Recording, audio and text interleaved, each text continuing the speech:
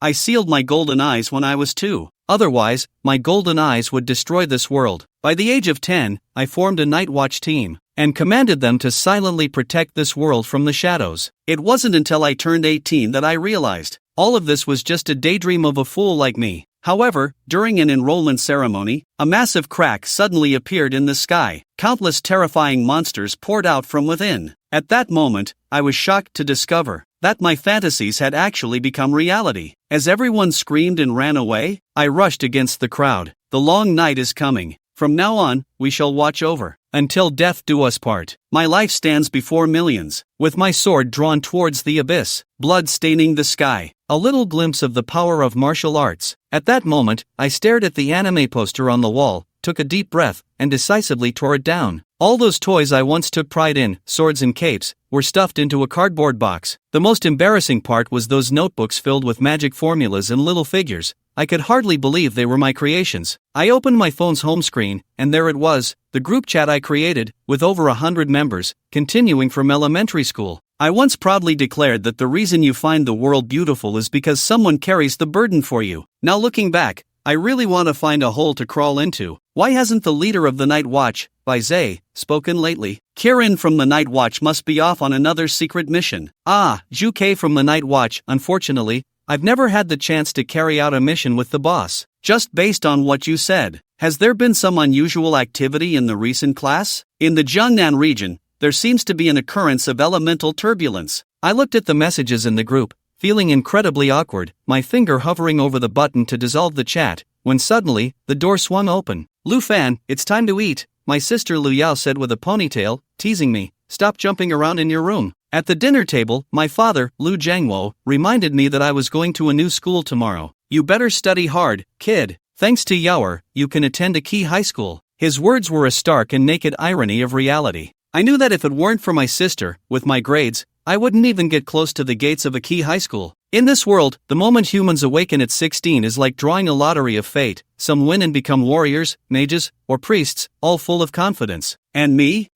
I'm the unfortunate one destined not to win any prize. Once, I fantasized about being one in a million, yet the evaluation results clearly stated my awakening eligibility was at 16. That year, reality hit me hard. I didn't even awaken a single life skill. In stark contrast to my sister Lu Yao, who awakened at under 16 with an S-class talent as a mage. She effortlessly caused a sensation in our small county, while I just chuckled. The next morning, I waited for the subway with Lu Yao, both of us in our school uniforms. Her long hair draped over her shoulders, her light makeup delicate, and her skirt slightly lifted, revealing her fair calves. Several boys around were quietly fixated on her. I suddenly realized that the most important growth in life is accepting my ordinariness. Even if I may always be a supporting character, I am still an indispensable part of this world. From an objective standpoint, my half-sister Lu Yao is an absolute beauty. She inherited our mother Miyazaki's good genes, with fair skin, delicate features, and a tall stature. Her long eyelashes fluttered gently, and her fair skin had a faint pink hue. "Why aren't you posing?" Lu Yao suddenly teased. I awkwardly cleared my throat. Don't even mention my past self. Every time I took the subway, I wore a mask and a hat, keeping my head down until I reached my stop. I was about to do a dramatic entrance, declaring, "Open in my name." On the playground, I danced alone, imagining scenes of saving the world. Those diaries were filled with dreams of heroes and adventures. Now, I am determined to be an ordinary person. Standing at the podium, I introduced myself as Lu Cun, trying to sound casual. I like watching movies, reading novels, and playing games, and I hope to get into my ideal university. In contrast, Lu Yao's self-introduction stunned the crowd. "Hello everyone, I'm Lu Yao, 17 years old, a second-tier mage, with a physical fitness level of 5 and an S-class talent." The audience erupted in an uproar, and the teacher added that Lu Fan and Lu Yao are siblings, so everyone should pay attention to each other. I silently sat in the last row of the classroom, next to a chubby boy named Ma Chao, who wore glasses and introduced himself simply, leading an ordinary life without awakening. I silently vowed to myself that this time, I would truly be an ordinary person. "I haven't awakened," I told Ma Chao honestly. "Hey, you're the 6th non-awakened in our class." Ma Chao scrutinized me. "Your sister is Lu Yao. She's really pretty and a second-tier mage." I chuckled awkwardly. In reality, I didn't want anyone to know I had such an impressive sister. Perhaps because we're both non-awakened, Ma Chao was unusually enthusiastic towards me and even invited me to go karaoke after school. Hearing Ma Chao's suggestion to go karaoke made my heart race with excitement. It felt like a scene from an anime was about to play out in reality. In the KTV booth that night, I sat in the corner pretending to be focused on my phone. Around me were about 8 or 9 boys and girls that Ma Chao had called, some awakened, some ordinary. I felt out of place, but at least I was trying hard to be a normal person. In the booth, a red-haired girl stood out. Her radiant smile and vibrant energy contrasted sharply with my presence in the corner. I silently sipped my drink, thinking that anime really is deceiving. If you're not handsome enough, girls won't approach you at all. A voice suddenly rang in my ear, startling me and causing me to spill my drink. The red-haired girl, Xin Yue, had somehow sat next to me. "I heard your sister is a mage," she asked curiously. Before I could respond, Ma Chao suddenly shouted, "Lu Fan, get on stage and sing." I jokingly sang, and for some reason, a system notification sound echoed in my mind, congratulating me on obtaining God-level singing talent. However, the reality was that I awkwardly stood in front of the microphone, wanting nothing more than to crawl into a hole. Back home, lying in bed, I raged inwardly about how embarrassing it was. I never wanted to go to school again. But then I thought, isn't this just an opportunity for a fresh start? I might as well learn. Just as I opened the drawer to look for the microphone, I was startled by a golden holy sword, a white pistol, and a thick magic notebook. Those once-dreamed artifacts lay quietly, the golden holy sword seemingly tempting its master. The moment to save the world had arrived. Humph! I scoffed and slammed the drawer shut. I want to be an ordinary person. The following week was indeed incredibly mundane, eating, studying, sleeping, and occasionally chatting with classmates about which girl was the prettiest. The most eye-catching in class were definitely Xin Yue and Tian Xinran. As a child star, Tian Xinran was picked up in a Rolls-Royce every day, dressed in a sexy short skirt. However, he seemed to look down on students like me who hadn't awakened. I once fantasized that one day agents would come to pick me up, leaving amidst the shocked gazes of everyone. No, I can't do that. I want to be an ordinary person. The future is nothing more than attending an ordinary university, finding a decent job, getting married, and having children. All everyone would say is, "Look, that's Lu Yao's brother." Yet the wind outside always makes me think of those sealed-away dreams. Night Watcher Gu Huanyao, I have arrived in Jiangnan City. There are elemental anomalies. Night Watcher Qilin will report at any time. In the distance, a girl with an eye patch over her left eye took a deep breath. She was finally going to meet the captain. The girl patted her face. Focusing on the task was the most important thing. In the 5-star hotel, she coldly told the waiter, "Hurry up and prepare breakfast. I need to replenish my energy, or the sealed Gu Huanyao inside me will go out of control." The waiter awkwardly nodded, coming right up. At the opening ceremony, the rich and handsome class president, Song Zitao, was bragging about his family background. I stood at the back, bored to death, listening to the principal's speech. My gaze was not on the podium but rather on the distant horizon. A massive crossed the sky, unleashing countless monsters. At this moment, the teachers and students were all fleeing backward. Meanwhile, I walked against the crowd, a smile on my lips, saying, "Hee hee, I'm taking it all in here." Then I faced countless monsters alone, meeting my fate under the shocked gazes of everyone. I recalled those bad memories, and couldn't help but get goosebumps.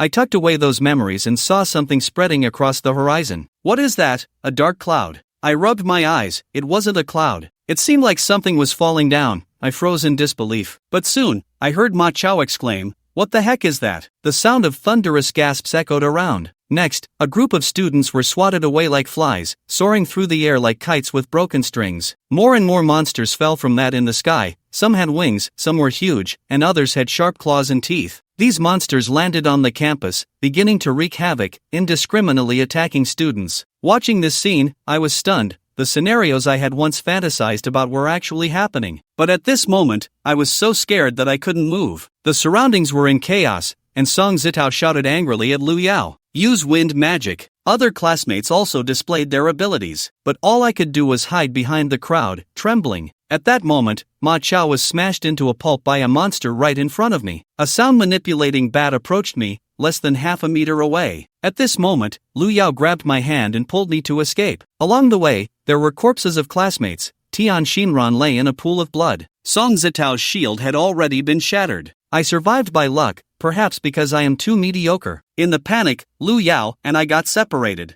I lay on the ground in despair, thinking that I couldn't even be a hero before dying. At this moment, Lu Yao had no choice but to decide to clear the way for everyone by self-detonation. A powerful storm formed around him, and all the monsters stopped their attacks warily. At this moment, a familiar voice sounded, "Do you want to steal the spotlight all by yourself?" I stood up from the pile of corpses, looking up at the sunlight, filled with ambition. "The sunlight today is nice, it's time to stretch my muscles. But the night's watch is coming, and I will watch from now until I die, I cry with passion. Lu Yao stared in shock at his suddenly transformed brother, with only one thought in his mind: what the hell is this operation? I turned back and gave Lu Yao a thumbs up. Run fast, let your useless brother win you a chance at life. What? You are my masked sister. As my sister, you might be the unluckiest person in the world. You are still not as tall as others, with your knees high. Lu Shui, staring at me with watery big eyes, asking why. Because your brother is a night watchman, I guard the earth. Wow, brother is so awesome. Ha ha ha ha ha. Then my brother will protect me, right? Of course, my brother will protect you, but what if we encounter danger? Brother may neglect you. Remember that if you encounter real danger, your brother will attract their attention while giving you a thumbs up from behind. If he signals you again, you should run away without looking back. What about that brother? Don't worry,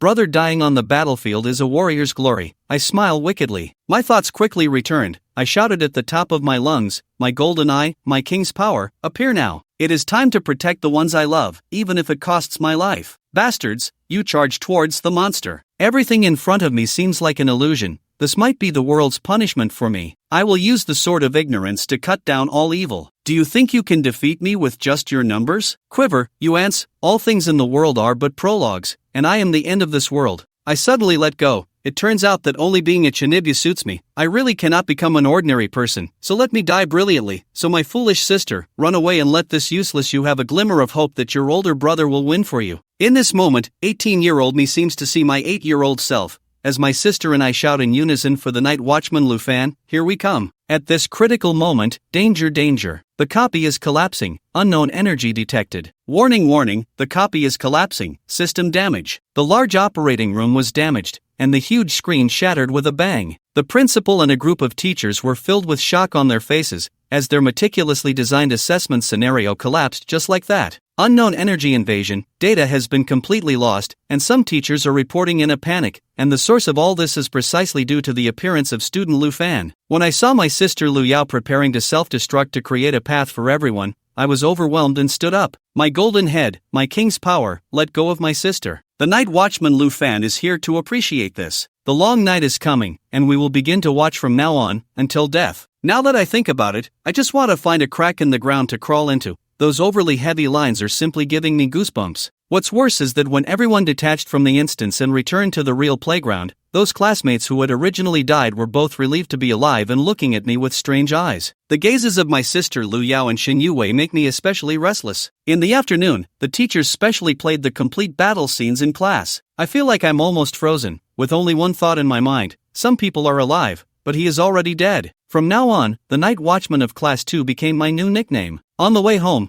cherry blossoms are flying, but I can't feel any beauty at all. What's wrong with you? You've been down all day. The road ahead is long. Turn back and look at me. I weakly said to Lu Yao that I want to transfer schools. Don't even think about it. Dad will break your legs. My sister cuts through my fantasies with a single word. I am completely desperate, so let me leave this world. Lu Yao turned around, the corners of his mouth slightly raised. You silly brother, you really look handsome today. The sister's words dissipated in the evening air, drowned out by the roar of passing buses. I heard nothing, or rather, I selectively chose not to hear. After returning home, I threw myself into my room, too lazy to even eat dinner, leaning my head against the wall, repeatedly replaying today's dark history in my mind, wondering how I would become a weirdo in others' eyes again. In frustration, I began to bang my head against the wall, as if that could knock those memories out. Little did they know that in the pink bedroom next door, the younger sister was leaning against the wall, swinging her fair little feet, troubled about whether to wear pantyhose tomorrow and whether to ask that pantyhose-loving brother for his opinion. As she was thinking this, she heard the sound of me crazily banging against the wall. From childhood to adulthood, my room has always been filled with all kinds of strange sounds, chanting spells, playing music at maximum volume, and dancing freely. Unfortunately, this damn wall is not soundproof at all. Tossing and turning until dawn, I finally fell asleep in exhaustion. However, not long after, a strange sound woke me up. Turning my head to take a look,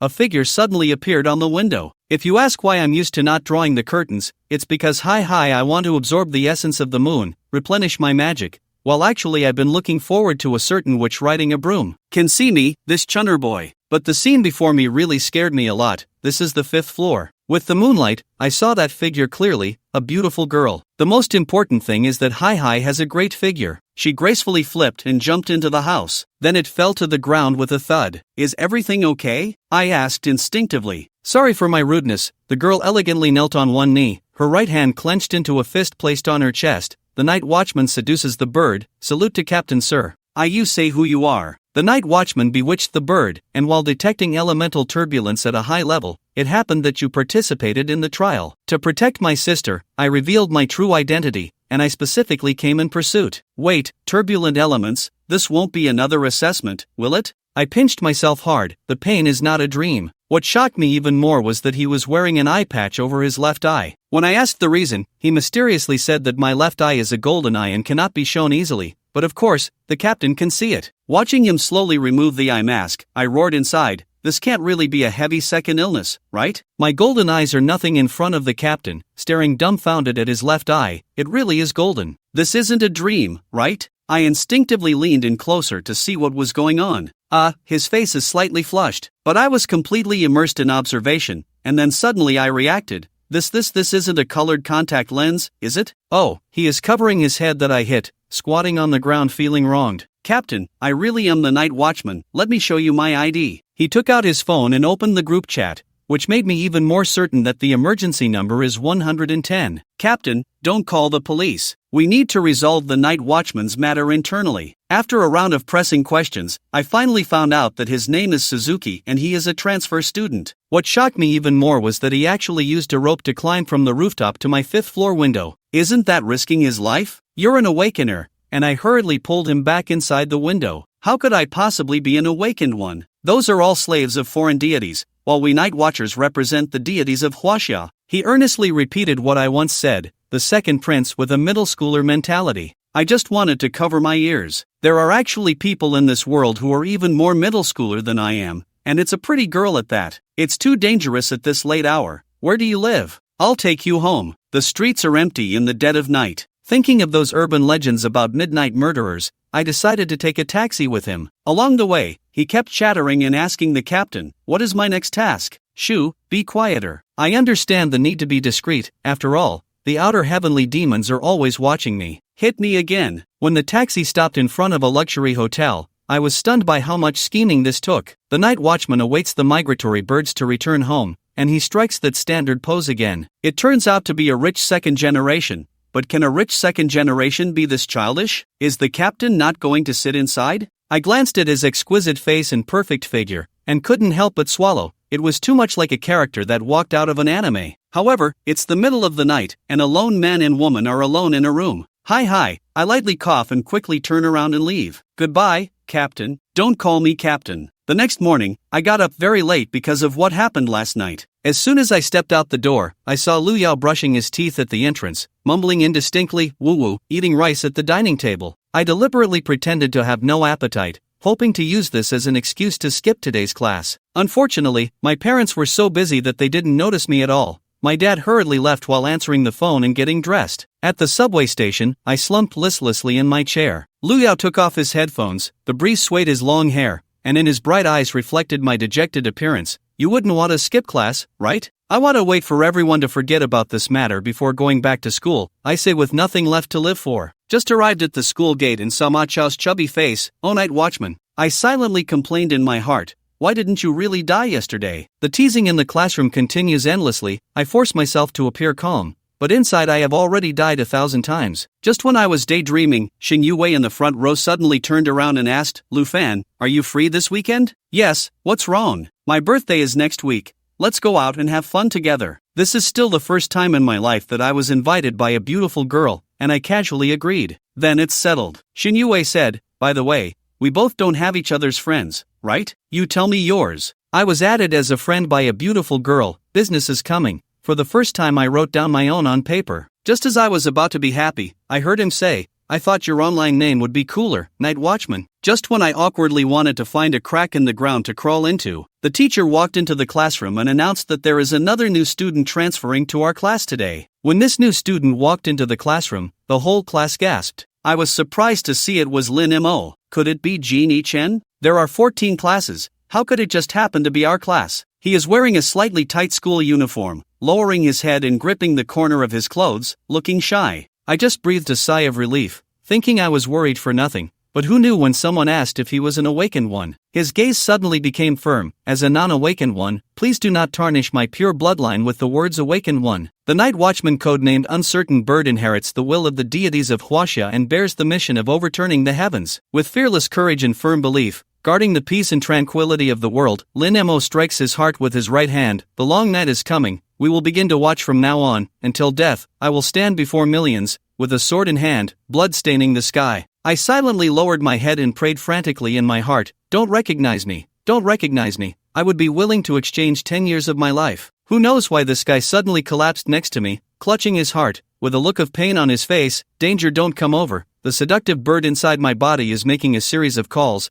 There must be some force resonating around here. He covered his left eye and stared at me with his right eye. It's unexpected to meet you here. The night watchman bewitches the bird, pays respects to the captain, and then kneels on one knee to salute. I looked out the window and suddenly felt that life is truly as lonely as snow. After the class bell rang, the seducing bird clung to me even more. Captain, do you need a drink? No need for coffee. Not needed either. Okay, then go down and buy water for the captain. They all said it wasn't necessary. I'm lying on the table, feeling that the normal school life has been completely destroyed. The classmates around were discussing animatedly, do you know this beautiful girl Lu Fan? Her lines are exactly the same as what you said. She is really pretty, but her behavior is a bit strange. I was complaining in my heart, that's not called a little strange, that's called very strange, okay? I finally understand how everyone felt about me back then. This afternoon, the school suddenly decided to conduct a health check on us. The other students just had a simple blood test, but I was tormented for half an hour with various instruments, scans, blood draws, and tests, leaving me baffled. Later I learned that the principal had obtained my detailed information, family background. My father Lu Jiangwo remarried Gong Qiying after divorcing my mother, lost my mother at the age of 8, and then lived with my father's stepmother and younger sister. My sister Lu Yao awakened her ASG talent at the age of 15 and became a mage,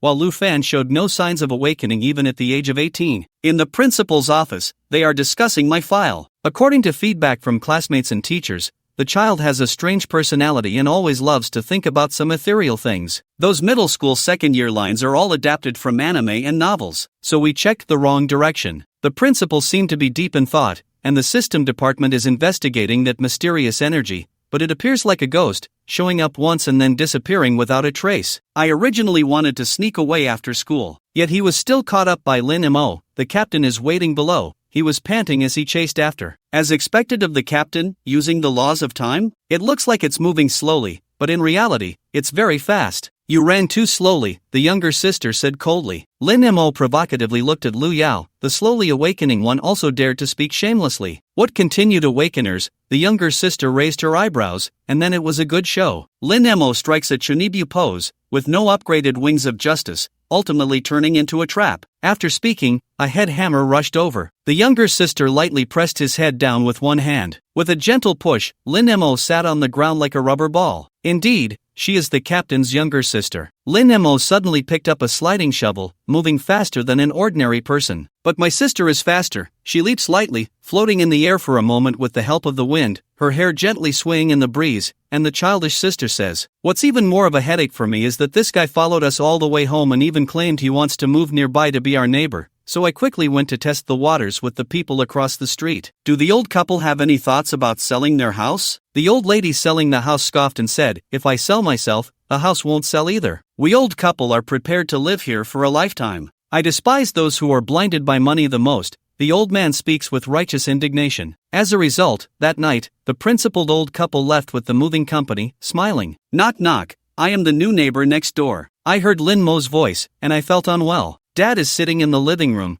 puffing on a cigarette, while Miyazaki listens intently to the sounds coming from my room. After all, this is the first time I brought a friend home, and she's a girl. What's going on with Yaoer? Dad asks, not knowing. The younger sister coldly replied and went straight back to her room. In my room, Lin Mo is looking around like a curious baby. "Captain, where have you hidden your treasures?" Before I could stop him, he pulled out a cardboard box, and when he saw the sultry photo inside, his face instantly turned as red as an apple. Don't casually flip through other people's things. I quickly closed the box, awkwardly wanting to find a crack in the ground to hide in. "The captain has also been corrupted," he murmured softly. Yes, I am a whore corrupted by capitalism. Can I go home now?" But he pouted, looking at me with those lovely, somewhat rule-breaking big eyes. "So what about my task?" I take a deep breath. Okay, your task is to remember to hide your identity. Don't go around saying anything about the Night Watchman, Captain. We are the nameless heroes silently guarding this world, not some idol stars. I didn't expect that he actually cried. I'm sorry for my lack of consideration. Before leaving, he even begged me to recite a passage from the Night Watchman's oath. I had no choice but to pretend to stand up. The long night is coming, and from now on, I will keep watch until death, without needing to stand before thousands, brandishing a sword to seek revenge, with blood staining the sky. After he left, I couldn't help but smile wryly, not expecting that the lines I casually made up would actually be taken seriously by someone. Just as I was thinking, my phone rang. It was a birthday invitation from Shin Yue. This is still my first time attending someone else's birthday party, with a 100 yuan bill in my pocket, not knowing what gift to buy. Although I don't really like him, who can blame him for being good looking, and besides, she's the first girl to invite me to her birthday. At this moment, Dudu's phone rang again. It was a message from the Night Watchman Qilin. Captain, I have encountered a new bottleneck recently. Thanks to the book you lent me before, I have found a new direction. It's just too obscure for me. Looking at the message from Qilin, I couldn't help but sigh. This guy has been chatting with me since elementary school and is one of my most loyal subordinates. Back then, I even gave him the title of Qilin. Thinking about those things I made up, like ancient scripts, chronologies, and the path to becoming a deity, it was all just something I whimsically concocted. I even wrote a few thick books, totaling probably over 1,000,000 words. I don't have those cliched divisions of warrior and mage professions, but instead created a brand new system inspired by the Shanhai Jing. For example, Lin Mo's seductive bird, which is said to be a ghost bird that can transform into a woman at night, resides in the place where the spiritual fire shines. Lost in thought, I walked into the subway station. Tap tap tap. When did the stairs become so long? One end leads to the light of the ground, while the other end is an unfathomable darkness. The younger sister suddenly tensed up. There is a problem. There is a sound of fighting below. I suddenly turned around to escape, but found that the exit I came from was gone. Cold sweat instantly broke out. This time it was not a test. At this moment, a portal suddenly appeared. Long road, dust soundway, damn teleportation portal. In this world, portals can randomly appear at any time and place. If the portals are not closed, a large number of creatures from within the portals will rush out and cause rampant destruction. Of course, if you want to close the portal, the awakener needs to enter the portal, be transported to an unknown place, and complete a certain type of task. Most of them require hunting the monsters in the portal and completing the hunt. The portal will disappear, of course corresponding to that. We'll also find various treasures, wealth, etc. Among them, of course, the number of awakeners who died in the portal is countless, not to mention those ordinary people. I have seen a lot of people mistakenly enter a portal on the news, but I never thought it would happen to me. The stairs under my feet have become very long, and I nervously pressed my lips together. What should I do now? Lu Yao said that once you enter, you cannot get out unless you eliminate the magic house. Lu Yao, who once participated in some low-level portal trials, and being an awakened one, naturally did not panic like I did. My mouth corners twitched slightly, and there were sounds of fighting coming from below. It seems that someone is more unfortunate than us, and has already gotten involved. Lu Yao said this and quickened his pace. Wait for me, I'm also rushing to catch up. Master, can't you cast large-scale spells? I am a life mage. When we finally arrived at the subway platform, the sight before me made me gasp. A huge white wolf is wrestling with several awakened ones. In the corner, there are still dozens of ordinary people huddled together, shivering. Bang! The battlefield was in chaos. A warrior in cheap armor swung a warhammer and charged at the white wolf, but was easily dodged and instead got hit by a claw and flew out. The speed is too fast. Are there any assassins? The archer's attacks all missed. The assassin was already out of the game, unable to keep up with the speed of the white wolf. A man dressed in a blue long robe, whom everyone called Long Chang, was holding a spear and surveying the surroundings. Seeing the ordinary people hiding everywhere, he couldn't help but curse. So many ordinary people have accidentally entered the portal, which means the monsters inside must be very powerful and won't be able to hold on. The long spear roared, the priest healed. I went to pull the warrior to find an opportunity. As the words fell, a white light flashed. The long spear barely dodged the white wolf's ambush. The second episode is already approaching. At the critical moment, a gentle breeze lifted his body. He seized the opportunity and shot through the left eye of the white wolf. Thank you for the grateful look that the long gun cast towards my sister. The white wolf let out a deafening roar, frantically attacking the surrounding pillars, with debris flying everywhere like raindrops. I instinctively shrank behind a pillar. However, I saw two children running this way, and a sharp flying stone was shooting towards them. I have always been a coward. I like to hide when faced with danger. Even when I see others in danger, I comfort myself by thinking it's just a pointless death, and I don't want to add trouble to the heroes. But this time, my body reacted before my brain did, and by the time I realized it, I had already pounced. Those 2 children flew past my back, leaving a burning scar. Non-awakened ones are just trash, unable to dodge such a small stone, a swordsman beside said with a cold snort. I glanced at him, feeling angry inside, but didn't dare to speak up. At times like this, it's better not to cause trouble. I just pulled 2 children and was preparing to find a safe place to hide when suddenly a gentle voice rang out. The greatness of humanity is the greatness of courage. The anthem of humanity is the anthem of courage. Looking up, an elderly man with silver hair is walking slowly toward me. He is dressed in loose robes, his steps steady, and the wisdom shines in the depths of his eyes. Another useless person has come in. The swordsman snorted coldly. He probably couldn't sense the awakened energy from the old man to say that. The old man doesn't take it seriously. What about the awakened ones, and what about the unawakened ones? On the battlefield not far away, the awakened ones are entangled with the white wolf, while the swordmaster, who talks tough, dares only to tremble in place, lacking even the courage to step forward. A swordsman who does not dare to draw his sword is no different from a non-awakened person. The old man had unknowingly arrived in front of the swordsman, easily dodging his panicked kick. I casually seized his long sword, and the next moment a shocking scene occurred. The long sword in the old man's hand sliced through the air like lightning, directly hitting the third eye on the forehead of the white wolf. The fierce white wolf lost its balance in an instant and fell heavily to the ground. Other awakened ones immediately surrounded him, resulting in his experience, staring in astonishment at all of this. And that old man has already walked in front of me. Young man, you saved 2 people today. Remember, even those who are not awakened can become heroes today. Watching the old man leave gracefully, I couldn't help but swallow. This scene was like something out of an anime, that kind of plot I had fantasized about countless times. A peerless master mocked by others, with a casual remark, solved a problem that everyone else could not solve. After the silver-haired old man left gracefully, the awakened ones finally came to their senses, looking around to find the master of that fatal blow. Unfortunately, they only saw that dumbfounded insight. After defeating the white wolf, everyone divided the treasures in the portal and prepared to leave. When I walked out of the subway station, a train whizzed by, and the windows reflected the surrounding scenery. Looking at this familiar scene, we all unconsciously breathed a sigh of relief. At this moment, the 2 children I saved ran up to me. One took out a card, and the other held their beloved Ultraman toy. Looking at their treasure-showing appearance, I feel warm inside. Being a hero feels really good. Thank you, Uncle. Hey, who are you calling Uncle? Stop right there. I'm running towards the 2. The little kid in the distance shouted. Do you want to go to the hospital to take a look? Lu Yao glanced at my back. Minor injuries won't keep me off the front lines, I said, pretending to be relaxed. Don't do such dangerous things in the future. This time it was an instinctive reaction. Next time I definitely won't be so reckless. I touched my back, still feeling a lingering fear. Lu Yao lowered his head and said softly, you will definitely do this again,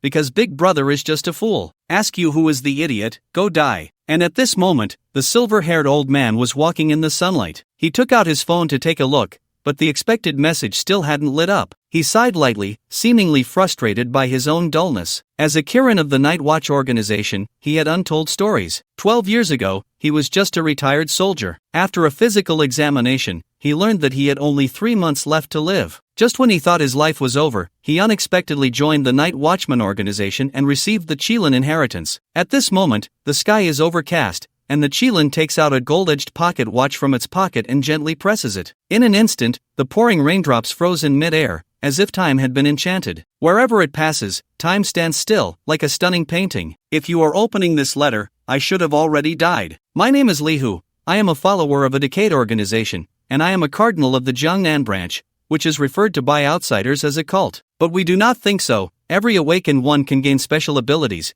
and as the degree of decay deepens, the power will also increase accordingly. 5 years ago, we discovered a mysterious organization called the Night Watchmen. After 3 years of infiltration, I finally broke into their ranks. The Night Watchmen have a unique creed: man can conquer nature. They use mythical beasts from the classic of mountains and seas as code names and refuse to believe in any mysticism. A mysterious founder regularly issues tasks for the Night Watchmen to seek out heirlooms and unlock the genetic locks within their bodies. These individuals will also actively eliminate portals and monsters in various locations. Now, I have discovered the true identity of the Night Watch captain, but they have also found out about my existence, and all the decayed believers in the Jiangnan region have been struck by them. I am about to face this captain alone. Although I know I may not return, I have no other choice. Everything is corrupt. all beings are not extinguished. May the Lord bless, and depart from the tiger's final stroke. The heavy rain poured down, and a mist rose from the ground. I sat in the restaurant, playing with the music box I was going to give to Shin Yue, bored and gazing out the window. At this moment, Ma Chao shook the beautifully packaged fountain pen in his hand, raising an eyebrow. This is a 4-digit number. As for the Van Cleef & Arpels necklace that Tian Shinran gave, it's this price. Ma Chao raised his finger, and Song Zitao's perfume is also in this price range. I secretly complain about capitalist detectives in my heart.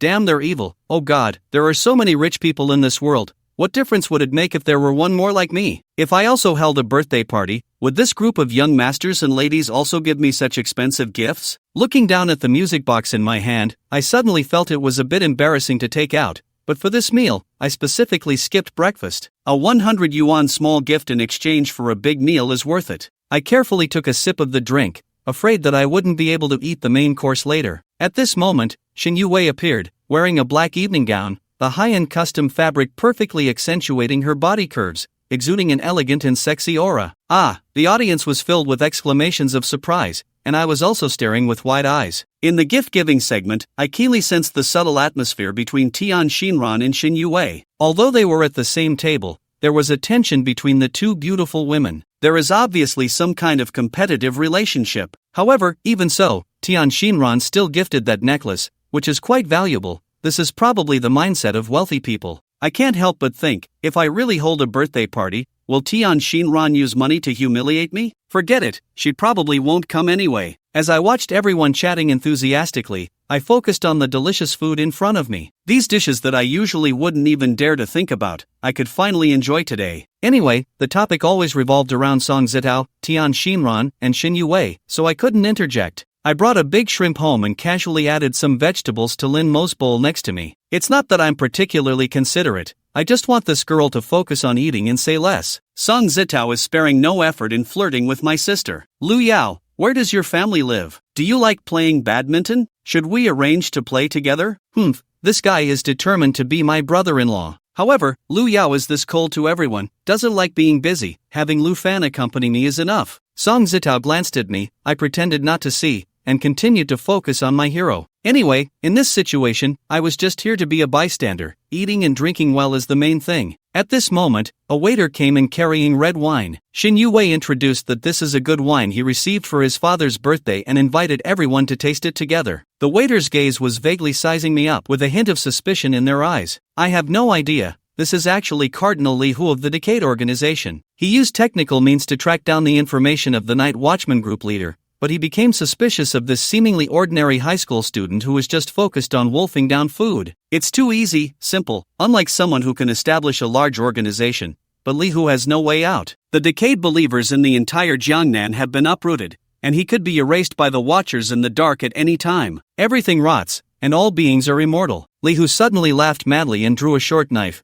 cutting off his left hand with one stroke, blood gushing like an arrow. His gaze was fierce, staring at me as if he wanted to take me as a scapegoat. My mouth corners are still smeared with shrimp residue, looking completely confused. At that moment, the time in the entire compartment suddenly froze, the splashing blood droplets, Li Hu's twisted face, and the terrified expressions of everyone were all frozen in the air. The sound of the Qilin's footsteps is getting closer from afar, really worrying. Isn't it better to just stay honest as a traitor instead of wanting to play at terrorism? The unicorn sneered, the blade in his hand lightly traced across Li Hu's neck. A few hours ago, the watchmen in the Jiangnan region took action, uprooting the Decade believers who had been entrenched for many years. Those secret churches were set ablaze, and none of the 4 bishops escaped. Except for the deceived ordinary believers, all the corrupt were executed. From the moment they attacked the Night Watchman, the outcome was already determined. The unicorn is about to take away Li Hu's body when it suddenly notices Wang Han. Meeting again, I awkwardly tugged at the corner of my mouth, old man. The Qilin then realized that the surrounding time was not completely still, but had been extremely slowed down,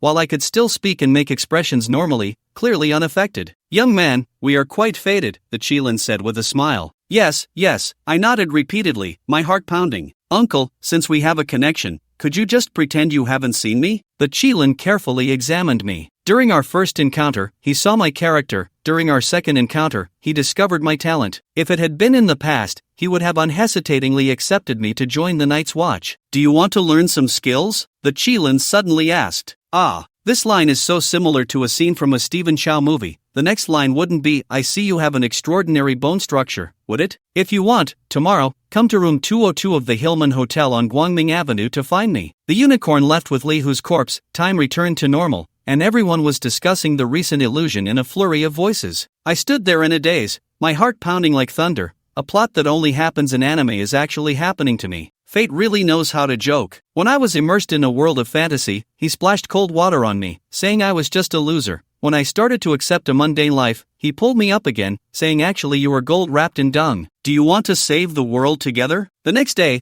I nervously arrived at the Hillman Hotel, and on the way, I was lost in thought, wondering if I might encounter some pervert, thinking that since I look fair-skinned, they might want to trick me inside. Push open the door, Chilin has just finished taking a shower, sitting on the bed in a bathrobe, with bronze skin and firm muscles barely visible. I instinctively touched my own but, feeling flustered inside, "What are you bathing for?" The sitting Chilin said that the Chilin's body is covered with fierce scars, some of which are winding like a centipede, while others resemble the marks of sharp blades cutting. Each scar tells a story of a life and death test. I secretly muttered to myself, "This old man definitely doesn't need a seat on the bus." He picked up a bottle of chilled vodka and downed more than half of it in one go. If it were an ordinary person, they would have called an ambulance by now. "Tell me why you want to be a different person," Chilin asked. I thought about it. Which Chunibu boy hasn't dreamt of saving the world and hugging a beautiful girl? I've had this dream for a full 18 years, and today it seems I've finally seen a glimmer of hope. For this wish, I'm even willing to risk my life. But hey, it's not that noble. To be honest, if I had to choose, life is still the most important. You are very honest, the Chilin smiled. In fact, I am afraid that if I lie, he will punch me to death, so I got admitted. Still in the probation period, Chilin said you will encounter a different world, mysterious and dangerous. I hesitated slightly and then nodded in agreement. The unicorn took out a delicate black box from its bosom. Inside lay a finger-length potion, with a transparent bottle. In the middle, the golden yellow liquid flowed like liquid gold, emitting a mysterious glow. How much strength can be exerted within 3 months after the injection depends on your ability. He handed me a training plan, 3 kilometers running, push-ups, sit-ups, and then flipping further, 10,000 meters, 30,000 meters, 50,000 meters. To be stronger than the awakened,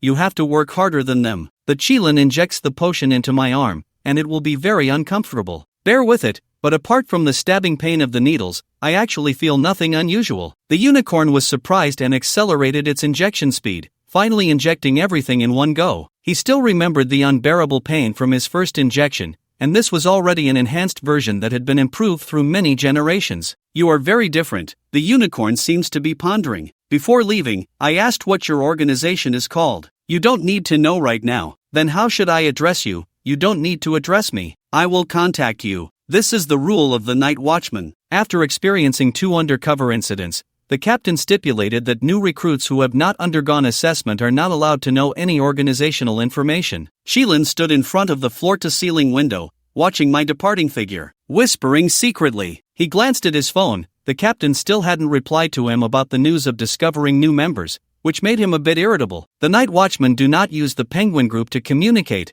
There is a dedicated communication software for this, which can prevent others from eavesdropping. However, the captain does not know about this and insists on using the Penguin. The captain is not here, and you are still looking for newcomers. Has the matter of Chilin Jiannan been resolved? Already resolved, found a good seedling, waiting for the captain to appear. I will explain in person. Still no news from the captain. It's been half a year. What secret mission is the captain actually carrying out? You also deserve to know. The pig wants to fight but ignores him, instead reminding the unicorn that, including the seducing bird, there are already 3 people who have not accepted the inheritance. Suddenly, Baizé excitedly sent a message saying to quickly check the captain's space. I posted a status, and this world is indeed not as simple as I imagined. In the past, I always thought I was too immature, but now it seems that it's not me who was wrong, but this world. The accompanying image is a faceless, cold anime boy. The group chat instantly exploded. The hidden night watchmen all appeared. The captain hasn't shown up in half a year. Finally posted something. Did he discover something big? Can the Chilin and Azure Dragon get in touch with the captain? Looking at their excited expressions, I shook my head. They are all pitiful people deceived by me. Back home to find my parents not there. My sister should have gone to training.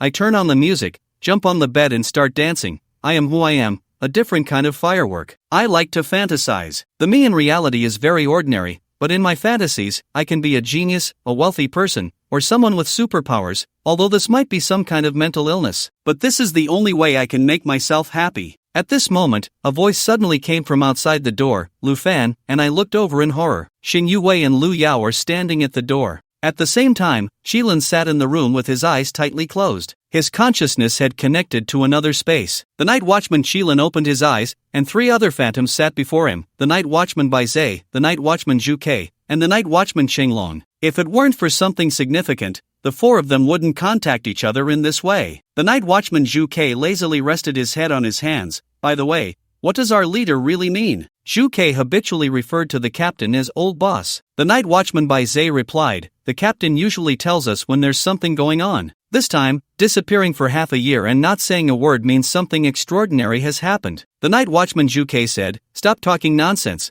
The key issue now is why the boss isn't telling us. Shilin said lightly, what else could it be? Our strength is still not enough for the captain to trust us. Zhu Kei was silent for a moment. Qinglong, you've been closest to the captain. Has he said anything to you? No, Qinglong replied coldly. I have to carry out my mission. I'm leaving. With that, Qinglong's figure disappeared from the space. Zhu Kei pouted. What a solitary guy. Bai Zhe said, he's always been like this. He doesn't listen to anyone except the captain. Zhu Kei remarked, without the captain's guidance, it seems we've been doing nothing lately. Shilin replied, that's also why I need to train new recruits. Bai Zhe asked, how's the new recruit? Shilin said, I've already injected him with D-level serum. He doesn't seem to feel anything. Zhu Kei asked, no feeling at all? Shilin replied, none. If after 3 months the serum is completely digested, I plan to inject him with B-level serum directly. Serum? What is serum? The physical quality of ordinary people cannot compete with that of awakened ones. Even the weakest awakened individual can easily overpower ordinary people without relying on any external objects. Dozens, or even hundreds, of armed ordinary people are no match for a single awakened person. Serum can significantly enhance the physical quality of non-awakened individuals. Where does the serum come from?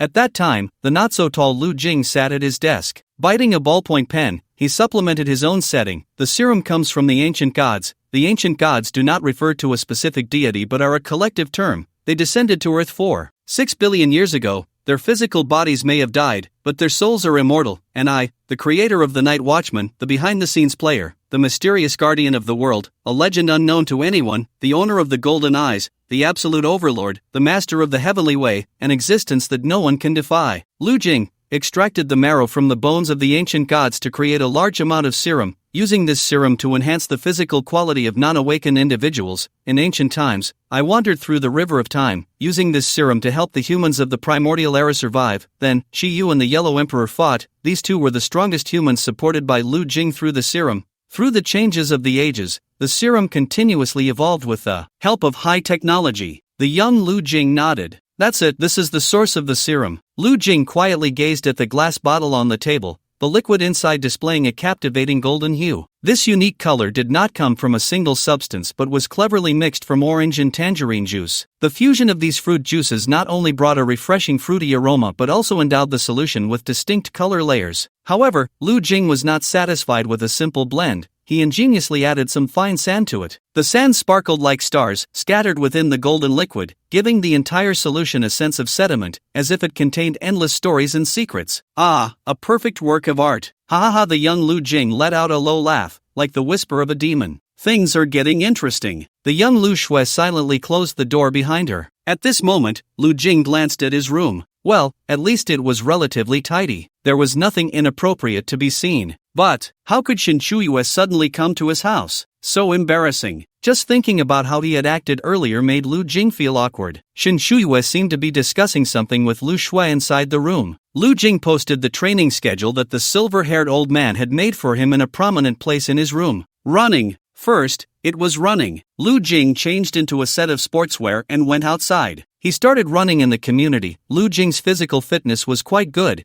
as he had been strict with himself since childhood. Although he was an otaku, that didn't stop him from exercising regularly. After all, in Lu Jing's mind, he was a man who was always ready to save the world. Therefore, he placed great importance on his physical training. So fast. As Lu Jing ran, he felt light on his feet, as if he were flying. While the faster he ran, the faster he felt he was going. He thought he was about to take off. Then, he accidentally dashed onto the road. Upstairs, Lin Mo was propping her face up, squinting her eyes to watch Lu Jing. Ah, as expected of the captain, he can run this fast even on a regular basis. The next moment, bang! A car crashed into him. Lu Jing flew 3 or 4 meters away. The driver hurriedly slammed on the brakes and rushed out of the car in a panic. "Are you okay?" Lu Jing glanced at the car's license plate and calmly got up. He had been running a bit too fast and hadn't stopped in time. The car wasn't going very fast, probably around 30 miles per hour. Lu Jing felt a bit of soreness in his arm, and there was some bruising where he had been hit,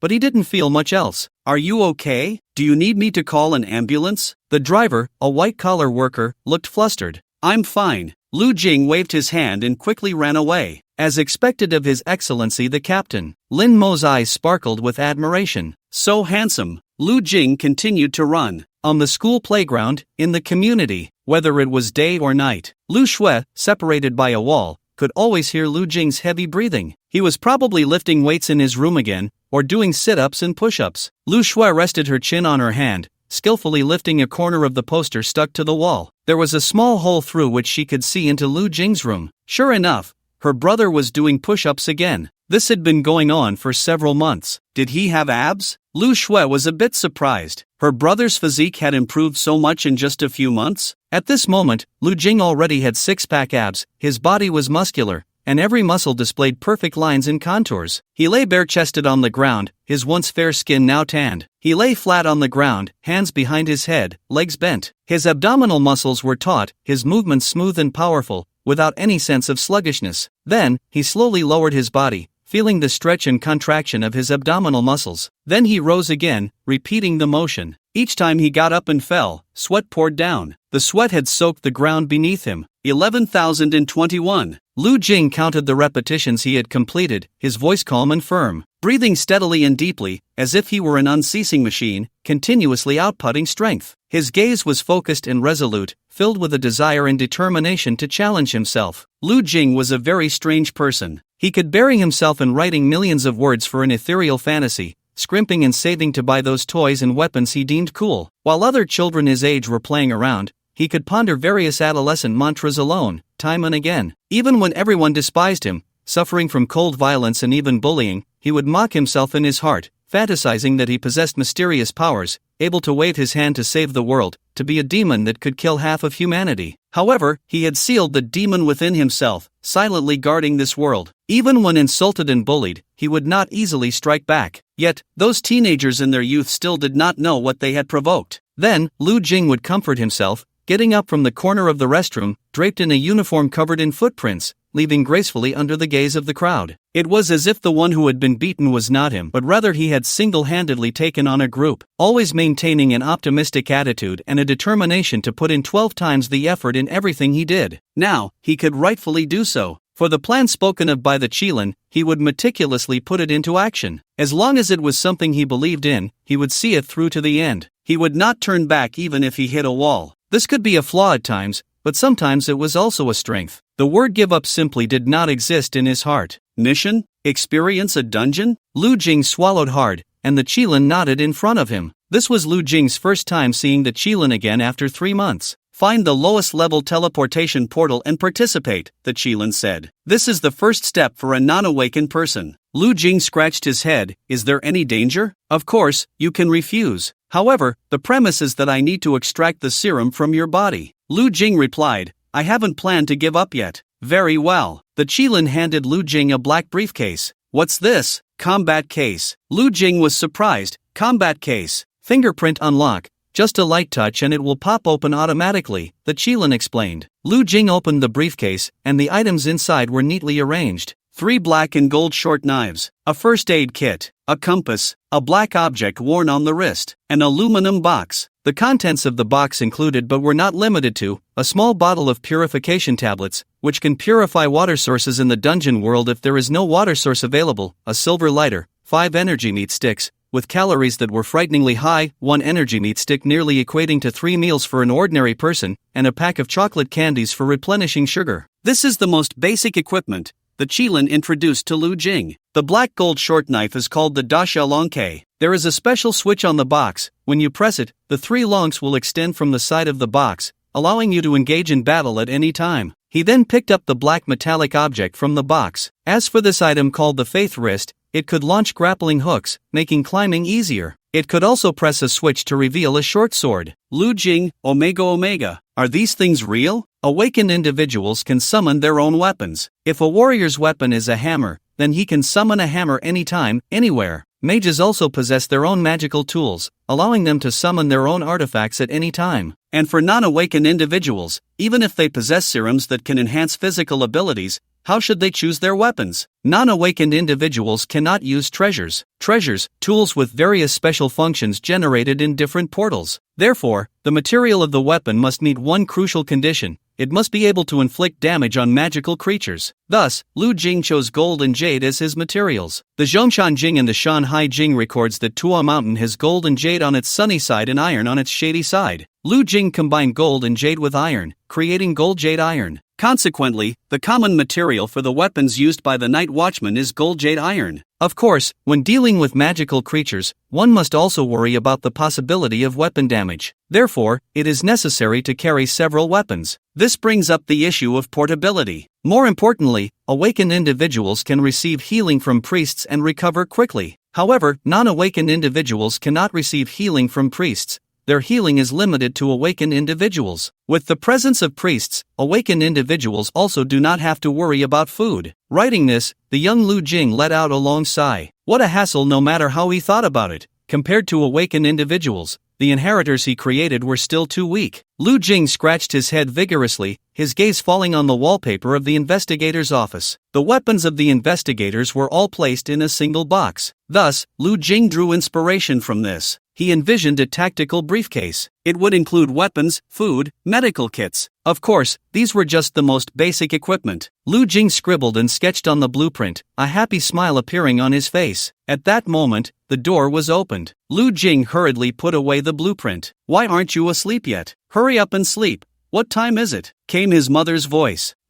Got it." Little Lu Jing jumped down from the stool and burrowed into his blanket. His mother tucked him in. The tactical briefcase, after years of improvements, had become more advanced and included many more items. To describe it as unrecognizable would not be an exaggeration. At this moment, Lu Jing held the black box, his face filled with joy. The briefcase can also serve as armor, capable of withstanding attacks. Shilin tapped the surface of the briefcase, producing a dull metallic sound. It can even resist the impact of a rocket launcher. The surface is made of a special metal that can absorb vibrational energy, so even if it is impacted, it won't harm the internal organs. Lu Jing treasured it like a gem, trying out various switches. One word: cool. This was the weapon of his dreams. Shilin looked at Lu Jing's excited expression and smiled faintly. This made Shilin reminisce about his younger self. "I hope you achieve victory in your first battle." Lu Jing nodded earnestly. As he was about to leave, Shilin drew some of Lu Jing's blood. Shilin placed Lu Jing's blood in a small testing device. This was to test the degree of fusion between Lu Jing and the D-grade serum. 5 minutes later, the results appeared on the screen. Shilin held a cup of tea,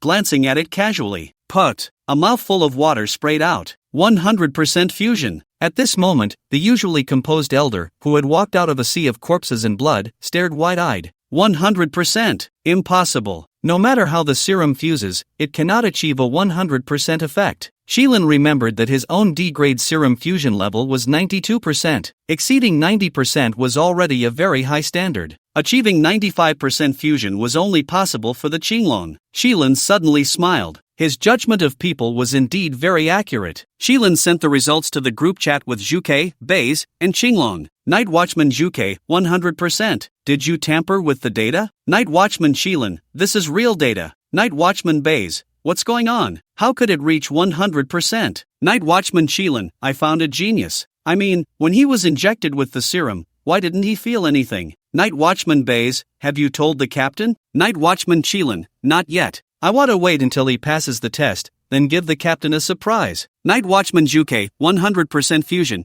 Tisk TSK, wait until you try the sea-level serum. Shilin couldn't help but smile. He had a vague feeling that this boy named Lu Jing might bring unexpected changes to the Night Watchman organization. This kid might become a brilliant star of the organization. The captain would definitely be very pleased. Lu Jing walked down the road with a tactical briefcase, feeling like a mysterious agent, suspecting everyone around him had ill intentions. He scrolled through his phone, which had the software Qilin downloaded for him. It allowed him to know where portals of various levels appeared at any time and place. Many awakened ones were using this software. However, Lu Jing was not an awakened one and did not have permission to download it. At this moment, he scrolled up and found many portals. Missing a priest. The team has powerful warriors, and all rewards from the dungeon except for demon drops will be evenly distributed. Team up, 5-person dungeon, missing 2 people, any profession is fine, no priests, missing melee warriors. Lu Jing skimmed through the messages. He looked for something close to him, preferably a solo dungeon. It seemed a bit hard to find. Suddenly, Lu Jing's eyes lit up.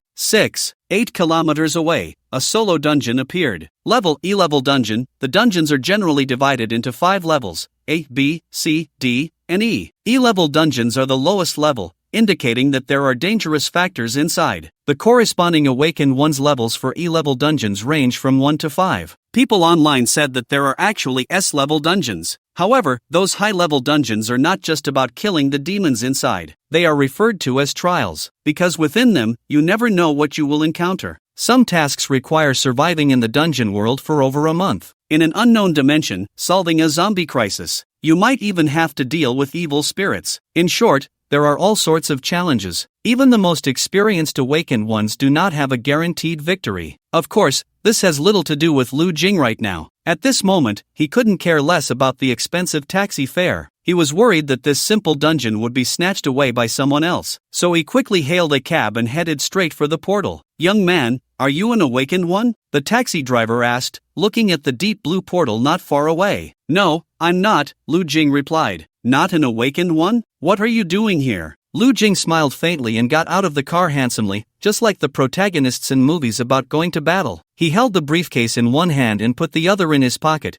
striding forward with an air of indifference. "Hey!" the driver called out from behind. Lu Jing waved his hand without looking back. "Just go, this isn't a place for you to stay." "You haven't paid for the ride yet," the driver said. Lu Jing paused for a moment. "How much?" $15. $15? That's so expensive? "That's the price." "No, I only have $10. "What? You only have $10 and you're taking a taxi?" "I don't usually take taxis, I have an urgent matter today," Lu Jing explained. After a moment, Lu Jing stood in front of the portal again. He took a deep breath and stepped inside. Afterwards, Lu Jing realized that at that moment, his courage was extraordinary. Ignorance is fearless. The E-level dungeon corresponds to awakeners of levels 1 to 5. According to the rules, for a solo dungeon, one must at least reach level 5 of awakening. Moreover, they must be of elite status, specifically a combat profession awakener, because in a solo dungeon, you never know what tricky situations you might encounter. The mortality rate is extremely high. This means that, at this moment, the vast majority of his peers, including Lu Shui,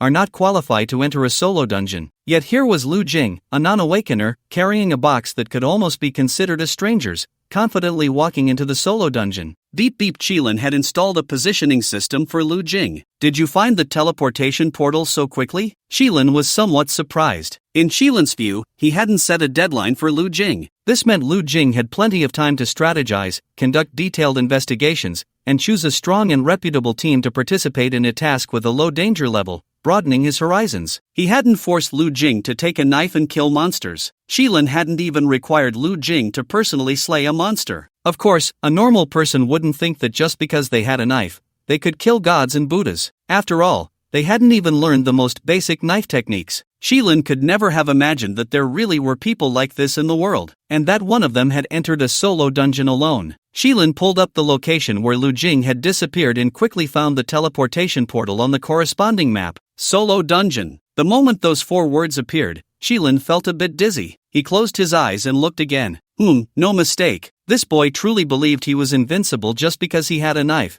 and he actually dared to face a solo dungeon alone. Qilin directly threw the tablet in his hand to the ground and helplessly leaned back on the sofa. What is this boy thinking? Is it glue? Or has he watched too many cartoons? As Lu Jing entered the teleportation portal, the portal behind him closed. Lu Jing stood in darkness, facing a solitary thatched cottage. The night sky had no moon, only endless darkness enveloping everything. The night wind gently brushed against his face, bringing a hint of coolness, but more so a chilling and eerie atmosphere. The thatched cottage appeared dilapidated, as if it could collapse at any moment. There were no signs of life around, only a dead silence. Lu Jing stood quietly, feeling the oppressive atmosphere, a wave of unease and fear rising in his heart. Suddenly, a cold wind blew through, and the thatched cottage creaked ominously, sending chills down his spine. Lu Jing's heart raced instantly. He clenched his fists tightly, warily scanning his surroundings. However, apart from the thatched cottage, he saw nothing else. There should be something inside the cottage. He heard some sounds coming from within. Holding the box tightly, Lu Jing took a deep breath. Summoning his courage, he walked towards the thatched cottage, his heart racing faster with each step. When he finally reached the door, he found it slightly ajar, with a faint light seeping out from inside. He hesitated for a moment, then pushed the door open and stepped inside. Inside the room was an oil lamp flickering with a weak light. This dim light could only illuminate a small area around it, but it was enough to reveal the enormous figure sitting in the corner. The figure appeared exceptionally large, almost occupying the entire corner. Upon closer inspection, its outline gradually became clear. It was actually a pig. No, to be precise, it should be a humanoid monster with a pig's head. Its size was enormous, standing there like a small mountain. The appearance of this pig demon is chilling, with coarse hair covering its face. Its eyes gleam with a sinister red light, and bloodstains linger in its mouth. At this moment, it squats beside a mangled corpse, blood and chunks of flesh still hanging from its lips, as if it has just finished a brutal feast of slaughter. Looking at the scene before him, Lu Jing can't help but feel a chill rising up his spine. The pig demon turns its head, its crimson eyes fixated on Lu Jing. The next moment, bang! One side of the grass hut, along with the earthen wall, collapses. The pig demon's figure bursts forth from the wreckage. Lu Jing holds his suitcase in front of him, barely bracing against the demon's savage charge, flying 4 or 5 meters before hitting the ground. He skids along the ground for a distance. So cool! Lu Jing, still shaken, finds that his first thought is not fear, but admiration for the demon's ferocity. It's just like a stunt from a movie. Roar! The pig demon roars and charges at Lu Jing again, like a gust of wind, kicking up dust from the ground. A sharp sound rings out as a short knife suddenly leaps from the suitcase, glinting with cold light. Lu Jing firmly grips the short knife with one hand, his eyes filled with both tension and excitement. Come on! Lu Jing shouts. This scene. He has seen it before. Of course, in his dreams, in his fantasies. Countless life and death struggles now become reality. Lu Jing sidesteps, brushing past the pig demon. The short knife pierces the demon's hide, but the hide is too thick, and the knife too short. It goes in, as if sinking into a quagmire. He can't pull it out. Lu Jing nearly gets swept away by the pig demon, but thankfully he lets go in time. He lands steadily, watching the blood spreading onto his hand. So damn real. No, this is reality. Lu Jing presses the switch again, and a second short knife emerges from the side of the suitcase. He draws the knife, facing the enraged pig demon. His heart pounds like thunder. No, this is excitement. Unlike the first time he mistakenly thought a monster was attacking the school on the playground. At this moment, Lu Jing holds the suitcase in one hand and the short knife in the other. He has already imagined himself as a top agent from headquarters, wearing black sunglasses and a trench coat. There is no task he cannot complete. Like the emperor's new clothes, but here, no one is exposing him. Unconsciously, Lu Jing deceives himself. This is a naturally arising confidence, like a boy holding a wooden stick. Compared to holding a cooler wooden sword, the two feelings are completely different. Some people pick up a gun and it's just picking up a gun, while others pick up a gun and feel like they are a king of soldiers, ready to kill all opponents. Picking up a knife makes one feel like they are a martial arts master with unparalleled skills. Riding a motorcycle makes one feel like they can perform all sorts of flashy stunts. Bang bang! The grass hut has been completely overturned, and Lu Jing hides under a large tree. The next moment, the tree is snapped in half. The sound of a roaring slap rings in his ears. Lu Jing rolls on the ground nimbly, narrowly dodging the blow. Thrilling, exhilarating. If it were 3 months ago, he definitely wouldn't have escaped. But now, Lu Jing's lips curl slightly. He shoots out like a sharp arrow, taking the initiative to attack. The reality is that even after receiving a D-grade serum, doing push-ups, long-distance running, and other training, without professional training, one cannot possess such reflexes. Long-distance running, push-ups, sit-ups won't make you as strong as Saitama. If at this moment, the Qilin were to reveal the truth to Lu Jing, it would say,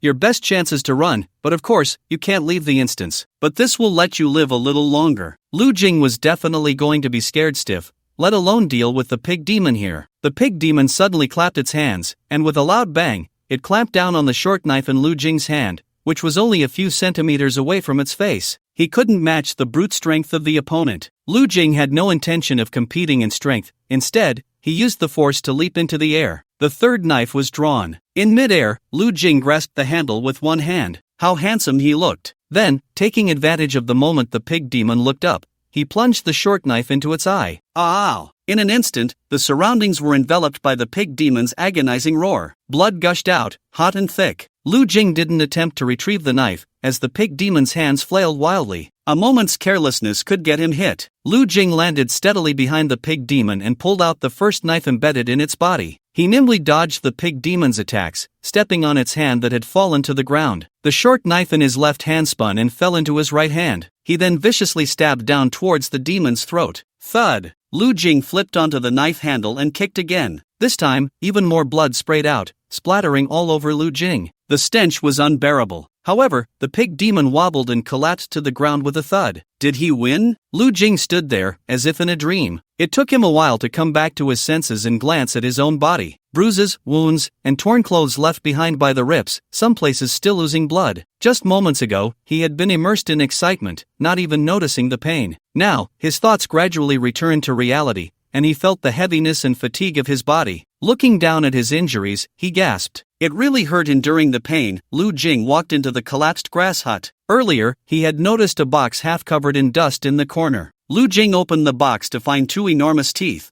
resembling those of ancient beasts from movies. They looked heavy. There was also a piece of beast fur, several chunks of faintly glowing blue crystals. Lu Jing knew that every instance had corresponding rewards. This must be the reward for this time. He packed the items into his tactical briefcase, and then the ground began to shake violently. With the task completed, the instance was about to collapse. Lu Jing hurriedly ran with the box. Before long, Lu Jing stepped out of the portal. Sunlight fell on him, making him feel as if he had been reborn. Lu Jing let out a long breath. Phew! Just a step late. An awakener rushed over, and upon seeing Lu Jing emerge from the portal, couldn't help but show a look of disappointment. The portal quickly disappeared behind Lu Jing. You're not an awakener. The bespectacled man in front suddenly showed a surprised expression. Lu Jing smiled, patted his shoulder, and walked away without looking back. He must not look back. He must not look back. This was the coolest moment. Lu Jing suddenly felt that all his injuries were worth it. If the other party had been a cute girl, his vanity would have surely soared even higher. So, you just killed the monsters inside? The Qilin sitting in front of Lu Jing was holding a large cigar. Next to him was a glass of white liquor with an egg added, looking even more appealing. Lu Jing nodded, unable to hide his excitement. The serum is just too powerful. I jumped high, then whoosh, flashed, and then drew my knife to slash. The Qilin looked at Lu Jing thoughtfully, sizing him up. If it weren't for the locator showing that Lu Jing really went to the instance and even brought back loot,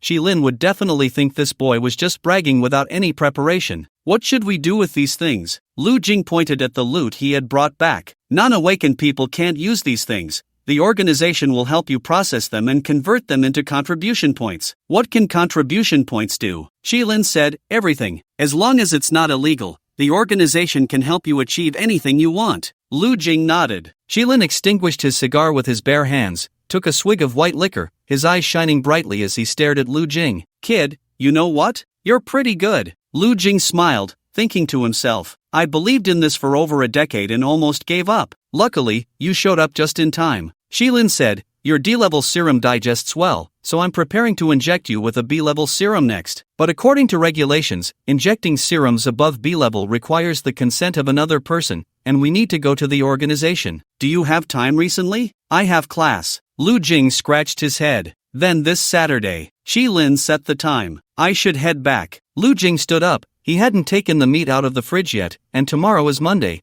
with homework still unfinished. After bidding farewell to Qilin, Lu Jing excitedly walked home. Qilin watched Lu Jing's back, squinting his eyes. Captain, I have important news to report. Qilin sent out this message. Lu Jing was still feeling excited when he suddenly received a message from the night watchman Qilin sent just to him. Night watchman Qilin, Captain, I have important news to report. Lu Jing was in a good mood today and took another look at the group chat. TSK. The messages had already reached thousands. Lu Jing didn't open the group chat, caught in a dilemma. Some of these people had been following him since elementary school. After all these years, it was impossible to say there were no feelings. He had also deceived himself for so many years. He had woken up in time, but they were still deeply trapped. Epsilon Sadface Omicron asterisk, sigh. Lu Jing sighed. He glanced at the tactical briefcase he was carrying, gritted his teeth. He couldn't just disappear for no reason. He couldn't be so irresponsible. That's right, he had to complete the assessment and officially join this mysterious organization. He needed to become stronger in a short time and then rise together with his good brothers. It wouldn't be in vain for them to follow him for so long, Lu Jing silently vowed. Lu Jing replied, "Trust me, I will make everyone better. I won't just give up." After sending the message, Qilin had no intention of waiting for the captain's reply. He had originally planned to leave Jiangnan this week, but now, he suddenly felt there was no rush. The scenery here was nice, suitable for a vacation. Moreover, they had already eliminated the Decade followers trying to dig into them. Qilin didn't know if the Decade followers would retaliate, so he needed to stay in Jiangnan for the time being. Besides, this boy named Lu Jing was indeed a pleasant surprise. Qilin left the hotel. His vehicle was a modified black Hummer, an off-road vehicle, the most expensive off-road vehicle in the world, bar none, priced at 4 million. Qilin didn't like supercars or those flashy luxury cars. Having been a soldier, he preferred off-road vehicles and pickups. Qilin stepped on the gas, and soon after, he arrived at a deserted watch shop. The owner of the watch shop was a member of the organization, but not a core member. There were many members like this among the night watchmen. Although the number of night watchmen wasn't small, when considering the global scope, it wasn't that many. The night watchmen have many peripheries, areas they cannot reach, yet they are still considered part of the night watch. The owner of the clock shop was once a mercenary, having participated in 20 operations to overthrow the regimes of small African nations and 3 beheading missions against enemy countries. Later, he was betrayed by a teammate. It was the night watch who saved him at the brink of death. The 2 young and beautiful waitresses at the clock shop were also trained agents. However, for certain reasons, they were forced into retirement and even faced lawsuits. The night watch helped them resolve their legal issues and provided them with well-paying jobs. Karen entered the inner room of the clock shop and took the elevator. The elevator descended to the 3rd underground level. Soon after, with a soft ding, the elevator doors slowly opened. What came into view was an astonishingly vast space. This space seemed like a mysterious and grand world, filled with a sense of futurism and technological atmosphere. The entire area was constructed from sturdy, durable metal, emitting a cold sheen. The walls, ceiling, and floor shimmered with a metallic texture, giving an indestructible feeling. The metal surfaces were as smooth as mirrors, reflecting faint light, making the entire space appear bright and transparent. In this metallic space, there were no unnecessary decorations or colors,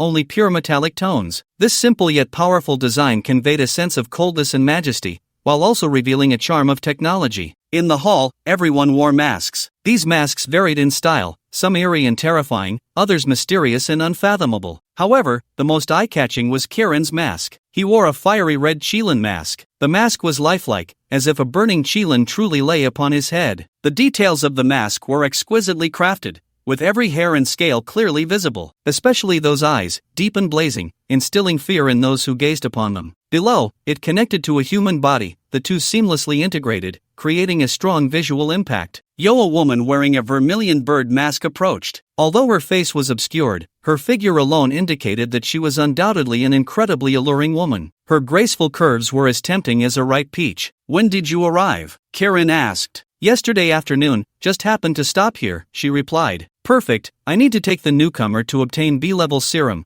requiring authorization from at least 2 managers," Kirin said. The vermilion bird was surprised. "B-level serum? Are you sure about this? Can that kid handle it?" He cleared the E-level instance all by himself on his first entry, and it was a combat-type instance, Kirin replied. The vermilion bird hissed, "Then I need to meet this person. I must see what kind of remarkable individual he is." Just then, Kirin heard a notification from his phone. He opened it and his pupils suddenly constricted. He read the message from the captain, going through it at least 10 times from start to finish. "Trust me, I will make everyone better. I will not give up like this. This is..." Kirin's mouth fell open, his expression utterly captivating. What on earth was the captain going through? The usually invincible captain was sending such a message. "I will not give up?" What kind of situation could make the captain say this? What was the captain silently doing behind the scenes? In truth, there was no need to ponder. Everyone knew in their hearts. The captain must be silently supporting them, holding up a vast sky for them. It was because of the captain's unparalleled strength and determination that this world could be so peaceful and stable today,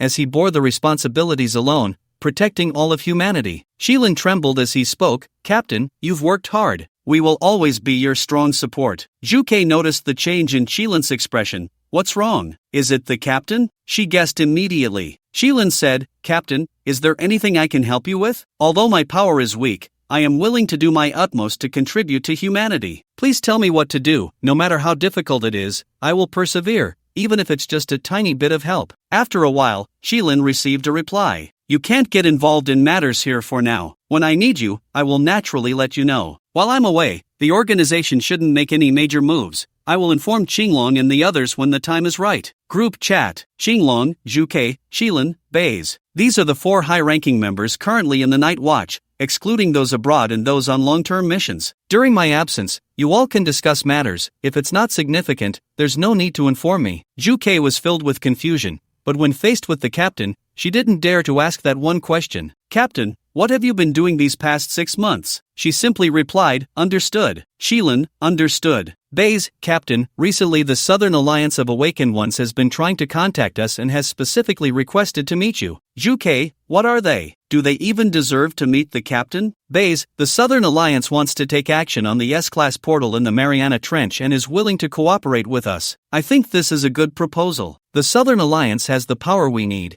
and our goal is to eliminate the portal. Zhuke, Baze, which side are you on? The captain has said before that we need to act covertly and not cooperate with any forces. And what is the Southern Alliance? Do they even qualify to cooperate with us? Zhuke was fired up, clearly having some opinions about the Southern Alliance. Baze, this isn't a child's game, we can't act on impulse. Zhuke, for the S-Class portal in the Mariana Trench, I'll lead the team myself and tell the Southern Alliance to stay away. Shilin, let's listen to the captain, you two stop arguing. At that moment, Lu Jing was in front of the screen. Lu Jing awkwardly scratched his head. W?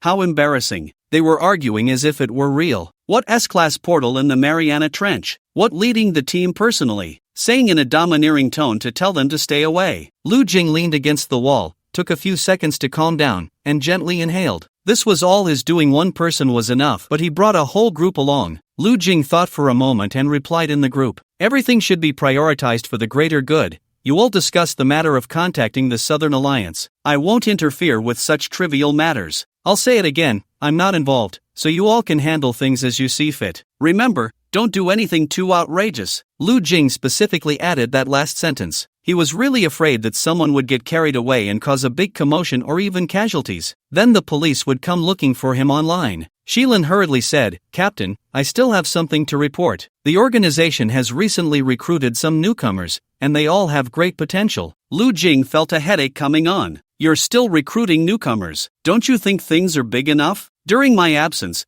the organization should not recruit any newcomers. Shilin pleaded, but some of the newcomers are indeed very talented. It would be a shame to give up on them. Lu Jing rubbed his temples. Very talented? That probably meant they were quite foolish, likely not much different from his past self. Lu Jing, you can't go wrong by listening to me. Shilin was reluctant to give up. Captain, the new recruits I've been in contact with recently are truly talented. If you don't have time to pass on the legacy to him for now, I can take responsibility for training them temporarily. When you have time later, you can personally assess him. I said, do not contact new recruits for now. Lu Jing added 2 exclamation marks to make his statement seem more serious. Seeing the captain say this, Shilin no longer insisted and replied with 2 words. Understood. All right, I'm leaving. Lu Jing closed his phone and let out a gentle sigh. New recruits? Still wanting to contact new recruits? Let those misguided lambs find their way back and return to reality. That could be considered a good deed on his part. Lu Jing thought to himself as he walked into the subway. What? Are we still not going to use the B-level serum? Zhuke asked. Shilin sighed.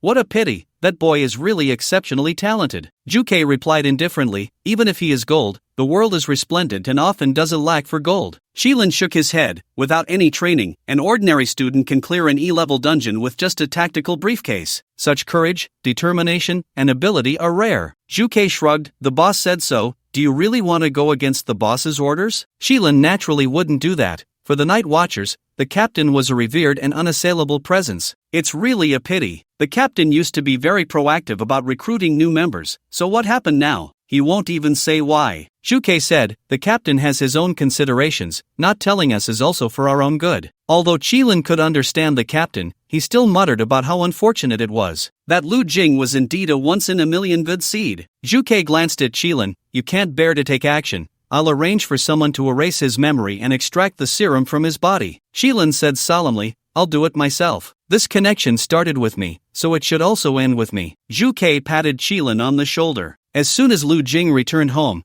he sensed that someone was in his room. He pushed open the door, and as expected, Lin Mo, dressed in a black leather outfit, appeared in the room. The black jumpsuit tightly wrapped around her body, showcasing her perfect figure and alluring curves. The material of the clothing clung to her skin, as if it were a second layer of skin. Her hair fell naturally, as if every strand emitted a faint fragrance, and she held a toy gun in her hand. "Don't move." Lu Jing rolled his eyes. This outfit. How did it remind him of the kind of movies featuring inspectors from the island nation? Was the next scene going to be a failed mission followed by a confrontation with a burly man? "Captain, what are you hiding behind you?" Lin Mo immediately noticed that Lu Jing had something concealed. Lu Jing pressed his tactical briefcase against his back and said, "Nothing. Who told you to enter my room for no reason? Get out." "Hey, Captain, I have something to report to you, Captain." Lu Jing pushed Lin Mo out of the door and quickly locked it. He then hid the tactical briefcase under the bed. Lu Jing let out a sigh of relief and excitedly threw a few air punches. The thrill of his first monster kill left him unable to calm down for a long time. "Captain, Captain, open the door." Lin Mo's persistent voice came from outside. Lu Jing opened the door a crack.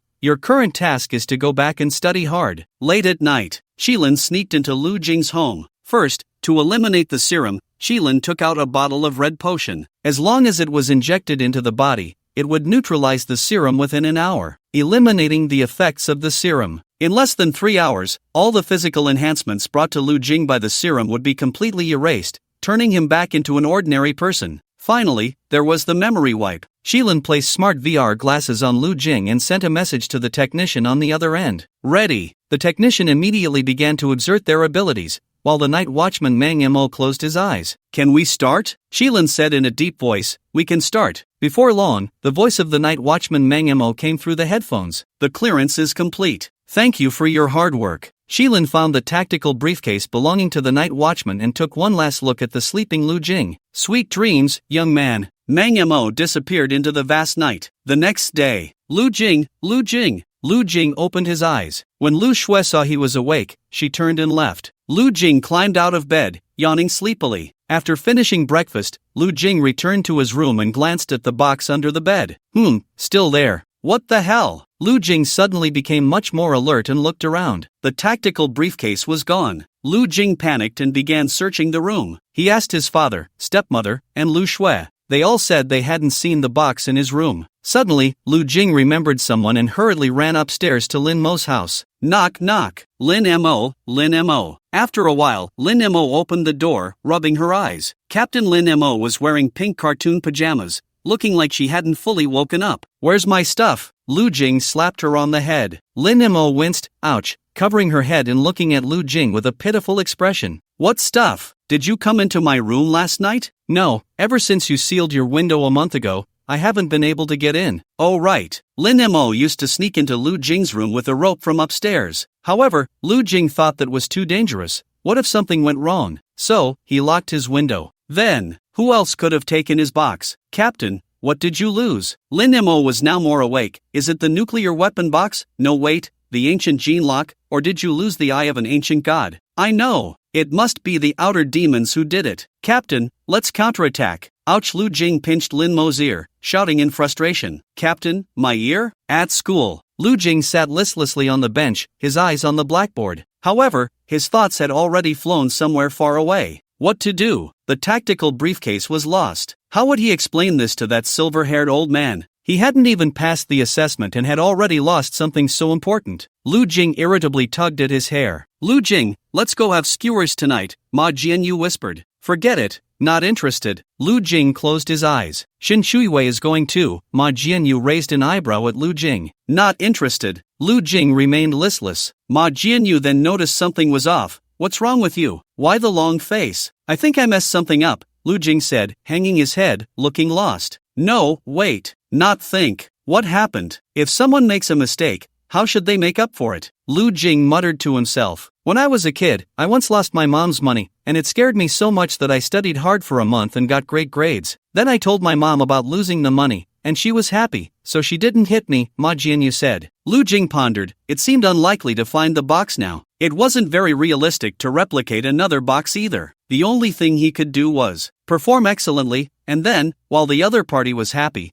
Tell them about losing the box. Lu Jing's eyes lit up. Right, but how to perform excellently? Portals, dungeons. He could complete more dungeons during this time and give the other party a surprise later. That way, if the other party was happy, they might just forgive his mistake. After school, Lu Jing used the app he had installed on his phone to look for nearby portals. He couldn't enter solo dungeons. Lu Jing thought for a moment. He had no weapons now. Going into a solo dungeon would be seeking death. So it had to be a multiplayer dungeon. But then the problem arose. Lu Jing was not an awakened. No team would invite a non-awakened to join them. Lu Jing searched for over an hour, constantly sending and receiving messages. The final result was always rejection. Just when Lu Jing was about to despair, suddenly a message lit up. Non-awakened? Yes, only helping with luggage, no sharing resources, okay? Okay. Lu Jing replied immediately. Without further ado, he took a taxi straight to the portal. This time the portal was in the suburbs. Lu Jing borrowed 50 yuan from Lu Shui, not caring about how he would get back later. The portal was for 5 people. When Lu Jing arrived, he found the other 4 had already gathered. 3 men and 1 woman. The woman, judging by her outfit, seemed to be a priest. The leader was a spear-wielding warrior named Li Duozhua, looking to be in his 30s. Why does a non-awakened want to enter the portal? Li Duozhua asked. Lu Jing scratched his head. I want to see the world. Are you still a student? Yes. Ha! Li Duozhua chuckled and patted Lu Jing's shoulder with his broad palm. You seem fit.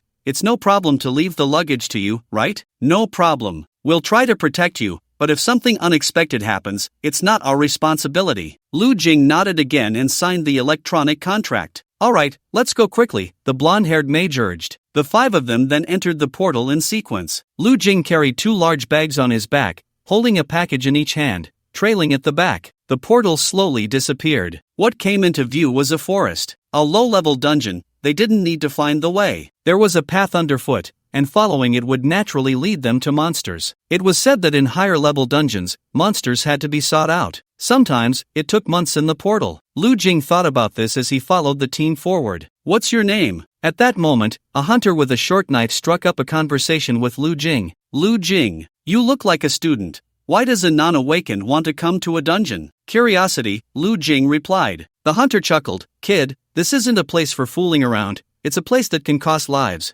I'm not afraid. Ha, the ignorant are fearless. Be careful. At that moment, the hunter suddenly called out a warning. Hunters had the strongest perception and often detected danger first. Buzz. It was insects. A swarm of black insects. Bang. At the same time, the mage, the blonde-haired one, began chanting a spell first. A dazzling light burst forth from his palm. The black tide was immediately pushed back. Li Duozhua brandished his spear, standing at the forefront as a warrior. Long spear, whirlwind. The long spear swung and activated its skill, blocking the first wave of attacks from the black insects. Immediately after, the rest of the team launched their attacks simultaneously. The tide of black insects didn't last long and was completely eradicated. The remaining few were no longer a threat and were picked off one by the assassins. So strong, Lu Jing thought to himself as he watched the scene unfold. Their coordination was remarkably seamless. They must have been a team for quite some time. Can non-awakened individuals really hope to catch up to them with mere human bodies? The group continued to advance. Bright sunlight filtered through the gaps in the leaves, casting dappled shadows on the ground. The grass was lush and green, resembling a sea of greenery, with a gentle breeze stirring up waves of green. The vibrant green color was so rich it made one question whether such beauty truly existed. Flowers dotted the grass, colorful and vivid, like a splendid painting. Everything was so beautiful it felt unreal, as if they were in a dreamlike fairyland,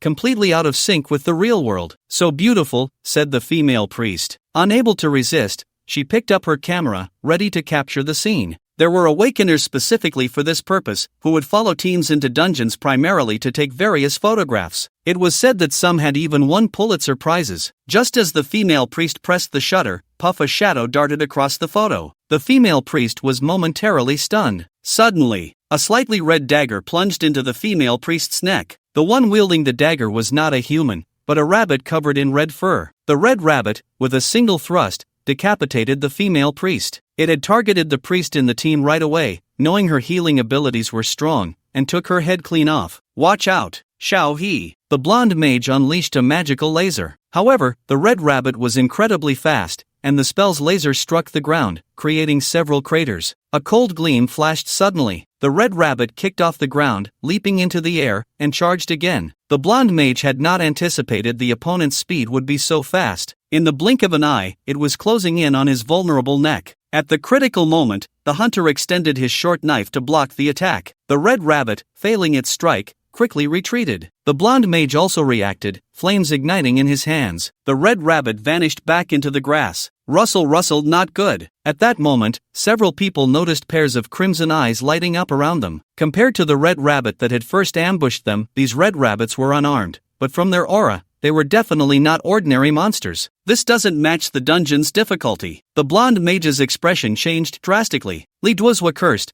There's no such thing as a reasonable situation. The most unexpected things happen in the teleportation portal. What do we do now? Xiaoyi is dead, and if we fight them here, even if we win, we won't stand a chance against the boss, said the hunter. A team missing a priest would struggle in subsequent battles without the priest's healing. Who knew what else could happen? Li Duozhua quickly gave the blonde mage a knowing look. Got it. The blonde mage nodded. We'll split up. I'll use my skill to taunt and draw all the monsters to me. Lu Jing was momentarily stunned. The priest named Xiao He was not far from him. The female priest stared with unwilling eyes. It was the first time Lu Jing had seen someone die in front of him in such a brutal manner. People could really die in dungeons. Then, Li Duozhua swung his long spear to clear a path. Long spear skill 1, stone shattering cloud piercer boom. The spear light suddenly spread out. Run! Lu Jing rushed out, leaving all his luggage behind except for the smallest bag. He ran eastward. Taunt! With that, the yellow-haired mage shouted. A strange light appeared, but it was only for a brief moment. Lu Jing sensed something was off and suddenly turned around. The bushes began to writhe violently, making a rustling sound. Pairs of red eyes stared at him intently, flickering with an eerie glow that sent chills down his spine. Before he could react, a swarm of red rabbits charged at him like a tide. They were incredibly fast, reaching him in the blink of an eye. Meanwhile, the other three ran in a different direction. The yellow-haired mage made a gesture of farewell and smiled slightly. Goodbye. Could taunts still affect others? It turned out he was the bait. On his first dungeon run, he encountered a scenario often seen in anime and novels. The protagonist was abandoned by the team and left to fend for himself. He would shock everyone with a comeback. But how was he supposed to survive? Lu Jing pulled out a folding shovel from his last small backpack and swung it. However, the first red rabbit that charged at him nimbly dodged. Its sharp claws swiped at Lu Jing. His mind hadn't fully registered the danger, but his body reacted instinctively. He dodged backward, the claws grazing his neck,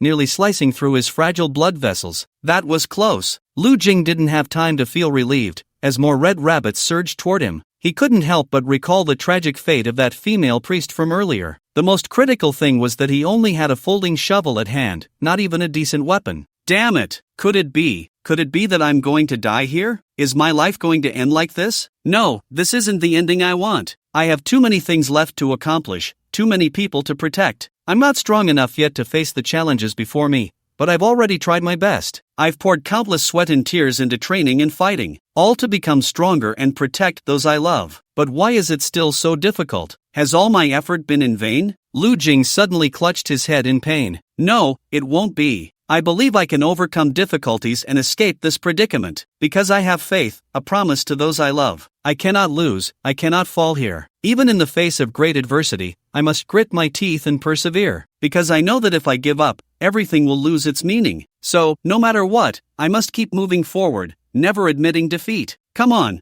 what doesn't kill me only makes me stronger. Lu Jing howled to the sky. The strongest red rabbit blinked, looking at Lu Jing in confusion. Oh, in the distance, Li Duozhua and the others exchanged glances upon hearing Lu Jing's voice. What is this kid shouting about? Shouldn't he be begging for mercy or screaming in agony at a time like this? Bang bang! One after another, the red-eyed rabbits lunged at Lu Jing. He had nowhere to escape. He swung the folding shovel, and his wounds multiplied. Yet his speed increased, slashing, stabbing, blocking. Lu Jing's eyes grew brighter. This was the feeling, the thrill of survival against the odds. The thrill of survival. My life is mine to control, not dictated by fate. Even if the abyss lies ahead. Poochie, the leader of the rabbit horde, the first red rabbit to attack, struck again. The slender red blade pierced Lu Jing's chest. Lu Jing gasped in pain, his body crashing heavily backward, hot blood spraying out. Lu Jing's eyes became even more fervent as he discarded the shovel and gripped the sharp short blade tightly with both hands. Do you think you can kill me? Lu Jing roared. It seemed that in anime, the protagonist could unleash unparalleled power with such a desperate shout, and in this moment of fury, amidst the shocked gaze of the Red Rabbit, Lu Jing accomplished the impossible, disarming his opponent. He pulled the red short blade from his chest and gripped the hilt. Instantly, everything felt different. What was in his hand? A knife. Holding the sword, he was a peerless swordsman. Holding the knife, he naturally became an unmatched knife master. Laughing, he drank the wine of the mortal world, cutting through mountains and rivers with his blade. Lu Jing felt as if he were enveloped in a flame, his entire body filled with a scorching aura. His blood seemed to boil, continuously gushing from his wounds. Yet at the same time, he felt a powerful force surging within him, a force that filled him with immense excitement. Not only that, but his five senses also transformed. He could hear sounds from farther away and more subtle nuances, feel the flow of the wind and changes in temperature. His eyes became sharper, able to see more details, even the dust in the distance was clear. In his vision, the reflection of the Red Rabbit became increasingly vivid. Is this the power of the serum? Excitement. There was no pain, he felt no pain at all. The power of the serum seemed to have reborn him. This was the magic of the serum. Of course, this only existed in Lu Jing's imagination. Take this. Huff huff. Li Duozhua exhaled heavily, already exhausted. Before them appeared a colossal creature, the ruler of this dungeon. A gigantic black python. Its body was as thick as a barrel. The scales shimmered with a dark luster, cold and hard, giving an unshakable feeling. Those cold eyes revealed endless killing intent and majesty, staring at the three with an icy gaze that sent chills up their spines. Li Duozhua glanced at the yellow-haired mage and the hunter. The hunter was poisoned, and the yellow-haired mage had exhausted his magic, collapsed against the tree trunk. They were over their heads, severely over their heads. Li Duozhua felt a chill in his heart. The difficulty of this dungeon had exceeded their limits, not to mention the groups of red rabbits they had encountered. Just the Red Rabbit leader alone was strong enough to exist as a powerful boss on its own. However, now they faced this python. Its terrifying strength surpassed what an E-level dungeon should possess. Its massive body was as hard as steel, exuding a suffocating pressure, as if it were a giant beast from the abyss, sending shivers down their spines. This level of challenge was nearly insurmountable for them. Just as Li Duozhua had said before, the dungeon world was never short of surprises. This was likely the legendary trap-type dungeon. It disguised itself as a dungeon with weak magic to lure others in. If a high-level investigator encountered it, they could detect it in time. But if the investigator's level wasn't high enough and made a wrong judgment, and then an awakened team entered the portal, they would be in trouble. They were now in such a situation. However, it must be said that Li Duozhua's team was quite strong. Even without a priest, they could still inflict serious injuries on the black python before them. If the priest hadn't been the first to be killed, they might have actually cleared the dungeon. Li Duozhua glanced at his broken spear. The weapon was shattered, but a faint glow flickered in his hand. Another long spear appeared in his grasp. Even if he had to die, he would fight. He looked at the yellow-haired mage beside him, who had exhausted all his magic, and kicked him away. Bang! The yellow-haired mage's eyes widened. Boss. Aoo! The black python opened its massive mouth, like a black hole, swallowing the yellow-haired mage whole. The poor yellow-haired mage didn't even have time to let out a scream before being mercilessly devoured. Li Duozhua seized the opportunity to roar in anger, gripping a spear tightly in his hand, leaping high like a fierce cheetah. The spear stabbed fiercely towards the black python's head. At that moment, a shadow flashed by. The black python swung its tail, delivering a heavy blow that slammed Li Duozhua hard to the ground. Li Duozhua coughed up blood, feeling as if all his bones had shattered. Puff puff blood flowed continuously from him, and Li Duozhua struggled in pain,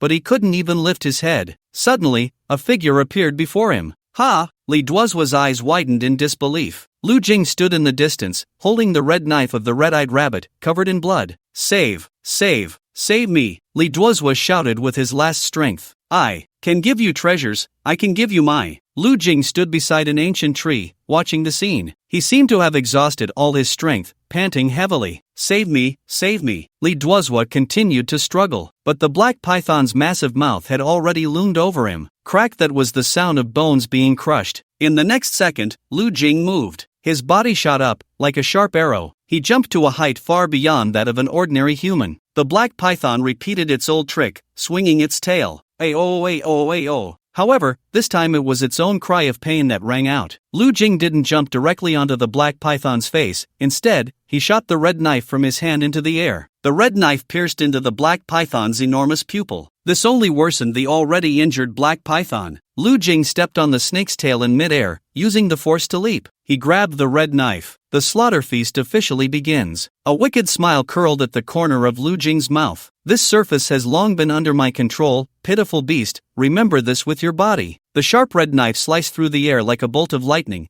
piercing through the black python's eyeball. In an instant, a strong smell of blood filled the air. The sound of flesh being cut echoed throughout the space. Lu Jing wielded the red knife, sparks flying. No matter how the black python struggled, Lu Jing's legs landed on its head. Seeing the black python slam its head heavily towards the ground, as if trying to use the impact to throw Lu Jing off, Lu Jing suddenly pulled out the knife and ran towards the black python. Sizzle! Another piercing sound rang out, accompanied by the sensation of flesh being torn. This time, the red knife was still sharp enough. It slid down the black python's back, as if intending to cut its body in half. Blood gushed from the wound, splattering onto the ground and forming a pool of crimson. As the red knife slid down, a large gash was cut into the black python's body, extending all the way to its tail. The gash was deep enough to see bone, exposing bright red organ tissue. Blood continuously flowed from the wound, making the entire scene appear exceptionally bloody and terrifying. The black python fell heavily, howling in pain, its single eye glaring angrily at Lu Jing. Lu Jing, holding the red knife,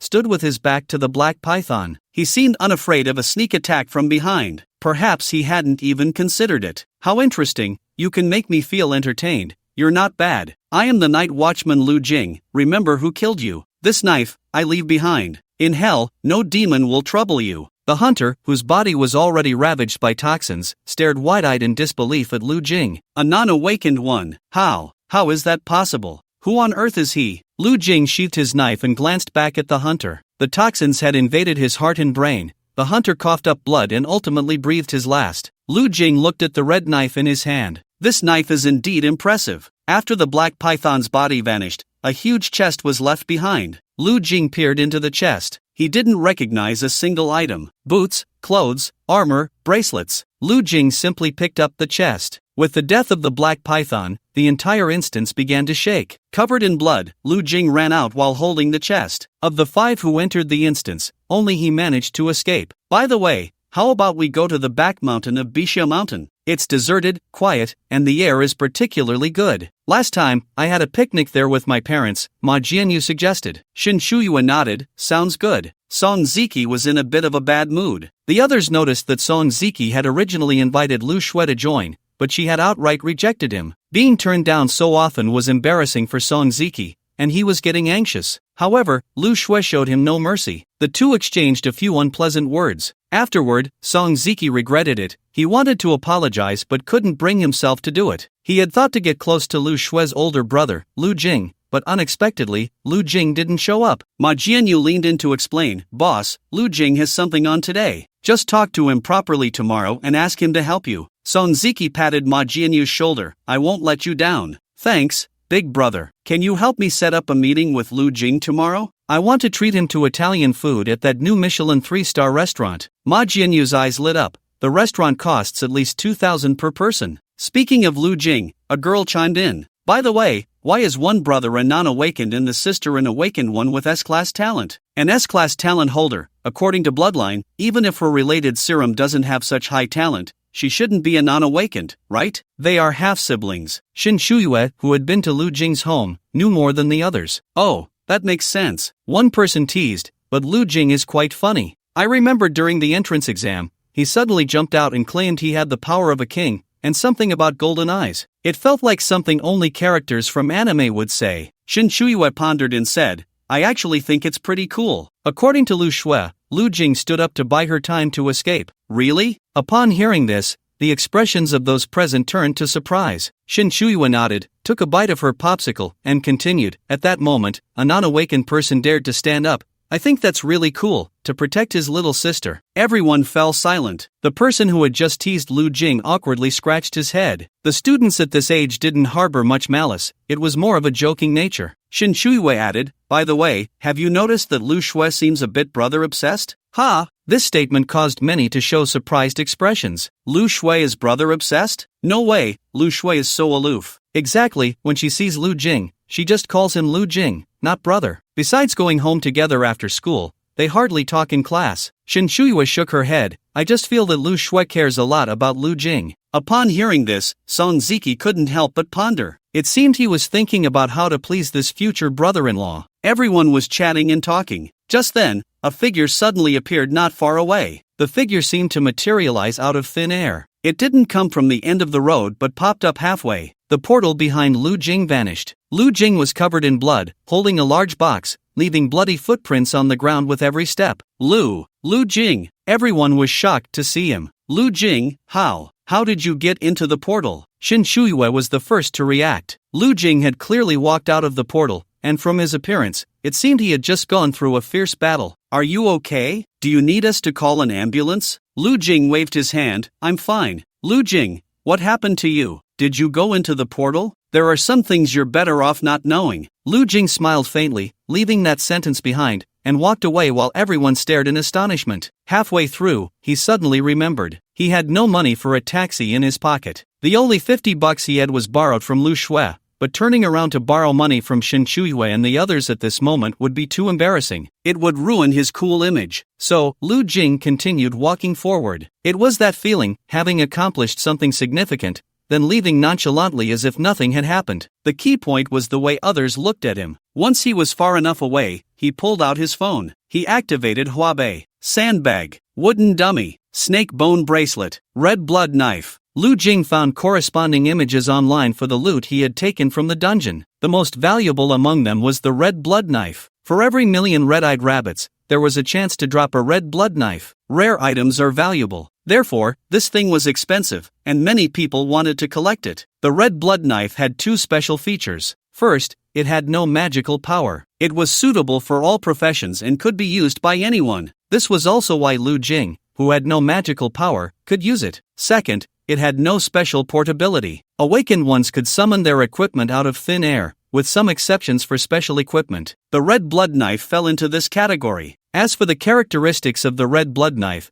it could increase damage and was exceptionally sharp. Other than that, it had no other features. Lu Jing looked at the red blood knife in his hand. It could temporarily serve as his weapon for combat. As for the other items, he couldn't use any of them except for the snake bone bracelet. The rest required one to be awakened to be effective. The snake bone bracelet could enhance the holder's physical attributes. Although the increase wasn't much, it could still affect non-awakened individuals. Thus, Lu Jing obtained two treasures, the snake bone bracelet and the red blood knife. He sealed the remaining items in the box, preparing to showcase his achievements to the silver-haired old man the next time they met. Lu Jing, your package has arrived. Oh, Lu Shui looked at the two big items Lu Jing had bought online, curiously asking, what is this? A sandbag, and another. You'd better not know, Lu Jing said meaningfully. Lu Shui glanced at him, then don't make any noise at night. I heard that these things can make sounds now. You'd better connect your headphones. After all, your younger sister lives next door, and you should consider your little sister. Lu Jing, oh, can you think of something normal? This is my tool for practicing with the knife. Oh, Lu Shui raised an eyebrow. Where did you get the money? Huabei. After quite a while, Lu Jing finally assembled both items. One sandbag and one wooden dummy. One was practicing martial arts, while also training his own strength. The other was honing his swordsmanship. Lu Jing crossed his arms and couldn't help but laugh. Lu Shui said lightly, so, you're starting to act silly again? What do you know? Lu Jing retorted. Lu Shui replied, you're silently protecting the world. I know, you've said it thousands of times. Get out, get out. Lu Jing, exasperated, pushed Lu Shui out of his room. He then began to practice on his own. He wasn't sure how to train, so he searched for tutorials online. He started training with a semblance of seriousness. Was it useful? Maybe a little, but overall, it didn't have much effect. It was like a young child searching for martial arts tutorials online, practicing with great enthusiasm, thinking he could take on 10 opponents, believing that with a bit more practice, he could become a martial arts master. In reality, he was still just a kid, firmly convinced of his own success. Lu Jing was the perfect example of this now. Hey, ha, ha ha ha. Lu Shui listened to the sounds coming from Lu Jing's room next door. Why has my brother reverted to this again? The next day, as soon as Lu Jing arrived at school, he was bombarded with questions from Ma Jianyu. What happened yesterday? You came out of the portal covered in blood, you scared me to death. Where did you go? You didn't reply to my messages. Lu Jing smiled faintly, resting his hands on the desk, his chin propped up, his gaze deep. Some things are better left unknown to you, Ma Jianyu. Oh, what things? I already said you're better off not knowing. Lu Jing shook his head. When Shin Chuiwa walked into the classroom, she also looked at Lu Jing with curiosity. Why are some girls not wearing skirts today? Lu Jing suddenly realized a blind spot. Did you forget about the long-distance run this afternoon? Lu Jing remembered. There was gym class this afternoon. Of course, for those who were awakened, gym class was more like a combat training session. For the non-awakened, it was just playing basketball and taking a stroll. Compared to them, they seemed like old men of their age. Ma Jianyu said, "Get ready for the boss to treat us to dinner tonight." Which boss? Song Ziki. He originally wanted to treat you to dinner,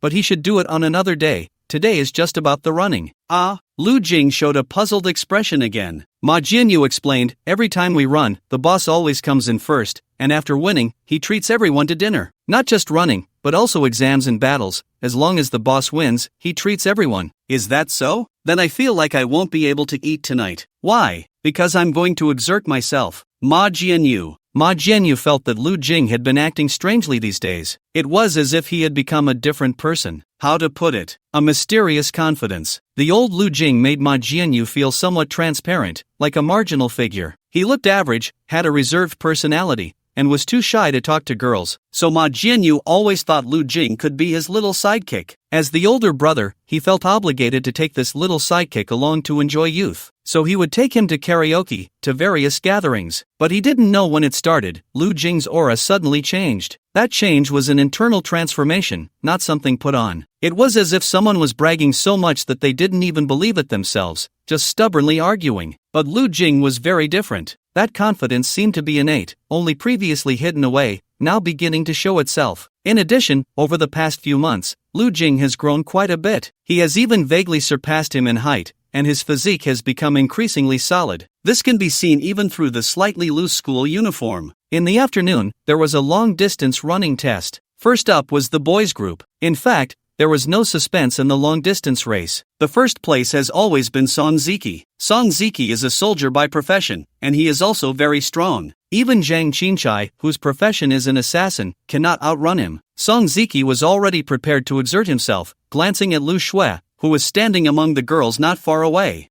Song Ziki exhaled and looked at Lu Jing beside him. Lu Jing, let's have dinner together tonight. Lu Jing waved his hand. Waving was not a rejection, but rather a brotherly reminder that he still needed to practice. With the sound of the starting gun, Lu Jing shot out from the starting line like an arrow released from a bow. He exerted force with his legs, swinging his arms slightly. Whoosh! Lu Jing felt the wind whistling past his ears, and his speed increased. Each step was filled with power and rhythm, as if he were one with the earth. His gaze was firm and focused, fixated on the track ahead, with only one thought in his mind: to surpass himself and rush toward the finish line. Why is Lu Jing suddenly running so fast? Just a few seconds. At this speed he won't have any strength left soon. Tian Shiran huffed. Everyone knew that Lu Jing was not an awakened one. He would exhaust all his strength at the start and would definitely fall to the back later. Lu Shui remained calm, seemingly unconcerned. Only Lin Mo was shouting loudly, "Boss, go for it. You're the best, boss." The boss she referred to was naturally Lu Jing. Lu Jing didn't let her call him captain, so she changed it to boss. To cheer for a boy so unabashedly in front of so many people on the playground, Lin Mo was indeed bold. Many people said Lin Mo liked Lu Jing. After all, Lin Mo never hid her admiration for Lu Jing at school. No one knew what exactly she admired about him. Clearly, with Lin Mo's looks, many boys pursued her. They didn't even care that she was a non-awakened one. But Lin Mo's attitude towards others was only one thing: indifferent. That's right, don't be fooled by her enthusiasm for Lu Jing. She always kept others at arm's length. Even now, she didn't have a single friend who would accompany her to lunch. She had become a true outlier in the class. If it weren't for her stunning looks, she would probably be categorized as a marginalized person. Tian Shiran wore shorts and had her hair in a ponytail. She glanced at Shin Chuiwei and then at Lu Shui. In the past, the only one who could compete with her speed was Shin Chuiwei. But now, there was also Lu Shui. Although Lu Shui was a mage, she was a follower of the wind. She could harness the power of the wind. Boss, boss. At that moment, Lin Mo's loud shout interrupted Tian Shiran's thoughts. Tian Shiran frowned and looked at Lin Mo with displeasure. No matter how much you shout, your boss can't catch up to Song Ziki. Who knew Lin Mo completely ignored her? Tian Shiran's gaze turned back to the playground. At that moment, she realized that Lu Jing and Song Ziki were running side by side. Had he already fallen behind by a lap? Or 2 laps? But soon, Tian Shiran noticed something was off. Because at that moment, Song Ziki and Lu Jing's speeds were surprisingly on par. What's going on? Shin Shuiwa slightly opened her mouth. Is Lu Jing running this fast? I remember seeing him running on the playground often before. But it's impossible for him to keep up with Song Ziki. Maybe Song Ziki hasn't exerted himself yet. Song Ziki was surprised and glanced at Lu Jing out of the corner of his eye. The one running beside him was not Zhang Qinchai for the first time, but a non-awakened one. Song Ziki was astonished. Behind the two, Zhang Qinchai wore a puzzled expression. Where did this kid come from? They had originally thought that Lu Jing would be doing well to last half a lap, but now, he had already completed 2 laps. In recent days, many classmates had indeed seen Lu Jing training like crazy. Even during class, he was pressing a hand grip. Was this the result of his training? Not bad at all. Finally, Song Ziki noticed that Lu Jing's breathing was becoming a bit erratic. He couldn't help but breathe a sigh of relief. After all, he was still a non-awakened. No matter how long he trained, his physical abilities would never match those of an awakened. Song Ziki turned and smiled. Sorry, I have to go first. Just as he was about to speed up, he suddenly saw Lu Jing smile back at him. Not bad, thanks for running this part with me, but I'm going to speed up now.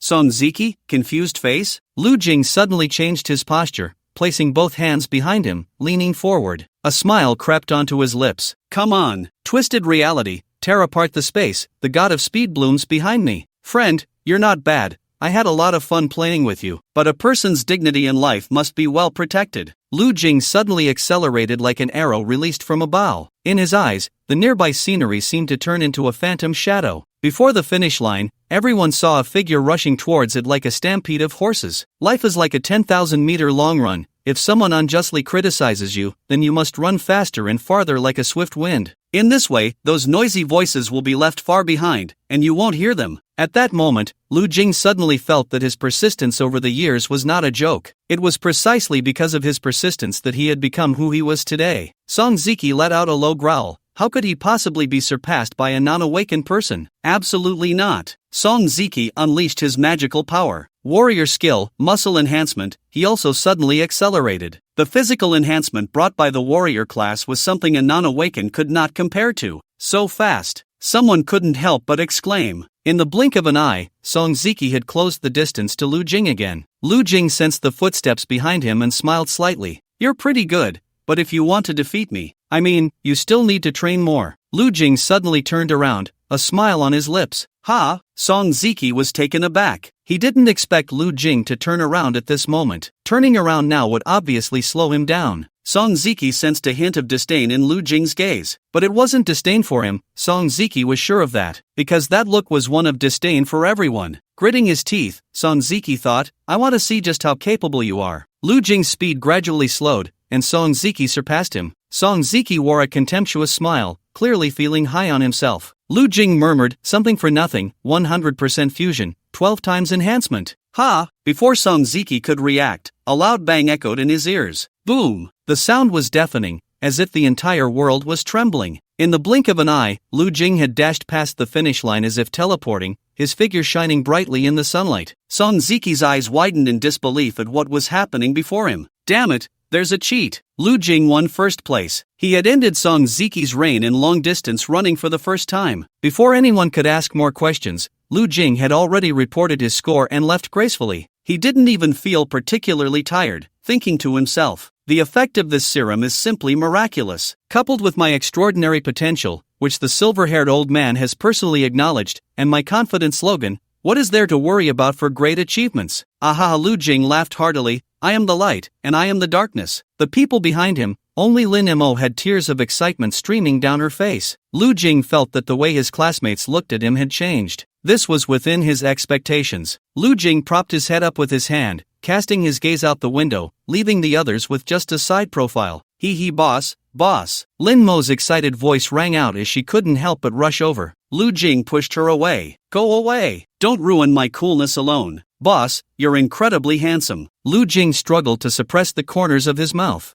Song Ziki walked in, his gaze towards Lu Jing somewhat complicated. Just as the class bell rang, Ma Jianyu told Lu Jing that Song Ziki wanted to treat him to a meal. Just for me? Ma Jianyu nodded. Lu Jing thought to himself, is it really just because I outran him? I have something to do. Normally, Lu Jing would have gone, after all, free food is hard to resist. But now, Lu Jing had to focus on completing his task. Otherwise, how would he explain to the silver-haired old man about losing the tactical briefcase? Lu Jing quickly told Lu Shui and left the school. Lu Shui frowned slightly, watching Lu Jing's departing figure. Ding-ling-a-ling, the crisp and pleasant sound of the class bell echoed through the campus, lingering in the air. Students packed their bags and streamed out of the classroom. Some students walked in groups of 3 or 5, chatting and laughing. Some girls wore beautiful dresses, their skirts swaying in the wind, attracting many gazes. A boy rode past on a bicycle, whizzing by like the wind, leaving a cool silhouette. The boarding students leisurely sat on the playground, sipping soda, enjoying the sunset's afterglow on their shoulders, savoring the beautiful moments. Meanwhile, in the battle room, some were still diligently training, their clothes soaked with sweat, yet they persisted. It seemed this was what youth should look like. In a certain dungeon. Rumble. Lu Jing gripped the red knife in his hand, his gaze sharp. In front of him stood a black three-eyed wolf. Damn! How could we encounter a three-eyed black wolf? Isn't the chance of meeting such a black wolf 1 in 10,000? The leading mage was indignant. They had been running dungeons for years without ever encountering an accident. Although their strength was not strong, like them, social awakeners without national support or family backing,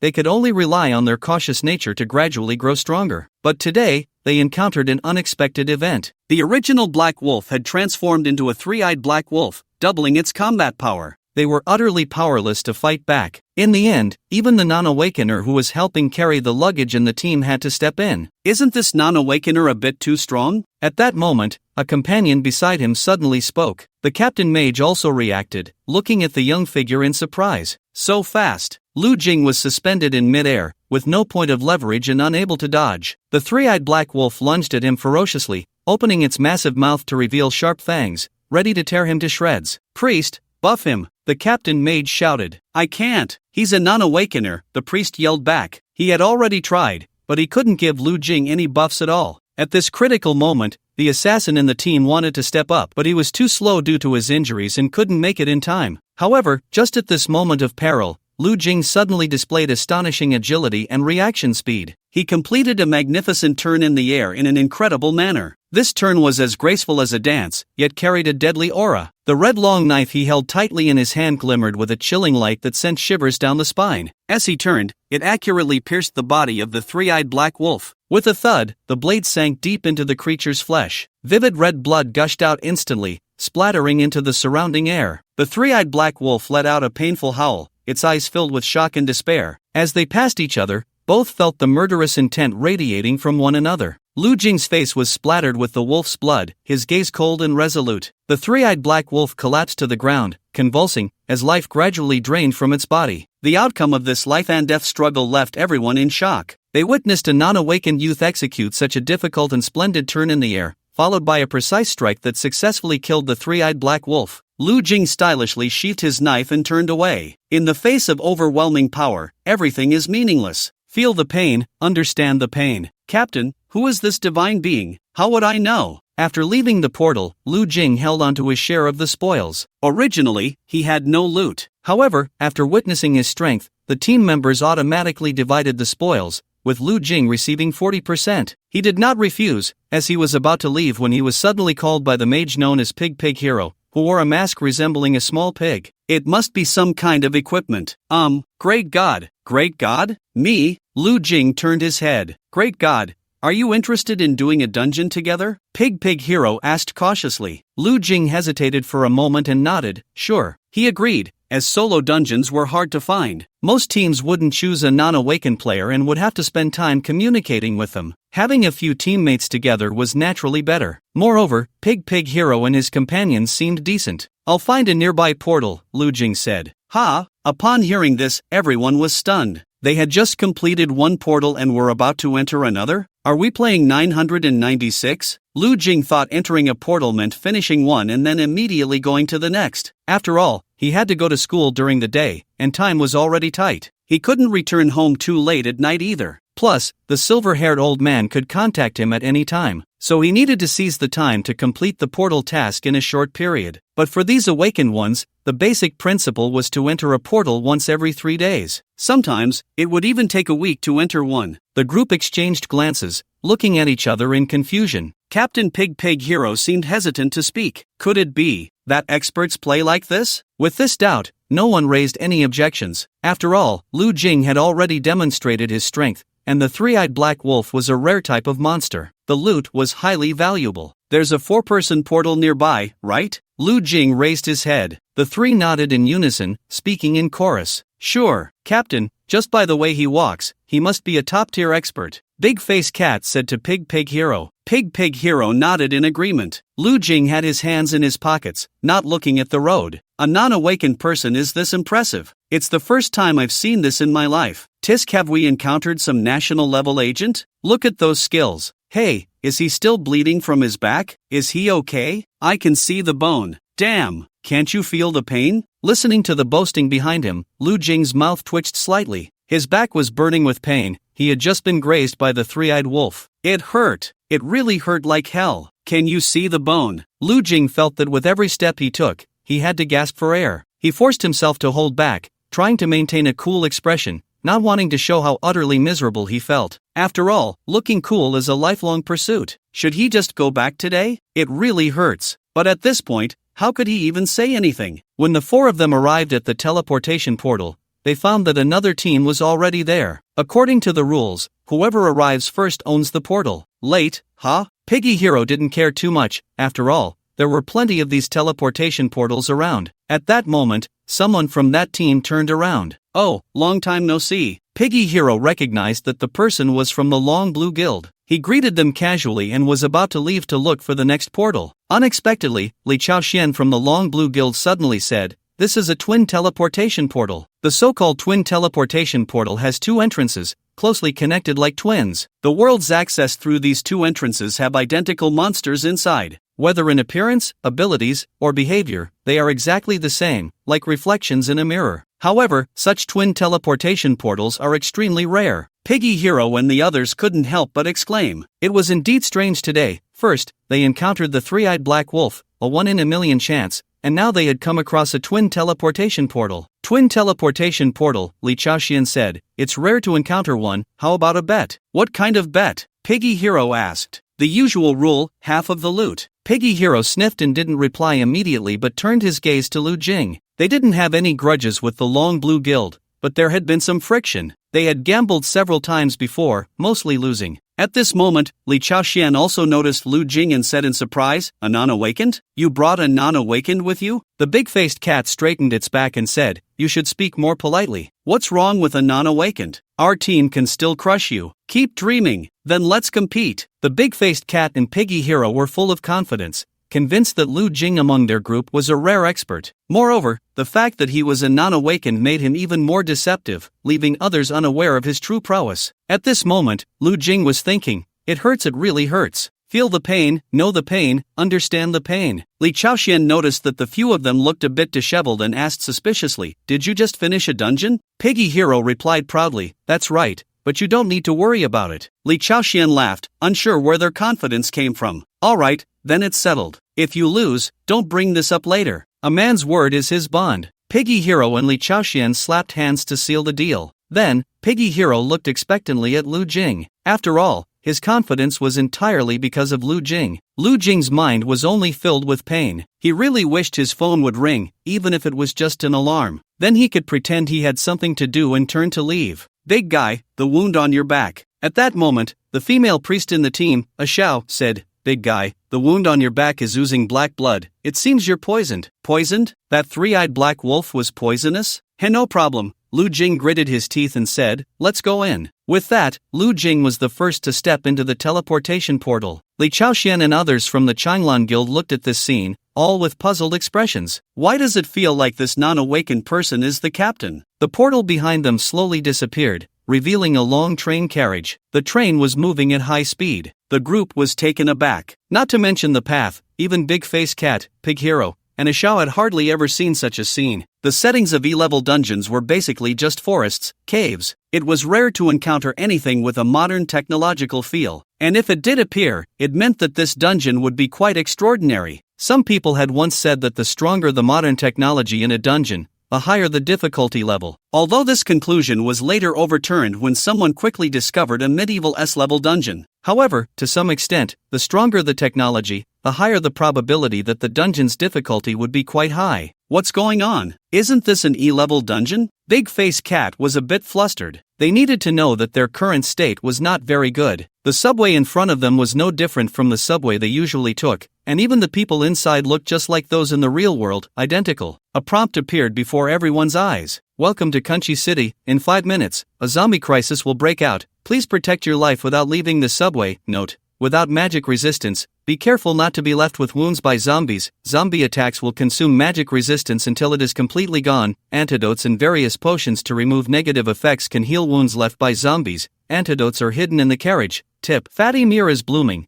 a fun snack that kids love. Please clear the level. Together. Clear the level together. The 4 exchanged glances. This meant that if any one of them died, the remaining 3 would automatically be considered to have failed the level. Damn! What kind of crap is this? And this stupid rule? Big Face Cat exclaimed angrily. Pig Hero remained relatively calm and said in a deep voice, after all, it's just an E-level dungeon. If there are such conditions, then there will be corresponding mechanisms. The difficulty of this level will definitely not be too high. Hearing him say this, the other 3 agreed wholeheartedly. The whole carriage can't be full of zombies, right? A Xiao said. At this moment, Lu Jing said, let's run to the end of the carriage, drive all the NPCs out, and occupy the last carriage. This way, we only need to guard one door, and the pressure will be much lighter. After hearing Lu Jing's words, the 3 immediately agreed without hesitation. Time was short, and the 4 pushed through the crowd in front of them and rushed toward another carriage. Suddenly, a chorus of curses erupted. Get out of the way. Move aside. The 4 pushed through the obstructing crowd. Inside the carriage, the 4 ran wildly. They knocked other people down, causing a cacophony of curses. Damn! Are you trying to get us killed? What are you doing? Are these people really NPCs? Looking at their faces and the changes in their expressions, they were exactly like people from the real world. Lu Jing couldn't help but frown. What kind of strange thing was this dungeon world? But this thought was fleeting. Now was not the time to ponder these things. Ding ding ding ding, it sounded like the ticking of a clock, urging them to hurry up. It made them even more anxious. Get lost. Move. Quick. Clear the way. The 4 were in the middle of the carriage, and it took quite a bit of effort to reach the end. The distance wasn't long, but the carriage was full of people. After a lot of effort, they finally reached the last carriage. According to Lu Jing's plan, they needed to drive all the NPCs in the carriage to another carriage. Because they had no idea who would turn into a zombie, it would be much easier for them to just defend the last carriage. Pig Hero summoned his weapon. His profession was archer, and he shot an arrow. The arrow carried a special magic, emitting sound waves. The crowd gasped and covered their ears. Get the hell out. All of you, get out. Pig Hero shouted. The crowd was taken aback and looked at him, surprised, angry, and confused. Pig Hero drew his bow and shot an arrow into one person's leg. Get out! The screams and cries echoed simultaneously as the crowd began to run towards the front carriage. Holding his bow and arrow, Pig Hero urged, get out! Hurry up! Big Face Cat waved one hand. Hunter trap. His profession was hunter, skilled in tracking and setting traps. The hunter trap was a basic skill for hunters. Big Face Cat then threw out a paralysis trap. Time was running out. A Xiao walked over and pushed the crowd behind him with force. Lu Jing gasped, his back still burning with pain. However, there was no time to worry about that now. Zombies? A life crisis, the living dead, the fading light, Death Island. Lu Jing recalled classic films and games. Finally, only the 4 of them remained in the last carriage. The others had been pushed out. At that moment, a Zhao's expression suddenly changed. She noticed that the carriage doors were all automatic. They would open automatically when someone passed by, which could not stop the zombies at all. What should we do? Big Face Cat reassured. It's okay. I'll set up a layer of frost traps. As long as the zombies pass through, they'll be frozen. Hunter trap, paralysis, freezing. This way, the zombies in front will be immobilized, making it hard for the ones behind to rush over. This team lacked warriors. Pig Hero was an archer. Big Face Cat was a hunter, not good at direct combat. A Xiao was a priest. And Lu Jing only had a red knife as a weapon, plus he was agile. He was more like an assassin. In the face of zombies, armored warriors clearly had the advantage, or mages with wide area damage. A warrior holding the line while a mage dealt damage from behind, and a priest replenishing mana. That would be the best combination, but now they were the opposite. How many zombies will there be? A Shao swallowed nervously and asked.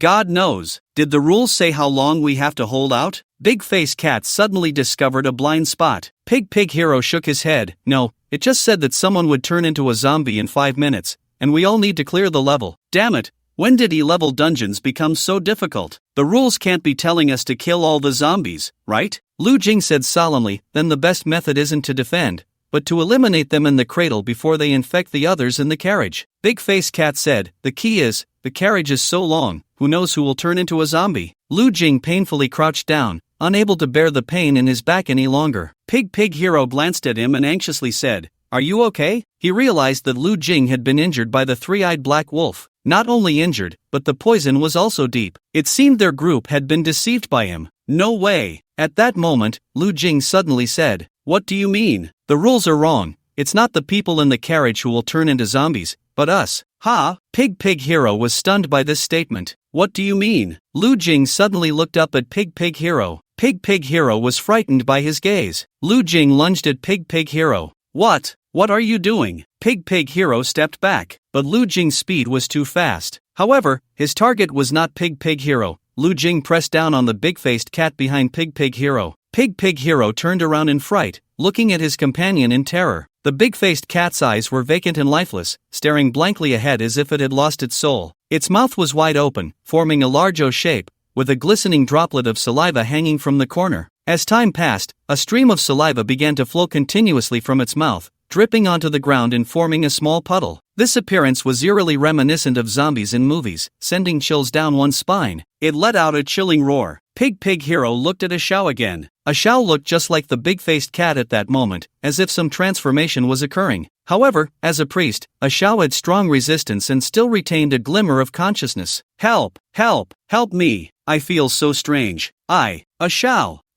Pig Hero was completely stunned. As a social awakener wandering in an E-level instance, he had never seen such a scene. At a critical moment, Lu Jing's shout snapped him back to reality. Stop daydreaming. Lu Jing tackled the big-faced cat and, with a flick of his tail, kicked it away. Pig Hero reacted, drawing his bow and shooting an arrow at the big-faced cat's leg. The arrow crackled with electricity, causing the big-faced cat to tremble all over. What on earth is going on? Pig Hero completely did not understand why they, as awakeners, would turn into zombies. Lu Jing quickly explained, do you remember the last 2 sentences of the rules? I forgot long ago. Pig Hero said defiantly. The rules tell us that there is an antidote hidden in the carriage, but how could they know we would definitely get infected? It didn't say anything about the conditions for clearing the level. It only said, please clear the level with everyone. So the ones who turned into zombies are our companions, and we need to use the antidote to turn them back into humans to clear the level. Damn! Pig Hero cursed loudly. Big guy! Pig Hero shouted, what do we do now? Where's the antidote? Lu Jing felt a headache coming on. Did he really not want to think at all? The hint for the antidote, fatty near blooms, amusing snacks that children love. What does that mean? Lu Jing said, popcorn. Popcorn? The antidote is popcorn? Pig Hero asked. Lu Jing really wanted to slap him. Get your head out of your rear and think again. What kind of antidote could be popcorn? After a moment of thought, Lu Jing said, the only food in the train is in the dining car. This hint should tell us that the antidote is in the dining car. Wow! Awesome! Pig Hero gave a thumbs up. You try to control those two. I'll go find the antidote. Lu Jing said, then ran toward the next carriage. Okay. Pig Hero agreed immediately. Another arrow was shot out. A Shao was easy to control. As a priest, she had little combat power. The tricky part was the big-faced cat, which was a hunter. As an archer, Pig Hero was already afraid of being attacked up close, especially in the cramped carriage. When Lu Jing reached the carriage, he suddenly stopped, remembering that the connection between the 2 carriages had been set up as a trap by the big-faced cat in advance. He wondered if this counted as self-inflicted. Just as Lu Jing was thinking about how to get through the trap,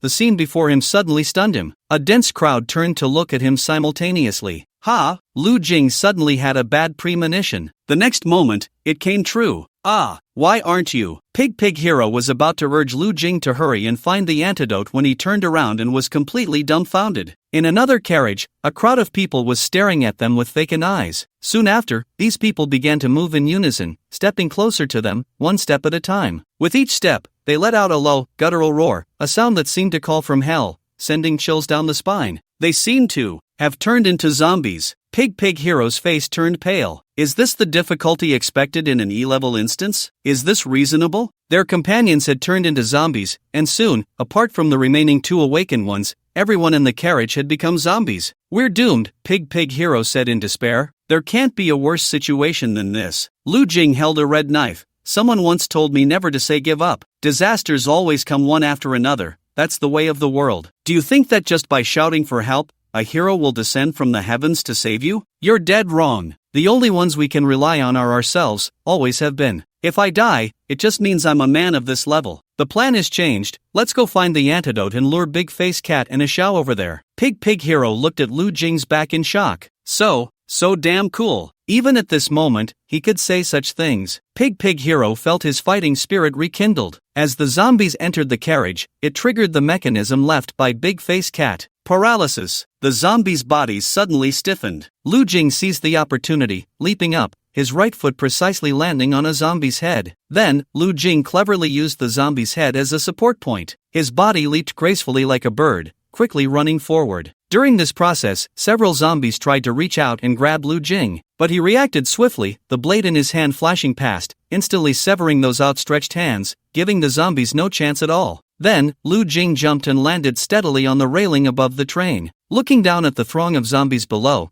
at that moment, Lu Jing felt a strong thrill and excitement, his adrenaline surging. This feeling was truly wonderful. Compared to other monsters, the sensations these zombies brought to Lu Jing were completely different. It was like playing a game where he could easily defeat those large, powerful bosses without any pressure or tension. However, when playing survival games, seeing the dense horde of zombies would evoke an inexplicable fear, sending shivers down the spine. It was because these zombies were closer to humans, creating a greater resonance. Lu Jing stepped on the last zombie's head and moved to another carriage. Fortunately, these zombies were not very strong. Although they had turned into zombies, their bodies were still those of ordinary people. At most, they didn't feel pain. If he chopped off their heads or legs, they would still lose their combat ability. Just as Lu Jing was about to repeat the process, unexpectedly, a shadow suddenly flashed by. Watch out! Pig Hero shouted. Lu Jing was startled, and in the blink of an eye, that shadow had already wrapped around his ankle. Upon closer inspection, it was a head. A zombie's head, with its neck stretched long like a rubber person. Without time to be astonished, Lu Jing struck down with his knife. The zombie's head fell to the ground. Lu Jing landed back on the railing and looked down,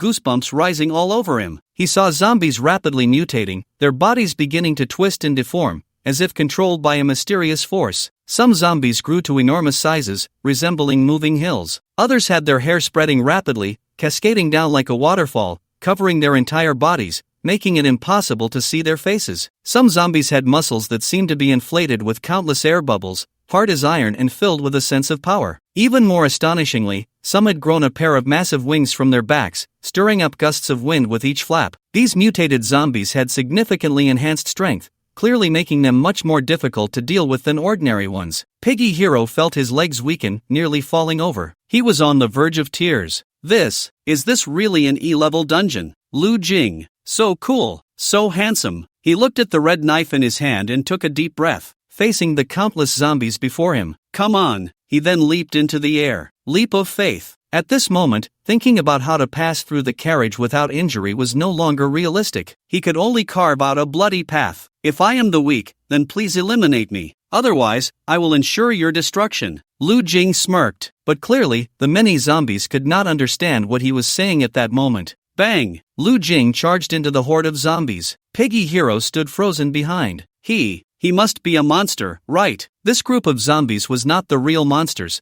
the true monster was definitely Lu Jing. Just a moment ago, he had looked like he could barely hold on due to his back injury. Now, armed with a knife, he charged into the zombie horde. This scene, even a shield warrior clad in armor with maximum defense would probably not dare to attempt. However, Lu Jing, swish, swish, swish, severed arms and hands fell from the air, and heads the size of basketballs rolled on the ground. These zombies felt no pain, but once their heads were severed, they lost their combat ability. Lu Jing suddenly flipped over and jumped again. Countless feathered arrows fell like rain onto the spot where he had just been. Meanwhile, the zombie that had evolved wings had successfully completed its dual wing evolution. It spread its wings and let out a piercing howl. Ayo! Lu Jing bit down on the red knife, grabbing the ankles of two zombies with each hand and throwing them away. Bang! He then quickly charged towards the Birdman zombie. Piggy Hero shot 2 arrows in succession, but the Birdman zombie dodged both. Damn! So fast. I wonder if you can catch this arrow. Meteor arrow rain. This move had a wide range, and the Birdman folded its wings. The rain of arrows landed entirely on its wings. The Birdman paused in midair. This moment of stagnation prevented it from continuing its actions. Lu Jing seized the opportunity, leaping up without hesitation,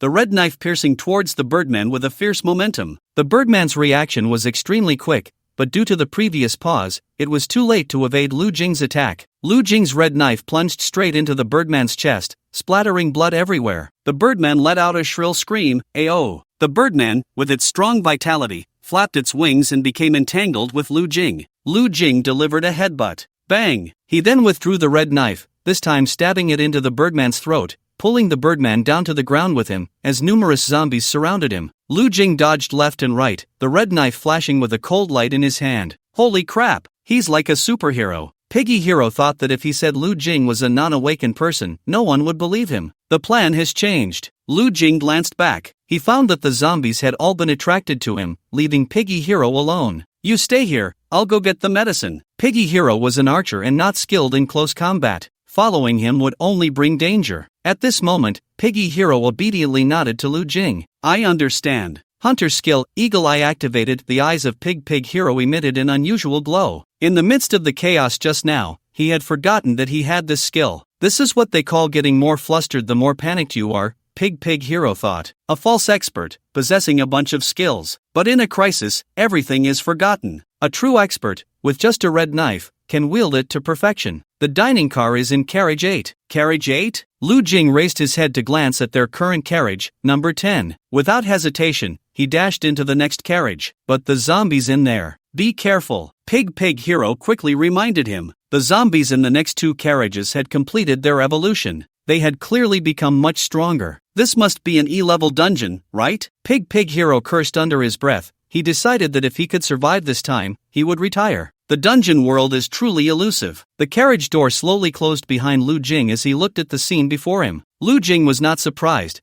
The further back they went, the more deranged the zombies became. Some had completely lost their human appearance. Lu Jing raised his head and tugged at the corner of his mouth. As long as it's a living thing, even if it's a god, I'll kill it for you. Most of the zombies were drawn towards Lu Jing, as if he had a built-in taunt skill. Pig Hero dealt with the isolated zombie and turned back to entangle his 2 companions, the late arriving Big Face Cat and a Shao. Debuff, Wither. Pig Hero suddenly felt his steps heavy. Priest A Shao waved his hand to cast magic. Day, zombies can use magic too? Pig Hero felt overwhelmed. Big Face Cat threw out 2 green balls. Pig Hero recognized this move. It was Big Face Cat's trap. He quickly slid away. The moment the green balls hit the ground, 2 massive vines sprouted and began to wrap around Pig Hero. Whoosh, whoosh. While dodging, Pig Hero shot 2 arrows in quick succession. Big Face Cat and a Shao did not dodge or evade, allowing the arrows to hit their legs. Pig Hero clicked his tongue. So it's not your body, you really don't care, huh? Ah! Big Face Cat lunged at Pig Hero with its claws. Pig Hero missed with an arrow, swinging his bow to fend off the dog-like claws. Day! Big Face Cat,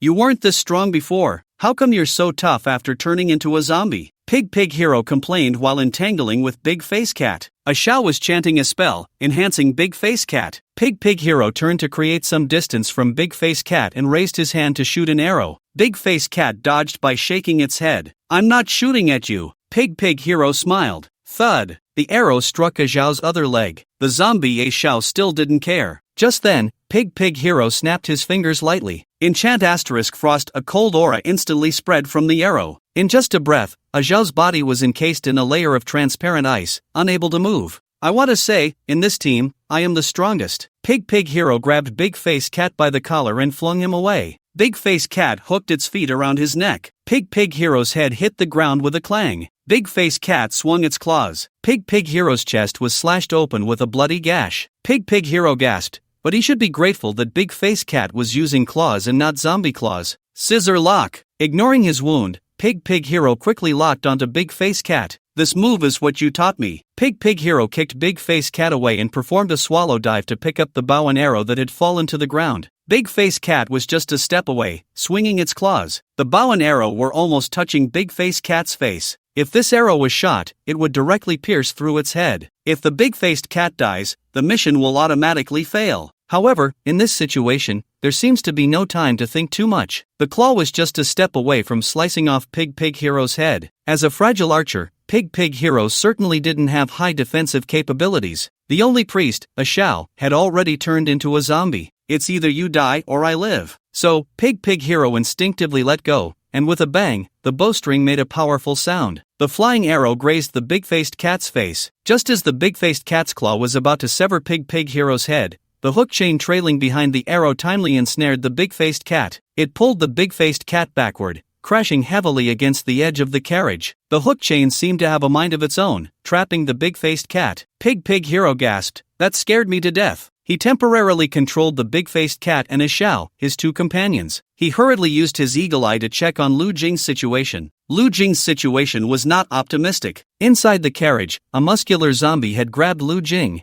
The only weapon, the red knife, had fallen to the ground, and zombies were continuously rushing in from all sides. Lu Jing struggled, but the zombie in front of him was almost tall enough to break through the roof, its body covered in explosive muscles. It held Lu Jing's body with one hand. Crack, crack, crack. The sound of exploding bones echoed, as if they were being crushed rapidly. Moreover, Lu Jing had many wounds left by zombies on his body. According to the rules, he was about to turn into a zombie as well. His bones were crushed, and he was thrown to the ground by the muscular zombie. Numerous zombies rushed in like mad, pulling at his body. Lu Jing did not easily give up. He stretched out his hand with all his might, trying to grab the red knife not far away. However, just as he was about to touch the handle, a group of zombies tightly grasped his arm. The strength of these zombies was astonishing. They pulled at Lu Jing's arm with all their might, as if they wanted to tear it from his body. The next second, a piercing scream was heard. Lu Jing's arm was actually torn off. Blood gushed out, staining the ground red. Ah! Lu Jing screamed in pain, his eyes filled with despair and fear. But he still refused to give up, struggling painfully to reach for the red knife, as if having it would save his life. Knife, knife, he murmured, his voice growing weaker. The zombies piled on him like a game of Jenga. It's over. Seeing this scene, Pig Hero sat down on the ground in despair. He shouldn't have held on to a sense of luck. With so many zombies, even hunters capable of dealing with D-level instances wouldn't be enough. Not to mention they were just small fry barely able to handle E-level instances. Even if they weren't awakened, no matter how powerful, they were ultimately just mortals. Knife, knife. Lu Jing's voice grew weaker. His body was being torn apart by countless cold hands, every inch of skin ruthlessly gnawed at. The chilling sound of chewing filled his ears, the crunching noise sending shivers down his spine. They greedily devoured Lu Jing's flesh and blood, mercilessly stripping away his life bit by bit. Lu Jing struggled to resist, but he found himself powerless. His body had completely lost control, left to the whims of the zombies. Knife, knife. A zombie grabbed Lu Jing's head, seemingly wanting to rip this delicious morsel off. Puff, knife. With this furious shout, the pile of zombies collapsed like a barrel of explosives, instantly bursting apart. Countless severed limbs and chunks of flesh splattered out,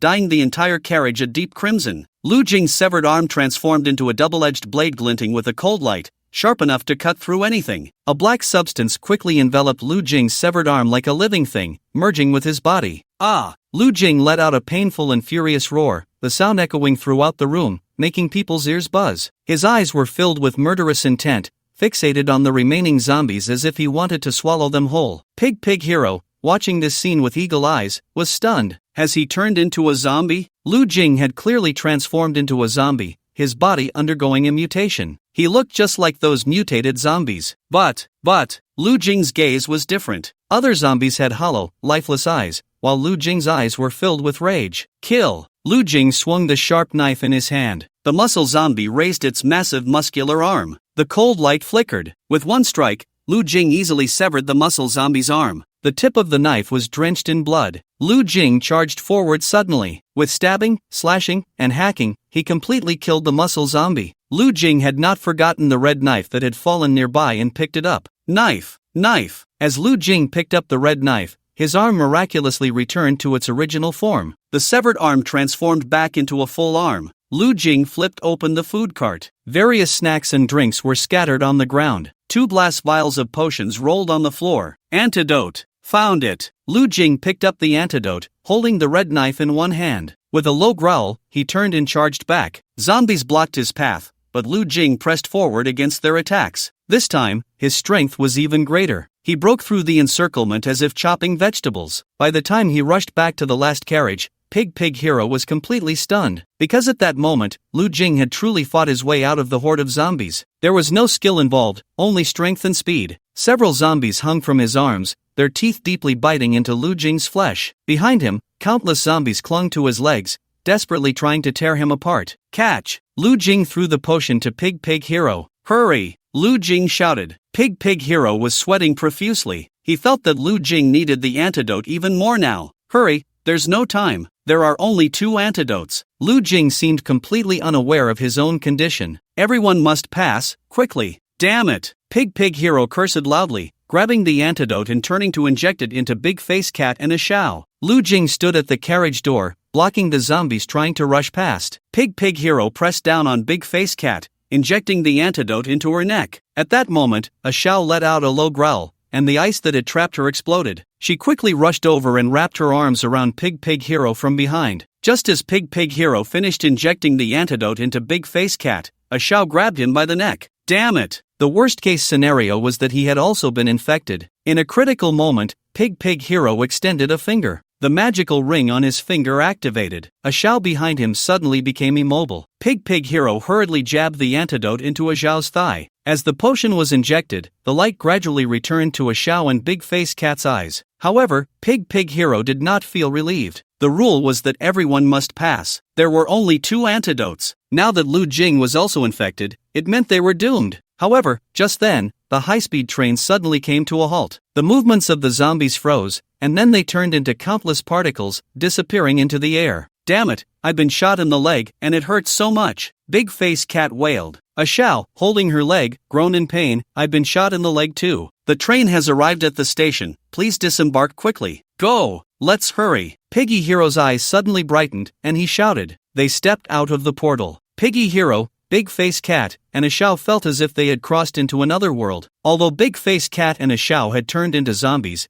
they had not participated at all. But they knew everything that had happened, their consciousness was trapped, and they could only watch helplessly as their bodies moved. A Xiao quickly treated their injuries. At this moment, there were no high-speed trains around, nor any zombies. Everything felt so wonderful. The 3 of them unconsciously looked at Lu Jing. Lu Jing's clothes were tattered, covered in a lot of blood, and he reeked. He tightly gripped a red knife. The wounds left by the zombies on Lu Jing's body had all healed. Even the wounds left by the 3-eyed black wolf had healed, leaving no scars. What about the people from the Blue Long Guild? They're probably done for. Piggy Hero glanced at the twin portal, the location of the other portal. The contents of the twin portal were the same. This meant that the people from the Blue Long Guild had encountered the exact same situation as them. They had barely made it through thanks to Lu Jing's bug-like power. As for the Blue Long Guild members, they were likely in grave danger. Thinking of this, Piggy Hero looked at Lu Jing again. Why had he been attacked by zombies but not turned into one? He had clearly seen the process of his mutation, even as his arm grew a sharp blade. Yet, Lu Jing seemed completely unaffected. After Big Face Cat and a Xiao injected the antidote,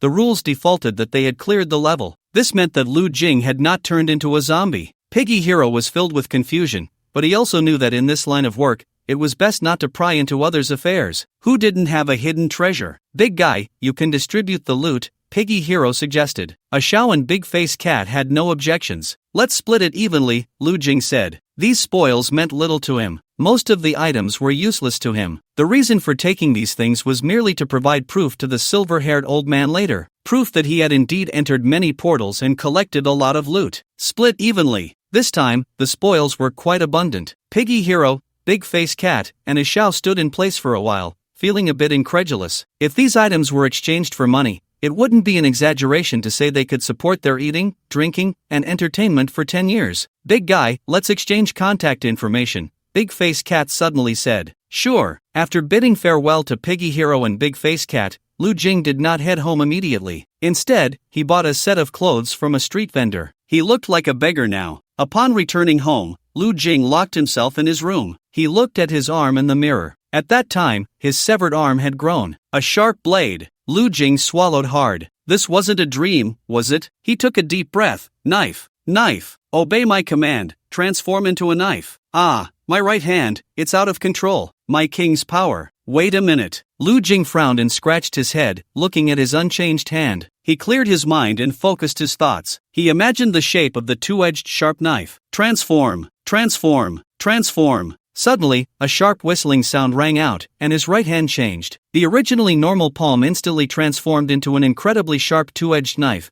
its blade glinting coldly, sending chills down one's spine. At the same time, a mysterious black substance surged from his arm, quickly enveloping his entire right arm. The black substance seemed to have a life of its own, constantly writhing and closely integrating with his body. So cool! Lu Jing's eyes suddenly lit up. He tried to swing his arms a couple of times. It was really damn cool. Ha, boss! Just as Lu Jing was immersed in excitement, he looked up and saw a delicate face. Lin Mo was hanging by the window, excitedly waving at him.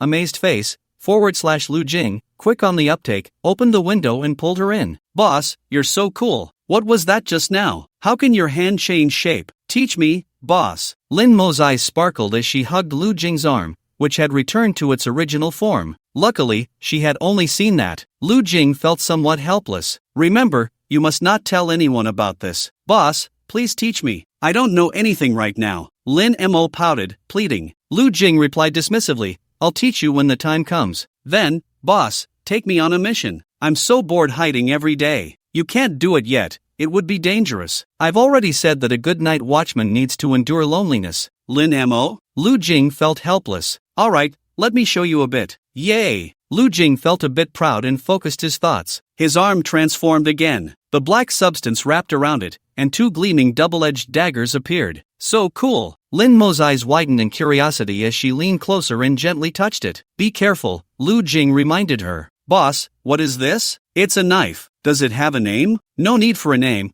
it's just a killing tool. Wow, so cool. Seeing that it was about time, Lu Jing transformed his arm back. Alright, you've seen it, now hurry and go. Hey, boss, let me look at it a little longer. Lu Jing forcibly pushed Lin Mo out of the room and continued his research. Why had he been infected by the zombie's attack but not turned into a zombie? It must be because of the serum. The zombie virus should also be transmitted through blood. But since he had the serum in his body, the two combined. That's why he had become this way. He possessed the ability to mutate like a zombie but was not under the control of the zombies. Yes, it must be like that. This serum is so amazing. And this is just a D-grade serum. If it were a B-grade serum, wouldn't that be something else? Meanwhile, in the instance world, zombies surrounded the city. A-grade instance. This A-grade instance had been buried deep within the glaciers of the Arctic for a long time. Due to its special location, it had never been resolved. Also because of its special location, even if the instance had not been resolved, the zombies inside could not get out. Even if they had the ability to escape, they would be trapped in the glaciers. 5 years ago, the night watchman attempted to enter this instance. At that time, the instance had not yet been buried by the glaciers. However, that time, the night watchman suffered heavy losses. The night watchman Tengu and several team members lost their lives. At this moment, countless zombies wandered outside the massive city walls. One zombie's gaze gradually regained its consciousness. This was a world filled with despair and fear. The streets of the city were permeated with the scent of death and decay, with abandoned cars and buildings everywhere. However, these were just surface phenomena. What truly sent chills down the spine were the wandering corpses, the zombies. A towering city wall stood in the center of the city, separating the survivors from the outside world. This city wall had become humanity's last line of defense and their only hope against the zombies. Inside the city is a relatively safe area where people have established their own communities and shelters. Although living conditions are harsh, everyone supports each other, collectively resisting the threat of the apocalypse. The scenes of the end times feel incredibly heavy and oppressive. The once prosperous city has now turned into a wasteland, filled with ruins and destroyed buildings. Amidst this desolation, countless zombies wander the surface, mindlessly searching for their next prey. Zombie World. Difficulty, A level. They do not die, nor do they feel hunger. They have achieved physical immortality. Compared to Lu Jing, Pig Hero and the others deal with the zombies on the train. These zombies have clearly completed their final evolution. The Zombie King rules over 90% of this area. Some zombies have even begun to evolve new consciousness. In a certain valley, with a roar, the entire space seemed to tremble. The zombie leader exuded a powerful aura, causing the surrounding zombies to tremble. Its originally hideous face gradually twisted, with a strange light flickering in its eyes. Then, an astonishing scene occurred. Its body actually began to degenerate. The once massive and strong physique slowly shrank, and the muscle lines became less pronounced. Its large wings began to retract, and the once hard feathers fell off like they had lost their vitality. At the same time, its mutated body began to revert, with the grotesque flesh and deformed organs gradually disappearing, replaced by a relatively normal human form.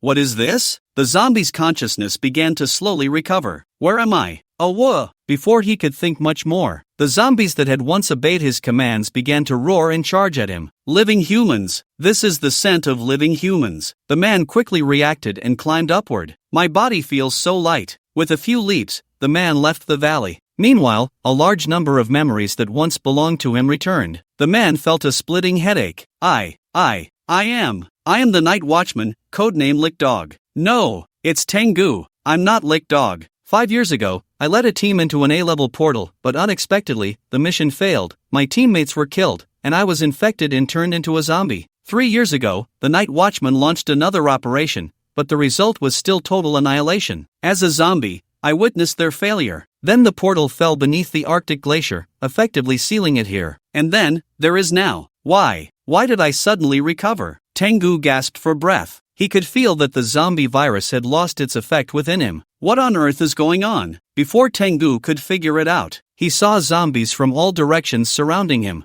Oh, whoa! At that moment, Tengu unexpectedly mutated back into a zombie, letting out a furious roar. Instantly, the zombies stopped their movements. Tengu flapped his wings and flew away into the distance. He quickly thought of a strategy. As long as he entered the portal, if he did not complete the designated task, he could not leave. Right now, although he had turned back into a human, he could not leave the instance at all. He also could not send messages or return to the organization. So, he could only seek out the remaining human world. In the instance world, there is an important principle to remember. Never blindly rely on your past experiences to deal with every situation. This world is filled with various mysteries and dangers, and its rules may be completely different from the real world. Each copy has its unique characteristics, traps, and challenges. Just like there are no two identical leaves in the world, there are no two completely the same copies. The teacher droned on at the podium. Lu Jing yawned and looked out at the scenery. Ma Jianyu nudged Lu Jing with his elbow. How about we grab dinner together tonight?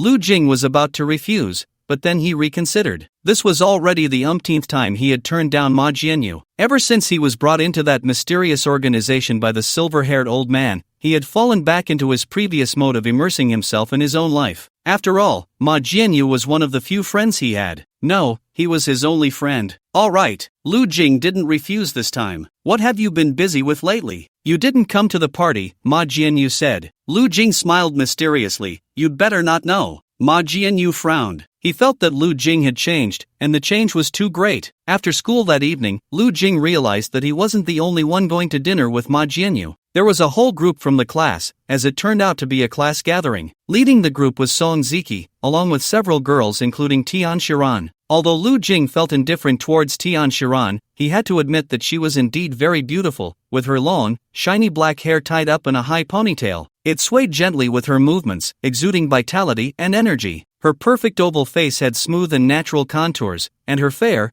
delicate skin seemed to emit a soft glow. Song Ziki seemed to have something to celebrate, treating everyone to Italian food. A few of the younger guys nearby clapped their hands loudly, shouting that the boss was the coolest. Ma Jianyu whispered to Lu Jing, "Just eat your fill later, no need to save money for boss Song." Lu Jing smiled. He heard Song Ziki say that this restaurant was newly opened by his aunt. Tian Shiran elegantly used her knife and fork. I usually can't get used to Italian food. The last time my dad took me to Italy, the Italian food was terrible. But this place is not bad, it even has a Mexican flavor. Lu Jing took a sip of red wine, unable to discern any particular taste. He still preferred iced tea. As for the Italian food, he couldn't tell if it was good or bad, as he didn't have to pay for it anyway. After finishing the meal, Lu Jing planned to leave. Just then, he heard Song Ziki say he would take them to see others tackle a copy. Lu Jing instantly became interested. Watching others enter a copy? My car can only fit 2 people. Song Ziki had brought out his family's supercar. In this era, getting a driver's license was easy. One could drive at 15. However, Lu Jing didn't have that opportunity. Moreover, he had no interest in driving. He hardly recognized any of the cars on the road. But when he saw Song Ziki's black supercar, he instantly understood why most boys liked cars. They didn't just like ordinary cars,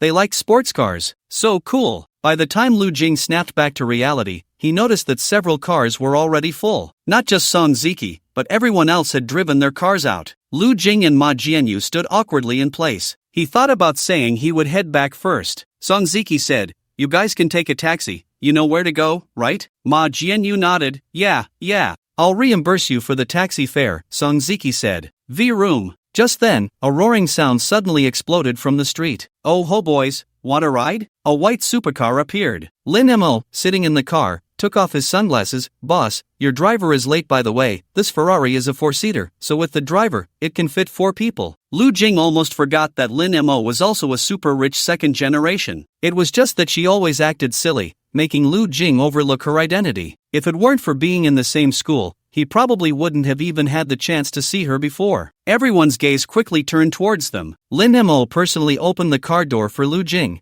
bending down to make a gesture of invitation, fully displaying her status. One couldn't help but say that Lu Jing's vanity was at its peak at that moment. However, he still quietly reminded her, "Bare chest." "Ha!" Lin Mo looked down. She was already wearing a white tank top with a jacket over it. Her figure was famously good, and as she bent down, her chest was even harder to conceal. Lin Mo's face turned red, and she quickly straightened up. Then she closed the car door. "Let's go, where are we headed?" "Just follow them," Lu Jing said. Okay, Song Ziki pouted and started the car. Lu Jing is really lucky. Damn, he's got a little rich girl. Some people openly expressed their envy and jealousy. When do you think Lin Mo will be able to pursue Lu Jing? That's not hard. Tian Shiran crossed her arms. A girl chasing a boy is like a layer of gauze. They're both non-awakened.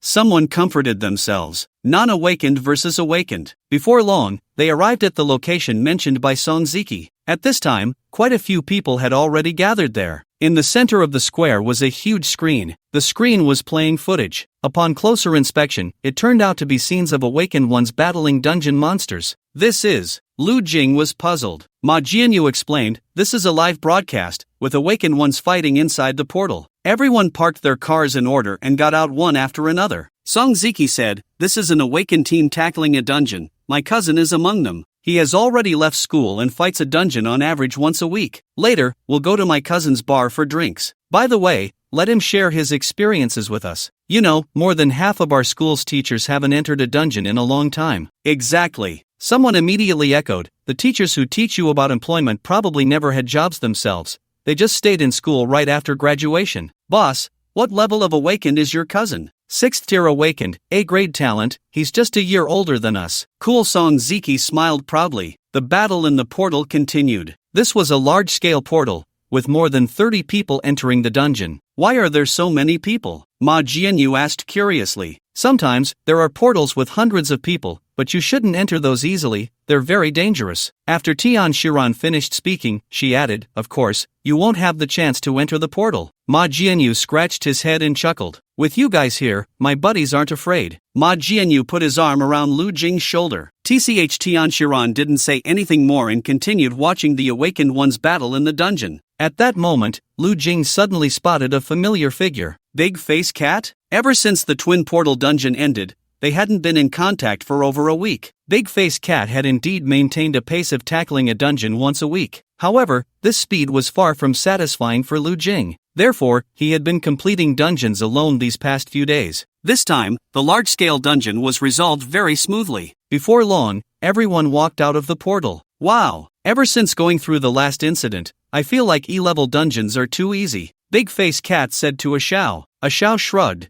Then you should experience the rewards again. there's really no need, the big-faced cat hurriedly said. That incident had left quite a shadow on the big-faced cat. Oh, we meet again, the big-faced cat and a Xiao said in unison. Great God, what a coincidence. Lu Jing was quite happy to run into an acquaintance here. After all, they had experienced life and death together. Great God, what are you doing here? The big-faced cat asked. I came here to hang out with friends. The big-faced cat looked Lu Jing up and down. Lu Jing was still in his school uniform, not having changed out of it yet. Great God, you're a high school student. Both the big-faced cat and a Xiao looked astonished. The big-faced cat recognized the school uniform. Cousin, a voice came from behind. It was Song Ziki. The world really is a small place. At the bar, the big-faced cat was recounting their team's battle experiences to everyone. Song Ziki glanced at his cousin, then at Lu Jing. He didn't understand how they knew each other. The big-faced cat was talking animatedly. However, they were still mainly focused on E-level dungeons. In the trials, these students were dealing with E-level dungeons, so it didn't sound particularly remarkable. Song Ziki's expression darkened a bit, and he said to the big-faced cat, Cousin, didn't you just go through a zombie dungeon? Everyone turned into zombies, and in the end, you turned the tide.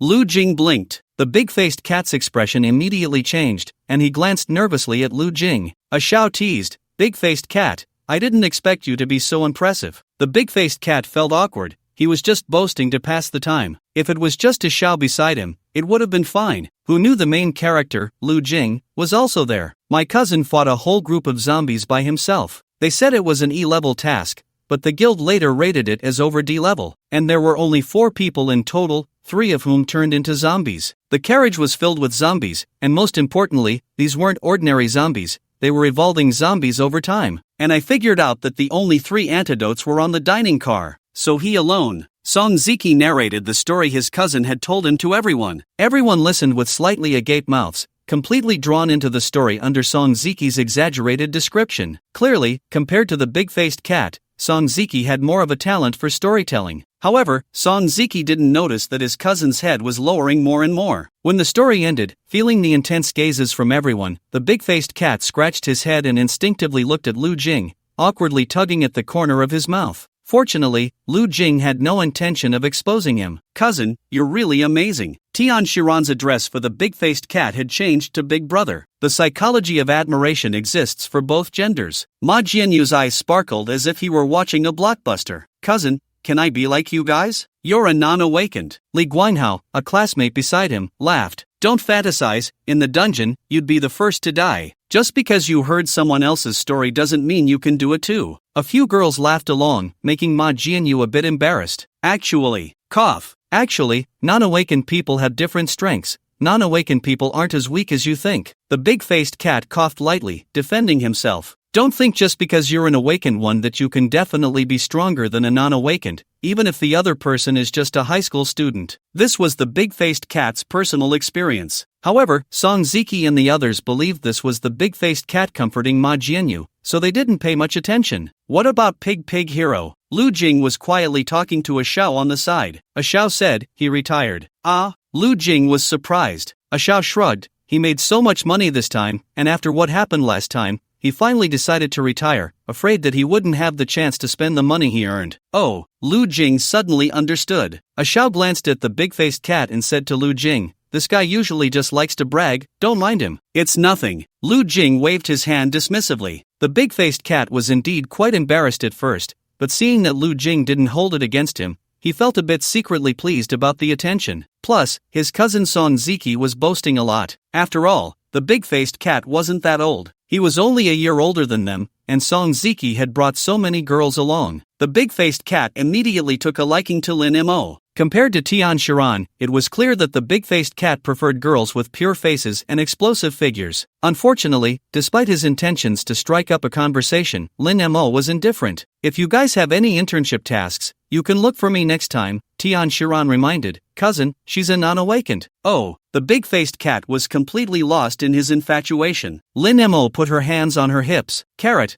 I won't play with awakened ones, I have a boss. Saying this, she ran over to Lu Jing and grabbed his hand. Lu Jing, as usual, shook her off. Lin Mo then grabbed the hem of Lu Jing's shirt, proudly puffing out her chest. Tian Shiran snorted disdainfully. Song Ziki, worried that the big-faced cat would lose face, said to him, "Cousin, don't mind her, she's a bit off in the head." It was clear that Lin Mo had some issues, and this was a widely accepted view. After all, who would bother with a nobody who had no money or background, not even an awakened one? Moreover, Lin Mo was a wealthy and beautiful woman. It just didn't add up, leading to the conclusion that Lin Mo indeed had some problems. Don't talk nonsense. Unexpectedly, Song Ziki was reprimanded by his cousin. The big-faced cat glanced at Lu Jing with guilt. Not only was he bragging, but the girl he had his eye on was actually the girlfriend of a big shot. The big-faced cat felt that his impression in the big shot's mind had dropped to the lowest point. At that moment, a commotion came from the bar entrance. Everyone glanced over but didn't pay much attention. It seemed like two drunk people were causing a ruckus. "Let's play something," someone suggested.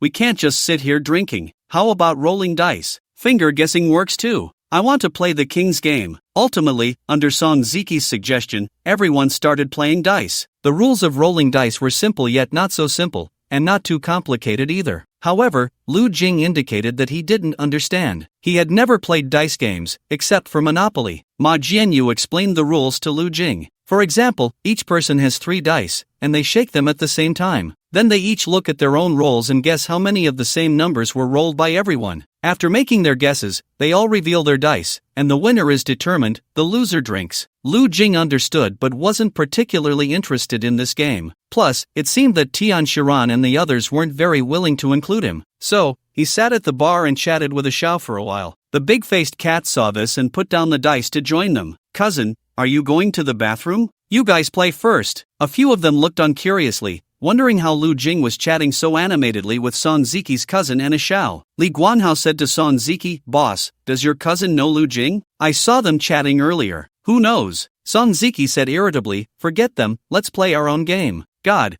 will there be a chance to do a dungeon together next time?" Big Face Cat asked tentatively. Lu Jing nodded. "I've been doing solo dungeons these days, and I want to find an opportunity to do a multiplayer dungeon again." These days? It had only been a week. Big Face Cat exchanged glances with a Xiao. The god really didn't take a break at all. Usually, teams enter a portal once a week, at most twice. But from Lu Jing's words, it seemed he hadn't stopped at all. As they were talking, the noise at the door grew louder. Moreover, the crowd of onlookers was increasing. Lu Jing listened carefully for a moment. "Where's the door? Why can't we get out? Is there some event at your bar?" We don't know. Let's go ask the boss." "Damn, don't think I don't know your tricks. You guys are just putting on a show, and someone is secretly recording it to prank passers-by, right? Hurry up and call your boss. Otherwise, I'm calling the police." "Hey, what are you doing?" A man shouted loudly, his voice filled with impatience and anger. "Open the door for me now," another man yelled, his tone growing more aggressive. The waiter was sweating profusely, constantly explaining to the crowd at the door, "It's not that I don't want to open the door. I don't know what happened. The door just suddenly disappeared." It turned out that the bar's door had mysteriously vanished. It wasn't that the door was gone, but rather that the spot where the door used to be had been replaced by a wall, as if there had never been a door there at all. As time passed, more and more people gathered to watch. Everyone began to speculate, with some guessing that the bar owner was playing a prank. At this moment, shouts of curses occasionally came from the crowd. The waiter had no choice but to find the manager. Soon, the manager arrived. Initially, he muttered that this new waiter was an idiot, unable to even open a bar door. But when he got there, he was also taken aback. "Where's the door? What the hell?" The manager looked left and right. "Back door. Go out the back door." Although the manager didn't understand what was happening, he quickly found a solution. The bar had more than one door. There was a front door, a back door, and an emergency exit. However, soon someone shouted, "Manager, the back door is also gone, and the emergency exit is blocked." When the waiter shouted this, many people in the bar heard the commotion and turned their attention this way. "The door is gone?" Big Face Cat turned his head, curious. "What happened?" Just then, someone shouted again, "The door is open." "Ha!" So the people inside didn't pay much attention anymore, continuing to jump and play. Big Face Cat also withdrew his gaze and continued talking to Lu Jing. With the main door wide open, people began to walk out one after another. Lu Jing glanced at the time. It was getting late. He should head back, so he said goodbye to Big Face Cat and his Xiao and prepared to leave. Ma Jianyu was over there rolling dice, fully engrossed, showing no intention of leaving. However, Lin Mo, not accustomed to the bar's atmosphere, saw Lu Jing stand up and immediately followed him eagerly. Everything seemed normal. It should have been an ordinary night. Just then,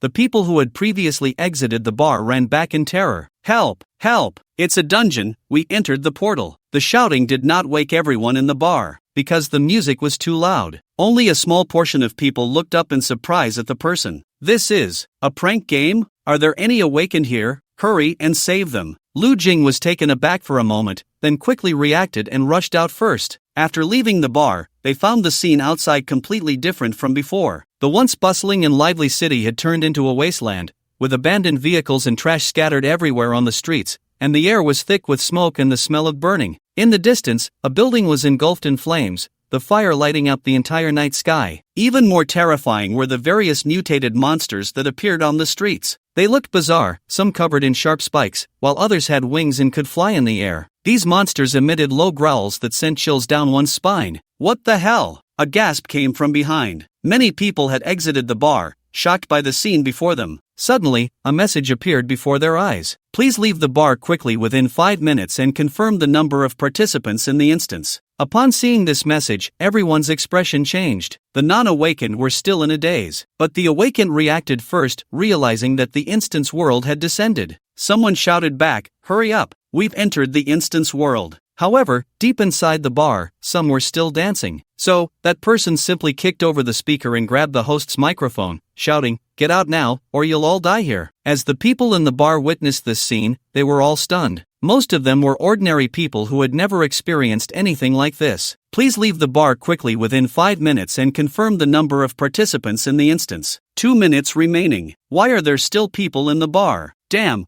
a bunch of idiots. Do they think this is a joke? Pull them out quickly. They refused to come out, still playing. Someone cursed. Cousin? The non-awakened had yet to realize the seriousness of the situation. The awakened looked at the scene before them, their faces pale. A portal had descended from the sky, enveloping the entire bar. The probability of this happening was even smaller than that of a meteorite falling directly above the bar. Moreover, this portal had not been inspected by any examiner, who knew what level it was. This meant they were very likely to encounter an A-level instance, though the best-case scenario would be an E-level instance. The odds were 1 in 5, but no one believed they would be that lucky. How could a descending instance possibly only be E-level? Damn it! Someone cursed loudly. 5, 4, 3, 2, 1. As the countdown ended, the number of participants was confirmed. Inside the bar, the young men and women who were still playing the game of passing notes with their lips were having a great time. Someone glanced around. Is Ace okay? They all went out. A boy named Ace was lounging with his legs crossed. Don't worry, a bunch of idiots. My dad is a 20-tier awakened,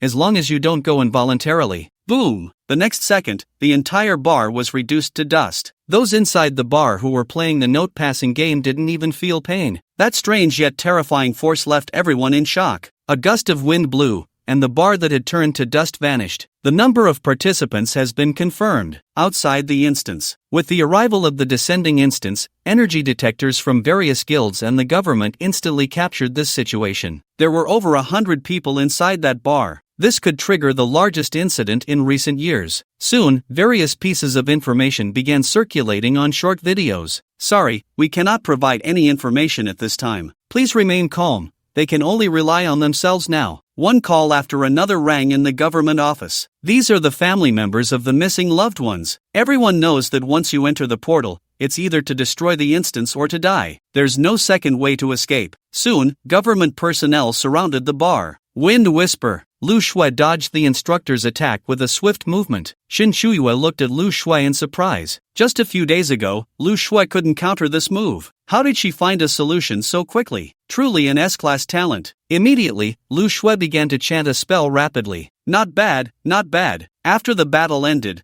the instructor couldn't help but praise her. Lu Shui picked up the energy water to replenish herself. Xin Shuiyue shook her head. The gap is really big and S-class talent is indeed terrifying. Hey, Lu Shui, are you going to grab a meal later? Xin Shuiyue changed out of her sweat-soaked clothes. No, I'm going home to eat, Lu Shui replied. I saw your brother went out to play with Song Ziki and the others. Lu Shui responded indifferently. I just checked social media, it seems they are drinking at the bar. Xin Shuiyue said casually. Why do you siblings communicate so little? It feels like you're completely unfamiliar with each other. Lu Shui was silent for a moment.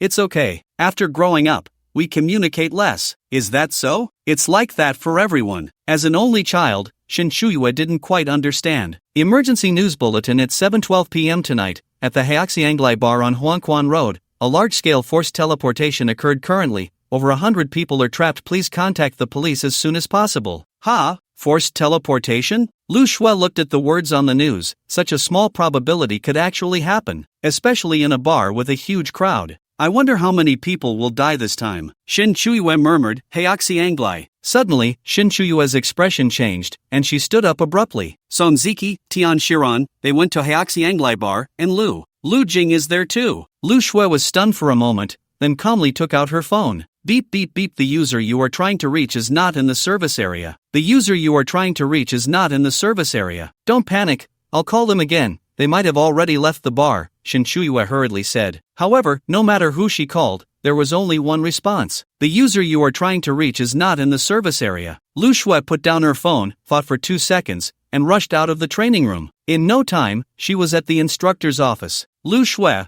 why haven't you left yet? Teacher, my brother might be in danger. Can you help me? Lu Shui's lips trembled slightly. Once the portal closes, it can only be opened from the inside. Even non-awakened individuals understand this. At this moment, a cordon had been set up around the bar. People who rushed over surrounded the area tightly. A teleportation involving over 100 people hadn't happened since 10 years ago. More were the desperate family members. Some were crying bitterly, while others begged the government to save their children. Lu Shui stood among the crowd, feeling her legs tremble. If the government couldn't do anything, what could the school do? All they could do was dispatch high-level awakened ones to prepare for action, because everyone understood that it was very likely that none of the people being teleported would return. The portal would open once again. At that time, high-level awakened ones would rush into the portal to carry out their mission. My son is inside. I've told him so many times, don't run around. Why drink when there's nothing going on? Alright, stop crying and making a fuss. This is all fate. It's all fate. Lu Shui suddenly remembered something her brother often said. This is all a choice of destiny. Disasters always come one after another.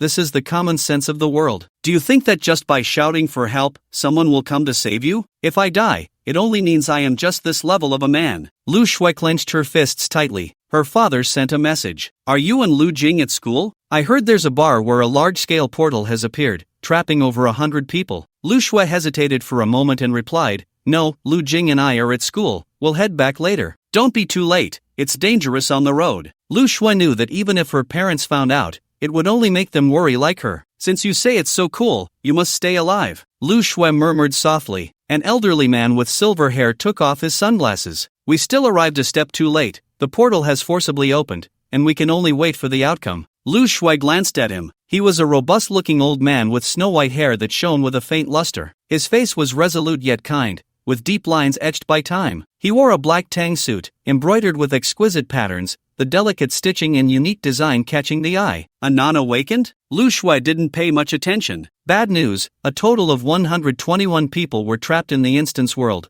with more than half being non-awakened. Good news, among the awakened, there were 2 level 25 awakened. According to the level classification, instances are generally divided into 5 levels, A, B, C, D, and E. E-level instances are the lowest, indicating the presence of dangerous factors. The corresponding awakened level for E-level instances ranges from 1 to 5, and level 25 awakened are already qualified to participate in B-level instances. Moreover, there were also unidentified awakened teams. As long as it wasn't a large A-level instance, they had a chance to survive. Inside the instance, please kill the brain monster. This message appeared before everyone simultaneously. Soon after, the message disappeared, and many monsters that had been wandering the streets began to attack the crowd. Kill! Everyone worked together. Someone shouted, Awakened ones, stand at the front. However, there were too many people. The surrounding monsters were numerous, and there were even more non-awakened. Soon, someone fell victim. The sounds of screams and cries filled the air. Cousin, what should we do? Song Ziki looked at his cousin, Big Face Cat. Big Face Cat instinctively looked at Lu Jing. Big God, what should we do? Let's just focus on surviving for now. Stay close to me. Lu Jing took out a red knife wrapped in newspaper from his backpack. Ha! Song Ziki looked at his cousin in surprise. Boom! Various spells continuously appeared in the air. There were too many people, and there was no unified command. As soon as the battle started, everything fell into chaos, with non-awakened running backward. Some awakened ones also wanted to retreat, while the stronger awakened held their ground at the front. But soon they realized that monsters were already charging from behind. Captain, What should we do? A blond man in the crowd said in a deep voice, conserve your strength and look for the brain monster.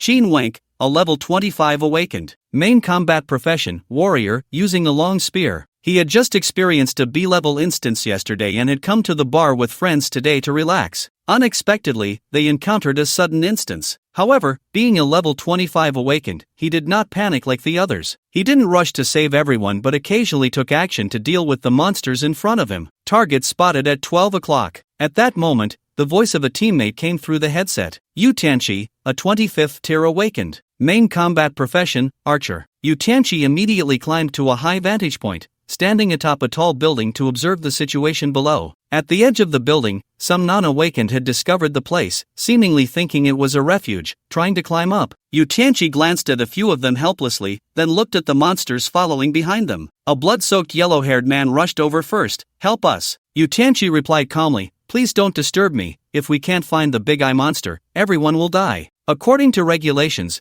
you awakened have an obligation to help the non-awakened. The guild and government have always been strict in managing the awakened. However, no matter how they manage, the dungeon is still recognized as a lawless zone. TSK, you still don't get the situation. Yu Tianqi shook his head, unwilling to waste more words. He felt incredibly unlucky in his heart, suddenly pushing off the ground with great force, his legs exploding with astonishing power, his body shooting out like an arrow. This leap covered several dozen meters, landing directly on the rooftop of another tall building. With his current physical condition, he could easily perform such a feat without using any skills. He didn't want to waste energy on small monsters, who knew what else he might encounter next. Moreover, even if he saved them, they were still not awakened. After that, they wouldn't be able to help at all. Calling them cannon fodder would be an insult to cannon fodder. Cries of despair came from behind him. Yu Tianqi didn't look back, his gaze sweeping the street again. Target found. At that moment, Yu Tianqi's eyes lit up. His gaze fell on a monster in the distance that had only a head. He quickly notified Chin Wank. Chin Wank didn't rush to act but shouted loudly. 12 o'clock, found the big head monster. If we take it down, we can leave here. Soon, everyone's attention was drawn to him. 12 o'clock. Someone, who was very close, rushed over first. It was a sword and shield warrior, with two mages covering him to clear the monsters blocking the way. The sword and shield warrior charged straight at the big head monster. The big head monster had only a gigantic head,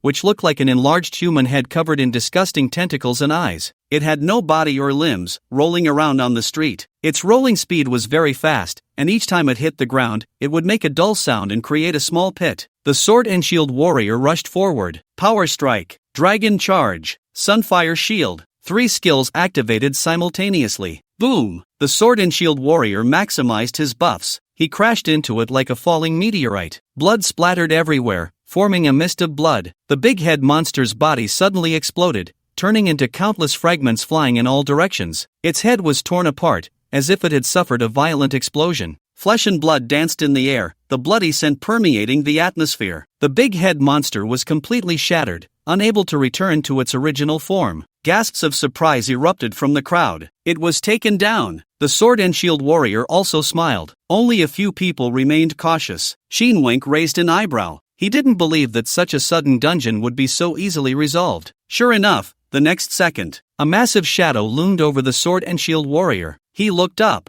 Another giant head monster fell from the sky, crashing down towards him. The sword and shield warrior reacted quickly, retreating instantly. Boom! The head monster landed heavily, kicking up a cloud of dust. Before the knife and shield warrior could steady himself, someone shouted, "Watch out!" He suddenly lifted his head, his eyes wide with terror and despair, as if they might burst. Holy crap! He couldn't help but exclaim. In the sky, dark shadows fell like raindrops, moving at an incredible speed, leaving no time to dodge. Huge monster heads descended from above, like a dark cloud pressing down. Boom boom! Accompanied by deafening crashes, the ground was smashed into large craters. Dust flew up, blocking out the sun, as if the apocalypse had arrived. Ah, my leg! The terrified screams of people rose and fell. Some were directly crushed into meat patties, blood splattering everywhere, a horrific sight. Some were a bit luckier, managing to survive, but their lower bodies were flattened, leaving them unable to move. In such an environment, even survivors could not escape the fate of death. Some stood in despair beneath the shadows,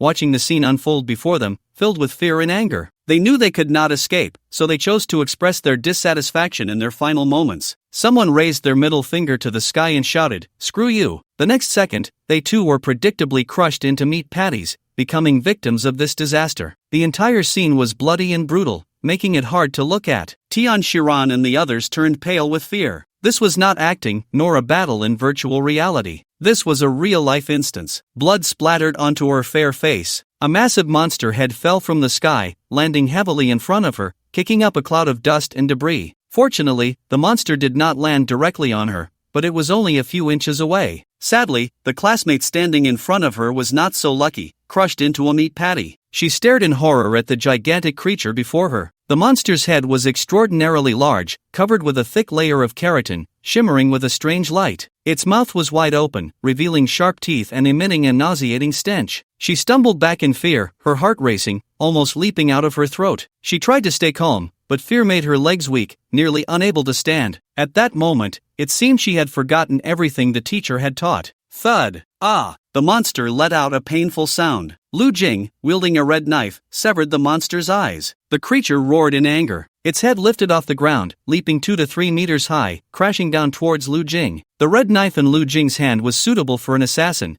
but it felt inadequate against such large monsters. Thud! The monster split in two, and Lu Jing transformed the knife into a single-handed weapon. The sharp double-edged blade was stained with blood. Lu Jing sliced through the monster, scanning the surroundings. The task was to eliminate the big-eyed monsters, but it didn't mention there would be so many of them. No wonder so many people were involved in the instance. Lu Jing glanced at the classmate crushed into a meat patty, frowning slightly, feeling a pang of sympathy. After all, they were not heartless beings. They had been classmates for a few months. Now, to see them in this state. There was little time for sorrow. Lu Jing swiftly cleared the nearby monsters. Compared to the red knife, the mutated magic knife in his hand was far more intimidating against these large creatures. Lu Jing slipped and landed in front of Ma Jianyu, who had his head buried in the ground. It was unclear whether he had buried himself voluntarily or had been forced down by the impact. Lu Jing pulled him out. Ma Jianyu was startled to see Lu Jing in this state. Lu Jing had no time to explain further to him and shouted to the big-faced cat, "Big-faced cat, organize them." Understood. The big-faced cat responded without hesitation. Most of Song Ziki's group were awakened ones, and their strength was not weak. However, at this moment, they lacked a leader. Warriors on the outside, spread out in a triangle, mages and priests to the inside. The big-faced cat bellowed. The tall crowd formed a temporary small team under the big-faced cat's roar. As everyone gathered, Song Ziki looked at the enormous brain monster charging towards them,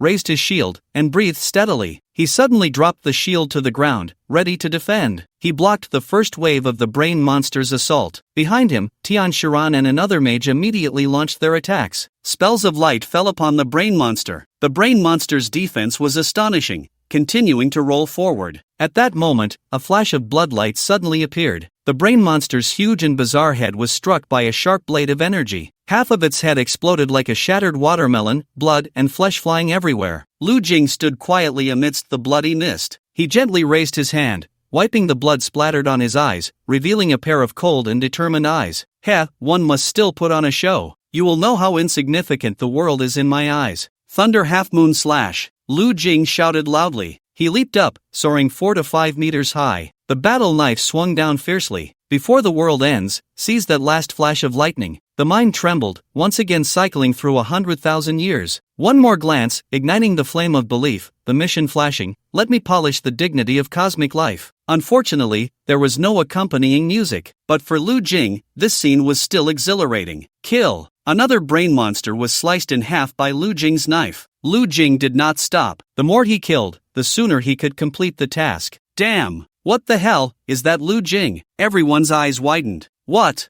is that thing in his hand? The sharp knife connected to Lu Jing's body was particularly eye-catching. Isn't he a non-awakened? Did he hide his identity and is actually an awakened one? Li Guanghao exclaimed in surprise. Song Ziki replied irritably, "Idiot, have you ever seen an awakened one look like that?" Boss, so cool. Lin Mo shouted loudly. "Stop daydreaming. Didn't your school teach you how to position yourselves in an ambush? Keep your eyes wide open, or you won't even know how you died." The big-faced cat roared. This was not the time to be dazed. Xin Wenk wielded a spear, weaving through the brain monsters. His speed was fast enough, With a swing of his spear, he cleared the area of brain monsters. These brain monsters caused significant casualties only during the first wave of attacks. In fact, they moved very slowly. They had strong defenses, but their attack power was low, and their means of attack were very singular. They could only bite with their mouths or use their heads as weapons to charge. Any awakened one with a bit of experience could easily deal with them. Sure enough, after experiencing the first wave of impact, many awakened ones began to maintain their formation,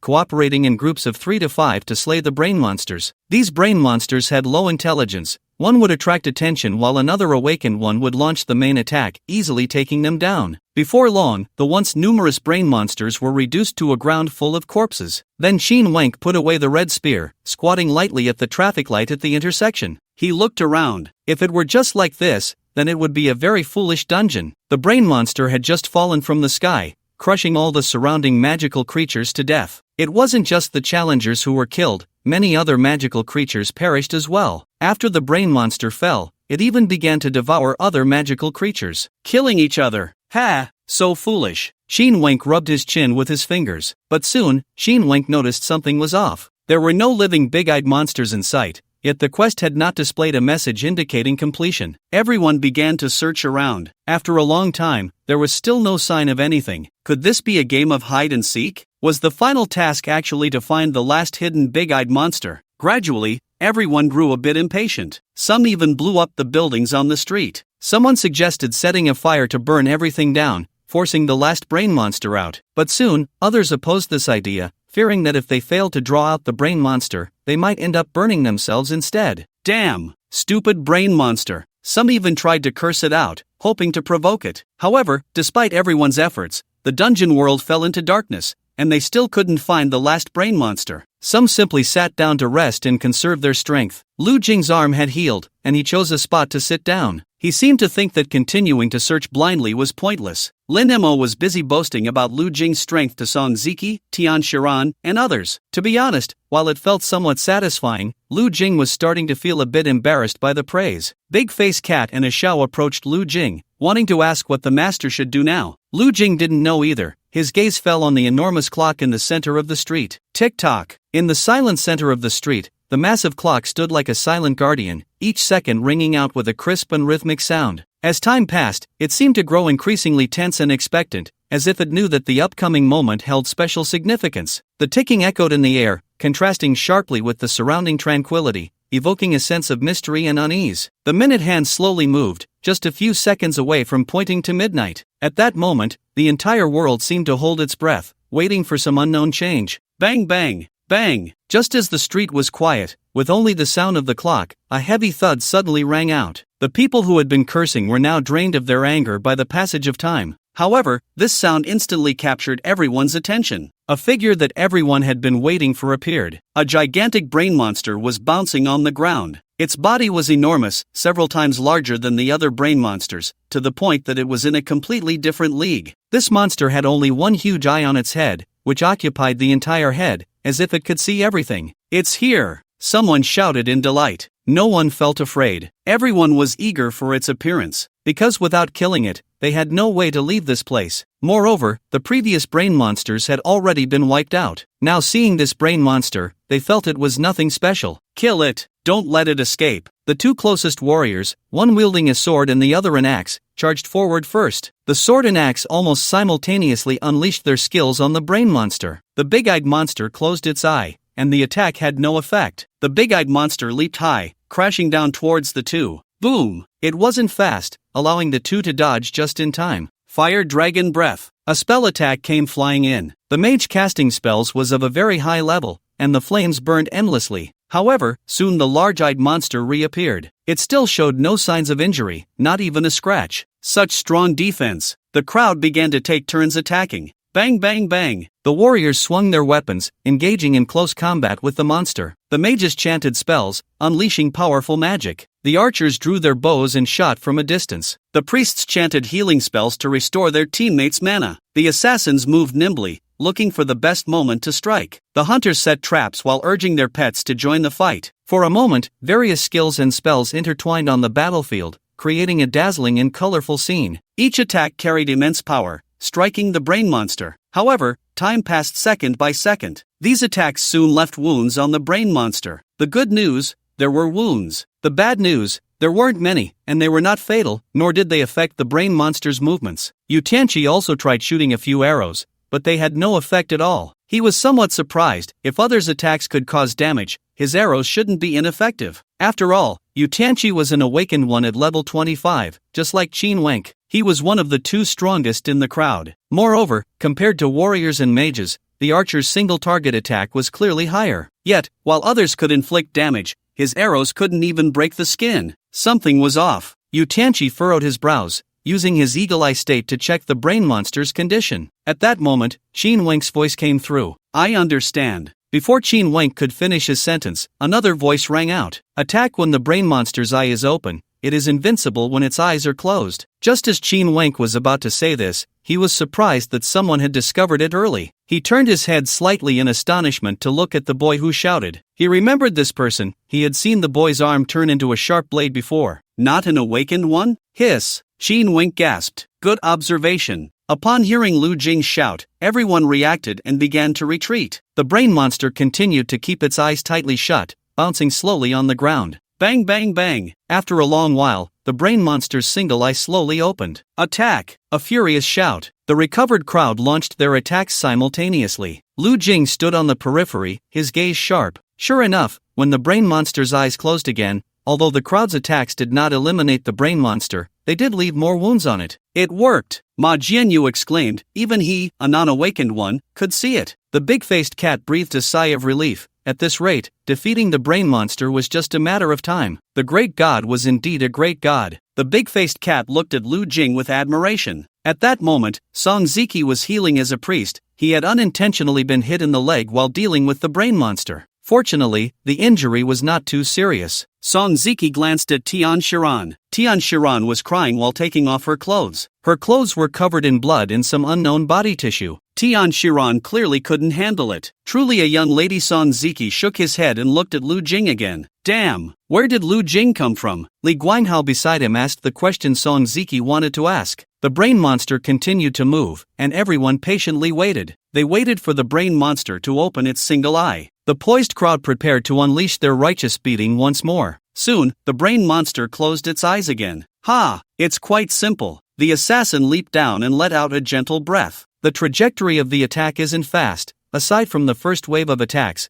we eliminated a wave of non-awakened ones. As soon as he finished speaking, he noticed the expression of his companion change. The assassin reacted quickly, activating his skill, Shadow Shift. But suddenly, his body froze. The Shadow Shift lost its effect. He couldn't activate it. Before he could think, it was already too late. A massive shadow fell, crushing the two awakened ones into a pulp. Damn! Everyone felt the speed of the brain monster increase. Even more astonishing was that within the vicinity of the opponent, their own skills could not be activated. Neither passive nor active skills. Scatter! Someone shouted. The crowd quickly retreated. Bang bang bang! The brain monster's speed had increased several times. Its body became blurry, as if it could disappear at any moment. However, just then, a shadow flickered past. A spear ignited in flames far from the brain monster. The flames blazed brightly, illuminating the entire battlefield. As Qin Wenk forcefully threw the spear, it seemed to tear through the void, carrying endless might and power, shooting towards the brain monster. The power of a 25th tier awakened one was simply unmatched by other awakened ones. The spear traced a brilliant arc in the air, like a falling meteor,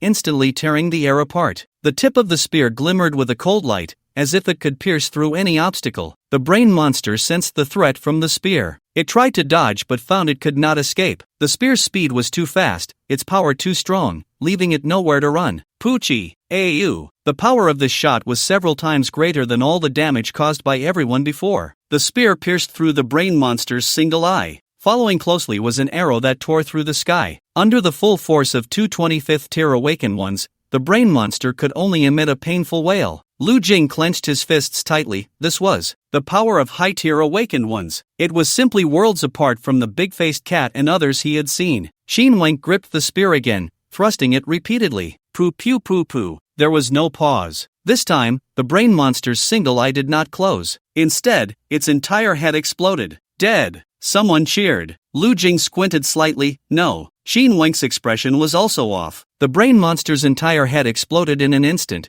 countless bits of flesh and blood splattering everywhere, forming a bloody rain. The bits of flesh and blood splattered on the ground, emitting a nauseating smell, making the scene extremely gruesome. However, Qin Wen did not think he had won so easily. Amidst the blood mist, a new monster was born. Its body exhibited a strange green hue, as if it had crawled out from the abyss. Its form resembled a human, but it had a completely different aura and appearance. Its skin looked like leather soaked in venom, exuding a pungent odor. Its muscles bulged like rising mountains, full of power and threat. Each muscle seemed to pulse, as if ready to unleash astonishing strength at any moment. The monster's eyes flickered with a red glow, revealing a cruel and bloodthirsty desire. Its mouth opened, revealing sharp teeth, as if it could easily tear apart any enemy. Its hands and feet were also exceptionally strong, with nails sharp as blades. Before it could let out a roar, Qin Wen's spear had already followed suit. Deadly 18 spears. In almost an instant, it pierced the green monster before him into a honeycomb. But in no time at all, the green monster's body restored itself to its original state. Boom! An arrow exploded into the head. From a distance, Yu Tianqi's arrow turned the green monster's head into a mist of blood. In the blink of an eye, it restored itself again. Qin Wen swung his spear, momentarily at a loss against this creature before him. 99% of monsters would die immediately if their heads were severed. But this one. The green monster suddenly moved, swinging its massive fists, creating a strong gust of wind as it smashed towards Qin Wen. Qin Wen's expression changed. He quickly retreated, his body dodging the blow like lightning. However, the monster's attack did not cease. It relentlessly pursued, continuing to throw punches. Each punch contained immense power, causing the air around to tremble. Bang! A loud crash echoed as the monster's fist struck the ground heavily. The ground was instantly smashed into a large pit. Dust flew, stones scattered, as if the entire world was shaking. Qin Wen stood at a distance, watching the monster's movements, a hint of worry rising in his heart. Swish, swish, swish. Yu Tianqi, undeterred, shot arrow after arrow at the green monster. The green monster did not dodge or evade, allowing the rain of arrows to hit it. Damn! Yu Tianqi cursed, feeling as if he was merely giving acupuncture to the creature. Boom! The green monster's speed noticeably increased, charging at Qin Wen like a specter, the wind from its fists howling as it struck. Qin Wen's face changed, and he quickly defended himself, but the green monster's strength was immense, directly knocking him back several dozen feet. His body arced through the air, crashing heavily to the ground, kicking up a cloud of dust. It's getting stronger so fast. Qin Wen was secretly alarmed. This monster was growing more powerful with time. Oh whoa! The green monster let out a furious roar and lunged again, not giving Qin Wen a moment to breathe. With a thud, green blood gushed from the monster's neck, splattering onto the ground around it. Its grotesque head was ruthlessly severed by Lu Jing. Lu Jing, wielding a red blade, landed steadily on the ground as if descending from the heavens. The green monster did not die from losing its head. It rapidly healed its wound with astonishing speed. It angrily swung its fists, the fierce wind rushing towards Lu Jing. Lu Jing nimbly sidestepped the blow. Then, he swung the red blade, moving like a swift snake across the green monster's body. Each strike precisely cut into the monster, leaving deep gashes. But the monster's recovery ability was incredibly strong. These wounds quickly healed as if it had never been injured. Not an awakened one. Damn! Qin Wen pierced through the green monster with his spear. The two exchanged glances. One on the left, one on the right, they began to flank the green monster. In the distance, Yu Tianqi accurately shot arrows to support them. As for the remaining awakened ones around, they could only watch from afar. Aside from the priest who could cast healing spells within effective range, the others could only stare helplessly. Too strong. It was clear that this was a battle they could not participate in. The combat power of these three far exceeded theirs. Lu Jing, is he really this strong? Ma Jianyu swallowed hard, staring blankly at the scene before him. The most shocked were probably the classmates who usually interacted with Lu Jing. Each one stared wide-eyed, mouths agape, watching Lu Jing battle the green monster. If it were any other time, Lu Jing would have felt immensely pleased. This was exactly the moment he had fantasized about. Usually unremarkable, overlooked in class and at home, everyone thought he was just an ordinary boy. In reality, he could shock the world at critical moments. Of course, he had said this to others before. They all thought he was just delusional. However, at that moment, Lu Jing only felt his heart pounding. The sense of oppression brought by the green monster before him was unlike anything he had experienced in previous instances. The more they fought, the stronger it became. The more they fought, the stronger it became. There was simply no way to kill it. Lu Jing's right hand transformed into a blade, black material spreading out. With one slash,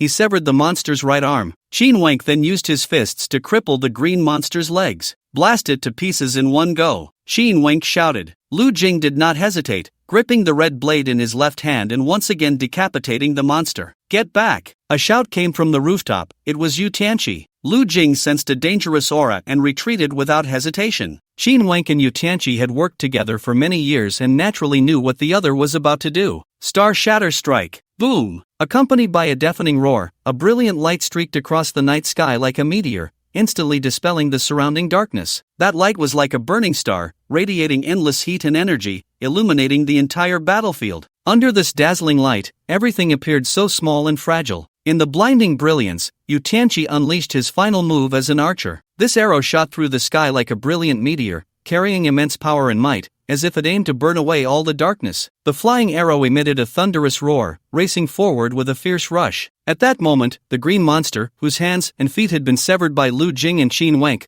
could not evade this fatal strike and could only watch helplessly as the arrow, filled with overwhelming energy, charged towards it. In the blink of an eye, the powerful energy of the arrow completely engulfed the green monster. The monster didn't even have time to let out a scream before it was reduced to ashes in the light, vanishing into nothingness. Smoke billowed out. Lu Jing stepped back from the smoke, his gaze intense. For some reason, he suddenly thought of a very bad possibility: the law of no injury with smoke. But if it could still resurrect after this, then there would truly be no way to deal with it. As the green monster turned to ashes, a black orb appeared in its place. This is going to self-destruct. Qin Wank was the first to think of this possibility. Lu Jing instinctively retreated again, thinking the same as him. In the last solo instance, there had been a monster that self-destructed upon death. Suddenly, a poof sound echoed. The green monster's body and limbs rapidly spread out from the black orb. The speed was astonishing, leaving no time for any reaction, and in the blink of an eye, it had reformed its body. Ayu! Damn it! Qin Wank couldn't help but curse. Lu Jing's expression also changed. It was really hard to kill. Lu Jing felt a gust of wind rush past him, sensing danger. But his body couldn't react in time. A roar came from the distant building, the entire rooftop collapsing under the impact of the green monster. Then came the violent explosion. That was where the archer Yu Tianqi was located. The green monster had not only grown stronger but had also become smarter. It knew who to deal with first. Lu Jing and Qin Wank reacted almost simultaneously,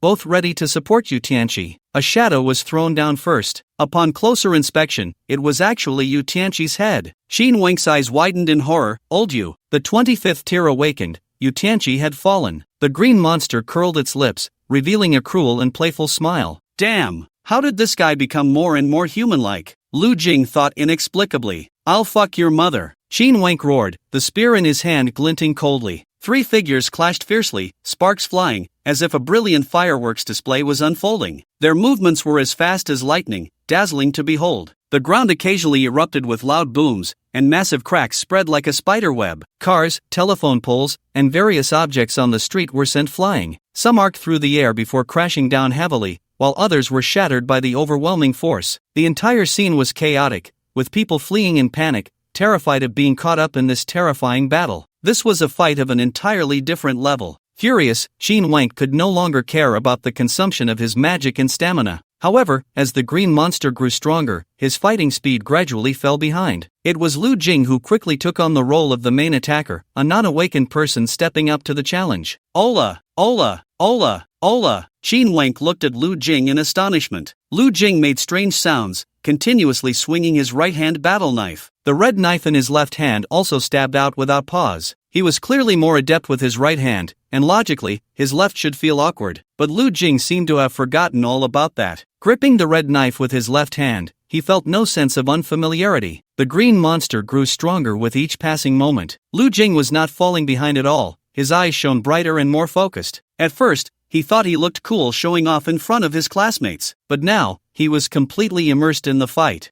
Bang! Ha! Lu Jing was momentarily distracted, staring blankly at his severed arm. The green monster's crimson eyes were less than half an inch away from him. How could it be? So close. The green monster had grabbed his other arm. Rip-ah! In the distance, several girls, including Tian Shiran, screamed at the sight, unable to look any longer. Both arms gone? Time seemed to freeze for Lu Jing, but soon, he felt a sharp pain. After tearing off his arms, the green monster seized his head. Feeling the intense pain in his head, Lu Jing was dazed. Am I going to die? It felt as if his head would be crushed or torn off in the next moment. Shin Wenk muttered about a special artifact, seemingly trying to unleash some powerful move, but it was too late. So strong, the opponent was truly formidable. Where was the protagonist who faced such a boss right from the start? Lu Jing thought. What protagonist doesn't level up by defeating small monsters step by step, then face the big boss at max level? I'm so unlucky. His consciousness began to blur. If destined to be weak, then even death might not bring any change. The night watchman Lin Mo is here, do not harm my master. A loud shout suddenly rang out. It jolted Lu Jing awake, and a flash of blood appeared before him. Lin Mo, wielding a red knife, appeared in front of him. With one slash, he severed the green monster's hand. Captain,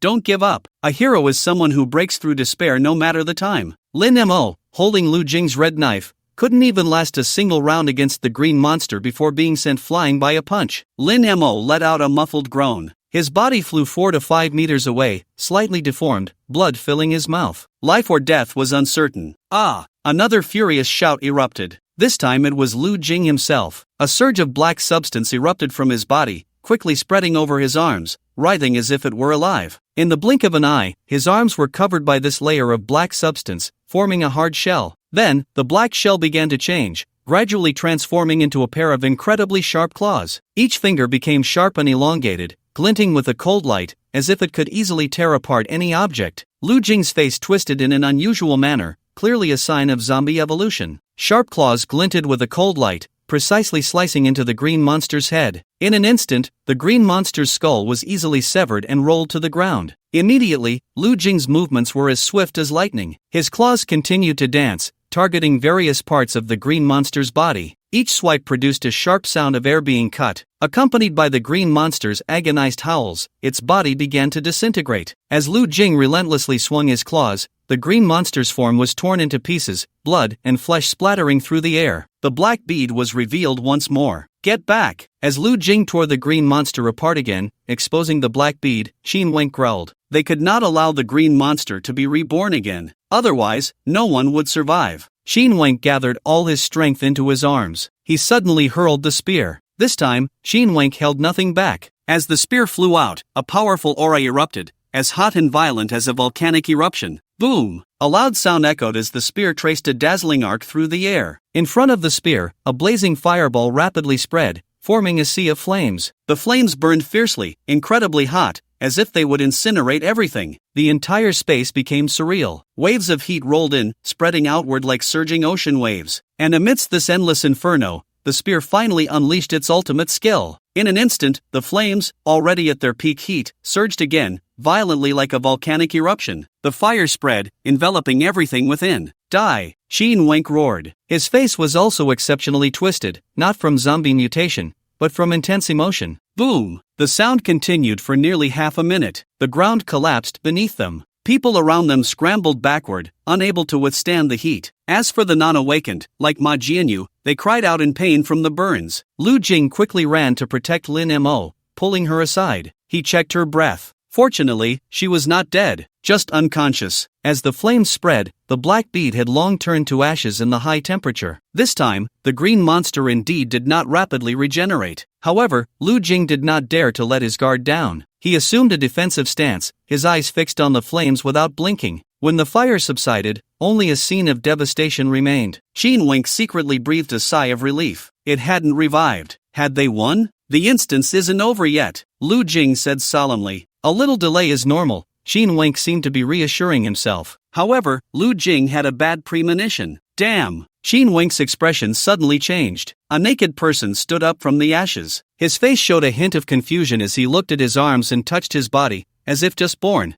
3 states: brain monster, green monster, and it had transformed into a person. Lu Jing and Shin Wenk, who were closest, felt their hearts bleed. Was it never ending? Why do I feel? This guy has completed his final evolution, Lu Jing whispered. Shin Wenk gritted his teeth. This state looks like it has no deterrent power. The person before them had no hair, was completely naked, without even a pair of shorts. It was hard to say whether it was male or female, as it had both. A hermaphrodite, a mix of both genders? Too bizarre. But perhaps it is the strongest, Lu Jing said. The person with no clothes on was still examining himself up and down, his eyes revealing confusion and a lack of spirit. Who cares what he is? A glint of determination flashed in Qin Wenk's eyes. He suddenly raised the spear in his hand and thrust it forward with force. In an instant, the air seemed to be torn apart, emitting a buzzing sound. The thrust was quick and precise, yet the spear tip struck nothing. The androgynous figure had nimbly leaped onto the spear tip at some point. Crouching with an expressionless face, it seemed as if everything was under his control. Get away! Qin Wenk swung the spear, but no matter how he swung,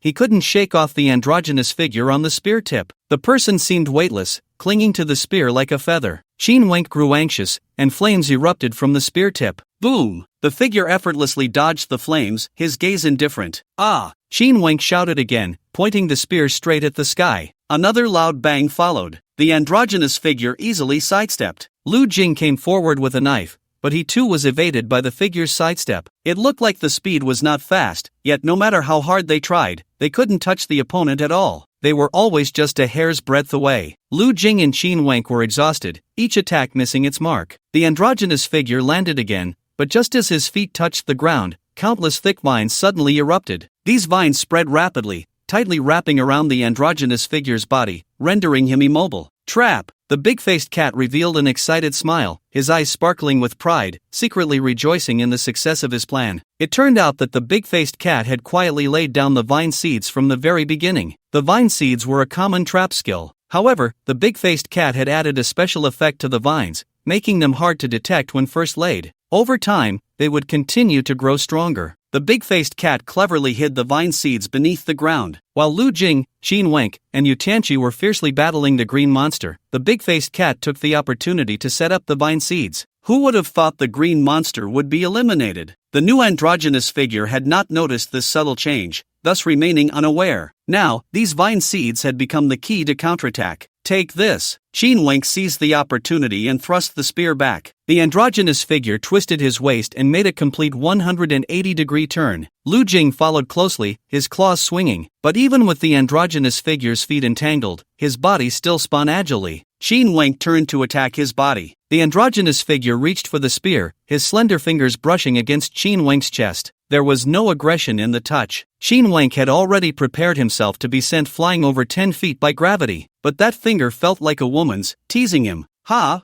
Bang! In the next moment, only Qin Wenk's lower half remained, his upper half had vanished. Lu Jing's pupils constricted. But it was too late, the androgynous figure's other hand touched Lu Jing's lower half. Bang! Lu Jing felt no pain. He was just completely limp, unable to muster any strength. He dazedly felt the whistling wind by his ears, his gaze moving downward. His lower half was gone. Having dealt with Lu Jing and Qin Wenk, the androgynous figure tore through the vines and charged toward the distant crowd. In no time, wails, screams, and explosions merged into one. A massacre. A wanton slaughter. After Yu Tianqi, Qin Wenk, and Lu Jing were slain, the remaining people had no strength to fight back. Even if they did, they couldn't last 2 rounds. Ah, it hurts. Am I going to die? Lu Jing lay in the ruins, only half of his body visible, staring wide-eyed, lacking even the strength to blink. Die, die, die. The blue-haired boy wielded a long sword, swinging it repeatedly. At the same time, he kept retreating, a look of terror on his face. But he couldn't even graze the neutral being, who effortlessly reached out and touched his stomach. Bang! Instant death. Thunderstorm flame burning city. The elemental mage's attack, a wide-ranging move. Boom! Still, there was smoke but no injury. The neutral being emerged from the mist with a smile at the corner of its mouth. 2 more loud bangs followed. Anyone touched by it had no chance of survival. First form, brain monster, extremely strong defense. Possesses the skill of being invincible with closed eyes. Second form, green demon, strong recovery ability, strong combat power. Even if its body is torn apart, the black orb inside remains intact. It can be reborn again. Third form, humanoid, size and appearance indistinguishable from a human, weak defense. Maximum agility, with special skills in both hands. Those touched by it would turn to dust. The entire dungeon's awakened ones were directly crushed by the 3 forms of the boss. The neutral being moved through the crowd without restraint. With the deaths of Lu Jing, Yu Tianqi, and Qin Wenk, no one could stop its actions anymore. The neutral being's gaze fell on a girl on the ground. Tian Shiran had long been scared pale, her feet immobilized by the explosion's shockwave. At this moment, no luxury watch, luxury car, or mansion was worth as much as her life. The neutral being extended a finger, about to touch her forehead. The big-faced cat suddenly swung its claws, attacking from the side. The neutral being lightly dodged. Water missed the big-faced cat suddenly exhaled a thick cloud of smoke. The big-faced cat was a hunter class. Among hunters, the characteristics of the profession were not so obvious. There were branches within hunters, for example, beast tamers were a branch of hunters. Some hunters chose to cultivate a spirit beast. The big-faced cat leaned more towards an assassin-type profession. It excelled in traps and stealth techniques. It even knew this water magic's mist. In short, it learned a lot of different things. But despite the variety, it could effectively utilize them, and the results were quite good. The big-faced cat's figure was hidden in the mist, seemingly looking for an opportunity to assassinate. It had already realized that facing the neutral being head-on was futile. Only ambush could work. The big-faced cat silently approached the neutral being. The other party stood still in the mist, not acting rashly, which suited the big-faced cat's intentions. Holding its breath, the big-faced cat got closer and closer. Then suddenly, the neutral being turned its head sharply, a sinister smile appearing at the corner of its mouth. Not good. The big-faced cat's expression changed drastically, but it was too late. It could only swing its short dagger. As expected, it missed. The neutral being's hand had already reached out. The big-faced cat immediately retreated, wildly swinging the short dagger, trying to push the other back. However, not only did it fail, but it was also grabbed by the arm. Bang! The big-faced cat let out a muffled groan as its arm disappeared. It couldn't care about the pain because it was likely to lose its life in the next second. Its other hand was ready to activate a capture skill, but its eyelids twitched. The neutral being in front of it vanished. At the same time, a chill ran down its spine. The neutral being's figure suddenly appeared behind it. It was over. Boom! A violent roar came from behind, shaking the ground. The big-faced cat was thrown away. It wasn't until it landed that it realized. Looking at its body, it was fine, except for the severed arm. His upper and lower body were still intact. He looked over in disbelief. There, two figures were entangled in the gradually dissipating mist. That was Lu Jing. God! A Shao exclaimed. The once dead Lu Jing reappeared. His severed body miraculously regained life. At this moment, Lu Jing emanated a strange aura. His skin had turned dull and lifeless,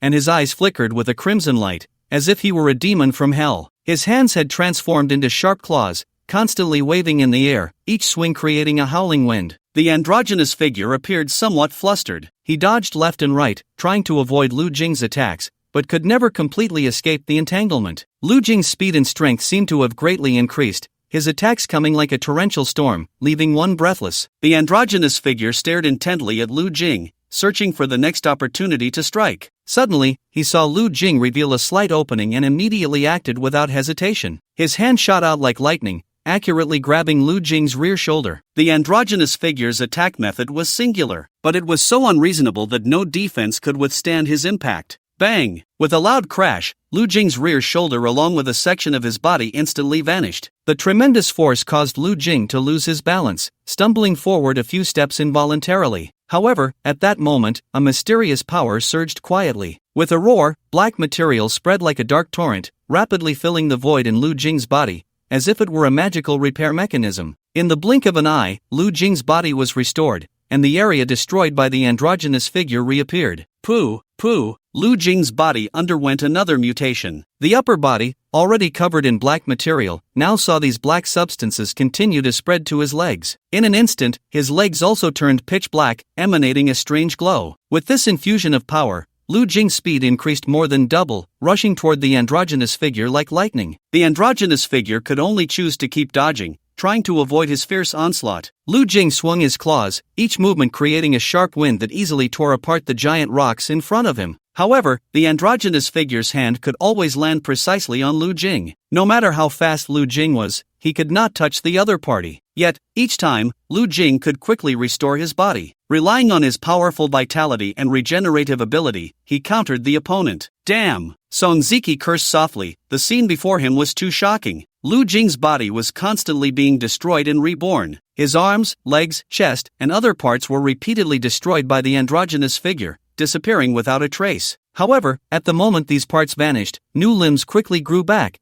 as if he possessed endless vitality. Meanwhile, the space around Lu Jing was also violently fluctuating, accompanied by roaring sounds and flickering lights. Each disappearance and regeneration of limbs triggered a strong energy shock, making the entire scene extraordinarily spectacular. Bang! Bang! Bang! Lu Jing's severed arms grew back once more. Then he continued to roar and pounce at the androgynous figure. The androgynous figure kept dodging, his fingers grazing Lu Jing's waist. Another loud crash. Lu Jing didn't care at all. His lower body quickly regenerated, the black material spreading. Anyone witnessing this scene would think that Lu Jing was the monster in the dungeon. The figure across from him, the neutral being, was the awakened challenger of the dungeon. Lu Jing was not attacking recklessly. Although his strikes were relentless, he was always on guard against the other party reaching his head. Lu Jing had no idea if his head would be fine after being blown off. The neutral being's speed was too fast, erratic and unpredictable. It could easily touch Lu Jing countless times, yet Lu Jing couldn't even graze its edge. The neutral being looked at Lu Jing with a surprised expression. As time passed, its intelligence seemed to be increasing. Consequently, its gaze towards Lu Jing was filled with more uncertainty. Neither of them had the upper hand at this moment. Lu Jing couldn't touch the neutral being, but the neutral being also had no way to deal with him for the time being. Time ticked away, second by second. The big-faced cat stared at Lu Jing in the distance, unable to utter a complete sentence. The massive black material had spread over Lu Jing's entire body, completely enveloping him. At this moment, Lu Jing's appearance was extremely terrifying. Apart from his head, which still retained a human form, his body had undergone a dramatic transformation. Sharp claws extended from his fingertips, glinting with a chilling light. Spikes grew from his back and legs, resembling sharp knives, ready to pierce through an enemy's chest at any moment. His tail had transformed into an incredibly hard steel tail. At this moment, Lu Jing looked like a demon crawling out from the depths of hell, exuding an endless aura of pressure and a murderous intent. He retained human consciousness, but he was entirely a fully evolved mutated zombie. You, monster! Lu Jing looked at the neutral being in astonishment. It spoke. This guy could actually talk? And called him a monster? I'm the monster? You're the monster. Without hesitation, Lu Jing charged forward again. He leaped up suddenly. Surprisingly, the neutral being had already acquired the ability to float briefly. As Lu Jing jumped, he crashed into the building behind the neutral being. The neutral being no longer focused on Lu Jing but turned its attention to the remaining others. It would deal with them before coming back to Lu Jing. With its intelligence increasing, it clearly understood the strategy of taking out which enemy first. Its body was falling rapidly, but just as it was about to hit the ground, a strong sense of alert surged in Lu Jing's heart. He turned his head sharply, his gaze as sharp as an eagle's. He saw a thick black tentacle stretching out from the darkness, tightly wrapping around his body like a demon's arm. This tentacle was entirely black, its surface covered with tiny particles and fuzz, as if it came from a terrifying creature of the abyss. At the other end of the tentacle was a figure. Lu Jing, finally caught you. The neutral being suddenly retracted the tentacle. Lu Jing's body was uncontrollably pulled towards it. In that critical moment, the neutral being pressed down on Lu Jing's tentacle. Boom! The tentacle let out a loud noise, completely vanishing. The opponent's ability was evolving too. Lu Jing was astonished. At first, only touching a person's body would trigger the mechanism. Now, touching his own tentacle could trigger it too? In fact, Lu Jing's guess was not wrong. As time passed, the neutral being was becoming a more powerful and intelligent existence. Its body continued to fly towards Lu Jing with inertia, while it extended its hand. Lu Jing swung his left arm, which was connected to the sharp knives. The neutral being seemed to seize the opportunity. Lu Jing's right hand, transformed into a tentacle, did not revert quickly this time. It was unclear whether it was because it was the first time transforming into a tentacle or if his body had already reached its limit in recovery. This gave the neutral being an opening. Boom! Lu Jing's left hand also disappeared. His expression grew serious as he quickly retreated. At the same time, the body spun in the air, swift as a whirlwind. The left leg shot out without hesitation, carrying a fierce momentum. With a buzz, this leg forced the neutral person back, ultimately landing on the thick main pillar. The pillar could not withstand such immense force. It began to shake instantly, cracks spreading, dust flying. Then, with a thunderous crash, the pillar collapsed, raising a cloud of dust, as if a small earthquake had occurred. However, it did not harm the neutral person in the slightest. The entire leg had vanished. The neutral person began to frantically reach for Lu Jing's body. Bang bang bang! At this moment, the black substance clinging to Lu Jing's body fell to the ground like thick cement, rustling down. Lu Jing was left with only half a body, his head still struggling desperately. The black substance quickly began to restore his body,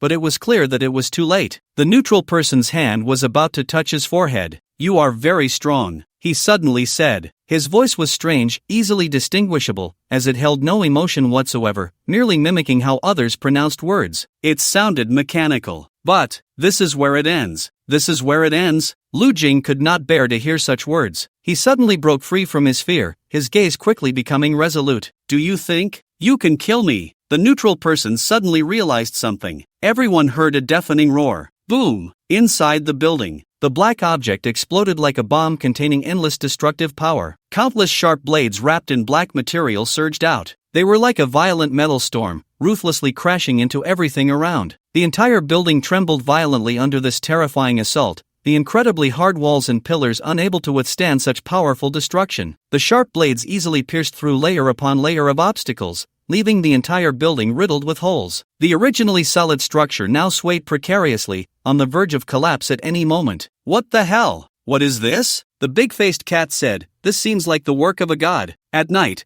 the lights were bright. Crowds gathered in circles on the city streets. 5 hours had passed since the instance appeared. However, there was still no news from within the instance. The police were maintaining order, and many people felt hopeless. Every passing second was torment for them. Lu Shui tightly gripped her phone. This staunch materialist, who had never believed in ghosts or gods, was now fervently praying to all the deities in the sky. A vendor pushed a food cart over, calling out. Relatives of those inside the instance were unhappy with the vendor doing business at this time, angrily grabbing the vendor's collar to argue. Shilin glanced at his pocket watch. The longer the instance lasted, the lower the chances of survival. Many understood this in their hearts but were unwilling to admit it, tightly holding on to that last hope. Elemental anomaly, signs of the instance reopening, beep beep beep. The alarm sounded. Disperse, disperse. The police began to drive people out, while the already prepared awakened teams followed, ready to enter the instance as soon as it opened. Seeing this scene, many felt a tremor in their hearts. It can't be. It can't be. Boom! A massive portal opened. A figure stepped out first, followed by more people. The surrounding gasps merged into one. They've come out. Someone has come out. Someone made it out alive. The night wind howled. Lu Shui didn't notice that the back of her school uniform was already soaked with sweat. The damp fabric clung tightly to her back, outlining her silhouette. The originally pure white had now become somewhat transparent, faintly revealing the color of her skin. The distant lights made Lu Shui squint.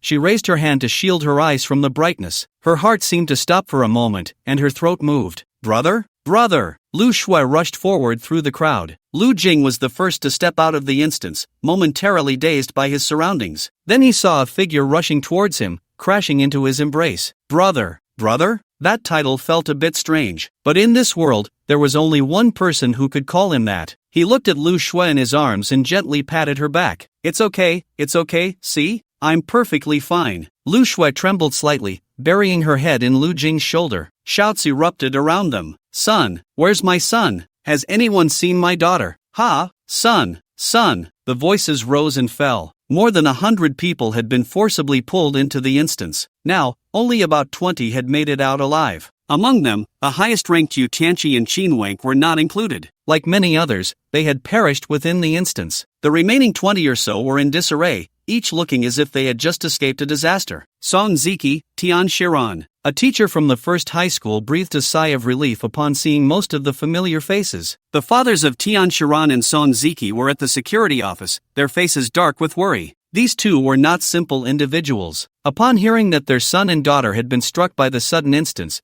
the families of Tian Shiran and Song Ziki rushed over. Their families held considerable influence, even the mayor of Jiangnan had called about it. Now, seeing that Tian Shiran and Song Ziki were safe, many breathed a sigh of relief. "Brother!" Lu Shui couldn't help but start to sob softly. Lu Jing looked up, his gaze meeting Qilin's in the crowd. Qilin showed a hint of surprise. He hadn't expected such a coincidence. Lu Jing was also among them, and he had actually made it out alive. It was important to note that after the serum was neutralized, Lu Jing was now an ordinary person, without any abilities. In such circumstances, he had managed to survive. Lucky? Lu Jing smiled slightly at Qilin and nodded. Ha! Qilin was puzzled, not understanding why Lu Jing suddenly smiled at him. Logically, Lu Jing should have lost his memory of him by now. It should just be a coincidence. Qilin thought so, but Lu Jing gave him a knowing look and mouthed, "See you at the old place tomorrow." Ha! Shock flashed in Qilin's eyes. He still remembers me. Mom, Dad,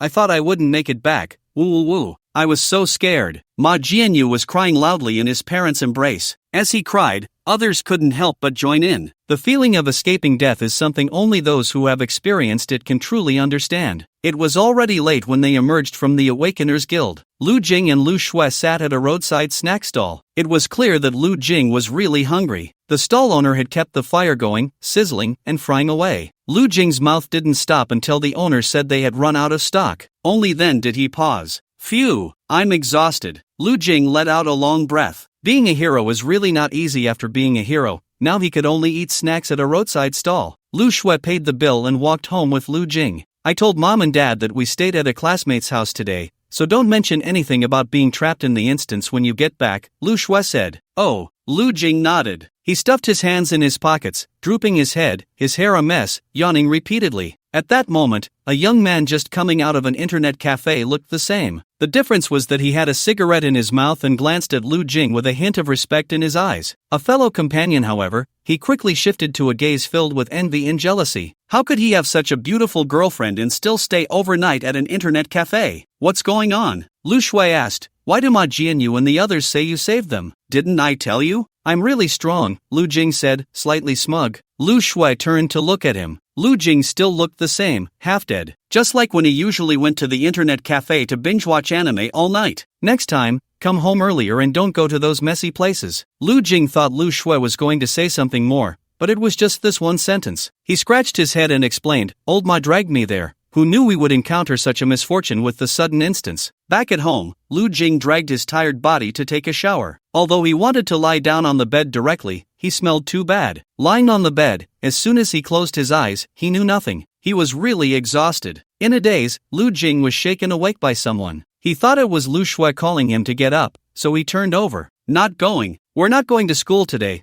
Tell Dad I'm sick, Lu Jing mumbled. But Lu Shui didn't agree. Instead, she kept patting him. Lu Jing flipped over suddenly, but it wasn't Lu Shui. It was the figure he had longed for. An old man with silver hair. You're here. Lu Jing instantly perked up and jumped out of bed. Qilin sat on a stool, smiling at Lu Jing. Do you still remember me? Ha! This question caught Lu Jing off guard. He wasn't a child with dementia. How could he forget the other person? Qilin squinted, murmuring in his heart. It seemed that the Dream Eater's dream devouring technique had no effect on Lu Jing. What's going on? With the Dream Eater's methods, it shouldn't be like this. Lu Jing scratched his head awkwardly, thinking the other party had come to hold him accountable. After all, he had lost the tactical briefcase. So, he took out the box he had hidden under the bed first. Ha! This is the loot I got after entering the portal. Lu Jing opened the box. Qilin focused and saw that the box was packed full of various items. These were all the spoils Lu Jing had obtained in the instance. The first thing that caught the eye was a pile of crystals shining with strange light, each with different colors and shapes,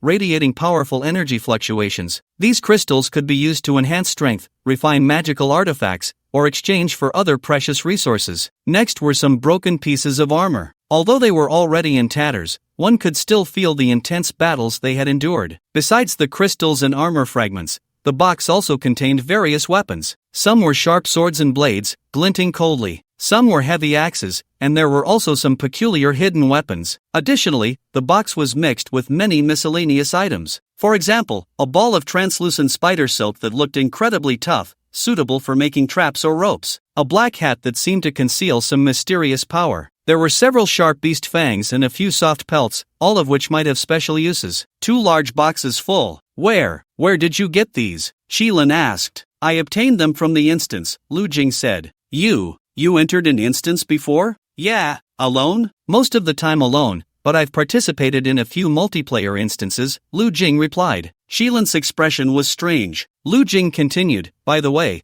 I also discovered something odd about the serum. The serum was ineffective, I know that, Qilin thought. In the next moment, Lu Jing's hand suddenly underwent a bizarre transformation. His once normal palm gradually became incredibly sharp, turning into a pointed blade. A mysterious black substance spread from his arm, quickly covering his entire hand, making it look airy and terrifying, as if it belonged to a demon from hell. Qilin, the serum and the zombie virus triggered a chain reaction in my body, Lu Jing said. Shilin was completely bewildered. Oh, this was a veteran who had weathered many storms, crawling out from piles of corpses. He had experienced life and death several times among the Night Watchers, witnessing extraordinary scenes and powers that did not belong to this world. Originally, nothing could provoke such a reaction from him anymore. Serum? Zombie virus. Lu Jing briefly described to him the entire process of entering the Twinborn portal instance and encountering the zombie instance. I suspect that the serum in my body reacted with the zombie virus, causing the mutation, Lu Jing stated confidently. Otherwise, he wouldn't be alive now. Moreover, he had gained mutated powers, and my vitality is extremely strong. Before, I lost my lower body and was still able to regenerate. Oh, and my arm and thigh kept regenerating without interruption. Relying on this, I unexpectedly completed the mission in the end. Shilin nodded thoughtfully,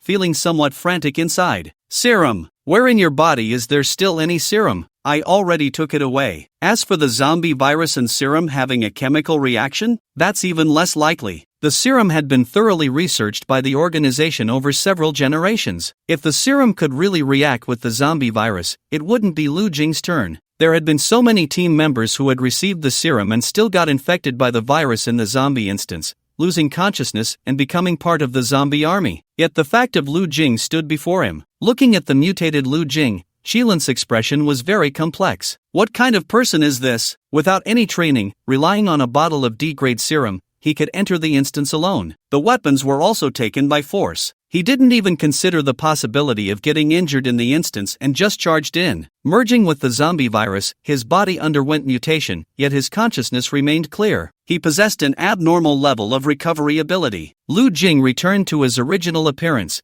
looking at Shilin's strange expression. He scratched his head, feeling quite embarrassed, and said, I suppose you know now. Actually, I lost the tactical briefcase. I swear I don't know how I lost it. I clearly remember putting it under the bed, and when I woke up the next day, it was gone. I suspect it might have been stolen by our opposing forces, right? Saying this, Lu Jing spoke fiercely. Don't let me find out who did it. I'll deal with them. Shilin remained silent. That was me who stole it. However, Shilin had no time to think about that now. It seemed that Lu Jing not only had not lost his memory, but even the serum had not been neutralized. It even led to an evolution in his body for some unknown reason. He mistakenly believed that a strange chemical reaction had occurred between the serum and the zombie virus. The current situation is too complicated. Moreover, the captain had previously ordered him to stop recruiting new members into the organization to avoid contact with the others. This is troublesome. Shilin suddenly felt overwhelmed. Logically, he should report this matter to the captain. But, if the captain found out that because of his insistence on recruiting new members, a mess had ensued, Shilin hesitated for a moment. Lu Jing scratched his head. Am I making up for my mistakes? Shilin didn't know how to respond, and after a long silence, he finally said,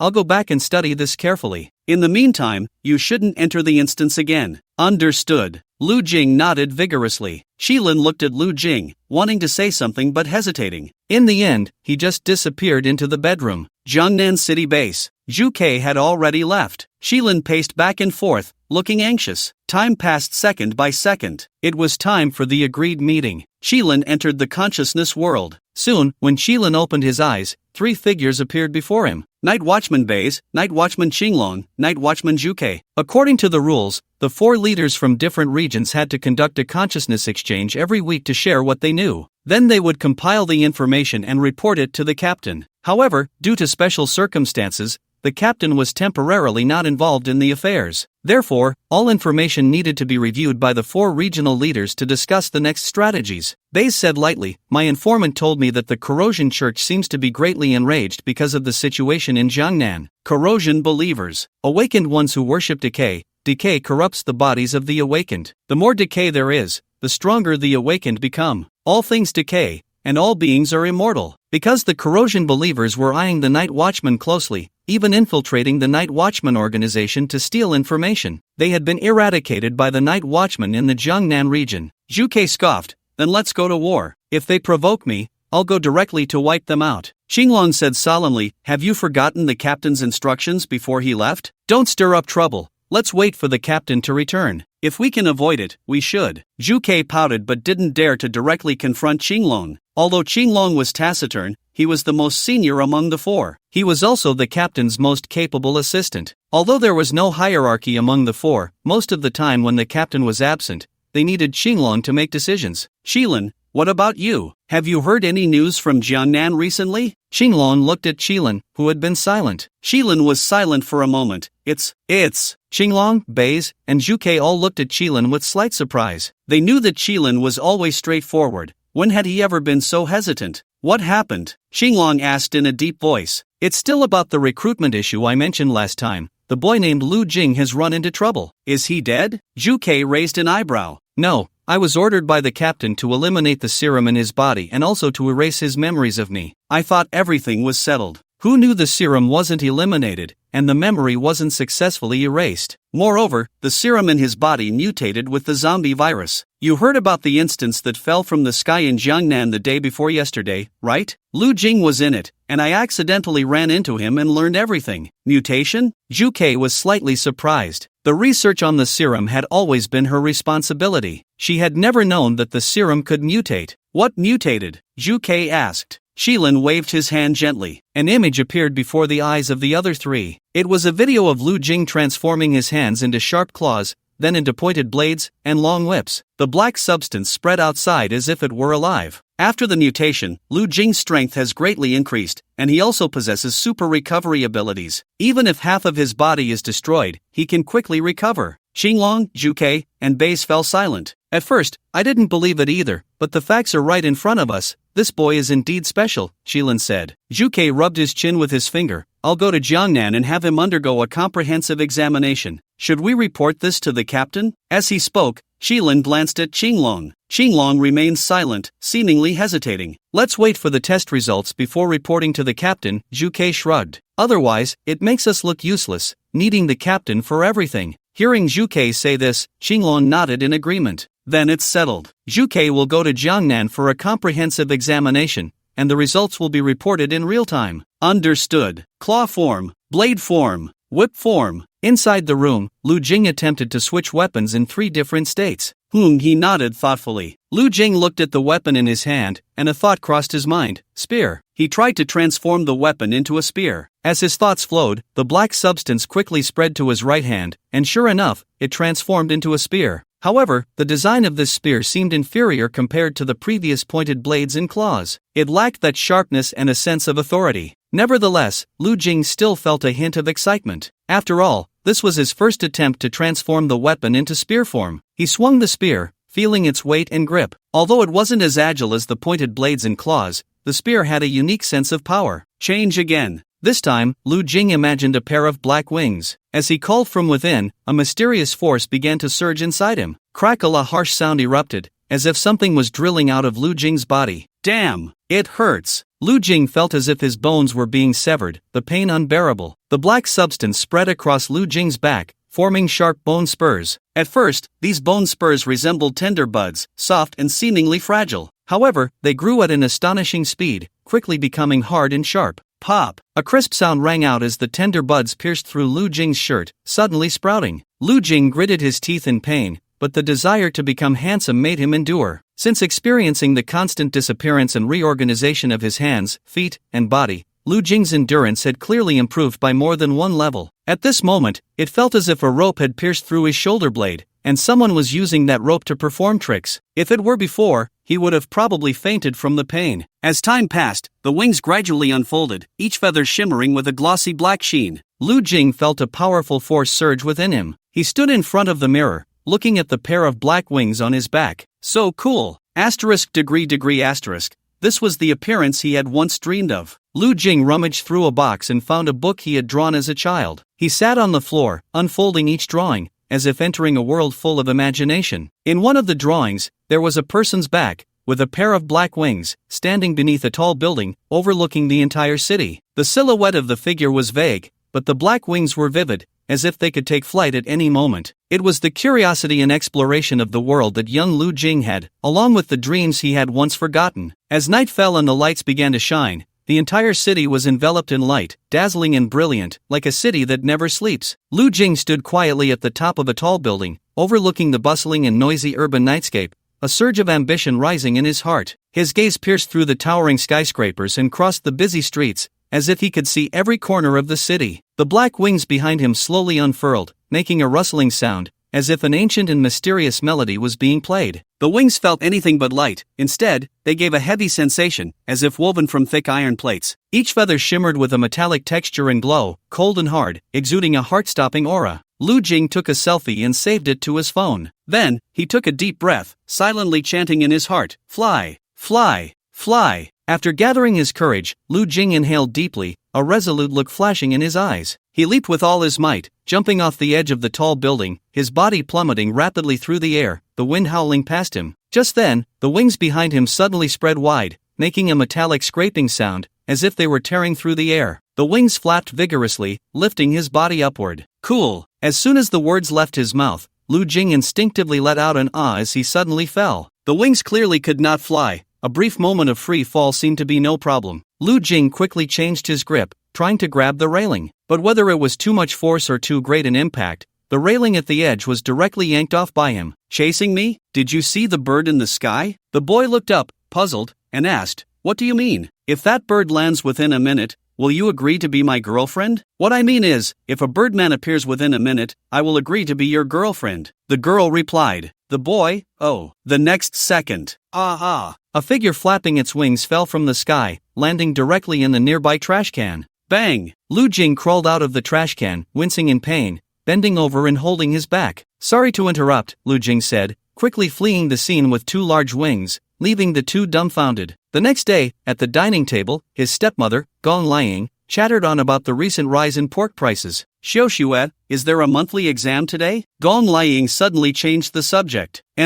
Lu Xue nodded. Gong Liang immediately beamed with joy. Every time the Awakened had an exam, regardless of their rank before the monthly exam, there were bonuses to be earned, and the amount was not small. This was also a form of indirect support for those students with excellent grades. "Do well on the exam," Lu Yuanzheng, his father, said. Lu Xue nodded. "Lu Jing, you should also do well on the exam and aim for a second-tier university. You can't go to a vocational school," Gong Liang reminded Lu Jing with a glance, lest old Lu always felt he was being unfair. "Okay." Lu Jing nodded in agreement, as usual. He neither seemed perfunctory nor took it too seriously. Pocket money. Lu Yuanzheng took out 2 10-yuan bills, and the siblings split them. Lu Jing stuffed the money into his pocket. Gong Liang continued with small talk. "Is old Lu working overtime tonight?" "Yes. So busy." Lu Jing felt that even superheroes needed to deal with everyday matters. After having breakfast, Lu Jing and Lu Xue left home together and headed towards the subway station. They hadn't walked long when they heard Lin Mo's voice behind them. "Boss, wait for me." Lin Mo, with a piece of bread in her mouth, hurried over. Lu Jing glanced back and thought this was a scene often seen in anime, the late female lead with a piece of bread. The next moment, she should bump into the male lead around the corner. Lin Mo ran up close and rubbed her eyes. "I overslept today." Lu Jing had long since gotten used to Lin Mo's clinginess. After all, he couldn't shake her off. Ultimately, he felt it was a consequence of his own past actions, including the group's night watchman, Shilin, and Qinglong, along with a whole bunch of others. "Boss, do I have any tasks today?" "Just focus on your exams," Lu Jing said casually. "Boss, teach me some combat skills. I want to be as strong as you." After yesterday's dungeon experience, Lin Mo's admiration for Lu Jing had intensified. "You're still too young, boss." "Lu Jing, hurry up." Lu Xue was walking quickly ahead, while behind her, Lu Jing and Lin Mo were chatting. She glanced back and noticed Lu Jing hadn't caught up. Annoyed, she walked back and pulled Lu Jing along. "What's the rush?" Lu Jing said. "We won't be late.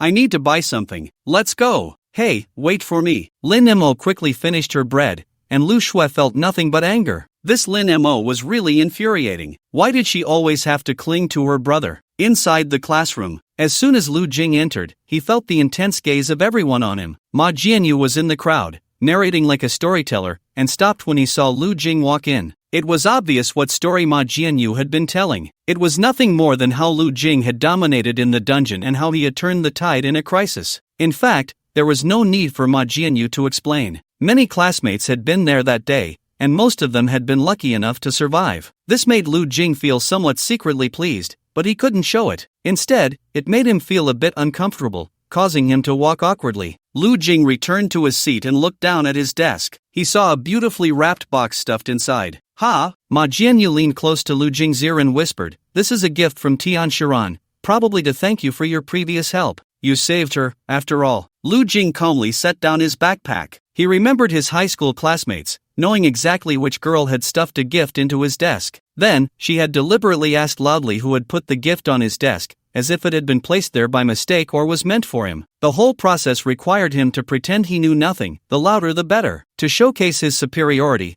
feeling quite pleased with himself. Back then, Lu Jing had scoffed at it, feeling envy and resentment. Pretend. Just play dead. Lu Jing also remembered the trend of giving apples on Christmas Eve. He hadn't received any, so he bought one himself and flaunted it around school. Then, he deliberately threw the apple in front of everyone, coolly saying, "Chinese people don't care about foreign holidays. I'm not even interested." He thought he was so foolish back then. At this moment, Lu Jing also wanted to act like his former classmates. The proud star female classmate had taken the initiative to give him a gift. He really wanted the whole world to know. However, such thoughts were just thoughts. Lu Jing planned to wait until he had some free time to open it and see what was inside. The gift from Tian Shiran should be something nice. Lu Jing glanced at Tian Shiran. At that moment, Tian Shiran also turned her head, and their gazes collided. Tian Shiran immediately averted her eyes, feeling guilty. After class, Lu Jing found a moment of free time, and while no one was paying attention, he stealthily opened the gift box. He looked like a thief. After all, if others found out, he wouldn't know how to explain. Since Tian Shiran had quietly slipped it under his desk, she probably didn't want anyone to know. Lu Jing didn't want to make her feel awkward either. Inside the box was a silver white watch, an Omega watch. Ma Jianyu's eyes lit up. As expected, the little rich girl is generous. This model must be over $1 million, she's really wealthy. Lu Jing examined the watch, appearing calm on the surface,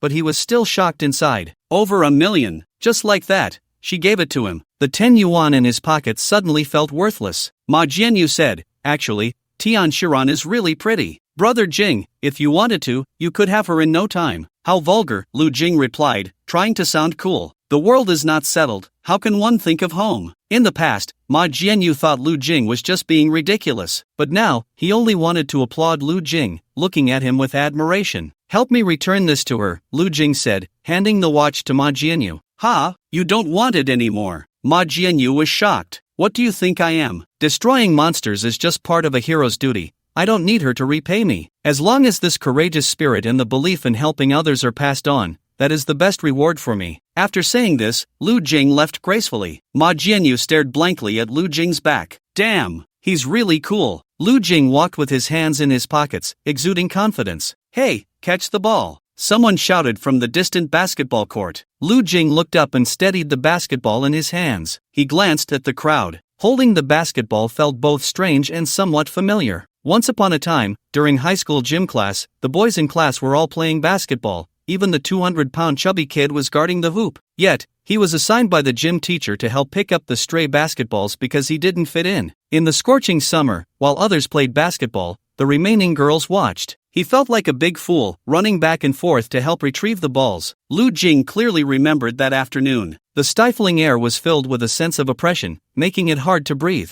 From the distant flower bushes came the sound of cicadas, as if narrating the heat and irritability of summer. The sound of basketballs hitting the ground echoed on the playground, shadows danced in the sunlight, and sweat soaked their clothes. Yet, they still ran and jumped energetically, fully enjoying the joy that sports brought. With every basket made, cheers erupted around. Lu Jing watched the girl he liked, while she looked at the school heartthrob. To say he liked her wasn't wrong. After all, which boy in puberty doesn't like pretty girls? Who hasn't had a crush? "Lu Jing, pick up the basketball." Lu Jing ran over eagerly, wiped the sweat from his forehead, and threw the basketball back from one end of the court. Then he continued to stand aside, waiting for the ball to fly out again. Lu Jing felt frustrated, thinking about giving up and confronting the gym teacher. He imagined that when the basketball came his way, he would just toss it aside and walk away without looking back. But seeing the gym teacher's dark face, he didn't dare say a word or do anything. He was afraid the teacher would tell his homeroom teacher. When he got home, he muttered to himself, "Why don't you dare confront him? What are you afraid of?" Then he pointed at the air, as if the gym teacher was standing right there. "Why is it that everyone else is playing basketball while I'm just picking up the balls? Who do you think you are? Different treatment? Do you know who I am? You're a teacher of the people, looking down on me, aren't you? I'm not afraid of things getting out of hand. If you have the guts, go find the principal. I want to record a video, I want to go to the education bureau. Now you're begging me? It's too late." After venting his emotions, Lu Jing felt much better, lying on his bed and staring at the ceiling. He thought about the future, about what was to come. In fact, for the first 18 years, apart from daydreaming, Lu Jing was no different from an ordinary person. His thoughts gradually returned. "Throw the ball back," the person shouted again. Whoosh, accompanied by a sharp sound of slicing through the air, the basketball shot out of Lu Jing's hand like an arrow released from a bow. It traced an almost perfect parabola in the air, as if calculated precisely, speeding towards the hoop. Everyone instinctively held their breath, their eyes closely following the rapidly spinning basketball. Under the gaze of the crowd, the basketball accurately fell into the hoop,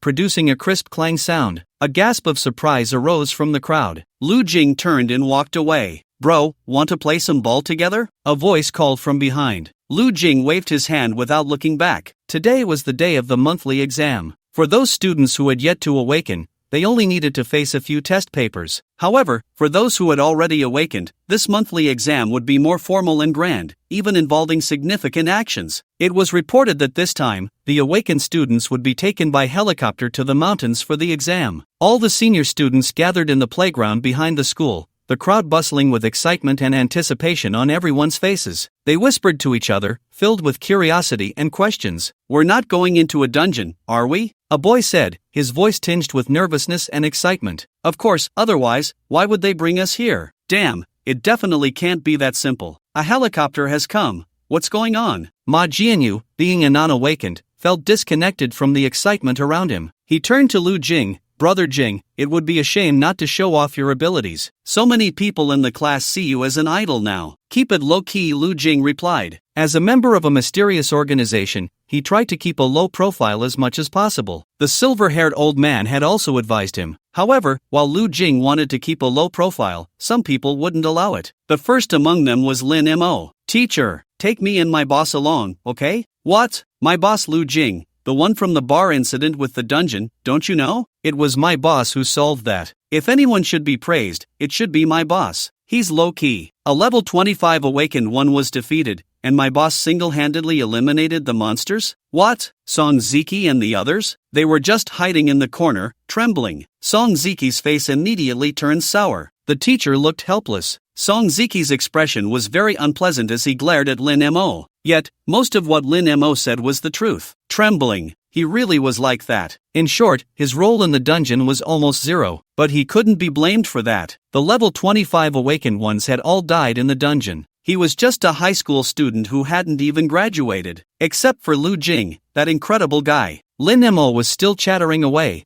continuing to debate with the teacher. "They can all prove it. If you don't believe me, go ask Song Ziki, Tian Shiran, and the others." I can prove it," Ma Jianyu weakly echoed. The teacher glanced at him but ignored Ma Jianyu. At that moment, the academic director walked over, weaving through the crowd to stand beside Lu Jing, and kindly asked, "Lu Jing, do you want to participate in the assessment?" That night, they learned that students from their school were trapped. The senior leaders of the school had all gone to the scene. When the instance ended, the survivors went to the Awakeners Union to give detailed reports. They also roughly understood some situations. Logically, 2 level 25 Awakeners had perished. From everyone's reports, the conclusion was that a non-awakened person named Lu Jing ultimately killed the boss in the instance, turning the tide and completing the mission. This left the members of the Union puzzled. If it weren't for the unusually consistent reports from all the survivors, they would have certainly suspected the reports were fabricated. Afterwards, the Awakeners Union intended to conduct a physical examination on Lu Jing, suspecting he might be an awakener who simply hadn't awakened successfully for some reason. However, Lu Jing refused. This led to the school reasonably suspecting that Lu Jing was hiding something, especially recalling the abnormal energy detection during the entrance assessment. All eyes turned to Lu Jing, making him a bit nervous. Many gazes were filled with confusion and disbelief, not understanding why the academic director suddenly asked a non-awakened person if he wanted to participate in an assessment aimed at awakeners. Lu Jing raised his head to meet the academic director's gaze. In the distance, the principal and vice principal were also looking this way. Someone noticed the atmosphere was a bit tense. Just then, the first helicopter had already landed. The sound of its massive rotor blades whirring echoed like thunder across the entire playground, stirring up a gust of wind. The rumbling noise was deafening, and the flags on the playground fluttered wildly in the strong wind. People looked up in unison. As the helicopter approached, they could clearly see various weapons and equipment mounted on its body. The most eye-catching were the missile launchers and rocket pods hanging under the short wings on either side. "Wow, it's an armed helicopter," someone exclaimed. "Our school is so extravagant." As the armed helicopter drew closer amidst the astonished gazes, it was clear this was no ordinary passenger helicopter, but an armed one. With its massive body, heavy armor, and powerful firepower system, when the helicopter finally landed steadily on the playground, the rotor blades gradually slowed down. Eventually, they stopped spinning, and the cabin door slowly opened. A tall woman stepped out, saluting the crowd. Wow, someone couldn't help but gasp. The woman, like a star from a movie, captured everyone's attention. She wore a stylish pair of black sunglasses, mysterious and enchanting. Tall and elegantly proportioned, she seemed like a model stepping off a runway. Dressed in a classic OL suit, the skirt was tailored perfectly, showcasing her professional demeanor and feminine charm. Her long, shapely legs were encased in a thin layer of black stockings, exuding an alluring sheen. Her hair was slightly curled, swaying gently with her steps, like a soft breeze. Her face was sharp and delicate, possessing the unique three-dimensional and refined features of a Western beauty. She seemed to be a mixed-race beauty. The moment the woman appeared, she drew the attention of everyone present. "This isn't our school's plane," someone shouted to the principal. It was clear from the principal's furrowed brow that he was also unaware. The woman ignored the principal and walked straight through the crowd. She approached Lu Jing and took off her sunglasses. "We need to go, time is of the essence." The woman had captivating eyes that sparkled like stars. Lu Jing, huh? This scene had appeared countless times in dreams. However, when it truly happened in reality, Lu Jing was stunned. "What's going on? Commissioner Lu, it's time to go," the woman repeated. "Who are you?" "I'm teacher Lu Jing. Are you from our school?" It was not Lu Jing speaking, but the head of the teaching department. "This is our school, you." As the woman took out her credentials, the head of the teaching department choked on her words, staring in astonishment at the woman before her. "I'm sorry, this is an order from above. I'm just carrying out orders, and now Commissioner Lu needs to come with me." The woman smiled slightly. Then, without further ado, she pulled off Lu Jing's school uniform. Lu Jing was stripped of his clothes in a daze. The woman casually tossed the uniform to a man in sunglasses behind her and handed Lu Jing an expensive black trench coat to put on. "Commissioner Lu, many people are waiting for you to start the meeting. We need to go." She gestured for him to follow. "So cool," Lu Jing thought. At this moment he was definitely looking incredibly cool. This was absolutely a scene only found in dreams. Lu Jing had a personal ranking list of cool moments in his heart. Ranked third was during the flag-raising ceremony when a huge crack split the sky, unleashing countless monsters. Teachers and students were fleeing backward. Lu Jing smiled slightly and went against the crowd. He then transformed and swiftly defeated the monsters, shocking the entire school. This had already happened before. However, he didn't expect it was just a test. It also caused Lu Jing to lose a lot of face. As for the second-ranked cool moment, it was this very situation. All the elements were present. Helicopter, in front of the entire school faculty and students,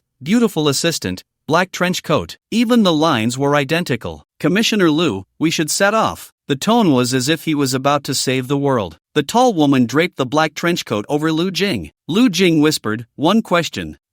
Can I come back tonight?" The tall woman was taken aback. She thought Lu Jing would ask who she was or why he had to go with her. She didn't expect that this would be his question. In fact, the tall woman didn't really understand Lu Jing at all. In this situation, even if she were taking Lu Jing to hell, he would follow her without looking back. After all, being cool is a lifelong affair. "It depends on the situation," the tall woman replied. Lu Jing then turned and walked away. I hope everyone can give some good reviews. The amount from Tomato is too little." After receiving the tall woman's response that she probably wouldn't be back tonight, Lu Jing turned and walked to Lu Shui. "If I don't come back tonight, just let the family know." "Okay," Lu Shui replied, unable to help but ask, "Who is she? Where are you going?" "It's nothing." Lu Jing waved his hand, giving Lu Shui a reassuring look. After all, he couldn't say that he didn't know either. Just like her, his mind was a mess. That would be too silly. "It won't be dangerous, right?" Lu Shui frowned slightly. "No, don't worry. Who knows if it would be dangerous," Lu Jing thought. He walked back again. Under the escort of the tall woman, he walked onto the armed helicopter amidst the astonished gazes of many classmates and teachers. When Lu Jing reached the highest point, he suddenly turned back to glance at the crowd behind him. Among them, he focused on a few pretty girls. For example, Shin Chuiyue, whom he had some fondness for before. The look in her eyes was full of admiration. Yes, this is the effect. Lu Jing admitted he was definitely a mundane person, a very cool-loving mundane person. At this moment, Lu Jing's eyes displayed a complex emotion. To others, it seemed as if he was about to undertake a life and death mission. Then, Lu Jing resolutely boarded the helicopter. Boss, take me with you, Lin Mo shouted from below. Lu Jing ignored him. Accompanied by a low rumbling sound, the armed helicopter began to rise slowly, the rotor blades spinning faster and faster, producing a deafening noise. The massive airflow stirred up the surrounding dust and grass, forcing people to squint to avoid it. The helicopter gradually ascended, flying towards the distance. It quickly became a small black dot, eventually disappearing at the horizon. All that was left was a silence and emptiness, as if everything that had just happened was merely an illusory dream. Is this really a dream? Which adolescent boy hasn't had a similar dream? Being taken away in a cool and stylish manner by a beautiful woman in front of everyone. But now, this reality was happening to Lu Jing. Lu Jing watched as the figures on the ground gradually turned into black dots. He gradually calmed down and looked at the tall beauty beside him. Where are we going? To find a secret place to bury you, Lu Jing. Just kidding, it's Chi. Zhu Kei corrected herself. An old man with silver hair asked me to take you to a place. Oh, Lu Jing didn't pay much attention to the Chi she mentioned. Realizing he was about to get involved with the organization, he couldn't help but feel a bit more nervous. Then why so high profile? Isn't our organization usually low-key? Lu Jing asked again. Zhu Kei smiled. I thought this way of appearing would give you more face, so I specially arranged this scene. Don't you like it? No, it's not that. Although Lu Jing said this, his heart was shouting. Awesome, absolutely amazing. You are the best. I like it so much. Soon, the helicopter landed outside the city. Zhu Kei shrugged. To perform this scene, we still have to drive in. If I had known, I would have driven to pick you up. I just thought a helicopter would be more impressive. After all, one can't just land a helicopter boldly at the night watchman's base in Jiangnan. Lu Jing felt that her thoughts were very much to his liking. Indeed, no matter how expensive a luxury car is, it can't compare to the prestige of a helicopter. Unless you bring a tank, then forget what I said. Afterwards, Lu Jing and Zhu Kei drove back into the city in a black SUV. Zhu Kei held the steering wheel with one hand and lit a cigarette with the other. Lu Jing couldn't help but glance at her. He had to admit, this woman looked really cool while smoking. Amidst the swirling smoke, her gaze carried a hint of daze and laziness, making one unable to help but be captivated. Her features were exquisite and three-dimensional, her skin as white as porcelain, her lips slightly upturned, revealing a faint confidence and nonchalance. Unlike Shin Chuiwei and Tian Shiran, who were just 18 or 19-year-old girls, this woman exuded a charm of a mature woman. She was tall and slender, with a curvy figure, dressed fashionably and sexily, radiating a unique charm in every gesture. Zhu Kei casually said, I heard you've mutated. Lu Jing thought, I just looked at you a bit longer, no need to call me a pervert, right? I mean mutated, changed. Oh, can you show me? Lu Jing didn't hesitate to activate his ability. He watched as the black substance on his body spread rapidly like a tide, covering half of his upper body in the blink of an eye. As the black substance flowed, his arm gradually transformed, eventually becoming a sharp and stylish claw. The claw emitted a metallic sheen, as if forged from steel, glinting with a cold light. Wow, that's really scary, Zhu Kei exclaimed. What else can you change into? Like wings, knives, and something elongated that resembles a rope. Lu Jing spoke. Zhu Kei nodded. Are you sure these changes appeared only after being infected by zombies? Lu Jing nodded again. So you believe the zombie virus has some kind of relationship with the serum in your body? What else could it be? Lu Jing retorted. We should test it first. Such cases have never occurred before. I also heard that before you were infected, you had already cleared many solo dungeons by yourself. It's all thanks to the serum, Lu Jing said. The serum isn't that powerful. How much it can do depends more on the person who possesses it. For example, some people can only exert 10% of their strength, while others can reach 200%. Zhu Kei didn't elaborate. In fact, the main purpose of the serum is to help the inheritor get through an awkward period. During this time, the inheritor neither receives the inheritance nor possesses the physical qualities of an awakener. That's why the serum is used. On the other hand, it also provides the inheritor with some necessary physical qualities while searching for the inheritance. Finally, the serum allows the inheritor to better accept the inheritance. Otherwise, with the fragile human body, it would be difficult to survive the inheritance phase. Once they become a true inheritor, the serum loses much of its significance. According to the game's terminology, the early stage god is one you wouldn't even bother to look at later. Soon, Zhu Kei drove the car to the location, stopping in front of an unremarkable watch shop. Halfway through, Lu Jing had his eyes covered and ears blocked. The car quickly stopped at the watch shop. Two beautiful female attendants opened the door. Lu Jing followed Zhu Kei inside. Zhu Kei led the blindfolded and deafened Lu Jing into the elevator of the watch shop and put a white mask on him. Only then did she remove the black cloth from his eyes and the headphones that were blasting loud music in his ears. Lu Jing rubbed his ears, which were a bit sore from the noise. Through the reflection in the elevator, he noticed he was wearing a white mask. Zhu Kei's mask was even more eye-catching, resembling the head of a vividly lifelike phoenix. The feathers were delicate as silk, shimmering with dazzling light, as if a real phoenix were standing there. Each feather was intricately detailed, its splendor astonishing. Lu Jing couldn't help but glance a few more times and then looked at his own mask in the mirror. It seemed a bit shabby. "What is this place?" "Our secret base," Zhu Kei said. "Cool," Lu Jing thought. "Do you only have bases in the Jiangnan region? How could that be? We have organizations all over the country and even abroad." "Such a huge organization, who established it?" Lu Jing asked curiously. "A mysterious and powerful person." As soon as the captain was mentioned,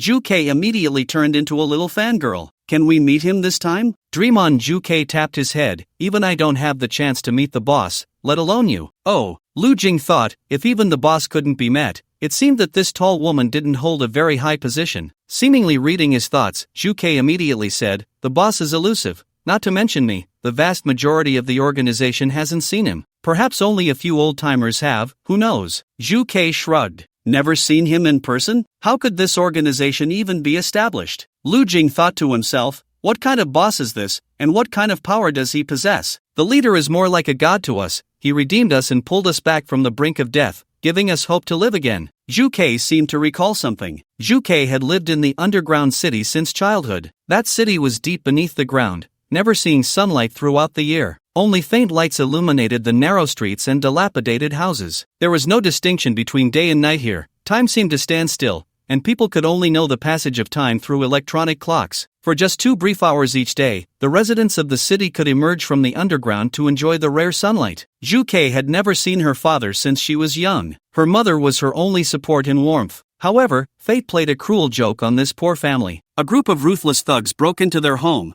stealing their meager possessions and brutally killing Zhu Chue's mother. At that moment, Zhu Kei helplessly crouched beside her mother. It was all too normal for a few people to die here. Even hearing gunshots, the residents would not be the least bit shocked. Zhu Kei didn't know what to do. She sat by the bed, despairingly watching her mother's body decay little by little, emitting the stench of death. "The empty wine and scattered people invites you to join the chat group Night Watchman." Zhu Kei looked at the somewhat ridiculous introduction and the absurd chat. "Do you want to have extraordinary power? Do you want to touch the truth of this world? Do you want to change your current life? Zhu Kei, who are you? Are you crazy? I am the Night Watchman." "What is the Night Watchman?" "An extraordinary organization, and I am the captain of the Night Watchman. You can call me Captain." Zhu Kei slowly typed, "Extraordinary? Is there any way to bring my mother back to life?" The person on the other end was silent for a moment, just when Zhu Kei thought the other party couldn't answer. "Revive? Of course, it can be done, but the cost is very high. Zhu Kei, I am willing to pay any price. Give me your soul, take it." Zhu Kei did not hesitate. "Good." Contract activated. Looking at the 4 big words on the screen, Zhu Kei couldn't help but feel a bit nervous. "Please prepare the following items: a contract paper, a feather pen made from the wings of a crow or a vulture, and animal blood." "Zhu Kei,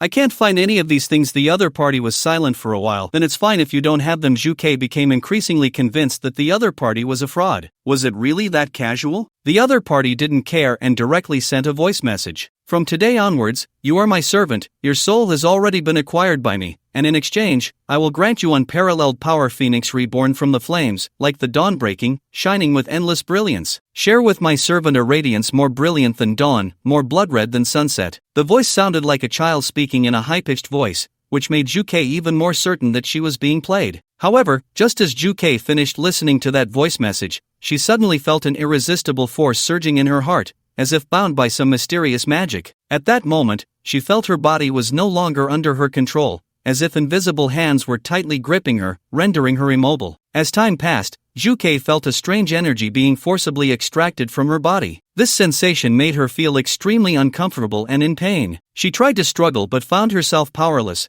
only able to watch everything happen. The feeling of being stripped away grew stronger, and Zhu Kei finally couldn't help but let out a painful groan. Her face turned as pale as paper, and fine beads of sweat appeared on her forehead, making her look extremely weak. When she finally came to her senses, it was as if a weight had been lifted off her shoulders. Feeling as if she had been reborn, she climbed up. By chance, she saw her decayed mother bizarrely open her eyes. Xiao-Qi, how long has Mom been sleeping? Zhu stood frozen in place, her eyes wide in disbelief. Mom! Meanwhile, in a rural residence home, Lu Jing, who had been kicked around outside, was scolded by his mother for coming home late. After finishing his homework, Lu Jing took his mother's phone to chat with others. Lu Jing, it's time to eat. His mother's voice came through. Are you playing with my phone again? Have you finished your homework? No, I finished it. The young Lu Jing hurriedly logged out of his account and put the phone back in its place. He rushed downstairs. After that, Zhu became a member of the Night Watch. Zhu also became her name. Ding dong.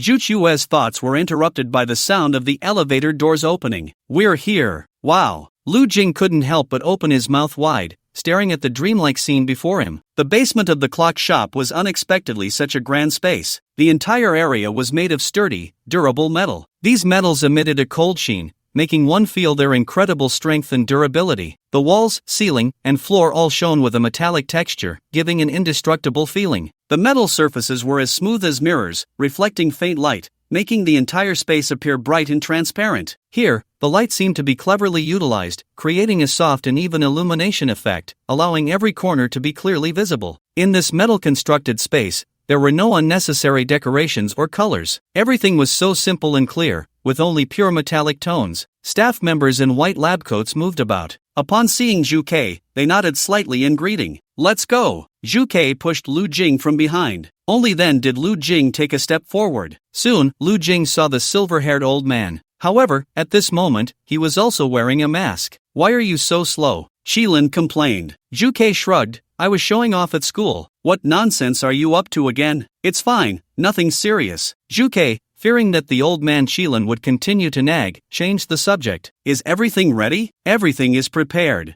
Zhu patted Lu Jing's shoulder. There will be a test later, don't be nervous. Oh, Lu Jing nodded like a chick pecking at rice. He was led inside by Zhu. Take off your clothes. Ha, all of them? All of them. Lu Jing thought to himself. Luckily he had taken a shower yesterday. He had also changed into a new pair of underwear. But, he looked up at Zhu.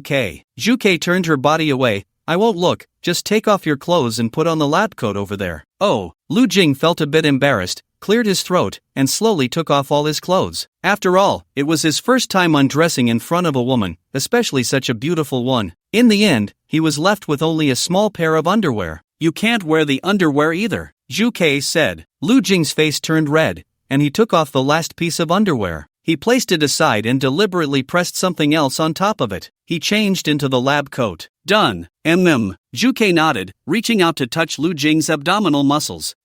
This muscle is really tempting. Lu Jing's face instantly felt like it was on fire. Zhu laughed heartily. Just by looking at you, it's clear you've never had a girlfriend. Our organization allows relationships between men and women. This is a special approval from the boss. Don't worry, we have plenty of beautiful women in our organization for you to choose from later. Of course, there are few as stunning as me, Zhu said with particular pride. However, anyone who had seen her would not doubt the weight of her words. Zhu was indeed strikingly beautiful. Next, Lu Jing was met with a complete set of physical examinations, much more detailed than the last time. Beep beep beep, accompanied by a cacophony of sounds, various instruments began to operate rapidly, emitting dazzling lights and strong vibrations. Lu Jing, caught in the midst of it, felt a wave of scorching heat wash over him, as if he were in a furnace, making it hard to bear. Tisk, no abnormalities detected at all. Zhu raised her attractive eyebrows. If I hadn't seen it with my own eyes, it would be hard to believe he has any special traits. That's the most abnormal part, Shilin said. Everything seems normal, yet he is not normal. Should we report to the boss? The captain's current situation probably isn't optimistic, so let's not disturb him with these trivial matters, Shilin said solemnly. But what about this boy? Shilin paused for a moment. Since the physical examination shows no issues,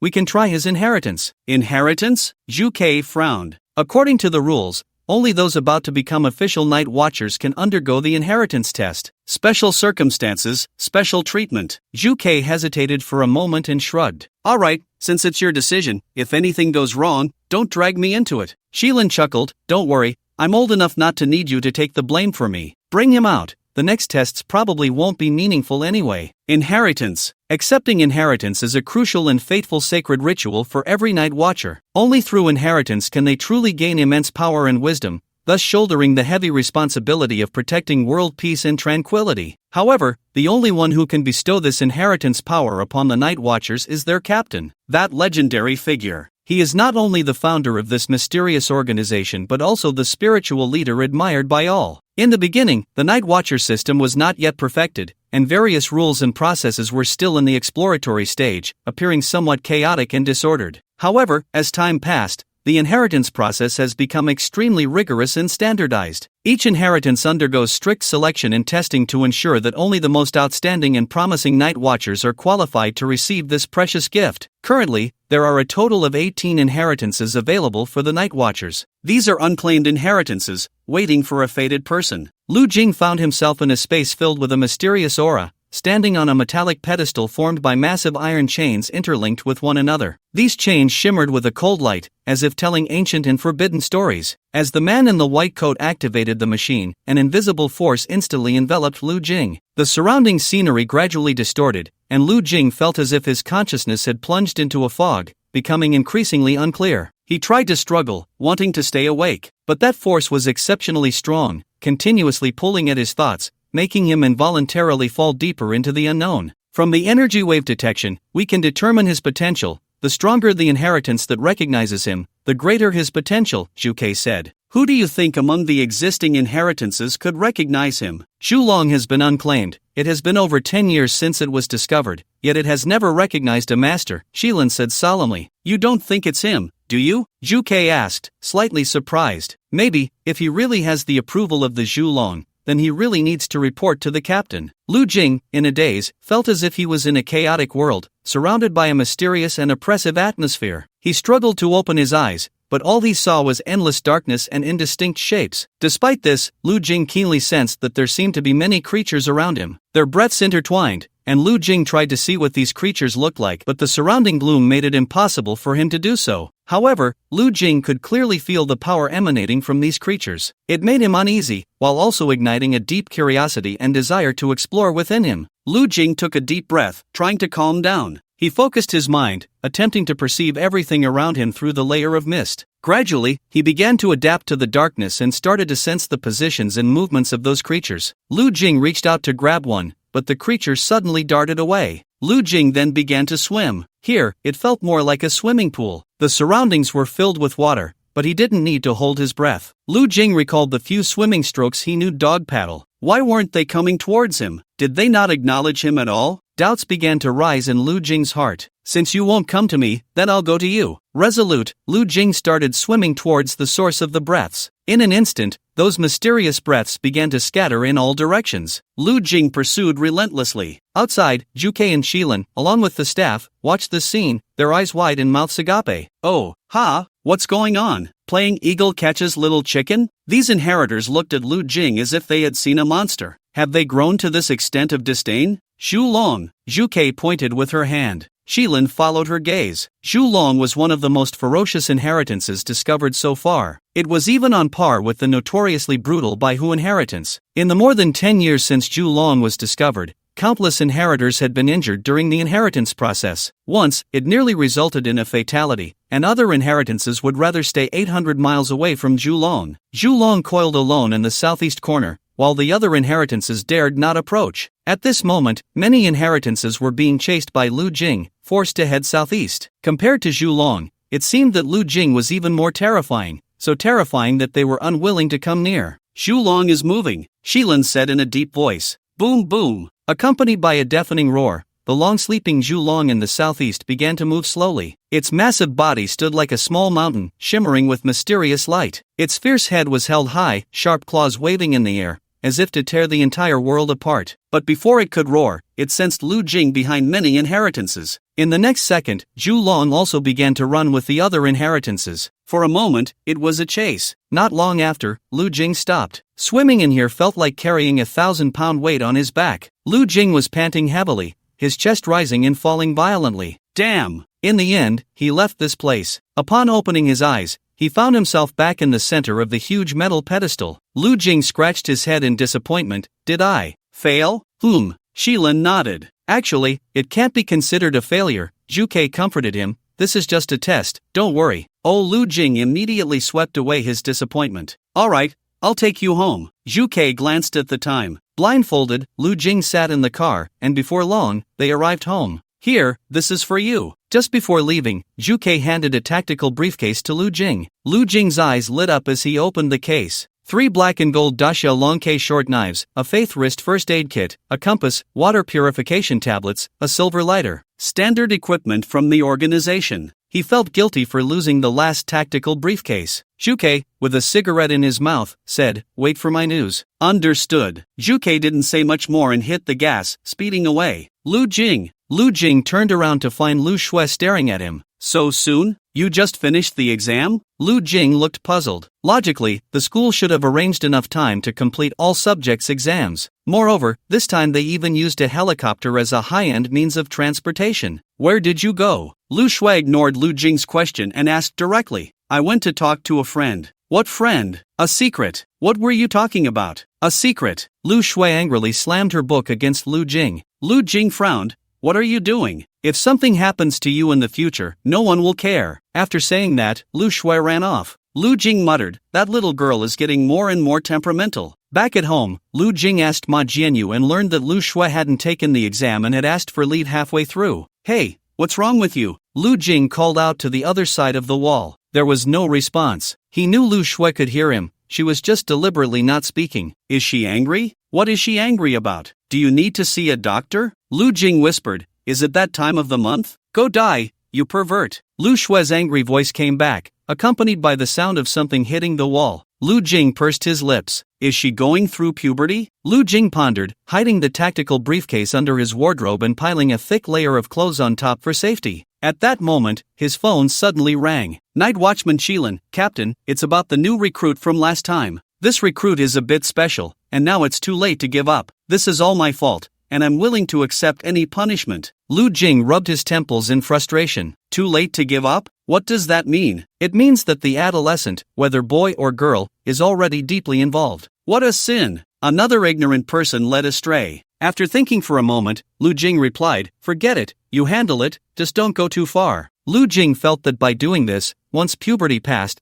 that person would automatically come to their senses. Just don't do anything illegal. What if there's another leap of faith from the 18th floor? Night Watchman Shilin, understood, this won't happen again. Night Watchman Shilin, yes. In front of the screen, Shilin let out a heavy sigh of relief. Meanwhile, Ding Dong, Lu Jing's phone lit up again. It was the silver-haired old man sending him a coordinate. Report at 9 o'clock tomorrow morning, yes. Lu Jing joyfully jumped up on his bed. Lu Shui, leaning against the wall, peered through a small hole to watch her brother bouncing around on the bed, her brows furrowing into a frown. The next day was a weekend. At this time, Lu Shui should have been at some designated place in school for the monthly exam, but because she had taken leave, she was still at home. It wasn't that she was really sick. In the end, I was still worried about that foolish brother, afraid he might run off with the bad guys. The door opened a crack, and Lu Jing poked his head out. I won't be back for lunch, you might as well order takeout yourself. Where are you going? Just out for a bit. Lu Jing didn't elaborate. Oh, are you feeling unwell? Do you need to go to the hospital? No need. Oh, Lu Jing closed the door again, got dressed, and left. Lu Jing arrived at the location the silver-haired old man had told him about, a villa area in Jiangnan. The environment was beautiful and peaceful, but it also exuded an air of luxury and nobility. However, when he reached the entrance of the villa area, he was stopped by the security guards. These guards were very cautious with everyone coming in and out. They needed to ensure that only residents could enter this upscale community. Clearly, Lu Jing was not within their recognition range. Lu Jing had no choice. The silver-haired old man hadn't given him an access card. But this little issue was not going to stump him. He found a secluded spot, glanced at the over 2-meter-high wall, and with a powerful push from his legs, he easily leaped over without much of a run-up. He was still holding a tactical briefcase, landing steadily on the ground. Lu Jing scanned the surroundings and eventually found apartment 12. Standing in front of the apartment door, he instinctively adjusted his collar. Just as he was about to think of an opening line, the tightly closed door suddenly creaked open. Immediately, a petite figure stepped out from the room. She wore black over-the-knee socks that tightly wrapped around her legs, showcasing their slender lines. On top, she had on a loose white shirt paired with a blue pleated skirt that swayed gently with her movements. The girl had her hair in twin ponytails, cascading down her shoulders like a waterfall, swaying slightly with her steps. Her face bore a hint of drowsiness and laziness, yawning languidly as she walked,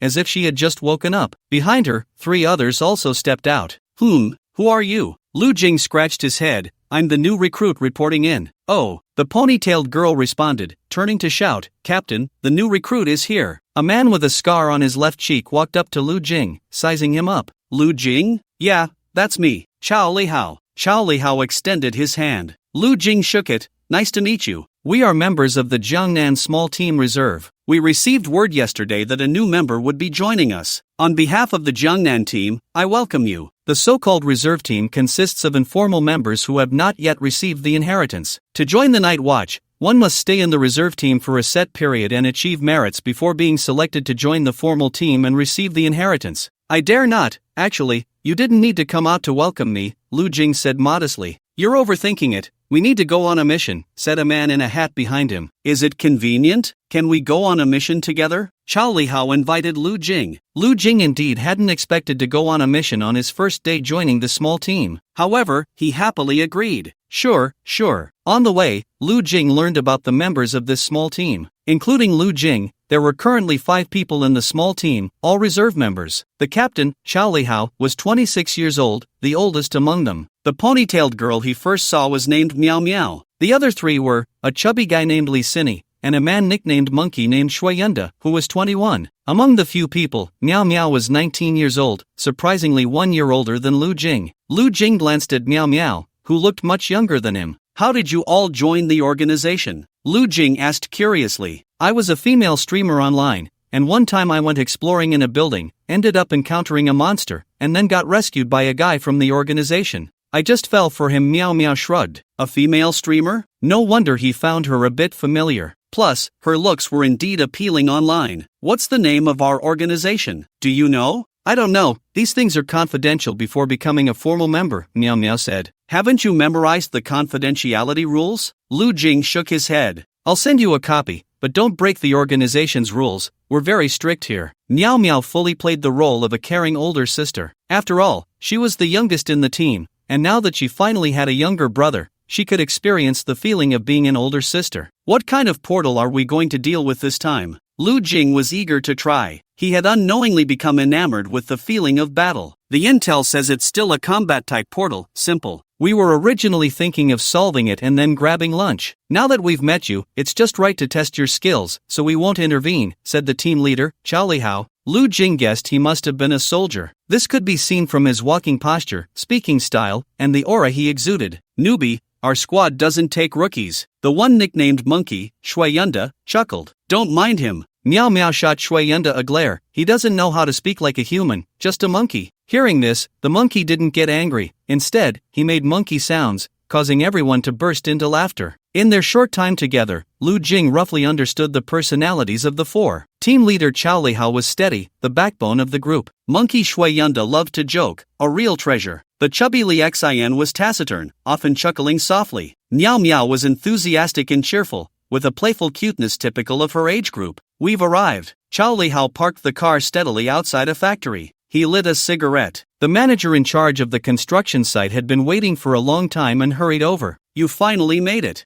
Wait, non-awakened? The manager, also an awakened one, immediately sensed it. Non-awakened? The construction manager looked astonished. He had originally sought out someone he trusted through special channels to help find awakened individuals to deal with the portal that had appeared on the site. Otherwise, once the portal opened, the construction would have to stop. How much would they lose in a day? Who would have thought he ended up with a group of non-awakened? Don't worry, we'll make sure to handle it for you. This is what we do, Chao Lihao said, uninterested in explaining further. The 5 of them, carrying tactical briefcases, headed straight for the portal entrance. Portal, no entry restrictions, no entry restrictions? Monkey raised an eyebrow. Miao Miao whispered, Captain, there won't be any accidents, right? No, the dungeon level isn't high. Chao Lihao's confidence was not unfounded. Usually, their team executed tasks in pairs. It was rare for everyone to be deployed at once. Moreover, this time, they had added a new team member. Check the items. Chao Lihao was the first to open his tactical briefcase. Lu Jing extended his finger and gently touched the fingerprint scanner on the briefcase. A faint light flashed, accompanied by a soft beep,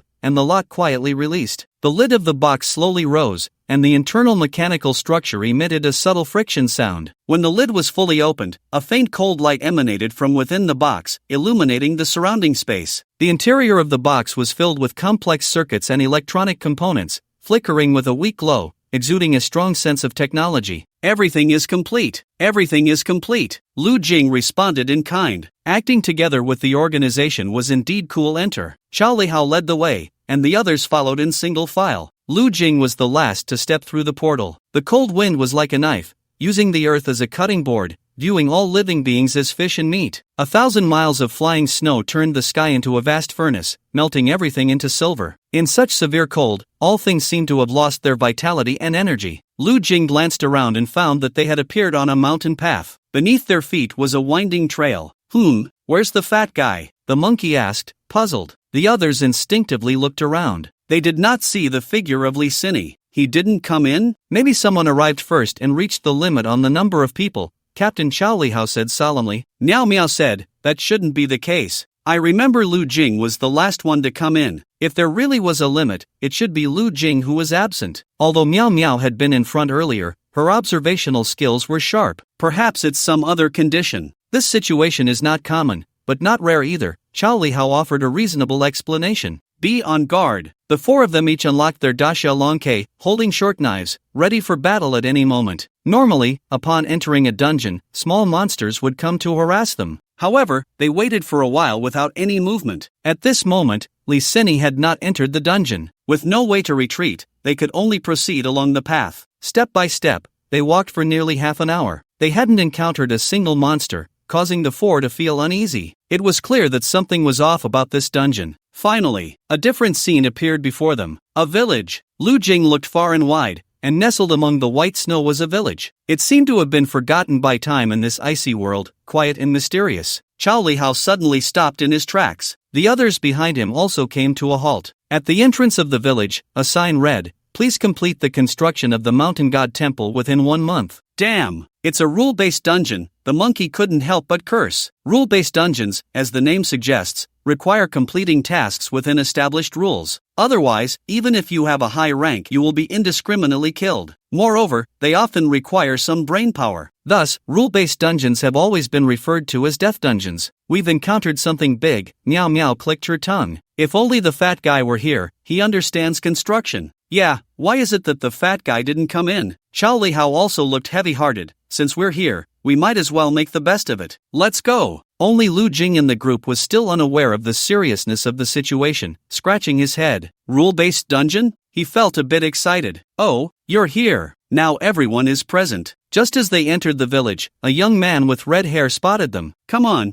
we arrived a day earlier than you. The red-haired man approached, speaking as if they were already familiar. Seeing that the others looked somewhat confused, the red-haired man explained, "This hidden dungeon requires 14 people to open. 10 people have already arrived, and you just happen to be 4. A 14-person rule-based dungeon? Even the seasoned Chao Lihao had never seen one." The 4 then followed the red-haired man to the gathering place of the awakened. They took shelter in a villager's home, gathered around a large dining table eating sauerkraut and stewed meat. "Are you all together?" A strong man, wearing only a tank top, asked. This person clearly looks like a warrior. "Yes." "A non-awakened one." The burly man frowned. "Yes." In an instant, a sigh echoed in the room, and everyone exchanged glances, their disdain unmistakable. A non-awakened person stumbled into the portal, and 4 more came at once. What a disaster. The portal allows entry but not exit. There's no way out until the mission is completed. Now that the numbers are complete, it means they have no choice but to finish the task. Damn,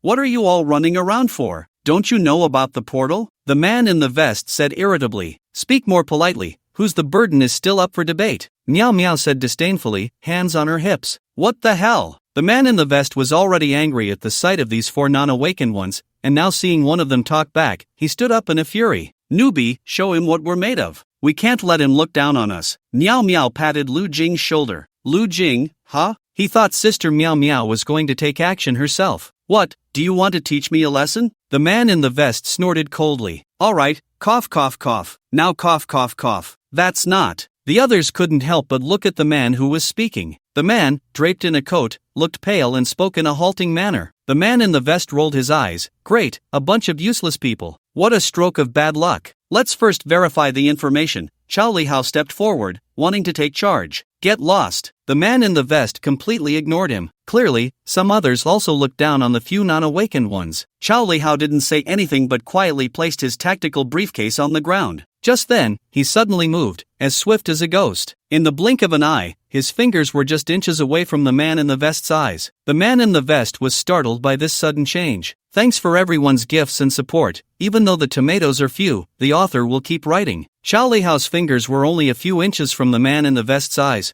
With a little force, he could pierce through them. The man in the vest stiffened, cold sweat running down his back. Chao Lihao calmly said, "Now let's verify the current situation." Everyone looked at each other. Even a fool would realize that this non-awakened person holding the briefcase was not an ordinary civilian who stumbled into the portal. On the contrary, he seemed more like a national-level agent. Cough cough cough, the pale man said, "We arrived a day earlier than you, but it was already late when we came, so we don't know much. According to the setup, there's a mountain god in this village. Under the protection of the mountain god, the villagers can avoid disasters. However, due to a severe earthquake, the mountain god's temple was destroyed, so we need to rebuild the temple before the invasion of the 100 demons, which is a month from now. We must successfully complete this task." Miao Mao rubbed her chin with her fingers. Sounds simple enough. Do we have anyone who knows about construction here? After all, building a mountain god's temple isn't something you can just do without some relevant knowledge. The pale man weakly raised his hand. I.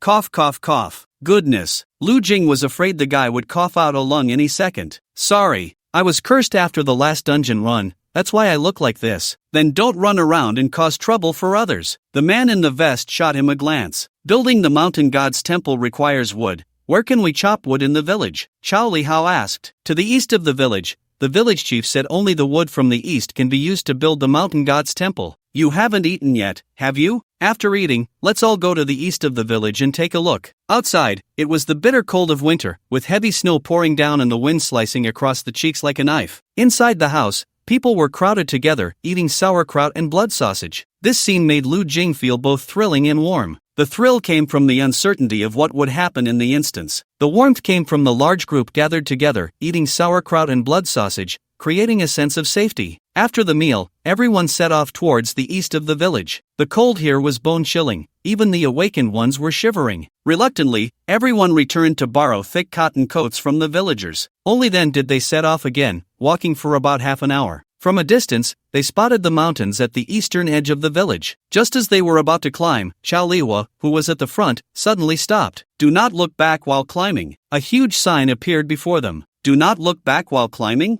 The second rule has appeared, everyone pay attention. Chao Lihua shouted. Do not look back while climbing. Lu Jing pressed his lips together, staring at the blood-red words on the sign. Thrilling, everyone mentally prepared themselves and began to climb. At first, it seemed normal, but as they walked, Lu Jing keenly sensed an unusual gaze directed at him from behind, fixated on him. The feeling grew stronger, as if an invisible ghost had quietly attached itself to him, causing him unease. This eerie sensation was chilling, making him unable to suppress the urge to turn around and see who was watching him in the dark. Do not look back while climbing. Lu Jing could only forcefully suppress the desire to look back, gritting his teeth to continue climbing. But the more he tried not to think about it, the stronger the impulse to turn back became, as if a hand were scratching at his heart, making him very uncomfortable. Lu Jing could only fix his gaze on the person in front of him, trying not to think. At this moment, the others were likely feeling the same way. The person in front of Lu Jing was called Gao Mingyuan. He was a high school teacher,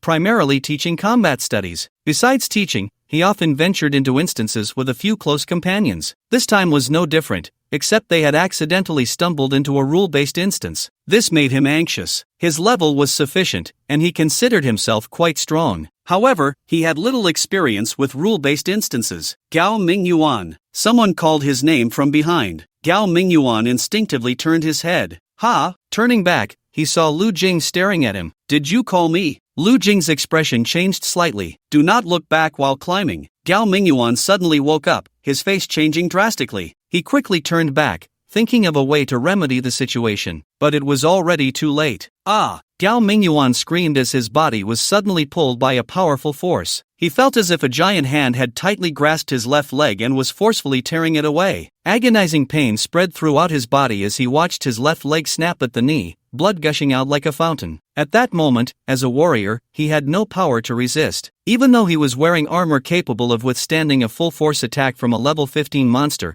his leg simply broke off into thin air. Then, that mysterious force struck again. This time, the target was his arms. Gao Mingyuan was horrified to find his arms being ruthlessly torn from his body, blood pouring out from the severed limbs. Ah! He fell to the ground in agony, his cries piercing the sky. He could not comprehend how all of this was happening. Around him, it seemed as if an invisible force was at work, pushing him step by step toward the edge of death, and he was completely unable to resist. Help me! It hurts so much! Help me! Help me! Ah! It hurts! Help! Gao Mingyuan's screams sounded like they came from the depths of hell, echoing in the air, sending chills down the spine. Every scream was like a sharp sword, deeply piercing the hearts of everyone. Everyone was stunned by the sudden horror scene, their bodies stiff as ice, unable to move an inch. Despite the fear filling their hearts, no one dared to look back at what had happened. However, the chilling screams lingered like a shadow, constantly echoing in their ears, making their heartbeats grow more intense. Time passed second by second, and Gao Mingyuan's screams gradually weakened,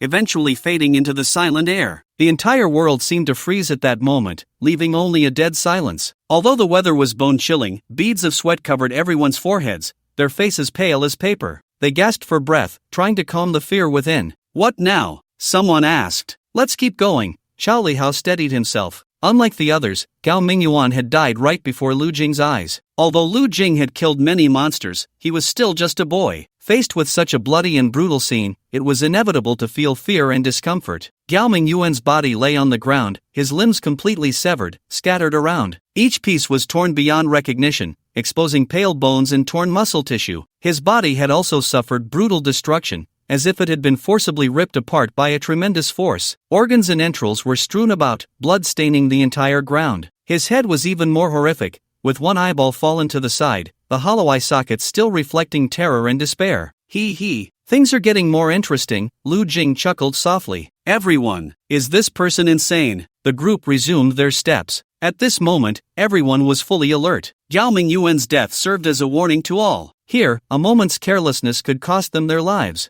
This place was hell. Even if you had all sorts of powerful treasures, killing you required no justification. Everyone was awakened, naturally quick at chopping trees. Even for Lu Jing and his three companions, using the Dasha Longke to chop trees was no trouble at all due to the serum's power. When they returned after chopping trees and saw Gao Mingyuan's body by the roadside, they couldn't help but feel a chill. Some couldn't help but vomit. Gao Mingyuan's death was simply too tragic. On the way back, Zhang Songgan, who had been coughing the whole time, stumbled and nearly rolled down the mountain. The man in the vest looked at him with disdain. This physique, still entering the dungeon? Thankfully, this was a rule-based dungeon. Xiao Lihao had the monkey carry Zhang Songgan on his back all the way back. Xiao Lihao had his own considerations. Zhang Songgan was the only one in the team who understood construction. If something happened to him, it would be troublesome. Upon returning to the village, Zhang Songgan had completed the architectural drawings for the mountain god temple the previous evening. Only some details needed to be filled in. Everyone was either looking for tools or repairing wood. This work sounded simple, but in reality, it was not easy at all. If Zhang Songgan hadn't been there to guide them, the mountain god temple would never have been completed. The only problem was that Zhang Songgan was out of breath, even though he hadn't lifted a single piece of wood. Xiao Lihao had Lu Jing bring him a stool so he could sit there and guide the work. Wrapped in a thick cotton coat with 2 hot water bottles inside, he felt slightly better. With this physique, even an ordinary person was 8 times stronger than him. One could imagine the kind of curse he had suffered as an awakened. After a busy day, the mountain god temple had not even taken shape.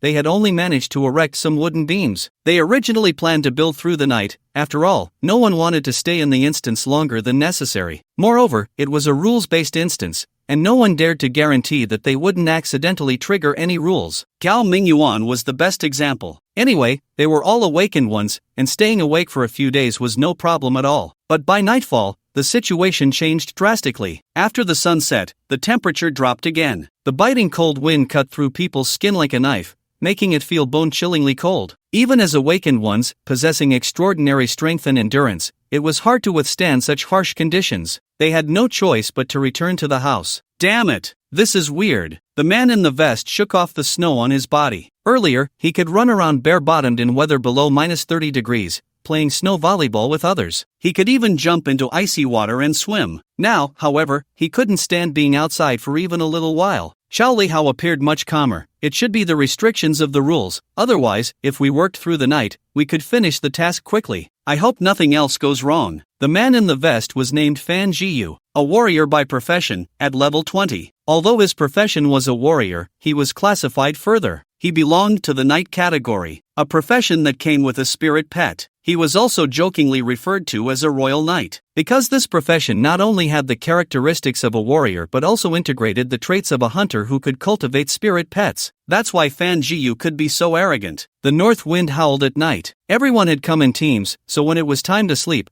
they naturally chose to sleep with their respective small groups. Lu Jing and his 3 companions squeezed into one room. The light bulb in the room was on. The 4 of them chatted casually, exchanging words. Lu Jing snuggled in the blankets, feeling that this was quite nice. A full sense of security. It felt like when he was a child watching horror movies with friends. Everyone was scared to death. By nightfall, they all huddled together in the warm bed. Outside, the adults were playing cards and chatting, accompanied by sunflower seeds. Boss, I feel something's off. Is the task really going to be this simple? Just building a temple? Meow Meow said. Let's adapt as we go. In any case, everyone should stay alert. Understood. Xiao Lihao glanced at Lu Jing and said apologetically, I was thinking of letting you try your hand, but I didn't expect to encounter this kind of rules-based instance on the first try. Lu Jing didn't mind. It's okay, this is my first time entering this type of instance. You've entered instances before? The monkey caught the flaw in Lu Jing's words. Yeah. Lu Jing nodded. How many times? Once or twice? Lu Jing counted on his fingers, trying to remember. But there were too many times, and he had forgotten. Probably around 10 times.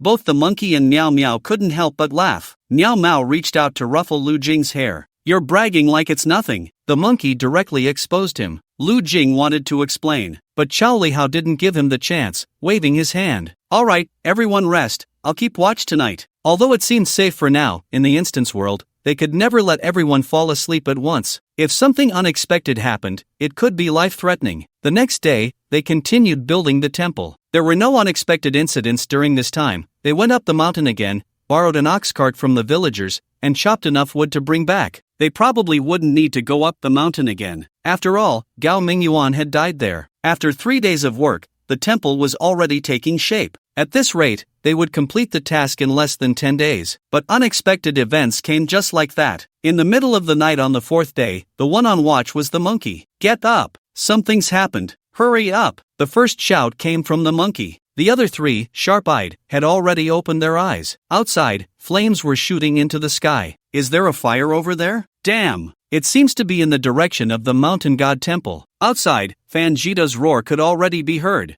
Bad news, the mountain god temple was burned. Good news, it wasn't too serious, it wasn't completely destroyed. Zhang Songgan checked up and down and said, fortunately, nothing major happened. Plus, there was snow on top, so it was hard to burn. It's not a big problem, it just means we'll spend a few more days on it, but it won't delay our plans. Only some wood was damaged, the basic structure was still intact. Upon hearing this, everyone breathed a sigh of relief. Damn it, don't let me find out who did this, Fan Jiyu said angrily. Not just Fan Jiyu, everyone couldn't help but clench their fists. There's a saying that goes, a grandson doesn't feel pain when selling his grandfather's land. The mountain god temple was related to their lives. Moreover, the wood was cut down by them, one tree at a time, and then transported back. Finally, they painstakingly polished it into the parts needed for the mountain god temple, only they knew the bitterness involved. However, the villagers in the village were even angrier than they were. When the villagers heard the news that the mountain god temple had been burned, they all came out of their homes and gathered at the temple. Anger and dissatisfaction were evident on everyone's faces. They began to discuss among themselves, voices rising and falling. Who did this? How could they treat our mountain god temple like this? This is simply blasphemy. Needless to say, it must be those people with the surname Li who did this, someone said angrily. The voices were filled with indignation, and others expressed their agreement. These people are too wicked. Disrespecting the mountain god will bring retribution sooner or later. Let's go find them and settle the score. As emotions ran high, someone in the crowd suggested going to confront the Li family. Let's go. Find them and settle the score. A strong man shouted. His voice was loud and firm, immediately receiving responses from others. Let's go, go, go. People began to shout along, determined to seek an explanation. Thus, a group of angry villagers marched out. The outsiders looked at each other. It seems there are quite a few conflicts in this village. Why are there only people with the surname Li and Zhang in this village? Miao Mao asked curiously. The villagers with the surname Zhang made up the vast majority, while those with the surname Li only occupied a small portion. Chao Lihao said, perhaps two villages merged, one village has the surname Li, and the other has the surname Zhang. Miao Mao nodded, finding this reason quite reasonable. Fan Jiyu said,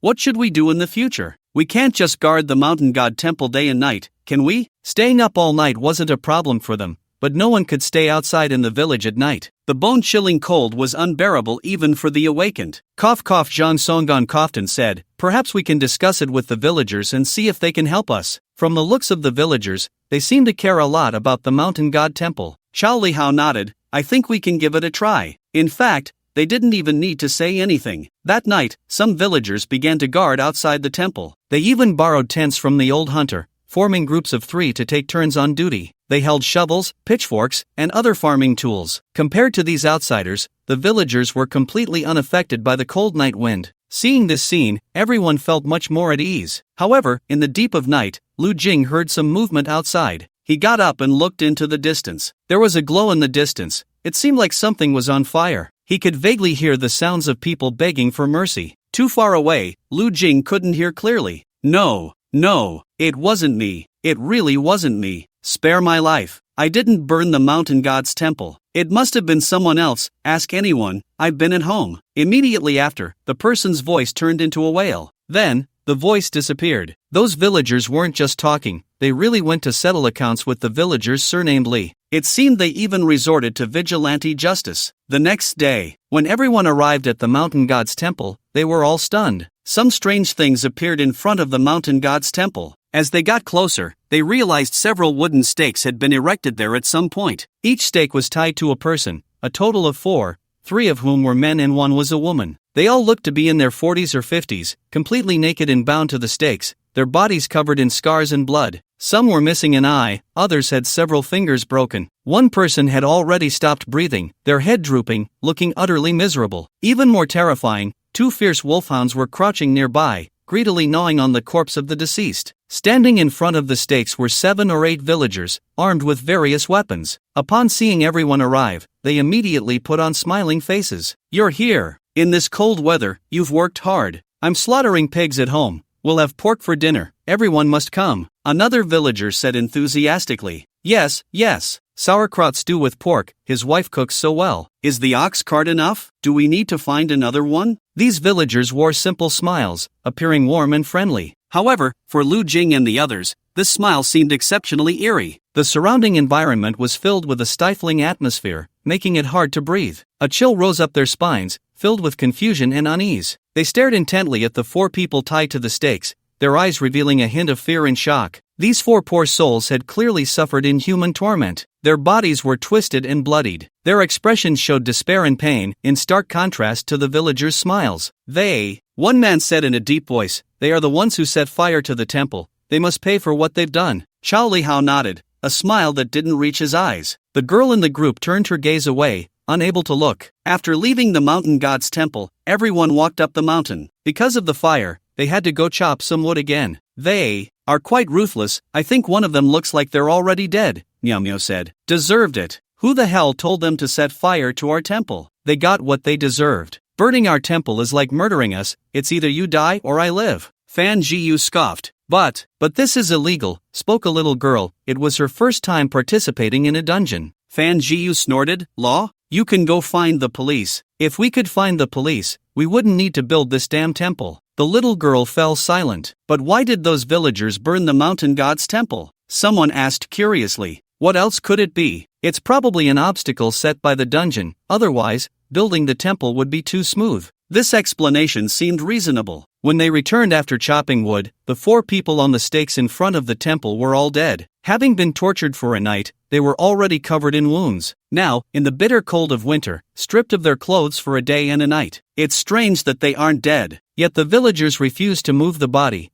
claiming it will deter others with ill intentions. Whether it actually deters anyone is unknown, but it certainly has frightened Lu Jing and the others. By morning, the body had already frozen into an ice sculpture. With 4 human-shaped ice sculptures displayed there, anyone with a weak constitution would be startled at first glance. Although everyone had seen a corpse, they were not murderers after all. This scene was still quite unsettling. So during their break, Chao Lihao organized everyone to explore other parts of the village. There might still be other undiscovered rules. Lu Jing teamed up with Miao Miao, and the two headed towards the center of the village. Miao Miao stretched lazily and said, "This mission is so boring, I prefer to just get things done." "I'm not good at thinking." Lu Jing smiled. "By the way, is it true that you said you participated in over a dozen instances?" "It's true," Lu Jing replied. "You're not joking?" Miao Miao raised an eyebrow. Lu Jing affirmed with a sound. "Speaking of which, why did you join the organization?" "Because it's cool," Lu Jing answered without hesitation. "What about you?" "Me? Of course, it's because of the captain." "Captain Chao Lihao?" "Not this captain, but the legendary one." Miao Miao pointed upwards, as if that captain existed in the heavens. "Have you seen him?" Lu Jing asked suspiciously. Miao Miao proudly puffed out her somewhat flat chest. "Of course I've seen him. He's so handsome. If I ever get married, it has to be someone like him." "Oh," Lu Jing responded somewhat perfunctorily. Miao Miao was dissatisfied but noticed Lu Jing staring down at the cracks in the ground. "Is the earthquake this severe?" Lu Jing clicked his tongue. The story's background is set against an earthquake that collapsed the original mountain god temple. That's why they need to build a new one. The cracks left by the earthquake spread across the village like a giant spider web, densely covering the area. These cracks varied in depth and width, with some even wide enough to fit a leg. Especially closer to the village center, the cracks grew larger. In some places, the ground had completely split open, forming deep ravines that were hard to cross. In other areas, the ground only slightly sank, but it was still enough to make one feel uneasy. These cracks not only damaged the village's roads and houses but also transformed the once familiar home into something unrecognizable. The villagers could only carefully avoid these cracks, searching for safe paths. As they walked further, a familiar sign suddenly appeared. Red letters read, "Do not approach the ancestral hall in the village center." Lu Jing and Miao Miao exchanged glances. Another rule discovered. "Let's take a look," Miao Miao suggested. Lu Jing pointed at the rule. Miao Miao said, "Let's not go inside, let's check outside." Lu Jing didn't insist. If Captain Chao Lihao were here, he would definitely stop them. When two young people are together, they always come up with good ideas. The two quickly arrived at the village center. There was an old tree at the center, not far from which stood the ancestral hall. However, there were a few villagers chatting in front of the hall. As soon as Lu Jing and Miao Miao appeared, they attracted their attention. One kind-looking middle-aged man in his 40s approached. "Do you need something?" "Nothing much, just wandering around," Miao Miao said cheerfully, showing no signs of shyness. "You didn't see the warning sign when you came over?" "What warning sign?" Lu Jing pretended to be clueless. The middle-aged man continued, "Outsiders are not allowed near the ancestral hall. It's our village's rule, and we hope you can understand." He maintained a friendly smile while speaking. Miao Miao suddenly realized and apologized. "I'm really sorry, we didn't notice." "It's okay, you can wander around other places in the village." Lu Jing and Miao Miao had no choice but to head back. Lu Jing glanced back and saw the middle-aged man had sat down again. These people didn't seem to be simply chatting, they looked more like they were on guard, protecting the ancestral hall. "How strange," Lu Jing said. "What do you mean? If it's a taboo, why didn't anyone warn us when we went up the mountain to chop wood? Instead, there are people guarding this place, as if they're afraid we'll go in." Miao Miao frowned slightly at his words but quickly relaxed. "Don't think too much, this village has plenty of oddities." Just then, a woman in her 30s brushed past them. Another man, who looked to be about the same age, said, "Mom, take it slow." Lu Jing and Miao Miao exchanged surprised glances. "Mom?" They both turned their heads in unison. Miao Miao whispered, "These two look more like a couple. It's possible he married a stepmother." Lu Jing replied solemnly, "No one calls their stepmother mom." Miao Miao shrugged. After the two returned, they compared notes with the others. Another group had also discovered several other rules. Do not trust villagers with the surname Li. Do not draw water from the well. Do not hang clothes out at night. Do not blow the whistle at midnight. Do not pluck white hair. What the hell are these? Fan Jiyu frowned. Each rule corresponds to a legend, Chao Lihao explained. This village has many supernatural events, which is why there are mountain gods,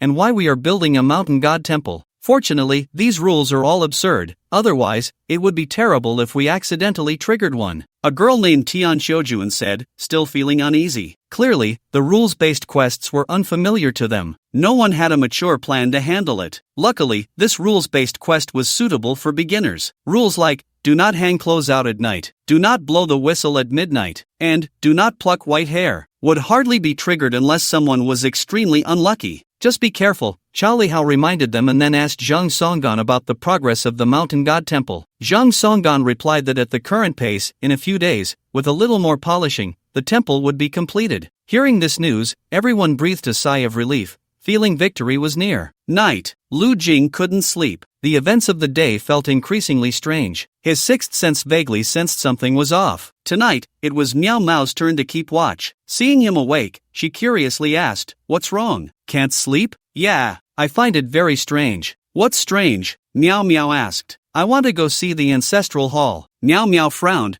"Are you crazy?" "No, I just feel the ancestral hall is odd. During the day, I learned a lot. The other rules all have their own legends behind them, but the one about the ancestral hall is shrouded in mystery. Yet, there are villagers guarding around it, as if they're afraid we'll go in." Lu Jing voiced his doubts. Miao Miao squinted, re-evaluating Lu Jing from head to toe. At first, she thought Lu Jing was just a novice who had never participated in a quest before, needing others to tell him what to do. But it was clear she was mistaken. This guy was just like her, a rebellious teenager in the prime of youth. Late at night, two figures ran silently through the quiet village. The countryside was not as brightly lit or bustling as the city. The nights here always seemed particularly tranquil and mysterious. Especially at this moment, the entire village seemed to be shrouded in a thick layer of darkness, evoking a sense of inexplicable loneliness and fear. The stars in the sky were larger and brighter than ever. Each step on the snow made an unavoidable sound. Sha-sha-sha-sha. Occasionally, the wind would come from behind, piercing through even the thickest cotton coat. It made one unable to resist quickening their pace. "We're almost there," Lu Jing said. The two passed by a warning sign. Snowflakes were still drifting in the sky, and the village was covered in snow no matter where one looked. Only around the warning sign was there not a single snowflake. The scarlet letters were particularly eye-catching even in the darkness.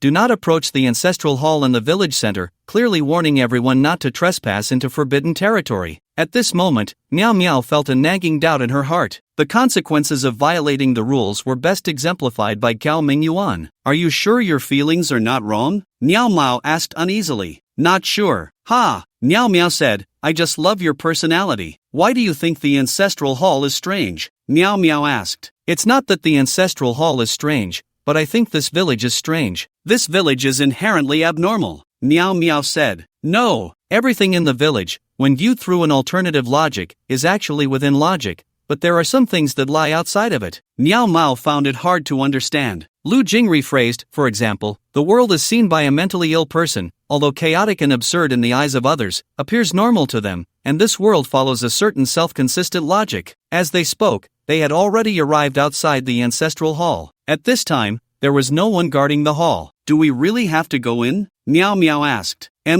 Lu Jing nodded. "I'll go in, you wait for me outside." "What kind of talk is that? We should go in together." Miao Miao was unwilling to show weakness in front of her junior. The ancestral hall at night appeared even more eerie and terrifying. The faint candlelight flickered, swaying unsteadily, as if it would extinguish at any moment. Shadows in the darkness seemed to dance, sending chills down one's spine. In the silent atmosphere, a slight breeze occasionally whispered, like the murmurs of ghosts. The ancient building exuded an old, musty smell, and the mottled marks on the walls and faded murals added to the eerie ambience. The two cautiously stepped inside the ancestral hall, where the dim light made everything appear blurred. The ancestral tablets stood quietly, and the scent of incense wafted through the air, mingling with the smell of dust. Ancient utensils, worn books, and mysterious symbols all evoked thoughts of past sacrificial rituals and mysterious religious beliefs. Miao Miao lit a candle and placed it in the corner. "What does this mean?" Lu Jing asked curiously. Miao Miao explained, "If the candle flame changes color, it proves that something strange is happening. By observing the color changes of the flame, one can also determine the level of danger." "Isn't this a plot from a tomb raiding novel?"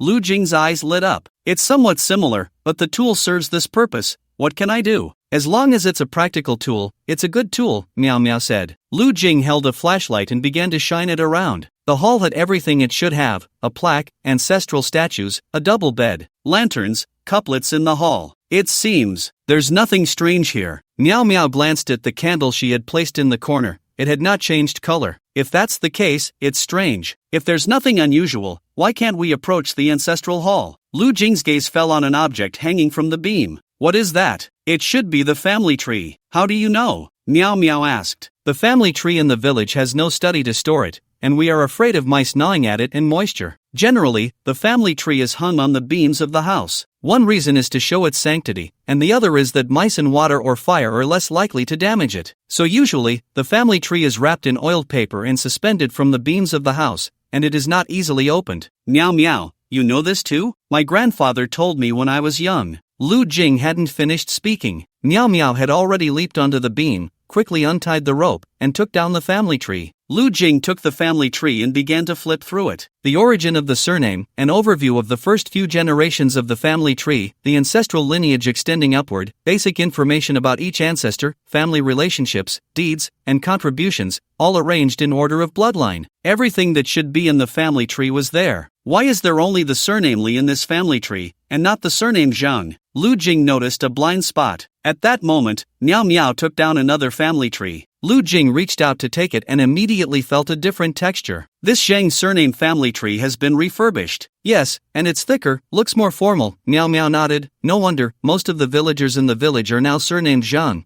while those with the surname Li are very few. Lu Jing opened the Zhang surname family tree. Is there anything unusual? Lu Jing shook his head. Nothing apparent for now. Meow Meow turned her head and glanced at the candle flame in the corner. It seems there's no problem with this ancestral hall, so why aren't we allowed to enter? Shoo, someone's coming. Meow Meow's expression suddenly changed, and she quickly blew out the candle in the corner. Whoosh! Calling me out at this late hour? Who would come to the ancestral hall in the middle of the night? A man in his 40s, holding a flashlight, shone it around the ancestral hall. Fortunately, he was so sleepy at that moment that he could barely keep his eyes open. Otherwise, he would have noticed that the family tree hanging from the beam was missing. The man yawned repeatedly, glanced around, and then walked out of the ancestral hall. The moon was dark, and the two large red lanterns in front of the ancestral hall were particularly eye-catching. The man walked with his head down, suddenly paused. He turned around and quickly returned to the ancestral hall. Not good. Lu Jing and Meow Meow simultaneously realized something. With such heavy snow, the footprints left behind were impossible to erase. They had thought that after tonight, the footprints would be covered again by the snow. But they didn't expect someone would still come to the ancestral hall at this time. The man carefully scanned again with the flashlight, this time looking more closely. Lu Jing and Meow Meow crouched behind the table, holding their breath.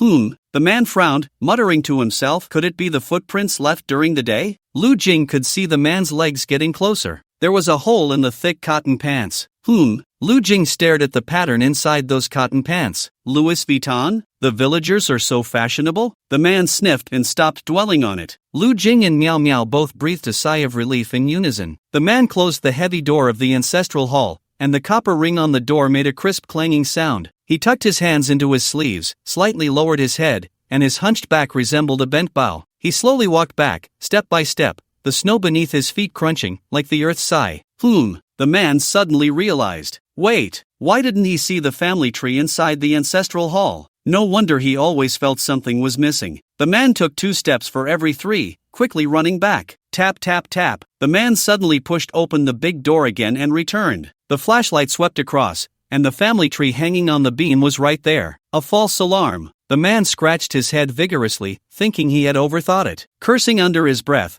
can't let anyone have a moment's peace at this late hour. After the man left, Meow Meow, who was crouched on the beam, wiped the sweat from his forehead, which had trickled down due to nervousness. It was just a matter of seconds before he was almost discovered. Lu Jing also stepped out from the darkness. After waiting a while longer and confirming that there was no more movement, the two cautiously began to check around. Once they were sure there was nothing, they returned the way they came. Footsteps sounded outside. 2 figures entered the room, one after the other. Captain Chow Li Hao and the monkey were in another room. Lu Jing and Meow Meow were careful not to wake the two, so they cleaned the snow off themselves in the corridor. Meow Meow exhaled, her voice trembling. Clearly, she was freezing. Looks like we made a wasted trip, we found nothing. On the contrary, I think we were right to go. What do you mean? We went to the ancestral hall and found nothing, which is strange. Meow Meow was a smart person and understood quickly, but the rules clearly state not to approach the ancestral hall. Lu Jing nodded. Maybe we were just lucky, Meow Meow said. Lu Jing replied, I can't quite put my finger on it, but something feels off. But I can't say what exactly is wrong. What feels off? The ancestral hall feels off. But Lu Jing could never grasp that key point. If the rules are ironclad and cannot be violated, then it is certain that one of the rules has a problem. They are deliberately not allowed to go to the ancestral hall. But what is hidden in the ancestral hall? 2 family trees? Lu Jing couldn't figure it out. At that moment, footsteps sounded. Jung Songgan, draped in clothes, walked in. Is something wrong? Meow Meow asked. No, I just saw you two come back from outside when I went to the bathroom. What happened? As Jung Songgan spoke,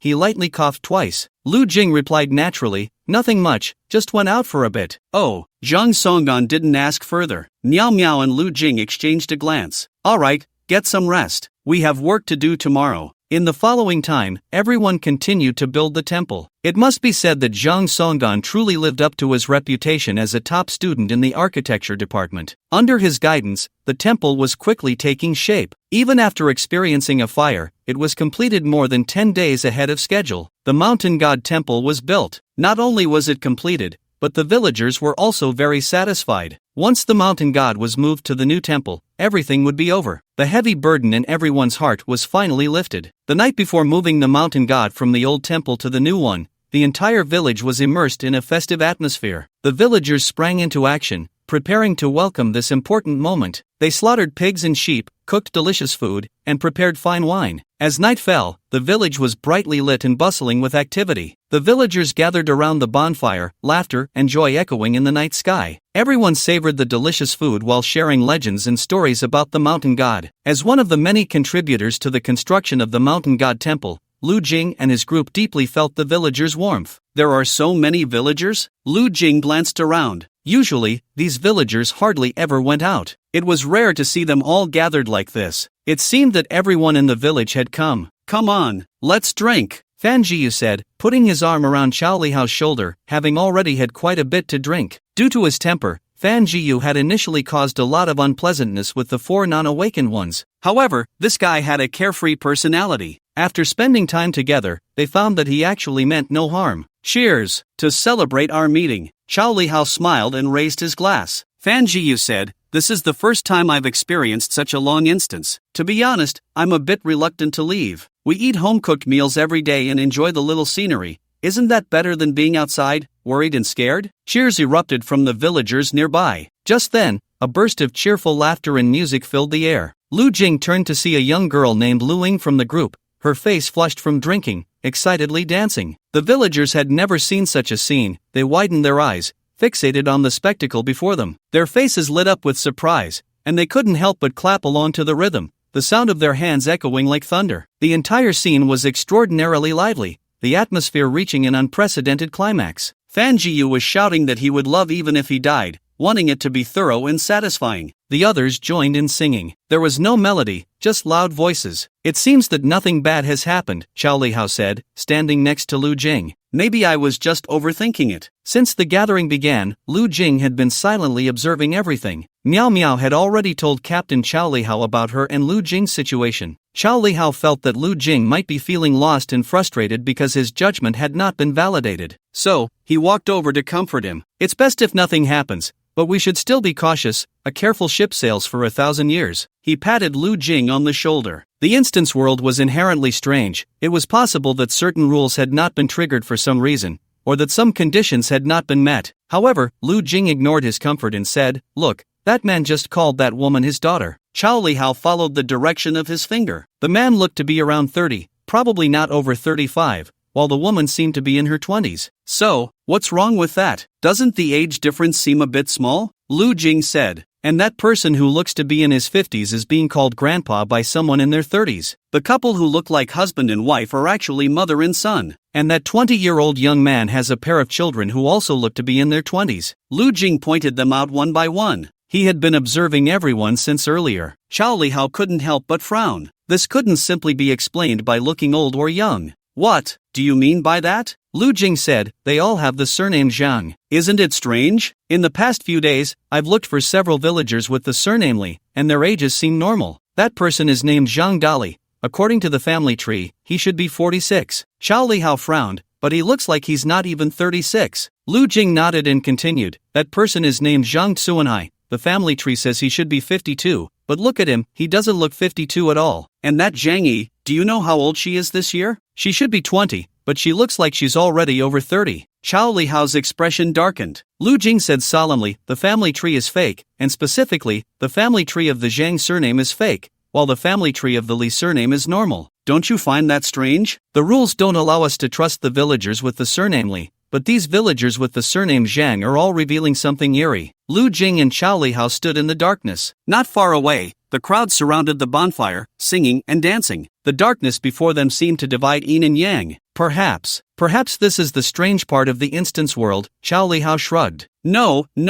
Lu Jing exhaled deeply. These villagers with the surname Zhang are not villagers here at all. What? Chao Lihao looked at Lu Jing in surprise. They are not villagers, they are players just like us, trying to clear the level, Lu Jing said, word by word. For updates, this instance is a bit long, but it will end soon. Thank you all for your support. They are not villagers, they are players just like us, trying to clear the level, Lu Jing reiterated. Chao Lihao was astonished. They failed to clear the level, got trapped here, and became villagers here. Their memories were altered, so the family tree is new. It's not at all as we imagined, renovated by the Zhang surname villagers. That's why their ages and appearances don't match, and most importantly, their relationships are all confused. This is also why a person in their 20s would call a 30-year-old mom. That's why there are so many abnormalities, and the villagers with the surname Li are the original villagers of this village. Lu Jing finished in one breath. So what? Chao Lihao asked. Even if the Zhang surname villagers are outsiders, what does that prove? They failed to clear the level and were left here forever,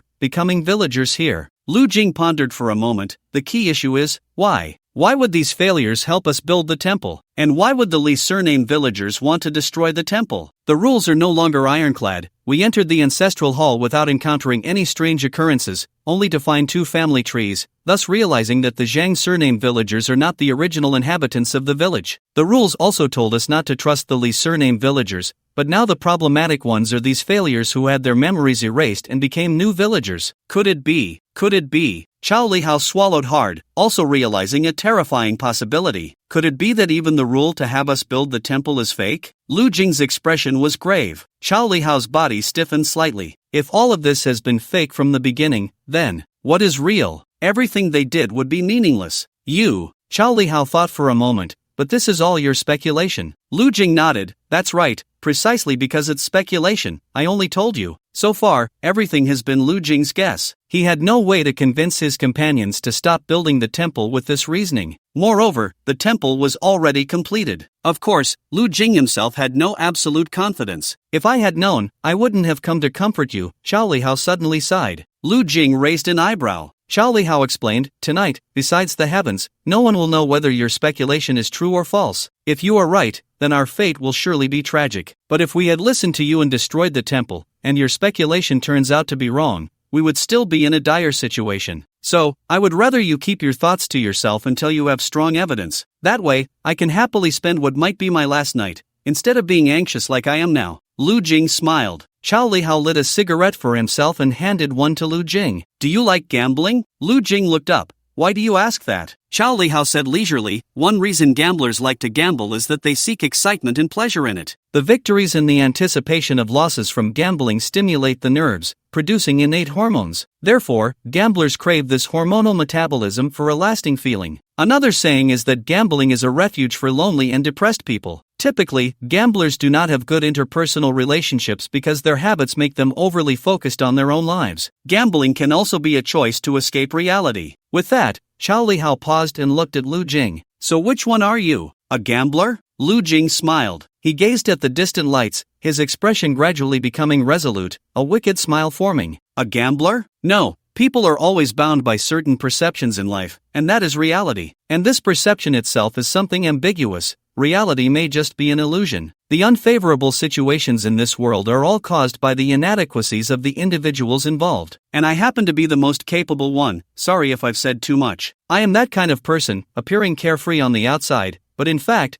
I have already mastered everything inside. Chao Lihao, confused face? He now somewhat doubted whether Lu Jing had some kind of mental illness. Late at night, the joyful atmosphere had not yet dissipated, the fragrance lingering in the air. The biting cold wind and swirling snowflakes quietly departed this night, as if they had never existed. The cold air became gentle, the wind no longer howled, and the snowflakes ceased to fall. Under the night sky, a blanket of tranquility enveloped the earth, with only faint starlight twinkling in the horizon. Without the sounds of wind and snow, the world seemed to fall into slumber, everything appearing so quiet and peaceful. This sudden silence brought an unusual warmth and comfort. In front of the temple, 2 villagers lay on the ground. Alcohol was scattered everywhere, slowly flowing down from around the temple. Lu Jing held a bottle of liquor. Once it was spilled, he replaced it with another, until he felt it was enough. He finally stopped, and in his hand appeared a lighter. Lu Jing stood in front of the temple. Xiao Lihao was wrong. Lu Jing was not a gambler. He was a madman. A madman who did not care whether his decisions would kill himself or others. At this moment, what reflected in Lu Jing's eyes was not the mountain god temple, but madness. When you are uncertain about something, do not entrust your fate to others. Before it happens, no one knows what is right and what is wrong. Since it is all a choice,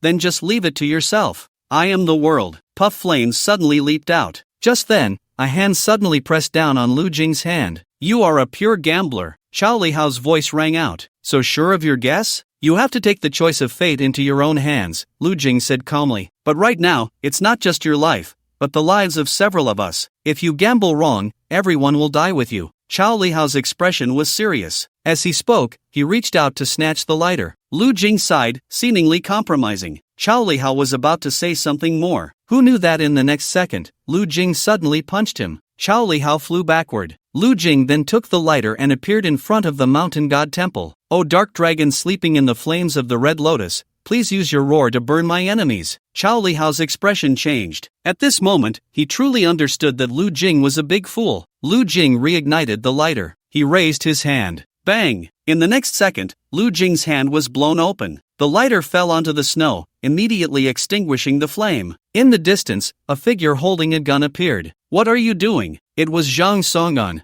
At this moment, Zhang Songan held a handgun, aiming it at Lu Jing. How could there be alcohol at the mountain god temple? Are you a traitor? Trying to kill everyone? No, don't get agitated, let me explain slowly. Xiao Lihao walked over. Speaking of which, Lu Jing was truly unfortunate. Don't move either. Zhang Songan aimed his gun at Xiao Lihao again. A professional gunman. Woo woo. At that moment, a horn sounded from afar, deep and long, like the roar of a giant dragon. As the horn echoed, a powerful force seemed to come from the distance, shaking the earth and sky. Xiao Lihao looked into the distance. What is that sound? It's the statue. Lu Jing reacted. They want to move the statue to the mountain god temple, not tomorrow, but tonight. If we don't burn it now, it will be too late. The gunfire and horn startled Fan Jita and the others, who were fast asleep. They hurriedly put on their clothes and rushed to the temple. However, looking at the scene before them, everyone was at a loss. They want to set the temple on fire. Zhang Songan spoke first. What? Everyone's gaze turned to Lu Jing and Xiao Lihao. Xiao Lihao suddenly felt overwhelmed. Fan Jiyu glanced at the lighter on the ground, then walked over and immediately caught a strong smell of alcohol coming from the mountain god temple. The liquor flowed across the ground. Are you crazy? Fan Jiyu shouted angrily. Damn, what are you trying to do? Xiao Lihao understood that it was impossible to explain things at this moment. These people wouldn't believe Lu Jing's claims about the village's suspicions, saying that the Zhang surname villagers were just like them, people who had failed the trials and lost their minds here, saying that the rules for building the mountain god temple might be fake. Even Xiao Lihao himself couldn't convince himself. Xiao Lihao anxiously shouted, Lu Jing, aren't you good at talking? It won't help to explain more to them, Lu Jing replied with a hint of helplessness. So what should we do now? First, let's tie them up. Fan Jita rolled up his sleeves. We can't let them drag us down with them. The others, hearing Fan Jita's words, moved forward, preparing to subdue Lu Jing. Even Meow Meow and the monkey looked at Captain Xiao Lihao with confusion. They didn't understand why the temple was suddenly on fire. Captain? At that moment, Xiao Lihao's mind was racing. Don't ask me, I don't know what's going on either. The newcomers really have guts. Lu Jing's figure flashed, crossing several steps in an instant. He arrived in front of Zhang Songan and kicked him in the chin. Zhang Songan fell to the ground without a sound. Lu Jing's hand, which had been smashed, had already healed, and he smoothly caught the handgun that had fallen from Zhang Songan's hand. Fan Jiyu's reaction was also quick.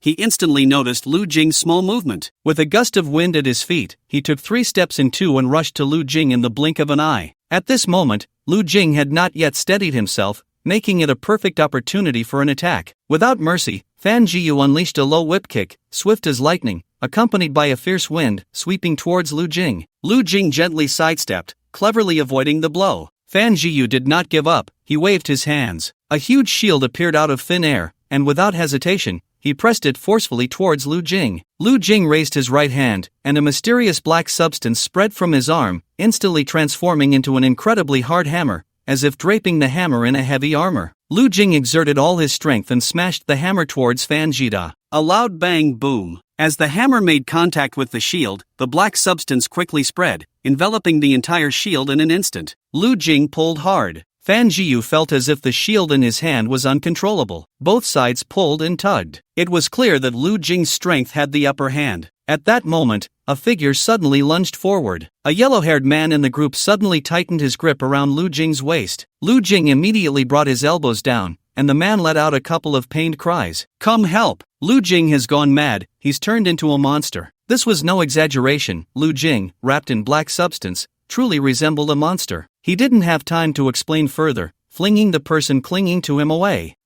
Accompanied by a shrill scream, Fan Jiyu was seen riding a fiery red warhorse. Like a burning flame, he charged towards Lu Jing at lightning speed. He held tightly onto a massive, sharp battle axe that glimmered coldly. Professional Knight. Mount, 20% damage bonus. 30% defense bonus. Extra life. Captain, who should we help? Monkey shouted. Chao Lihao's mouth twitched slightly. You ask me, I ask who? Is Lu Jing possessed? Who knows? Old Huang, don't you have that potion to dispel evil? That potion isn't cheap. Damn, do we care about that now? Just then, someone suddenly shouted, Meow meow. Everyone turned to see Meow Meow had picked up a lighter at some point. Without hesitation, she threw the lighter. Damn, the yellow-haired man yelled. The flame instantly ignited the liquor, spreading rapidly. Put out the fire. The yellow-haired man shouted in panic. However, just as the words left his mouth, the flames suddenly extinguished. They were neither blown out by the wind nor extinguished for any obvious reason. The raging fire, which was about to cause a disaster, mysteriously went out. It was as if a mysterious force had quietly descended, suppressing the flames. Meow Meow, not caring about her surprise, quickly pulled another lighter from her pocket. She threw it again. This time, it was the same. The fire flared up, but then extinguished in the blink of an eye. Meow Meow stared in disbelief. Could it really be that there's a mountain god? This is bizarre. Bang! Just as she was about to try again, the yellow-haired man charged over. His short dagger plunged towards Meow Meow's heart. The yellow-haired man activated his skill, Moon Shadow Enhancement. The speed was incredibly fast. By the time Meow Meow reacted, it was too late. Die! Put! A steel fork shot through the night sky, piercing the yellow-haired man's chest. It pinned him directly to the ground. The yellow-haired man coughed up blood, his eyes wide. Everyone was startled by this scene. The yellow-haired man suddenly spewed a jet of blood, splattering like a fountain, staining the ground in front of him. The cold, sharp steel fork ruthlessly penetrated his chest and lungs, deeply embedding itself in his body. The yellow-haired man could feel his life force rapidly draining away, as if gripped tightly by an invisible hand. His face turned pale as paper, his eyes filled with despair and pain. Help! Help me! The yellow-haired man's companions were about to rush over. Be careful! However, it was already too late. This time, what came flying was not a steel fork, but an axe.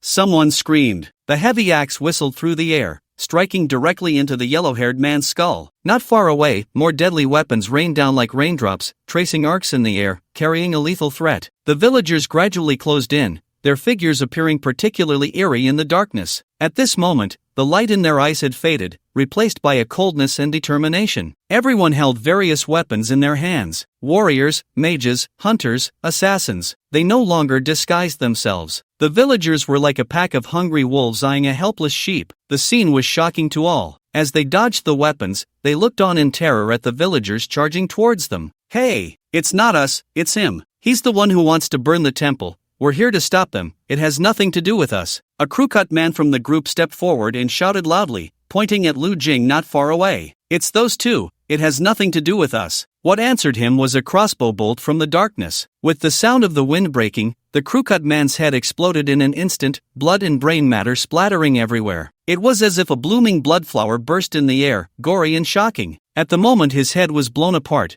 time seemed to freeze for a moment. Everything around became quiet. Then, the crew-cut man's body fell weakly to the ground. Blood flowed from his head, staining the ground red. Kill! With a low command, the villagers roared like a pack of enraged beasts. They raised their weapons and charged fiercely at their targets. Their steps were firm and powerful, their faces filled with cruelty and madness, as if they wanted to crush anyone who stood in their way. They were insane. All of them were insane. These villagers had gone mad. Run! Someone shouted. Lu Jing yelled, to the temple. Running now was no different from waiting to die. Once they left the mountain god temple, they would be waiting for the statue to be moved into the temple. Entering the temple now was the best choice. The group rushed into the temple like a swarm. Even the blonde-haired boy, impaled with a pitchfork, struggled towards the temple. It was as if the mountain god temple was their only path to survival. But after just a few steps, the blonde boy fell to the ground. Help! His eyelids were heavy as if weighed down by dumbbells. The rest of the group ran into the mountain god temple. Block the door. The villagers surrounded them one after another. Are you satisfied now? Someone, pale as paper,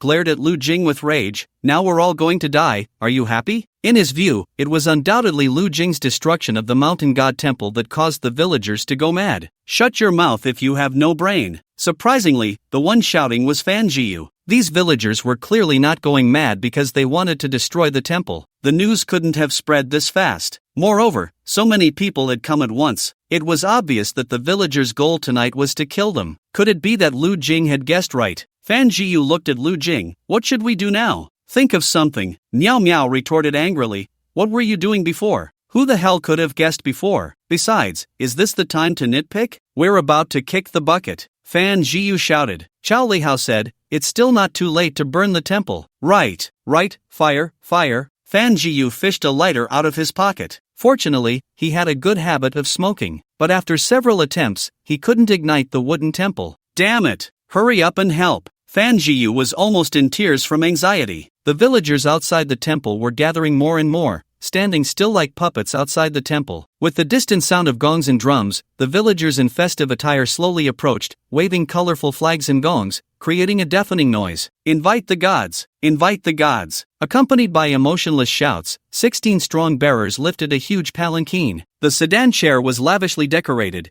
embroidered with exquisite patterns and mysterious symbols. Inside the chair, there was a shrine. It won't light up. Someone was almost in tears from anxiety. The villagers outside were like wolves, as if they were about to rush in and tear them apart at any moment. Does anyone have any usable tools? Stop hiding them. It's this time already. Hurry up and use them. However, no one could answer him. Forget about lighters. Even the mage couldn't ignite the mountain god temple with flames. Fan Jiu and the others simply picked up axes and started smashing the temple. Bang bang bang. Yet those incredibly sharp weapons struck the wood of the temple, leaving not even a mark. It was as if it were not wood, but concrete. In other words, even a concrete structure wouldn't withstand a blow from their awakened weapons. Damn it! Fan Jiu cursed loudly. What kind of crap is this? Zhang Songdan, why the hell did you build it so solidly? Zhang Songdan remained silent, knowing that Fan Jiu had already given up. It's over. The temple we built has ultimately become our burial ground, someone said in despair. We can't chop it down. Fan Jiu shouted in desperation. His hands were numb from the impact, yet the wood remained unscathed. Fan Jiu was completely hopeless this time. It wasn't that the wood was strong. There was a force protecting the temple. Whether they tried to set it on fire or chop it down, even if they used a nuclear bomb now, it would probably be futile. The wood had already become a boat. Let's go for the third update. The monkey sat down on the ground. Are we going to die? What the hell is going on? Didn't the rules say we should build a temple? Some were still confused,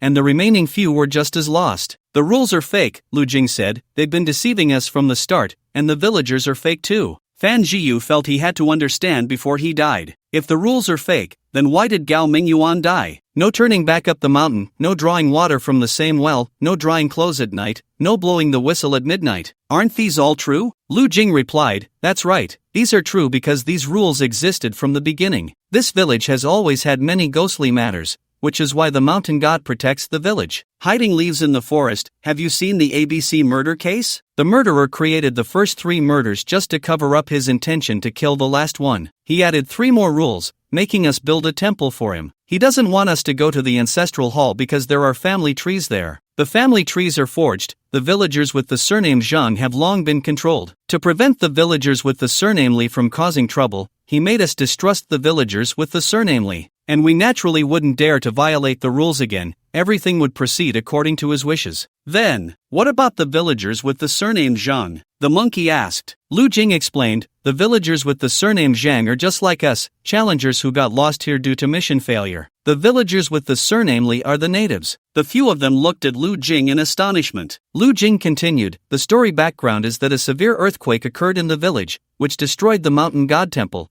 prompting us to rebuild it. I suspect that it was that earthquake that caused the original mountain god to lose its power, or to be injured. Then, something else wanted to take the opportunity to replace the mountain god, which is why it needed us to build a temple for it. Now that the temple is built, it naturally doesn't need us anymore, so those villagers will want to kill us. After hearing Lu Jing's explanation and considering their current situation, they had no choice but to believe it. Zhang Songgan looked deeply at Lu Jing. You thought of this a long time ago, why didn't you tell us? I only confirmed this speculation not long ago, Lu Jing replied. Damn, we were played. Fan Jiyu despairingly leaned his head against the wooden board. Now it's all too late. Let's escape, the monkey said anxiously. Maybe there's still a chance. It's useless to escape, Xiao Lihao said in a deep voice. They were already surrounded by the villagers outside. Even if they weren't surrounded, what would be the point of escaping? They couldn't damage the temple now, nor could they fight against the numerous villagers. They would have to wait until the shrine was moved to the mountain god temple, and then everything would be settled. What awaited them was the outcome of failure. Silence, a dead silence. Fan Jiyu recalled the experiences of these days. How ridiculous. It was truly too laughable. How could he naively think that this time the instance would be so simple? Just to have them build a temple. The guidelines were clearly written on the sign.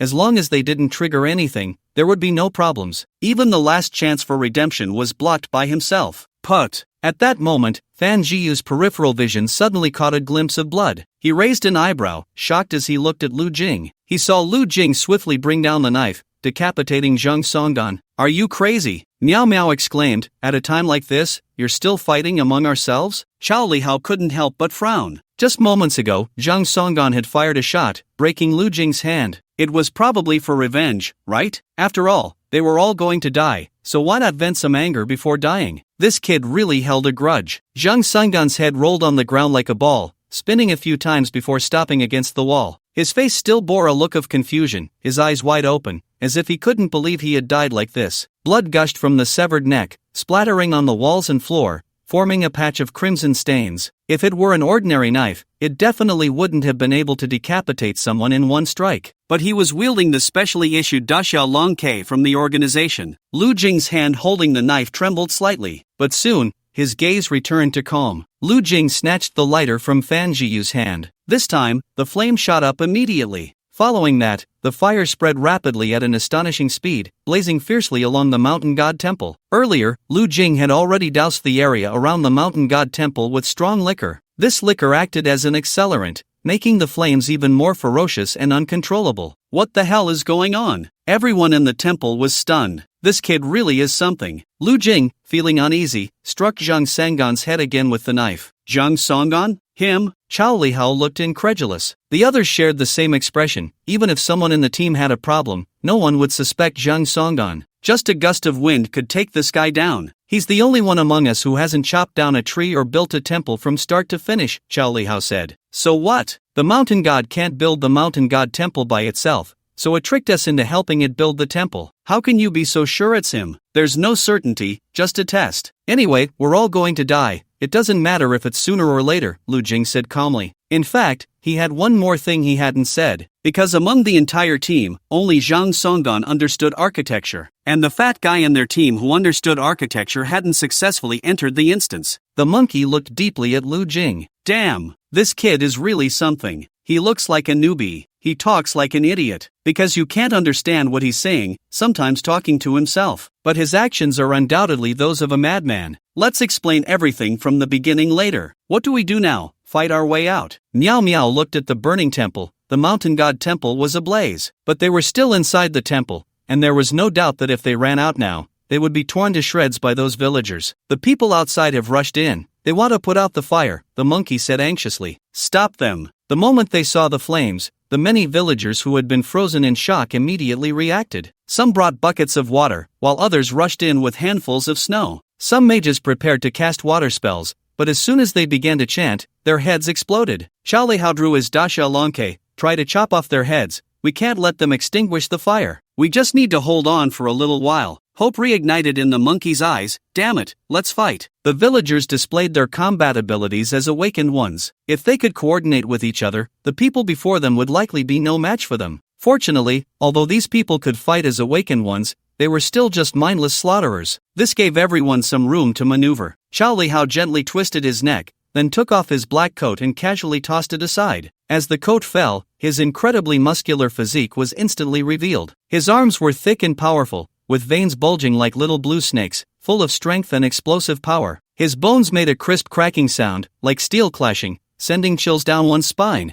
At that moment, he held a sharp daxia longke in each hand, the blades glinting coldly in the moonlight. When the moonlight fell on him, his robust muscles and imposing tattoos complemented each other, making him look like a war god descending to the mortal realm. Swish, swish. 2 light sounds rang out, and 2 heads fell to the ground, blood splattering. Chao Lihao struck mercilessly, showing no mercy. He accurately targeted the enemy's vital points, moving like a ghost, making it impossible for anyone to catch his movements. Everyone only felt a chill breeze pass by, and before they could react, they saw 2 heads rolling on the ground. The speed was simply too fast. Damn! Fan Jiyu shouted, summoning his iron cavalry. He then charged into the crowd. Lu Jing, wielding a daxia longke, narrowly dodged an attack from a mage. Freeze! Lu Jing quickly leaped back. These awakened ones were much harder to deal with than he had imagined. He saw a muscular, red-eyed, bulging-veined berserker charging at him with a gleaming great sword. Like a fierce beast, he rushed forward with astonishing speed. His steps were heavy and powerful, each one seeming capable of crushing the ground. Lu Jing swung his sword to counter. When their blades clashed, a crisp sound rang out, and sparks flew. Their figures intertwined in an instant. The great sword swung through the air, creating sharp sword energy. Lu Jing skillfully dodged and counterattacked. Just as he avoided one attack, a weakening spell hit his leg. Meanwhile, an assassin shadowed him closely, while archers and gunners in the distance fired in unison,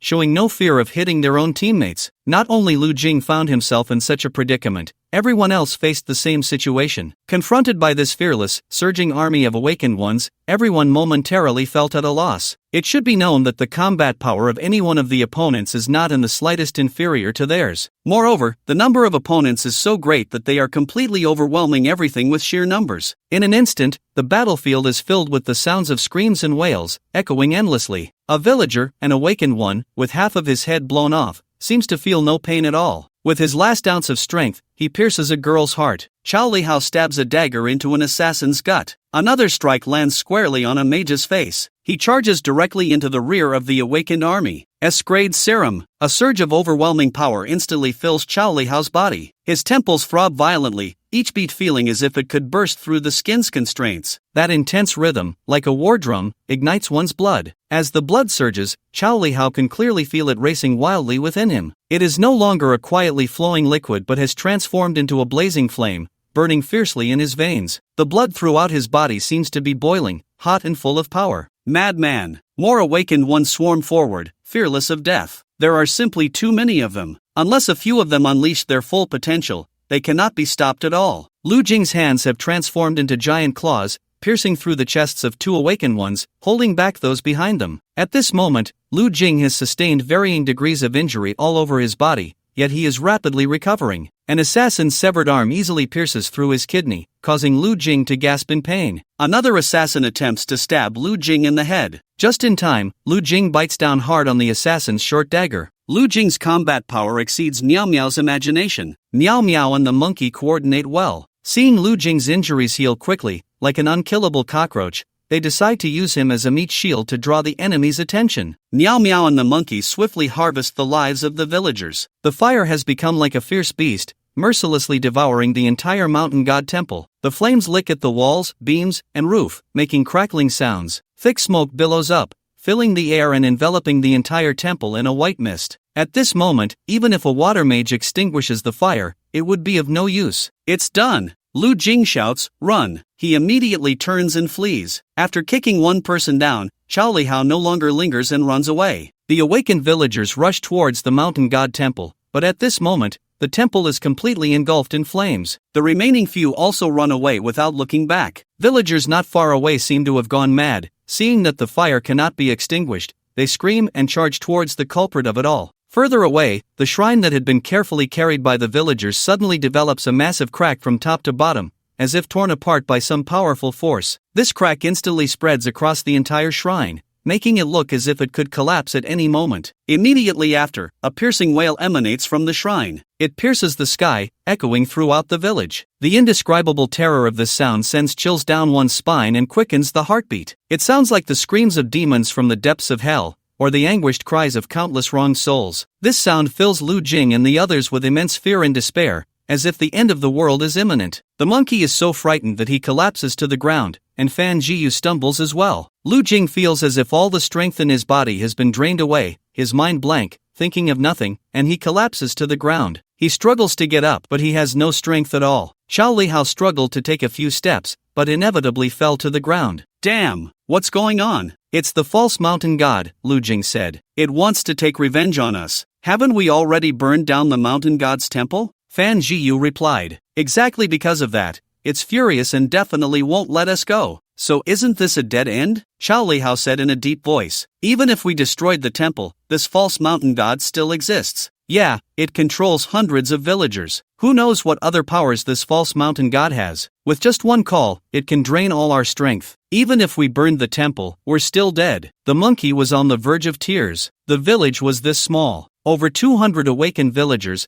plus a false mountain god whose abilities were unknown. They had nowhere to run. Lu Jing, think of a way. Fan Jiyu felt the power rapidly approaching, placing hope in Lu Jing. Shut up, I'm thinking. Lu Jing was overwhelmed, sweat pouring down his face. After all, he was the youngest among them. I am a genius. I am a god. I cannot die here. This world cannot continue like this. No, wait, isn't this what I've always longed for? This is the best, unfolding exactly as I expected. As long as it's alive, even if it's a god, I will kill it for you. Only I can defeat myself. The others looked at him in confusion, completely not understanding what he was saying. If it were any other time, they would definitely think Lu Jing had some kind of mental illness. In reality, this was Lu Jing forcing himself to calm down. It was like when you get a legendary weapon in a shooting game and immediately fantasize about being the MVP. In Soul games, getting new equipment feels invincible. At this moment, he imagined himself as the protagonist in various survival games. Calm, must stay calm. Everyone can panic, even if I'm panicking to death. I must remain calm. Being cool is a lifelong endeavor. I thought of something. Lu Jing suddenly shouted. The mountain god's temple. The mountain god's temple. Let's go to the mountain god's temple. But hasn't the mountain god's temple already been burned down? The monkey looked puzzled. He now suspected Lu Jing might really be crazy. The false mountain god's temple was burned down.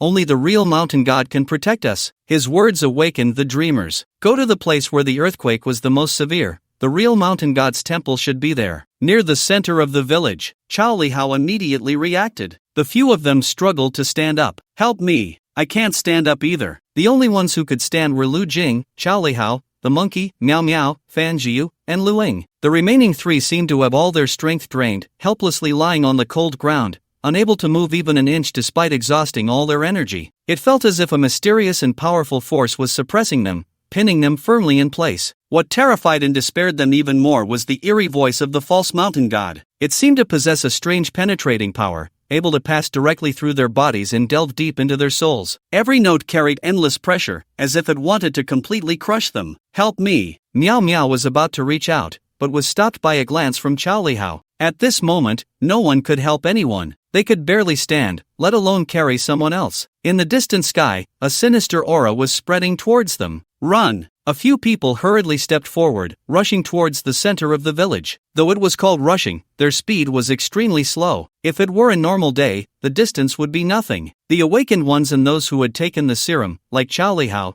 could reach the village center in no time. After all, if they ran, their speed would surpass that of the fastest car. But now, it seemed as if everyone was carrying a great mountain on their backs, struggling to move. Each step required immense effort. Help me, don't go. We are companions. Mom, save me, I don't want to die. Lu Jing tried hard not to look back, not to think about the voices in his ears. Soon, the sound of screams erupted, and it wouldn't be long before such screams would come from their own mouths. Everyone was running with all their might. Lu Jing quickly spread the black substance to his legs, giving them more strength. Let fate take its course. Fan Jiyu shouted, summoning his iron steed. He grabbed Lu Ying with one hand. Lu Ying was his fiancée in real life. Others could be left behind, but he couldn't abandon his fiancée. With the help of the Iron Steed, Fan Jiyu and Luing quickly left Lu Jing and the others behind. However, it wasn't long before, with a thud, Fan Jiyu's Iron Steed, as a knight, began to struggle wildly, then collapsed to the ground, unable to move any further. But for Fan Jiyu, running this far was already beyond expectations. The creature behind them had already killed the last three who were lagging behind and was now approaching them. Blood rage. With this roar, Chao Lihao seemed to transform into a mad beast. His eyes turned blood red, flashing with ferocity and madness. At that moment, his skin began to ooze a strange blood color,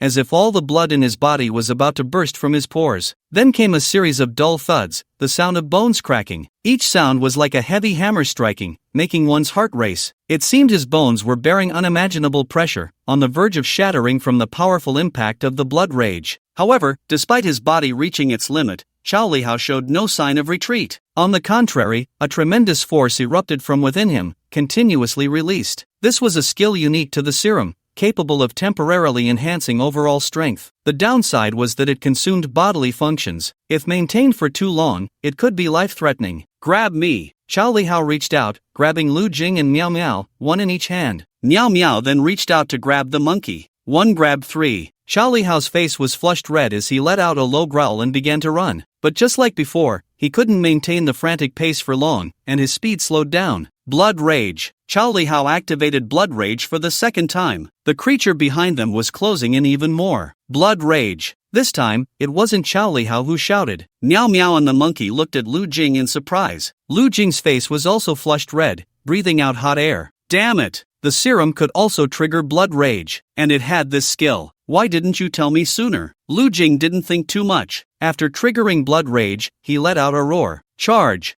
Bang bang bang! Each footfall left a deep imprint in the ground due to the heavy pressure. The monkey and Miao Miao looked at Lu Jing in shock.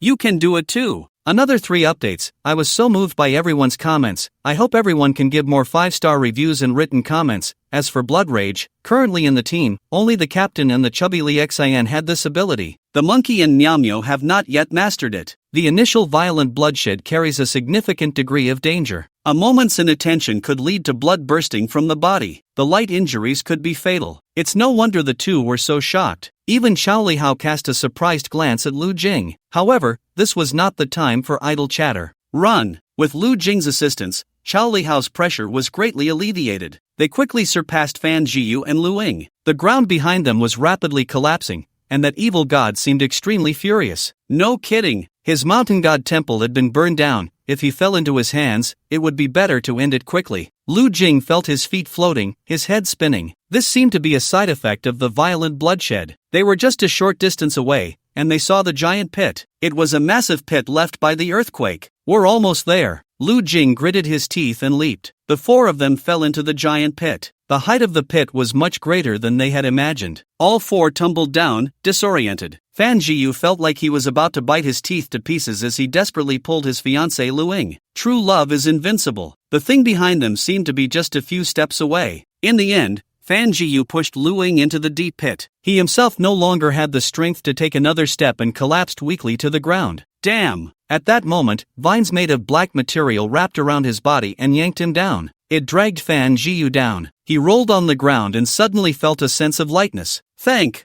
you! The deep pit was dark and murky. Glow! Luing summoned light. But before everyone could breathe a sigh of relief, they already felt the terrifying presence in the darkness. It was coming. It directly entered the deep pit. Everyone's faces turned pale, devoid of blood. The monkey almost broke down and said, Lu Jing, didn't you say this place was safe? Lu Jing swallowed hard. In fact, he wasn't sure either. Perhaps it wasn't as he imagined. Or maybe the path was right. But the original mountain god temple was not here. Lu Ying's light went out. In that moment, everyone was frozen in place. Chao Lihao tried to unleash violent bloodshed, but it was no longer possible. The blood felt as if it were frozen, facing this terrifying and unknown entity. When he watched Journey to the West before, even the 100,000 heavenly soldiers felt insignificant. The earth god was the lowest existence. As for the mountain god, the great sage wouldn't even glance at it. But at this moment, when this so-called false mountain god stood before them, everyone suddenly lost all means of resistance. It was a crushing force. It was as if they had turned into insects,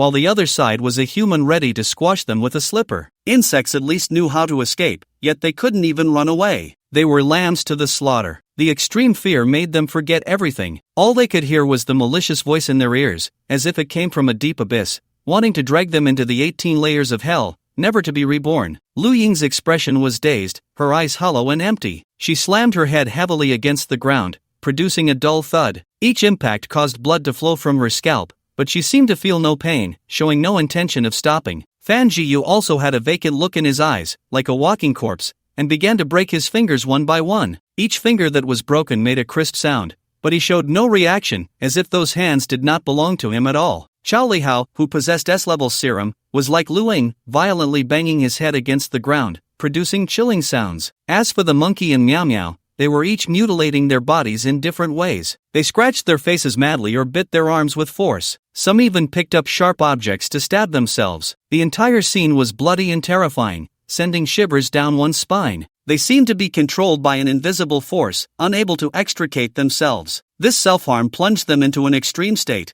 completely losing their rationality and self-preservation instincts. That thing finally approached Lu Jing. For this guy who had disrupted its plans, it was prepared to deliver the most brutal punishment. Lu Jing felt a surge of power, an evil force rising within him. His whole body felt uncontrollable, and a voice echoed in his heart. Yes, that voice did not come from his ears but resonated deep within. I will make you taste the most painful flavor in this world. I will use the most cruel and vicious means to torment you, making you unable to live or die. I will drag you into the 18 layers of hell, ensuring you can never escape my grasp. You will be cast into the Avicii hell, with no hope of ever seeing the light again. You will never be reborn, you will not die, but you will suffer far worse than death. You will continuously endure the agony of being skinned and having your muscles pulled, suffering the pain of 1,000 cuts. This is my punishment for you. Lu Jing's throat moved. He was clearly afraid. Anyone would feel fear. Compared to death, he feared enduring pain more. He had heard of a kind of torture where a thin rope was passed through a man's, and then plucked like a pipa string,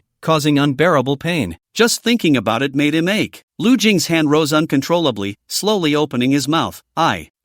It's too late to regret now. Ha ha ha ha. A malicious laugh rang out. Lu Jing raised his middle finger at the figure before him. Fuck you. After a brief silence, an angry roar erupted. The next second, a dazzling golden light suddenly shone, brilliant and resplendent like the sun. Following that, a deafening roar echoed throughout the valley. Despicable wretch, die quickly. This roar seemed to contain endless majesty and power, making one's heart race. As the golden light spread, the true mountain god appeared. At that moment, the earth began to tremble slightly, then quickly converged, forming a surging force. Accompanied by a violent rumbling sound, the ground shook continuously, as if it were about to swallow everything. Meanwhile, Chao Lihao and the others, who had been banging their heads against the ground, snapped back to their senses and stopped. The false mountain god frantically ran around, not forgetting to look back, wanting to take Lu Jing with it. But it was too late. The false mountain god could not care about anything else. It hurriedly fled into the sky. Boom! Soon, wails began to rise. With the appearance of the true mountain god, the awakened villagers' ranks suddenly collapsed. The false mountain god, like a stray dog, frantically fled in a panic. It was agile and fast,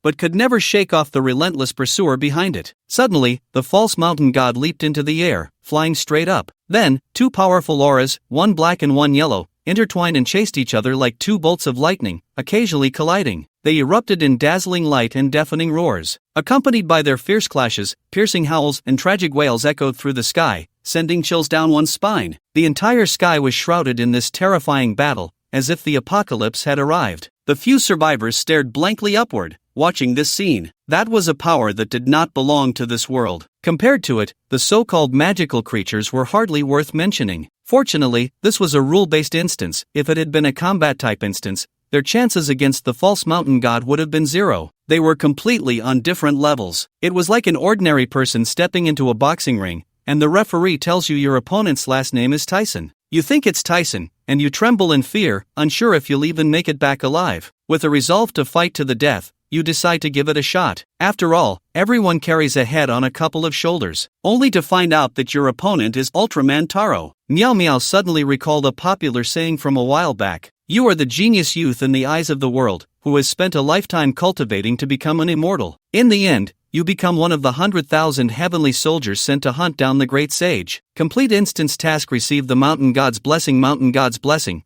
3 strands of mysterious yellow energy. Mysterious yellow energy grants the user a temporary state of invulnerability to blades and fire. Obtain the mountain god's treasure. In addition to these, a special message appeared before Lu Jing. You have received the curse of the false mountain god. Huh? So vengeful? Curse of the false mountain god. It will always watch you, forever and ever watch you, so please be careful, Lu Jing. Damn it! This is too stingy. Just then, another message quickly popped up. Due to your excellent performance in the instance, you have received an extra item, Mountain God Boots Effect, increases agility, enhances evasion ability. Special skill, can briefly burrow underground. Cool. Lu Jing knew that this special item could be worn even by non-awakened individuals. Although it couldn't be summoned at any time like an awakened person's, wearing it on his feet meant he didn't need to summon it. The portal opened wide. Those awakened villagers who had been trapped in the instance also regained consciousness. In the real world, as the portal opened once more, a crowd of people surged out. When the construction site manager heard the news and rushed over, he was completely stunned. How could 4 people go in and so many come out? This indicated that the portal had been there for a long time. The portal did not remain stationary in one place for long. Some special portals would move. Captain, are you okay? Chao Lihao glanced at Li Sini waiting outside and shook his head, exhaling heavily. The monkey and Miao Miao also felt a sense of relief, as if they had come back to life. This feeling had only occurred when they first entered the portal. They never expected to experience it again. It was so damn thrilling. But thankfully, everyone returned safely. Woo woo. I'm calling my mom. Hello, Dad, I'm back, I'm still alive. Xiao Hong, our wedding can continue. I'm not dead. Xiao Hong, why is there a man's voice on your side? Chao Lihao waved his hand, signaling everyone to get in the car. Lu Jing, wearing the mountain god boots, had just stepped into the vehicle. Hey! In the distance, Fan Jiyu waved at him. Thanks! Lu Jing returned the gesture, and everything was understood without words. In no time, the group returned to the villa, looking somewhat disheveled. Except for Lu Jing, the other 3 had sustained varying degrees of injuries. Chao Lihao poured himself a glass of chilled white liquor and gulped it down. He then said to Lu Jing, "Why don't you call your family?" Lu Jing nodded. No one had anticipated that this instance would last so long, leaving them completely unprepared. However, it was fortunate that the chubby Li Sini was rejected by the portal due to his identity as an architect. When Lu Jing's sister, Lu Shui, found him, Li Sini had arranged a good excuse in cooperation with the school, which prevented Lu Jing's family from calling the police. This time, the contribution points are really well earned. Li Sini glanced at the spoils they had brought back, which were almost worth half a year's total spoils. The monkey lay sprawled on the bed, not wanting to move at all. I feel like I have psychological trauma. The cost was just too high. The monkey had never felt so anxious before. He had joined the team 2 years ago and had experienced quite a few instances. He had also gone through horror scenarios. It was just that he felt a little scared at the time. He wouldn't think back on it afterward. But this time, in the mountain god scenario, that overwhelming power, that terror, that unknown existence. Miao Miao, when the time comes, explain to Lu Jing the use of the organization's contribution points, said Chao Lihao. Miao Miao nodded, understood. The silver-haired old man had briefly mentioned the use of points to Lu Jing, but it was just a simple statement. The internal contribution points of the organization could help you do anything that did not violate moral standards. However, Lu Jing still did not fully understand the specifics. Lu Jing took a breath, changed into a new set of clothes, and went home. His dad and stepmother, Gong Liang, had not yet finished work. As soon as he entered the house, Lu Jing felt a chilling gaze. His sister, Lu Shui, was sitting on the sofa, crossing her legs, and immediately looked up when she heard movement at the door. Lu Jing's hair was a mess, and he smelled bad from not showering for several days. Suddenly, Lu Jing thought of those superheroes in movies. When he was a child, he watched superhero movies, and every time the protagonist defeated the boss, they would return home alone, amidst a mess. At that time, Lu Jing wondered why, as a superhero, they couldn't be a bit more glamorous, a bit more handsome, and show off a little? Now, Lu Jing understood a bit. Tired, exhausted both physically and mentally. Even when he got home, he still had to find a way to explain to his family. Lu Shui took a deep breath. Lu Jing knew she might explode, but that was to be expected. Lu Jing drooped his head, preparing to explain. Lu Shui stood up and walked away. Ha! Lu Jing looked up. So angry? But soon, Lu Shui returned, carrying food and silently placing it on the table. Lu Jing pursed his lips and smiled. However, Lu Shui ignored his gesture. She turned back to her room. The bathwater is ready. Oh, you these past few days. Bang! A loud slam of the door. Lu Jing pouted and began to eat ravenously. After finishing his meal, he took a shower and lay on his bed. Feeling the familiar scent, he felt completely relaxed. This feeling was like having worked outside for a long time and suddenly returning home. Lu Jing turned over, knock, the sound of knocking on the window. Lu Jing ignored it. He didn't even need to guess who it was. Knock. The other party persisted. Lu Jing frowned, not wanting to respond, but worried she might fall. Reluctantly, he opened the window. What came into view was a fair, smooth little foot, perfectly landing on Lu Jing's face. That little foot exuded a fresh scent, as if it had just been washed in a clear spring, with skin as delicate as silk, and the toes round and cute, like a finely crafted work of art. It gently stepped on Lu Jing's face, bringing a coolness and soft touch. Put, where are you stepping? Lin Mo bounced in. Night Watcher Gu Wa Bird greets Captain. Lu Jing ignored him and lay back down on the bed. Captain, where have you been these past few days? Why didn't you take me with you? I've been sad for a long time. Captain, tell me about it, I'm curious. Lu Jing burrowed back into the covers, waving his hand dismissively. Go away. Lin Mo knelt on Lu Jing's bed, trying to tug at his blanket. Captain, I'm leaving tomorrow. Where to? Shilin has assigned me a task. I need to go execute an out-of-town mission. Oh, when will you be back? It'll probably take 1 or 2 months. Lu Jing guessed that there must be something going on at Lin Mo's home. She needed to go back for a while. Even though it was the 3rd year of high school, she was quite affluent. Who knows, she might go to her own company for training right after graduation. Alright, I understand. Captain, don't you have anything to remind me? Safe travels, be careful. Got it. Also, you didn't tell the others in the group about my situation, right? Lin Mo said seriously, how could I? Captain, what you told me, I will definitely keep to myself. I didn't even let Qilin know a word. That's good. Lu Jing turned over. By the way, where are you going? I'm going to the Arctic for a mission. The Arctic? Lu Jing raised an eyebrow, thinking Lin Mo was just being dramatic again. He didn't pay much attention to it. Captain, this mission might be exceptionally dangerous. Don't you have anything to remind me? Lin Mo pushed at Lu Jing under the blanket. Lu Jing helplessly said, be careful. Is that all? Captain, at least give me something to protect my life. Lu Jing ignored her, hoping she would back off. But Lin Mo clearly wasn't willing to give up easily. She crawled under the bed to rummage through Lu Jing's box. Lu Jing panicked. That box contained all his dark history. It wasn't just dark history. There were even a few slightly risque comics that Lin Mo couldn't see. He quickly pressed down on Lin Mo's head. Come here. Ah, Captain. Lu Jing protected his box, knowing that if he didn't give her something today, she would keep pestering him. Reluctantly, Lu Jing began to search through the box. Soon, he found a silver necklace. It was a delicate and simple necklace, the chain shimmering with a faint silver light. At the end of the necklace hung a small, exquisite silver plastic sword, intricately engraved with delicate patterns, and the hilt was embedded with a crystal-clear gem that emitted a soft glow. Such silver plastic swords were quite common in childhood convenience stores,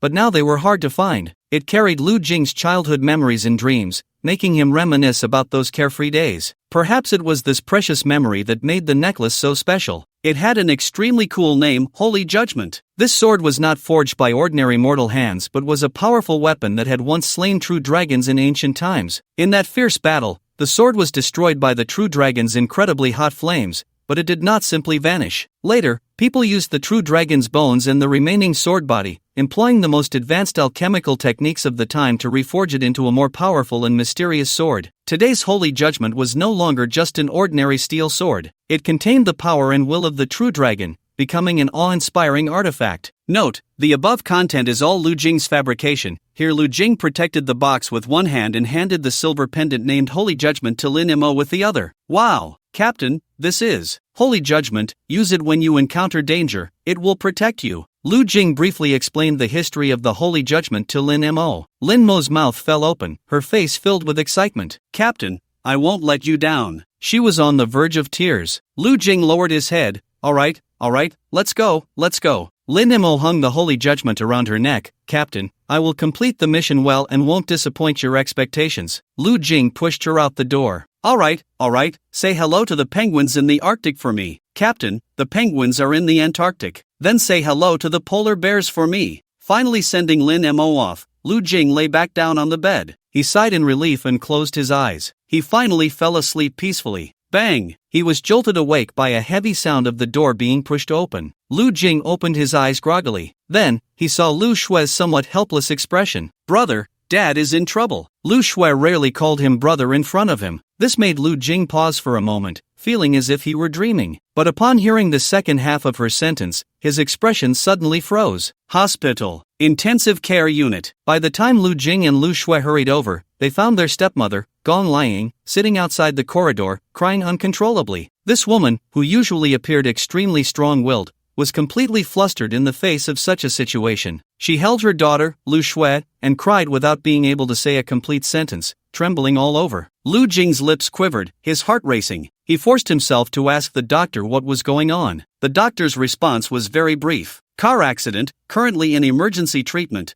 Whether he can survive depends on fate. Lu Jing felt his legs weaken. After a while, Shin Shuiyue also arrived. Shin Shuiyue had originally planned to train with Lu Shui today, but when she called Lu Jing's house, she learned about such a serious incident. As Lu Shui's friend, she naturally came to see. Family members, please come this way to pay the fees. Gong Liang's hands were trembling as she handed over the prepared bank card. Lu Yuanzhang drove a large vehicle. Over the years, he had saved quite a bit. More fees will be needed later. Gong Liang glanced at the number, her face turning even paler. This was just the emergency treatment stage. The subsequent hospitalization costs would likely empty the family. Gong Liang nodded, trembling. Gong Liang's parents had passed away early, and she had no siblings. As for Lu Yuanzhang, he had a brother, but they hadn't been in contact for years. I'll ask, what is the specific cost? Gong Liang didn't even notice that her words were stuttering. We don't know yet, but it shouldn't be less than 500,000. The family's savings totaled only 100,000. Mom, doesn't Dad's team have insurance? Lu Shui remained relatively calm. Gong Liang cried even harder. Your dad has been doing private jobs these days, trying to earn some extra money. Shin Shuiyue gently tugged at Lu Shui. If your family is in trouble, I can help you. Lend you. Shin Shuiyue didn't want her tone to sound like she was pitying Lu Shui. She knew what kind of person Lu Shui was. Shin Shuyue's family situation was unknown, but from her usual demeanor, it was clear that she wasn't short on money. Moreover, her family was not weaker than the little rich girl, Tian Shiran, nor was it inferior to the rich second generation, Song Ziki. Lu Shui looked at Shin Shuiyue gratefully. I will pay you back, she said firmly. Lu Shui, an S-class talented mage. Her future achievements were limitless. This money would naturally be nothing for her future. Just casually entering a dungeon or having a name in a big company. Swipe my card, all subsequent expenses will be charged to this card. After getting Lu Shui's consent, Shin Shuiyue took out her black gold card. She handed the card to Lu Shui instead of directly giving it to the nurse. Lu Shui nodded. The card was entirely black as ink, adorned with mysterious and luxurious patterns. The black gold card. This was not an ordinary credit card, but a super card symbolizing identity, status, and wealth. Having it was equivalent to possessing an unlimited credit card that could be spent at will. Moreover, there were no restrictions, allowing for unrestricted shopping. Gong Liang, who had seen the world, was taken aback upon seeing this card. She excitedly grasped Shin Shuiyue's hand. Thank you. Luckily my little Shui has you as a friend. Don't worry, we will pay you back. Auntie, saving lives is the priority. Repaying the money can wait. Lu Jing then plopped down on the cold chair in the corridor, leaning back heavily and letting out a deep sigh. When he heard that Shin Shuiyue was willing to help, Lu Jing felt incredibly fortunate. Fortunate that his sister Lu Shui had a good relationship with Shin Shuiyue, who was willing to assist. Perhaps if he called the wealthy Tian Shiran, she would also be willing to help because he saved her life. Or maybe he should have just accepted the $1 million watch Tian Shiran gave him back then. What was he trying to act all high and mighty for? At that moment, Lu Jing felt like a deflated balloon, utterly lacking in spirit. His eyes were dull, and his expression became incredibly desolate and dejected. He hung his head in a completely unremarkable manner, his hands weakly resting on his knees. It was as if he had awakened from a heroic dream, filled with confusion and helplessness. The spirited young man from the instance world had vanished without a trace. In his place was a person utterly exhausted and drained. Suddenly, he thought of something. Lu Jing took out his phone and made a call. Beep beep, the phone rang. Captain. Hello, Lu Jing, what's up? On the other end, Chao Lihao answered the call. How many contribution points do I have? What's going on? My dad had a car accident. 10 minutes later, Lu Jing's family was anxiously waiting for news. Lu Jing sat in his seat, resting his head to one side. His expression, his demeanor, seemed to have returned to his previous state. Like a little dog abandoned by its owner, he felt utterly dejected. Lu Jing's mind was racing. His mom was already gone. If his dad also left him, he couldn't possibly live with his stepmother. After all, he had no blood relation to Gong Liang. Lu Jing recalled his childhood, when his dad first brought him to this home. He had thought more than once about living alone. He neither liked his dad's new wife nor this home. He wanted to return to his own home, not stay in someone else's house like a guest. Lu Yuanzhang was a traditional father. Few words were spoken, and he didn't know how to talk to his child. Lu Jing usually exchanged hardly a few words with Lu Yuanzhang. In fact, he spoke much more with his stepmother Gong Liang than with Lu Yuanzhang. The only time the two went out to eat alone, Lu Jing still vividly remembered how awkward it was. They spoke less than 10 sentences throughout the entire process, as if they were merely stepfather and stepson. Lu Jing picked at the wall plaster. He couldn't cry, he just felt an overwhelming sadness inside. Shen Shuyue patted his shoulder. Lu Jing felt he couldn't let the pretty girl see him like this, but he truly couldn't muster any spirit. He awkwardly said, "Money. I will pay you back later." At that moment, he felt as if he had turned into a loser who could only fantasize. Tap tap tap, the sound of leather shoes hitting the ground. Suddenly, a group of neatly dressed men in black entered the hospital corridor. Tap tap tap, the sound of leather shoes echoed on the floor. A group of men in black appeared, instantly drawing everyone's attention. Others instinctively stepped aside. Black, the Black Society? This group was clearly here for Lu Jing's family. Gong Liang instinctively shielded her two children, thinking it was the owner of the car that caused the accident coming for revenge. "Excuse me, is this Lu Jing, Commissioner Lu?" The leader of the black-clad men slightly bowed. Gong Liang turned to look at Lu Jing. Lu Jing was taken aback for a moment and nodded. "You are Mr. Chow sent us." Mr. Chow. Lu Jing thought of Captain Chow Lihao. He had just tried to call the captain, who only said he would handle it. He didn't expect such a large group to be dispatched so quickly. But why send so many men in black when his father was injured? Were they planning to beat up the owner of the car that hit his father to vent their anger? Looking again at the boxes they were carrying, he wondered if they contained submachine guns. The men in black all took off their outer coats, revealing white lab coats underneath. They then pushed open the operating room door. "Hey, who are you? Get out. We're in the middle of surgery. Sorry, this area is temporarily under our control. Who are you? Which hospital are you from? If you don't leave, we'll call the police," the nurse said anxiously. "This is under your control? Do you think this is a TV drama? This is surgery. Every minute and second is crucial. If you delay the patient, will you take responsibility?" Beep beep, please take the call from the leader. "Why should I take your leader's call?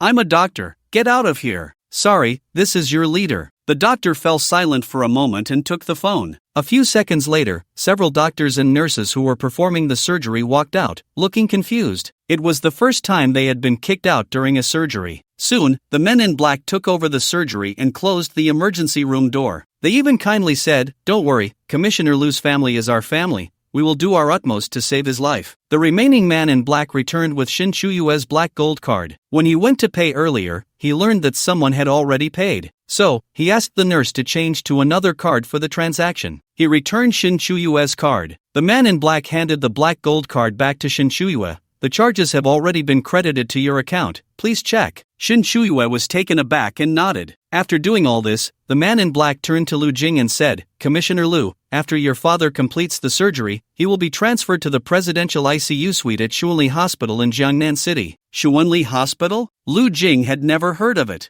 However, Shin Chuyue knew it was the top private hospital in all of Jiangnan, no, the top in all of Asia. The cost of the presidential ICU suite was as high as 800,000 a day. There, one could enjoy top-notch medical care. It was a level of luxury unimaginable to ordinary people. Then this money. Although Lu Jing didn't know the reputation of Xuanli Hospital, he knew that the presidential suite and ICU wouldn't be cheap. "Don't worry, Commissioner Lu, someone has already paid for you. You can stay in the presidential suite, which has an open kitchen, private bathroom, and swimming pool. It will make your family's life convenient until your father fully recovers," the man in black said generously. Lu Jing nodded in a daze. "A private swimming pool. Is this a hospital or a vacation?" Lu Jing leaned over and whispered, "Are you also from the organization?" The man in black smiled faintly but said nothing. Strictly speaking, these men in black were not members of the organization. They were more like outsourced workers, responsible for handling various trivial matters. Like now, the members of the Night Watch seemed numerous,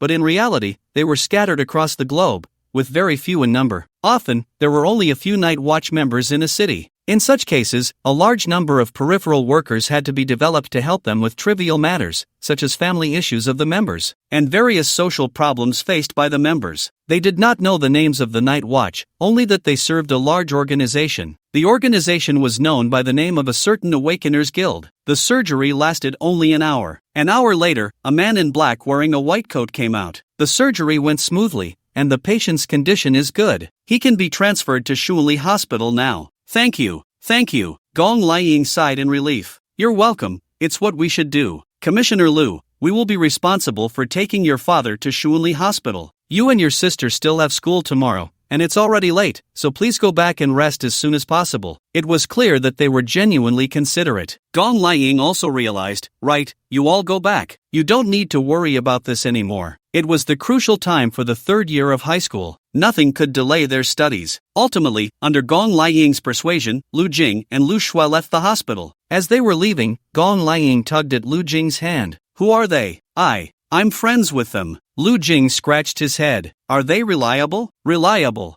You. Gong Liang hesitated, looking deeply at her stepson. Lu Jing had lived with her since he was under 10. Although this stepson was a bit strange and not very likable, she had raised him since he was little. Gong Liang thought she knew Lu Jing well, but today, she suddenly found this boy in front of her a bit unfamiliar. You haven't done anything illegal outside, have you? No, Lu Jing said. Don't worry. That's good. Don't let your dad and aunt worry. Outside the hospital, a helicopter had already landed. The men in black took Lu Yuanzheng to the helicopter. Soon, the helicopter flew away. The three of them reached a fork in the road. I have to go, Shen Shuiyue said. Thanks for today, Lu Shui said. Don't mention it, I didn't help much. As she spoke, Shen Shuiyue glanced at Lu Jing. You're quite capable. She lightly punched Lu Jing on the shoulder. If you get rich in the future, don't forget your old classmates. Lu Jing smiled. Shen Shuiyue said, then I'll go first. The siblings walked home side by side, the bright moonlight casting long shadows on them, as if two lonely ghosts were wandering on the silent street. Occasionally, vehicles rushed by, creating a commotion. But the siblings seemed to be in another world, quietly and steadily walking their own path. When they got home, brother, Lu Shui suddenly spoke. Brother, don't get into trouble in the future. She tugged at Lu Jing's hand, lowering her head and speaking softly. As long as our family is safe, it's enough. Don't try to be a hero. She bit her lip anxiously. Lu Jing responded with an reaching out to pat his sister's head. The crisp sound was a good melon. No, it was a good head. It's settled. If there are gods in this world, I will also surpass them by half. What doesn't kill me will only make me stronger. Are you an idiot? Lu Shui said calmly. Maybe. Lu Jing shrugged. The next day, Lu Jing went to school as usual. He was absent-minded during the day's classes and in the evening went to see his dad with Lu Shui. Lu Yuanzheng's condition was much better than they had imagined. The people from the organization were indeed not just sitting around. Now Lu Yuanzheng had regained consciousness and was in quite good shape. Lu Yuanzheng was not an awakened, which meant that if conventional medical methods were used to treat him, the recovery speed would inevitably be very slow. After all, most of the advanced medical technologies today were specifically designed for the awakened. For example, even an auxiliary class awakened like a priest could successfully save a person whose body was almost half destroyed. However, these amazing medical skills were only applicable to the awakened and did not include ordinary humans. But the organization Lu Jing was part of was different. All the members within their organization were non-awakened. So they possessed medical technologies that other organizations and even countries did not have, specifically targeting non-awakened individuals. This hospital must cost a lot, right? Lu Yuanzheng quietly asked Lu Jing. It's fine, my friend will pay for it, Lu Jing said proudly. For every boy, there is a strong desire to show their father that they have grown from that tender little boy into a strong man. Moreover, compared to their mothers, they actually yearn more deeply for their father's recognition and affirmation. Because in their eyes, their father in childhood was their hero and role model, the pillar of the family. They long to become strong, brave, and responsible like their father. So when they finally have the chance to prove themselves to their father, that excitement and pride are palpable. Lu Yuanzheng looked deeply at his son. You have to repay this money. You don't need to worry, I will repay it, Lu Jing said. Lu Yuanzheng was silent for a moment. You've grown up. Some things you need to handle yourself. One thing, our Lu family cannot do illegal things. We may not be heroes, but we cannot be bad people. You've grown up? 18 years old. It was the first time Lu Jing heard his father say this. Yeah, I know. I probably won't get better anytime soon. You're the man of the house now, take care of things at home. Okay. After leaving the hospital, Lu Jing arrived at the team's base. Earlier, Miao Miao had given him the villa key and registered his facial recognition. So this time, he walked confidently into the villa area. Miao Miao was wearing form-fitting yoga pants, with 200 pounds of weighted iron rings hanging from each leg, doing pull-ups. Seeing Lu Jing, she said, "How's your father's recovery?" He's doing quite well," Lu Jing replied. "Where's the captain?" "In the lounge having tea." The lounge was on the second floor, and Lu Jing walked upstairs. The monkey and the fat guy Li Xian were playing chess. Lu Jing greeted the two and found Captain Chao Lihao. "Have a cup of tea." Chao Lihao poured a cup of tea for Lu Jing. "Captain, can I exchange contribution points for that expense?" Lu Jing got straight to the point. "No need. Every family member in our organization is entitled to a full set of medical services. If a member unfortunately dies in a dungeon, the organization will also support their family." So humane Lu Jing thought to himself, feeling that joining this organization was indeed the right choice. "By the way, are those men in black also members of the organization?" "They are not. They are just responsible for doing work for us." "Then why do you call me Commissioner Lu?" "Because it makes you look cooler," Chao Lihao said. Lu Jing gave him a thumbs up. "Thanks a lot." "You're welcome. We're all brothers who have been through life and death together. Let Miao Miao take you to get familiar with the contribution points," Chao Lihao shouted. Miao Miao. Soon, Miao Miao, dressed in yoga pants, ran over. "Take Lu Jing to get familiar with the contribution point exchange system." "Understood." Miao Miao wiped the beads of sweat from her forehead and turned to Lu Jing. "Follow me." Lu Jing followed Miao Miao to the basement of the villa. "I told you before that contribution points can be exchanged for anything you want." "Can I buy a sports car?" Lu Jing asked. "Driving a sports car to school would be so cool. Is that all you dream of? Then how about 2 handguns, Desert Eagles?" Lu Jing thought that contribution points could at most buy these hot weapons, or he could just convert them all into cash. Miao Miao's lips curled slightly, revealing a faint smile. She then gently pushed open the basement door. As the door slowly opened, a wave of futuristic technological atmosphere rushed in. Stepping into the basement, Lu Jing saw that the entire space was filled with various high-tech devices. In the center of the room, a three-dimensional glow surrounded a mysterious and powerful energy core, emitting a captivating light. The glow flickered and changed, as if containing endless mysteries and power. The walls were lined with huge screens displaying complex data and images, overwhelming the senses. The floor was covered with a layer of transparent glass,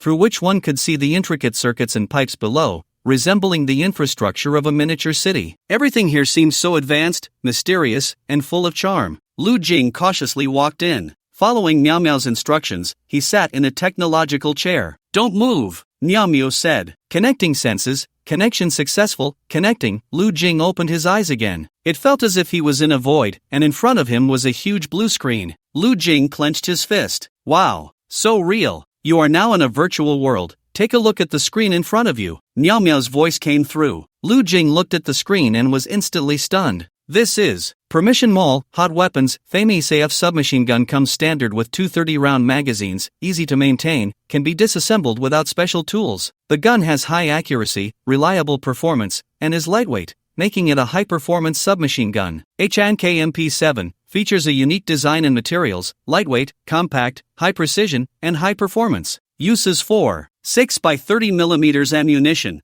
with a firing rate of 950 rounds per minute. It has high penetration and lethality, effectively penetrating bulletproof vests and light protective gear. Considered a prohibited weapon, not easily available in the civilian market. Lu Jing continued to scroll down, seeing submachine guns, handguns, trench guns, sniper rifles, machine guns, rifles, carbines, anti-material rifles, etc. All of these seemed to be within a reasonable range. He could even buy mortars, recoilless rifles, and anti-aircraft guns. Intercontinental missiles can be equipped with nuclear warheads. Lu Jing's mouth dropped open. Sigma, not. Can this thing really be bought? Fortunately, his permission showed it was not available for purchase. Lu Jing let out a sigh of relief. If every team member could buy these things without restriction, it would be too dangerous. Moreover, the prices for these items were exorbitant. Lu Jing continued to scroll down. Cold weapons, invisible giant sword, only the hilt is visible, the blade is not displayed. Han sword Qingxin, forged in the Taoist Longhu Mountain, can harm ghosts and vengeful spirits. Damaged magic armor, exerts 150% of one's strength, duration based on physical endurance. After removing the armor, the body will weaken. The degree of weakness and recovery time depend on individual endurance. What the hell? there's this thing too. Lu Jing scrolled through the categories of lifespan and wealth. Damn, lifespan? Isn't this too outrageous? Lu Jing clicked on lifespan, but the permissions for lifespan were not open to him. Lu Jing swallowed hard, suddenly feeling a bit fearful. Is this organization a bit too outrageous to be able to buy lifespan here? In his understanding, being able to sell lifespan is definitely not a good thing. He suddenly understood why when he told Miao Miao he wanted to exchange contribution points for a sports car, or 2 Desert Eagles, she looked disdainful. Compared to these things, even the most expensive sports car seemed trivial. Lu Jing took a deep breath. Exotic items, there's nothing you can't think of, nothing you can't buy. Level 1 Fighting Essence, Level 1 Muay Thai Essence, Level 1 Bagua Palm Essence, Level 1 Judo Essence, Level 1 Baji Quan Essence. Lu Jing's eyes lit up, his mouth slightly agape. Yellow Talisman Paper, can temporarily remove evil energy from the body. A one-time use note, can also treat poisoning and non-immediately fatal injuries. Summoning class, Scissor Ghost can summon the Scissor Ghost to obey the host, duration 5 minutes. Lu Jing scrolled to the end and sought his own information. Name, Lu Jing. Age, 18. Identity, informal member items, tactical briefcase, red-eyed knife, mountain god boots, 3 threads of mysterious yellow chi. Serum, D-class mastery, one-time blood burst inheritance. None note, serum causes internal mutation with zombie virus, possessing strong recovery ability. Contribution points, 200 points. Lu Jing hesitated for a moment and chose level 1 Baji Quan Essence. Cost, 20 contribution points. In that instant, a dazzling stream of light shot into Lu Jing's body like a meteor. Immediately after, a voice rang in his ear. Congratulations, you have successfully unlocked level 1 Baji Quan Essence. Your melee combat proficiency has been enhanced by 10%. Please note, this specialty cannot be used for melee breakthroughs. In critical moments, you still need to rely on your own efforts. Instantly, a wonderful feeling surged in Lu Jing's mind, as if he had acquired the experience and skills that ordinary people would need to practice thousands of times to obtain. He couldn't wait to try out a move, tightly clenching his fists. With his movement, a powerful force surged within him, and the sound of wind howled. Hoo hey, ha! Lu Jing spun around and kicked again. Sure enough, it was not just Baji Quan. He felt that his melee ability had indeed increased significantly. A strong sense of confidence arose. Monster storage bag. Lu Jing looked at the introduction of this item. Has a certain storage space, can store items. Storage bag? Lu Jing thought inexplicably. Contribution points, 60 TSK. This is very convenient. No need to carry a box around every day. But why didn't he see other teammates buying it? And it can store various items. Lu Jing chose the monster storage bag without hesitation. Moments later, a completely white ghost baby silently appeared behind Lu Jing. Its chubby little hands were like lotus roots. The body appeared in unhealthy pale, as if devoid of any color. Those round, glistening eyes sparkled with a chilling light, staring intently ahead. Damn! This startled Lu Jing greatly. Monster storage bag, can store objects, invisible to others. The white ghost baby slightly opened its mouth, and a viscous liquid flowed from it, resembling melted candle wax. The liquid dripped from the corners of its mouth, hitting the ground with a drip-drip sound. This nauseating sight made Lu Jing's stomach churn, nearly causing him to vomit. How do you store this thing? As if sensing Lu Jing's thoughts, the ghostly figure opened its mouth and pointed to it with a little finger. Whoa, it was strange. Although Lu Jing couldn't understand what it was saying, he could feel its intent, as if it were saying that it could store items in its mouth. Lu Jing finally understood why others were reluctant to buy this thing. It was too disgusting. Fushiguro Shinsuke? Lu Jing inexplicably thought of that. Skill, sword technique, level 1 essence. The weapon Lu Jing primarily used was the Dasha Longkei. He spent all his remaining contribution points to purchase the essence of the sword technique. Skill, sword technique, level 2 essence. Lu Jing tried swinging a couple of times. Soon, Lu Jing exited the virtual world. Miao Miao helped him take off the equipment. Lu Jing clenched his fist. Really? Those things did not merely exist in virtual reality. Lu Jing turned his head and glanced again at the ghostly figure on his back. Damn! For updates, worth your free 5-star review. Stepping out of the Permissions Mall, Miao Miao looked at his face with great interest and nodded. Exactly the same expression I had when I first entered the mall. Lu Jing paused for a moment. This is so magical, just like the systems in novels. You could say that, Miao Miao replied. Now you know how amazing our organization is. Lu Jing nodded heavily. Alright, we'll conduct another virtual reality training session later. Soon, under Miao Miao's arrangement, Lu Jing entered the virtual reality training again. It was the same chair as before, but the scene in front of him had changed. Lu Jing felt the ghost baby behind him. No wait, invisible to others. those 2 points were still good. He just feared that one day, if he turned around suddenly without any mental preparation, he would be startled. "Mommy," the ghost baby spoke, and Lu Jing tugged at the corner of his mouth. "I am your father." He attempted to stuff a tactical briefcase into the ghost baby's mouth. Sure enough, it was successful. The ghost baby seemed small, but the internal space was much larger than he had imagined. It just wasn't as cool as using a storage ring. Suddenly, 3 red demon wolves appeared before him, their fur resembling flames. Their eyes sparkled with a bloodthirsty light, their mouths slightly open, revealing sharp fangs, emitting a low growl. This virtual reality was exactly like reality, almost indistinguishable. Seeing this, Lu Jing's expression remained unchanged. He reached out again and took a dasha long K from the ghost baby's mouth. With his energy sinking into his dantian, his entire aura instantly became sharp. Facing the demon wolves' encirclement, Lu Jing directly slashed at one of the demon wolves. Immediately after, he leaped high, evading the attacks of the other 2 demon wolves. After purchasing the level 2 sword technique essence and level 1 Baji Quan essence, Lu Jing could clearly feel that he was different from before. The battle ended moments later. Immediately after, Lu Jing challenged various monsters. He only detached from the virtual reality when he felt a bit tired. In the evening, the team held a celebration feast. They celebrated their narrow escape from the dungeon of the mountain god temple. "Come on, let's toast to our greatest contributor, Lu Jing." Chao Lihao raised his glass. "Cheers." "To be honest, I was almost scared to death back then," the monkey sighed. "Thanks to you, Lu Jing, otherwise we wouldn't even know how we died." Lu Jing smiled a bit shyly. For someone like him, who had hardly received any praise growing up, such compliments were quite gratifying. "At that time, I thought you were just a newbie. I didn't expect you to be so impressive." The group chatted and laughed, the atmosphere very harmonious. Just then, do an alarm sounded, and a portal appeared nearby. Chao Lihao poured a bit of peanuts into his mouth.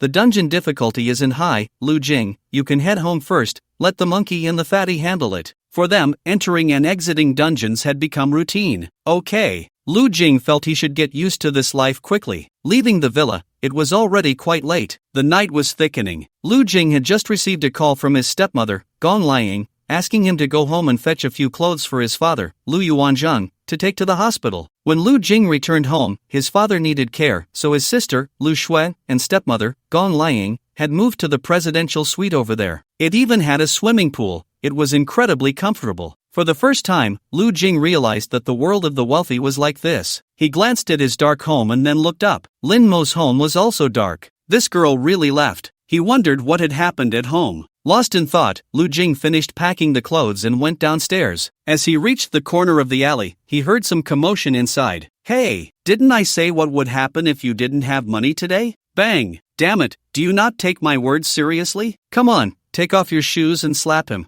In the alley, several teenagers were surrounding a person, punching and kicking. Lu Jing stood under a dim streetlight, hands in his pockets. One of the blonde boys turned his head and glanced at Lu Jing. "Hey, what are you looking at? Second-class citizen, hurry up and get lost." With the emergence of awakened ones and portals, the concepts in this world had undergone a tremendous change. The powerful abilities of the awakened ones meant that they and the non-awakened had almost become 2 different species. Gradually, some awakened ones began to question why these non-awakened could enjoy their protection without doing anything, while they risked their lives in dungeons. At some point, the term second-class citizen appeared online, specifically used to refer to non-awakened individuals. Lu Jing took a step forward. If a person directs violence at the innocent and the weak, then no matter how justified they think they are, they cannot escape moral condemnation. True strength does not come from harming those weaker than oneself to gain a sense of achievement and satisfaction, but rather from being willing to respect the freedom of the weak. Lu Jing calmly looked at the other party, a wicked smile on his face. "It was time for me to shine. Ah ha ha ha ha. Alright, cut. Has this video been saved?" The cameraman stepped out of the shadows. "It's saved. Thank you for your cooperation. Thank you for your cooperation." Someone came over and shook Lu Jing's hand. Lu Jing looked bewildered. "We were filming a short video, testing the reactions of passers-by," the person said. Oh, Lu Jing finally reacted. Then, he felt a bit angry, as if he had been made a fool of. "This is your reward." The blonde man smiled and handed over an envelope. Lu Jing pinched the thickness of the envelope, naturally tucking it into his bosom, and walked away just like that. Laughter erupted behind him. Ha ha ha. Clearly, the owner of the laughter was already trying hard to suppress himself. I can't stop laughing. Did you hear what he just said? What real strong person would be willing to use the freedom of the weak as a boundary? Does anyone really say such things in reality? Damn. This part will definitely blow up online. It's so damn entertaining. He's still an unawakened one, pretending to be so powerful. Oh my, I can't take it anymore. I'm going to die laughing. It's too ridiculous. The one who laughed the loudest was the bespectacled youth pretending to be beaten. Lu Jing curled his lip. Damn it! Bang! Bang! In an instant, one wall of the originally quiet and deep alley was suddenly smashed through by a powerful force, as if it were fragile paper. The sound of the impact was like a heavy hammer striking the surrounding air. It buzzed and echoed for a long time. A shadow shot out like lightning from the broken wall. Immediately after, a creature, its body bulging with hard muscles, charged out majestically. Its massive form almost filled the entire passage of the alley, with blood-red eyes flashing with greedy and cruel light, like two burning flames, particularly striking in the darkness. Sharp, pointed teeth were revealed, slightly parted, exposing a sinister mouth within. Ew. At that moment, everyone's phones blared with alarm sounds. This was the warning system provided by the government. If a portal appeared nearby and wasn't dealt with in time, the creatures from the portal would cross over into reality. But now the warning seemed a bit late. Everyone was frozen in fear. Although there were awakened ones among them, they had long since been out of combat for many years. Seeing this scene unexpectedly, they were instantly at a loss. They frantically tried to escape, but the creature's massive paw suddenly struck, directly sending several people flying like cannonballs. Those few people fell like kites with broken strings, tracing a tragic arc in the air before crashing heavily to the ground in the distance. The creature showed no signs of stopping. Its claws, covered in sharp bone spurs, gripped the bespectacled youth tightly, as if he were an insignificant ant. Ah! The bespectacled youth's terrified screams echoed throughout the space. The creature's strength was astonishing, as if it were going to crush his bones. His face turned pale, beads of sweat forming on his forehead, his eyes filled with despair and fear. The feeling of being controlled by such immense power made him feel as if his internal organs were being forcibly displaced, intense pain spreading throughout his body, every nerve trembling in agony. He struggled desperately, trying to break free from the creature's grip. But it was futile. He could only watch helplessly as that terrifying claw tightened. Swish! A silver light suddenly streaked through the dark alley like a flash of lightning. Its speed was so fast that one could barely catch the fleeting silver glow. The shiny blade now resembled a mirror, faintly reflecting the creature's agonized expression. Its fierce face twisted in pain. As the blade danced, a thin line of bright red blood quietly appeared on the sharp edge, like a winding red ribbon. Ultimately, it gathered at the cold tip of the blade, condensing into a crimson droplet. Under the force of gravity, it slowly rolled down. A muscular arm, covered in hair and exuding strength, fell down just like that. The thick muscle lines stood out starkly in the dim light. The owner of this arm was the monster injured by the great Xia dragon sparrow. It let out a piercing howl of agony. Ow! The sound was like a demon roaring from hell, echoing throughout the alley, sending chills down one's spine. At this moment, the bespectacled youth's already panicked face turned even paler. His body swayed, teetering like a leaf in the wind. He tried to struggle to his feet, with only one thought in his mind, to escape this terrifying place, far from the impending shadow of death. However, his body felt as if it were being pierced by countless needles, every joint screaming in pain, rendering him unable to muster even the slightest bit of strength. He could only helplessly collapse to the ground, his eyes filled with terror and despair. Lu Jing, holding the great Xia dragon sparrow, didn't even glance at the terrified bespectacled youth. He merely squinted slightly, and with the great Xia dragon sparrow in hand, he charged forward like an arrow released from a bow. The fierce momentum seemed to tear apart everything in front of him as he lunged at the injured monster. Lu Jing did not like this bespectacled man who had just toyed with him, but that did not conflict with his desire to save him. A hero would never give up just because of others' mockery and misunderstanding. No matter how the outside world changed, he would always uphold his beliefs and mission, unyielding to those insignificant negative emotions. Dodge, rise, entangle the monster's neck. He gripped the hilt of the knife and plunged it in. The monster's blood sprayed out like a fountain, staining the surrounding ground bright red. The entire action was seamless, clean, and decisive, as if it had been rehearsed countless times, now perfectly presented before everyone. The monster swayed slightly and fell to the ground with a thud. Lu Jing wiped the blood from his cheek, which added a touch of ferocity to his appearance. There was a teleportation portal nearby. Lu Jing glanced at his watch. It was an organizational watch, capable of quickly searching for nearby teleportation portals. He needed to resolve this quickly, otherwise, if another monster appeared and harmed the civilians, it would be troublesome. Lu Jing sheathed his knife and swiftly disappeared into the darkness. The bespectacled man's chest heaved violently, as if he were about to spill out all his fear and insecurity. He gasped for breath, staring at the fallen monster, its grotesque form now appearing particularly terrifying, as if it would pounce on him again at any moment. His gaze involuntarily shifted back to the direction where Lu Jing had vanished. The next day, Lu Jing arrived at school as usual. "Jinggu, you were so cool," Ma Jianyu exclaimed. Lu Jing glanced at the mirror on the wall, and indeed, he still looked handsome. He reached up to tousle his hair. Ma Jianyu pulled out his phone and said, "Did you see the video online?" "What video?" Ma Jianyu played the video for Lu Jing. The content of the video was of Lu Jing slaying the monster in the alley. Lu Jing scratched his head. "It's already spread in our student group. Jinggu, you were amazing," Ma Jianyu said excitedly. Lu Jing pretended to be indifferent, smiling and waving his hand. "It's nothing special. Jinggu, I used to think we were just ordinary people, but now it seems I was naive," Ma Jianyu sighed. Lu Jing patted Ma Jianyu on the shoulder, indicating that he wouldn't forget this brother. For the rest of the day, Lu Jing enjoyed the attention. This was different from the last time in the falling sky instance, as only a few classmates had participated and witnessed how Lu Jing fought for his life against the monster. This time, the video had spread like wildfire in the group, even being featured on the confession wall. "Oh, our big star," that's how others greet him. Lu Jing pretended to smile nonchalantly. In reality, he was secretly browsing the confession wall in the bathroom, watching how others commented on him. He excitedly let out a monkey-like scream. Roar! He was truly handsome. It felt great. There was nothing more satisfying than showing off in front of classmates. This feeling, Lu Jing suddenly recalled a story he had fantasized about before. In the story, he was like a speck of dust in the vast sea of people, utterly inconspicuous, as if forgotten by the world in a corner. Every day, he silently carried his backpack, walking into that spacious yet somewhat desolate classroom, obediently sitting in the last row. In this youthful campus, he felt like an invisible person, never attracting anyone's attention. Watching the school beauties and handsome boys, each shining like stars, as they laughed and played while passing by, he occasionally felt a twinge of faint envy and loss. However, no one knew that his true identity was actually that of a superpowered member of a secret organization. He had been secretly protecting Huaxia. Ordinary was merely his disguise. One day after school, he casually killed a monster that even the authorities couldn't handle. But who would have thought that this astonishing scene was inadvertently captured by a passerby? Soon, the video was uploaded online at lightning speed, instantly causing a huge uproar. The whole school erupted like a boiling pot. "Oh my god, it's actually him?" Such exclamations echoed everywhere. The pure school beauty's beautiful eyes widened in disbelief. His cold and elegant deskmate was even more shocked,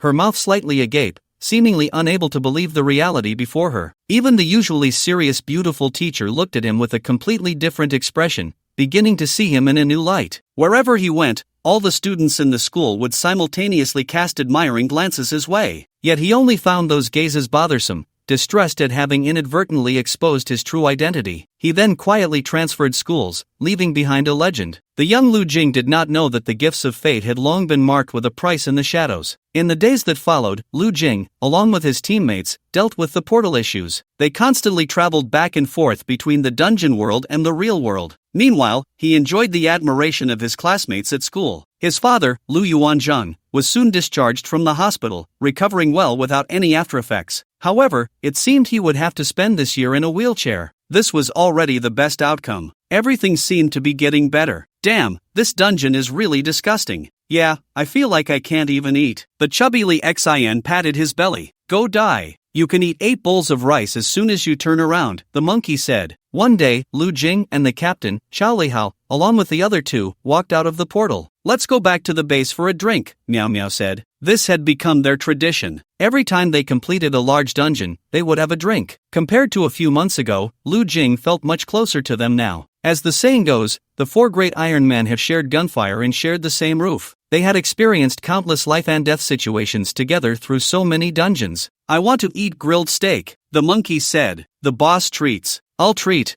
Xiao Lihao smiled helplessly, but then he suddenly remembered something. By the way, Lu Jing, in the next few days, with the college entrance examination approaching, you shouldn't participate in any activities. Lu Jing hesitated for a moment and nodded. Hey, You need to aim for a good university. Miao Miao nudged Lu Jing's shoulder. Our organization doesn't accept underachievers. Both Miao Miao and Chao Lihao graduated from Tsinghua University. As for the monkey, he went to Peking University, and the fatty studied abroad at Stanford. It wouldn't be an exaggeration to say they were all top students. Don't worry, as long as I take it seriously, I'll show you what a waste really is, Lu Jing said earnestly. Get lost. After bidding farewell to the 4 members of the team, Lu Jing returned home alone. Looking up, Lin Mo's room was still dimly lit. To be honest, after disappearing for a few months, Lu Jing actually missed that girl. She used to be around every day, and he found her annoying. But now that she was gone, he felt a bit uneasy. Lu Jing had tried to contact Lin Mo, but it was as if she had evaporated from the world. She didn't reply to his messages. With the college entrance examination approaching, there was still no sign of her return. The explanation from the teacher was that Lin Mo's father was ill. Having experienced a car accident himself, Lu Jing could empathize. However, thinking about Lin Mo's ability to casually buy a house, it seemed her family wasn't short on money. Even if she didn't take the exam, so what? Once home, Lu Jing began working on practice problems. Even heroes have to take the college entrance examination aiming for a good university. After all, his father, Lu Yuanzhan, didn't care who his friends were or whether he became a hero. In his father's eyes, getting into a good university was crucial for his future. Lu Jing didn't want to disappoint him. Of course, he also didn't want to disappoint his deceased mother. Time flew by quickly. The last night before the college entrance examination. Even though he had joined a mysterious organization, where even lifespan could be bought, he knew the exam wasn't as important to him anymore. Yet, Lu Jing still couldn't help but feel nervous. 10 years of hard study. 10 years sharpening a sword, yet the frost blade had never been tested. Today, he would show it, who has grievances. Lu Jing thought coolly, a smile cracking at the corner of his mouth. He really wanted to dance.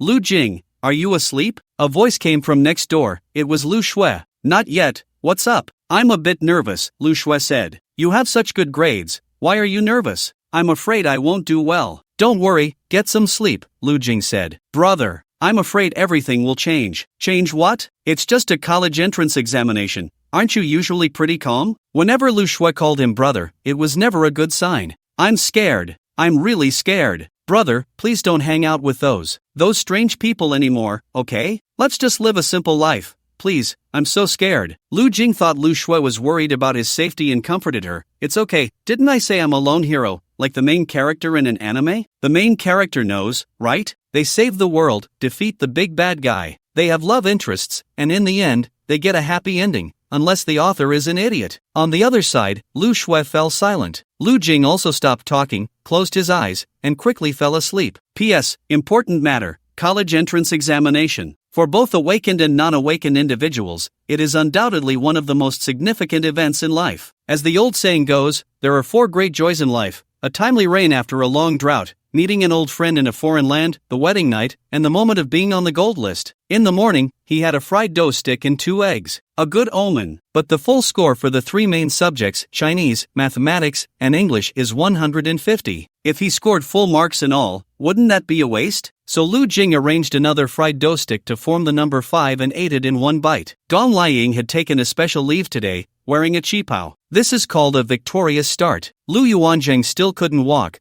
but he insisted on being pushed in a wheelchair to the school gate. His son and daughter were both taking the college entrance examination at the same time. Given his personality, it would be strange not to go and see. He personally sent his son and daughter onto the school bus. Then he followed the bus to the school gate, giving countless reminders and advice. Lu Yuanzhang had good academic performance, but he missed the college entrance examination due to an accident. The family's financial situation couldn't support him to repeat a year. This became his lifelong regret. Later, when he had children, he placed all his hopes on them. At this moment, the school gate was like a bustling market, filled with a large group of anxious parents waiting. The mothers seemed to have made an agreement, most of them carefully selected and wore gorgeous kipaos. They hoped to bring good luck, not that it could be considered feudal superstition. After all, who wouldn't want to hear auspicious words? At this moment, every parent's heart felt like a small drum beating incessantly. The thump-thump-thump sound seemed to penetrate their chests. After all, this college entrance examination was a crucial moment for the children, concerning their future. It carried countless expectations and dreams from the parents, like a heavy weight pressing down on each parent's heart. Dong Liang chattered on with Lu Yuanzhang, wearing a qipao symbolizes a victorious start, wearing green on the second day represents a smooth journey. On the third day, wear gray and yellow, representing a path to glory. Enough, what path to glory? Lu Yuanjing scoffed, but in reality, he was already contemplating which green outfit to wear tomorrow. The bell rang, and everyone hurriedly said goodbye to their parents. "Parents, step aside," shouted the security guard in charge of maintaining order at the entrance. The students lined up in several rows, standing at the school gate with great discipline. "Damn, I'm really nervous." Lu Jing glanced back. He found that the speaker was Song Ziki. Would this rich second generation really be nervous about the college entrance examination? Seeing Lu Jing look over, Song Ziki tugged at the corner of his mouth. "We've finally made it through. From now on, the sea is wide for fish to leap, and the sky is high for birds to fly." Lu Jing knew he was joking and smiled back. In fact, when he was feeling inferior, he always harbored some hostility towards the wealthy second generation. He felt that the two sides were natural opposites. His proud self seemed to think that speaking one more word to them was like clinging to them. However, at this moment, Lu Jing suddenly realized that everyone seemed to be the same. Even the usually proud and seemingly unbothered young lady Tian Shiran, who acted as if the sky could fall and she wouldn't care, now had a face full of uncontrollable nervousness, her small hands tightly clenched into little fists. That delicate little face, usually as if meticulously carved, was now slightly flushed due to the tension. Ding-ling-ding, a harsh bell rang out. Lu Jing pulled back his thoughts. The school gate opened, and the students began to step inside. The campus broadcast rarely played anything other than the bell or school exercises, but now it was singing. "Where is the world full of flowers? If it really exists, I will definitely go. I want to stand on the highest peak there, regardless of whether it is a cliff or a precipice. Live fiercely, love fiercely, even if it means sacrificing everything, not seeking anyone's approval, just being true to myself. I have never chosen to give up on my dreams, even in the days of being covered in dust. Perhaps I have no talent, but I have the innocence of dreams." In an instant, Lu Jing felt a bit dazed. His high school life was about to end. Lu Jing thought of many things, yet it felt like he thought of nothing at all. He suddenly remembered a question he had read before. Which is harder, a test paper with only one correct answer, or a life filled with correct answers? However, perhaps now was not the time for sadness. A single wooden bridge amidst 1,000 troops and 10,000 horses. Boom! The earth seemed to tremble. The sound came from behind, and everyone instinctively turned to look. Above the city, a massive portal slowly emerged. At that moment, everyone's phones simultaneously emitted warning sounds. A giant portal has appeared near Shuangshi Bridge. Residents are advised to take cover. Near Shuangshi Bridge? Fortunately, it wasn't too close, so it shouldn't affect the college entrance examination. However, that mysterious portal seemed to carry an irresistible gravitational pull. Even from a distance, one could still clearly feel its presence. Gazing at the portal from afar was truly awe-inspiring in its grandeur. As soon as the portal appeared, it was as if Pandora's box had been opened, and monstrous creatures surged forth like a tide. They exuded an aura of evil, casting fear wherever they went. Instantly, that area was plunged into chaos and panic, with people fleeing in all directions, screams echoing everywhere. Amidst this turmoil, a sudden sound of hurried footsteps approached. The awakened ones nearby were the first to arrive at the scene. A battle erupted in an instant, blades flashing and shadows intertwining, the air thick with the scent of blood and the fluctuations of magic. However, these were scenes invisible to those watching from afar. The group that had entered the school glanced back for a moment, then withdrew their gazes and continued forward. "Lu Jing, let's go." Song Ziki pushed Lu Jing, who was standing still. Beep beep beep. The watch emitted a sound. Lu Jing pressed the call button on his watch. "Captain, what's the situation?" Soon, Xiao Lihao's voice came through. "I don't know, this time it should be a big deal. It's rare for monsters to rush out as soon as the portal appears." It was clear that Xiao Lihao and the others were on their way. The wind howled. Before hanging up, he added, "You don't need to worry, just focus on your exam. Good luck. If you do well, I'll reward you." Miao Miao's voice chimed in. Lu Jing lowered his hand and took a few steps forward. "Before dawn breaks, we must be braver, waiting for the most dazzling moment at sunrise. Run forward, facing cold stares and mockery. How can one feel the vastness of life without enduring hardships?" Lu Jing scratched his head vigorously. Then, he turned and walked against the crowd. Lu Jing moved against the tide of people. This left those behind him stunned, casting puzzled glances at him. What happened? Did he forget his pen, or his ID, or his exam admission ticket? Lu Jing. Lu Shui reached out and grabbed Lu Jing. He glanced at her and smiled slightly. "Do well on the exam, get into a good university." But Lu Shui didn't let go. She held on tighter, staring at him intently. "Where are you going?" Lu Jing broke free, accidentally bumping into Shin Shuiyue. Shin Shuiyue looked at him in confusion. what did you forget? Sorry, move aside. Lu Jing's face turned slightly red. The throng of people behind him was forcibly parted by him. Many classmates turned back, their faces filled with suspicion. The college entrance examination was imminent.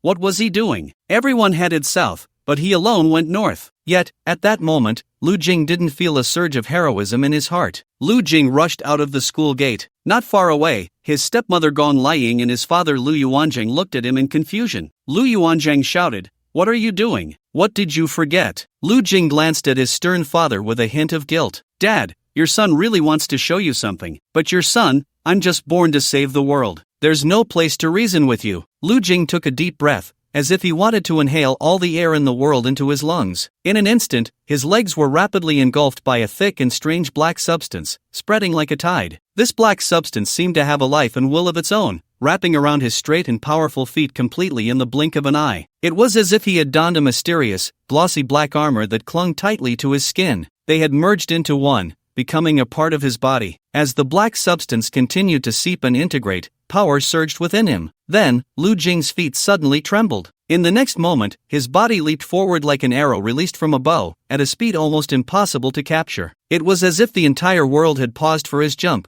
his figure tracing a graceful arc in the air, effortlessly covering dozens of meters. Between the two leaps, he had already vanished from sight. This time, Lu Jing did not look back. Logically, he should have. Nothing could be cooler than this scene. It should rank first in his heart. Because at this moment, many candidates walking inside and countless parents at the entrance turned their heads, staring at him intently. Watching him head straight for the teleportation portal, it was obvious what he was going to do. Tian Shiran stared at this scene that seemed to only appear in animations, momentarily stunned. Lu Jing. It seems like he's heading towards the teleportation portal? What is he going to do? Isn't he taking the exam? What else could it be? He's off to save the world. Ma Jianyu smiled proudly, as if he were the one going to save the world. Oh my god, he's so damn cool. Unfortunately, Lu Jing should have heard it, or recorded it, and could listen to it several times while lying in bed after returning home. This time, as the mysterious teleportation portal appeared, countless beams of black light surged out like a raging tide. Following that, a large number of grotesque and terrifying monsters poured out like a flood breaking through a dam, baring their fangs and claws, emitting chilling roars as if they were messengers from hell. In an instant, this area, which had been relatively calm, fell into unprecedented chaos. The panicked people fled in all directions, their screams and shouts intertwining. The arrival of this teleportation portal was sudden. Some awakened individuals rushed over and fought back desperately, but faced with such a large number of ferocious monsters, they seemed somewhat powerless. Weapons sparkled under the monsters' attacks, yet they struggled to halt the advance of these evil beings. Meanwhile, ordinary citizens, powerless and terrified, turned pale and scattered in fear. The city had long formed mature buildings. One could say there were protective holes and escape walls everywhere, all reinforced with special materials. The citizens hurriedly sought nearby places of refuge. But in the panic, many unfortunate souls lost their lives on the streets. The awakened individuals entered the teleportation portal one by one. Yet, they still could not close the portal. Clearly, the required number of people had not been reached. Not enough. They needed to go in, more needed to enter. The first to arrive, those with a bit of strength among the awakened, all entered the portal. Only some slightly weaker awakened individuals remained to confront the monsters that had emerged. Bang! Bang! Bang! Roar! A low, rumbling growl. The body twisted and deformed, as if it were pieced together from various different creatures. Its skin exhibited a strange gray hue, covered in rough scales and lumps. The head was huge and menacing, the body long and agile, with strong, powerful limbs. Sharp claws extended from the ends, as if they could easily tear apart any prey. It extended its claws and easily tore open the nearby rolling shutter door. Screech! Behind the shutter door were two children, one big and one small. The monster's mouth curled slightly, and that eerie face seemed to reveal a smile. The boy shielded his younger sister, holding an axe in his hand, and upon seeing this scene, his face turned pale as he shouted, "Run! Roar!" The monster flicked its tail and lunged forward. These two children were hardly enough for its snack. With a thud, the Daxia dragon sparrow severed the monster's head. Lu Jing descended from the sky, wielding the Daxia dragon sparrow, stepping on the monster's corpse, with his back to the boy. "We are not born kings, but the blood that flows in our veins does not allow us to bow our heads. Young man, having the courage to protect those you love makes you a hero. Courage is the most brilliant elegance under pressure. Take your sister and run, leave this to the professionals." The boy took a deep look at the young man's back and turned to run with his sister. Lu Jing fought and killed. He thought perhaps he could wait to enter the portal until there were enough people. It wouldn't be too late for him to return and take the exam. He just underestimated the danger of this portal. The portal did not close for a second, and swarms of monsters rushed out. There was no time for him to hesitate. He stepped on the outer wall and climbed up the tall building. With a flip, he landed steadily on the rooftop like a light bird, his gaze resolute. Just then, a massive and fierce monster, resembling a crocodile, charged out. It opened its gaping mouth, revealing sharp, pointed fangs, its eyes gleaming with a bloodthirsty light. A gust of wind rose beneath Lu Jing's feet, and the dual blades in his hands transformed into sharp beams of light in an instant. First, he would kill the monster, then rush into the portal. Thus, he would go. 3 feet of dragon spring, 10,000 volumes of books. What is heaven's will for me? If I cannot serve my country and bring peace to the world, I am unworthy to be called a man. The storyteller profession had long since declined. Yet, Lu Jing carried many established verses in his heart. What are a few names in the annals of history? Countless desolate hills in Beimang. The predecessors sow, and the descendants reap. It is nothing but a struggle between dragons and tigers. What does it matter to travel the world and roam the states, when human hearts flow like water? He had heard many stories. Lu Jing did not only like the two-dimensional world, he also listened to those mythological tales.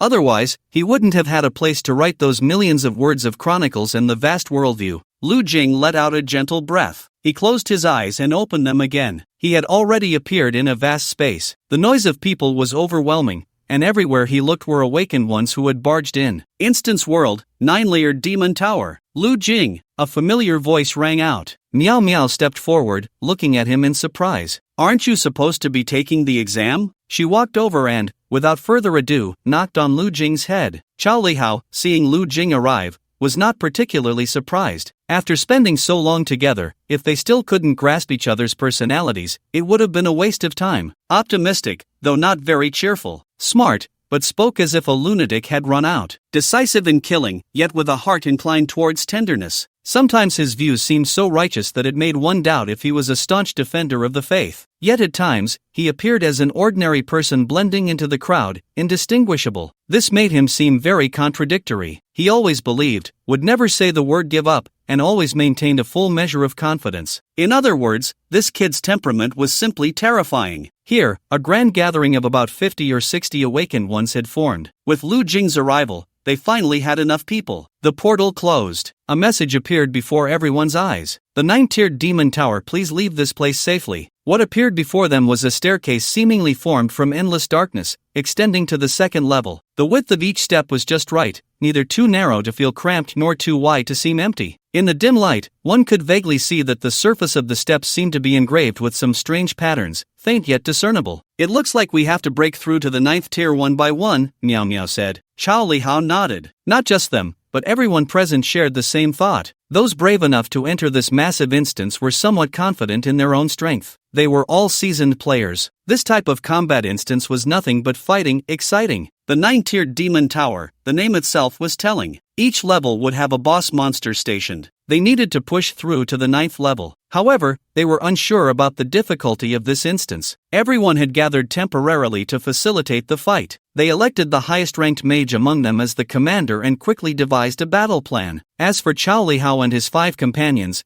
they were not included in the formation. Lu Jing even ran into an acquaintance. Big-faced cat. Big God. Big-faced cat's eyes lit up upon seeing Lu Jing, and he hurried over. What are you doing here? Big-faced cat scratched his head and chuckled. I came with the guild leader. Coincidentally, Big-faced cat had come here to eat with the guild members, and who would have thought they would encounter such a large instance? Seeing the monsters surge out, they rushed in. I acted impulsively. I don't even know how difficult this instance is, Big-faced cat said. This kind of massive instance is definitely not easy. Jiangnan City, Awakeners Guild. As the portal closed, the energy dissipated. However, from the moment it appeared, they had already captured the energy emitted by the portal. The energy detection results were not very accurate, but they could at least make a rough judgment. The portal appeared without any warning, and monsters surged out in large numbers. The best approach was, of course, to send awakeners inside. Once the portal closed, they could at least hold out for a while. During this process, monsters would not come out again. Only then could the guild organize their personnel. This time the portal. Preliminary detection is A level. Has everyone been notified? Except for those on vacation,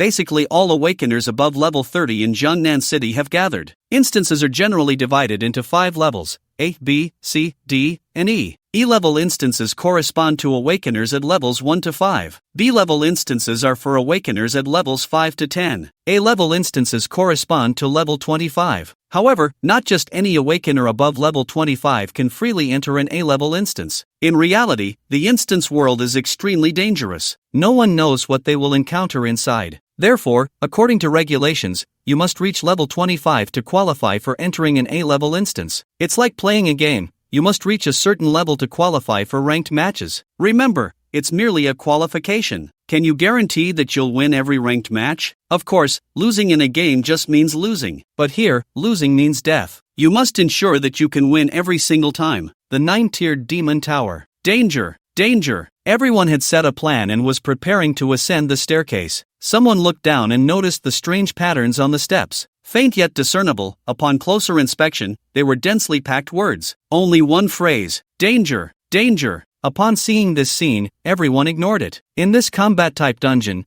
there are many similar deceptive warnings. Clearly, there is only one path ahead, yet it warns you of danger. This is easy to understand. Where there are monsters, there is naturally danger. But if one does not step into danger, how can they succeed in clearing the level? Everyone, pay attention. The group stepped onto the stairs and began to ascend. Lu Jing glanced down, took a deep breath, and pulled out the great Xia dragon sparrow from the mouth of the ghost baby. If you solve it quickly, you might still make it back in time for the college entrance exam, Miao Miao said softly. Lu Jing looked at her. If I miss it, I miss it. What are you talking about, kid? University life is the most beautiful time of youth. Everyone gathered here today is fate, whether we know each other or not. We fight for our country and our people. This journey could lead to unknown life or death. It's a pity there's no wine here, someone said. Who says there's no wine? Someone raised a large gourd. The wine in my gourd is like mountain spring water, inexhaustible. If you don't mind, let's share it. After all, there's no time limit here. They passed the wine gourd around, each taking a sip. Then someone suggested,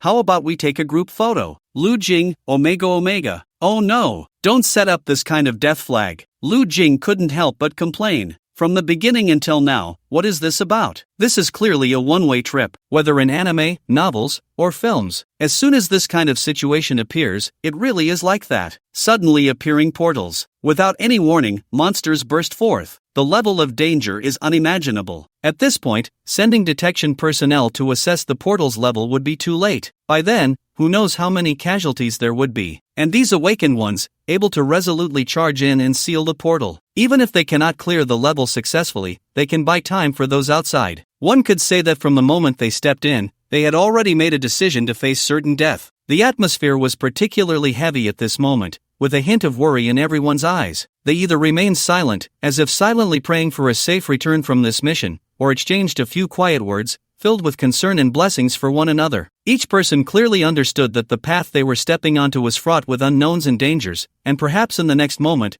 they would face a life or death choice. Lu Jing felt like crying without tears. He really wanted to seal the mouth of the person who spoke. With everyone's support, they still took a group photo. Lu Jing was sandwiched between the fat guy and the monkey, looking miserable. May you all return safely. Everyone shouted in unison, return safely. Miao Miao frowned and said softly, I have a bad feeling. In dramas, this kind of plot usually means there's no return. Lu Jing chuckled. It turned out someone shared his thoughts. Miao Miao laughed too. I really can't believe it. Don't these people usually watch dramas or anime? Who says such things before a big battle? Actually, my wife just got pregnant not long ago, the monkey said solemnly. My story is also quite complicated. Miao Miao and Lu Jing exchanged glances. I can't die here. My parents fell in love early. My sister is divorced. I'm the only one supporting my grandfather's education and taking care of my grandmother during her confinement. Lu Jing, oh. The monkey suddenly burst into laughter. Miao Miao punched him playfully. Get lost. The 9-tiered Demon Tower. As soon as they stepped onto the second level, the scene before them changed abruptly. Behind them was a winding staircase. It felt as if stepping from there meant entering another world. In the vast, boundless wilderness that stretched before them, the scene was like a terrifying hellscape sketched by the hand of a demon, vividly presented to everyone's eyes. Continuous, undulating mountain ridges rose steeply, composed entirely of layers upon layers of piled-up skeletons. The immense quantity and bizarre shapes seemed to silently narrate the brutal massacres and deaths that had once occurred here. The dense white bones, under the dim and eerie light of the horizon, flickered with a chilling and terrifying glow. That glow resembled the faint sighs of countless wronged souls in the darkness, carrying endless grievances and unwillingness. Human hair was trampled underfoot, resembling thick and resilient felt, disheveled yet seemingly containing some inexplicable despair. The flesh of the dead had long lost its vibrant color, now entangled around the sturdy tree trunks. After years of drying, it had become desiccated and shriveled. The color, reminiscent of silver threads, swayed slightly, gently moving in the faint breeze, as if it were a mournful death dirge echoing across this desolate land. The stench of decay spread rapidly and violently through the air like invisible claws, provoking an immediate and intense urge to vomit at the slightest whiff. The odor was pungent and nauseating, as if it could penetrate one's very organs, slowly corroding the soul, bit by bit eroding the deep-seated fears within. From a distance, the mountain of corpses resembled a vast ocean, surging yet eerily silent. The blood flowed like a rushing river, streaming with bright red blood. The vivid red formed an extremely stark contrast with the surrounding pale bones. The visual impact was profoundly shocking, as if it could strike directly at the deepest part of one's soul, sending chills down the spine. Every person who approached this place felt an involuntary surge of deep fear, as if they had truly stepped into an inescapable realm of magic. When that shocking scene came into view, even those who had undergone rigorous training and had witnessed many tempests and grand waves in the world could not control their bodies. Their legs began to sway uncontrollably, as if being pulled by an invisible hand. Ugh, ugh!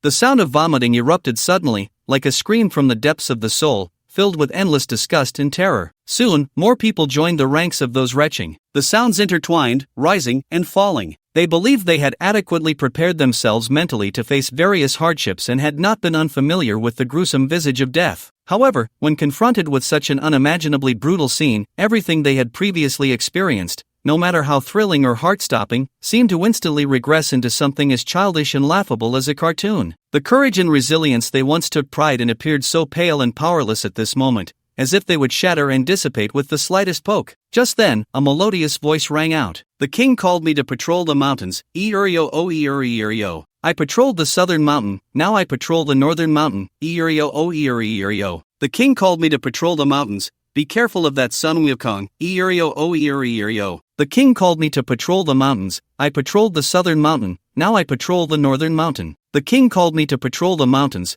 be careful of that Sun Wukong." The cheerful tune floated up, and listen, a clattering sound of bells and gongs came from behind the mountain. The sound was crisp and loud. It turned out to be a little demon, carrying the conspicuous order flag on its shoulder. The flag fluttered in the wind, making a rustling sound, and jingling bells hung from its waist. As it moved, it produced a pleasant yet slightly alert sound. In its hand, it continuously struck a wooden clapper, the rhythm sometimes rapid, sometimes slow. Standing at a height of 12 feet, this stature was considered normal in its world. But to the people watching from behind the mountain, the demon, towering over 3 meters, was indeed quite frightening. This is. Someone felt it looked familiar but couldn't recall. The words were on the tip of their tongue but wouldn't come out. However, someone nearby recognized it at a glance. This is Lion Camel Ridge. The words jolted everyone awake. Suddenly, everyone reacted, realizing the scene before them was none other than the 800 miles of Lion Camel Ridge described in Journey to the West. The skeletons were like mountains, the bones like forests. Human heads were flattened into mats, human flesh rotted into dust. Human tendons were tangled in trees, dry and shiny like silver. A mountain of corpses and a sea of blood, the stench was unbearable. To the east, little demons were butchering living people. To the west, the fierce demons were cooking human flesh fresh. If it weren't for the heroic courage of the Monkey King, no ordinary person would dare to enter. Then it must be Little Wind. Meow Meow said, "Oh my god, are we really going to deal with the 3 demon heads of Lion Camel Ridge?" The monkey exclaimed in surprise. You must know, if there was any place in Journey to the West that was the most terrifying, it was undoubtedly Lion Camel Ridge. The great demon, the blue-haired lion monster, roared like thunder, its gaze like lightning, having once swallowed 100,000 soldiers, scaring the heavenly soldiers into not daring to engage, closing the southern heavenly gate. The second demon was a jade-faced elephant spirit, standing 3 zhang tall, with a nose like a dragon. The third demon was a giant rock that could travel thousands of miles, ferocious and terrifying, having devoured the entire population of Lion Camel Kingdom. There were a full 48,000 demons in Lion Camel Ridge. Although the monkey was nicknamed Monkey, he was not the great sage equal to heaven, and his expression was quite grim at this moment. The expressions of the others were not much better. If it were really so, it would be better to end it all with a single knife. 48,000 demons, even if they did nothing and just stood there to be killed, would still exhaust their hands and feet. Lion Camel Ridge? They had crossed into Journey to the West. Lu Jing whispered, "By the way, who among you has been to such a mythical world before? I've never heard of anyone crossing into Journey to the West." No one answered. There was a silence. "I've crossed into the world of strange tales from a Chinese studio before," someone said quietly. "But that was just that once. Right now, that's not the concern. You know that when Sun Wukong came to Lion Camel Ridge, he had summoned all the gods and Buddhas. In the end, even the Tathagata had to intervene to pacify Lion Camel Ridge. Now, what do we have?" Upon hearing this, everyone felt a chill in their hearts, their faces looking extremely grim. The instance shouldn't be an unsolvable existence. If we follow the combat power in Journey to the West, the awakened ones globally combined wouldn't be enough to fight. Most likely, their combat power has been weakened. And have you ever seen an instance with more than 10,000 monsters? Let alone 10,000, is there even 1,000? At this moment, the highest combat power among them, the mage who had just been elected as the leader, stepped forward to boost morale. As long as it's an instance, there must be a solution. Even if there are really more than 40,000 demons, if we defeat the boss, that counts as a success. Hearing this, everyone felt slightly reassured. That's right, such instances generally lower the difficulty. Who knows, those little demons might be weaker than our own pets. Hey, do you think these demons, having become spirits, would taste good? Someone joked. When it came to food, the chubby Li Xin couldn't help but lick his lips. I heard that in instances, eating these magical demons can extend one's lifespan. Is it true?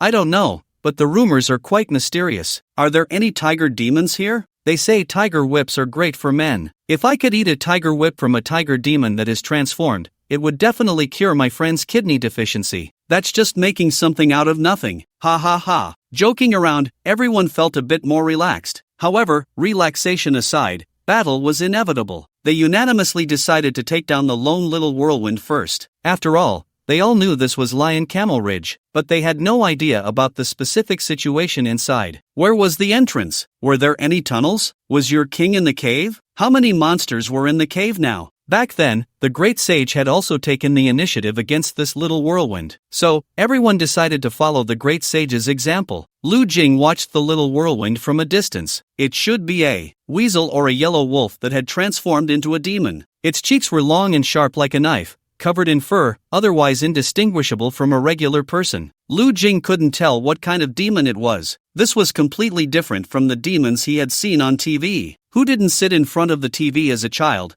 watching Journey to the West over and over again? Yet, he never expected that one day he would find himself in a world based on Journey to the West. Soon, the plan was set. For safety's sake, to avoid startling the snake, 3 assassins went to capture the little whirlwind and bring it back for questioning. The monkey wanted to volunteer. After all, he had to show off a bit, so the awakened ones wouldn't look down on them. But the eager monkey was held back by Chow Lihao. Quickly, the 3 assassins used their concealment skills to approach the little whirlwind. For assassins, concealment was a basic skill. The little whirlwind was just a minor monster. The 3 didn't pay much attention and swiftly closed in. One thin, small man drew a dagger and silently approached the little whirlwind from behind, ready to subdue it. To be honest, he felt a bit excited. After all, he had only seen the great sage fight monsters before. He never expected that one day he would also fight the same kind of monster as the great sage. "What are you doing? You've been standing behind me since earlier." The sudden voice startled the thin man. The little whirlwind had already vanished. A furry hand rested on his shoulder. "So it's a human. I was wondering why there was a human scent. You dare to venture into Lion Camel Ridge with some magic?" The voice had no sense of oppression, yet the thin man found himself unable to move, his body stiffening. In the next second, his head was easily taken off. Swish swish, before the other 2 hidden assassins could react,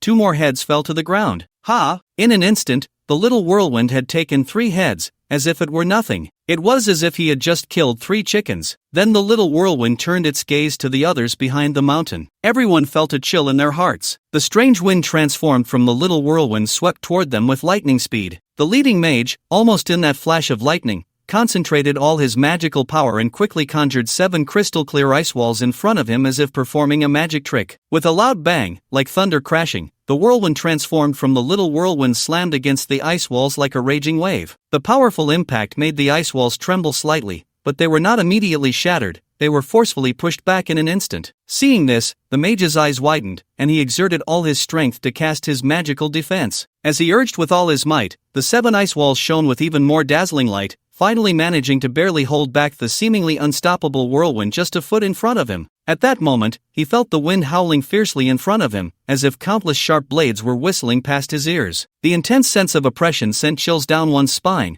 as if in the next moment, one would be devoured by that ferocious beast. But, just at this critical moment, the little whirlwind reappeared, silently materializing behind the mage. At this time, the mage's chest had already become a bloody mess, as if it had been crushed by an invisible force. Bright red blood sprayed out like a fountain, staining his clothes and the ground around him. A level 30 battle mage. He had experienced entering A-level dungeons twice, 15 times in B-level dungeons, and now, he had died here so carelessly, killed by the little whirlwind. There was no time to mourn for him, as the sounds of battle cries erupted. Several nearby warriors swung their weapons, surrounding the little whirlwind to attack. The little whirlwind chuckled, completely unafraid. With a slight turn of his body, in an instant, a powerful gust of wind erupted around him. Immediately, he transformed into a wildly violent hurricane. This hurricane swept through, accompanied by piercing howls. The weapons in the warrior's hands barely grazed the edge of the hurricane before they were blown away by an irresistible force, landing far off on the ground. Even more terrifying was that as the hurricane passed by the little whirlwind, one could hear the chilling screams of agony. Those resilient warriors clad in armor were directly torn into countless pieces by this overwhelming power. Blood splattered everywhere, as if a shocking rain of blood was falling from the sky. A massacre. Yes, this was a one-sided slaughter. There was no resistance whatsoever. Ironically, they had just been thinking about how to deal with the hordes of monsters in Lion Camel Ridge, as well as the three demon kings, the lion, the elephant, and the rock. Yet now, a mere little whirlwind had them fleeing in panic, without any ability to fight back. The mage's attacks seemed like mere tickles to the little whirlwind. The warrior's defenses were as fragile as paper. The hunter's traps were utterly ineffective, and the assassin's pride in their agility was rendered laughable. In front of this shape-shifting monster, everyone turned into lambs ready for slaughter. Run! Run! Freeze! Immediately, a large group of people stood frozen in place. The little whirlwind chuckled, opened his mouth wide, and brutally bit off one person's head. He continued to gnaw, devouring 5 or 6 in one go. Meow Meow sat down heavily on the ground, gasping for breath. This state reminded her of that day in the rules-based dungeon, facing the false mountain god. The little whirlwind wore a sinister grin as he reached out a hand towards her, clawing fiercely. His speed was incredibly fast, like lightning, and in the blink of an eye, he was right in front of her. Upon closer inspection, the little whirlwind's hand was stained with bright red blood. Among it were some intestines that had not completely severed in fragments of a heart. Those bloody, mangled bits clung to his palm in a sticky, gruesome manner. Ha ha! The little whirlwind was taken aback. His hand touched Meow Meow, but unlike before, it did not easily tear open her abdomen. Instead, he felt another force that was equally formidable. Blessing of the Mountain God, 3 threads of Xianhuan Qi Xuanhuan Qi, grants the user a temporary state of invulnerability to blades and fire dam. The monkey and the fat man attacked from the left and right. The little whirlwind transformed into a whirlwind again. This time, the whirlwind that should have crushed the two lost its effect. The monkey and the fat man also used the Xianhuan Qi. After breaking through the mountain god's challenge, each survivor received 3 threads of Xianhuan Qi. The fat man was given an additional 2 threads. Although they had temporarily blocked the attacks of the little diamond wind, they still had no way to deal with it for the time being. The effect of the Xianhuan Qi was also limited. The little diamond wind stood up again and casually killed a few more people. Limbs flew everywhere, as if they were worthless. Lu Jing and Chao Lihao attacked from behind. Suddenly, the little diamond wind turned around, tightly gripping the flag in its hand, and swung it forcefully. This was clearly not an ordinary flag,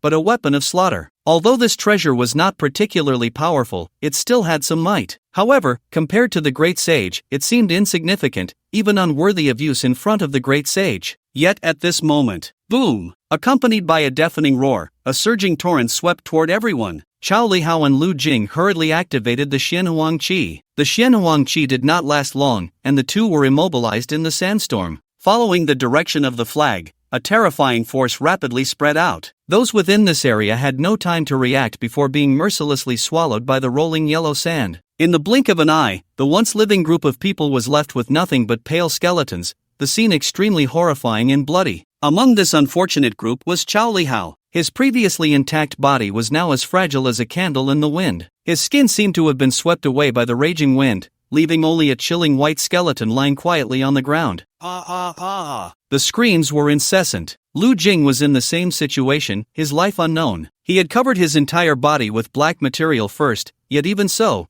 there was hardly a good spot on his skin. The pain made him faint, but due to his super recovery ability, he was painfully awakened. Whoosh whoosh whoosh, the surrounding sandstorm rolled in like a surging tide, the yellow sand swirling like a heavy curtain, enveloping the entire world. The swirling dust was like countless tiny blades, cutting through the air indiscriminately, making it nearly impossible to see anything clearly. Distant mountains, trees, and all scenes were devoured by the raging sandstorm, leaving only a blurred and chaotic outline. The entire world seemed to have fallen into endless confusion and haze. The howling wind echoed like the roar of a beast in this world of sand and wind. Lu Jing crawled up from the ground. At this moment, the skin on his face had been removed, and his recovery ability quickly repaired it. The pain made him grit his teeth, but he couldn't even show his teeth because the fierce wind had knocked all his teeth to dust. Lu Jing gasped in pain. Damn it! Which protagonist gets beaten like this? Pure torture. The slaughter continued. The awakened ones were being crazily slaughtered by the little diamond wind. It was as if a battle-hardened thug wielding an AK-47 had stormed into a kindergarten or a nursing home. The opponent was so strong that it filled everyone with despair. They had even thought about how to deal with the 48,000 demons of the Lion Camel Ridge and the 3 bosses. Now it seemed like a joke. If memory served, the little diamond wind was just a small demon patrolling the Lion Camel Ridge. According to the original text, there were 5,000 on the South Ridge,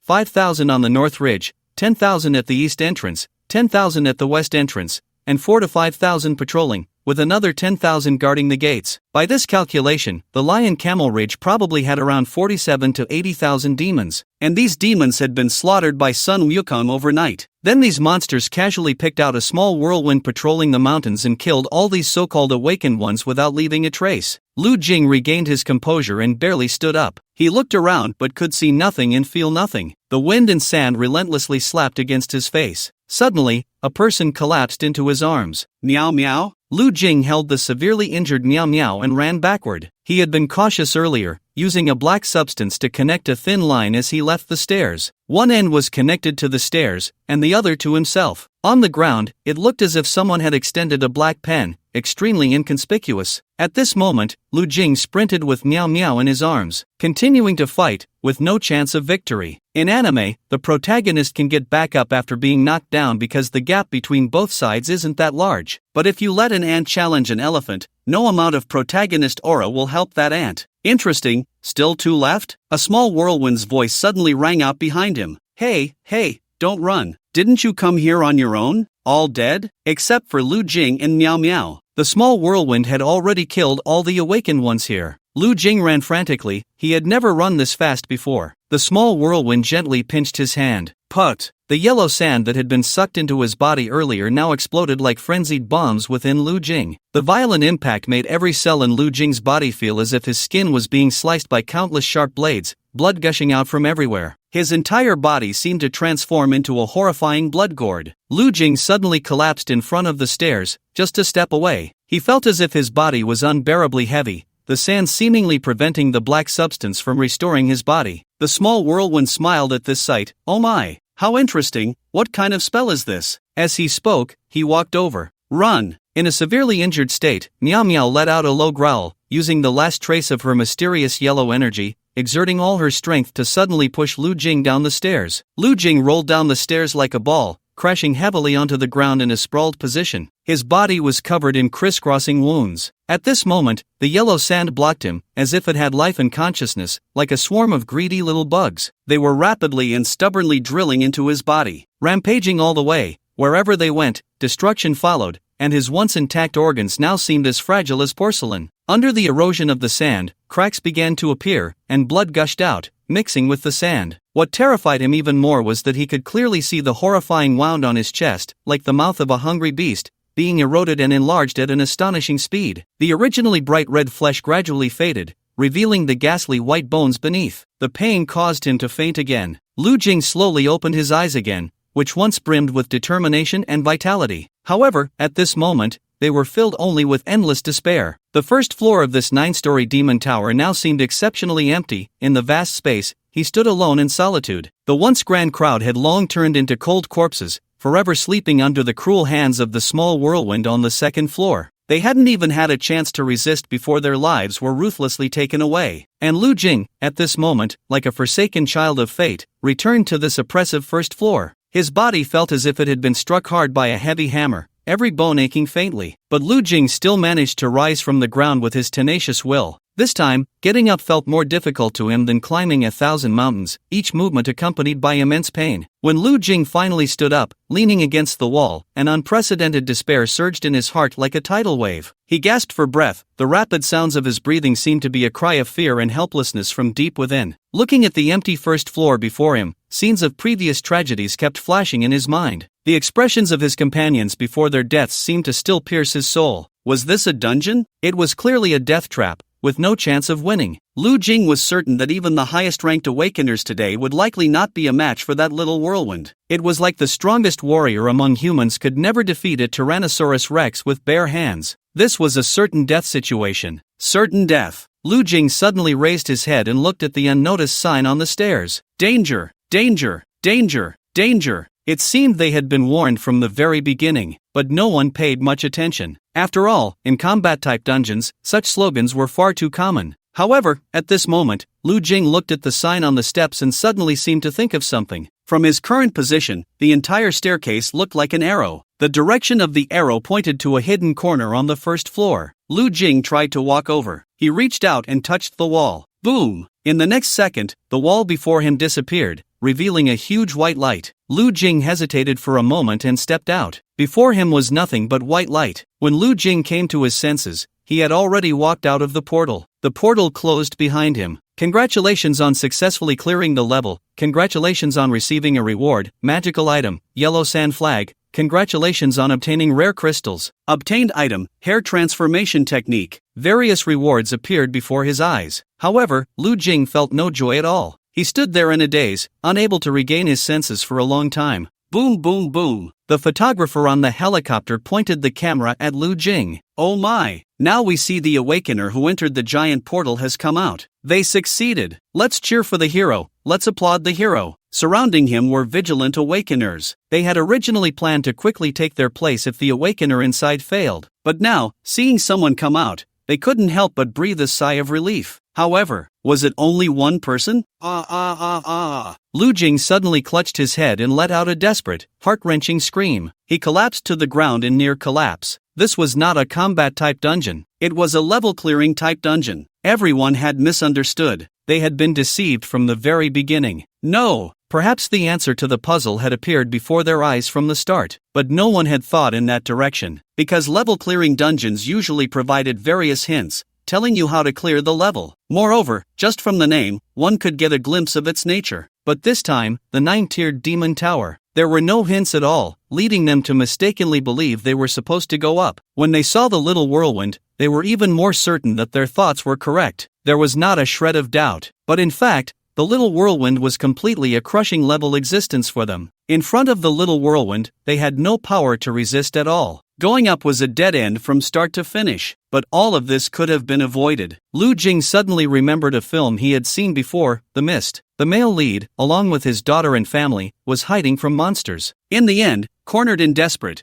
the family chose to shoot themselves to avoid being tormented by the monsters. When it was the male lead's turn, the bullet jammed. Just as he prepared to continue his suicide, he was suddenly saved by someone who told them the monsters had been dealt with, and they were safe. The male lead then broke down. This was the most despairing torment for the living. Ha ha ha ha ha. Ah! Lu Jing cried and laughed, as if he had gone mad. Days later, in a dim room, a stale and oppressive atmosphere lingered, as if every breath of air had been frozen in time. That lifeless room felt like a forgotten grave, eerily silent. Lu Jing lay on the bed like a shell devoid of life. He lay there quietly, like a sculpture frozen by time. Merging with the dead silence of the environment, it seemed he would turn into a wisp of smoke and dissipate into the air at any moment. Only the endless loneliness and despair spread in the corners of the room. The college entrance examination had ended. Lu Jing had gone nowhere. He locked himself in his room. Lying on the bed, he stared blankly at the ceiling. Classmates who came to see him and reporters from the television station were turned away at the door. He had become the hero spoken of by others,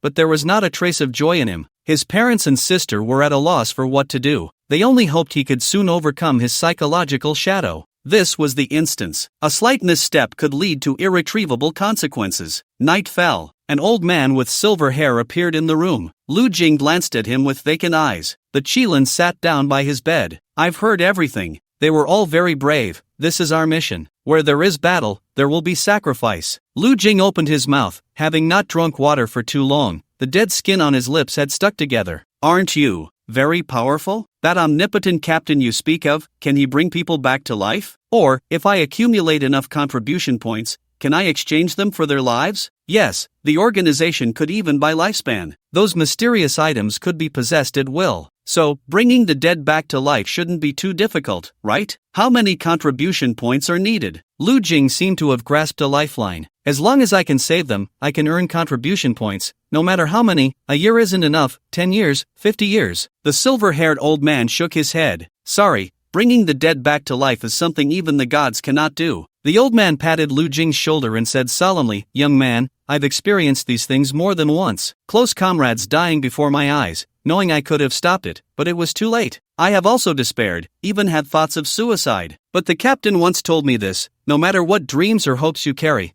no matter how happy your life has been, it is all the same, everyone will die. So, is our life meaningless? Or is our birth into this world also meaningless? Are the comrades who have already died the same? Is their death also meaningless? No, that's not right. Only we can give meaning to those who have died. Those brave sacrifices. Those tragic sacrifices. Only we, the living, can remember. We must entrust meaning to those who are alive. This is the only way to fight against this cruel world. The silver-haired old man spoke passionately. Lu Jing frowned deeply. Isn't that something the captain said in Attack on Titan? Does our organization's captain also watch Titans? Qilin didn't know what Attack on Titan was and continued. I'm preparing to apply to the captain for your formal admission into our ranks. The Night Watchman. Night. Watch what? Watch what? Lu Jing was momentarily stunned. Our organization. The Night Watchman. Lu Jing paused for a moment. Night Watchman? The silver-haired old man nodded. Night Watchman Qilin. Qilin announced his code name. Night Watchman. Qilin. Qilin noticed the corners of Lu Jing's mouth twitching, his brows furrowed. He thought to himself, knowing the code name doesn't warrant such a reaction, does it? It took Lu Jing a while to regain his composure. This code name made him think of the Night Watchman Qilin from his own cringy chat group. What a coincidence. Damn, how could it be exactly the same as the name he made up? Lu Jing scratched his head vigorously. So, what about our captain? The captain doesn't have a code name. You don't need to know about the captain for now. Lu Jing suspiciously stared at Qilin. Qilin also noticed that Lu Jing's gaze was a bit off. However, he thought Lu Jing was just immersed in sadness, so he continued, The long night is coming. We shall watch from now on, until death do us part. I will stand before millions, sword drawn against the abyss, blood staining the heavens. This is the oath of the Night Watchman. I hope you can remember it. Lu Jing. How the hell are the lines exactly the same? Is there such a coincidence in the world? Night Watchman Qilin? Lu Jing pulled out his phone, looking at the avatar of Night Watchman Qilin in the chat box, trembling as he sent a message. Are you there? Then, he immediately raised his head to stare at the silver-haired old man in front of him. Ding dong. Qilin took out his phone to check. Seeing the captain's avatar flashing, his eyes lit up. The captain finally reached out to him. Captain, I'm here. Lu Jing almost simultaneously received a message, looking at Qilin in disbelief. You, who are you replying to? Qilin looked up, glancing at Lu Jing, and replied casually, nothing. Is it the captain of the Night Watchman? Lu Jing asked, his voice trembling. Qilin raised an eyebrow, seemingly surprised that Lu Jing guessed correctly, and nodded. Yes. Lu Jing nearly fainted, bracing himself with his hands. Calm down. This can't be real. How could the cringy organization he created possess such magical powers? That mysterious system shop, and what about the serum, the great Xia Dragon Sparrow? Lu Jing thought carefully, and it seemed he could find prototypes of all those in his previous settings. But that was all his imagination. How could it possibly come true? No. Lu Jing felt a bit lightheaded. How could a loser like him, who only fantasized and had lived 18 years of life, have such abilities? Thinking of this, he sent Qilin a message. The message read, Don't ask why, just stand up now, jump 3 times in place, and shout 3 times quack quack quack. If you can do this time, it's definitely not a coincidence. Qilin looked down at his phone, frowning deeply. Confused face? What the heck? However, since it was the captain's order, there must be a reason for it. Qilin obeyed the captain's decision without question. He immediately stood up and jumped 3 times in place. At the same time, he shouted, quack quack quack. Lu Jing, omega omega. It's real. No doubt about it. This time, it absolutely cannot be a coincidence. The mysterious captain of the Night Watch is myself. Night Watch Juke, Night Watch Qilin, Serum, Inheritance. Is it really me? How could it possibly be me? A hint of confusion and terror flickered in Lu Jing's eyes. He felt as if an invisible hand was choking his throat, making it nearly impossible for him to breathe normally. Thoughts in his mind scurried like countless ants,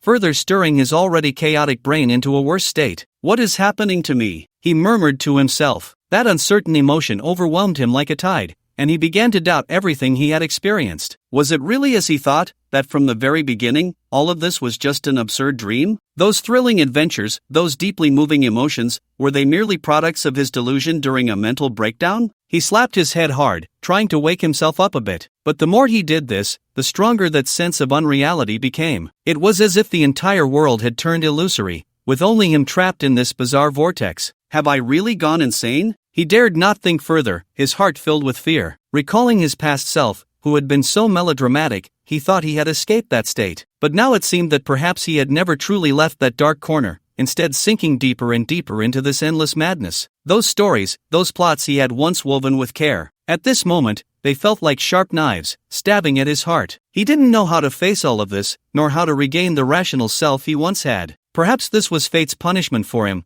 forcing him to wander and struggle between self-deception and reality, never finding a way out. The tragic death of his teammates, the impossible truth. All of this nearly drove Lu Jing to collapse. I am the captain of the Night Watch? The Night Watch is real? Where am I? Then who am I? Lu Jing? Lu Jing fainted. When he woke up again, he was still at home. Qilin had already left. Lu Jing stared blankly at the ceiling. Now, is it a dream or reality? Am I dreaming? Lu Jing slowly rubbed his somewhat heavy head, the action appearing somewhat helpless and weary. He squinted slightly, his gaze inadvertently sweeping over his phone beside him. When he saw the content on the screen, a flash of surprise and seriousness crossed his eyes. It turned out to be a report sent to him by Qilin, clearly documenting the complete annihilation of the Jiangnan team. And in this tragic outcome, only he, Lu Jing, remained. Scrolling to the end, it was Lu Jing's application to join the Night Watch, hoping he would approve. Lu Jing put down his phone and scratched his head vigorously. I approve myself to join the Night Watch. He threw down his phone and slapped his face hard. Dream?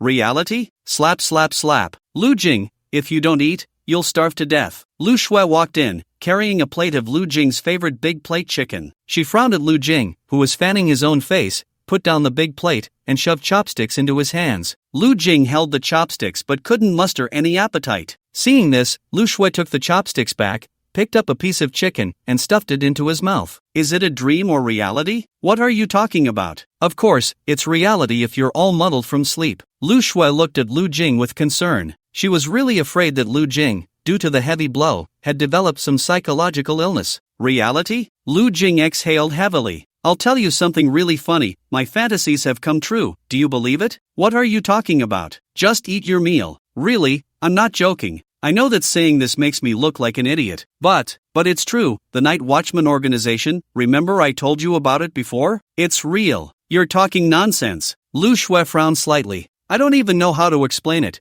It's just that the things I imagined before have become real. They have become real, they have all kinds of abilities. It's all true, it's not fake. Stop talking. Lu Shui was anxious. I'm not joking, okay? It sounds like I'm crazy, but I really don't know if I'm awake or dreaming right now. The Night Watchman Qilin, the serum, the inheritance of the classic of mountains and seas. My fantasies have come true? I don't know what's wrong with me. Am I the legendary creator god? If so, can I bring back Captain Chow Li Hao, Meow Meow, and all of them? I can't even believe it myself.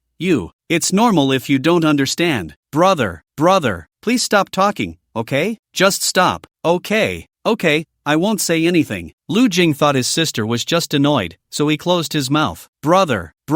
Lu Shui lowered her head slightly, and tears like crystal beads, as if pearls on a broken string, slowly slid down from her autumn water-like eyes. One drop after another fell onto her delicate hand. Poof. Lu Jing blinked. His chest was pierced. Lu Shui's hand had pierced through his chest, her slender fingers tightly gripping his beating heart. Lu Jing's consciousness blurred for a moment. Brother.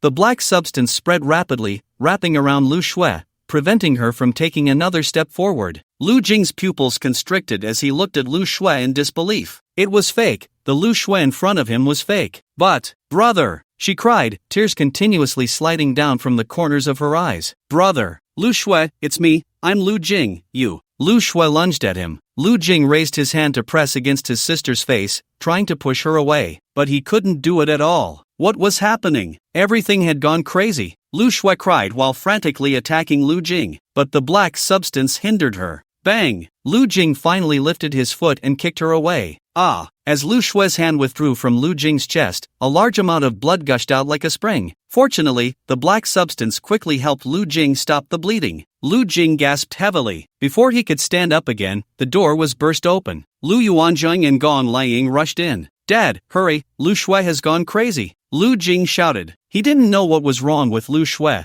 but he was sure she was not normal. She might attack their parents. But, bang bang bang, Lu Yuanzheng pulled out a handgun and fired 3 shots at Lu Jing. The bullets were clearly not ordinary bullets, hitting Lu Jing's body. Lu Jing's body immediately went limp. Even the black substance couldn't control him anymore. Dad! Gong Liang used a tool to control Lu Jing's head. Zzz. The voltage was almost going to drain Lu Jing's brain. Lu Jing screamed in despair, heart-wrenching. Lu Yuanzheng, Lu Shui, and Gong Liang controlled Lu Jing. Brother! Lu Shui didn't dare to look at Lu Jing's face, she cried. But her hands didn't stop, quickly using a knife to cut open Lu Jing's stomach. Lu Jing hoped he could faint or just die. That way, he wouldn't have to endure the pain. But compared to physical pain, the mental anguish was even harder for him to accept. He turned to look at his father. Dad! I'm Lu Jing. Dad, look at me. What's wrong with you? I'm your son, I'm Lu Jing. Lu Yuanjing slowly raised his head, his already deep-set eyes now brimming with tears, as if a deep lake was about to overflow. The tears swirled in his eye sockets but stubbornly refused to fall. The scar on his face was particularly prominent. Lu Jing remembered it was a mark left from when he was a child, protecting himself from falling glass. The scar snaked across his cheek like a winding serpent. The missing front tooth was from when Lu Yuanzhang worked overtime to earn extra pay to buy his son a beloved birthday gift, that figurine model he had always longed for. During those late-night work sessions, he had been hit by a car. He chipped a front tooth, worried about the cost and didn't go to the doctor, just toughing it out. Dad! This was his family, not under the control of evil forces. They were crying, preparing to kill him while crying. Lu Jing shouted in despair. I'm Lu Jing. Everything was wrong, all wrong. Lu Jing stared at the ceiling. At that moment he seemed to forget the pain. Yes, it must be a dream. A dream. Thinking back, it had been off from the very beginning. What night watchman? How could the organization he created be real? It had been abnormal since then. It was all because of his own abnormality that he was dreaming. That's why Dad, his sister, and the others were not normal. That's why he was like this. It was a dream. In the next moment, a powerful current struck his head again. Gong Liang continuously attacked Lu Jing's head with that object that could emit electricity. The heart-wrenching wails sounded as if he was enduring the most cruel and torturous punishment in the world. It was as if a soul imprisoned in endless darkness was desperately struggling but unable to break free from its shackles, letting out a desperate cry. The sound echoed in the air, lingering for a long time, as if it wanted to paint the entire world in a tragic hue. Lu Shui could no longer hold back. She pounced on Lu Jing, reaching out to embrace him. Brother! It hurts, right, brother? Brother!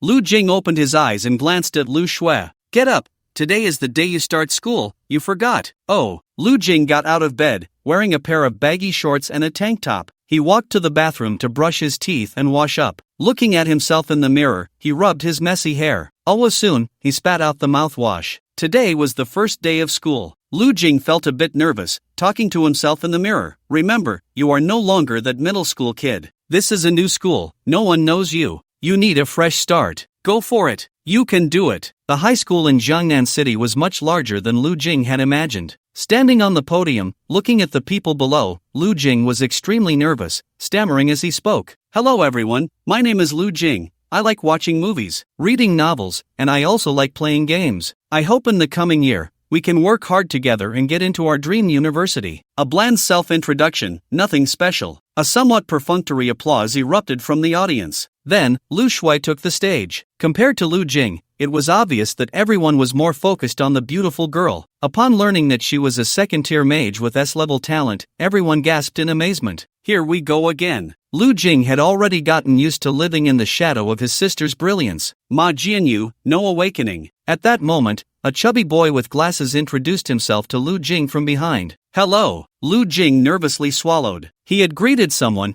It was the first time someone had taken the initiative to talk to him. Want to go karaoke together tonight? Lu Jing, Omega Omega. No way. Could this really happen to me? In the blink of an eye, a week had passed. Lu Jing gradually adapted to a mundane and ordinary life. Until this day, when the school held an assessment, he mistakenly thought it was a real event. Oi, do you want to steal the spotlight all by yourself? Lu Jing felt awkward and humiliated, even contemplating dropping out. Just as one wave settled, another arose, as he revealed his identity as a night watchman on the playground. He was approached by Lin Mo, a fellow patient from the group, who began to pester him. This made Lu Jing want to throw himself down headfirst to end it all. That day, Lu Jing accidentally entered a dungeon world at the subway station and met a silver-haired old man. He encountered the old man again at Shin Chuyue's birthday party. The old man then decided to train Lu Jing, claiming they were fated to meet. Later, during his first entry into the dungeon, he faced betrayal. His tactical briefcase was lost, and in an attempt to make up for his mistake, he frantically participated in dungeons. During this time, he discovered that the serum had mutated with the zombie virus, granting him mutated abilities. While partying at a bar, he stumbled upon a sudden dungeon. Ultimately, relying on his abnormal recovery ability, he miraculously succeeded in clearing the level. He met the Jiangnan squad, Xiao Lihao, Miao Miao, Monkey, and the chubby Li Xin. Ah, they are not villagers, they are players like us. They just failed and got trapped here. Lu Jing spoke each word clearly. The mountain god is fake, he deceived us. Xiao Lihao looked shocked. How? How did you deduce that? Trust me, the mountain god is fake. It was an earthquake that caused the original mountain god to fall into slumber. Subsequently, the group narrowly thwarted the fake mountain god scheme. On the day of the college entrance examination, a giant portal appeared. Lu Jing hesitated for a moment and then went against the crowd. He entered the dungeon world. 9-layered demon tower. Please clear the level successfully. Players a combat-type dungeon. It seems like there's a boss on each level. It should be like that. The crowd discussed animatedly and prepared to step upward. Someone noticed the strange patterns on the steps, faint yet present. Upon closer inspection, they were densely packed with words. Danger, danger. However, no one paid attention. In combat-type dungeons, such deceptive enhancements were countless. Let's go too. Xiao Lihao followed. Lu Jing. Miao Miao turned halfway and looked back at Lu Jing.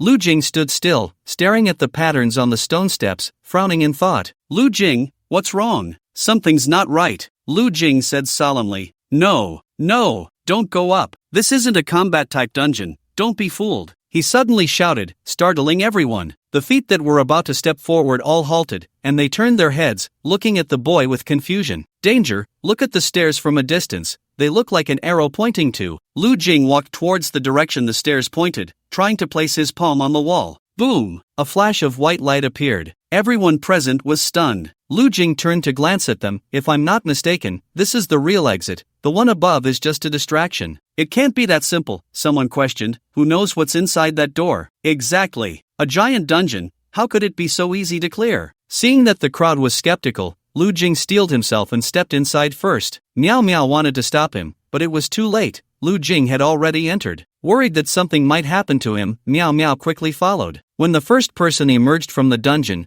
news of someone successfully clearing it spread. What the hell? Someone cursed in disbelief. This is really something. This kid, a genius. Hurry up and follow him. The crowd rushed towards the white light, fearing they would be too late. What awaited them was a television interview, applause and flowers, and cheers from the citizens. Lu Jing stood among the crowd, shielding his eyes with his hand, a smile tugging at the corners of his mouth. The crowd was momentarily stunned before rushing forward to lift Lu Jing high. They tossed him into the air, caught him, and tossed him again. Lu Jing laughed heartily in the sunlight. Ha ha ha ha ha, ha ha ha, I'm a hero, I become a hero, ah ha ha ha ha. Why do I still have to take exams? Lu Jing muttered to himself. If they give you a chance to retake the exam, you wouldn't want it, Lu Shui said. Lu Jing sighed. I gave up the college entrance exam to protect the people. Shouldn't those universities just admit me directly? Dream on. Lu Shui frowned, looking at Lu Jing's outfit. You look terrible. She opened Lu Jing's wardrobe and picked out a few clothes for him. It was like looking for a needle in a haystack. Although Lu Jing had many clothes, few were appealing. Thus, under Lu Shui's styling, Lu Jing looked at himself in the mirror. Really handsome, Lu Jing thought proudly. During this time, he had grown like a tender sprout basking in the warm spring sun, visibly growing at a rapid pace. Now, looking back, he had shot up significantly compared to before. Perhaps it was due to the serum. Did the serum also make one grow? Back then, he had looked a bit thin and his complexion was dull. At first glance, he seemed like a shut-in. However, at this moment, every muscle on his body had become full and firm, with smooth lines and a sense of power. The bulging biceps, broad and solid shoulders, and well-defined abs. Let's go! The siblings stepped out, and downstairs was a bicycle parked. It was their stepmother Gong Liying's bicycle, usually used for commuting. She had specifically left it behind, worried that Lu Jing might miss the retake for some other reason. Traffic jam? Subway accident? These were all unpredictable mishaps. Lu Jing hopped on the bicycle, and Lu Shui sat on the back, brushing her long hair. A gentle breeze caressed their cheeks as the streets bustled with cars and pedestrians, a constant flow. Some hurried to work, while others strolled leisurely, enjoying the beautiful time. On this sunny day, Lu Jing rode the bicycle slowly. The wheels rolled over the ground, making a crisp sound. Sunlight poured over him, outlining a golden silhouette. So comfortable, ride slower, Lu Shui said. If you miss this time, you really won't have another chance. Yes, Lu Jing replied helplessly. Soon, they arrived at the university. 4 people were already waiting for him there. Yo-ho! Miao Miao stretched out her hand, her face beaming with a bright smile. Lu Jing stopped the car. Why are you all here? We came to cheer you on. Miao Miao insisted on coming, Chao Lihao said with a smile. Come on, let's eat, young master. The monkey opened the food box. Fish head casserole symbolizes winning first place. Braised pig trotters symbolize being on the gold list. Stir-fried tomatoes and eggs, prosperity. Fried oysters with eggs, good things come in pairs. Sweet and sour ribs, rising step by step. Lu Jing smiled helplessly. Who came up with all this? Besides, where am I supposed to eat so many dishes? What if I need to use the restroom later? 1 bite per dish, that's the idea, Miao Miao urged. Lu Jing took a few bites and then walked into the school with the invigilator. At this point, it had been 2 days since the college entrance examination ended. This exam was specially arranged for Lu Jing. On the day of the exam, due to the appearance of a giant dungeon, Lu Jing was unable to attend the exam on time. This incident spread online, and the Education Bureau immediately decided to set up a separate exam for Lu Jing. The entire classroom had only Lu Jing as a student and 3 invigilators. One of the invigilators even asked for a photo with him before the exam, which made Lu Jing quite embarrassed. Entering the exam room, he scanned the barcode. Before the exam, Lu Jing couldn't help but feel a bit nervous, even more so than when entering the dungeon. But once he sat in the exam room and started answering questions, he quickly calmed down. When he received the test paper and immersed himself in it, all nervousness vanished, and he focused solely on writing the answers well. Lu Jing had once heard a saying, years later, there will always be a moment when you realize that the college entrance examination might be the simplest exam of your life. On the last day of the exam, he walked out of the exam room. This was an exam that belonged solely to him. The surroundings were silent, with no passionate cheers, no shouts from classmates. There were no sounds of joy or tears of sadness due to the end of the exam. Everything felt so quiet that it made him a bit uncomfortable, as if something important was missing. Lu Jing walked slowly, his steps involuntarily slowing down. His gaze wandered, as if he wanted to peer through this empty campus to recall those once familiar scenes and sounds. Step by step,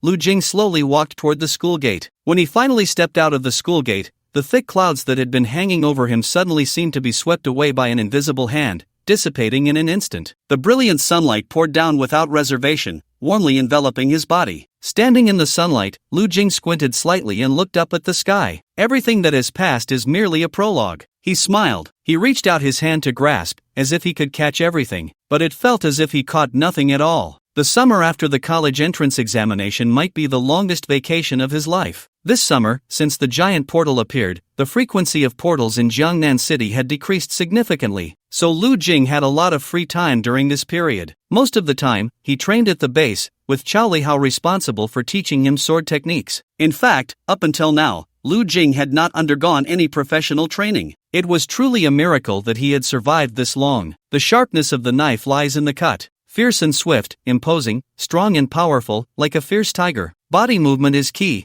with long jumps and quick reflexes. He was required to switch the knife with every advance and retreat, with body and weapon in perfect coordination. Every time Lu Jing fought against Chao Lihao in virtual reality, he was completely overpowered. He finally understood the true sword techniques, realizing the difference from his wild methods. Lu Jing was drenched in sweat as he exited the virtual reality. Although it was virtual, everything felt too real. The knife pierced into the body, allowing one to truly feel the pain. This made Lu Jing break out in a sweat. After taking a cold shower, he felt much better. After showering, he glanced at the time. Today was the class reunion, and he quickly changed into a new outfit and rushed out the door. Today was the class reunion. Lu Jing hummed a tune while meticulously arranging his hair. He even trimmed his nose hair, feeling that he was almost ready, and flashed a brilliant smile at the mirror. Lu Shui, it's time to go, he shouted towards the wall. You go ahead, I have something to do. Lu Shui's voice came from the other side of the wall. Alright, but hurry up. Lu Shui peered through a hole in the wall, watching Lu Jing. Directly opposite Lu Jing's room, on the upper floor, Gong Liying and Lu Yuanjing sat expressionlessly in front of the television. The TV was not playing any dramas or variety shows. Instead, it was showing Lu Jing's every move in his room,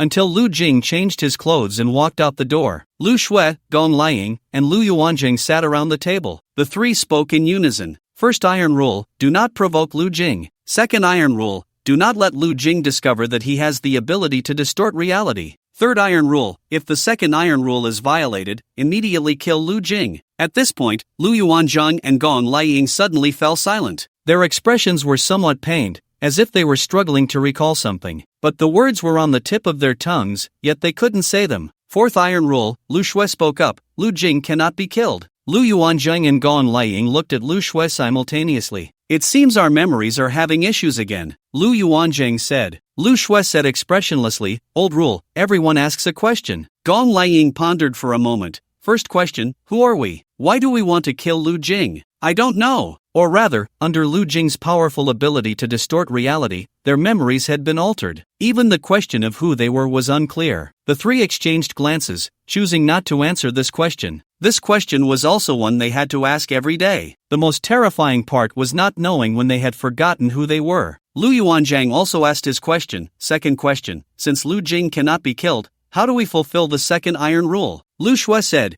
you two have forgotten the fourth iron rule. Only I remember it. This means I might also forget the fourth iron rule. Once all three of us forget the fourth iron rule, in our understanding, there will only be 3 iron rules. In other words, there could very well be a 5th iron rule, a 6th iron rule, a 7th. Among them could be methods to kill Lu Jing or control him. However, under Lu Jing's influence, we have all forgotten. It was Lu Shui's turn. Third question, this is the how many times of time reshaping? Why is Lu Jing reshaping time again? Gong Liying glanced at the watch in her hand. This is the 7,623rd time of time reshaping. After reshaping time, we lose all memories of that period. Moreover, during the reshaping process, we will lose even more memories. The longer it lasts, the deeper the impact on us. We cannot stop the time reshaping. We can do nothing but know the number of times it has reshaped. Lu Yuanjing thought for a moment. As for why it reshapes, it could be that Lu Jing suffered a huge blow in the subworld, leading to psychological issues, and in an attempt to change reality, he reshaped time. Gong Liying nodded slightly. It's also possible that he discovered he has the ability to distort reality, and during the process of us killing him,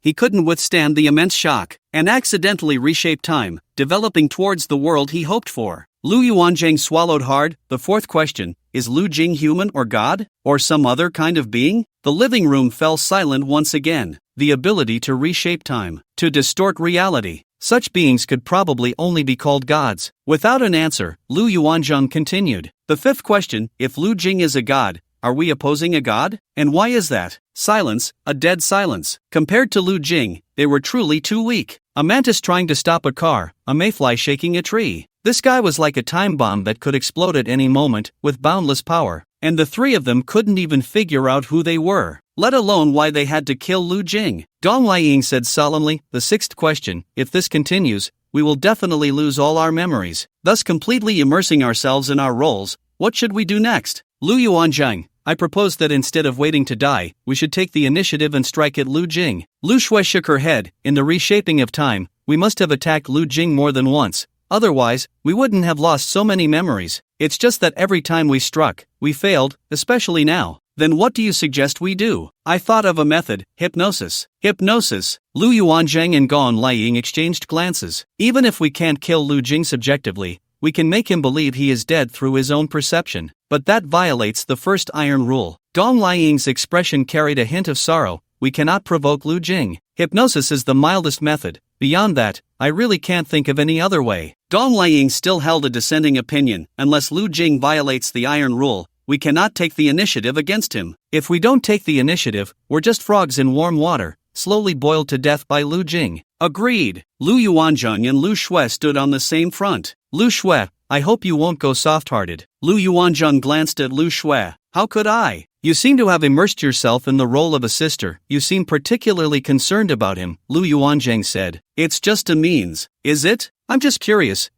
why someone who clearly possesses the power to change the world can sometimes be naive, sometimes childish, and at times like a little dog left in the corner by its master, not thinking about how to dominate the world, to be the ruler of everything, but instead wanting a family, an identity of an ordinary person, thinking about how to show off in front of others. What is the meaning of his reshaping time? In the process of reshaping, he also actively loses his own memories. I really can't understand why he does this. Lu Shui's gaze was distant. For me, facing him only brings fear. Lu Yuanzhang said deeply. A guy who can change the world at will because of his thoughts is like a child with a nuclear button. His power is even more terrifying than having a nuclear button. The July weather felt like a giant steamer, oppressively hot. The air seemed to be solidified, showing no signs of movement. Every breath was filled with heat and heaviness. The leaves by the roadside drooped listlessly, as if complaining about the unbearable heat. Lu Jing wore a pair of baggy shorts, a tank top, and flip-flops. He arrived at the restaurant for the gathering. It looked quite fancy, but it was all in English, which he didn't understand. As he stepped inside, he was immediately stopped by a waiter at the entrance. Do you have an appointment, please? Lu Jing was taken aback. His English wasn't that good, and besides, they didn't test listening skills in the college entrance exam here. Do you speak Chinese? The waiter smiled slightly and switched to Chinese. May I ask if you have a reservation, sir? Lu Jing silently cursed. If you can speak Chinese, why bother with English? Yes, I have a reservation, room 185, booked under the name Song. Oh, you must be Mr. Song Ziki's classmate, right? Yes. Lu Jing nodded and followed the waiter into room 185. A few girls had already arrived in the room. Lu Jing greeted them and found a corner to sit down. He had transferred in later and, due to his personality, had hardly spoken to anyone in the class. He habitually sat in the corner waiting for the meal to start. Before long, Song Ziki, Tian Shiran, Ma Jianyu, and Shin Shuiwei all arrived. Everyone greeted each other, chatting and laughing. Lu Jing felt that this gathering was no different from the previous ones. He was quietly talking to Ma Jianyu while watching the more popular classmates chat, like Song Ziki and Shin Shuiwei. Lu Jing instinctively saw himself as a little transparent, viewing people like Song Ziki and Shin Shuiwei as the center of social interaction because they were well-liked. Everyone gravitated around them. Often, it was Song Ziki who would throw out a topic, or people would joke with Shin Shuiwei, asking Tian Shiran about the entertainment industry. However, while eating, Lu Jing vaguely felt something was off. It seemed everyone was revolving around him, discussing topics. This left Lu Jing somewhat flattered, feeling like he had suddenly become a person of interest. This was not just his illusion. Now, who in the entire second high didn't know Lu Jing? Even the popular figures of this year's college entrance exam, Song Ziki, Shin Shuiwei, Lu Shui, and Tian Shiran, were overshadowed by him alone. On the day of the exam, he had walked against the crowd. Parents were recording, capturing his entire process. To say he went viral online would not be an exaggeration. Coupled with a cool, catchy BGM and his resolute gaze, Lu Jing spent a whole day scrolling through short videos about himself, rolling on his bed in delight. So handsome. What is the fleeting time, the ungraspable farewell flickering in the midst of staggering steps? Beyond the mountains, there are higher mountains. Halfway up the mountain, a thunderclap shakes the treetops. The flying swan rises, breaking through the clouds, amidst thousands of rivers and mountains, dining on frost and drinking snow, forging a sword over 10 years. Just watch me, a single rider daring to face 10,000 men. The flying swan treads over glaciers, its edge slicing through the 9 heavens. Lu Jing scrolled through various comments from netizens about himself. All were positive reviews, praising the young hero, making Lu Jing's nose bubble with joy. Yet, he had to pretend in front of others that he didn't care at all, as if he were just a hero out of interest. It all felt like a dream. A few months ago, he was just a nobody in others' eyes, a non-existent person, Lu Shui's brother, a fantasizing loser. Imagining how the school beauty looked down on him, picturing the moment he would slap her face. Now everything had changed. Lu Jing straightened his back. He could now joke and laugh with Shin Shuiwei, feeling as if he had suddenly become equal in status with them. speaking has become more confident, no longer feeling like the other party is looking down on him. He is no longer afraid of being laughed at for not knowing how to eat steak. Just like in the eyes of some people, when a billionaire eats steak with chopsticks, it shows an understanding of enjoyment. But when a poor commoner does the same, it's seen as being out of touch with the times, low class. However, this was the first time Lu Jing felt so exhausted from talking to others. He had spoken more at this gathering than at all previous gatherings combined. Lu Jing also sensed that the way a few girls in the class looked at him had changed. Was there a hint of flirtation? Lu Jing steadied himself. After the gathering, they were going to KTV to sing. Lu Jing cleared his throat, took a sip of his drink, and cleared his throat again. These days, under Miao Miao's guidance, Lu Jing's singing skills had improved rapidly. Sure enough, as soon as they arrived at KTV, everyone urged Lu Jing to sing a song. Lu Jing didn't hold back, taking the microphone and passionately starting to sing. No matter how I wander in this world for 3,000 years, even if I am a poplar from Kashgar, I will carefully search for you for centuries. A song about the poplar of Kashgar earned Lu Jing enthusiastic applause. Night. Everyone gradually dispersed. Lu Jing was responsible for taking the somewhat drunk Shen Shuiwei home. Of course, this was suggested by Shen Shuiwei herself. As they walked together, Shen Shuiwei lightly whistled. Lu Jing felt inexplicably nervous, his mind racing with thoughts, yet he found it hard to talk to girls. Lu Jing, which university do you want to apply to? Shen Shuiwei asked. I haven't decided yet. That makes sense, you're so amazing. It wouldn't matter which university you go to. Lu Jing smiled. Shen Shuiwei glanced at him and suddenly said, you have six-pack abs, right? Ha! The two chatted back and forth. The night was as dark as ink, quietly spreading and enveloping them, and apart from their soft conversation, it seemed even time slowed down. Occasionally, a hint of subtle flirtation lingered in the air. The atmosphere was harmonious, the night deepening. At that moment, Shen Shuiwei casually asked, by the way, what did you encounter in the giant dungeon? Ha! Her question caught Lu Jing off guard. What's wrong? Shen Shuiwei noticed Lu Jing's expression was off. Can't you say? No, it's just, I'm home now. Lu Jing realized, then goodbye. Bye, thank you for taking me home today. Let me know when you get home on WeChat. The girl's face looked particularly beautiful under the moonlight. She had clearly already left but turned back to Lu Jing and smiled. Lu Jing smiled back. After saying goodbye to Shen Shuiwei, Lu Jing walked back. Funeral. Today, we gather here with heavy hearts to express our sincerest condolences to the 8 heroes who bravely fought and sacrificed themselves in the battle for the city. In the most dangerous moments, they disregarded their personal safety and resolutely plunged into danger, using their own flesh and blood to build an indestructible defense. To protect this city, to safeguard the peace of the people. They never flinched, even when faced with the fierce and ruthless attacks of the enemy. They never showed a hint of fear. Some among them may have just embarked on their journey of life, yet they shone the brightest in this brutal battle. Others may have experienced the vicissitudes of life, but still held steadfast to their beliefs. Their departure is like a meteor falling from the sky. Though brief, it leaves an eternal mark, reminding us forever of their dedication and sacrifice. They will live forever in our hearts, becoming the strongest spiritual motivation on our path forward, inspiring us to keep striving to create a better future. Lu Jing, dressed in a black suit, stood among the crowd, slightly bowing his head to show his respect. They were the awakened ones who died fighting to stop the monstrous creatures that burst forth from the giant portal. Although they did not enter the portal, they were all brave warriors like him. Heroes who fought to protect their loved ones, doing everything they could to stop the monsters from invading the city. Lu Jing glanced at the grieving family members not far away, feeling a lump in his throat. Sigh, that dungeon was really dangerous, the monkey lamented. We almost ended up on the list of the deceased too. Yeah, Miao Miao said, thinking back on it now is terrifying. Thanks to Lu Jing, he almost became a martyr. The few of them exchanged words, praising Lu Jing in various ways, making him feel a bit embarrassed. However, when Lu Jing thought about becoming a martyr, with people he knew crying at his grave, he imagined those beautiful girls lamenting how they wished they had known him sooner, saying they would want to marry a great hero like Lu Jing. Everyone would mourn his departure, and then there would be world peace. He would become a legend. Suddenly, Lu Jing felt that this feeling wasn't so bad after all. After the funeral ended, Lu Jing stood alone by the cemetery, lost in thought. At that moment, someone suddenly called out to him from behind. Lu Jing turned around and looked at the person's face, unable to recall who they were. However, the person accurately called out his name. Hello, Lu Jing. Do we know each other? It was a middle-aged man in his 40s. We don't know each other. My name is Lu Ziyi. One of the deceased was a good friend of mine, and I am proud of him. Lu Ziyi introduced himself. Ziyi, the south wind knows my intentions, blowing dreams to the west continent. I hope the south wind can carry my feelings to the west continent. Lu Ziyi smiled. Lu Jing nodded. Hello, do you need something from me? I am the director of Xuanli Hospital. Xuanli Hospital. Lu Jing remembered that after his father had a car accident,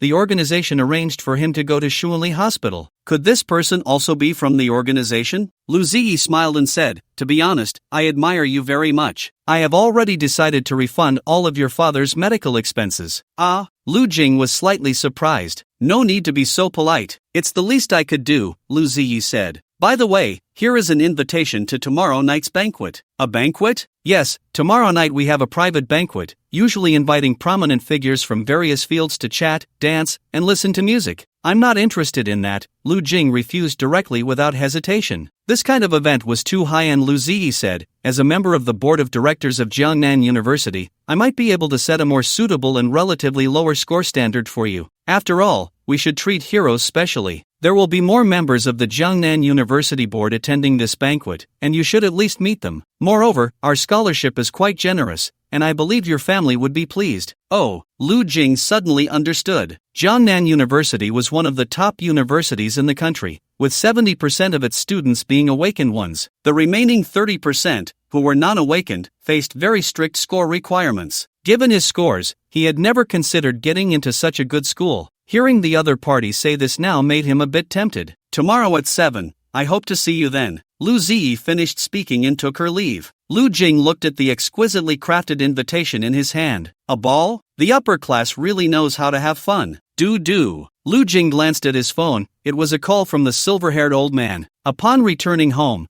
the invitation didn't mention whether he could bring someone. Lu Jing felt a bit awkward about going alone. Lu Jing, eat some fruit. Lu Shui placed a banana on the table and left. Lu Jing watched Lu Shui's back. No, this girl studies every day, not even taking a break during the summer. And bringing his sister to a ball? What was that about? But were there any girls he got along with? It seemed there weren't. The only one, Shen Shuiyue, had a decent relationship with him, but Lu Jing always felt awkward around her. After thinking for a moment, Lu Jing dialed a number. Hello, what's up? The voice of Meow Meow came from the other end. Sister Meow Meow, would you like to go out for a big meal? Oh, the next day. Lu Jing carried a basket of vegetables, going grocery shopping with his stepmother, Gong Liang. Along the way, Gong Liang complained about how pork prices had risen again, and just as they were nearing home, a bright red Ferrari suddenly stopped in front of them. Hello Meow Meow, wearing sunglasses, waved. Young man, it's time to go. Then she called out cheerfully, hello, auntie. Hello. This girl is really beautiful. Gong Liang chuckled awkwardly. Lu Jing was still thinking of dropping off the groceries and then going back to find Meow Meow. But Gong Liang snatched the groceries from his hands. Alright, you go. Your friend is waiting for you. Are you coming back for dinner? No. Okay, then go. Ever since the college entrance examination ended, both Lu Yuanzhang and his stepmother's attitudes towards him had changed. It was as if Lu Jing had grown up overnight. After Lu Jing left, Gong Liang received a phone call. Hey, is this Dr. Zhang? Yes, it's me who contacted you. The day after tomorrow in the afternoon? Alright, I will bring the child. Thank you all for the gifts. The author has seen them. To answer a reader's question, the author is not a new author. They have written books elsewhere before. All things rot, all beings are immortal. May my Lord bless. Lu Ziyi knelt on both knees, and the moment his knees touched the ground, it seemed to emit a dull and faint sound, as if expressing his current inner anxiety and devotion. He knelt straight in front of the enormous statue that radiated an aura of authority,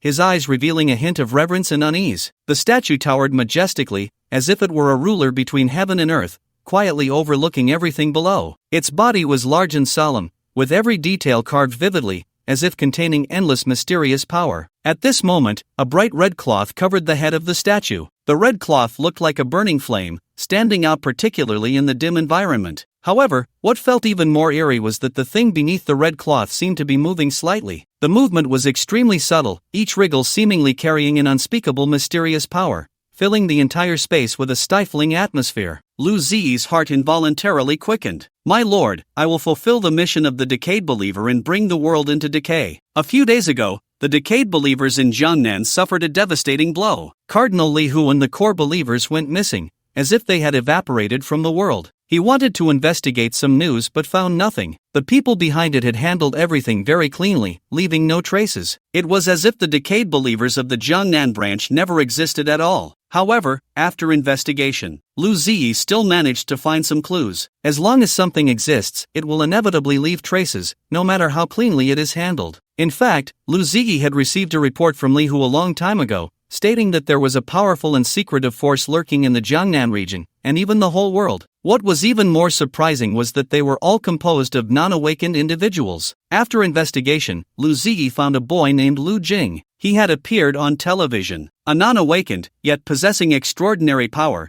able to enter and exit instances. It clearly matched the characteristics of that organization. Yo, not bad. Miao Miao parked her red Ferrari and looked at the Grand Hotel where a banquet was being held not far away. I heard this is Boss Lu Ziyi's private hotel, and also the most famous 5-star hotel in Jiangnan City. It's worth me wearing this outfit. The evening gown Miao Miao wore today was indeed a bit extravagant, the hem resembling a huge flower in full bloom, with layers of lace like a hazy veil, shimmering delicately and brilliantly in the moonlight. A gorgeous belt adorned her slender waist, embedded with a sparkling gem. It was said that this gem was exchanged by Miao Miao using contribution points. Hey, you've arrived, right?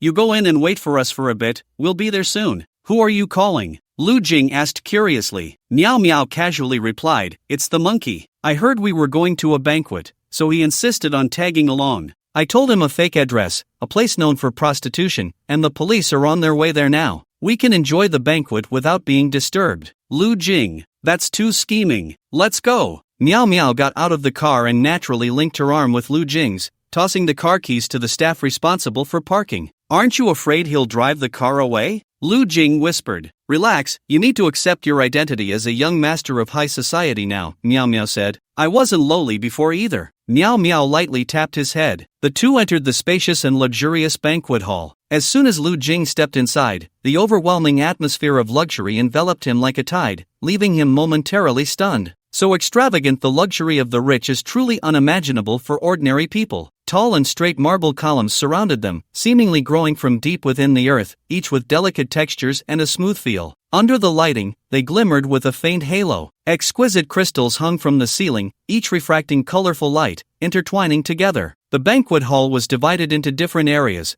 with a spacious dance floor and comfortable lounge areas. Men in sharp suits and various beautiful women in evening gowns. Lu Jing, dressed in a cheap suit, felt out of place. What caught his eye was not anything else, but the enormous lobster on the dining table.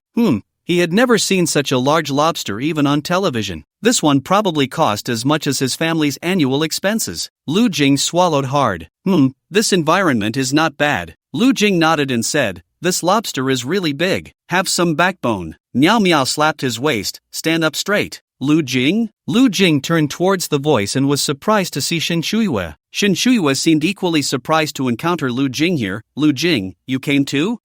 Someone gave me an invitation. Just as they were talking, two familiar faces approached from the other side. Song Ziki and Tian Shiran. Meeting Shen Shuiwe again and seeing the two of them, Lu Jing felt it was not surprising at all. Tian Shiran gracefully slipped into an incredibly luxurious golden strapless dress, which clung to her skin like a ray of brilliant sunlight, perfectly outlining her exquisite figure. Lu Jing had only glanced casually, but to his surprise, Tian Shiran was indeed quite impressive. A female star is a female star. He heard that Tian Shiran was currently filming a variety show. Lu Jing didn't dare to look again and shifted his gaze away. Song Ziki had originally brought a female companion and felt a bit proud, but after glancing at Miao Miao beside Lu Jing, he couldn't help but click his tongue. Just in terms of looks, his companion was clearly a notch lower. Song Ziki's gaze was then drawn to the dazzling blood diamond at Miao Miao's waist. He recognized that blood diamond. He remembered it was bought by an anonymous businessman for 15 million at an auction he attended with his father 2 years ago. Truly, for the first time in his life, Song Ziki felt a sense of defeat, facing his peers. At the same age as him, yet she had already completed an A-level side quest. She had become a hero spoken of by many, overshadowing him entirely. Now, there were all these beautiful women vying for attention. Lu Jing didn't arrive too early. By the time he got there, the music had already changed. Everyone, it's time to dance. In the middle of the spacious dance floor, Lu Jing held Miao Miao. This was his first time dancing, and it was with a girl. He didn't dare to look down at Miao Miao because she was also wearing a low-cut outfit. When did you change so much? Lu Jing suddenly thought of something.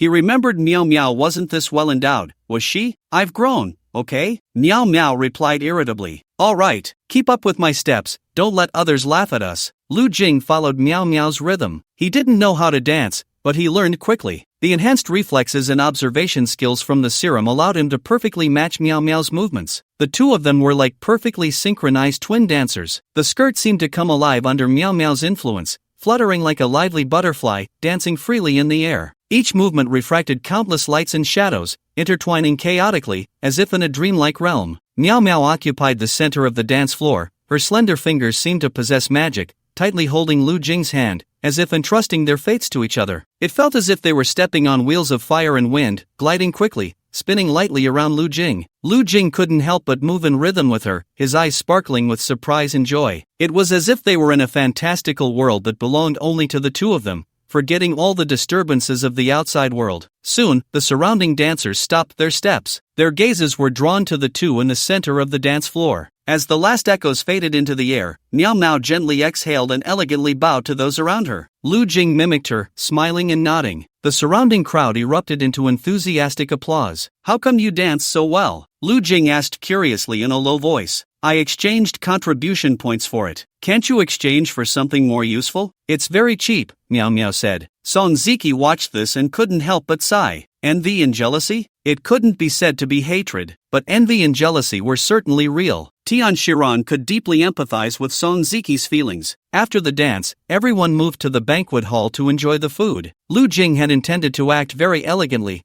but when he saw the large shrimp in front of him, he couldn't hold back. This lobster weighs at least 7 or 8 kilograms. Ha! Just lying there makes one drool. Lu Jing decided to stop pretending and quickly peeled the lobster shell, first giving a piece to Meow Meow. After all, a girl like Meow Meow could never peel a lobster shell herself, as it would dirty her hands and be quite ungraceful. Meow Meow nodded in satisfaction, as if to say that her efforts were not in vain. Lu Jing was crazily sucking the lobster meat. As Meow Meow ate, she gradually got into it as well. Tired of pretending, she lifted her skirt, rolled up her sleeves, and used a knife, fork, and chopsticks all at once.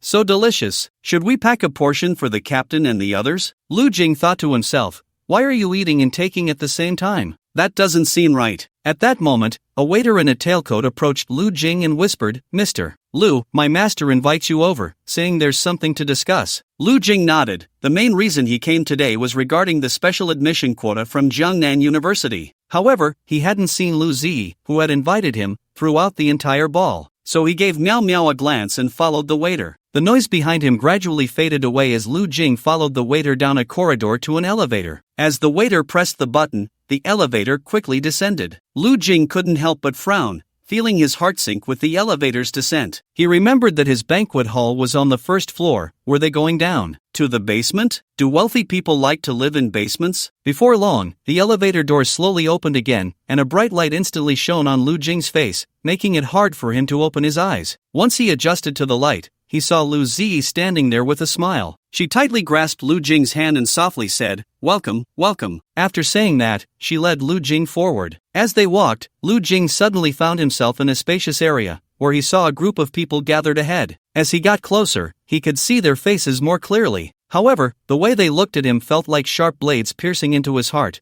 making him feel uncomfortable all over. Lu Jing couldn't help but swallow hard and quietly asked, Are they the board members of Jiangnan University? His voice revealed a hint of unease and confusion, not understanding why these people looked at him that way. Let me formally introduce ourselves. We are the Decade followers. Lu Zi elegantly bowed and removed her top hat. Decade? What is that? The god of decay, the deity of this world. Lu Jing raised an eyebrow. Oh? He hesitated, wondering whether he should call a mental hospital. You probably have never heard of us, but that's okay, it's not important. What matters is that you know we are the Decade followers. So, aren't we supposed to discuss my admission? Of course, we can talk about that, but let's put it aside for now. Can you tell me about the mysterious organization behind you? Lu Zi said kindly. Lu Jing frowned, his hand discreetly resting on his waist. The ghostly infant, invisible to others, slightly opened its mouth, ready to draw the Daxia Longke at any moment. How much do you know about the organization? Why don't you tell us? No comment. What do you want? I don't want anything. Lu Zi sneered. Child, don't force me to use other means. I'm trying to have a good conversation with you, I just hope not to waste time. We can cooperate later. Let me tell you, your organization has already angered the god of decay, and you are about to suffer the curse of decay. I'm giving you another chance. He. Lu Ziyi finished speaking, and the men and women in suits let out a chilling laugh. Perhaps we should let him experience our methods. Yeah, we can't let others look down on us. Hey, kid, look over there. Lu Jing followed the direction pointed by one of them. The lights came on. Lu Jing saw a woman, naked and hanging. The horrifying sight became increasingly clear before his eyes. Half of her foot was gone, and her toenails were all ripped off. Her mouth was devoid of teeth. Her hair seemed to have been forcibly pulled out, covered in blood in broken strands. There was a bloody hole on her cheek, and one eyeball hung from her face. It seemed to have been yanked out but not completely severed, just hanging there. She smiled. The god of decay will protect me. She is about to be liberated, to become one of us, Lu Ziyi said. Boy, do you think you can endure this kind of pain? Lu Jing swallowed hard. This was a group of perverts. Ha ha ha. The laughter around him grew more unrestrained, as they seemed to revel in the fear of others. You're about to cry, little baby. Don't be afraid, come into sister's embrace. Come, let me give you a kiss. I really want to gouge out his eyes, they are so beautiful. But as they laughed, they soon noticed something was off. Because the boy's face did not show the panic and fear that should have been there. Instead, he was very calm. The laughter gradually stopped. Lu Ziyi seemed to think the other party still held unrealistic hopes, so he said, you know, once this place is closed, it becomes indestructible. Even a missile can't break through here, so don't foolishly think about escaping. Lu Jing calmly handed his phone to Lu Ziyi. Your phone. Lu Ziyi looked at Lu Jing in confusion as he took the phone. Hello? A strange voice came from the other end. Hello, it's our first meeting. No, we haven't met yet. Who are you? Lu Ziyi said in a deep voice. Who am I? Haven't you been looking for us all along? The person on the other end said lightly. I am Qilin. Hello, decayed believer Lu Ziyi. Lu Ziyi's brows furrowed, his expression changing, fluctuating between dark and light. This feeling of being controlled by others while knowing nothing about them made him very uneasy. What? Is it not over yet? Do you really want to confront us? Qilin continued. Do you think you're clever? Let me tell you, from the moment you returned from abroad and stepped into Jiangnan City, you were already under our surveillance. Do you think you're smart? To me, you and your faith are equally ridiculous. Bastard! Lu Ziyi's eyes widened in anger. He would not allow anyone to insult his faith. He glared at Lu Jing, reaching out to grab him. Swish, a silver light flashed. Lu Jing suddenly pulled the Dasha Long K from the mouth of the ghostly infant. With one slash, he severed Lu Ziyi's hand. Blood gushed out. Yet Lu Ziyi did not show any signs of pain. Instead, he looked as if he was enjoying it, even letting out a satisfied moan. Ah, Lu Jing. Abstract. Purely a pervert. All things rot. All beings are immortal. Lu Ziyi quickly chanted. Put. Lu Jing felt as if a pair of large hands were gripping him in the void. The force was so great that it felt like his internal organs had shifted, and Lu Jing spat out a mouthful of blood. Immediately, someone forcefully broke their own fingernail, as if empowered by some force, wielding a great sword and charging at Lu Jing. Lu Jing blocked the strike, avoiding entanglement with the opponent, and quickly retreated. He noticed that the person's fingernails seemed to be rapidly regenerating. Is it done? He shouted loudly. At that moment, a loud boom suddenly erupted. It was as if Thor's hammer had struck down, causing the entire space to tremble slightly. Then, the originally smooth floor above cracked open as if torn apart by a violent force. Suddenly, a massive gap, several meters wide, burst open with a sizzle. The edges of the gap were jagged, as if sliced by countless sharp blades, exuding a chilling sharpness. As the gap opened, a whirlwind mixed with dust and a mysterious aura surged upward, as if wanting to engulf everything. Smoke bombs specifically designed for awakeners were thrown down. These things were not expensive in the system marketplace. One could buy one for just a contribution point. For awakeners and non-awakeners, the strict distinction meant they were no longer considered the same species. Ordinary smoke bombs naturally had no effect on them. But as soon as this type of smoke bomb was thrown, a pungent smell rushed forward. Cough, cough, cough. Several figures entered in succession. Chao Lihao moved like lightning, landing and appearing in front of one person. In the blink of an eye, a head fell to the ground. Lu Jing rushed into the smoke. This smoke only targeted awakeners. It had no effect on ordinary people. Lu Jing faced an assassin wielding dual short swords, raising his long knife slightly. Bang, bang, bang. As the sounds of clashing weapons echoed, the dual swords and dual knives collided fiercely in the air, sparking brilliant flashes. In a second, Lu Jing swung his long knife like lightning, delivering 8 consecutive slashes. The 8 knife lights resembled a long rainbow piercing the sun, charging towards the assassin with a fierce momentum. Lu Jing had previously exchanged for an 8 directions hidden blade technique. At this moment, his knife skills no longer felt unfamiliar. Die! Lu Jing cleaved the assassin in half with a single strike. Meow Meow, regardless of how expensive her dress was, tore it apart in a few moves. Underneath, she wore short denim pants and a sleeveless tank top. I haven't finished eating yet. Why are you starting a fight? She shouted. Lu Jing felt quite helpless. Did you save any shrimp for me? I saved a few. Damn! I'm done for. A decayed believer tore open his clothes, revealing a chest covered in writhing maggots. These bread maggots constantly devoured his flesh and blood. Under the influence of decaying power, flesh and skin would regenerate. Thus, it seemed to continue endlessly. This kept him in a constant state of ecstasy. He was preparing to sacrifice his own organs. Sleep. With a gentle voice, the decayed believer's previously fervent gaze suddenly turned silent, and he collapsed to the ground with a thud. It was as if he had truly fallen into a deep sleep, like a dream eater. Everyone except Lu Jing was oblivious to the passage of time, which suddenly slowed down. Puff, puff. The Qilin wearing a Qilin mask severed the necks of one believer after another. Just as it was Lu Ziyi's turn, her nearly motionless body suddenly moved. The Qilin squinted slightly. A time-controlling magician? With such power, why worship an evil god? Lu Ziyi looked at the Qilin in shock. He had thought these people would be strong, but he never expected them to be this strong. Essentially, he still did not believe that non-awakeners could be a match for awakeners. After the arrival of the Qilin and the Dream Beast, the situation on the battlefield had almost turned into a crushing defeat, especially the Qilin, which directly turned the decayed followers into live targets. Only Lu Ziyi could rely on her powerful time-based spells, unaffected by the Qilin's manipulation of time. Lu Ziyi turned and ran, while the other followers were not so fortunate. One by one, they fell, and Lu Jing and the others were ordered to hold nothing back. Capturing these decayed followers alive was utterly meaningless. Moreover, they would not allow themselves to be captured alive. At critical moments, they would not hesitate to sacrifice their lives to the god of decay for a final struggle. Lu Jing moved skillfully, the Da Xiao Longquan flashing in his hand. The blood flowing down slowly slid along the exquisite blade of the Longquan, like a red ribbon. Seeing Lu Ziyi about to escape,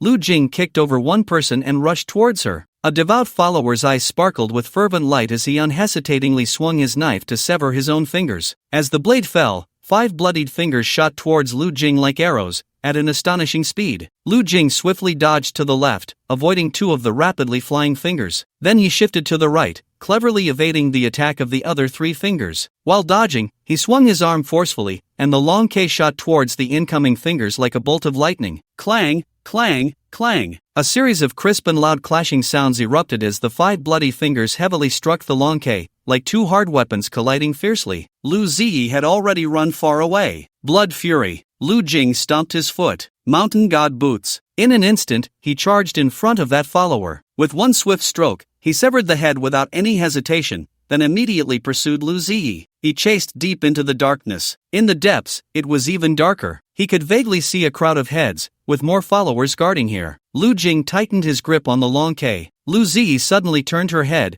her gaze venomously fixed on the approaching Lu Jing. Lu Jing looked up at the enormous statue behind Lu Ziyi. The entire narrow and dim corridor seemed to be shrouded in endless darkness, like an abyss that swallowed all light, with not a glimmer able to penetrate its profound blackness. And in this pitch-black backdrop, only the statue behind Lu Ziyi emitted a strange glow, like the brightest star in the night sky, its form indescribable. An outline that felt eerily familiar surfaced in his mind, reminiscent of the graceful dancer depicted on the Dunhuang stone walls. Her figure was lithe, as if she were about to dance gracefully at any moment. The mysterious head of the statue was covered with a piece of cloth as bright and dripping as blood. That red cloth resembled a blazing flame, standing out starkly in the dim, almost suffocating environment. When his gaze focused beneath that red cloth, an even more bizarre feeling arose. What lay beneath the red cloth seemed to be writhing in an extremely subtle manner, each minute movement carrying an indescribable mysterious power. That power seemed capable of penetrating the barriers of time and space, enveloping the entire area in a heavy haze,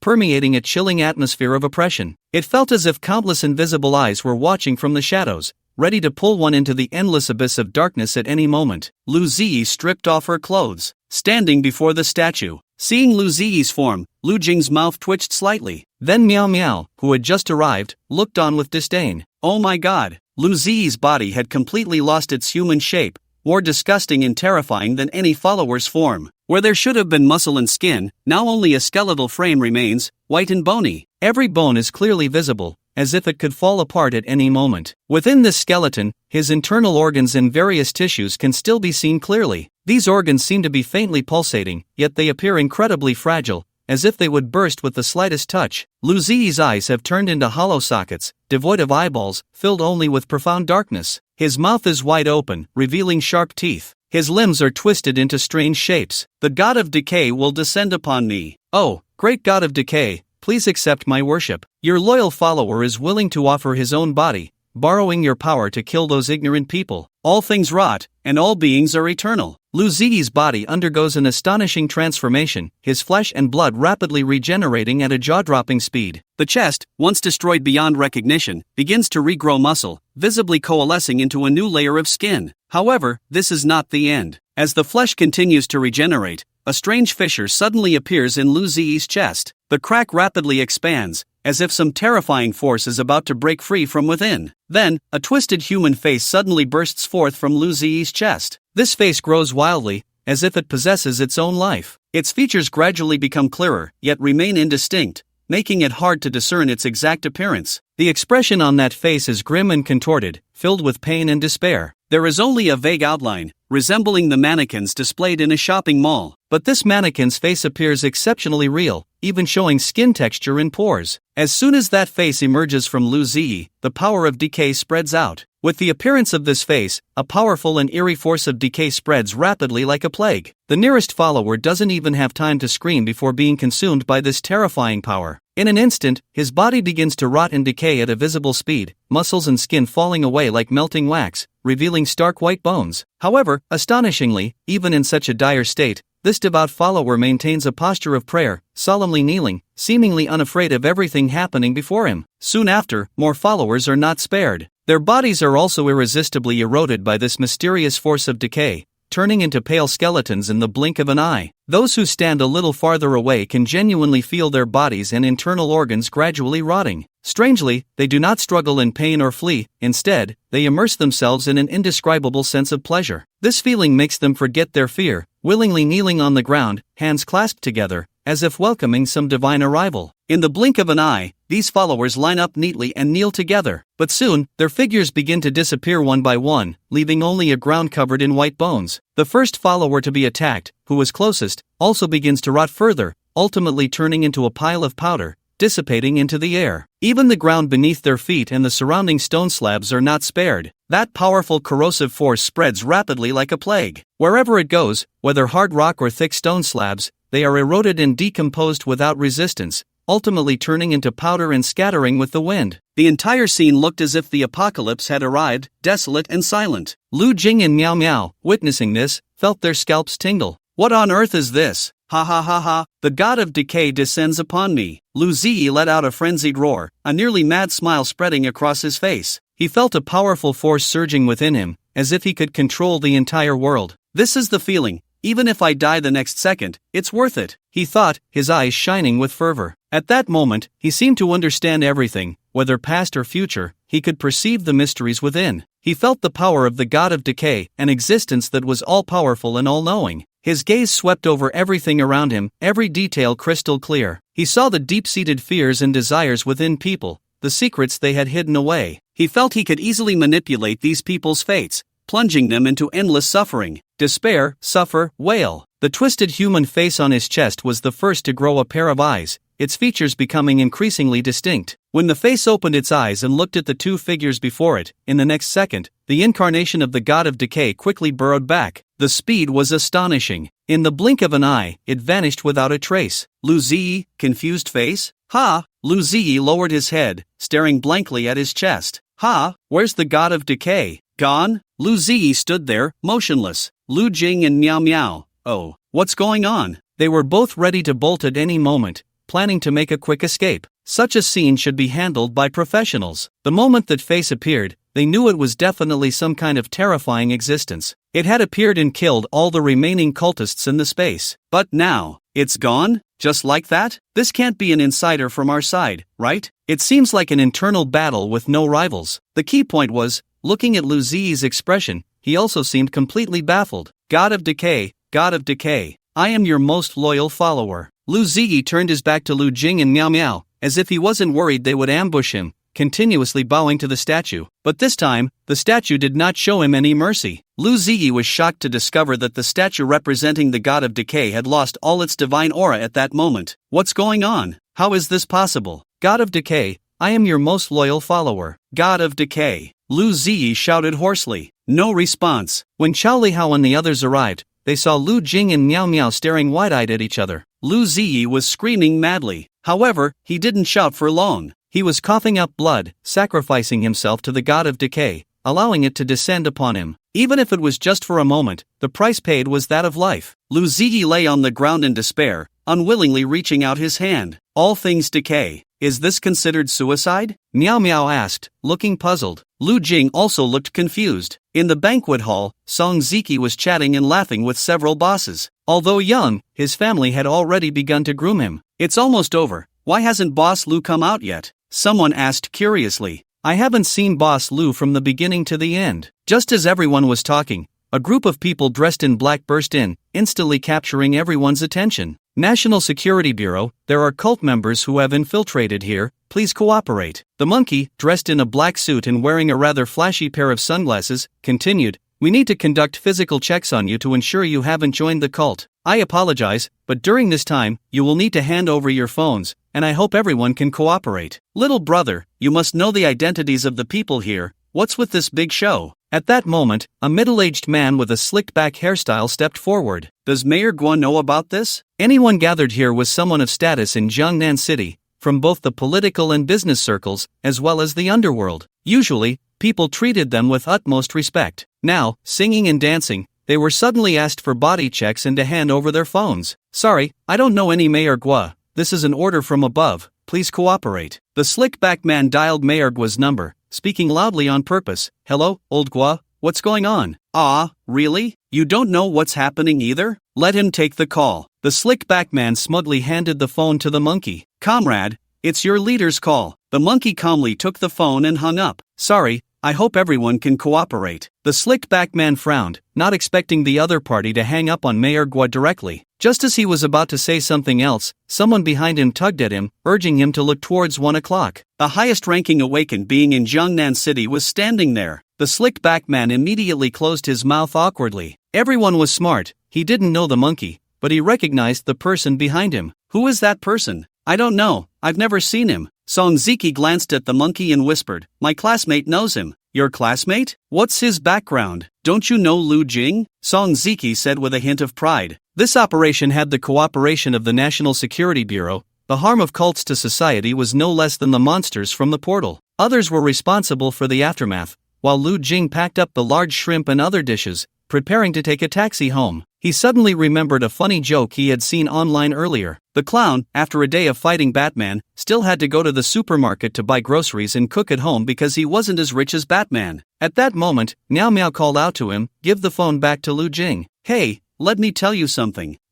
Your phone has been bugged, and it's a high-level one. Didn't you say Lu Ziyi had put a listening device on me? Why did he tamper with my phone too? Lu Ziyi had initially placed a listening device on Lu Jing when he first got in touch with him. However, Lu Jing quickly received a call from the silver-haired old man, which led to this trap. No, I traced the source of the listening signal. It's coming from your home. Ha! Lu Jing was taken aback. Does your family have someone listening to you? Do you know about this? Someone in your family is listening to you. On the way home, Lu Jing kept pondering this statement. Someone in my family is listening to me? Who? His father, Lu Yuanzhang, drove a big truck and didn't even understand computers. His mother, Gong Liang, worked as a waitress. They probably wouldn't know how to handle such high-tech stuff. It must be Lu Shui. My sister is listening to me? Has she turned into a yandere? Just thinking about it made Lu Jing's head spin. When he got home, Lu Shui was sitting cross-legged on the sofa in shorts, just having washed her hair and waiting for it to dry, holding an apple in her hand. Have you eaten? I have. What are you holding? The big lobster and other dishes I brought back for you. Lu Shui glanced at him and suggested that Lu Jing put it in the fridge first. Then Lu Jing also sat down on the sofa. Where are Dad and Auntie? They said they went out for a bit, Lu Shui replied casually. Lu Jing bent over, lowered his head, pondering how to start the conversation. What's wrong? Lu Shui immediately noticed that Lu Jing had something to say.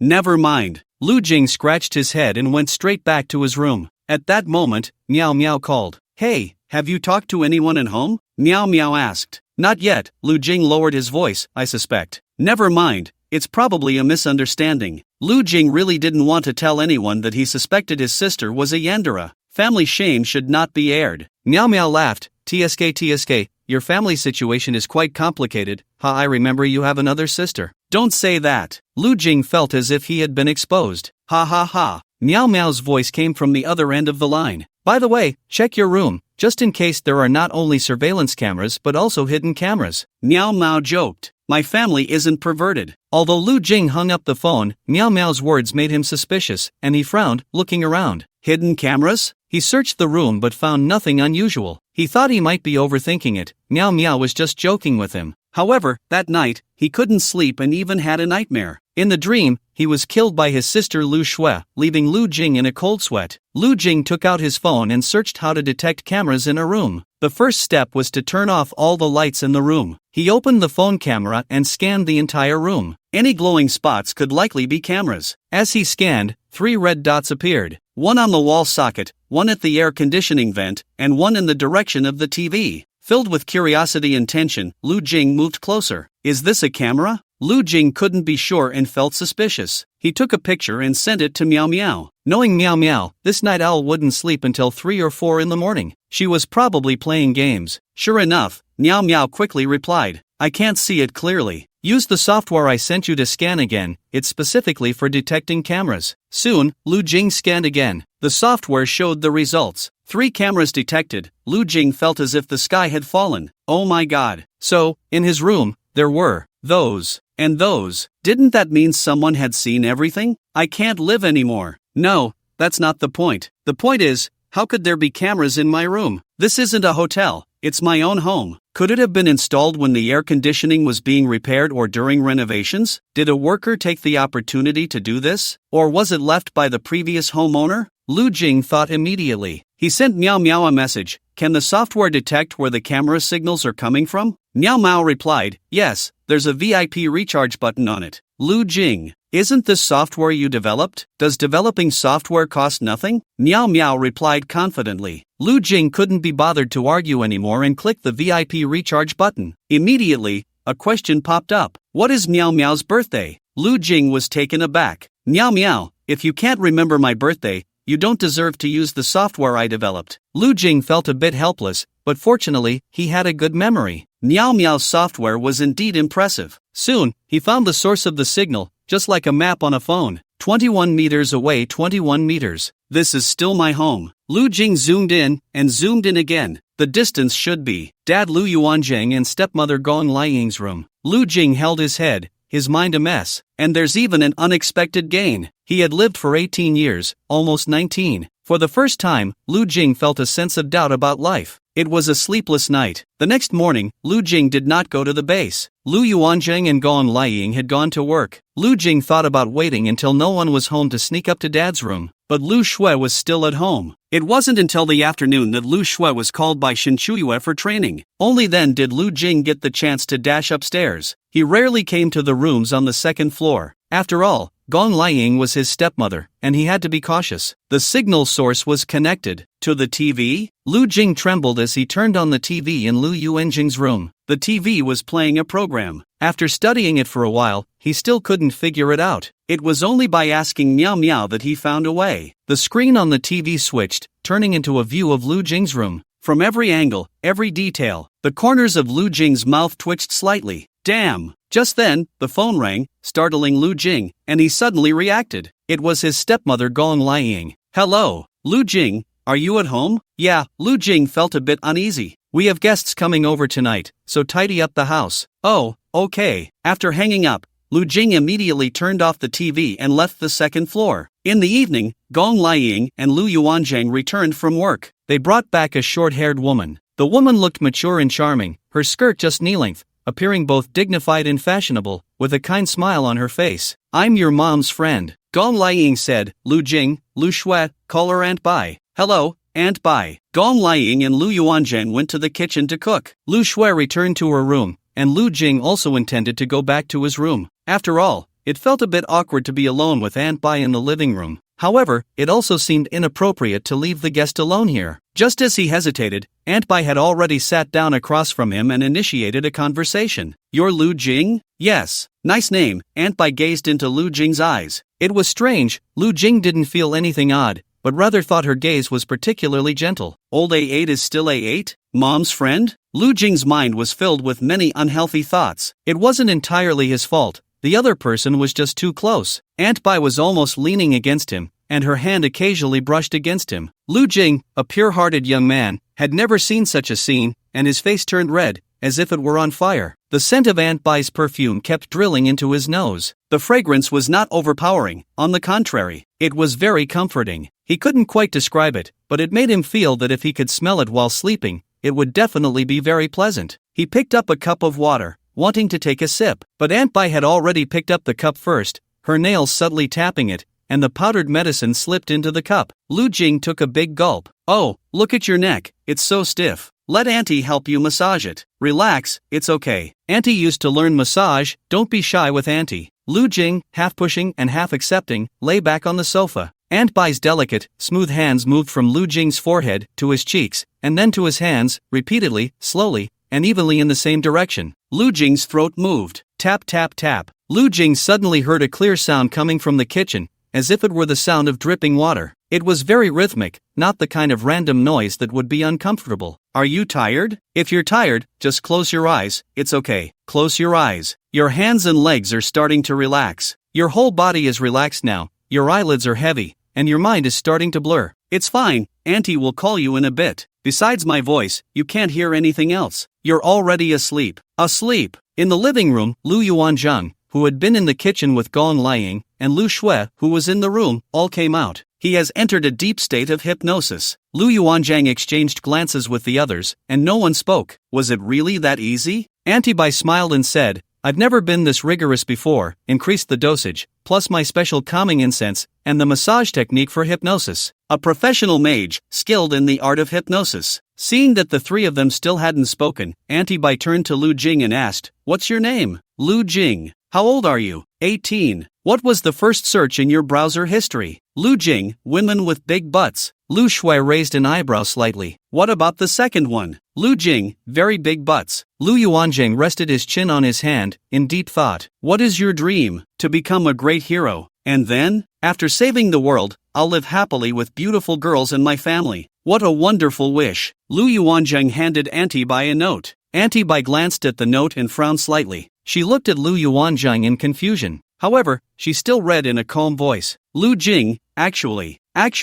you're already dead." "Ha, really, you're no longer in this world, you've died." "Really, I died?" Lu Jing's lips parted slightly. "Auntie Bai, yes, you've died." "Then, what about my parents? What about my sister?" "I haven't become a hero yet. I haven't made a lot of money to buy a big house. My sister is so beautiful. What if she gets seduced by some punk? If I'm dead, she'll cry." Lu Shui bit her lip, a hint of barely noticeable light flashing in her eyes. "Don't worry, your parents are already living in a luxurious villa. They have endless money, they can enjoy life without working. As for your sister, you don't need to worry about her, she's very capable, she can protect herself. She married the most powerful person in the world, someone with power and influence. They are all very happy, but you are already dead, and that cannot be changed." I really died." "Really?" Auntie Bai continued, "When I count from 3 to 1, you will lose all consciousness, you will no longer exist in this world. Then where will I go? The dead will dissipate in this world." Lu Jing's body twitched slightly. Auntie Bai gently blew into his ear, her hand softly stroking his chest. "All right, 3, 2, 1. Lu Shui instinctively clenched her fists. Silence. After a moment, Lu Yuanzhang spoke up. "Is that it?" "Of course, that's it." Auntie Bai shrugged. "Why hasn't he died? Why hasn't he disappeared?" Lu Yuanzhang pointed at the steadily breathing Lu Jing and questioned. Auntie Bai looked at Lu Yuanzhang as if he were a fool. "He only believes in his consciousness that he is dead, it's not that he really died. As long as the hypnosis ends and consciousness is restored, he will still be alive. Does he just have to think he's dead to actually die?" Lu Yuanzhang was too lazy to argue with Aunt Bai any longer. He only knew that this experiment had failed. Disappointed, he returned to his room. Meanwhile, Gong Liang's attitude had also grown cold. After paying Aunt Bai, she sent her away. This family must have some issues. Aunt Bai left the Lu family, muttering to herself all the way. After so many years in the business, it was the first time she encountered such a strange client. Really, when I count down from 3 to 1, you will lose all consciousness,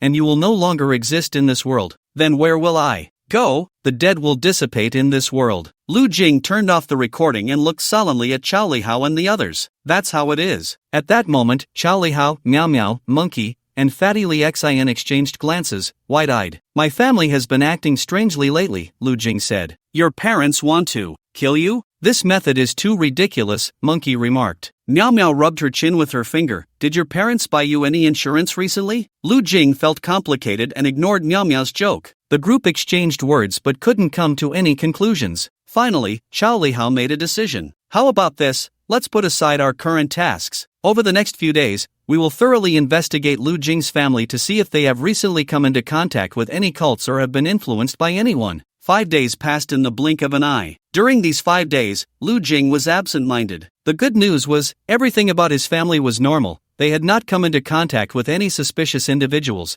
and the house's surveillance was not left by the previous director. Lu Yuanzhang and Gong Liang had no special identities. The bad news, that meant they had been off from the start. Lu Jing, today is your birthday, right? Meow Meow suddenly said. Lu Jing counted the days and realized it was indeed his birthday. However, with everything going on at home, he hadn't had the mood to think about his birthday at all. Chao Lihao patted his shoulder. Leave the investigation to us, just go home and act like you know nothing. Lu Jing nodded, but he didn't hold out much hope. They had checked everything that needed checking over the past 5 days. If there were any clues, they would have found them by now. Duda Lu Jing, where are you? Lu Shue's voice came from the other end of the phone. Lu Jing took a deep breath. What's up? Come home for dinner. Oh, after leaving the base, Lu Jing felt a mess inside. He wanted to act like nothing had happened, but the disappointment on his face was evident. He couldn't hide it at all. His back felt as if it were carrying thousands of pounds, completely unable to straighten up. He couldn't accept that there was anything wrong with his family. The great hero saving the world, battling monsters, only to discover that his family was the final boss. Just thinking about it was overwhelming. Lu Jing stood at the door, forcing a smile that was more painful than crying. He pushed the door open. Bang! Lu Shui expressionlessly pulled open a small firework,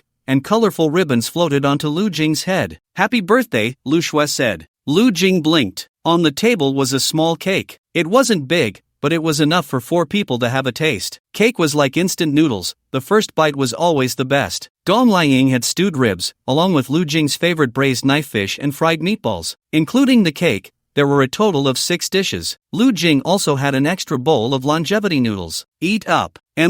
Lu Jing responded dully and lowered his head to eat. After finishing the meal, the siblings washed the dishes in the kitchen. Lu Shui glanced at him. Are you in a bad mood today? No. A delicate little box was pushed to Lu Jing's side by Lu Shui. When he opened it, he saw an anime figurine he had wanted to buy a long time ago. He had saved up for a long time, but then the money was lost. It almost drove Lu Jing mad, and later the figurine was no longer for sale. He told Lu Shui about it, and she said he was childish, that he would only buy figurines if he had money. Because of this, Lu Jing sulked for several days. He didn't know where Lu Shui had bought this figurine, as the anime was not popular, and the production quantity of the figurines was limited. Once it was discontinued, he had no idea where to find it. Happy birthday, brother, she said softly. So is this all an act? Is this all a lie? Giving me a birthday gift and calling me brother. Is this all a deception? Lu Jing returned to the sofa in a daze. His father, Lu Yuanzhang, had given him a watch as a symbol of manhood. Lu Jing, you have grown up. You are a man now. Dad is getting old, and the family will need you to take care of them. Lu Jing scratched his head vigorously, as if trying to pull his hair out. So all of this is fake, all a self-deception. Gong Liang looked up. If your head itches, just wash your hair, don't pull your hair out. What will you do if you go bald later? Dad, Auntie, Lu Shui. Lu Jing spoke up. Is all of this fake? The 3 looked at Lu Jing in confusion. Lu Jing took a deep breath, his lips trembling. The surveillance in my room, the listening device in my phone, and what was that psychologist about the other day? What are you hiding from me? Why? Why do you want me dead, Dad? Am I not your son? Why do you want me dead? What kind of treatment is this? But I'm not sick. Lu Shui,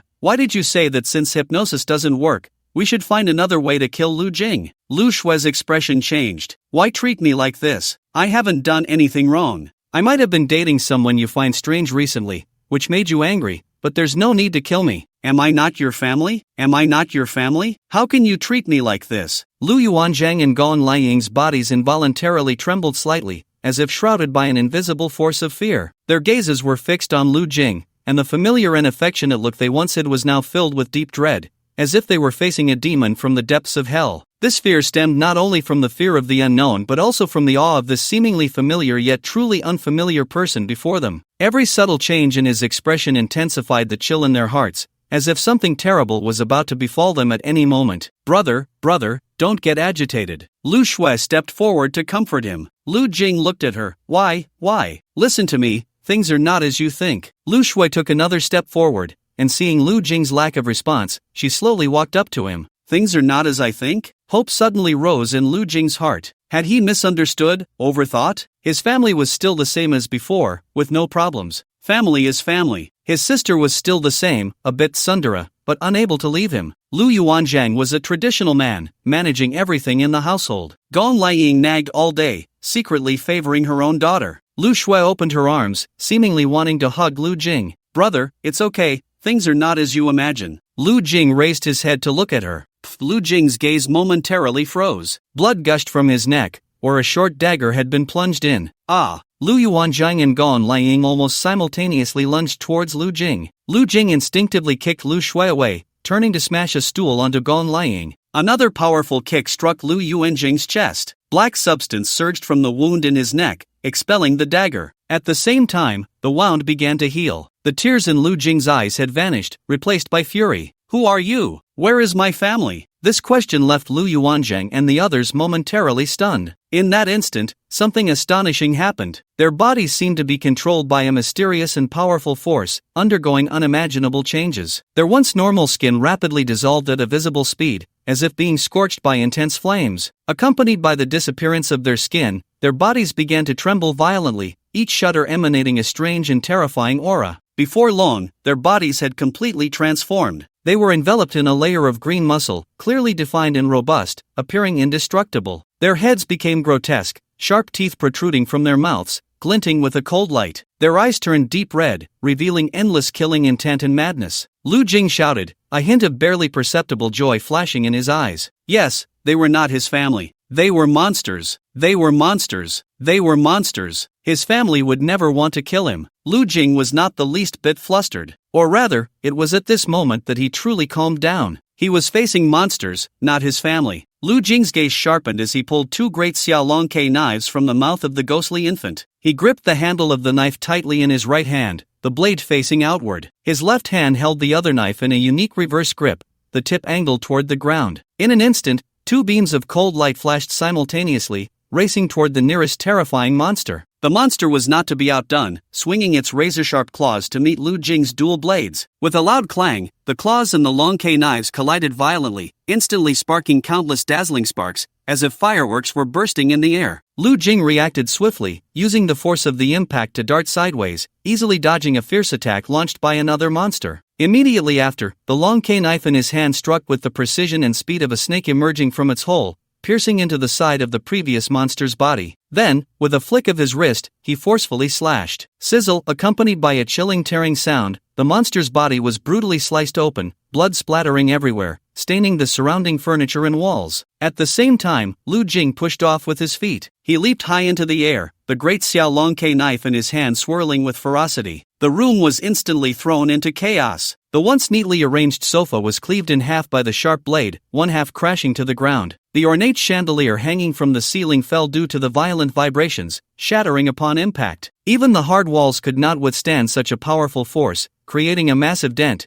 with lime dust flying everywhere. The remaining cake lay scattered on the ground, the 6 large characters spelling "Happy Birthday Lu Jing" long gone from sight. Ah! Lu Jing shouted lowly, kicking the monster's head with one foot. The mountain god's boots brought not just speed. The monster was kicked against the wall. Lu Jing plunged 2 knives into the creature's shoulder, rendering its claws immobile. With his other hand transformed into a sharp blade, he was about to sever its head. Lu Jing, don't kill me! The monster's mouth opened, emitting the voice of Gong Liying. Lu Jing, if we die, no one can stop you. Lu Jing, you can't kill us, no one can stop you. Fake, you're fake, you monster. Without hesitation, the monster's head was severed, falling to the ground like a ball. Lying, Lu Jing, what are you doing? That's your mother. Lu Yuanzhang, whose legs had already been severed, shouted frantically. Lu Jing turned his head. Your memories are all confused. You are a monster now. Lu Jing raised the dragon sparrow. The monster's head occasionally revealed Lu Yuanzhang's face, then transformed back into a monster. His raised hand trembled slightly. Lu Jing, tell me. Lu Yuanzhang's voice echoed again. Tell me, who am I? Lu Jing was taken aback, then shouted, Who are you? Who are you? How would I know? Shouldn't I be asking you? Where did my family go? Where have you hidden my family? Lu Yuanzhang smiled bitterly. We are your family, Lu Jing. Who am I? How many cycles has it been? I've forgotten everything. Lu Jing, who am I? Look, because of you, we've turned into monsters again. So, who are we really? Please tell me, I beg you. Who am I? Why am I here? Why do I have to be your father? Lu Jing roared, You wretch, how dare you disturb my heart? He then severed the monster's head. A gust of wind came from behind, and the last monster seized the opportunity to pounce. Lu Jing turned around, grabbing the creature's blade with one hand, blood seeping continuously from his palm. His other hand transformed into a black spear, piercing through the monster's body. Lu Jing followed up with a kick and lunged forward. At that moment, his hand transformed into sharp claws, grasping the monster's head. Ah!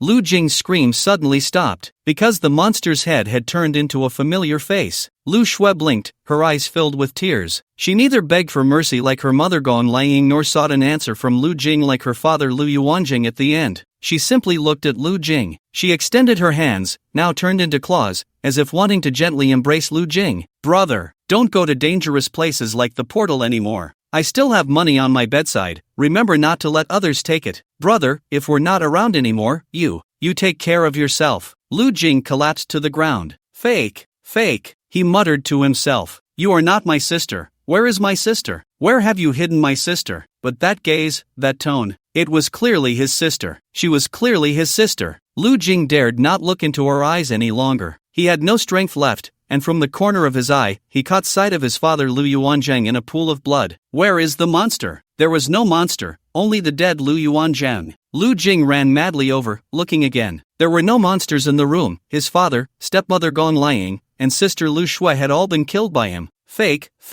Ha, it's all fake. I'm dreaming, right? That's right, this is a dream. How could I possibly kill my family? Ha ha. Brother. Lu Jing opened his eyes and glanced at Lu Shui. Get up, today is the day you start school, don't you remember? Oh, Lu Jing got out of bed, wearing a pair of baggy shorts and a tank top. He walked to the bathroom to brush his teeth and wash up. Today was clearly the first day of school after transferring. Yet, Lu Jing seemed to have already guessed what would happen when he introduced himself in the classroom. A sense of déjà vu. It can be translated as illusionary memory, referring to the feeling that something or a scene that one has not experienced seems familiar as if it had been experienced at some time and place. First iron rule, do not provoke Lu Jing. Second iron rule, do not let Lu Jing discover that he has the ability to distort reality. Third iron rule, if the second iron rule is violated, immediately eliminate Lu Jing. Sitting at the dining table, Lu Yuanzhang, Lu Shui, and Gong Liang recited the 3 iron rules in unison. What's wrong, Lu Shui? At that moment, Lu Yuanjing noticed something was off with Lu Shui. Lu Shui frowned slightly. Why do I feel there's a 4th iron rule? Is that so? Gong Liang and Lu Yuanjing looked puzzled. But I can't remember it. Lu Shui said,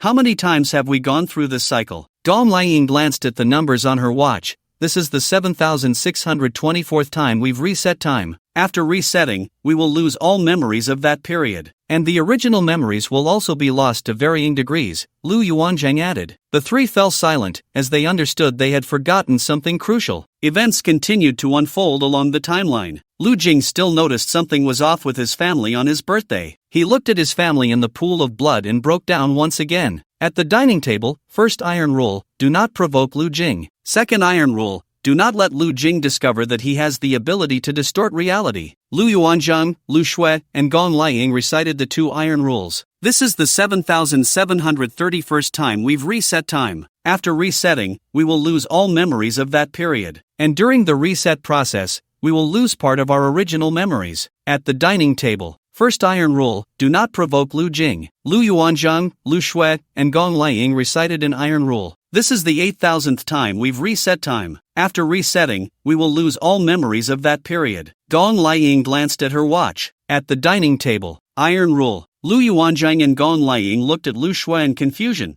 What is the iron rule? I don't remember either. I just feel like I should say this, Lu Shui said blankly. How many times have we gone through this cycle? Dong Liang looked at her watch. This is the 8,500th time we've reset time. After resetting, we will lose all memories of that period. At the dining table, after finishing his meal, Lu Yuanzhang prepared to go to work. Lu Yuanzhang could now be said to be in high spirits. Although he himself had no remarkable abilities, both of his children had made him proud. Lu Shui had already been accepted into Huaxia Kyoto University. His son Lu Jing was even specially recruited by Kyoto University. The most crucial part was that his son appeared on television. Recently, short videos were filled with his son Lu Jing's figure. Lu Yuanzhang even gave an interview to a TV station. For the first time in his life facing the camera, Lu Yuanzhang felt as if his ancestors' graves were smoking with pride. Dong Liang also praised her stepson to everyone she met. Oh, I raised him since he was little. His biological mother can't be as close as I am. Dong Liang glanced at her watch. It was strange. One corner of the watch displayed a series of odd numbers. 10,056? What does this mean? Hey, when did you buy this watch? Dong Liang couldn't remember. Lu Shui looked at the hole in the wall, just big enough to see into Lu Jing's room. Lu Shui frowned slightly. How could there be a hole here? Meanwhile, Lu Yuanzhang and Dong Liang also noticed something unusual in their home. For instance, the television was connected to some surveillance source. They could clearly see every move in Lu Jing's room. Soon, the family of four found hidden cameras in Lu Jing's room. There were even more bizarre things.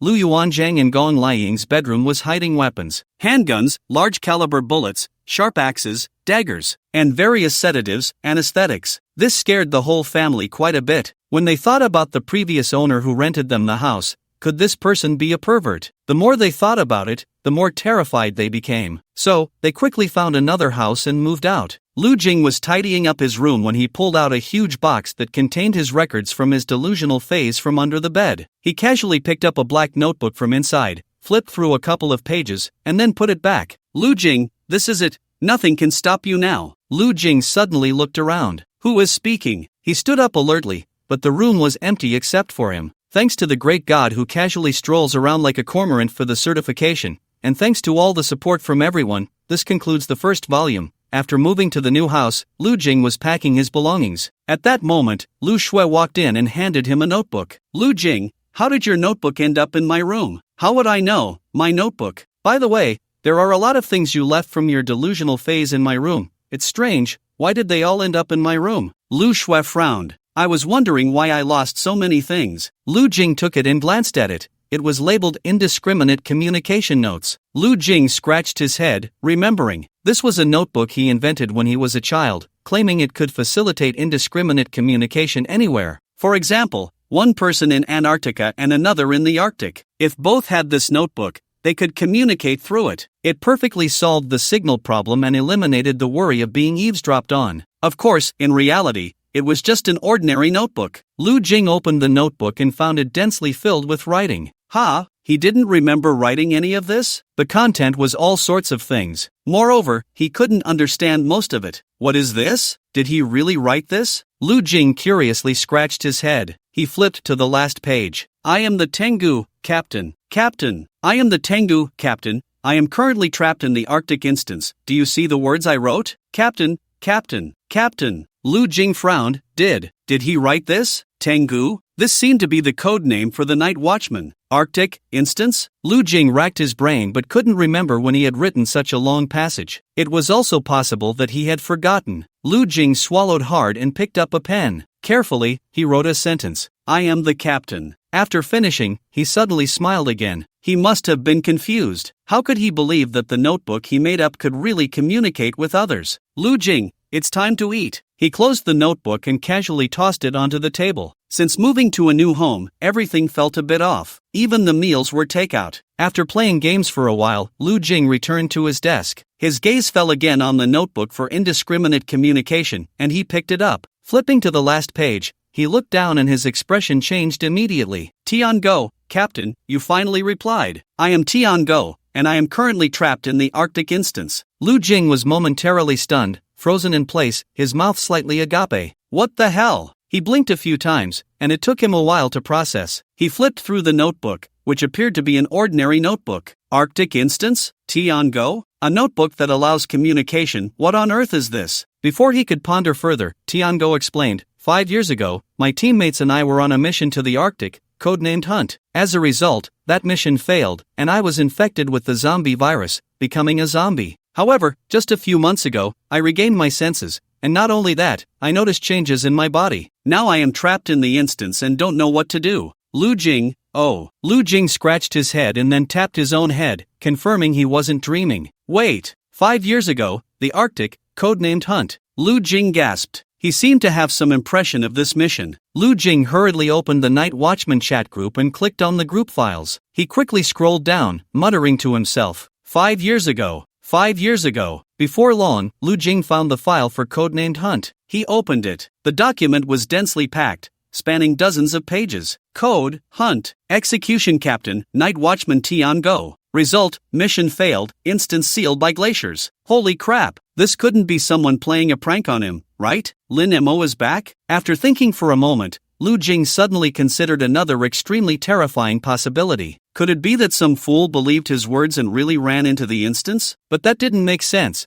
The fact that he could be contacted through the notebook was already absurd. Just as he was lost in thought, a message from Night Watchman Qilin came through on his phone. Captain, are you there? Lu Jing happened to have a question for him. I'm here. Qilin, Captain, there are some things I want to report to you. Qilin seemed a bit anxious. He was always like this when talking to the captain, nervous and uneasy. Lu Jing, go ahead. After waiting for a while, the chat box showed that the other party was typing. Qilin, recently, many things have happened in the Jiangnan area. If nothing unexpected occurs, the decayed church has retaliated against us, and even the god of decay has descended. We were originally prepared to face the avatar of the god of decay, but for some unknown reason, the god of decay retreated immediately. Shu Kei expressed suspicion that there might be some hidden secret about member Lu Jing. Also, regarding the promotion of Jiangnan Area Night Watchman Reserve member Chao Lihao to Night Watchman, as well as the complete replacement of reserve members with higher grade serum, all require your approval, Captain. After reading this message, Lu Jing felt as if he had eaten a poisonous mushroom and was seeing cars flying down the road. He propped his head up with his hand and remained silent for a long time. This pasta should be mixed with concrete. No. 42. Because of the length of this screw, it could easily affect the torque of the excavator. You know, right? When you smash it in, it will instantly produce a large amount of high-energy protein, commonly known as UFOs. It would seriously affect the development of the economy, and even cause some nuclear pollution to this Pacific Ocean and the charger. Lu Jing's brain is as confused as this text at the moment. Drip, drip, drip. After a while, Lu Jing finally calmed down. He wasn't dreaming, nor was he just muddled from sleep. Night Watchman, Qilin, mysterious organization. It turns out the mysterious organization he joined is the Chinibyu group he created when he was a child. Is this reasonable? Lu Jing, have some watermelon. Lu Shui placed the cut watermelon in front of Lu Jing. By the way, did you buy the movie tickets? What movie tickets? Lu Shui frowned. Didn't we agree to watch the new movie? I already sent you the money for the tickets, and you want to keep it all to yourself. Lu Jing scratched his head, finally remembering that. Come on, sit down, I need to tell you something important. Lu Shui sat on the bed, habitually crossing her legs, her gaze fixed intently on Lu Jing. You are not allowed to keep my movie ticket money to yourself, and you can't sell your movie tickets at a high price to others, making other boys accompany me to the movies, you jerk. Lu Jing stuffed a grape into Lu Shui's mouth to stop her from talking. I'm telling you, my fantasy seems to have come true? Oh, really? Lu Shui said casually. I created a group chat before, called Night Watchman, and now I find out it's real. That is, they all have special abilities. That is, some inheritance, some Qilin. The mysterious organization I'm in now is actually the one I created when I was a child. Isn't that ridiculous? Lu Jing was excited, even a bit incoherent. Deja vu. That feeling again, Lu Jing shivered. Illusionary memory refers to the feeling of having experienced things or scenes that one has not actually gone through, as if they were familiar from some time and place. Lu Shui pulled out a dagger and stabbed it into her own heart. Blood gushed out. Lu Jing came back to his senses. He found Lu Shui across from him, still calmly eating fruit, looking at him with a very disdainful expression. Lu Jing pursed his lips. So, do you understand? Lu Shui nodded. Do you believe me? Do you understand? Lu Shui reached out her fair hand, placed it on Lu Jing's forehead, then on her own forehead, mumbling. No fever. I'm not feverish. Lu Jing shouted. This is real. Alright, this is real. Lu Shui stopped arguing with Lu Jing. Lu Jing had been like this for over 10 years. Hurry up and buy the movie tickets, or you won't get good seats. That movie is really popular. This isn't about the movie right now. Lu Shui refused to back down. "You clearly promised me yesterday." "Alright, now listen to me, I really am not sick, nor am I just being chinibu." Lu Jing was getting a bit anxious. "And really, I suspect I might have the ability to make my wishes come true." "Oh, is that so?" Lu Shui raised her pretty eyebrows. "Then think about the movie tickets appearing in your hands right now." Lu Jing blinked, starting to concentrate. Lu Shui calmly ate grapes. "Maybe, I'm thinking about it wrong." Lu Jing closed his eyes. "Movie tickets, movie tickets, movie tickets." He repeated it dozens of times. In fact, he wasn't very confident, but he didn't want to show weakness in front of Lu Shui. Suddenly, he felt a coolness in his palm. Lu Jing was overjoyed. It came true. He suddenly opened his eyes and found that Lu Shui had placed her hand on his. "See, it's the movie ticket," Lu Shui said. "Lu Jing, where is it?" Lu Jing's hands were empty, with only Lu Shui's delicate little hand contrasting sharply against his rougher one. "Did you not see it?" Lu Shui asked, puzzled. "I didn't see it," he replied. "Smart people can see it. This is the king's new movie ticket," Lu Shui said. Lu Jing fell silent. "Stop messing with me. You were the one who messed with me first." Lu Shui jumped off the bed. "Don't forget to buy the movie tickets, and watch less anime." Lu Jing sighed, feeling like his sister thought he was crazy. However, thinking about it, the situation was indeed bizarre. A fantasy come true? It sounded too outrageous. But if it wasn't like that, how else could he explain what was happening? Tisk Lu Jing scratched his hair vigorously, pacing back and forth in the room. In front of the huge floor-to-ceiling window, Shilin also scratched his hair hard, pacing back and forth. Why? Was there still no news from the captain? Could it be that the captain found him annoying? Such trivial matters shouldn't bother the captain. Thinking of this, Shilin quickly opened the message he had just sent, wanting to click to retract it, but accidentally, he clicked to delete it instead. The corner of Shilin's mouth twitched slightly. Just then, Shilin suddenly felt a jolt. It was as if his soul had left his body. He felt like he had entered another space. No, he had indeed entered another space. The surroundings were filled with endless void and smoke. He stood still. All he could see ahead was a vague outline and a massive iron throne. This was, a few minutes earlier. Lu Jing had once again unsealed his dark history. He rummaged through the things in the cardboard box. If the Night Watchers were real, then these things of his could also be real. A simple ordinary notebook could connect him to someone far away in the Arctic. What else was impossible? Lu Jing pulled out an incense burner. This incense burner? He remembered buying it for 5 yuan on Taobao. Inside the burner was a thoughtful note. Bashang furnace, function. After lighting the incense burner, it can forcibly pull the designated night watcher into the virtual mist for chatting. The handwriting was very messy. It was definitely his from childhood. Next to it lay some incense that had gathered quite a bit of dust. So, Lu Jing tried lighting a stick. He silently chanted, "Night Watcher, all night watchers." Before long, in just the blink of an eye, Lu Jing slowly opened his eyes again. However, this time, as his vision gradually cleared, he was shocked to find that he was no longer in that familiar and cozy bedroom. At this moment, he seemed to be in a completely strange and mysterious place, surrounded by thick fog that obscured the distant scenery,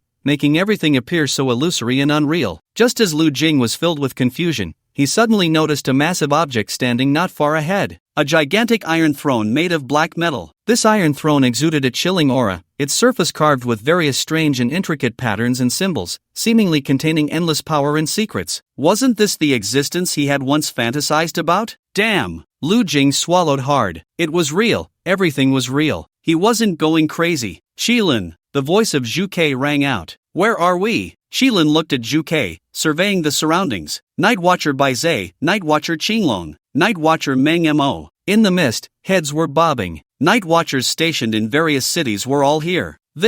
How could we appear here? Bai Zai fell silent for a moment. Only the captain could have this ability. Captain has never summoned us like this before. Zhu Kei glanced back. Is everyone here? Almost, except for the night watchman in the instance. It seems everyone is here. Are we going to meet the captain? Zhu Kei's voice trembled slightly. Ahead, Bai Zai suddenly pointed forward. In the depths shrouded in thick fog, a mysterious and imposing figure gradually emerged in the sight of the crowd. He walked steadily towards the iron throne that exuded a cold aura, extending his long, powerful fingers to gently caress its surface, as if feeling the history and power it bore. Then, the figure slowly sat down, his gaze sweeping over the crowd below like two sharp sword lights. After a moment of silence, the figure spoke. "Noble Night Watchman, please allow me to express my highest respect to you." As soon as the words fell, time seemed to freeze for a moment. However, just an instant later, everyone, as if sharing a silent understanding, knelt on one knee in unison. At the same time, they clenched their right fists and pressed them firmly against their chests. Immediately, a powerful and synchronized shout erupted. "All night watchmen salute Captain!" The voice thundered through the air, echoing throughout the space. At this moment, the images that once existed only in imagination had become reality. The dream that had once seemed unattainable was now within reach. When the young man took the scepter that symbolized supreme power. Thanks to user 11092673 for the divine certification.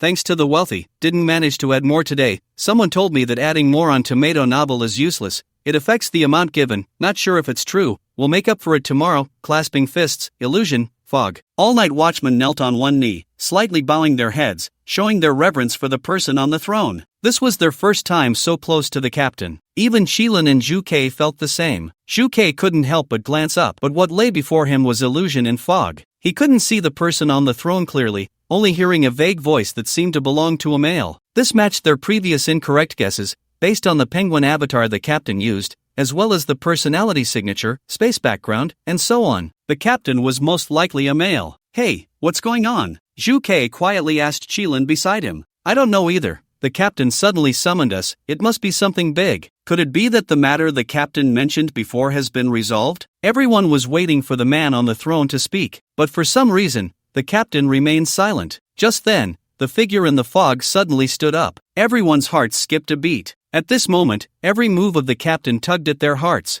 Lu Jing gasped inwardly, reaching to touch his rear, which had been pierced by the Iron Throne. "Damn, it hurts." Lu Jing glanced back. The ground beneath the Iron Throne was covered in thorns. Sitting down like that, if he didn't puncture his rear, it would mean he had a tough backside. "What's going on?" Bai Zhe frowned. "Did I just hear the captain gasp? Could it be that the captain is injured?" Zhu said worriedly. "How could the captain be injured? What kind of existence does the captain need to deal with? If the captain didn't tell us, then it's something we can't handle." Lu Jing cleared his throat, and the faint discussions below came to a halt. Lu Jing glanced around. Goodness, there might really be quite a few people here. This can't be a dream, right? Even now, his head was still spinning. "Captain, why have you summoned us?" Lu Jing looked over, a bit worried that others might see through the mist and discern his thoughts. From his perspective, he could clearly see everyone's faces. In fact, his worries were completely unnecessary. Below, Lu Jing was surrounded by illusions and fog. Even the most skilled eye techniques couldn't penetrate this void. He saw the person speaking, standing firmly at the front of the crowd. This person wore a green dragon mask, and the dragon on the mask seemed alive,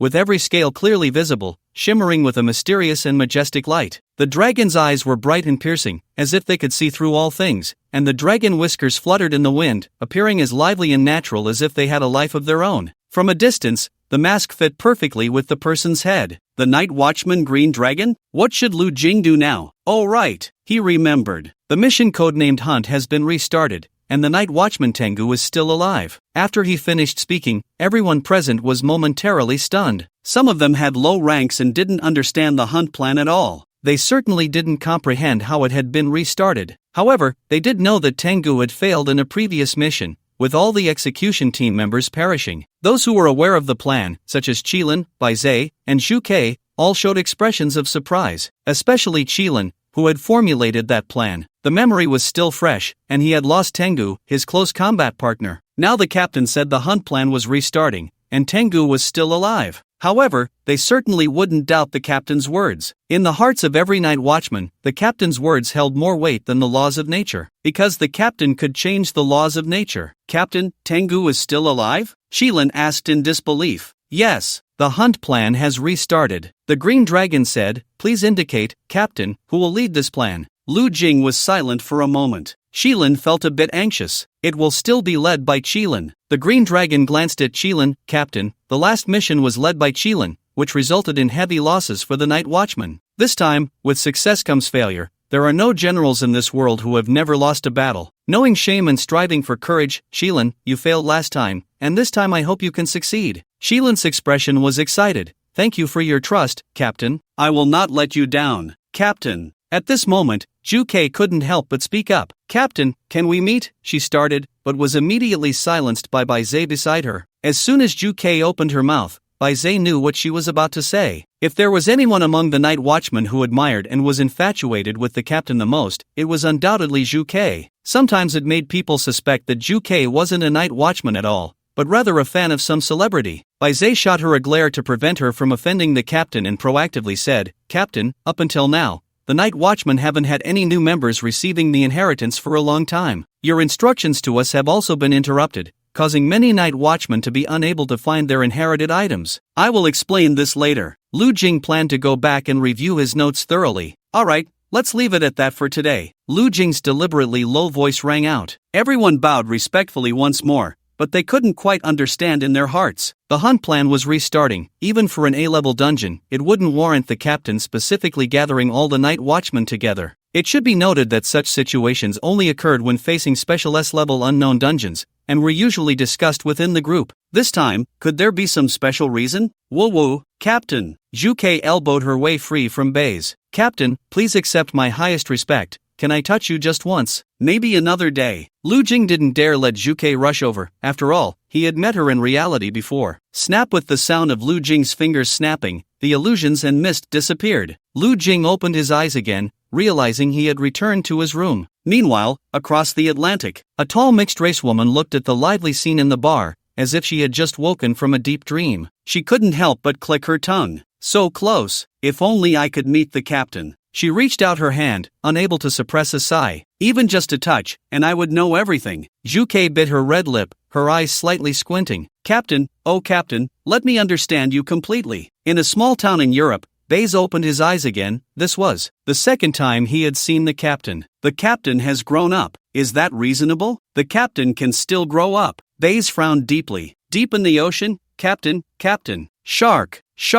Ha!" The night watchman, coming back to his senses, was swallowed by a shark. In no time, a hole was made in the shark's belly. Night watchmen around the world, having left the illusions and mist, began to awaken. Inside the night church, a pair of fingers quickly tapped on a computer keyboard. The night watchman captain has a major operation. After sending out this secret message, the person quickly left the church. "Hey, Lu Jing, later Shin Chuyue and the others are coming to our house. Tidy up your room. Don't let them see anything they shouldn't." "Got it," Lu Jing replied perfunctorily, not paying much attention. Sitting at his desk, Lu Jing wrote down the surging doubts in his heart one by one. The organization he had whimsically created as a child now truly existed in the real world. Even more shocking was that the items he had endowed with special abilities actually possessed corresponding magical powers. This could not be explained by some mysterious artifact that happened to be accidentally dropped in the world and picked up by him, because every item with corresponding abilities perfectly matched the powers he had originally bestowed. Without a doubt, the root of all problems pointed to himself. Could it be that he was the legendary deity, able to speak and have the laws follow? Thinking of this, Lu Jing couldn't help but gasp, his heart filled with surprise and confusion. He instinctively opened his mouth and tentatively shouted, "Super invincible handsome emperor armor, appear." However, the surroundings remained silent, with no changes occurring. Lu Jing realized that perhaps his method was wrong, so he tightly closed his eyes and silently chanted in his heart, "Appear, appear. Money."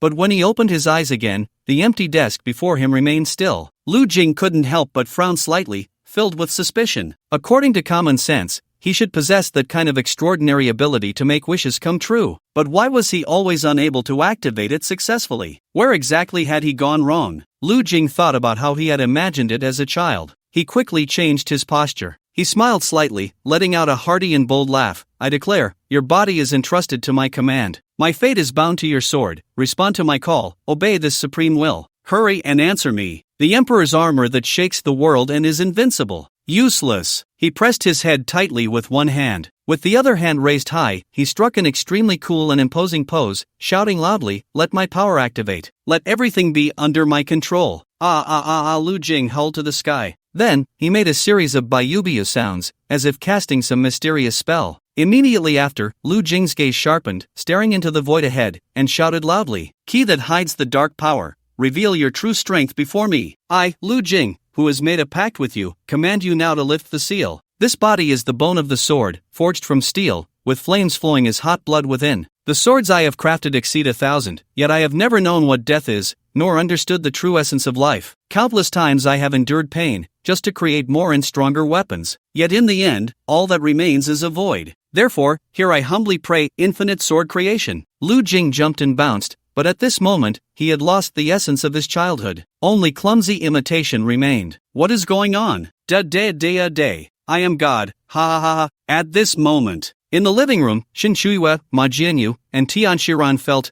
like sitting on pins and needles, like a thorn in their backs, like a fishbone in their throats. Lu Shui blushed, silently covering her cheeks with her hands. Yar, so cute. Words become spells. Words become spells, wishes come true. Roar. Ma Jianyu swallowed hard. Should we call the police? Song Ziki was silent for a moment. Let's call a doctor. My dad knows a psychiatrist. He will definitely treat him well. No need. Lu Shui said, even if he gets better, he will drool and embarrass everyone. Lu Jing. Lu Shui shouted, I'm coming out. I'm saving the world. Lu Shui opened the door. Lu Jing was bouncing around in the room, his expression still somewhat ferocious. I am God. Lu Jing caught sight of the others out of the corner of his eye, swallowed hard, and sniffed. Let them not see me. Let them not see me. Well, it probably won't work too well. Lu Jing cleared his throat and pretended to be nonchalant as he greeted them. After graduation, the interactions with classmates had decreased significantly. However, these people were all going to university in Kyoto. Lu Shui, Shin Chuiwa, Song Ziki, and Tian Shiran were all admitted to Kyoto University, needless to say. Tian Shiran originally wanted to attend a university on par with Kyoto University, but upon realizing that all her classmates were going to Kyoto University, she chose Kyoto University as well. As for Lu Jing, he was specially recruited by Kyoto University. He had originally planned to take the entrance exam for Jiangnan University, which would have been quite an achievement. Who knew he would receive an olive branch from Kyoto University? As for Ma Jianyu, this guy's academic performance was ridiculously high. He even became the top scholar. When they heard that Lu Jing and Lu Shui had moved, everyone gathered together to discuss their enrollment matters. Lu Jing felt that if it weren't for his special abilities, he might be the most ordinary one among them. After sending off Song Ziki and Tian Shiran, Lu Jing scratched his head vigorously, not caring about the embarrassing moment earlier. A bigger problem lay before him, and he had yet to sort it out. So, he went to find his clever sister. Lu Shui was sitting on the bed, reading a book. A pair of glasses rested on the bridge of her nose, and when Lu Jing entered, she didn't even lift her head. Lu Jing sat on the stool. Compared to his own room, Lu Shui's room felt like a luxurious haven. And it smelled nice too. Lu Jing looked around, tugged at the bedsheet, and playfully patted the plush bear. He picked up a piece of gum from the table and put it in his mouth. What's up? I want to tell you something. I know you have superpowers, Lu Shui said flatly. I have a friend who has a question he can't figure out and wants to ask you. Lu Shui looked at Lu Jing as if he were a fool, showing a somewhat helpless expression. Alright, your friend, what's wrong with him? I have a friend who, if he had a wish-fulfilling ability when he was a child, the organization he created became real, with all sorts of inheritances, serums, and other random things. Anyway, whatever he thought of could become real. A god? Lu Shui raised an eyebrow. You think he's a god too? To be able to make wishes come true, and for everything in the world to develop according to his thoughts, isn't that godlike? Lu Shui said lightly. Lu Jing nodded, but the problem now is, he discovered this ability, yet he can't use it anymore. Lu Shui immediately understood Lu Jing's meaning. What do you mean? Are you saying that his ability is actually used unconsciously, and he doesn't realize it? Exactly. Lu Jing nodded eagerly. So, he unconsciously believes that things will come true, right? It seems so. Lu Shui shrugged. Now there's a problem. If what he unconsciously believes comes true, he needs to follow these steps, have a fantasy, believe that the fantasy is real, then the ability unconsciously helps realize his fantasy. But now your friend has discovered that he can make fantasies come true. This means your friend now knows that a fantasy is, in fact, a fantasy. Therefore, he can't complete the second step, which is to believe that the fantasy is real. In other words, once you discover this ability, you can no longer use it, because you understand that a fantasy is a fantasy and won't believe in its reality like before. No, it's your friend. Lu Jing suddenly realized, so, that's how it is. Lu Shui nodded. This setting is quite interesting. This ability seems very overpowered. In reality, it's only the owner who is unaware of the situation and has a certain level of fantasy ability, like during a phase of delusion, that it's the strongest. Once the owner knows about the ability, they can't use it anymore. Lu Jing scratched his head. This meant he could no longer make wishes come true. Thinking about it, the ability to make wishes come true was indeed too overpowered, almost like being a creator. I wish I hadn't discovered it, Lu Jing said somewhat disappointedly. Lu Shui replied, if I had this ability, I would set up a safeguard. What safeguard? Lu Jing asked curiously. Lu Shui spoke confidently. Once I discover that I have this ability, I would set up some kind of accident that would cause me to lose my memory. Either make me forget this story entirely or simply reset time. Rewind time to before I discovered this ability, to avoid realizing my own power. Lu Jing frowned and murmured, but now it's all too late, or perhaps his ability wasn't wish fulfillment. It might be something else. Or maybe he hadn't flipped some switch? For now, everything was just his assumption. A sleepless night passed, and the next day Lu Jing arrived at the base. Miao Mao attacked Lu Jing from behind. Good news,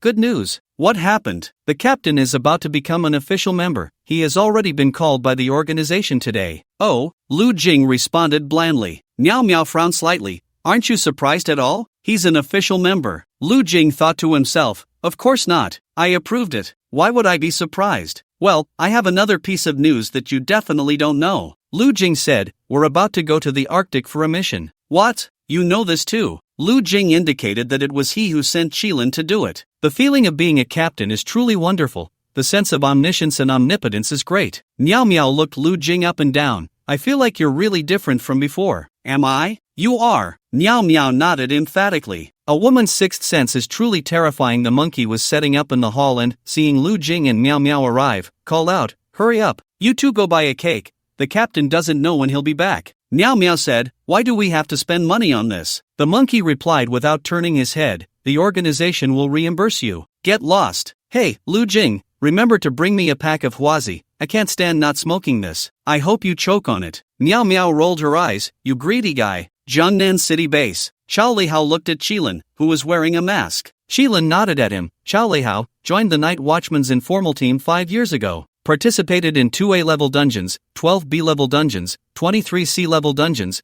56 D-level dungeons, and 72 E-level dungeons. Outstanding achievements and excellent performance. With the captain's approval, you are officially allowed to join the Night Watchman. Xiao Lihao did not hesitate and walked directly to a metal pedestal formed by huge iron chains interlinked. Xiao Lihao knelt on one knee, one hand clenched into a fist pressed against his heart. The long night is coming. I will watch over from now on, until death. I will stand before millions, sword drawn against the abyss, blood staining the sky. Inheritance. As an invisible force enveloped Xiao Lihao, his figure was submerged within it. When Xiao Lihao opened his eyes again, he found himself in a chaotic world. Before him lay endless darkness and indistinct images. Xiao Lihao sensed the presence of living beings around him. The immense pressure made him afraid to move. What is this? Qilin watched the scene and nodded. This is how it should be. Unlike last time when Lu Jing chased a group of inheritances alone, that was far too abstract. Xiao Lihao couldn't even think about chasing those inheritances. At this moment, even moving a little finger was extremely difficult. Just when Xiao Lihao felt he could no longer hold on, changes finally occurred around him. He arrived in an unknown space. In the void, a pair of enormous eyes appeared before Xiao Lihao. Xiao Lihao knew that he had been recognized by this inheritance before him. It would grant him the power of inheritance. Xiao Lihao swallowed hard. Do you wish to form a contract with me? The voice, like a thunderous bell, surged like a torrent, crashing against Xiao Lihao's eardrums and heart. It instantly filled him with an unprecedented shock. He felt as if his eardrum had been struck hard by a heavy hammer. It buzzed painfully, unbearable. His heart felt as if it were tightly gripped by an invisible hand, beating wildly, as if it could break free from the confines of his chest at any moment. Rotating turtle, shaped like a turtle with a bird's head and a snake's tail, is called the rotating turtle. It sounds like the splitting of wood. I am willing to transform into the sword in your hand. Wherever you point, that is where my sword shall go. For eternity, I hope to be by your side. Time and space do not destroy. The contract is endless with your blood. Here I swear. The contract is established. Lifelong companionship, sharing life and death, carrying each other's fate. Let the burning oath fall. To awaken the sleeping earth. Xiao Lihao's face twisted, and a heart-wrenching scream escaped his lips. At the same time, his body was undergoing a shocking transformation. The once solid muscles began to tremble and writhe, as if countless small insects were scurrying beneath his skin. The flesh and blood seemed to be remelted, slowly merging together to form a brand new tissue. Accompanying this process, the bones within Xiao Lihao's body emitted crisp crackling sounds. Each bone was pressing and rubbing against one another, then recombining into a stronger and more perfect form. Not only that, but the pores all over his body opened wide, and a large amount of white steam continuously surged out, enveloping him entirely. This steam, with its scalding temperature, made the surrounding air become scorching hot. His internal organs seemed to be drawn by some mysterious force, beginning to reshape their structures. The heart beat powerfully, each contraction and expansion stronger than before. Organs like the liver and spleen rapidly grew and repaired, radiating unprecedented vitality and energy. Welcome to join the Night Watchman. From now on, your codename is Night Watchman Spinning Turtle, A-level mission, code Restart Hunt. Meanwhile, in a corner, Lu Jing let out a sigh of relief. The inheritance was complete. He hadn't done this kind of thing in a long time. Thanks to the great certification from Yiroga of Fengshan, 3 days of 3 great certifications. Thank you, brothers, your support is incredible, thank you. Bang! As soon as Chao Lihao stepped through the base's door, he was greeted by a shower of fireworks. Meow Meow, Lu Jing, Fatty, and Monkey jumped out. Welcome, welcome, a warm welcome. Chao Lihao smiled, seemingly already expecting this. Captain, what does it feel like to become a formal member? Meow Meow asked. Captain, you've left the team, so I'll take over as captain, don't worry. Monkey raised his hand. Heh, you're really not shy. Meow Meow shot him a glance. When did it become your turn to be captain? Chao Lihao smiled, and even now he hadn't fully come to his senses. That kind of power was beyond words. At this moment, Chao Lihao truly understood the difference between a formal member and a non-formal member. Captain, what exactly do formal members have to go through? Monkey asked mysteriously. Chao Lihao smiled without answering. He couldn't say that he had to keep the matters of the night watchman a secret, even in front of comrades he had fought alongside countless times. Monkey said sulkily, I wonder if I can live to see the day I become a formal member. Chao Lihao patted his shoulder. 3 days later, code restart hunt, heading to the Arctic. This will also be my last time leading the team. Everyone raised their glasses simultaneously. Suddenly, Chao Lihao covered his ears, his expression pained. The others were puzzled. Captain, what's wrong? Nothing. It's a side effect. Chao Lihao forced a smile. The celebration ended hastily as Meow Meow helped Chao Lihao back to his room. Spinning Turtle, shaped like a turtle with a bird's head and a snake's tail, is named Spinning Turtle. It sounds like splitting wood. After inheriting the legacy, one must also find the corresponding legacy items and those ancient texts, thus, enhancing the strength of one's own inheritance. Spinning Tortoise, inheritance awakens spirituality 1%, Judgment Wood, enhances hearing, allowing the user to perceive amplified and precise sounds, enabling them to determine the direction of sound sources within a certain range. Inheritance item, None, the user can accurately determine the specific location of sound sources within a certain range based solely on the sounds entering their ears. Whether it's the faint sound of footsteps from afar, the rustling of branches swaying in the wind, or the breathing of creatures hidden in the dark, as long as they fall within the range detectable by Judgment Wood, the user can swiftly and accurately pinpoint their locations. This proves significantly effective in exploring unknown territories, tracking targets, and responding to potential dangers. Chao Lihao had just received the inheritance, and although he had only awakened 1% of his spirituality, the powerful energy was enough to make him feel unwell. A variety of sounds filled his ears, even the sound of leaves rustling outside the window was audible. This kept Chao Lihao awake all night. Lu Jing flipped through his old notes, thick stacks of them. Have you ever seen a Xinhua dictionary? Lu Jing had nearly half a box of Xinhua dictionaries, filled with various settings and story arrangements. Lu Jing found the category for Spinning Tortoise in the index. He couldn't help but marvel at how impressive his childhood drawings were. The picture of the spinning tortoise was drawn quite well by him. Below were the various special traits of the spinning tortoise inheritance and the effects of the inheritance items, distributed across the world. When spirituality awakens to a certain degree, one can even discern lies. Damn, this ability is so abstract? Lu Jing's mouth twitched slightly. It seems he would have to be more careful around Chao Lihao in the future, if he found out about his lies. If I had known this inheritance was so useful, I should have added 2 or 3 more to myself back then. Lu Jing mumbled as he continued rummaging through the box. He was about to head to the Arctic for a mission. He needed to find 2 self-defense items. A mask? Lu Jing looked at the poorly made mask in his hand. He put the mask on his face. Shape-shifting mask, can disguise as anyone. Of course, that was his setting. Transform into Lu Shui.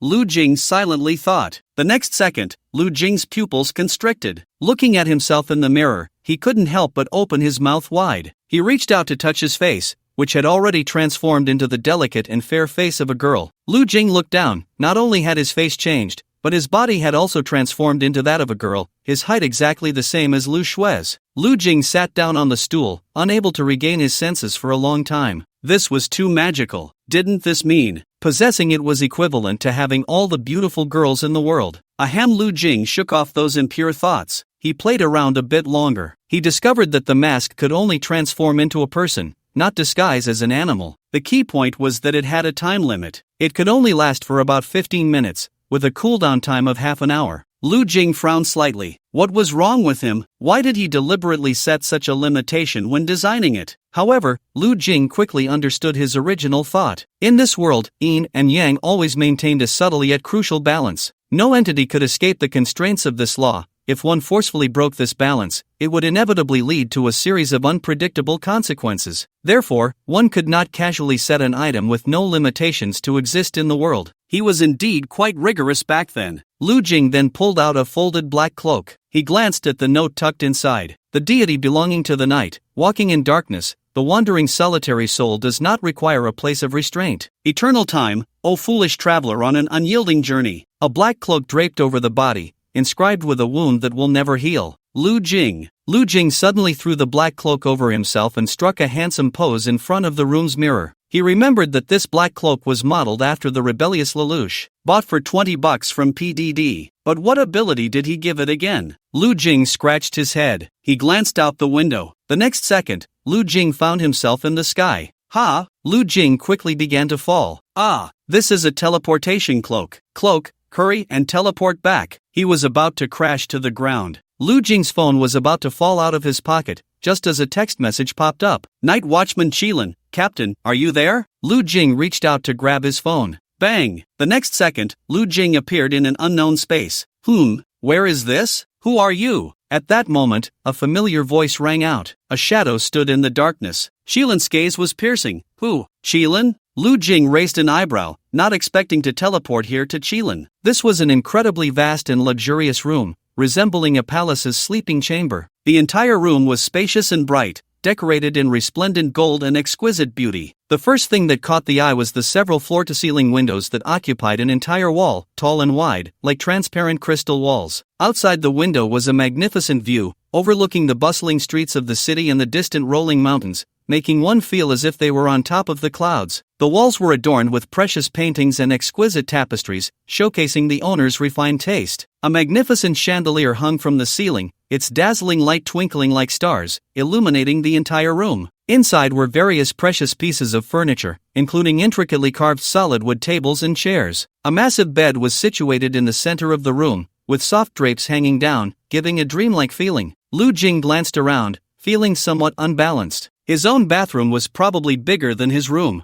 Have you ever seen a subordinate living in splendor while the superior eats plain food? I must be the best boss in the world. Qilin paused time, and at that moment, the room seemed to turn black and white. Fortunately, the mask was still on his head, and Lu Jing hurriedly imagined himself transforming into Qilin's appearance, hiding his presence. When Qilin approached, he couldn't help but freeze for a moment. Qilin, it's me. I'm the captain. Captain? Qilin furrowed his brow in confusion, looking at the other person. Lu Jing nervously swallowed. Cloak, hurry up, hurry up. Does this cloak also have a cooldown time? Qilin clearly didn't believe the other party's words, already revealing the folding knife in his hand, his gaze cold. For someone who intruded into his room and looked exactly like him, the most likely scenario was that he was an enemy. He had a cigar in his mouth. If you want to challenge me, then you might have found the wrong person. Qilin stood tall and proud, his pajamas wide open. His solid and muscular physique was fully displayed before Lu Jing. Every muscle was well defined, with clear contours, as if meticulously sculpted by a master. Goodness, your physique is quite impressive. Lu Jing felt a bit flustered. About the Arctic, did you send the Yukiana over too? Qilin raised an eyebrow slightly, pausing his movements. Could it really be the captain? He thought for half a second. See, Captain? Lu Jing then sat on a nearby chair, elegantly crossing his legs. Don't panic, don't panic. The protagonist always acts like this. What you don't understand, just say it.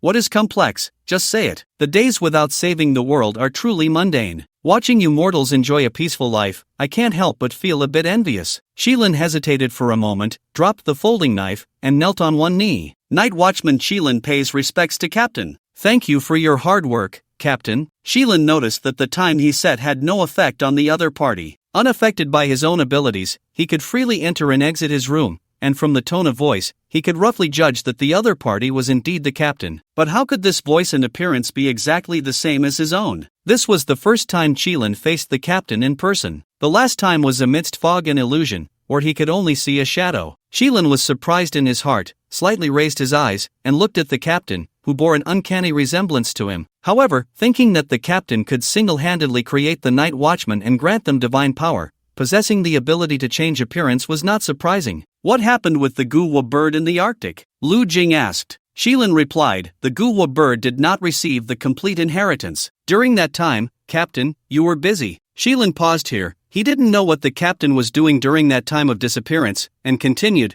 she accidentally discovered the guwa bird that had been left in the world and was chosen by it, but only inherited a part of it. The other part was recovered by us. She was originally a member developed by the white tiger, transferred from Europe to the Jiangnan region. Some time ago, I dispatched her to the Arctic for a mission, and she went missing. I later sent several small teams, but none were able to find her trace. I originally thought I could sense her existence through the other part of the guwa bird, but it was as if she had vanished. Lu Jing frowned slightly.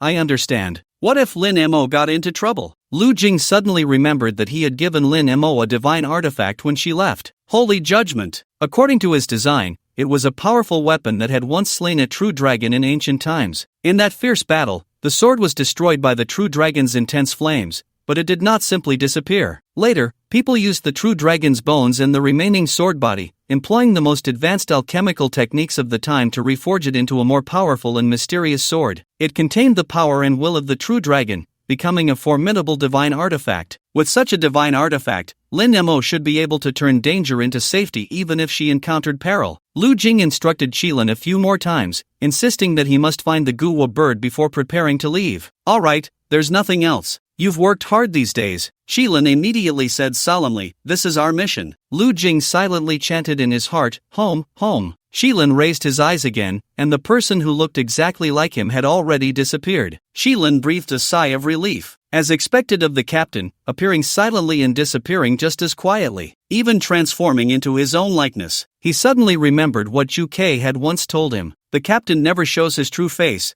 Have you ever thought about what identity the captain really has? Qilin dared not think about it. Everything now was given by the captain, even his own life. Qilin glanced behind him. Come out. In the darkness, Bai Zhe appeared. Why did the captain suddenly come to find you? This is the first time, Qilin said. Bai Zhe scratched his head. What were we talking about? Oh right, I remember I said I had seen the captain before. Back then, the captain was just a child. You also saw how easily the captain could change his appearance, Qilin said. Bai Zhe said solemnly, no, not just in appearance, I can feel that the captain is very different. Qilin interrupted him, stop right there. Do you really think the captain came here just for the matter of the guwa bird? Bai Zhe was taken aback. What do you mean? Qilin's expression was strange. You should be in Europe right now, abandoning your post to come find me just to talk about the captain. The captain suddenly shows up at this moment. You can't be foolish enough to think he knows nothing, right? It took Bai Zhe a while to react, and his face instantly turned as pale as paper. A chill rapidly spread from his spine,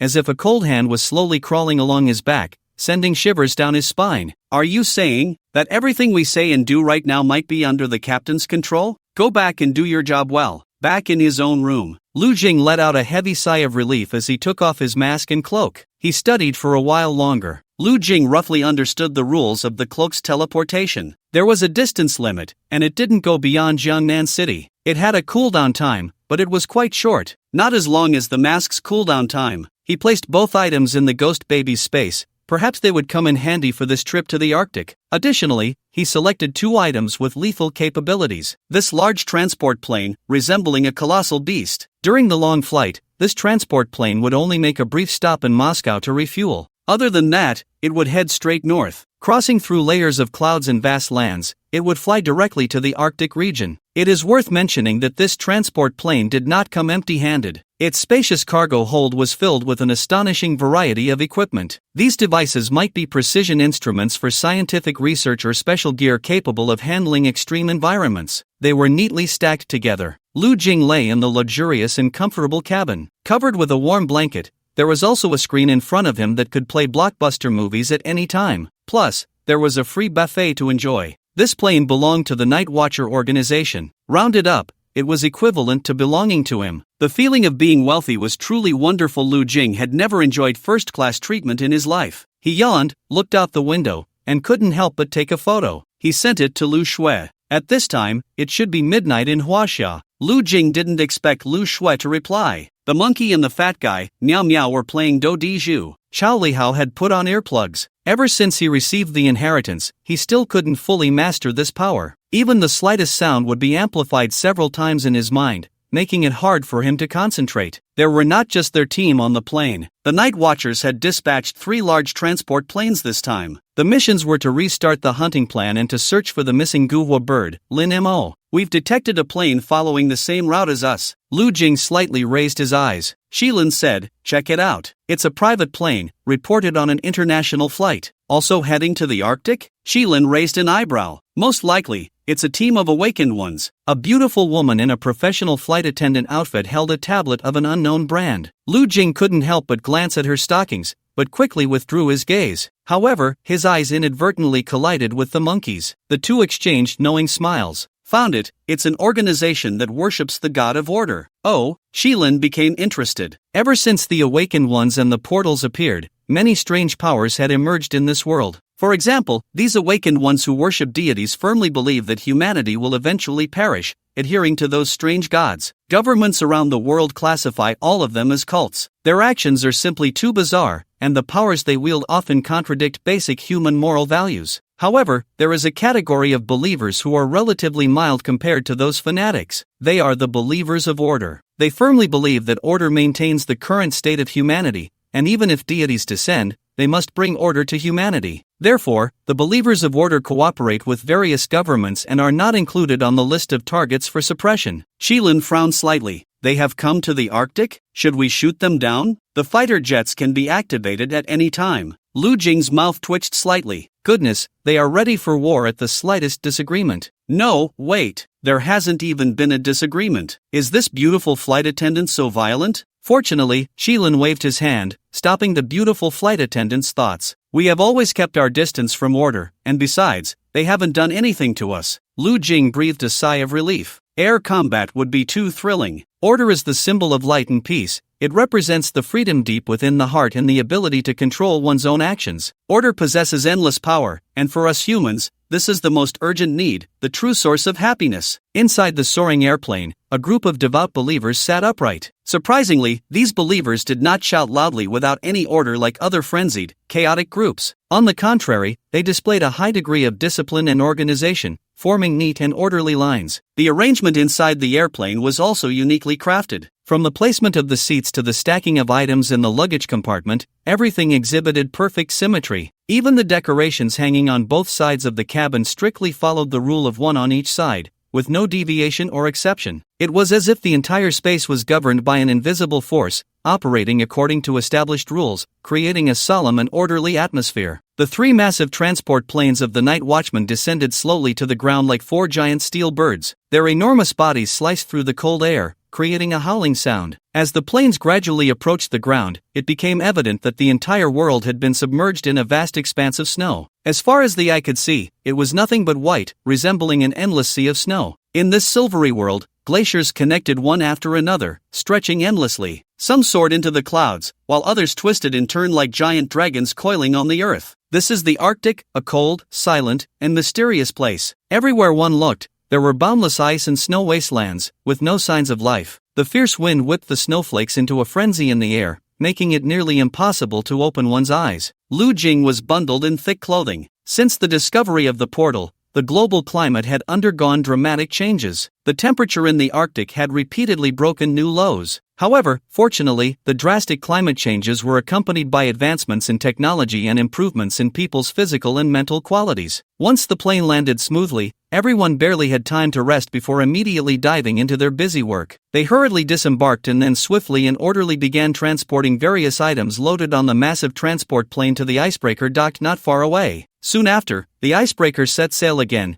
breaking through the waves toward its destination. Thus, after sailing for a full 2 days and nights across the vast ocean, they finally saw the continuous, undulating glacier mountains appearing ahead. From a distance, those glacier mountains seemed like an indestructible, endless great wall stretching between heaven and earth. Faced with such a magnificent sight, Lu Jing felt both excited and awed. As the icebreaker approached the land, the experienced crew members sprang into action with practiced ease. They began to unload various tools and set up a temporary camp. Specialized drilling equipment for geological exploration, underwater robots capable of diving deep into the seabed, and sturdy sleds were neatly arranged nearby, ready for subsequent material transport. Spacious and comfortable tents were quickly erected, becoming a haven for the team members to rest and seek shelter from the wind. Finally, there were 2 small submarines. Lu Jing hissed, looking around. He looked around 8 times, then 12 times. It was truly spectacular. The first group will take this submarine to dive 3,000 meters underwater, reaching the location of the portal. As he spoke, Shilin turned to Chao Lihao, Lu Jing, and the others. Remember, you are not the main team members. Once you reach the instance, follow orders and be responsible for peripheral activities. The second group is tasked with searching the Arctic mountains for the missing companions, understood? Understood. Thanks to Fruits, Yu Hao, and Manta Kaka for the great certification. What a privilege, receiving great certifications every day, and everyone's free little gifts.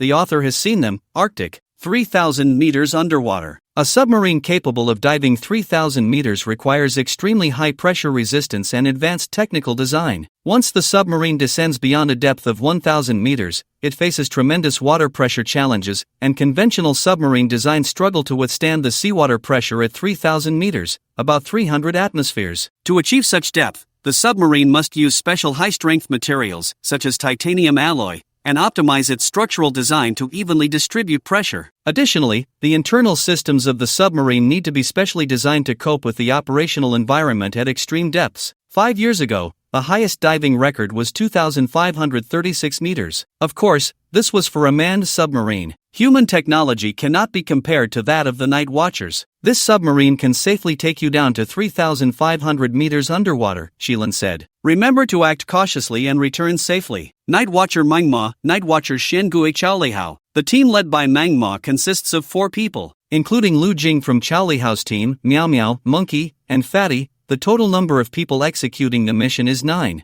If we count in the Tengu still in the instance, the Night Watchers have dispatched 3 inheritors this time, plus 8 reserve members. Dealing with an A-level instance is already quite a significant operation. After all, in the last hunting plan, only Tengu and 3 other members were dispatched. Lu Jing sat inside the cabin, feeling the submarine gradually sinking. Beep beep, the phone finally received a signal. Lu Shui, come home early, be careful when you're out. Lu Jing took a deep breath and closed the phone. The underwater world. This is my 6th time on a submarine, Meow Meow said, but it's my first time in the Arctic. Lu Jing looked out through the glass window. It seemed he had never actually swum in the water. At this moment, they were about to embark on a journey to a depth of 3,000 meters underwater, and just the thought of it was unbelievable and astonishing. As they continued to descend, at first, they could still catch glimpses of some fish emitting faint glows through the thick glass window. The fish shimmered like stars in the night sky, bringing a touch of life and mystery to the dead silence of the darkness. However, as the depth increased, those once visible glowing fish gradually disappeared from sight. Now, what lay before them was almost pitch black, making it nearly impossible to capture any signs of life. The descent went smoothly. They had already captured the energy source of the portal beforehand. Once they reached a certain position, Mang Mo handed the teleportation devices to each team member. Remember, keep your eyes on the direction of the portal. Use the teleportation device to transport there. Otherwise, if you misplace it and end up in the seawater, the pressure will crush you to pieces. The teleportation devices could only be purchased with contribution points in the organization's shop, and they were quite expensive. Mang Mo was a young man with a very handsome appearance, looking not much older than Lu Jing and the others. What's wrong? Why are you staring at me? Mang Mo looked up, curious about Lu Jing. It's nothing, Lu Jing shook his head. He recalled that he knew Mang Mo. They had met back in middle school. At that time, Mang Mo was a super rich second-generation heir. Indeed, Mang Mo was a rich kid. His greatest hobby was to frantically send red envelopes in the group chat and bask in the praise of others. Until one day, he encountered someone with the online name Chue Zhongren-san. Red envelope? Just a few measly coins. Humans are indeed so cliché. At that time, Mang Mo seemed to have discovered a new world. Was there really someone who didn't like money? Do you want to become extraordinary? Do you want to know the truth of the world? Do you want to protect this world with me? The young Mang Mo's eyes sparkled. This, until 24 hours later, the red envelope expired. The young Lu Jing, thinking it was a 1 or 2 cent red envelope, clicked in to see. 200 yuan. Lu Jing, Omega. For the young Lu Jing, it was undoubtedly a huge shock. Now, looking at Mang Mo again, Lu Jing always felt a sense of meeting an online friend in real life. He sniffed. At that moment, Chao Lihao suddenly changed his expression. Wait, another submarine is approaching us, the driver said. Is it a follower of order? Mang Mo frowned. The driver, however, was very confident. Our submarine is equipped with the latest missile systems, and their submarine can't reach this depth. Inside the submarine, a large number of order followers orderly drilled into the cold seawater. This was over 2,000 meters underwater. Any human slightly exposed would be instantly crushed into fragments by the immense pressure. Yet they were not afraid. They stripped off all their clothes, and their exposed skin was covered with strange markings. It was as if they had been granted some kind of power. Then, they began to dive deeper. During this process, companions around them were constantly crushed to pieces or exploded directly. Clearly, the divine power granted to them manifested differently in each person. Or rather, not every follower was so lucky. But no one stopped. They dove down rapidly like moths to a flame. One by one, followers died in succession. In this process, they did not feel pain, for the depth here would cause instant death. Soon, the night watchman inside the submarine witnessed this bizarre scene. Under the dim light of the portal, one by one, followers rushed toward the portal. The monkey's mouth twitched slightly. I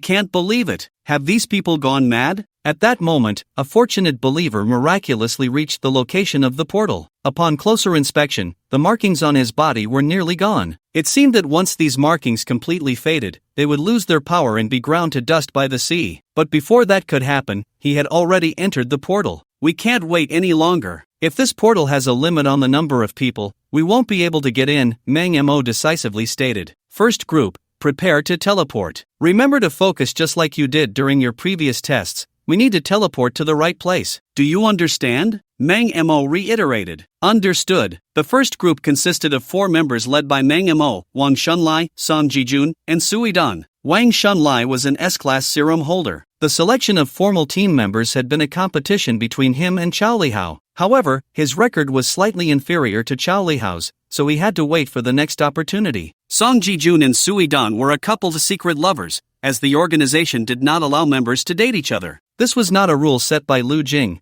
but rather a complete system established over more than a decade of development by the Night Watchers. During missions, couples could potentially let their emotions affect the task. There had been a couple within the organization who were deeply in love but later broke up. The male partner fell in love with another girl in the team, leading to hatred born from love. During a mission, the heartbroken girl deliberately caused their deaths, resulting in mission failure. Mangmo took the lead, holding the teleportation device, and with a thought, his figure vanished from sight, clearly having entered the portal. It was now Wang Shunlai, Song Jijun, and Sui Dan's turn. Song Jijun and Sui Dan exchanged glances, encouraging each other. Song Jijun's peripheral vision kept darting towards the believers desperately rushing towards the portal, and he couldn't help but swallow hard. Teleport. The next second, Wang Shunlai and Sui Dan's figures disappeared. However, Song Jijun did not enter the portal. Instead, his figure appeared next to an order believer. This meant he was underwater at a depth of 3,000 meters. In the blink of an eye, Song Jijun was crushed into a thin slice. This process took only an instant. Inside the submarine, Chao Lihao, Lu Jing, and the others momentarily froze in shock. Dead.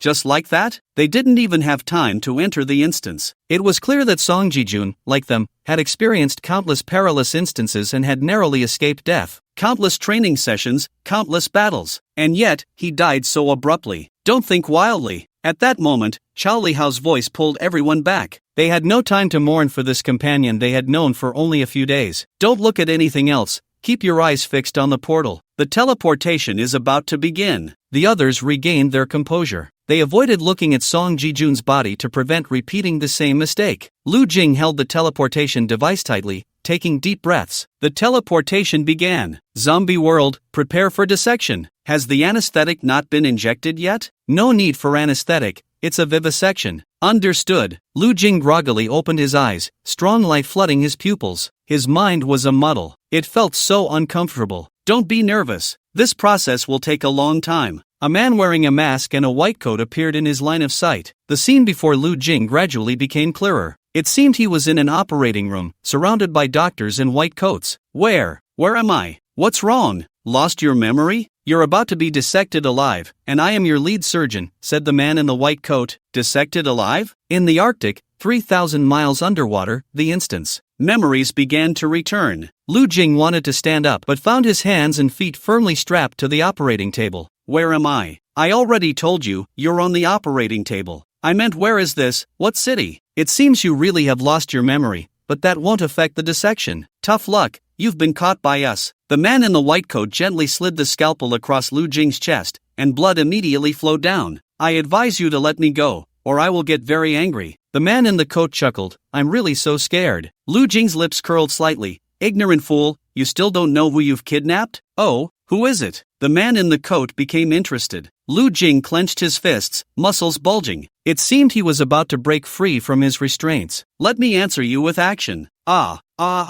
W? Lu Jing let out a sound akin to constipation, then lay back down.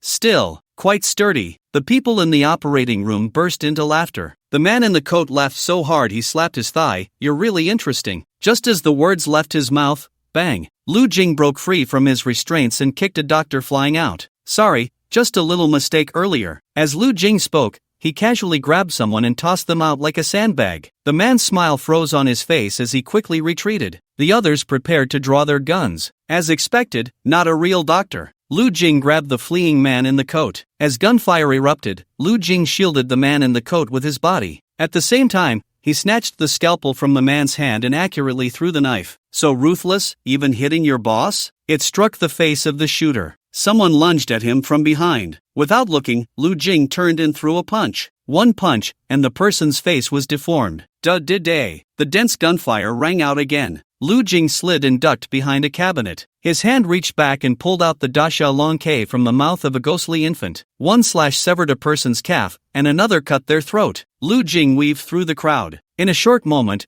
all 7 or 8 people in the operating room lay on the ground. Lu Jing exhaled, randomly grabbed a white coat to drape over himself, and stripped off someone's pants. It was only then that he realized he was in a basement. He slowly pushed open the heavy basement door, and as he stepped outside, chaos and devastation filled the street. Cars were parked haphazardly along the roadside like abandoned toys, some facing the center of the road, others with their rear ends pressed against the sidewalk. Some vehicles even collided with each other, forming a twisted and bizarre pile of metal. The cars were scattered in all directions, as if a sudden disaster had thrown them here. The street, which should have been bustling with people, was now empty, eerily silent. Instance world. Why is there not a single hint? Lu Jing knocked on his head, realizing he must have been teleported to different places away from his teammates. The urgent task now was to gather his teammates together. With that thought, Lu Jing donned a black shadow cloak and put on a changing mask, chuckling to himself. He struck a pose on the empty street. Come on, it's time for me, the night watchman captain, to take action. Little girl, the apocalypse has come.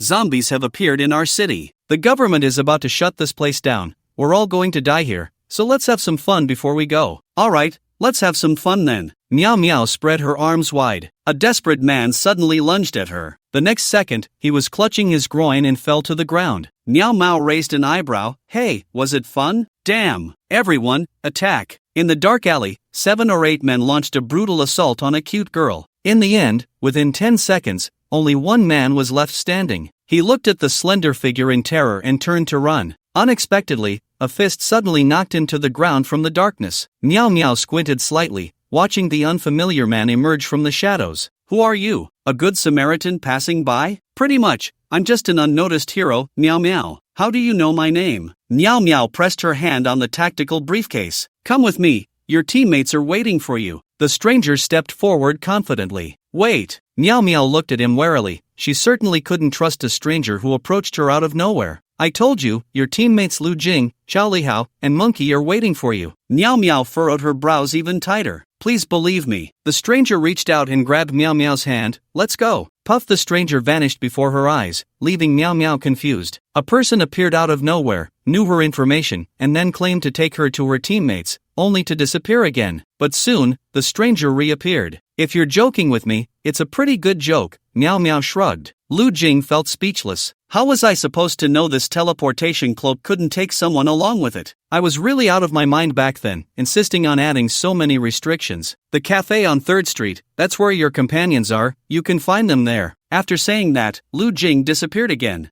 3rd Street? Meow Meow noted the location he mentioned. Anyway, she didn't know where else to go. Then, Lu Jing did the same. He found Monkey, Wang Shanlai, and Suidan one after another, using the teleportation cloak and the shapeshifting mask to hide his identity while providing them with information, directing them to meet at the cafe on 3rd Street. As for Chao Lihao, the fat guy, and Meng Mo, they were not within reach. They likely got teleported to another place after entering the portal. At the cafe on 3rd Street, while waiting, Lu Jing made himself a cup of coffee. The cafe staff had long since fled. Lu Jing sipped his coffee, sitting by the window, flipping through a newspaper. To be honest, if one didn't look outside, just the scene of the cafe alone would make one think it was some office worker enjoying a leisurely time alone during a holiday. Through the newspaper, Lu Jing roughly understood the structure of this world. 100 years ago, the zombie virus broke out. The zombie virus initially spread through the air, plunging the entire human world into disaster. The remaining humans developed a certain level of antibodies.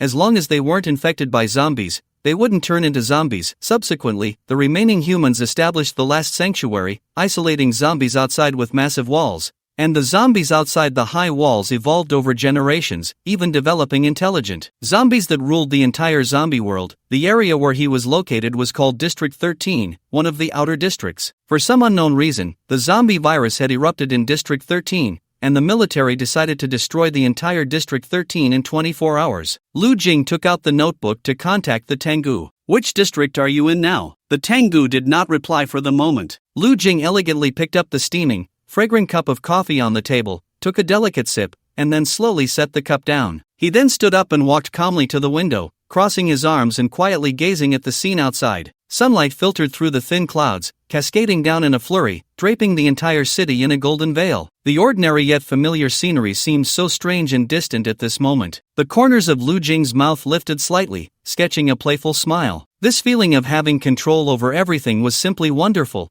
as if he were the hidden mastermind pulling all the strings behind the scenes. Everyone was at his mercy, like puppets on a string. They remained blissfully unaware, still immersed in their own worlds, oblivious to the impending storm. "Ha, while everyone else is drunk, I alone am awake. Cough, cough, cough. Ugh." He laughed too loudly, and a piece of cookie got stuck in his throat. Lu Jing finally managed to spit out the cookie crumbs. That was close. He almost choked on the cookie. Out of the corner of his eye, he caught sight of a figure and quickly stood up. Meow Meow saw it was Lu Jing and smiled reassuringly. "Is it just you?" "Yeah." Just as they were talking, the monkey arrived on a motorcycle. "Damn, you guys are really here. What's up? Did you also encounter that mysterious person?" Meow Meow asked. The monkey nodded. Wang Shunlai and Suidan also drove up. "What's the situation now? Where are the others?" The group exchanged information and found that they had all encountered identical strange men who told them their companions were here. "Who got here first?" Wang Shunlai asked. "I did." Lu Jing raised his hand. "I also met that man. He told me you were here, and sure enough, Sister Meow Meow arrived after a while." Wang Shunlai did not doubt Lu Jing's words. "Where are the others?" Lu Jing shrugged. "I was the first to arrive and didn't see anyone else." "Let's wait a bit longer for them," Suidan suggested. She was somewhat worried about Song Ji-jun. However, sadly, only Lu Jing and Meow Meow's second group knew. Song Ji-jun had already been crushed into a meat pie by the sea. They didn't even have time to mourn for each other. Lu Jing knew that waiting any longer was just a waste of time. The others were not in this area at all. So he said, District 13 is probably about half the size of Jiangnan. If the captain and the others received the same message as us,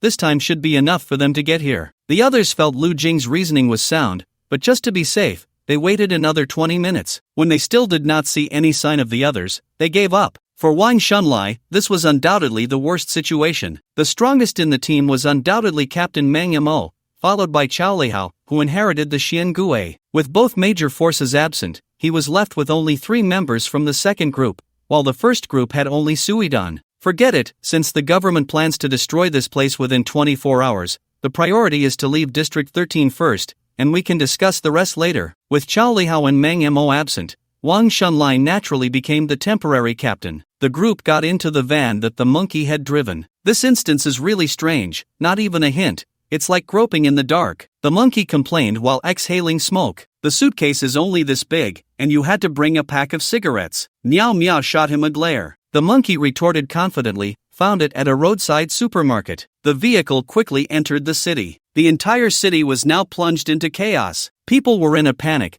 their faces as pale as paper, running frantically. Some were clumsily carrying large bags and small luggage, as if these items could be their last lifeline. Others didn't even have time to grab anything and were recklessly sprinting northward. In the distance, deafening explosions echoed, each blast like thunder, shaking the fragile nerves of the crowd. At the same time, there was a chilling roar, sometimes deep and oppressive, other times sharp and piercing. It sounded as if demons from the depths of hell were howling, sending shivers down people's spines. Damn it! Damn it! It's coming! Monkey shouted. What the hell? I've never seen such a huge zombie before. Is this a zombie? Thanks to the great recognition from the saintly chosen Hall's Wang Jiaowei, much respect, these big shots are really giving face, is that a zombie? Upon hearing a low and terrifying roar, everyone instinctively looked up towards the source of the sound. A gigantic zombie, larger than imaginable, was crouched on a nearby high-rise. This zombie was completely naked, exposing chunks of rock-like, hard, and muscular flesh. Its massive body nearly occupied half the area of the building, and a long tongue extended from its mouth, writhing in the air like a blood-red python. This tongue was not only astonishingly long but also covered in sticky liquid and menacing barbs,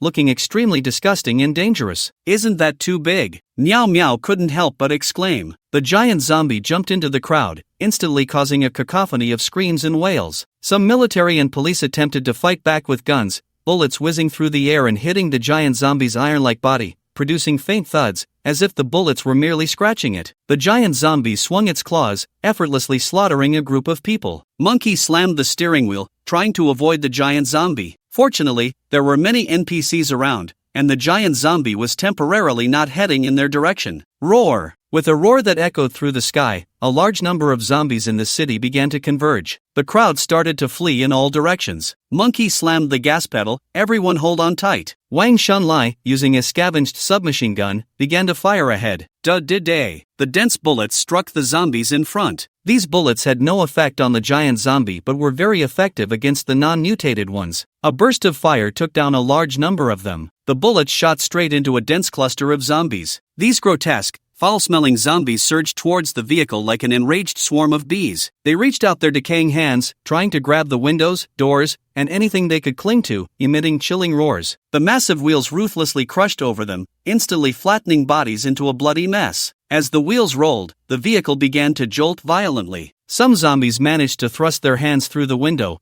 only to have them severed by a knife. The van swerved left and right, tossing the occupants around. Just then, the door on Lu Jing's side was suddenly ripped open without warning. Immediately, two slimy tentacles wrapped around him. Before he could react, a tremendous force flung him into the horde of zombies. Lu Jing! Meow Meow instinctively wanted to rush over but was pulled back by Wang Shunlai. Wang Shunlai dropped the submachine gun, opened a tactical briefcase, and two Daxia dragon sparrow blades gleamed. With a swift motion, he dashed forward. The two gleaming blades flashed through the air like lightning, ready to strike. One by one, the hideous and terrifying heads were severed with precision by the incredibly sharp blade, rolling onto the ground like overripe fruit. In an instant, the surroundings seemed to be enveloped by an invisible force, forming an airtight barrier of blade energy. The zombies that were close by didn't even have time to scream. Their bodies were brutally sliced into several segments under this terrifying blade aura. Severed limbs flew in all directions, and the stench of blood filled the air, making one feel nauseous. Meow Meow was astonished. The opponent's swordsmanship was only stronger than Captain Chowlihao's. It could never be weaker by even half a point. Wang Shunlai wanted to grab Lu Jing, but soon realized that something was off. Lu Jing had originally been buried under a mountain of zombies. Logically, he should have been doomed, but the next second, boom! Lu Jing half-squatted on the ground, his hands transforming into sharp claws, a smirk curling at the corner of his mouth. "I am the bearer of the wrath of 12 titans, the guardian of the river Styx, the fallen king, mere zombies are nothing." In the next moment, a zombie kicked him, sending Lu Jing flying to the ground. He barely avoided tearing his clothes. Lu Jing rolled twice on the ground before getting up, glaring angrily at the zombie. "You bastard! I hadn't finished my lines yet. Stop posing!" Meow Meow shouted. In the urgency of the moment, she almost forgot. Lu Jing had once been infected by the zombie virus, which had no effect on him. It even caused a mutation in his body. Lu Jing got back up, swinging his claws. Like cutting tofu, he tore through the horde of zombies, scattering them in disarray. Wang Shunlai watched this scene, his eyes wide. "What is this?" But there was no time for more questions. Lu Jing and Wang Shunlai exchanged a glance and rushed toward the direction of the van in unison. Lu Jing leaped in front of the van, pressing his back tightly against the vehicle. His sharp claws danced rapidly in the air, creating streaks of cold light. The zombies attempting to forcefully stop the van with their bodies lunged at Lu Jing one after another. However, before they could get close, they were repelled or slain by Lu Jing's storm-like attacks. Blood splattered, and severed limbs flew. Yet Lu Jing was completely unfazed. His movements became increasingly swift and precise, each swipe of his claws hitting the target's vital points accurately. Under his fierce onslaught, the endless stream of zombies was gradually cleared away. Wang Shunlai returned to the vehicle. "He's been infected by the zombies. The zombie virus has no effect on him," Meow Meow explained briefly. Behind, Sui Dan suddenly shouted. A gigantic zombie, wielding claws as sharp as blades, fiercely reached for the building. In an instant, a thunderous roar echoed, and the entire skyscraper was torn into countless fragments by this terrifying force. As the building collapsed, the shattered stones and concrete fell like rain, crashing down to the ground. In an instant, dust filled the air. Wang Xuanlai's sharp eyes were fixed on the debris raining down upon them. In that moment, every muscle in his body seemed to ignite. From his spine, a powerful force surged like a roaring tide. At that moment, he was like a bow drawn to its limit, every string taut and ready to unleash. When this force transmitted through his waist to his legs, Wang Xuanlai shot toward the sky like an arrow released from its bow. At the same time, the twin blades in his hands burst forth with dazzling light, swinging rapidly in the air, creating sharp shadows. A series of crisp clashing sounds rang out. Clang, clang, clang. The originally imposing and enormous rubble unexpectedly shattered under the fierce attacks of the dual blades,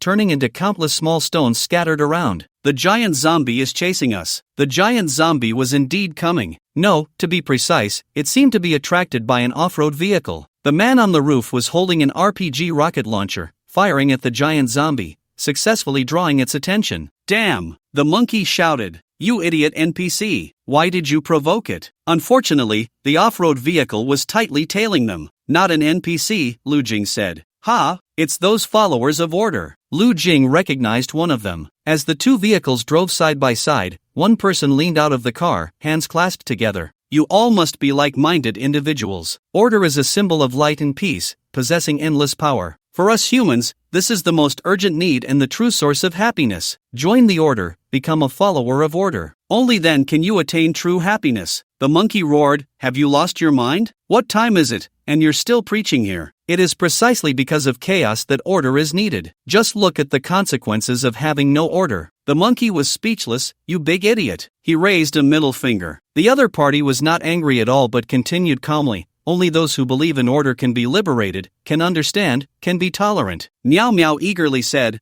all right, we believe you, now go deal with that thing behind us. The van did not care about the giant zombie. The other party was silent for a moment. Sorry. Then they sped away. Their off-road vehicle was a level faster than their van. Plus, with the time magic of the mage, Lu Jing was quick-witted. His hand immediately transformed into a tentacle that stuck to the off-road vehicle, while the other hand firmly grasped the van. Behind the van, the giant zombie had already lunged forward. At this critical moment, the van was pulled out of the giant zombie's attack range by the speed of the off-road vehicle. Boom! A heavy thud sounded behind as the giant zombie landed. Well done! The monkey couldn't help but cheer. Bishop, look, they're connected to our vehicle. This will slow us down. The law is the cornerstone of fear against violence. Its existence is of great significance. Through legal constraints and norms, we can inspire people to be proactive while also deterring those who are brutal and unkind, preventing them from acting recklessly. The bishop was silently reciting the doctrine when he heard this. His expression was calm, and he said in a flat tone, saving a life is indeed a good deed,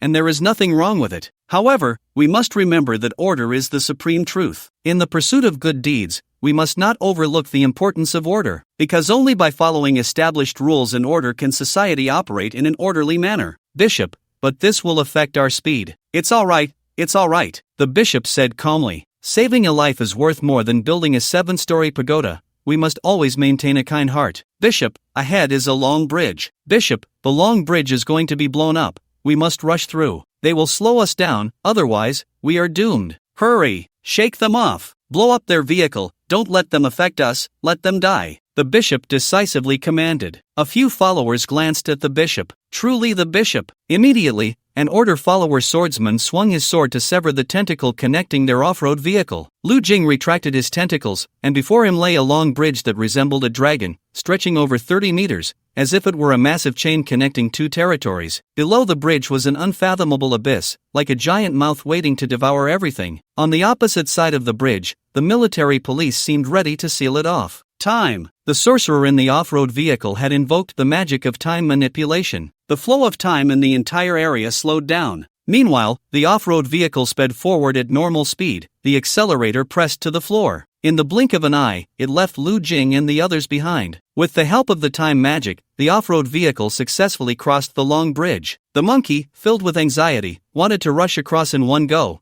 but just as the car had traveled about a third of the way onto the bridge, a loud boom echoed from the other end. In an instant, flames shot into the sky, and thick smoke billowed. The entire section of the bridge was blown apart. The tremendous shockwave caused the once incredibly sturdy bridge surface to crack, sending debris and rubble flying everywhere. The military police had destroyed the bridge. "What do we do now?" the monkey shouted. Suidan, who had been mostly silent, pulled out a card. Item: giant mountain bird, single-use item, summoning type item, effect. Can summon a giant mountain bird for the host's command, duration, 3 minutes, prepare to jump from the car. With a cry, a large white bird appeared out of thin air. Wang Shunlai was the first to jump on, followed by Miao Miao, the monkey, and Suidan. Lu Jing did not jump immediately. He grabbed the submachine gun that Wang Shunlai had thrown down. With a powerful push, he kicked the car backward. The pursuing giant was about to reach out to grab Lu Jing and the others. Lu Jing raised his gun and aimed. He shot the fuel tank. Anyone who has blown up a car knows that bullets don't ignite a fuel tank with a single shot like in the movies. So, at the same time, Lu Jing threw the silver lighter from his tactical briefcase. The silver lighter, when the switch underneath was flipped, became a powerful bomb. Even the night watchman's science team had made the bomb's power adjustable. There was a button on it for level 1 power, level 2 power, level 3 power. Using the momentum from kicking the car, Lu Jing jumped onto the back of the giant bird. The entire motion was fluid. Lu Jing turned around without looking at the explosion behind him, casually shrugging. A loud bang erupted behind him. The maximum power explosion ignited the car, creating a chain reaction of explosions. Boom! The giant zombie staggered back. A real man never looks back at an explosion. According to the movies, this would be the time to light a cigar. Wang Xuanlai's eyebrows twitched slightly. On one hand, he felt that this young man was indeed impressive. On the other hand, he thought Lu Jing's actions were too reckless. As for the teammates, the monkey and Miao Miao had long since grown accustomed to Lu Jing's occasional crazy stunts. This guy always performed highly dangerous yet visually spectacular moves during battles. Yet somehow, he always succeeded, making others sweat for him. The giant mountain bird carried them over the bridge. The military police on the opposite side were stunned by this astonishing scene. In an instant, the military police sprang into action. Powerful rockets and a barrage of bullets rained down from the sky. Not only that, but some even activated advanced missile systems, with several precision-guided missiles roaring toward their target,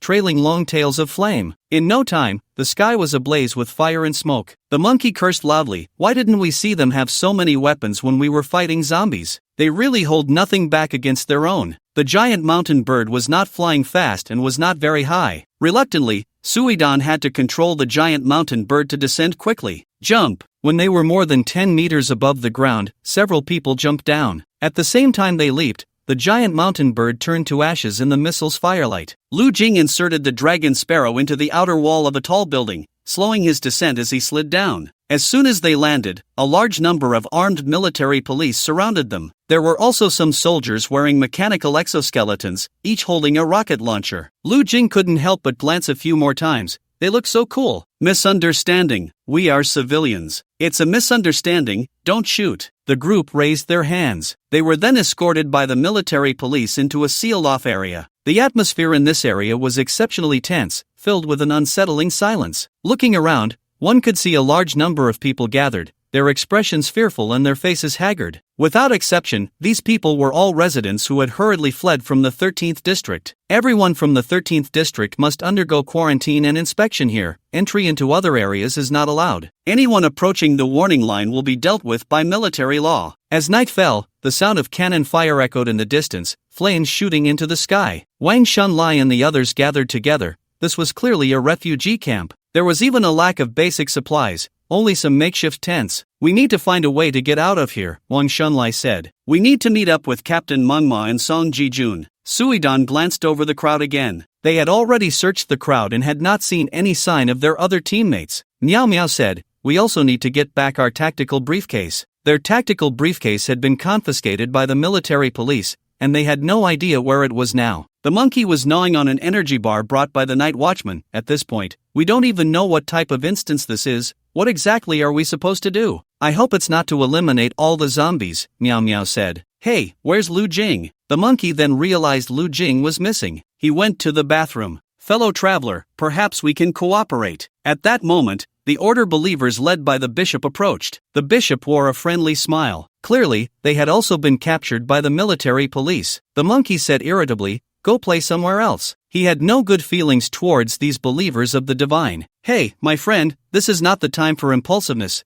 We are comrades in the same trench now. So, what is your purpose?" Wang Shunlai said in a deep voice. The Order believers, although more disciplined than those of other deities, were still not on the same side as them. Wang Shunlai did not believe their purpose was to destroy this instance hidden in the Arctic, even going so far as to enter the instance in such a dangerous manner. I can only say that we will not pose a threat to you, and in a way, our goals are aligned. We both aim to complete the instance mission, the bishop said. Lu Jing walked to a secluded corner and took out the notebook connected to Tiango. Tiango replied. However, from the beginning until now, Lu Jing had been too busy to respond. Tiango, Captain, I am currently in the 2nd district. Lu Jing, do you know that a zombie virus has appeared in the 13th district? Meanwhile, Tiango, who was in the 2nd district, was slightly taken aback. The matter of the virus appearing in the 13th district was known only to a few high-ranking officials. In order to avoid panic, the higher-ups had sealed off the information. Moreover, even without the information being sealed, how did the captain know about the internal affairs of the instance? However, upon further thought,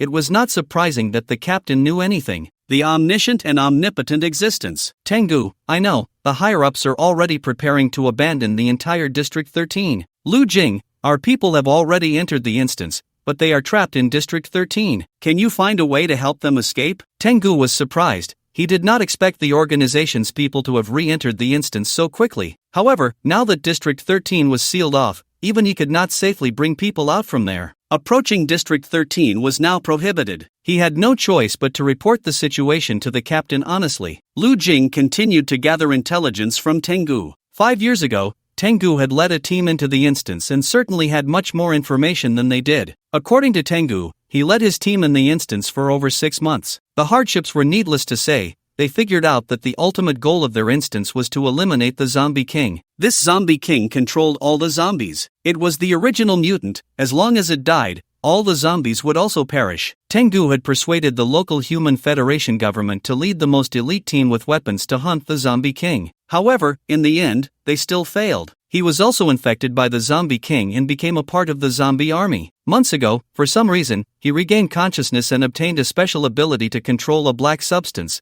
allowing his body to transform into various forms. Lu Jing pondered for a moment. Black substance, transformation? Wasn't that his own ability? Lu Jing scratched his head and remembered that when he first entered a zombie-type instance and got infected, he had gained a special ability, mistakenly thinking it was the effect of the serum. Now it seemed that it was because he had patched the serum's ability, which was why Tengu suddenly was not affected by the zombie virus. This meant that from now on, anyone who had received the Night Watchman's serum would not fear becoming a zombie. Instead, they would gain special abilities from being infected by the zombie virus. Understanding all this, Lu Jing couldn't help but clap his hands in admiration. He was truly a little bull crying for a little cow, so awesome. Lu Jing quickly outlined the current mission route. Leave District 13, meet up with Tengu, Xiao Lihao, and others, form a team to kill the zombie king. According to Tengu, the zombie king was invulnerable to water and fire, and weapons could not harm it. It would continuously evolve over time until it became the ultimate perfect form. 5 years ago, Tengu's team had suffered a crushing defeat. Now, 5 years later, the zombie king would only be stronger. Lu Jing took a long sword from the mouth of a ghost baby. This long sword looked somewhat special. Its blade was not made of traditional metal materials but rather a type of plastic. This plastic texture made the blade appear light and fragile, as if it would break with the slightest force. If you looked closely, you might as well not have looked at all. You would realize you wasted a few seconds of your life. Its craftsmanship was quite rough and cheap. The surface of the blade was not smooth, with obvious flaws and scratches, and even tiny bubbles could be seen. The hilt had not been carefully polished either, feeling very stiff in hand and lacking comfort. For the young Lu Jing, the significance attached to this sword was very simple. It could cut through anything. In this instance, Lu Jing brought 2 weapons, one of which was this Qian Kuanzhan. Tengu put down his notebook, calming down from his excitement. What followed was confusion. The captain seemed particularly concerned about this instance. Recalling the few conversations he had had with the captain in the past,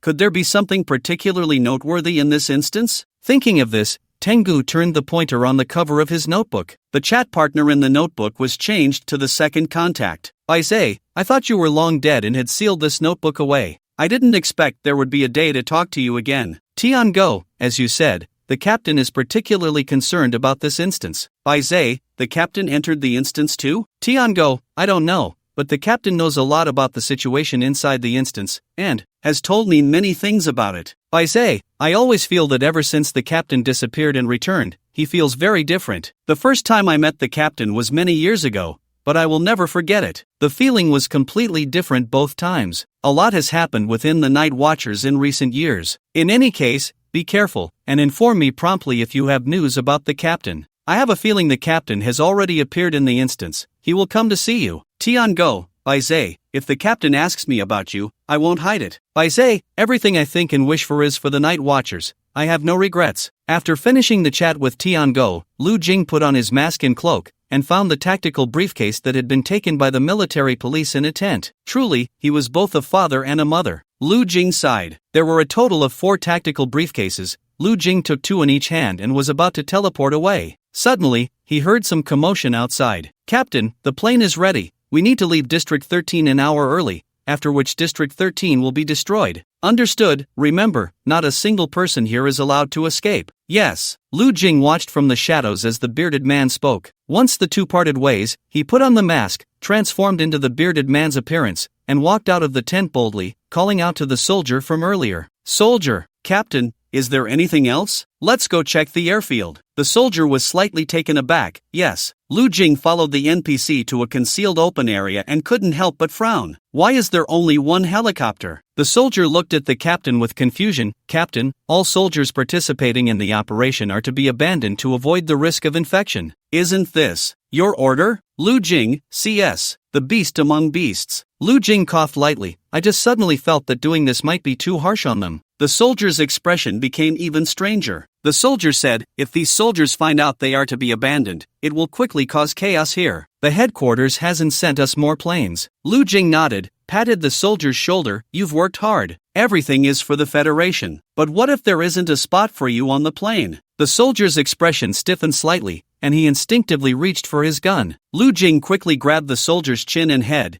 exerting force upward and to the side, swiftly breaking his neck. Your faith is unfaithful, soldier. Lu Jing quietly dragged the body into the grass. He teleported back, took the tactical briefcase, and placed it in the helicopter. Next, he needed to deal with the bearded man to prevent him from taking off in the helicopter early. Lu Jing transformed into the appearance of the dead soldier, armed and swaggering outside the blockade. A group of soldiers passed by. Lu Jing glanced at them and said, that person turned left, second in the third row. Did you see the captain? He asked again. A soldier immediately replied, the captain is in the operations room. Lu Jing nodded. The operations room. Where is the operations room? But it didn't matter. I order you to tell the captain that I have important matters to report. Yes. Then, Lu Jing leisurely followed behind that soldier. The soldier sent to report was confused. You came here yourself, yet you still want me to tell the captain something? Isn't that just ridiculous? However, since it was the commander's order, he dared not disobey. Soon, he found the bearded captain. The captain glanced at Lu Jing, who had transformed into a trusted soldier, and asked, what's wrong? Lu Jing leaned in closer. Captain, there's a problem with the plane. What? The captain's expression changed. This was a matter of his life and death. Captain, you should go take a look. The captain glanced at the others in the operations room, found an excuse, and left with Lu Jing. The two made their way to where the helicopter was parked. What happened? What's the problem? Lu Jing didn't waste time and turned around with a knife. The captain, however, seemed to be prepared, his mechanical hand suddenly grabbing the short knife with a vicious glare. Kid, pretty ruthless, huh? You guessed I would kill you and struck first? Lu Jing smiled. Captain, I was just joking with you. I didn't plan to take you with me anyway. Killing you here would save me the trouble later. The captain activated his mechanical arm and pulled Lu Jing closer. Lu Jing took the opportunity to raise his knee and struck. Bang! The sensation was still off. Was this kid's head also made of machinery? The captain swung his mechanical arm, and Lu Jing quickly distanced himself. Palm cannon. Lu Jing rolled on the ground and turned to throw his knife. With a squelching sound, the short knife embedded itself in the captain's eye. Lu Jing pushed off the ground and the captain, ignoring his eye injury, raised his arm to strike. Lu Jing executed a swallow dive, grabbing the captain's mechanical arm, landing firmly behind him. Kid, I taught you this skill. You think you can defeat me? Lu Jing raised his knee and pressed down with his elbow in almost simultaneous moves. Knee to the groin. The captain's expression suddenly changed. Indeed, this part wasn't mechanical. Elbow to the head. Buddy, you're talking too much. Lu Jing added one last kick, striking the knife lodged in the captain's eye. The blade protruded from the back of his head. The captain lay on the ground, lifeless. This NPC was a bit tough to beat. Lu Jing dragged the captain's body back into the bushes to join the soldiers. Just as he was about to teleport back, distant screams and the sounds of gunfire erupted. What was happening? Lu Jing hurriedly teleported back. At some point, the zombies had breached the perimeter and entered the line of sight of the people. In an instant, panic swept over like a tide, with screams and shouts erupting from the crowd. Some people were quickly infected. The military and police responsible for guarding the perimeter raised their weapons without hesitation, not caring who was a zombie and who was uninfected, and began to shoot in unison. In an instant, gunfire erupted, flames shot into the sky, and dense bullets rained down on the crowd like a storm. Lu Jing, Monkey shouted, "I'm here. Grandma, where did you run off to?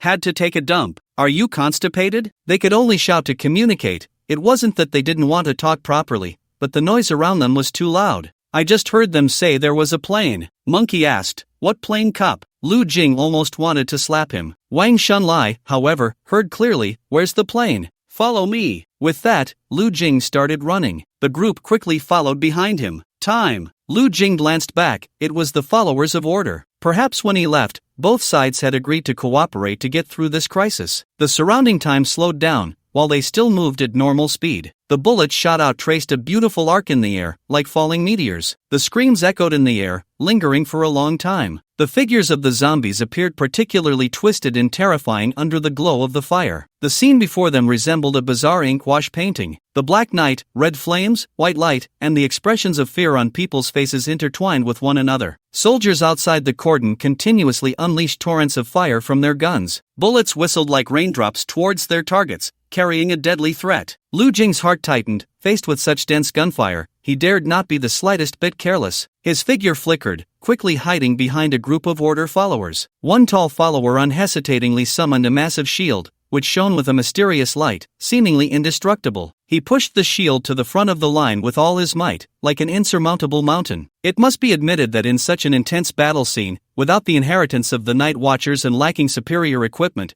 their strength was indeed far inferior to those who had awakened special abilities. A mage among the order followers began to cast a powerful spell. Chanting incantations, he waved his hands, and a ball of scorching flame coalesced in the air. Then, like a volcanic eruption, the flame violently struck towards the position of the soldiers. In an instant, the sky was dyed a fiery red, and a large area of flame attacks covered the entire region. The seemingly solid defense line was torn apart by the terrifying impact of the flames, creating a massive breach. Seizing the opportunity, everyone rushed forward. "Holy crap! That giant zombie is charging over!" the monkey shouted. Lu Jing turned to take a look. Indeed, there it was, a giant zombie whose body was as large as a small mountain, barreling towards them like an out-of-control heavy truck. With each of its heavy steps, a dull thud echoed, causing the ground to tremble slightly. Dense bullets poured towards the giant zombie like a fierce storm. However, these whizzing bullets merely sparked against the giant zombie's incredibly hard body, as if it had only been gently scratched, unable to inflict any substantial damage. Moreover, even the powerful shells fired from cannons only caused a brief explosion and cloud of dust upon hitting the giant zombie. When the smoke cleared, people were horrified to find that the giant zombie remained unscathed, continuing to advance towards them with unstoppable force. This thing really holds a grudge, Lu Jing thought. Soon, under Lu Jing's lead, everyone ran to the open space where a helicopter was parked. "There really is a helicopter!" Lu Jing shouted, displaying excellent acting skills. "Our tactical briefcase is here too!" Meow Meow exclaimed with delight. Meow Meow was the first to jump in, taking the pilot's seat and skillfully preparing to start the helicopter. In terms of professional skills,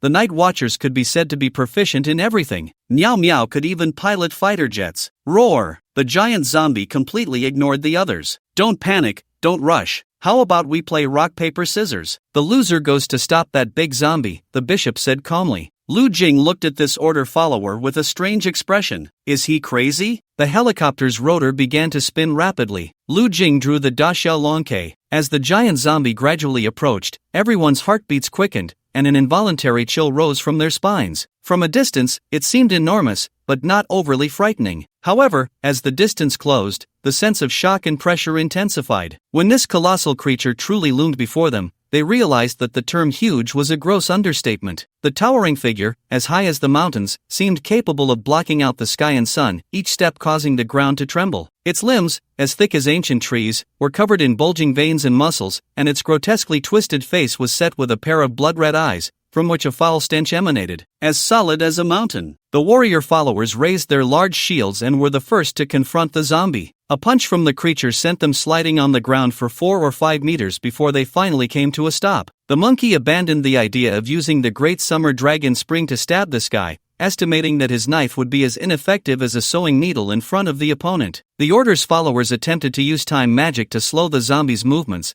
but its massive size rendered their efforts largely ineffective. The hunter followers waved their hands, chanting incantations. In an instant, countless emerald vines surged from the ground beneath their feet like serpents, racing toward the giant zombie with astonishing speed. These vines seemed to possess their own consciousness. They intertwined and spiraled, forming a dense net in the blink of an eye. As the vines continued to extend and grow, they quickly reached the massive body of the giant zombie. Upon contact, the vines immediately wrapped around it tightly, like the tentacles of an octopus, encircling it again and again, growing tighter with each loop. Taking advantage of the Order's followers engaging the creature head-on, Wang Shunlai brandished his twin blades and charged in from the side. Lu Jing followed closely behind. Wang Shunlai glanced back at him, blood boiling, accelerating. He leaped up and landed directly on the giant zombie. Wang Shunlai moved with incredible speed, his strength and momentum combining. His twin blades plunged into the zombie's left eye, which was the size of a basketball. Out of the corner of his eye, Wang Shunlai noticed that Lu Jing had almost simultaneously thrust his twin blades into the zombie's right eye. Wang Shunlai couldn't help but regard this kid with newfound respect. After successfully striking, both of them instinctively chose to slide down the giant zombie's body. Given the creature's size,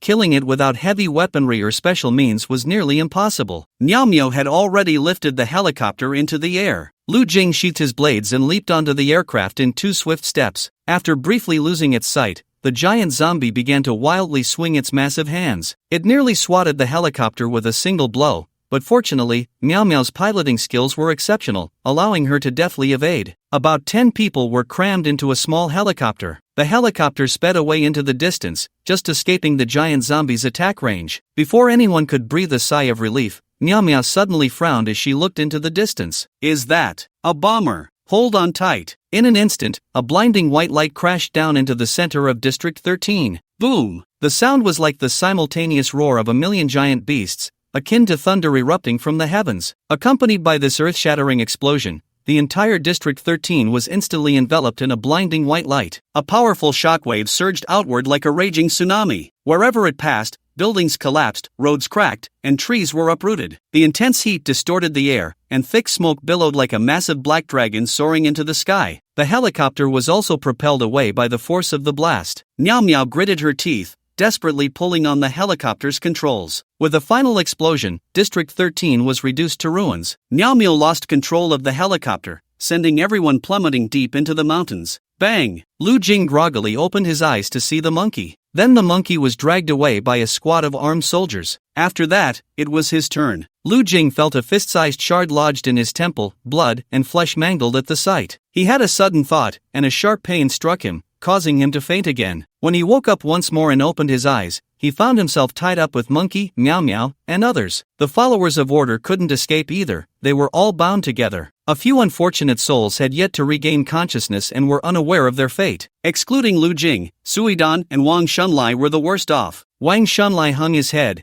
and Lu Jing couldn't tell if he was alive or dead. Half of Suidan's face was a bloody mess. Armed soldiers surrounded them. Lu Jing gasped, "Where are we? I thought you were dead." Monkey exclaimed. Given the injury on Lu Jing's temple, even a healing-type awakener would likely not survive. Lu Jing thought to himself that he should have teleported away earlier. He glanced at the soldiers around. "Can we talk to them?" "They're going to execute us soon," Miao Miao said, looking at Lu Jing. "If we die at their hands, it would be a real disaster." Lu Jing initially wanted to struggle against the shackles, but the nearby follower of order was already trying. In the next moment, an electric shock surged through, and the smell of burnt flesh filled the air. That person was instantly cooked into a charred corpse. Lu Jing, "Brother, you didn't pass away, did you?" Cough cough cough. I'm fine." Lu Jing immediately abandoned that idea. He controlled the ghost baby, thinking of summoning the Qian Kuan slash that could sever anything. But just as he made a move, the armed soldiers all raised their guns in unison. "Prepare to fire." They were ready to execute them right then. Lu Jing's eyebrows twitched. "Hurry up and die already. There's an order. Cease fire." At that moment, a voice suddenly rang out. Then a soldier pushed through the crowd and walked over. "Cease fire, the commander wants to see them."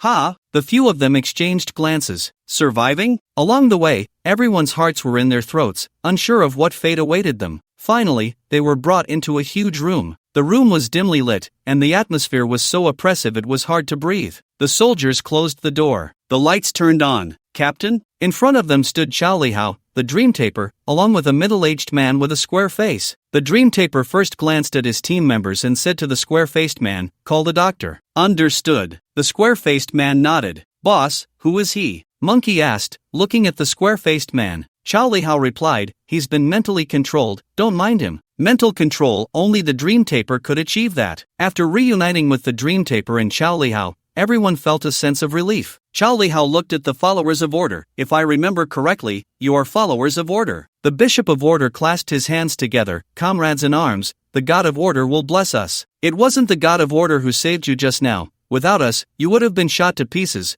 the dream taper said flatly. "The god of order tells us that only by helping each other and concentrating our strength can we walk the path of life smoothly." The dream taper snorted, too lazy to engage with these people further. Soon, a doctor came in. The dream taper stood next to the square-faced man, controlling his every move. The square-faced man seemed to hold a high position, as his subordinates referred to him as General. Wang Shunlai woke up shortly after. Suidan's facial injuries were severe, almost disfiguring. However, it was not a problem. As long as they left the instance alive, they could use contribution points to recover. With the dream taper controlling the general, they finally had a moment to breathe. They had hardly rested along the way. "This is District 10. District 13 has already been destroyed." Manga said, "The top priority is to find the Tengu and clarify the purpose of this instance." "Captain, isn't Song Ji-jun with you?" At that moment, Suidan asked. Manga fell silent. Previously, Chow Lihao had already informed him that Song Ji-jun had failed to teleport and was confirmed dead. Manga had known about the situation between Suidan and Song Ji-jun,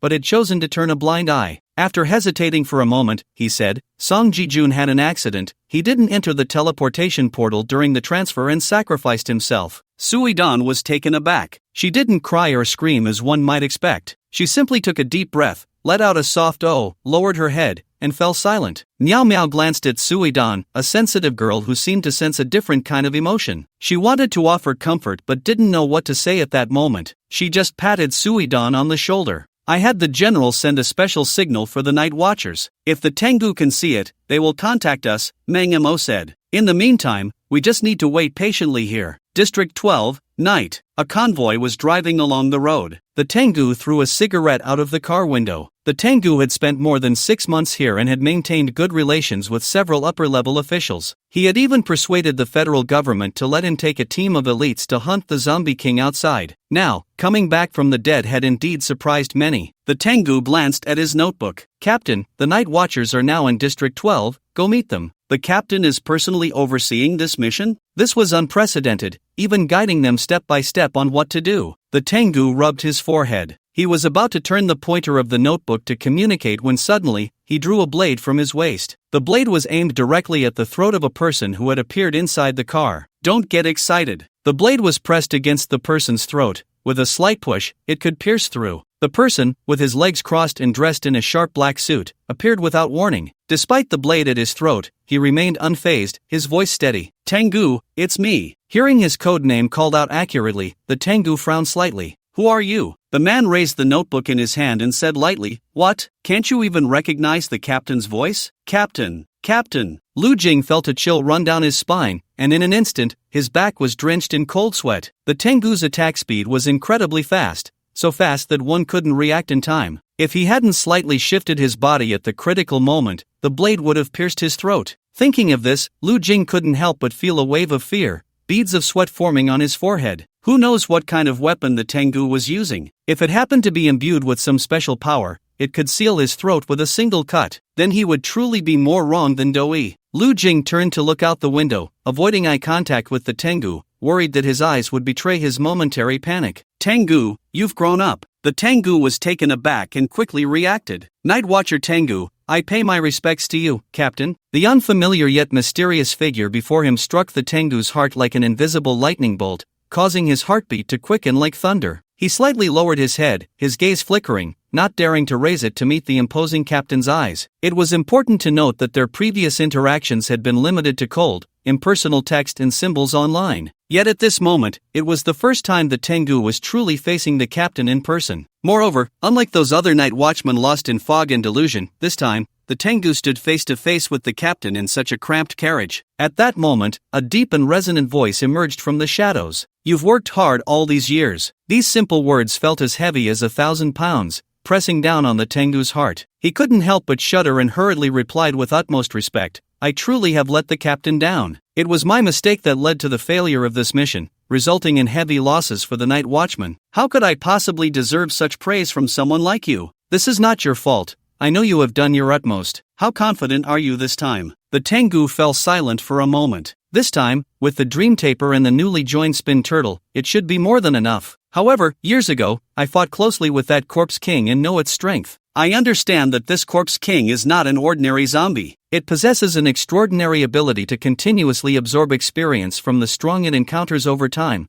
allowing it to grow increasingly powerful. It has been 5 full years since that fierce battle. In this long span of time, no one can imagine how many terrifying skills this corpse king has mastered or to what horrifying level it has evolved. At that moment, a plastic longsword appeared before the Tengu. The Tengu frowned slightly, examining the inferior sword. "Qiankuan slash. With it, you can sever all things in the world and kill that corpse king. This time, I do not wish for any mistakes." "Yes." Lu Jing reached out and patted the Tengu again.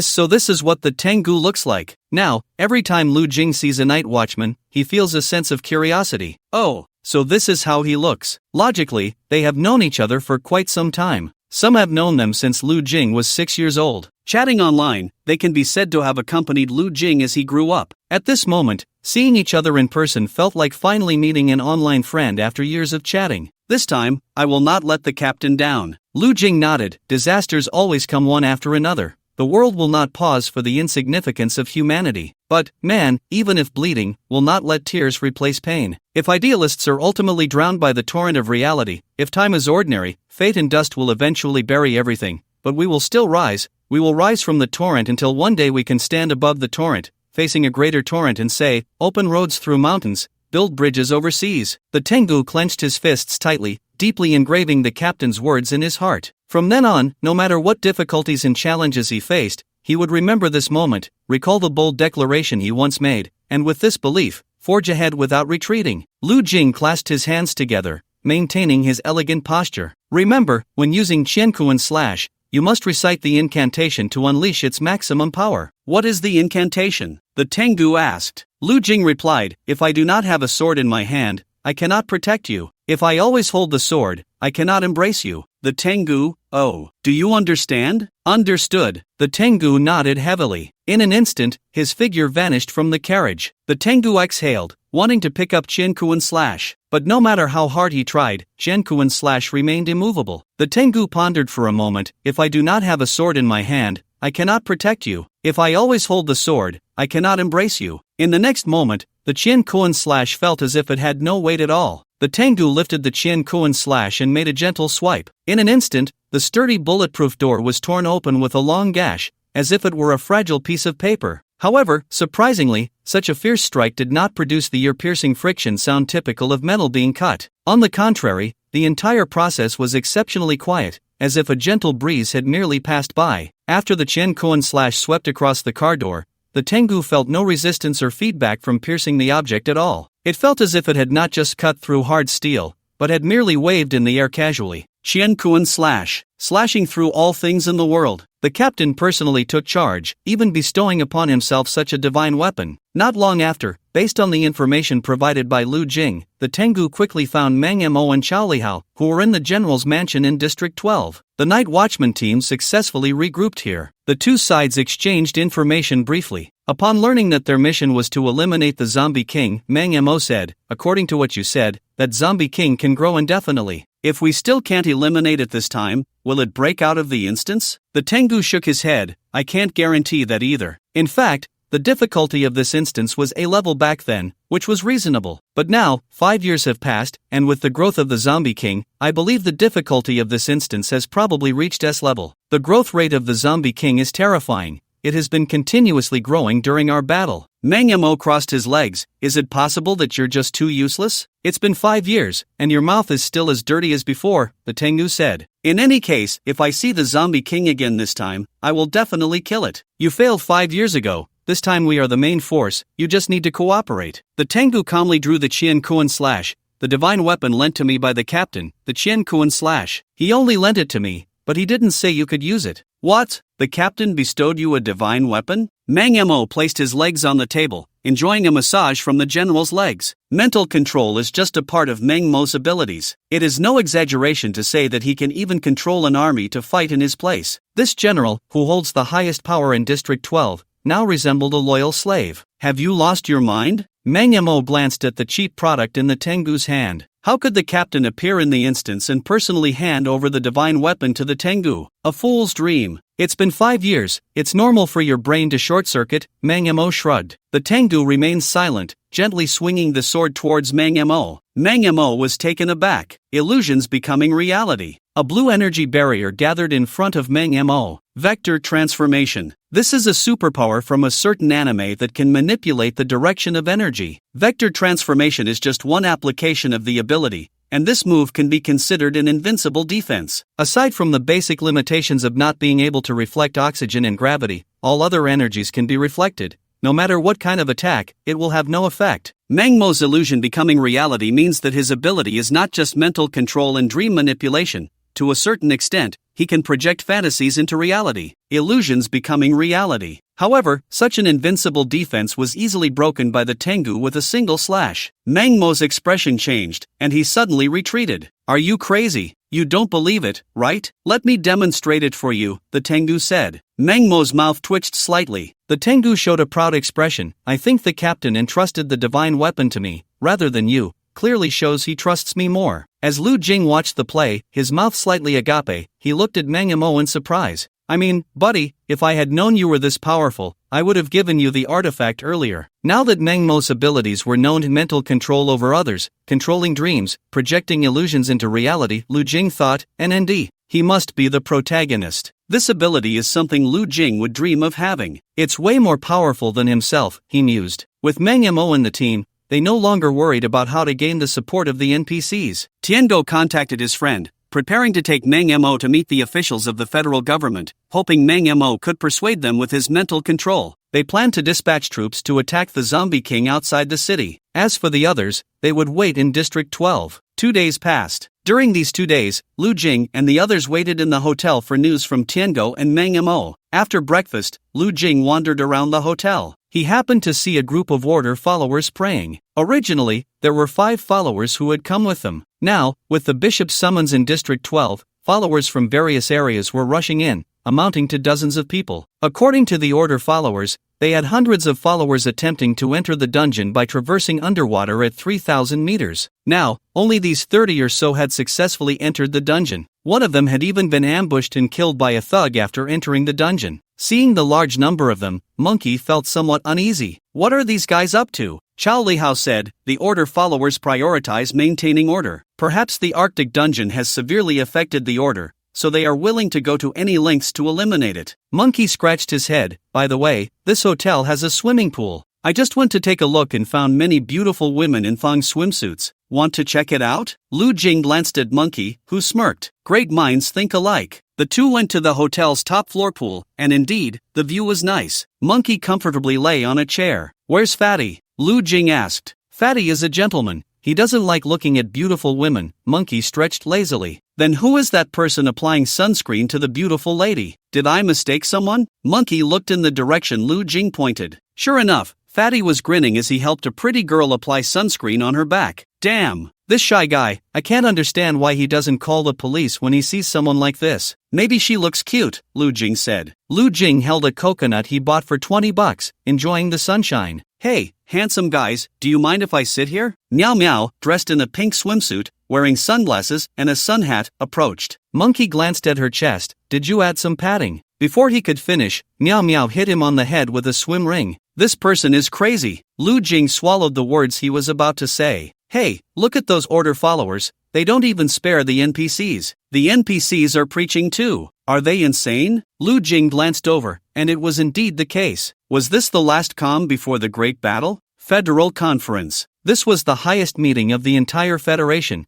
capable of deciding the fate of humanity. Do we still trust that guy? 5 years ago, he ruined half of the Federation's elite, causing us heavy losses. Exactly. That guy always says strange things, and didn't he die outside the wall? How did he come back? Who knows if it's a trap set by that zombie outside. Now that Zombie's intelligence is getting higher, District 13 has also fallen. We can't afford any more turmoil. At the meeting, everyone spoke up, each voice rising above the other. It was a chaotic scene, but fundamentally, the consensus was against following the Tengu's advice again and instead taking the initiative to confront the Zombie King. Gentlemen, are we just going to wait here to die? At that moment, a powerful voice rang out. Everyone turned to look at the man who spoke. He had a square face and was adorned with numerous medals, representing his distinguished service as a general in the federal government. Guan Dayuan, the supreme commander of the Federal Army. Years ago, he had been a strong supporter of the Tengu's suggestion to launch an external campaign. As you all said, District 13 has already fallen. What comes next? District 12, District 11, until the last bastion of humanity is breached. Right now, we are merely holding on in a corner, barely surviving. Compared to a few years ago, the zombies' combat power has increased several levels. If this continues, our extinction is just a matter of time. We can still deliberate further. Someone stood up to refute. Clearly, after the painful defeat 5 years ago, the Federation had lost the will to resist. Dying in the future was better than dying now. Okay,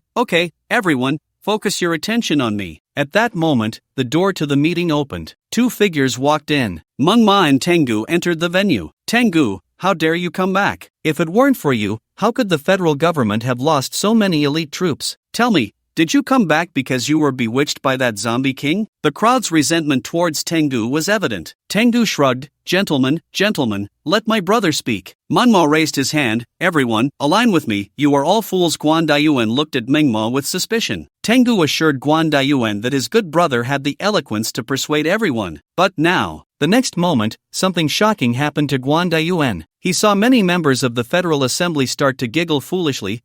I'm a fool. I'm a fool, mommy. I want milk. I'm a big fool. Manhwa snapped his fingers, and immediately everyone in the room froze in place. Tengu walked up to Guan Dayuan. Let me introduce my friend. You can just call him Manhwa. Guan Dayuan looked at Tengu, then at Manhwa. What is going on? I told you, my friend is very good at persuading others. Guan Dayuan, why waste words with him? Manhwa waved his hand lightly. Be obedient. Guan Dayuan looked at Manhwa with an unhappy expression. Manhwa raised an eyebrow. Kneel. Guan Dayuan's expression darkened further. Tengu laughed. Our general here has a will of steel. It seems you can't control him. At that moment, Manhwa took a closer look at Guan Dayuan, examining him with interest. Is this your companion? Guan Dayuan spoke in a deep voice. Yes. I hope this time we won't repeat the last mistake, Guan Dayuan said. Tengu, I know you don't belong to this world, and I don't mind dying for you, or even sending more people to their deaths. I just hope our deaths will be meaningful. Tengu's smile faded, and he said solemnly, Don't worry, this time I am 12 times confident. General, I guarantee it with my life. Half a month later, remember, we will be humanity's last hope. If we still cannot eliminate the zombie king this time, all that awaits us and our families is death or becoming monsters. General Guan Dayuan walked from start to finish,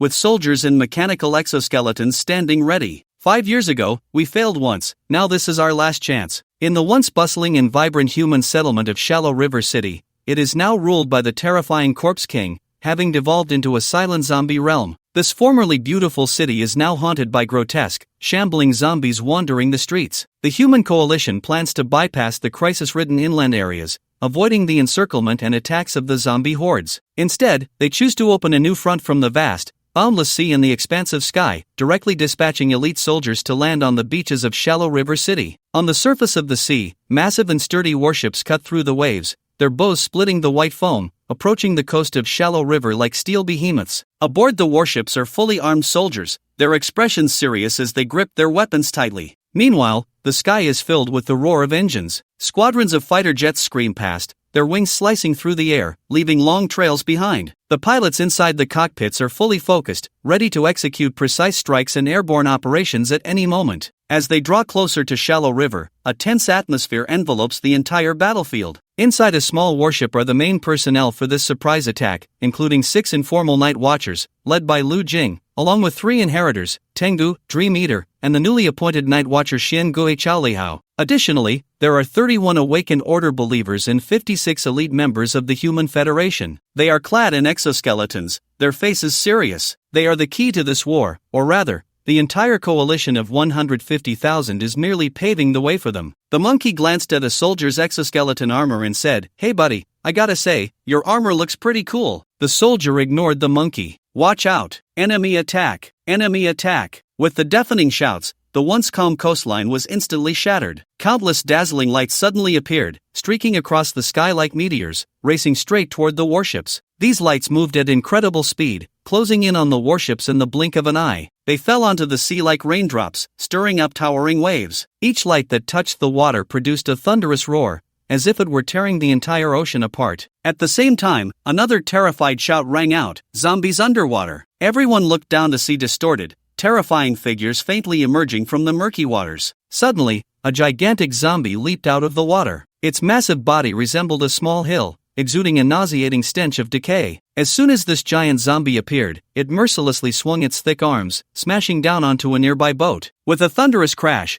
the boat was easily overturned as if it were made of paper, shattered parts flying everywhere. "Don't panic!" Liang Yu and Chang Long spread out. Under Guan Dayuan's command, the soldiers quickly adjusted the cannon angles, aiming at the rampaging zombie and firing fiercely. In an instant, the sound of cannon fire roared. Flames shot into the sky as dense shells rained down like a torrential storm. After a fierce exchange of fire, the arrogant zombie finally collapsed under the powerful barrage. But before anyone could breathe a sigh of relief, more zombies emerged from the water like ghosts, clawing and gnashing their teeth, filled with endless murderous intent as they lunged toward the warships. At the same moment, several bombers appeared in the sky above the coastline like fierce hawks. Heavy bombs rained down like raindrops, each explosion erupting like a volcanic eruption, raising massive waves of fire and smoke. The entire coastline was instantly engulfed in flames, shattered and unrecognizable. Waves were thrust up dozens of meters high by the shockwave, forming walls of white water that crashed violently against the shore. Thick black smoke filled the sky, blocking out the sun. "Prepare for the second round of bomb drops." The pilot of the bomber was getting ready to turn around. Just then, a wailing sound came through the headphones. "Ah, what's happening? Zombies! There are zombies! Zombies? Flying zombies!" A buzzing sound filled the headphones. Then the pilot saw a terrifying scene. A zombie had appeared on the bomber's windshield. Whoosh! Boom! A series of explosions. The bomber began to plummet to the ground. Meanwhile, the small boat carrying the hopes of all humanity was heading towards the coastline under the protection of warships. The fleet had broken through the first layer of zombie defenses and successfully landed at a great cost. "Quick, quick, prepare for battle. We have no way out, victory is our only option." Soldiers clad in mechanical exoskeletons quickly jumped off the ship and advanced inland. Lu Jing leaped off the swaying boat and landed steadily on the shore. The scene before him resembled a game he had played before. Looking out, the once golden, soft beach was now a sight of devastation. Broken corpses lay scattered everywhere, some with missing limbs, others unrecognizable, a sight too gruesome to behold. Surrounding these bodies was a dense carpet of gleaming shell casings, like a sea of metal reflecting the faint sunlight. At the same time, a deep and deafening roar rolled in from the distance. The rumble crashed against the eardrums and the defenses of the soul like a tidal wave. Lu Jing knew clearly in his heart that this was not a virtual game world, but a living reality. There were no chances for a do-over here. Every step could determine life or death. Tiango held a walkie-talkie. "Hey, old Guan, can you hear me?" Guan Dayuan's voice came through the radio. "I can hear you. Have the team focus their main attack at 3 o'clock. With supporting attacks from other directions. In 20 seconds, a super large zombie will come charging from 1 o'clock, so prepare the heavy weapons. Also, have the two teams in the middle be careful of the zombies inside, and bury the bombs underground." Guan Dayuan coordinated well with Tiango. Almost simultaneously, Guan Dayuan issued orders according to Tiango's instructions, and things unfolded exactly as Tiango had predicted. The Bishop of Order kept watching Tiango with a scrutinizing gaze. Tiango seemed to possess some kind of foresight, fully aware of what was about to happen. "Oh, perhaps you are a believer in fate?" the bishop said. Tiango shot him a glance. "Too bad you are not an awakened." The bishop immediately dismissed that answer. "Then there is only one possibility left. I know who you are, the most mysterious organization in legend, the Night Watchman." Manga coldly replied, "Knowing too much is not a good thing." "Like chaotic believers?" the bishop said. "To be honest, we dislike them too, they only bring chaos to people. Next time you want to eliminate them, we will help." No need, perhaps next time we will need to eliminate you as well, Mangamo said. The bishop calmly replied, believers of order adhere to rules and never overstep, so even the governments of various countries are very willing to cooperate with us. Tanks detached from the warships, clearing the way at the front of the formation. According to Tengu, at their current speed, it would take at least 3 days to reach the zombie king. This meant that the people here would need to fight without rest for 3 days. The zombies would not give them a chance to rest. Isn't the zombie king going to run away? If he does, where will we find him? Lu Jing asked curiously. Tengu confidently replied, no, this guy is extremely arrogant and proud. Even knowing we are going to ambush him, he will wait for us in his kingdom. The entire team formed a massive protective circle, while the squad remained inside the circle, not participating in the battle. They were like a game of hawk and chicks, with the mother hen spreading her wings to protect the chicks behind her. However, it was somewhat different.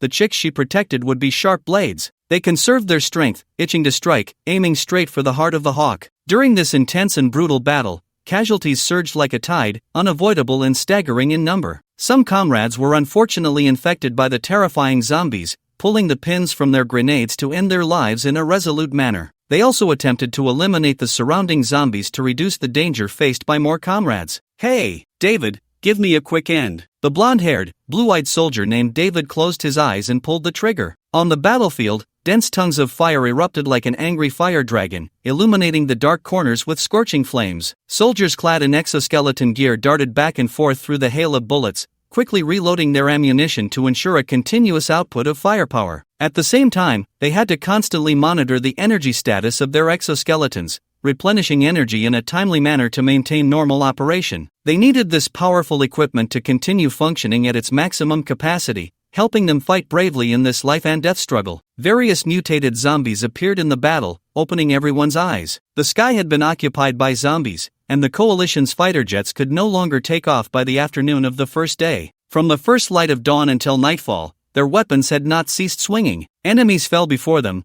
blood staining the ground beneath their feet. However, they showed no signs of retreat. Instead, they grew braver with each battle, like tireless killing machines. As Guan Dayuan said, behind them was the sea, and the warships had been destroyed by zombies. They had no choice but to achieve victory. When the night completely enveloped the earth and the moon hung high in the sky, the slaughter continued unabated. The surroundings were pitch black, illuminated only by the shooting flames and the occasional lightning that lit up their fierce faces. The coalition continued to weave through the darkness, attacking and bringing death to the zombies. At the same time, they also brought death upon themselves. Thus, they fought from the night until dawn. Until a new day arrived, the sun rose again, casting golden light upon them, reflecting their weary yet resolute figures. After a night of fierce fighting, most people's clothes were already soaked in blood, their bodies covered in wounds. Guan Dayuan's gaze remained sharp, and his fighting spirit was still high. As long as he had breath left, this war would not end. The coalition grew more fatigued with each battle, while the zombies only multiplied and grew stronger. Finally, some could not bear it any longer and began to break down, wanting to flee. But they were already surrounded by zombies. Where could they run? In this desperate situation, some could not help but shoot themselves. The team continued to advance. This was the second day since they landed. This was still under Tengu's constant foresight, trying to avoid the main force of the zombies. Otherwise, this team would have long ceased to exist. Guang Dayuan,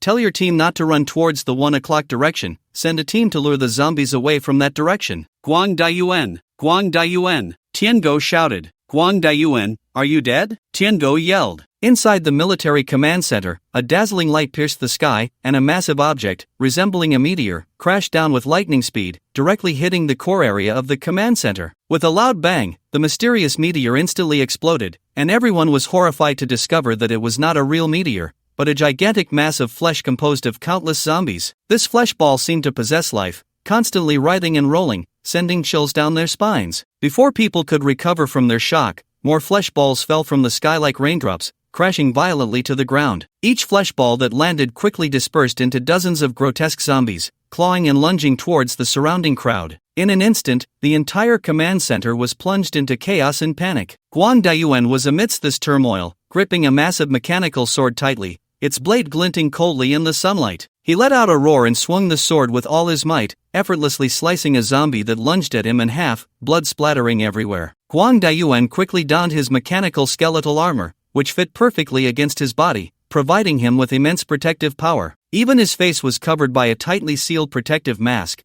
revealing only a pair of sharp, eagle-like eyes. "Quick! Aim the cannons at the sky!" Guang Dayuan shouted, his voice deafening. However, due to the earlier frenzied assault of the zombies, the once dense cannon fire had become sparse. Only a few shells occasionally exploded in the sky, producing dull sounds. The relentless falling flesh ball meteors continued to crash down mercilessly among them. Whenever a flesh ball burst, the zombies inside would surge out like a tide, rushing towards them recklessly. Even more terrifying was that these zombies possessed an unimaginable biting force. As soon as they bit down, even the hard outer skeletal protective gear would be crushed, unable to withstand a single blow. "Guang Dayuan, hold on for a moment, I'm coming," Tiango shouted anxiously over the radio. "You bastard, don't come. Don't forget what you promised me." Guang Dayuan threw away the shattered sword and raised his mechanical arm, wildly unleashing bullets. Zombies surrounded him from all directions, tearing apart his armor and biting off one of his arms. "Don't kill him." At that moment, a zombie suddenly spoke. Guang Dayuan showed a look of surprise, staring blankly at the zombie that was speaking. The zombie walked up to Guang Dayuan, tugged at the corner of its mouth, its eyes filled with mockery. "Guang Dayuan." It accurately called out Guang Dayuan's name. "You are sending yourselves to death.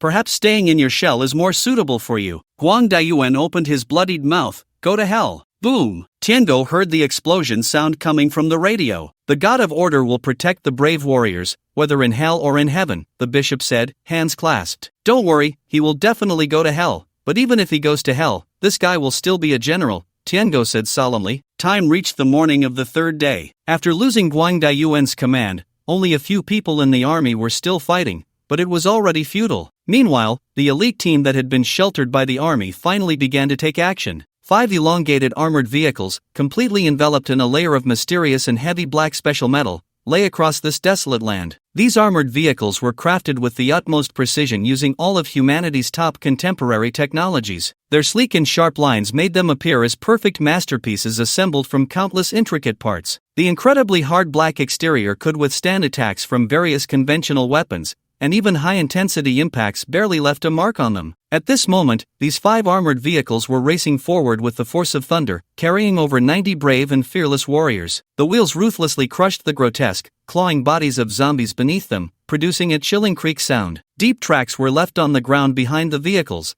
along with the mangled remains of crushed limbs. In 10 seconds, a giant zombie will suddenly appear. "The sissy is up to you," Tengu shouted. "If you call me a sissy again, I guarantee you'll think of yourself as a little kitten in your next life," Manhwa retorted angrily. He leaped agilely into the air, his hands thrusting forward as if grasping some mysterious and powerful force. In that instant, the illusion turned real, and a massive cannon appeared atop the previously empty vehicle. The cannon was entirely black, gleaming with a cold metallic sheen, its barrel thick and exuding a chilling aura. 3, 2, 1. Accompanied by a violent tremor and a low roar, a gigantic zombie suddenly burst forth from the ground. This giant zombie stood several dozen meters tall, its muscles bulging like small hills, and its twisted, grotesque face was terrifying. But before it could fully reveal its horrifying form, 2 deafening booms echoed through the sky. Boom! 2 shells, engulfed in blazing flames and endless destructive power, shot out, heading straight for the giant zombie. Tisk Meow Meow said, "The official members are just different from us.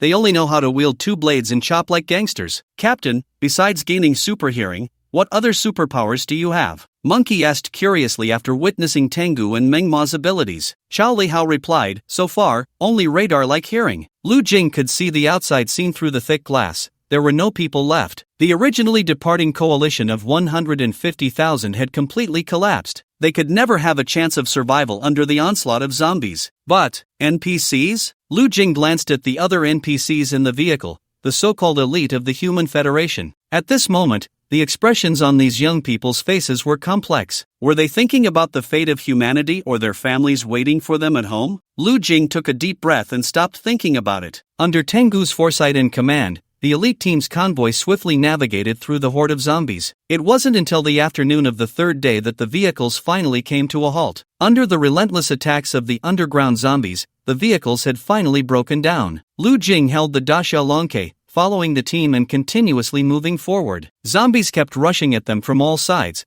but they were repelled time and again. At first, Lu Jing counted this as the first wave, but by the end, he couldn't be bothered to count anymore. The bishop had just physically exorcised a believer infected with the zombie virus, muttering incantations. Lu Jing glanced at the Dasha Longke he was holding, both blades had been bitten and chipped. One had to admit that these zombies had a strong biting force. If only you could control these zombies, Tengu said while fighting, not forgetting to chat with Mingma. They have no consciousness. If I could encounter an intelligent zombie, I could give it a try. At this moment, Mangmo held a large sword in one hand, continuously swinging the sword energy. What kind of sword is that? Tiango looked curiously at the sword in Mangmo's hand. Haven't you seen One Piece? Mangmo said, it's the sword in Hawkeye's hand. With its unique cross-shaped decoration, it could achieve feats such as cutting massive structures in half and launching air slashes, maintaining its cutting power even at a certain distance. I don't watch anime. What a pity, the captain loves watching anime. Have you lost your mind? How could the captain like such childish things? Mangmo said,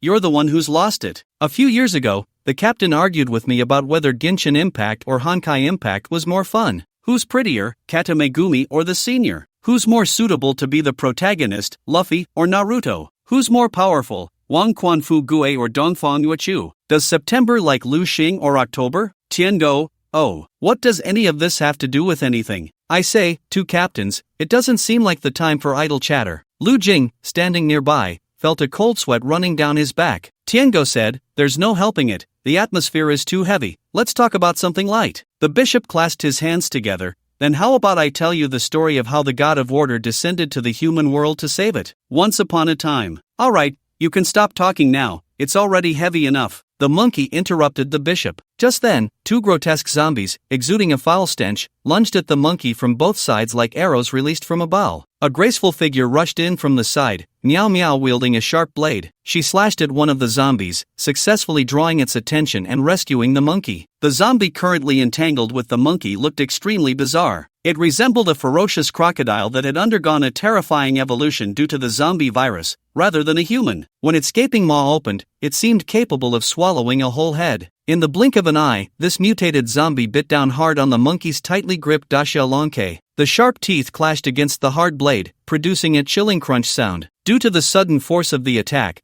the monkey found himself unable to break free. Acting decisively, the monkey quickly released his grip on the dashielonke. However, before he could catch his breath, the ground beneath him suddenly shook violently, and then several thick tentacles, as robust as tree trunks, burst forth from the earth, swiftly wrapping around the monkey's legs. These tentacles were covered in a sticky liquid and sharp barbs, rendering the monkey completely immobile. At the same time, two other zombies hidden underground took the opportunity to poke their heads out, clawing at the monkey's feet. They then opened their gaping maws and lunged at the monkey. Just as the monkey was about to meet a gruesome fate, a flash of cold light appeared, and Xiaolihao severed the tentacles, pulling the monkey out. I might not make it, Captain, I've been hit. The monkey's expression was one of terror. The sturdy, steel-plated shoes of the night watchman were punctured, and black blood flowed from the monkey's wound. It's over, I've been infected. The monkey looked worse than crying, grabbing Xiaolihao's hand. Captain. He extended his hand, and Xiaolihao thought he wanted to hug him, quickly opening his arms. Captain, move aside. Then, the monkey hugged Meow Meow tightly. Actually, I've liked you for a long time, but I've never dared to say it. I was afraid I wasn't good enough for you. I used to like showing off in front of you, being cocky. I even said you'd never get married. I'm sorry, I really like you. Meow Meow was about to cry. What are you saying at a time like this? The monkey grabbed Lu Jing's hand again. You dog, I've entrusted Meow Meow to you. Lucky you, kid. Meow Meow cried and cursed. I'm not yours. Who do you think you are to make such a promise? I'm about to die, so don't fuss over these things. Fatty, give me a quick end. We've known each other the longest, just give me a quick end. Fatty's eyes turned red, his hand gripping the knife trembling. At that moment, the monkey felt something was off with his body. Hurry up, don't let me turn into a monster. Fatty swung the knife, but Lu Jing held his hand tightly. Wait! Meow Meow thought Lu Jing couldn't bear to hurt the monkey, raised her gun, and was about to give the monkey a quick end. Bang! The monkey instinctively dodged. Meow Meow continued to try to shoot. This time, however, she was stopped by Xiaolihao. Wait! Black substance surged from the monkey's body, making everyone feel a sense of familiarity, and they all looked at Lu Jing in unison. This is... Hey! The monkey was also surprised, as he realized he not only hadn't lost consciousness but felt a strange power within him. What's going on? Lu Jing breathed a sigh of relief at this scene, just as he thought. Looks like you're just like me now, Lu Jing said. The monkey scratched his head. What did I just say? You just spoke your true feelings, brother. Lu Jing patted his shoulder. The monkey quickly adapted to the new power. Without the psychological burden of dying after being bitten, the monkey transformed into a fierce fighter. Meow Meow looked at his back and enviously said, "Can I do that too?" She hesitated, wondering if she should also let a zombie bite her on purpose. Tiango held a 2-meter-long spear, one of his inherited items. Tiango led the way at the front, wielding the spear. The order followers beside him, also armed with long spears, couldn't help but glance at Tiango repeatedly. "What is this?" Every time Tiango swung the spear, it was as if a hurricane swept through. The zombies were torn apart like fragile paper, instantly shredded into countless pieces. Blood and flesh splattered everywhere, and before they could even let out a scream, they were completely obliterated. Unknowingly, they had arrived at the place Tiango had visited 5 years ago. "What's going on with this palace?" Mangmo frowned. "Was it here originally, or was it built by the zombies?" Tiango said solemnly, "It was built by the zombies. The corpse king is inside." Tiango glanced back and took a deep breath. 5 years ago, facing the corpse king, the squad members had met a tragic end, with only Tiango surviving. "Now, the god of order will protect us," the bishop said, pushing past the reminiscing Tiango and leading the followers into the palace. Tiango smiled and followed with his spear. The vast palace was filled with an unknown number of zombies. The entire palace wasn't particularly dark, but it was far from bright. At this moment, the original group of over 90 elites had been reduced to less than half. With half the casualties on the battlefield, they certainly couldn't continue fighting, yet no one showed any intention of retreating. There was no way to retreat. The back was filled with zombies. It was either you die or I die. They stepped into a seemingly endless corridor of the palace. On both sides were what seemed to be eternal lamps. Spider-like zombies, monkey-like zombies, and even T-Rex-like zombies. The mutations of these zombies were quite strange. They didn't know how long they had been killing when Tiango finally stopped, panting for breath. The bishop was drenched in blood, hands clasped together. He had just personally killed 3 infected congregants. Meow Meow looked at the wound on her foot, and it was inevitable, she too had been infected. Following closely was an even stronger force, and a few exchanged glances. They continued to move forward. Half an hour later, Lu Jing trudged along, stepping on the shattered innards and organs of the zombies beneath his feet. At first, he was very concerned, but by now, he had grown numb. His steps were unsteady,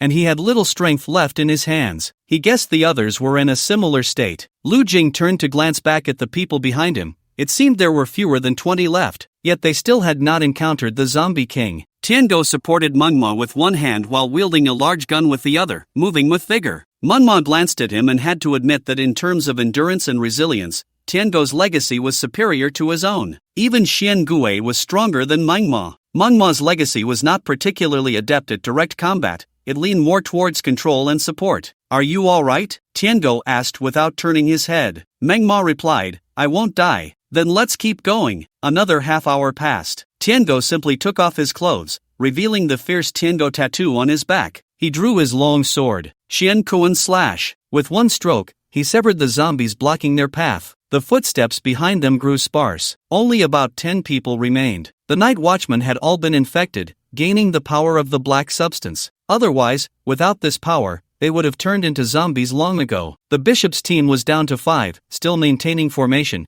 tirelessly reciting incantations. In fact, bringing them here was an absolutely correct decision. The more than 30 awakened believers had considerable strength, especially the bishop. Such power could make one a guardian of any city. Tiango said, "Continue." It was unclear how much time had passed. Tiango looked back. Manhwa was collapsed on the ground, panting heavily. Then there was the bishop, the only one still praying fervently, cradling the headless body of a believer. To his right was Chao Lihao. Behind them were Lu Jing, Miao Mao, the fatty, and Suidan. The black substance was repairing the fatty's severed lower body. Without this substance, which resisted the zombie virus and provided powerful healing abilities, they would have died 100 times over. As for the more than 50 elite federal humans, only one remained. The external exoskeleton had long been destroyed, and he held only a large handgun. That person glanced at Tiango and said in a deep voice, "Tiango, don't forget the promise you made to us, to destroy the zombie king." Tiango nodded. He then walked forward casually, swinging his sword to cut down the zombies. Behind him, a vast sun seemed to rise. Its brilliance was so intense it appeared to illuminate the entire world. Legend had it that Tiango could control the elements of the sky and govern people's fates by devouring the sun. When Tiango devoured the sun in the sky would gradually disappear, ultimately being consumed by him, plunging the sky into darkness. Thus, Tiango wielded the power of the sun. Ancient texts recorded that wherever Tiango stopped, the remaining light would illuminate the sky like a meteor, stretching dozens of feet long. It was swift as the wind, its sound like thunder, and its light like lightning. The surrounding zombies were drawn to him, only to be devoured by the great sun behind him, turning to dust. As the area of the great sun expanded, the temperature around them rapidly increased. At that moment, Tiango resembled a deity descending to the mortal realm, with a fiery golden light flickering in his eyes, like burning flames, revealing endless killing intent and determination. As he stepped forward with determination, a series of heart-wrenching roars erupted from the horde of zombies. These zombies seemed to sense the immense pressure emanating from the Tengu and retreated in fear. Yet, they could not resist the deadly attraction. The blade light flashed through the air like lightning, bringing forth a rain of blood and a stench of death. Those zombies that had originally lunged at him, under this terrifying strike, were reduced to scattered limbs and severed arms. "Holy crap, is this a human?" the monkey exclaimed in astonishment. The others shared the same thought, "Is this really a human?" The Tengu's power surpassed theirs by a significant margin. It was as if he existed in an entirely different dimension. Manhwa raised his hand, aiming at the Tengu. Enhancement of immortal state. 3 types of overbearing aura. Little universe enhancement. Manhwa rapidly listed several enhancements, projecting his fantasies into reality. However, due to the balance of power between the fantasy world and the real world, the extremely outrageous things depicted in anime, when projected into reality through his illusions, would undergo changes. "If you succeed, I'll respect you for 3 days, just 3 days. The Tengu laughed, swinging the Chinkuan slash. Ahead of him, it was not just zombies, even the void seemed to be cleaved apart by him. Finally, the Tengu looked at the light ahead. It was here. The familiar archway, and beyond it, the familiar royal court, the familiar throne. This zombie king really thinks of himself as an emperor. The Tengu couldn't help but recall the events of 5 years ago. There were more and stronger zombies here than back then. That zombie king would be even stronger. The Tengu stepped forward. "Come on, you little brat, face me." The royal court, the throne. There were no more zombies, it was completely empty. The Tengu stood beneath the throne, momentarily dazed. Where is the zombie king? Where did the zombie king go? In an instant, the Tengu felt as if struck by lightning. No, he would never run away. Even knowing the enemy was approaching, no matter how powerful the enemy was, he would not flee. He would quietly sit on the throne, waiting for challengers. It's impossible, the Tengu muttered to himself. "Zombie king, where are you? I'm here. I told you, I would come back." The voice echoed in the empty royal court, but no one answered him. Is this a trap? It can't be. The zombie king would disdain such traps, just like 5 years ago. The Tengu took step after step toward the long stairs, toward the throne. Suddenly, he seemed to be possessed. He swung the Chinkuan slash, wanting to sever the throne and vent his anger. But a crisp sound rang out. The Chinkuan slash fell to the ground, and the Tengu sat on the throne. In an instant, the Tengu clutched his head and let out a painful howl. He remembered. Everything came flooding back. Suddenly, a mysterious and eerie power began to surge within his body, as if some unknown existence was awakening. This power surged like a torrential flood, quickly sweeping over him. Wherever it spread, muscles twisted, bones deformed, and a terrifying mutation unfolded. In the final confrontation 5 years ago, he had indeed killed the zombie king, but at the last moment, the zombie king had completed his evolution and was reborn using his body. He became the zombie king. The zombie king was him. At this moment, countless chilling tentacles erupted from the Tengu's body, spreading wildly like venomous snakes, dancing freely. These tentacles grew at an astonishing speed, soon covering the Tengu entirely, forming a thick black cocoon around him. From a distance, he was no longer the familiar human figure he once was, but had transformed into a monster exuding the aura of death, a true corpse king. Roar! Hearing the roar from afar, the few people in the corridor exchanged glances. They were uncertain if that was the sound of the Tengu battling the corpse king. In the next moment, a loud boom echoed, as if the entire palace trembled. Immediately after, an incredibly massive tentacle shot out from the deep, dark corridor like lightning, striking with a speed that left no time to react. This sudden turn of events caught everyone off guard. The Dream Eater, standing at the forefront, was the first to bear the brunt, unable to react in time as the thick, powerful tentacle tightly coiled around him and then hurled him into the air like trash. The others were not spared either. After sending the Dream Eater flying, the gigantic tentacle continued to thrash wildly, sweeping towards the surrounding crowd. Seeing this, everyone panicked and scattered, trying to evade the terrifying tentacle's attack. However, the speed of the tentacle was too fast, and in the blink of an eye, several more people were ensnared and thrown high into the air. "Tengu, you're losing way too quickly," the Dream Eater shouted. Lu Jing watched as the tentacle swept towards him. In the next instant, Bang! However, Lu Jing's figure had already vanished. Within the royal court, clad in a teleportation cloak and wearing a mask of many faces, Lu Jing appeared. He looked at the massive lump of flesh on the throne, along with the countless writhing tentacles. Tengu, Captain, kill me, I am the Corpse King. The Tengu uttered these words with its last thoughts. Lu Jing was taken aback. The tentacles sensed Lu Jing and surged towards him frantically. Lu Jing kept retreating until there was nowhere left to go. The tentacles stopped as they approached him. My intuition tells me you are very powerful. A strange voice emanated from the tentacles. Lu Jing's throat moved. You are powerful, more powerful than the Tengu. Who are you? Can you teach me? I want to be strong like you. Make me stronger, make me better, more perfect. Lu Jing realized the speaker was the Corpse King. It had completed its consumption of the Tengu. Who are you? Tell me who you are. I am the captain of the Night Watchers. Night Watchers? I know from the Tengu's memories. The captain of the Night Watchers is powerful and mysterious. It's actually you? This is all too incredible. I love this feeling of knowing everything and dispelling the fog. Countless tentacles suddenly retracted, and the mass of flesh began to shrink. It then transformed into the form of the Tengu. Do you know? At first, I was just a cell, a very tiny cell. They studied me. I don't know why I came here, but I love learning.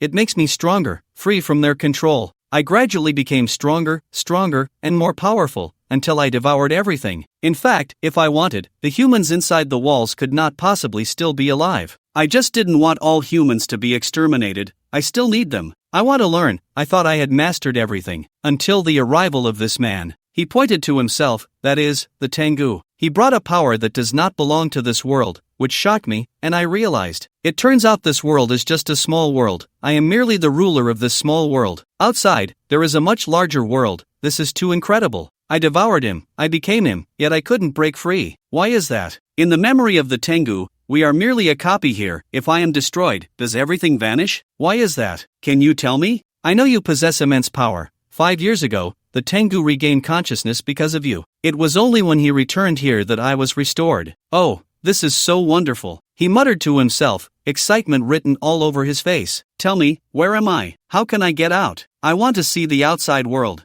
I know you can do it. You have such strong power. I want to learn from you. Will you teach me? The Corpse King stepped closer to Lu Jing. Lu Jing nodded, sure. The Corpse King smiled. Lu Jing suddenly drew the Dasha Dragon Sparrow. A cold glint flashed, but the Corpse King caught the blade with one hand. The Corpse King was not angry, but looked at Lu Jing with confusion. I anticipated your strike. This is the power of the Tengu. But did you not anticipate my anticipation? Moreover, your power is so weak. What's going on? Why are you so weak? Or are you testing me? Lu Jing thought to himself, MMP, his mouth twitching slightly. I've made great progress, okay. It's just that you're too strong. The Corpse King scrutinized Lu Jing with suspicion and suddenly threw a punch at him. Lu Jing raised his arms to block. Bang! Even so, Lu Jing was still sent flying by the punch. You really are weak. The Corpse King leaped up, landing heavily on the ground. Lu Jing hurriedly rolled to the side. The hard floor was deeply imprinted with 2 footprints from the Corpse King's feet. However, before Lu Jing could stand up, he was struck hard by a powerful kick. With that kick, Lu Jing felt as if all his internal organs had shifted. What on earth is going on? The Corpse King shook his head, disappointment all over his face. You are not the strong person I imagined. You do not qualify for me to learn from you. It grabbed Lu Jing by the collar and pulled him up. Tell me, what is going on? Where is your power? Lu Jing tugged at the corner of his mouth and said nonsensically, do you like to learn? Of course. Then it seems you haven't heard a saying, show weakness to your enemy.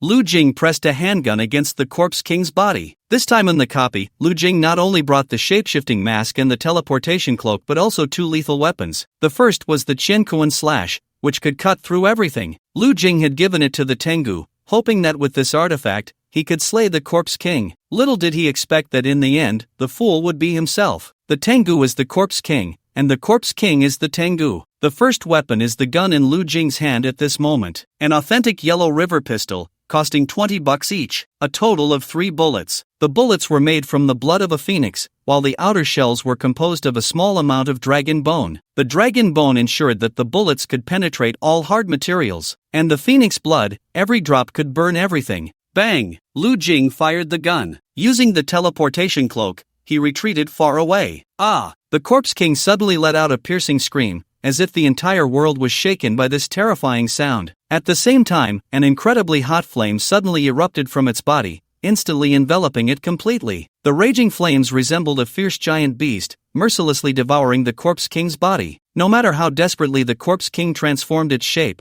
trying to escape this terrifying flame attack, it was all in vain. It transformed into tiny insects, attempting to use its agile body to escape the sea of fire. For a moment, it transformed into a creature resembling a bat, attempting to escape this hellish predicament with the power of flight. However, the flames seemed to possess a life of their own. They relentlessly pursued the Corpse King with every change it made, continuing to burn fiercely without mercy. The Corpse King unleashed various abilities, trying to suppress the flames, but these efforts were as futile as a mantis trying to stop a chariot, unable to halt the surging advance of the flames. The fire grew stronger and stronger, seemingly unending, vowing to reduce the evil Corpse King to ashes before it would relent. The surrounding air warped and distorted due to the high temperature, as if even space itself was being melted by this searing force. Lu Jing gasped for breath, watching the Corpse King struggle in the fire. "I can't die. I don't want to die." The flames seemed to be melting even its soul. It struggled to crawl towards Lu Jing. Tell me everything you know. What is the outside world like?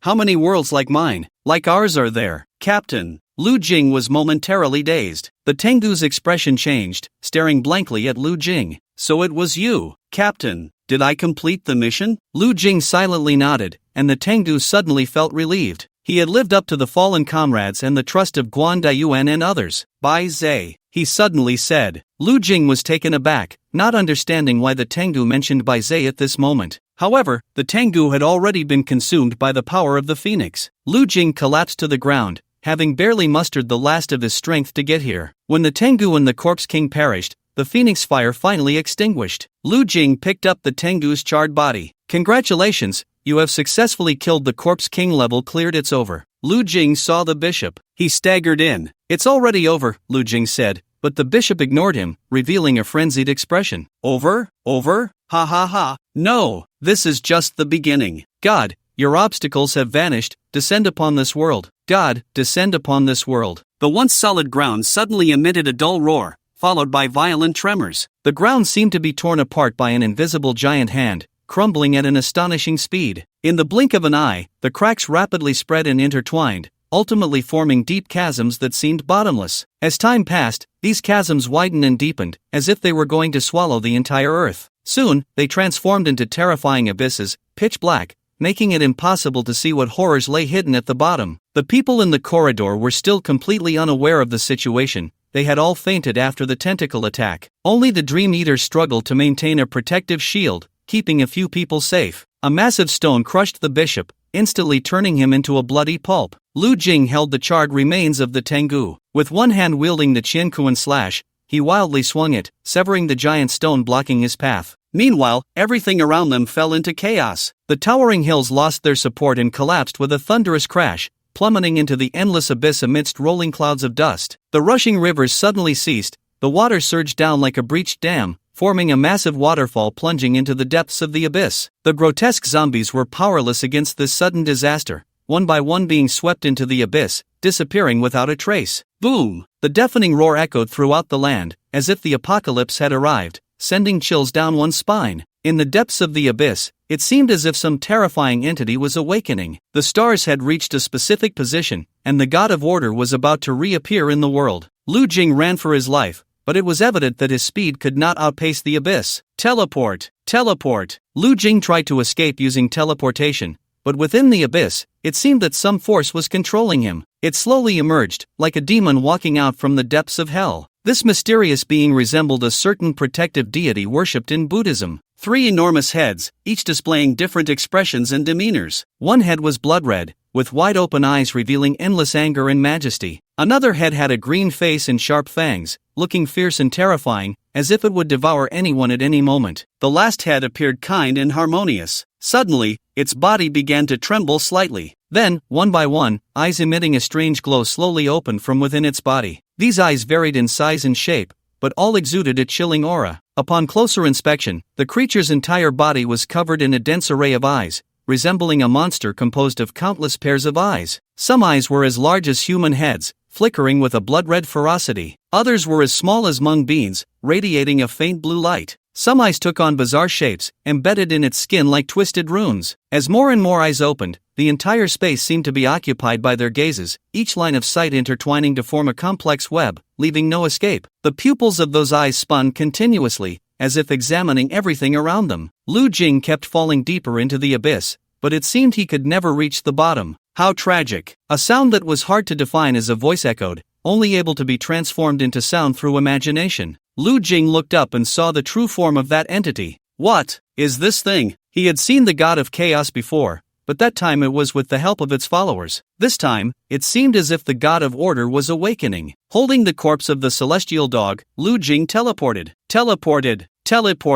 So you have become so weak. Lu Jing stared blankly at the entity, suddenly feeling as if something was invading his body. No, it shouldn't be called invasion. Rather, he had accepted this power. Lu Jing glanced down at the dead celestial dog. Suddenly, he felt as if he understood something. A tattoo of the celestial dog appeared on his back. He took a deep breath, as if to draw in the essence of the entire world into his chest. Then, with a swing of his arm, the Qian Kuan slash traced a beautiful and sharp arc in the air, forming a semicircle. At that moment, a shocking scene unfolded. The semicircular sword light suddenly grew immensely, like a bright sun spanning the horizon. However, this was just the beginning. In an instant, an incredibly powerful force surged from behind him, and a dazzling sun slowly rose behind him, radiating endless light and intense heat. The brilliance was so dazzling that it was impossible to look directly at it, as if all the light in the world had converged here. The heat was like a volcanic eruption, rolling waves of warmth sweeping around, making the surrounding air seem to ignite. This was the power belonging to the celestial dog's legacy. Years ago, Lu Jing had created and perfected this power, bestowing it upon the celestial dog. Years later, after many twists and turns, it had returned to Lu Jing. The abyss shattered. Lu Jing landed again, raising his head to look at the god of order. I seem to have seen your future, Lu Jing said. Oh, what is my future? To be destroyed by me. Lu Jing was not joking, he truly saw the future. To be precise, it was a glimpse of both the past and the future. The current limit of the Tengu was to explore clues of the future,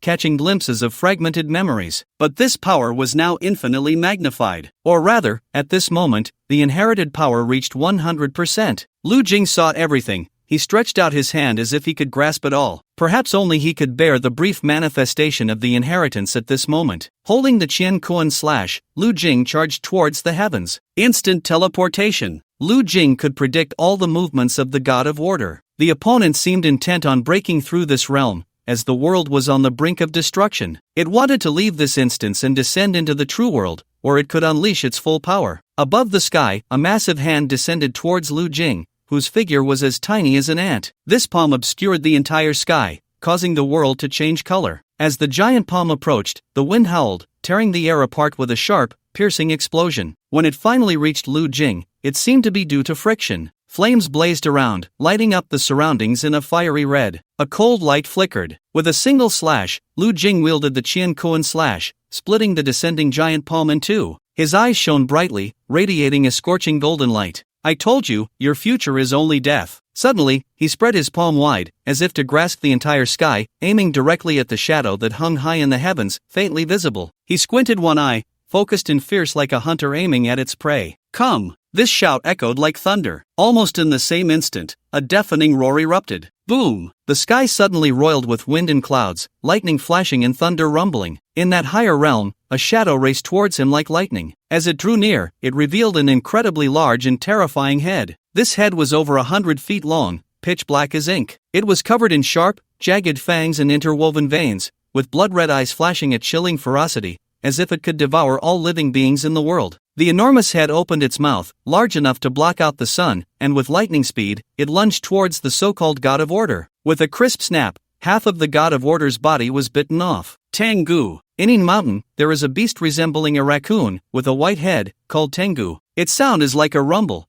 capable of warding off evil. Dieting understands the world, foresees the future and the past. Huodo, the Tengu swallows the sun, able to simulate the sun's power, forming its own domain. Anything that touches this domain turns to ashes. Panhu can summon various parts of the Tengu's body at any time for direct attacks. Now you want to run? It's too late. Lu Jing changed his hand gesture again. Roar! Once again, a roar echoed through the heavens and the earth. Accompanied by this terrifying roar, an enormous claw emerged from the void. This claw was as large as a small mountain, covered in hard, iron-like black scales, glinting with a cold light. This time, it was the Tengu's giant claw. The Tengu's giant claw swung down with lightning speed, creating a violent gust of wind as it charged straight towards the God of Order. Before the God of Order could react, a claw came crashing down on him. With a sharp crack, one of the God of Order's heads was instantly shattered into pieces. This completely severed any thoughts the God of Order had of leaving this place. Lu Jing teleported away. Just as Lu Jing's body rose into the air, suddenly, all actions and sounds seemed to be pressed on pause, and the entire world fell into an eerie silence. The surrounding space became illusory and distorted, the once clear sights gradually blurred, replaced by endless darkness and void. Eyes emitting a ghostly light slowly opened around him. At this moment, not only was Lu Jing's body unable to move,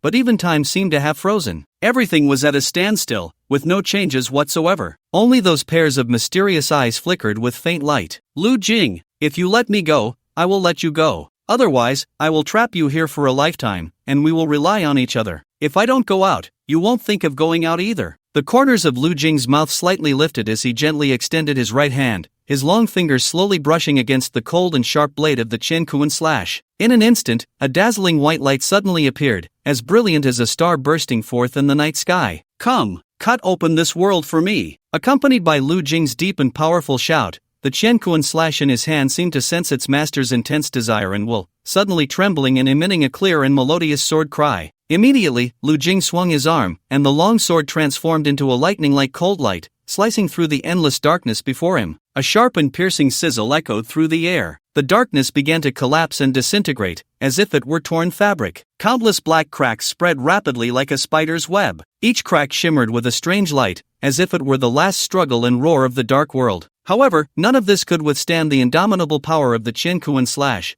The darkness was as fragile as thin paper before it. Lu Jing reappeared from the endless void, looking at the last remnants of the God of Order's body. Teleport. Then, he unleashed the full power of Disaster Do. The powerful domain force rapidly spread, enveloping everything in its path. The once bright and dazzling sun slowly emerged behind him, expanding at an astonishing speed, like an insatiable black hole, greedily devouring everything around it. Whether mountains, rivers, or creatures, once they touched the edge of the great sun, they were sucked in without resistance, instantly turning into wisps of blue smoke. Ultimately, they vanished without a trace, leaving only silence and desolation. At this moment, the figures of the celestial dog and Lu Jing overlapped. Lu Jing stared intently at the last remaining eyes of the God of Order. I am a fool not belonging to this era, the ruler of the galaxy, the God of death who governs life and death in the world. My name is Lu Jing. You have committed the unforgivable crime of being a lone standout in the justice law of the Milky Way, and I, as the peacekeeping army that upholds love and justice, am here to arrest you. I will strip you of all your rights and impose a sealing restraint on you. Surrender now, God of Order. The matter concluded. Lu Jing returned to the ground, dragging the celestial dog's corpse, lifting his head to glance at the massive body of the God of Order, which had once spanned the heavens and the earth, now blown away by a gust of wind. Whoosh, it turned to dust. The entire instance had begun to dissipate. Lu Jing exhaled. Dust to dust, earth to earth. Arctic. Lu Jing looked at the unconscious crowd, his upper body bare. Earlier, during the battle, his clothes had long been torn. The Tengu tattoo on his back, which had originally depicted a complete Tengu, now only had half a claw remaining as the dungeon began to collapse. Lu Jing felt that the entirety of the tattoo represented all of his power. The remnants of the Tengu in his arms also began to dissipate, and at the last moment, it returned all of its strength to Lu Jing. Lu Jing took out a flare gun and pulled the trigger. With a loud bang, a dazzling flare shot into the sky, trailing a long tail of fire, instantly tearing a hole in the surrounding darkness. However, at that moment, it felt as if all the strength had been drained from Lu Jing's body. His legs went weak, and he collapsed to the ground like a puddle of mud. At this time, everything around him was a vast expanse of white,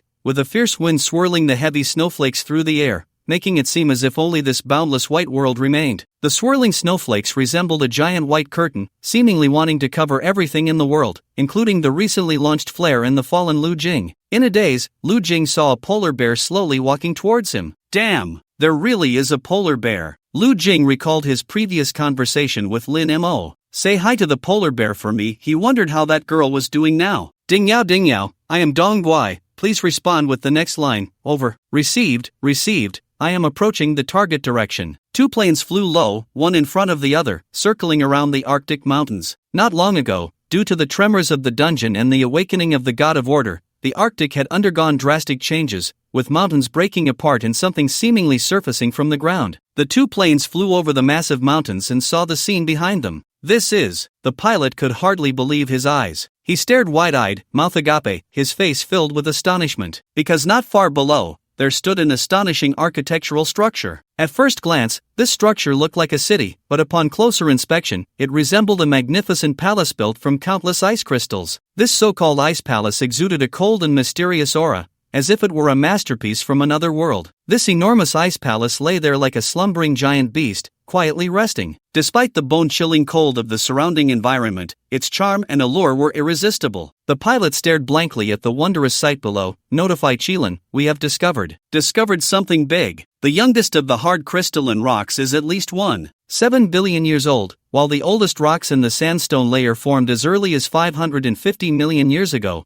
which means there is over 1 billion years of blank space in our geological record. To this day, no one knows why this layer of rock disappeared. The rocks we have found here suggest that the life forms may have a history of over 1 billion years. Chilan stood before the massive ice palace, listening to the report from the researchers. Organize all of this, and transport everything of value from the underground palace. We don't have that much space. Have the organization send more personnel, along with planes and sled dogs. We can't miss anything here. Chilan struck his cane, making a ringing sound. By the way, we found the guhua bird. How is she? When the pilot saw her, she was unconscious in the underground palace, and it seems that half of the palace was destroyed by her. There is another important piece of news. The Tengu has sacrificed itself, and we did not capture any traces of the Tengu's legacy leaving. It has attached itself to the unofficial member, Lu Jing. Mentioning the Tengu, Chilan let out a gentle sigh. I understand now. Lu Jing woke up from his coma and looked around. He must have been rescued, as he was in a warm tent. Lu Jing glanced at the others. He was the only one in the tent. He had been saved, so the others were probably fine too. Lu Jing checked the mouth of the ghost baby. The Chin Koan slash, cloak, shapeshifting mask, and the Phoenix blood pistol were all there. Lu Jing spread his fingers and remembered that he seemed to have inherited the Tengu's legacy. No wonder he felt a bit different physically. After a moment's pause, he was about to stand up from the folding bed when a vision of what would happen next suddenly flashed in his mind, and Lu Jing hurriedly dodged. He stepped onto the ground. Lin Emo was lying in the sleeping bag under the folding bed, rubbing her eyes. Captain, you're awake. Seeing that the girl was still alive, Lu Jing breathed a sigh of relief. Lin Emo, still half asleep,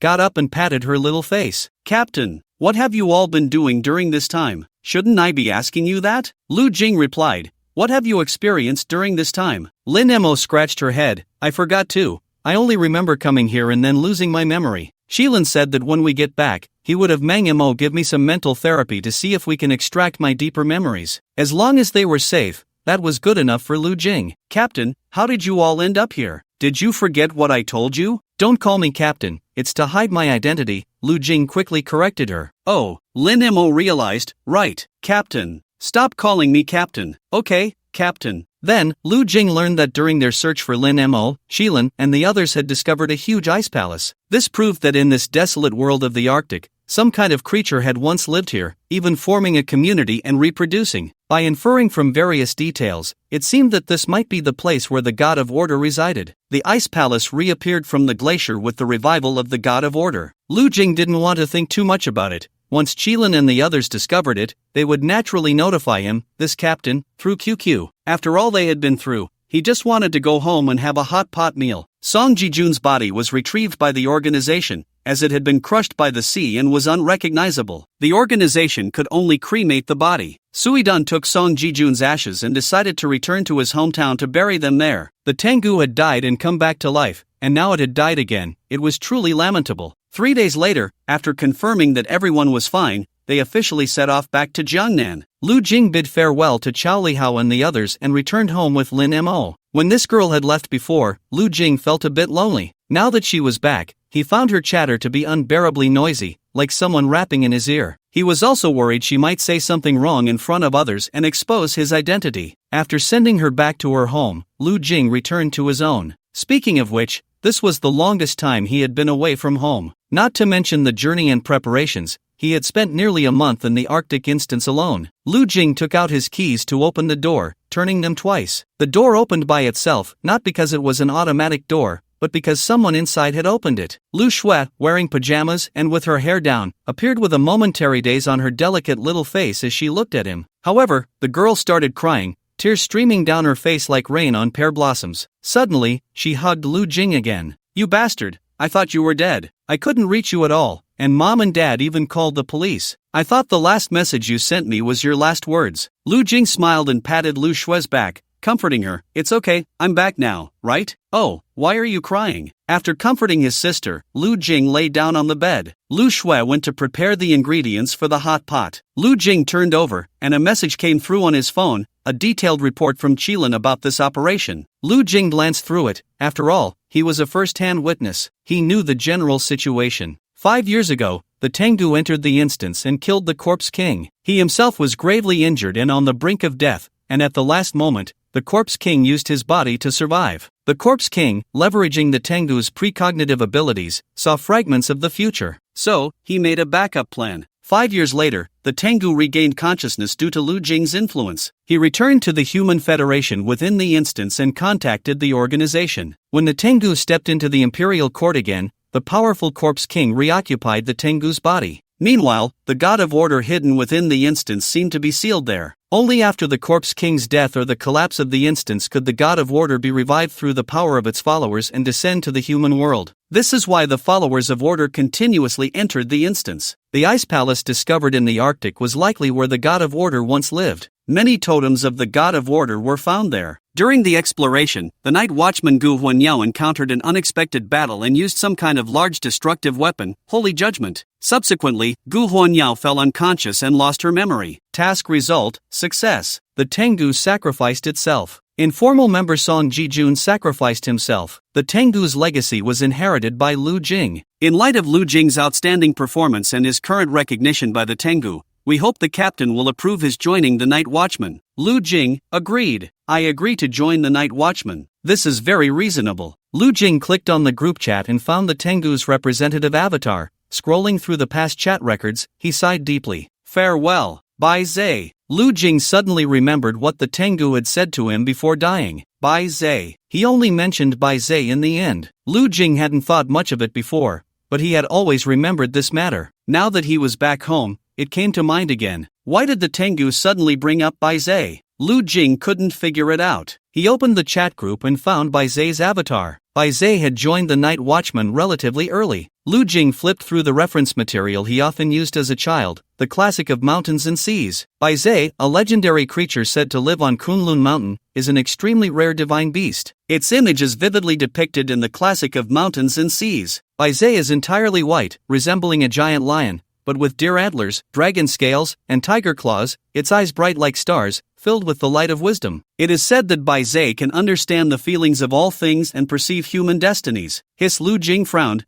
Could Bai Zhe's ability be to foresee the future and the past? Isn't that the Tengu's ability? Lu Jing tried to probe into the abilities he inherited, one of which was listening to the truth, understanding the world and foreseeing the future and the past. Could it be that Bai Zhe has similar abilities? Lu Jing scratched his head. But if he had such abilities, what was the Tengu trying to tell him? Lu Jing slapped his forehead, realizing he didn't have to overthink it. He opened QQ and sent a message directed only at Bai Zhe. Others couldn't see it, only Bai Zhe could. Just because I don't say it, doesn't mean I don't know. Then, he clicked on Qilin's avatar. Where is Bai Zhe now? Qilin, on a mission in Europe. After waiting for a while, Qilin, not seeing a reply from the captain, asked, "Captain, do you have any instructions?" "No, I was just asking." At this moment, Qilin, who was still frowning over the excavation matters in the Arctic, soon received a call from Baze. The captain posted something on QQ Space. What does it mean? Ha, what did he post? You can see for yourself. Qilin had been busy with the Ice Palace matters lately, working day and night, and also had to report progress to the captain. He opened his phone and took a glance at the captain's QQ Space. There were no new updates.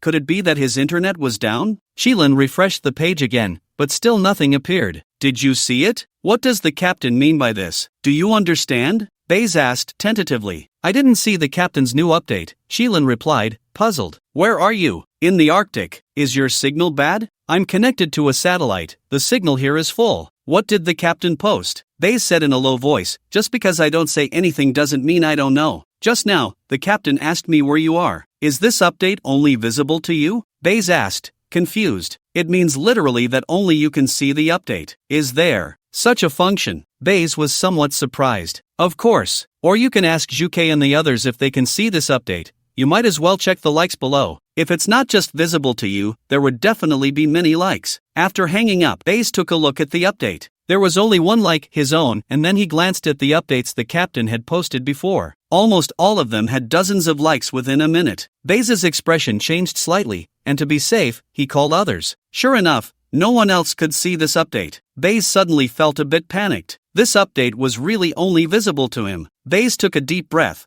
The captain was reminding him. Hello? Baze dialed another number again. Let's temporarily pause our cooperation? The person on the other end was clearly taken aback. Huh? Why? Didn't you propose this cooperation first? My boss is already reminding me, Baze said. We've already invested so much manpower and resources, you can't just say stop now. That's too lacking in contractual spirit. The person on the other end said unhappily. Unless you want to die. The person on the other end cursed. By the way, don't you have a group chat? Can't you find a way to determine the other party's location through the group chat? That's easy. Baze sneered. Are you an idiot? Do you think our boss is also an idiot? He can create such a large organization and maintain its mystery to this day. You actually think you can determine our boss's identity and location by tracking QQ's location? Ridiculous. The person on the other end fell silent for a moment, feeling that Baze's words made a lot of sense. What kind of boss would really use QQ? Even if they did, surely not even the world's top hackers could decipher the other party's information. At this moment, Lu Jing was lying on the bed. From the opposite side came Lu Shue's voice. Lu Jing, you pervert, what message did you send me? What? Online in the same city. Lu Shue, my QQ account was hacked. Quickly help me appeal to get it back. Lu Jing shouted. Did you click on some inappropriate website again? I didn't. Let me see this idiot's QQ number, you broke loser. Outside of Huaxia, in a certain park. Telecommunications department. Damn it. If you're going to hack an account, at least hack a good person's account. This person's account doesn't even have a yellow diamond. How could they be a rich person? The supervisor immediately slapped the person who stole the account twice. Is your brain flooded? Supervisor, I just wanted to test him out. The pockmarked face said, looking aggrieved. The supervisor opened QQ, the group chat named Night Watchers, mumbling to himself. What a stupid name. Upon entering, he saw the group description. The long night is coming. We shall watch from now until death. I will stand before millions, sword drawn against the abyss, blood staining the heavens. A group chat of over 100 people. What kind of elementary school student is this? The supervisor slapped the pockmarked face again. You must be out of your mind. This is clearly an elementary school student. If you ask him for money, he'll at most give you $3 to $5. Nightwatcher Qilin, Captain, many very ancient biological fossils have been discovered in the Arctic Ice Palace. A few are well preserved, along with samples of their organs. Immediately, the other party sent over a series of images. When the supervisor focused on them, he couldn't help but gasp. It was a type of spine-like creature he had never seen before. This mysterious creature was about half an arm's length long. It was covered in a slick, slightly shiny outer skin, as if it could reflect the faint light from its surroundings. Upon closer inspection, he could clearly see a pair of round eyes in the head position of this creature. Its mouth was slightly open, revealing a row of sharp, fine teeth that glimmered with a chilling light. Even more bizarrely, it seemed that various expressions conveyed by this creature could be interpreted from these images. Such lifelike changes in expression sent a chill down his spine. An overwhelming sense of discomfort surged instantly. Supervisor, oh, what kind of idiot is this? Still playing cosplay? Where did you find these pictures online? The supervisor scolded. However, upon looking closely again, he was shocked by the sight before him. The ice shards above each displayed incredibly clear and intricate textures. The mysterious creature hidden behind the ice shards had every detail depicted so finely, whether it was the scale patterns on its body, the veins of its wings, or the faint light in its eyes. Each aspect conveyed a strong sense of realism, far surpassing the level typically achieved by AI-generated images. The supervisor smiled, not paying it much mind. Night Watcher Baze, Captain, many things have happened in Europe recently. I would like to report to you. You're the one, idiot. The supervisor sent a series of card numbers. Emergency, I was hit by a truck. Can you send me $50,000? After sending, the supervisor put down his phone. European Union Hallstatt is a perfect village on postcards of the Austrian Alps, nestled between Hallstatt Lake and towering mountains. The town is famous for its 16th-century alpine houses and alleys and is home to the oldest salt mine in the world. The Hallstatt Skywalk offers magnificent views of the lake and Dockstein Mountains. Baze loved it here, like the vermilion bird on vacation, always wearing a bikini to showcase her perfect figure, attracting a crowd of gazes. Then she would wear sunglasses, waiting under an umbrella for others to strike up a conversation. Baze enjoyed the quiet. Sometimes, when he needed to remotely command a task, he would choose to do so here. He even hosted dignitaries from certain countries here. Therefore, the Austrian government specially gifted this villa area to him. A secretary walked over. "Young master, phone. Is it the captain?" "Yes." Baze suddenly became serious, nervously taking the phone. He had arranged to talk with the captain. The reason given was to report on recent matters in Europe, but in reality, he wanted to probe the captain's intentions. "How much do you really know about your own affairs?" Baze made the worst assumption and opened his phone. "Captain, emergency, I was hit by a truck.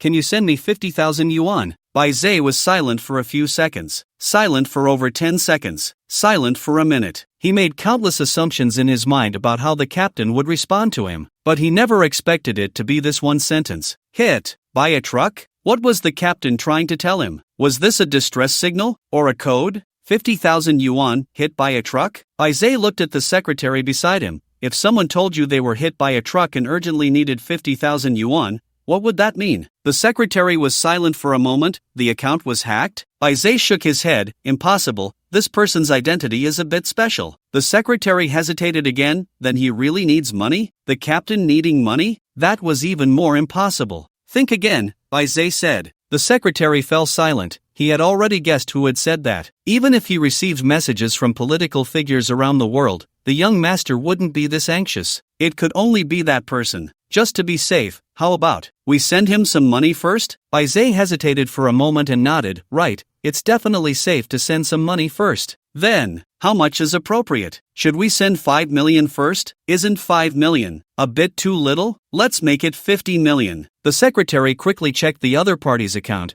This account shows it's in a small country on the southern border of the Huaxia region in Boda. If we send 50 million over, it might attract the bank's attention on the other side. A sudden large amount being deposited could lead to the account being frozen. Baze said, then we'll go with your suggestion, send 5 million first. Boda. 1, 10, 100, 1,000, 10,000, million. The supervisor scratched his head. Baze, captain, I sent 5 million. The supervisor took a deep breath. Ha, are these middle school kids really this rich? Meanwhile, in Jiangnan, Huaxia, Lu Jing clicked the appeal button and dialed customer service. Hello, service number 86520 at your service. Is your QQ account hacked? Yes. Hello, your account shows a login from Boda, and you are not in Boda, right? Yes. Okay, I need to ask you the verification questions you set up. First question, what is the night watchman's oath? Lu Jing, the long night is coming, we shall watch from now on, until death do us part. Second question, what is your true identity? The customer service representative bit their lip,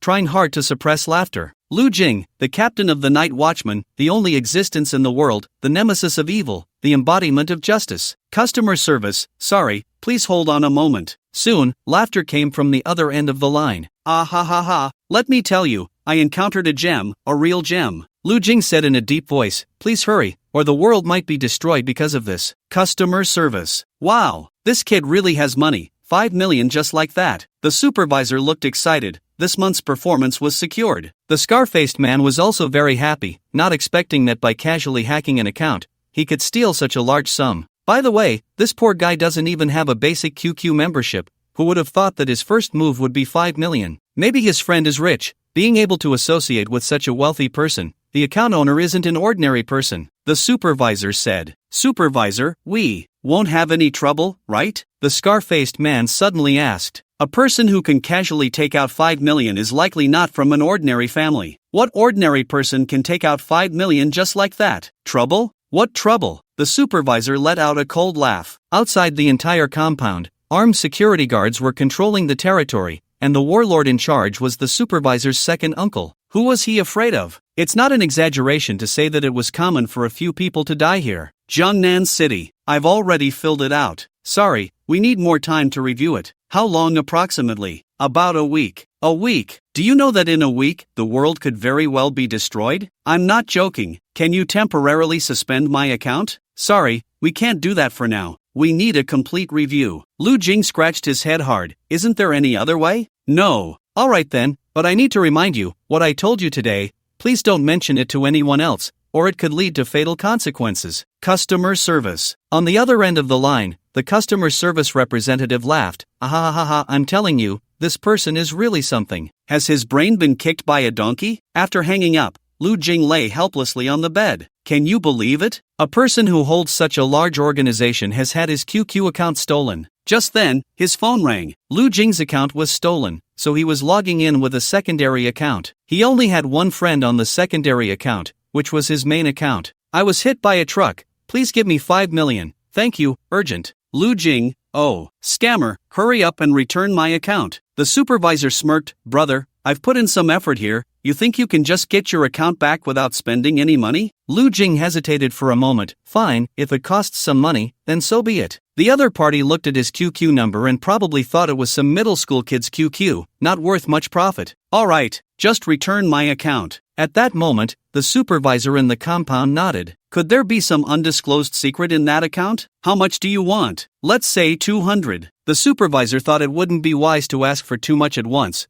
Once the other party paid 2 million, he could continue to ask for 500. If the other party could pay 2 million, they could pay 5 million. "It's done. It's done. Lu Jing, 150, 200 is too expensive." "Deal." The supervisor didn't hesitate. No matter how much was paid, he wouldn't return the account to the other party. After a while, the supervisor checked the account. "Did you transfer it?" "I've already done it," Lu Jing said, feeling quite frustrated. $150. He only had $10 for pocket money a day. It would take him 15 days to save that up. The supervisor looked at the account numbers again. "No change? Are you messing with me? Do you still want your account or not?" Lu Jing directly sent the transfer record to the other party. $150. The supervisor took a deep breath. The other party was indeed messing with him. "You can forget about getting your account back for the rest of your life. Scammer, hurry up and return my account." Lu Jing was furious. He had lost $150. The supervisor, "Idiot. If you have the guts, come to Boda and fight me. You've touched my reverse scale." The supervisor, "Ha ha ha, idiot." Lu Jing gritted his teeth. What to do? Contact Qilin?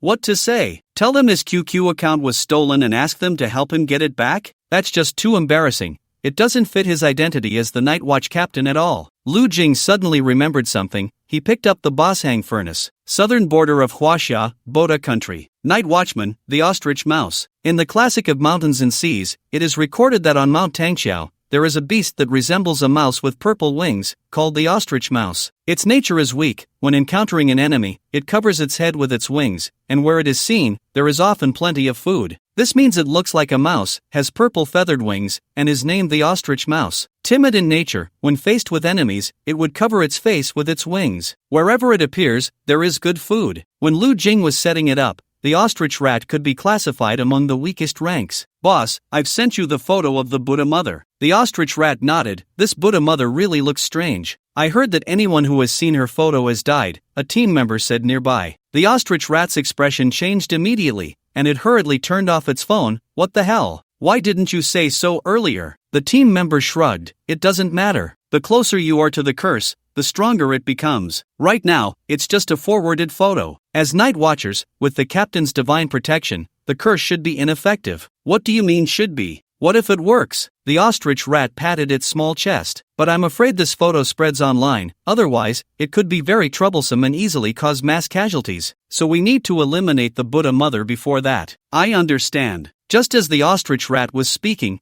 it suddenly felt a chill. The surrounding environment changed instantly, enveloped in illusion and mist. A figure appeared on the iron throne. The ostrich rat was momentarily stunned but quickly reacted. "Captain." The last time the captain summoned many night watchers, the ostrich rat was naturally among them. Now it was summoned again. But this time it seemed to be summoned alone. Summoned just for itself. "Ostrich rat, how is the mission in Boda going?" A voice came from the iron throne. "I've initially locked down the range of the curse. It's caused by an evil god named Buddha Mother. It is said that anyone who gets close to her will be cursed. Someone tried to forward a video of the Buddha Mother, causing mass deaths as sacrifices to her. We've already blocked the video and are currently tracking down the Buddha Mother's whereabouts." Lu Jing frowned, thinking, is this Buddha Mother really that powerful? She can curse others through a video? This sounds like a ghost story.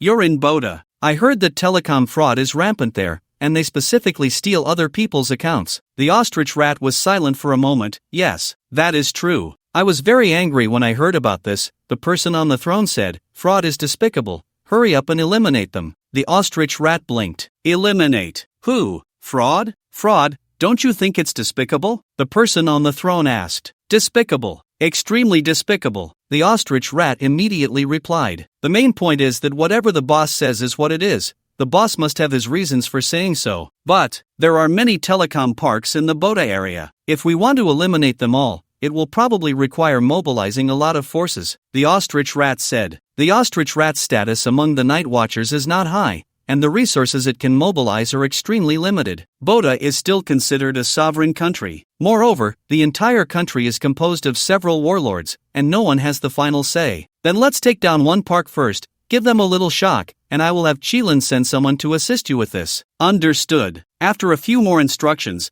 the surrounding illusion and mist disappeared. The ostrich rat reopened its eyes and returned to reality. 30 million. God, in just a few days, there's already a huge sum of 30 million. The annual performance is already out. The supervisor felt a bit oxygen deprived in the brain. Who is the owner of this account? So cool. The supervisor couldn't help but sing. So refreshing. So refreshing. So refreshing. Hey, where's the pockmarked face? The supervisor called out loudly. Bring the pockmarked face here. I want to reward him well. I don't know. I haven't seen that pockmarked face all day. That lazy bum, let him rest for a day. The supervisor jumped down, determined to have a good time today. He opened his phone and found another message from the account owner. You have really touched my reverse scale. You have one last chance. The supervisor laughed heartily and said to everyone, look at this big fool. He's still threatening me, saying I've touched his reverse scale. The others around him burst into laughter. Ha ha ha, isn't this a big fool? No, this isn't just an ordinary big fool. This is a rich big fool. If you have the guts, come say it outside. The supervisor sneered. Outside? What can he do if I go outside? The supervisor walked outside. Hey, I'm out now. Hey, I'm back in.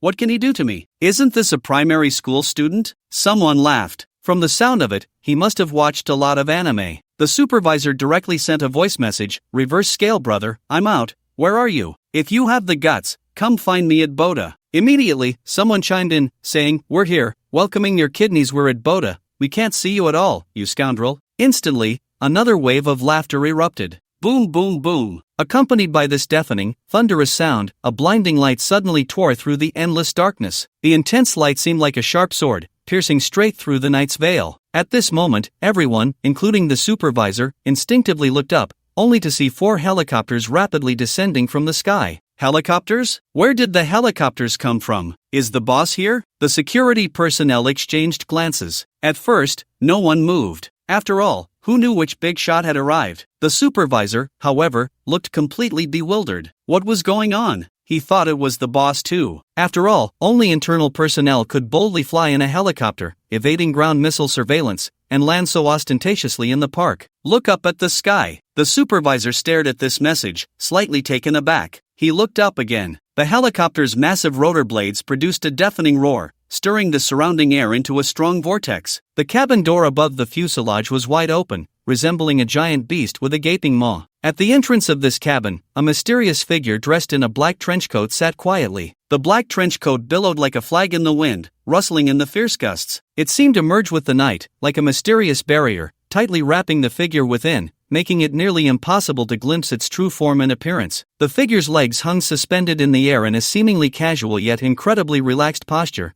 as if he were comfortably seated on an invisible chair. He looked down from above at the bustling crowd below, his cold and profound gaze like the stars in a frigid night, sending chills down one's spine. Lu Jing smirked. I've arrived. Not good. It's an enemy attack. Security, open fire. The supervisor suddenly shouted. However, it was all too late. The missiles hanging from the helicopter activated like awakened beasts, launching instantly. With a deafening roar, boom! A powerful shockwave rapidly spread outward from the missile center, creating a whirlwind of air wherever it went. The surrounding air seemed to ignite, burning intensely. Flames and thick smoke soared into the sky, followed by seasoned special forces clad in bulletproof vests jumping from the helicopters. They each brandished firearms and began to fight. Da-da-day. The dense gunfire suddenly erupted. Don't kill me. The people present were stunned. They had never seen such a scene. Even if the government wanted to crack down on the fraud park, there was no such method of attack, right? In the chaos, the supervisor wanted to escape. In this situation,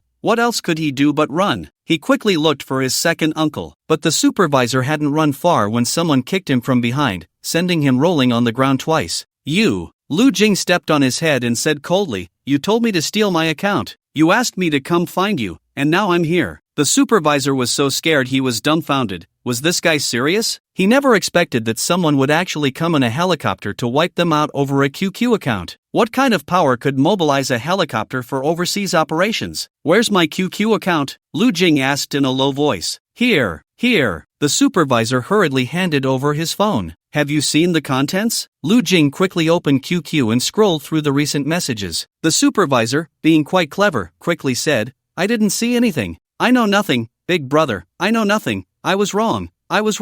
You know nothing?" This was a classic case of trying to hide something. The supervisor stammered, "Big brother, listen to me, the contents on your phone I actually already." He suddenly stood up, a sharp knife appearing in his hand. An awakened one, a professional assassin. The cold light flashed. Yet, Lu Jing seemed to have anticipated this, easily dodging. The supervisor realized that the other party's actions indicated that the contents on the phone definitely hid something significant. Perhaps those night watchmen or photos of ancient ruins were all real, and having seen these contents, he definitely wouldn't survive. Using the skill, Instant Body, the supervisor turned and fled without hesitation. His figure was like lightning, leaping more than 20 meters in the blink of an eye. Such speed and reaction ability proved that this supervisor was no ordinary person. His strength was not to be underestimated. However, in the face of the supervisor's escape, Lu Jing appeared exceptionally calm and composed. He slightly squinted his eyes, gently rubbing his thumb and middle finger together. "Pan who?" The supervisor's gaze suddenly froze, for not far ahead of him, a gigantic claw, as large as half a person, seemed to emerge from thin air, swiftly slapping towards him with a force that was impossible to ignore. The claw, carrying a fierce gust of wind, howled as it struck the supervisor. At that moment, the supervisor realized it was too late to stop his forward momentum. He could only watch helplessly as the massive claw came crashing down on him like a mountain pressing on an egg. In an instant, accompanied by a dull thud, the supervisor was sent flying far away, blood splattering, flesh and bones flying. By the time he hit the ground, half of his body was already a bloody mess, a sight too horrific to behold. As Lu Jing activated the ability of the Tengu, the tattoo on his back flickered with light, as if coming to life. With the tattoo glowing, a scorching sensation radiated from his back. Lu Jing checked the contents of his QQ. Fortunately, this supervisor only wanted money and hadn't done anything else. After calculating, this bastard had taken over 20 million. What a beast! He had never seen so much money in his life. Captain,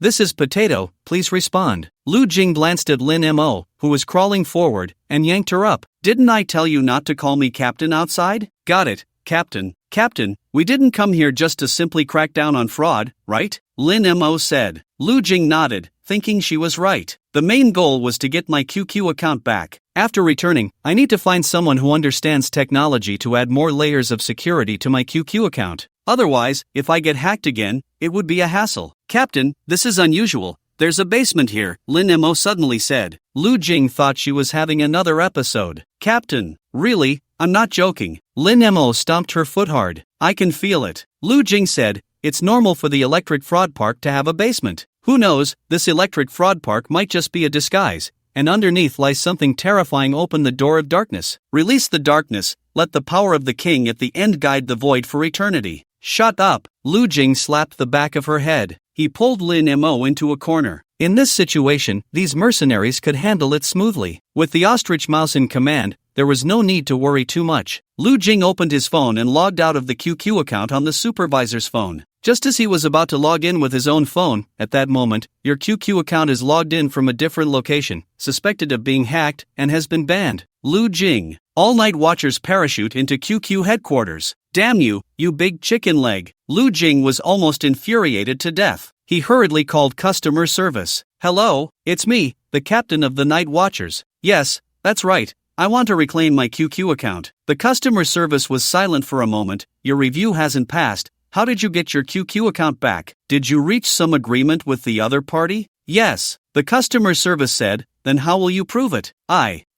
Prove what?" "Prove that you are you. I am the captain of the night watchers." "Put." The customer service stifled a laugh. "Could you tell me the process of reclaiming your QQ account?" "I demanded it. and he wouldn't give it. Lu Jing shouted in frustration, he has a lot of guns in the park, so I sent 4 armed helicopters, found some mercenaries to scrape a bit, and dropped down from the sky to reclaim the QQ account. After reclaiming it, the QQ account was banned by you guys. Ha ha ha. Armed helicopters, ha ha ha ha. The customer service laughed heartily. Why didn't he say he flew a rocket to get the QQ account back? Lu Jing, I've tolerated you for a long time, you've been laughing at me. Just as Lu Jing was battling with customer service, he turned around and found Lin Mo was gone. Ha, Captain, over here, over here. Lin Mo shouted. How many times do I have to say it? Don't call me Captain. Hey, what are you doing? Lu Jing ducked to avoid the whistling bullets. Lin Mo walked down a tunnel. Captain, I told you there was an underground project here. It's not surprising to have an underground project. There are probably people who were tricked into coming here locked up inside. Lu Jing wanted to pull Lin Mo back,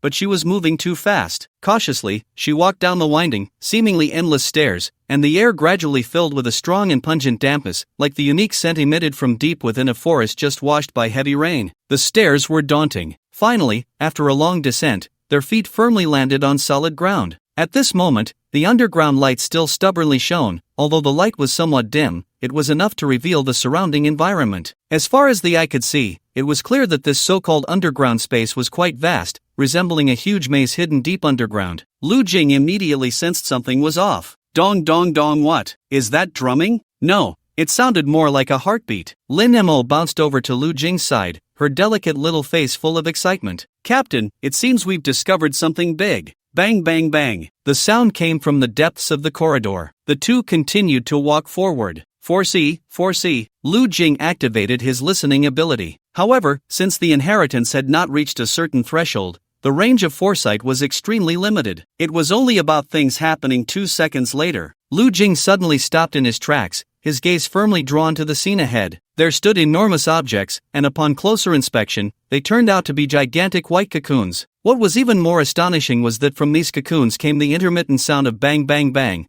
a sound that resembled a powerful heartbeat, seemingly containing endless vitality and unknown power. Not good. Lu Jing's expression changed slightly. There was a corpse on the ground. The person had a pockmarked face, and before dying, they displayed an expression of sheer terror. Moreover, one of the cocoons had already broken open, as if something had emerged from within. Lu Jing glanced into the darkness and pulled Lin Mo to his side. Although this girl had also received an inheritance, according to the Qilin, Lin Mo had only accepted half of the inheritance from the Guhua bird, with the other half still within the organization. Up until now, Lin Mo had no inherited items. The half inheritance meant she hadn't even progressed to awakening. This was due to not undergoing the assessment and being unexpectedly chosen by the Guhua bird. Therefore, she had only received the lowest D-level serum. Lu Jing reached into the ghost baby's mouth and pulled out the red knife. Compared to the Dasha dragon sparrow, the red knife was shorter and more convenient to wield. Captain, is there danger around here? Who knows? Let's leave this place first. The situation is unclear. Lu Jing dragged Lin Mo out. Suddenly, he kicked Lin Mo away. The blood-red knife was raised. Bang! The sound of metal clashing suddenly rang out. The opponent's speed was like lightning. It seemed to merely brush against the red knife and instantly vanished without a trace. This fleeting moment was like a glimpse of a startled swan, making it hard to capture its figure and movements. However, in that split second, Lu Jing, with his keen eyesight and extraordinary reflexes, barely managed to see the opponent's appearance. That person, or rather that creature, indeed had the outline of a human form, but upon closer inspection, it was far from an ordinary person. Its body surface was unusually smooth, without a single hair or texture. It felt as if it were an eel just pulled from the water, slippery and elusive. What the hell? There are monsters beneath this telecom group? Lu Jing never expected that while dealing with a telecom fraud group, he would encounter such a thing. Oh, Captain. Lin Mo clutched her stomach, looking at Lu Jing with a face full of grievance. Lin Mo was wearing a fitted black investigator uniform. The outfit was so form-fitting that it constantly reminded Lu Jing of some investigator scenarios. At that moment, a distinct large footprint appeared on Lin Mo's black uniform. Lu Jing pulled her up and ran. Run! So fast! Lu Jing felt a chill in his heart. There was no time left. Item, Xian Huang Qi Protective Shield. This was an item obtained during the challenge at the Mountain God. This time, Lu Jing saw the opponent clearly. It had no facial features. The features were slowly emerging. At this moment, one eye had already pushed out, as if just born into this world. Lu Jing squinted slightly. He kicked Lin Mo in the rear, pushing her out of the combat range. Immediately after, Lu Jing and the opponent's figures intertwined continuously. The opponent's arms seemed to be its weapons. Lu Jing switched the red knife from his left hand to his right and suddenly swung it out. He pulled out a more than 2-meter-long spear from the mouth of the ghostly infant. A legacy. This was the legacy that Lu Jing inherited from the Tengu. The Tengu had used it when dealing with zombies. Vast Dawn, this name centers around the core imagery of Vast Dawn. Everything can be a spear. 1,000 pounds of force comes from this. He let out a low growl. Die! This roar seemed capable of shattering the air around him. At the same time, the spear in Lu Jing's hand surged forward like a roaring dragon, bursting forth with unparalleled momentum and power. In an instant, there was a muffled thud as the incredibly sharp spear accurately pierced through the enemy's body. Blood splattered, forming a tragic mist in the air. The struck enemy fell heavily to the ground. Damn! Lu Jing showed no signs of relaxing. On the contrary, his heartbeat quickened and grew stronger. At this moment, the lives within the cocoons were breaking free from their bindings at an astonishing speed, emerging from their chrysalises. They emitted faint yet chilling sounds, as if countless demons were whispering in the darkness. Did we poke the hornet's nest? Tat tat tat. The sound was like a death knell, rapidly approaching Lu Jing from afar. Each step felt like it was stepping on his nerves, sending shivers down his spine. Lin Mo stood back to back with Lu Jing. Captain, it's an honor to fight alongside you, even though you just kicked me twice. Lu Jing helplessly thought,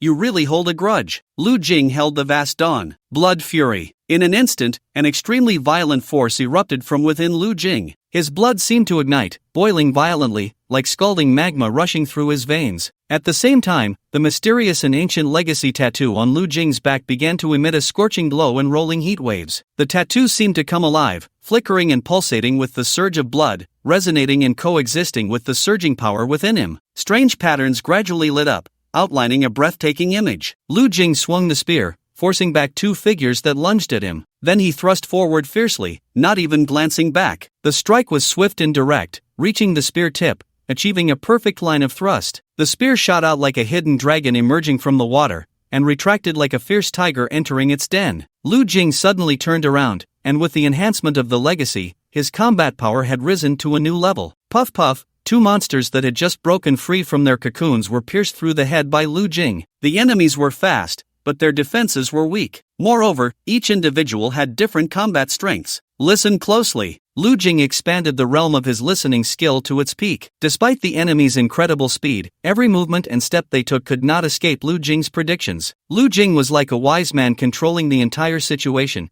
having already seen through all of the enemy's movements. Puff! The sharp light of the spear flashed suddenly, followed by a muffled puff, and blood splattered everywhere. The spear in Lu Jing's hand danced impenetrably, each thrust carrying a deadly threat. Without even looking back, Lu Jing extended the spear behind him, pinning a monster against the wall. He transformed one hand into a sharp blade, blocking in front of himself. Lin Mo was also engaged in a struggle with a monster, wielding a knife. Time passed. There were only two monsters left charging in. They quickly circled around Lu Jing and Lin Mo. Captain, at this point, I have to use the hidden energy in my back. I'll cover you, you run. Lin Mo covered her injured shoulder. Run? Lu Jing was slightly surprised. What the hell are you talking about? There were only two left, and they weren't hard to deal with. The more Lu Jing fought, the more energized he became. However, as time passed, those two originally vague and oddly shaped monsters underwent astonishing changes. They had now developed clearly visible facial features. Their eyes were deep and bright, their noses straight and delicate, as if finely carved. Their mouths curved slightly upward, revealing a hint of a mysterious smile. Not only that, but the hair all over their bodies gradually became denser, now hardly distinguishable from that of humans. Lu Jing frowned, his expression turning grim. They can still evolve. The speed of the two monsters compared to just now was as if they had been given a stimulant. Too close. They were moving even faster. Lu Jing's face grew serious. Be careful. Holy judgment. Lin Mo directly took the pendant off her neck. Backup hidden energy activated. Captain, run. I'll cover you. Tears streamed down Lin Mo's face. In her imagination, she was like the golden iron beast from a cartoon. In a moment of crisis, to protect the wild general, she resolutely chose to self-destruct. Subsequently, whenever Lu Jing recalled her, he couldn't help but shed tears. After hearing her story, the entire Night Watch mourned for her. All the Night Watch sent off General Lin Mo. The Night Watch had lost a pillar. Countless people would remember her. If only Lin Mo were here, how things would be. Lu Jing turned his head. Confused face? It was as if he was fighting desperately against the enemy, about to win, when his teammate suddenly decided to take them both down with a bomb. Boom! Lu Jing's eyes widened in terror, his mouth agape, just about to shout something. What the?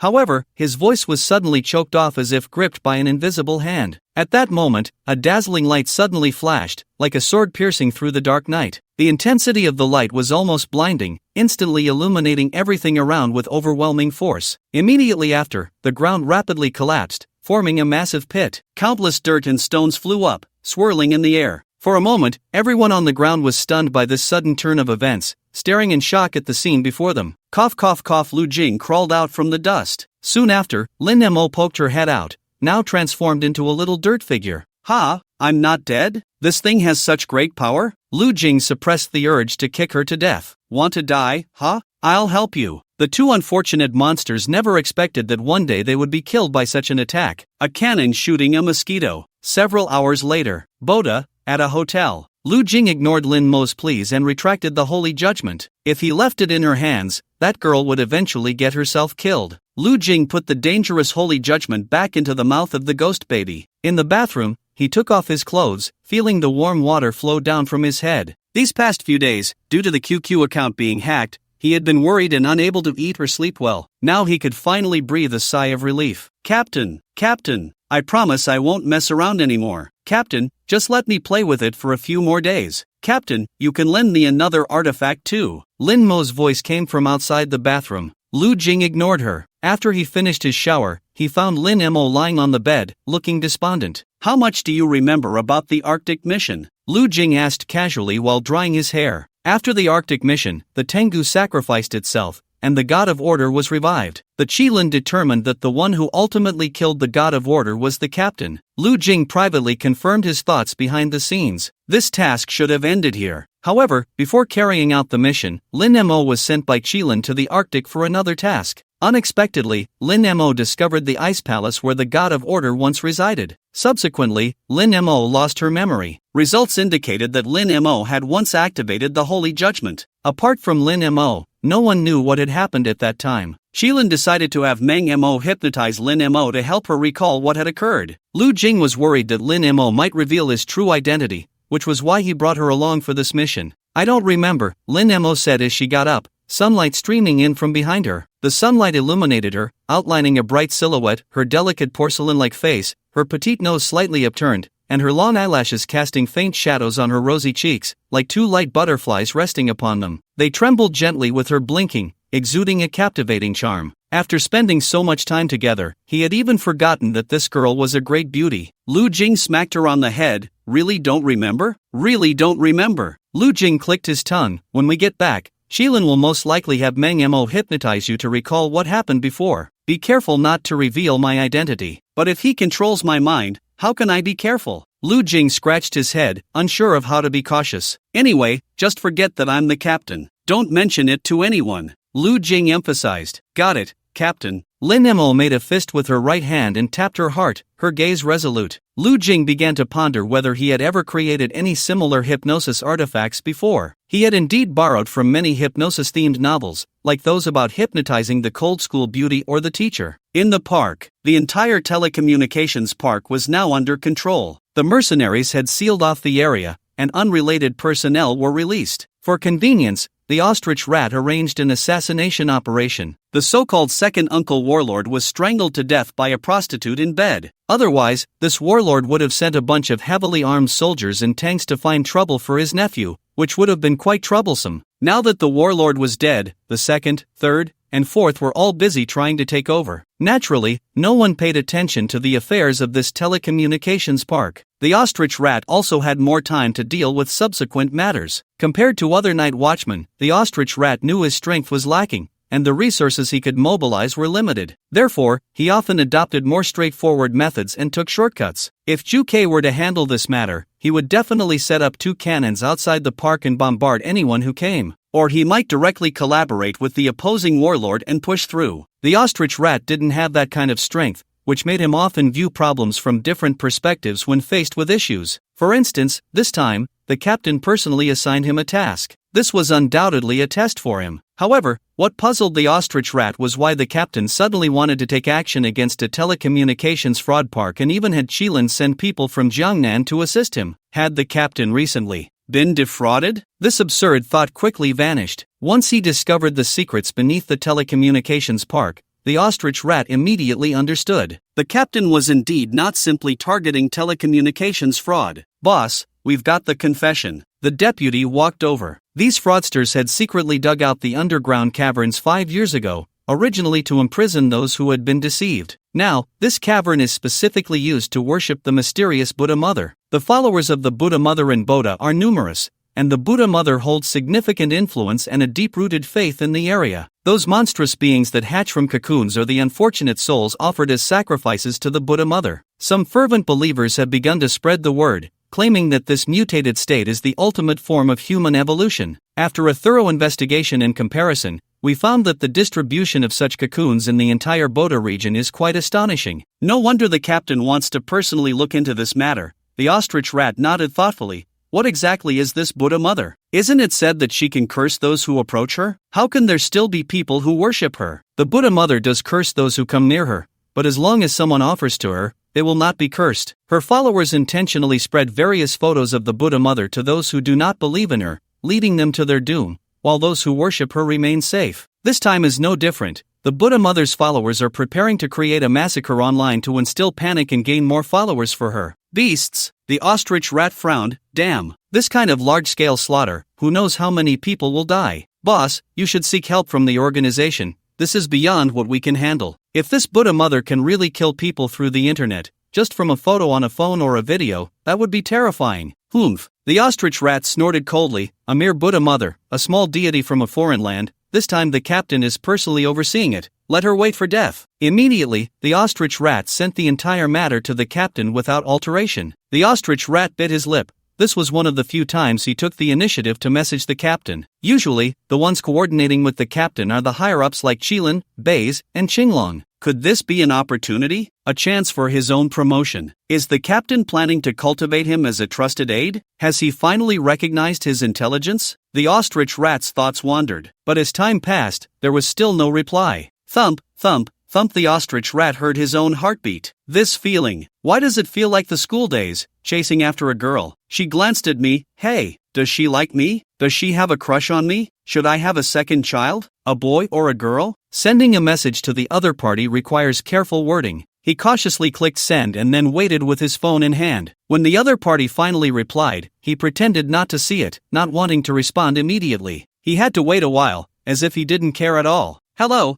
I am the night watchman captain. Yes, that's right. I want to report that your customer service here laughed at me. She has been laughing the whole time, never stopped. And her efficiency is extremely low. I just got my QQ number back. She blocked my QQ number, and I need an explanation today. What? I have to wait 7 more days? After hanging up the phone, Lu Jing paced back and forth angrily. Suddenly, he remembered that the ostrich rat was still dealing with matters in the park and wondered how it was going. What exactly was going on with the monsters that ran out of the cocoons? So, he once again utilized the Boshang furnace. Mist and illusion. Captain, a figure below knelt on one knee. How is the situation being handled? Lu Jing asked in a deep voice. The ostrich rat reported what he had discovered truthfully. Lu Jing listened, frowning deeply, hissing, why are there so many evil gods in this world? One moment there's a god of chaos, the next a god of order awakening, and now another Buddha Mother who can kill from a distance has appeared? Don't worry, I will find someone to assist you. Well, this mission. The emu rat detected the implication in the captain's words, focusing on the word assist. Logically speaking, a deity of this level would require a night watchman capable of guarding a city of millions to handle it. So, it was certain that he would assist other night watchmen in completing this task. But now it seemed the captain intended to find a night watchman to assist him. The emu rat felt a surge of joy within. The captain truly wanted to cultivate him. With the 3 inheritors, Guho Bird, Tengu, and you, Emu Rat, how could we not deal with this mere Buddha Mother? Lu Jing said in a deep voice. A 3-person team, and you are the captain. Thanks to the great deity for the lost kidney certification. Hurry and find the kidney back. Great deity, snake soup. Lu Jing sat at a roadside stall enjoying this specialty snack from Bodha. The texture of snake soup is usually quite delicate, tasting somewhat like chicken, and it doesn't leave a heavy aftertaste but rather brings a refreshing sensation. Lu Jing savored the flavor, wondering if he could bring some back for his family. Lin Mo, sitting beside him, lost her appetite just hearing the name snake soup, stirring her spoon in the bowl but not bringing it to her mouth. Hurry up and eat. We still have a mission to execute later, Lu Jing reminded her. You need to be full to have the strength to work. This time, Lu Jing planned to use this opportunity to have Lin Mo accept the complete inheritance of the Guhua bird. By receiving the complete inheritance and gaining power, perhaps the influence of the Dream Taper's hypnosis would be lessened. Boss, another bowl, please. Boda has its own language, but here, Chinese is more widely spoken, making Boda's language less common. Lu Jing ate while looking at the tall building across from him. Lu Group. After investigation, this group was secretly providing support to the followers of the Buddha Mother. There is evidence that the head of Lu Group, Lu Wu, is actually the mastermind behind the spread of the Buddha Mother's teachings. Lin Mo looked around, scanning the area. Scanning 12 times. The king covers the earth tiger. Lu Jing remains silent. Lin Mo repeated, the king covers the earth tiger. Lu Jing tapped her on the head. It's just the two of us with this code. Lin Mo covered her head with her hand. Then, she whispered, the king covers the earth tiger. Lu Jing sighed helplessly. The pagoda suppresses the river demon. Captain, when do we act? Lin Mo asked. Wait for the notification. I've already seen Lu Wu enter the building. The emu rat's voice came through the earpiece. It wasn't easy to enter Lu's building openly. The security inside had doubled for some reason, and they were all Lu Wu's personal bodyguards, with 9 out of 10 being awakened ones. The remaining 1/10 were seasoned mercenaries. Lu Wu's office was located on the top floor of the building. The area around the building was equipped with missile systems, and any aerial approach would be detected by radar. It was said that the outer wall of Lu Wu's room could even withstand a full-force attack from a 30-tier magician at close range. I guess after the park was attacked, Lu Wu knew someone was investigating him and was already on guard. The emu rat squinted, using binoculars to look at the windows on the top floor. The one-way bulletproof and blast-resistant glass made it impossible to see inside from the outside, while the inside had a clear view. Quite cautious indeed. The emu rat sighed. Faced with such a tough opponent, the emu rat felt somewhat helpless. Lu Wu's defenses were simply too good. Hiring mercenaries could attack the park, but that wouldn't work against Lu Group. There was a military base nearby. Plus, with the bodyguards inside Lu Group, do you have any good ideas? Lu Jing asked. A strong attack is definitely not a good idea, the emu rat said. Let's observe first. The emu rat believed in taking time to do things well. Hurrying is useless and can easily lead to mission failure. At this moment, he already had a rough plan in mind. Using the teleportation device, they would directly enter the opponent's office. However, the teleportation device had a distance limitation, and the range was quite short. To teleport from the rooftop of a high-rise building directly to Lu Wu's office was possible. They had previously used the teleportation device to enter a dungeon while submerged 3,000 meters underwater in the Arctic. The key issue was how to set up the teleportation device on the opponent's heavily guarded rooftop. In the deep of night, 7,500 meters above the ground, a fixed-wing aircraft was circling in the air. Tuashu asked, do you all remember how to control the direction? Make sure to land precisely on the rooftop of the building. Then, we need to quickly set up the teleportation device to enter the opponent's office. So exciting! Lin Mo exclaimed with excitement. Lu Jing frowned slightly. Jumping from over 7,500 meters and landing accurately on the opponent's rooftop was indeed a bit challenging. Tuashu knew this too, but it was the only option they had. Any aerial device that approached the building would be locked onto by radar. The opponent's office was almost like a turtle shell from top to bottom. Alright, prepare to jump. Lu Jing glanced back at Lin Mo. Stop fooling around. Be careful. Yes. Lu Jing felt like a mother hen, always having to look after this not-so-bright girl. Sometimes, he wondered if her brain had grown in her chest. Lin Mo nodded and then leaped down. Lu Jing took a deep breath and followed closely behind. Jumping from the plane, the wind howled in his ears. Lu Jing wasn't as panicked as he had imagined. He had seen many big scenes, it was just parachuting. He had never even been on a roller coaster growing up,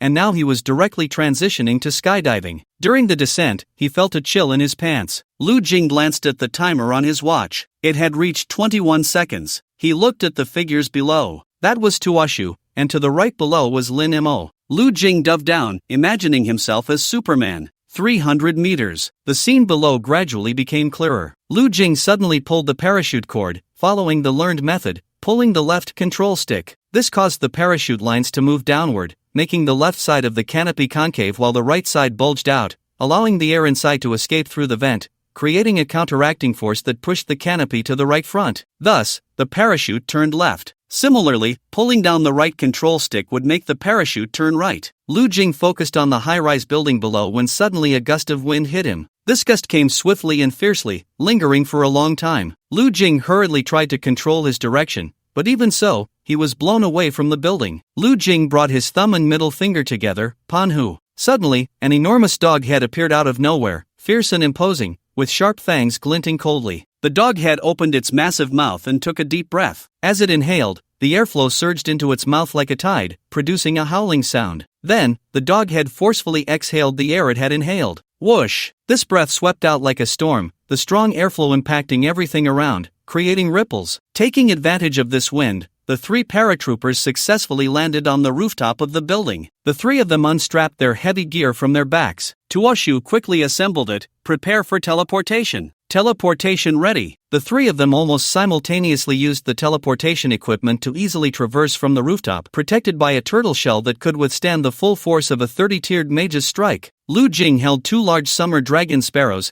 estimating that the office space, according to the ostrich rat, was not very large. He wondered if there would be a few awakened bodyguards inside. Compared to a spear, a short knife clearly offered more combat space. Lu Jing landed steadily and quickly scanned the room. He had prepared for the possibility of 2 to 3 awakened bodyguards inside. Who would have thought that there was only one person in the room? And that person was the aging and frail Lu Wu. At that moment, he was slumped in a chair, looking lifeless, swaying like a candle in the wind. His eyes were slightly closed, leaving only a narrow slit through which it could be seen that his eyeballs seemed to be weakly moving, as if trying to see everything around him, but it appeared so difficult and laborious. The ostrich rat quickly subdued Lu Wu, growling, "Move and I'll wrap your shit." He pulled him up from his seat. Half of the big boss's seats had emergency devices, and with a gentle press, people outside would come in. Lu Jing did not expect to control Lu Wu so easily. Following the plan, Lu Jing inserted a special USB drive into the computer in Lu Wu's office. On the other end,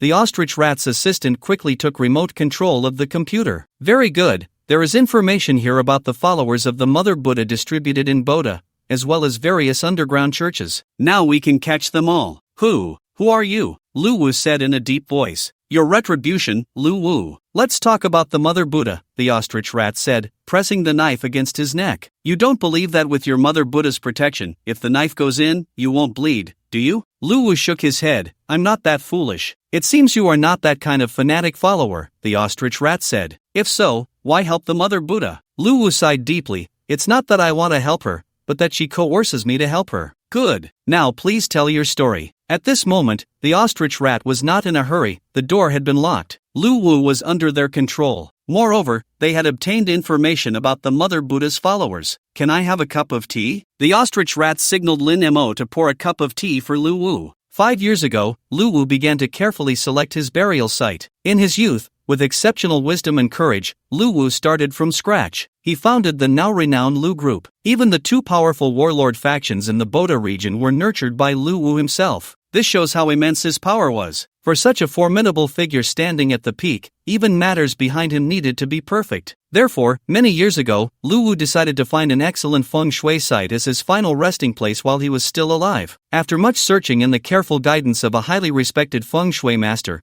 Lu Wu finally found a legendary dragonland as he wished. It is said that in ancient times, the king who once ruled the entire Bodha region chose this place as his burial site. Surrounded by mountains and rivers, the place exuded a magnificent aura, as if a dragon vein lay dormant within, truly a rare feng shui treasure. However, when Lu Wu discovered it, a coffin had already been buried there. Lu Wu was a person of great stature, adept in both the underworld and the upper world. He immediately had the coffin moved out. Little did he expect that shortly after moving it, another coffin was discovered beneath it. It seems that throughout history, everyone knows this land is good, so they all bury their coffins here. Lu Wu was worried there might be more coffins below, so he had people continue digging, until he confirmed there were no coffins left. After all, he didn't want to share a grave with someone after death. Who would have thought that digging would uncover something big? You dug up the Mother Buddha? Lu Jing couldn't help but interject. Not the Mother Buddha, but the third coffin, Lu Wu said quietly. On the day this coffin was unearthed, everyone present except me died tragically on the spot. I was the only one who survived and followed its guidance. In some underground chamber, I found everything about the Mother Buddha. It told me that only by obeying its words would I have a way to live. Otherwise, it would curse my entire family. After hearing this story, Lu Jing felt a chill run down his spine. How could this turn into a ghost story? This damn world, where is that coffin now? The ostrich mouse asked. Still in that grave. After saying this, Lu Wu glanced at the three of them. You three shouldn't think about it. After this incident, I realized I had caused trouble and sought help from many people. I even ended up inviting so-called orthodox Taoists,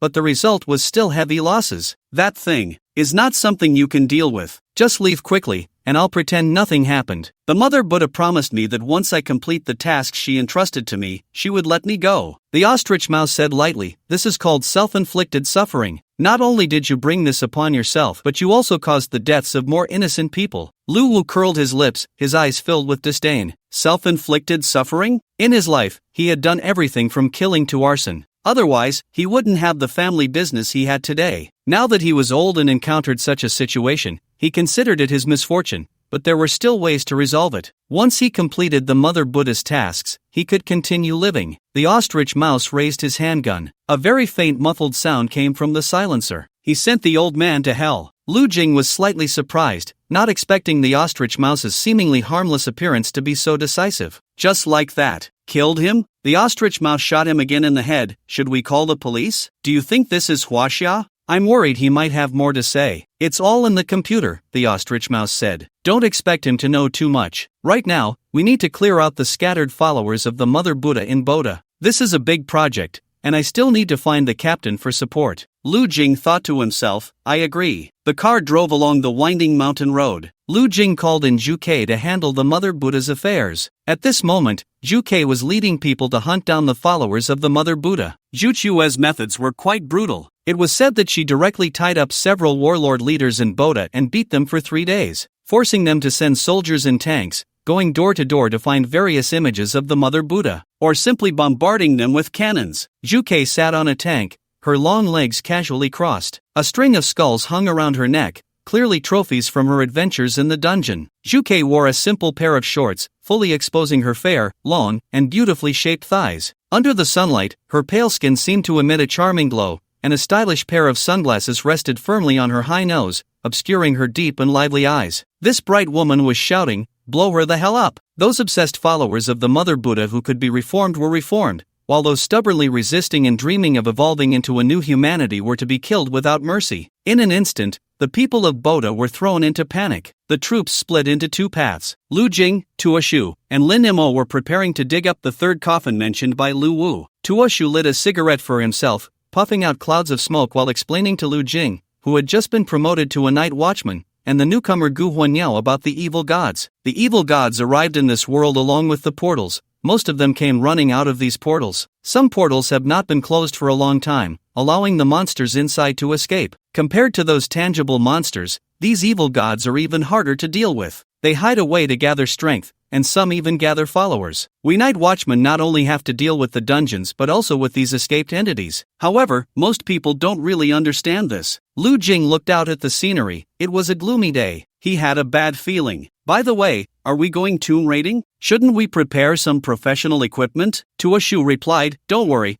I brought a lot of professional tools. I estimate that the so-called Buddha Mother can kill others through this kind of transmission method. It should be some kind of spiritual entity. Having tools to deal with such entities is actually easier. Tuoshu was pleased, thinking that solving the Buddha Mother issue would earn him a lot of contribution points. He looked up at the weather and tossed 3 specially made copper coins high into the air. The same hexagram indicates the 8 pure hexagram. Encountering the 8 pure hexagram as the main hexagram indicates life-threatening danger. Tuoshu frowned and couldn't help but click his tongue. Looking again at the gloomy weather, he began to have second thoughts. Tuoshu's principle was to act only when he was 200% sure. Meanwhile, Lu Jing and Lin Mo were taking tools out of their backpacks. Luoyang shovel, candles in the southeast corner, flying tiger claws. What are these? Where did you learn to bring such things? Tomb raiding notes, Lin Mo said defiantly. Lu Jing tapped her on the head. That's all fake. Lin Mo covered her head with both hands. Then Lu Jing pulled out a peachwood sword. Black dog blood, glutinous rice, only these are real. Lin Mo suddenly understood. Tuoshu, watching this scene, took a deep breath. He wished he had chosen Zhu Ke to come with him. Is this the place? Tuoshu nodded. The 3 looked at each other, holding their shovels, rolled up their sleeves, and began to dig. They dug quickly, and in less than a quarter of an hour, they had excavated a large pit. However, the coffin was still not visible. According to Lu Wu, this coffin was buried very deep, and they were the last to excavate it. Gradually, the blazing sun began to slowly sink towards the west. At this time, only a faint and hurried rustling sound remained around them, like countless invisible little claws gently scratching the ground and the grass. In this quiet atmosphere, the subtle sound became particularly clear and piercing, sending chills down their spines. The wind had inexplicably grown colder. The branches swayed uncertainly in the wind, occasionally colliding with each other, producing crisp sounds. I see it. Lin Mo's eyes lit up. She spotted a corner of the coffin. The other two quickened their pace, and soon a coffin appeared before them. Upon seeing the coffin, the three couldn't help but widen their eyes. No wonder Lu Wu found this coffin strange and wanted them to open it. This coffin was actually made of jade. Its material and texture were indistinguishable from real jade. When touched lightly, the smooth and warm sensation felt like caressing the finest mutton-fat white jade, delicate and gentle. Upon closer inspection, one could see that the surface of the coffin exuded a faint sheen, every inch meticulously carved, with clear invisible patterns, the lines smooth and natural. It goes without saying that whatever was placed inside must be extraordinary. The three exchanged glances. The ostrich mouse took out the prepared tools. First, he tossed aside Lin Mo's candle and inserted his own. Lin Mo? What does that mean? The ostrich mouse explained, this is the real tool. If any supernatural entity appears, the candle will melt quickly. He then set up a large net around the coffin, sealing it off. The Qingming net can trap supernatural entities,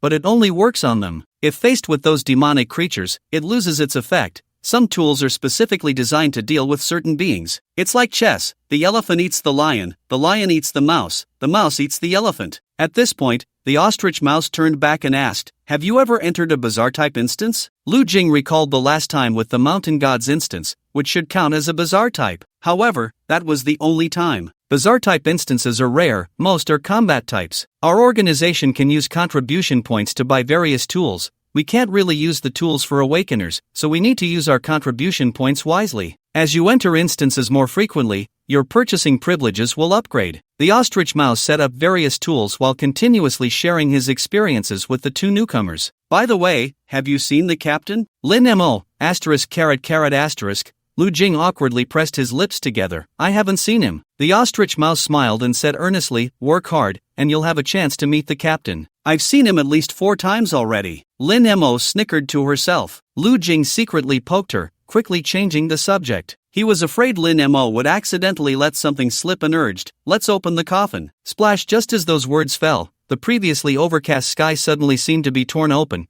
and large raindrops poured down like a waterfall, making a crackling sound, instantly enveloping the entire mountain in a white mist of rain. Lu Jing looked up at the sky, thinking, it can't be this eerie. The three stood outside the coffin, using hooks to connect it to the vehicle. Stepping on the gas, they heard a muffled sound from the coffin. The jade coffin slowly opened. Lu Jing held the large gun in his hand, feeling somewhat uneasy. Boom! As the coffin lid hit the ground, the entire coffin was exposed to the air. In that instant, the candle placed beside the coffin began to melt at an astonishing speed. In the blink of an eye, it quietly extinguished, leaving only wisps of light smoke rising. Almost simultaneously, the entire Qingming net erupted with a piercing sizzle, like thousands of poisonous snakes hissing at once. At that moment, a fierce wind howled in, violently tearing at everything around. The heavy rain pounded the ground, creating splashes and mist. Her gaze, shines like the stars. I see, my heart flutters. The bright moon emits light, the vengeful spirits sway in the wind, the night deepens, the fog grows colder, wandering souls tread.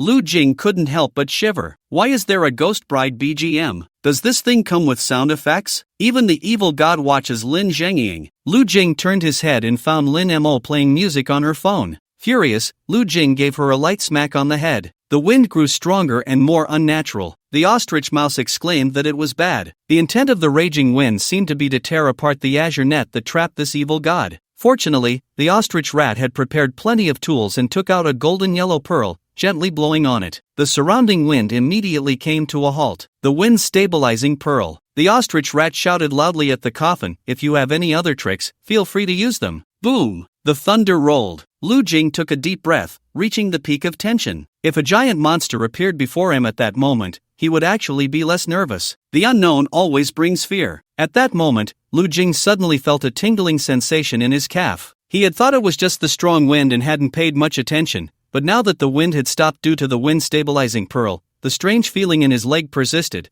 as if something was gently wriggling. Lu Jing instinctively looked down, and that glance made him shudder, his heart racing. There was a worm lying on his leg. The worm was about the length of his middle finger, its entire body a bizarre dark green, with tiny spots and patterns on it. Logically, such a small worm shouldn't provoke such a strong reaction. But when Lu Jing focused on it, he discovered the truly horrifying part. The worm's head was actually a human head. Although that head had shrunk countless times, the features were still clearly discernible. The nose was slightly upturned, the lips slightly parted, and a row of sharp teeth was faintly visible in that mouth. Seeing this scene, Lu Jing was startled. What the hell? At the same time, he heard Lin Mo's exclamation beside him. What is that? Lu Jing looked down and saw that the ground was now densely covered with these human-headed worms. The sight made him gasp. Each human head looked different, some male, some female. Lu Jing swung his spear. Go! With a sweep of the spear, a wail arose. What the hell is this? The ostrich rat clearly hadn't anticipated this scene, and upon seeing it, his face turned pale. It's a human-faced snake. How could it appear here? Don't let them destroy the azure net. The ostrich rat pulled out a scorpion-style submachine gun from behind. The dense bullet sprayed onto the ground, turning those human-faced snakes attempting to approach the azure net into a puddle of mush. Lu Jing endured the discomfort and wielded his spear. The spear tip drew a sharp arc in the air, creating a whistling sound, as if the very air was being torn apart. Faintly, the sound of thunder echoed around. Yet those human-faced snakes, facing such a fierce assault, showed no signs of retreat. They twisted their bodies and crawled toward the great net. Lu Jing's spear swept like autumn winds scattering leaves,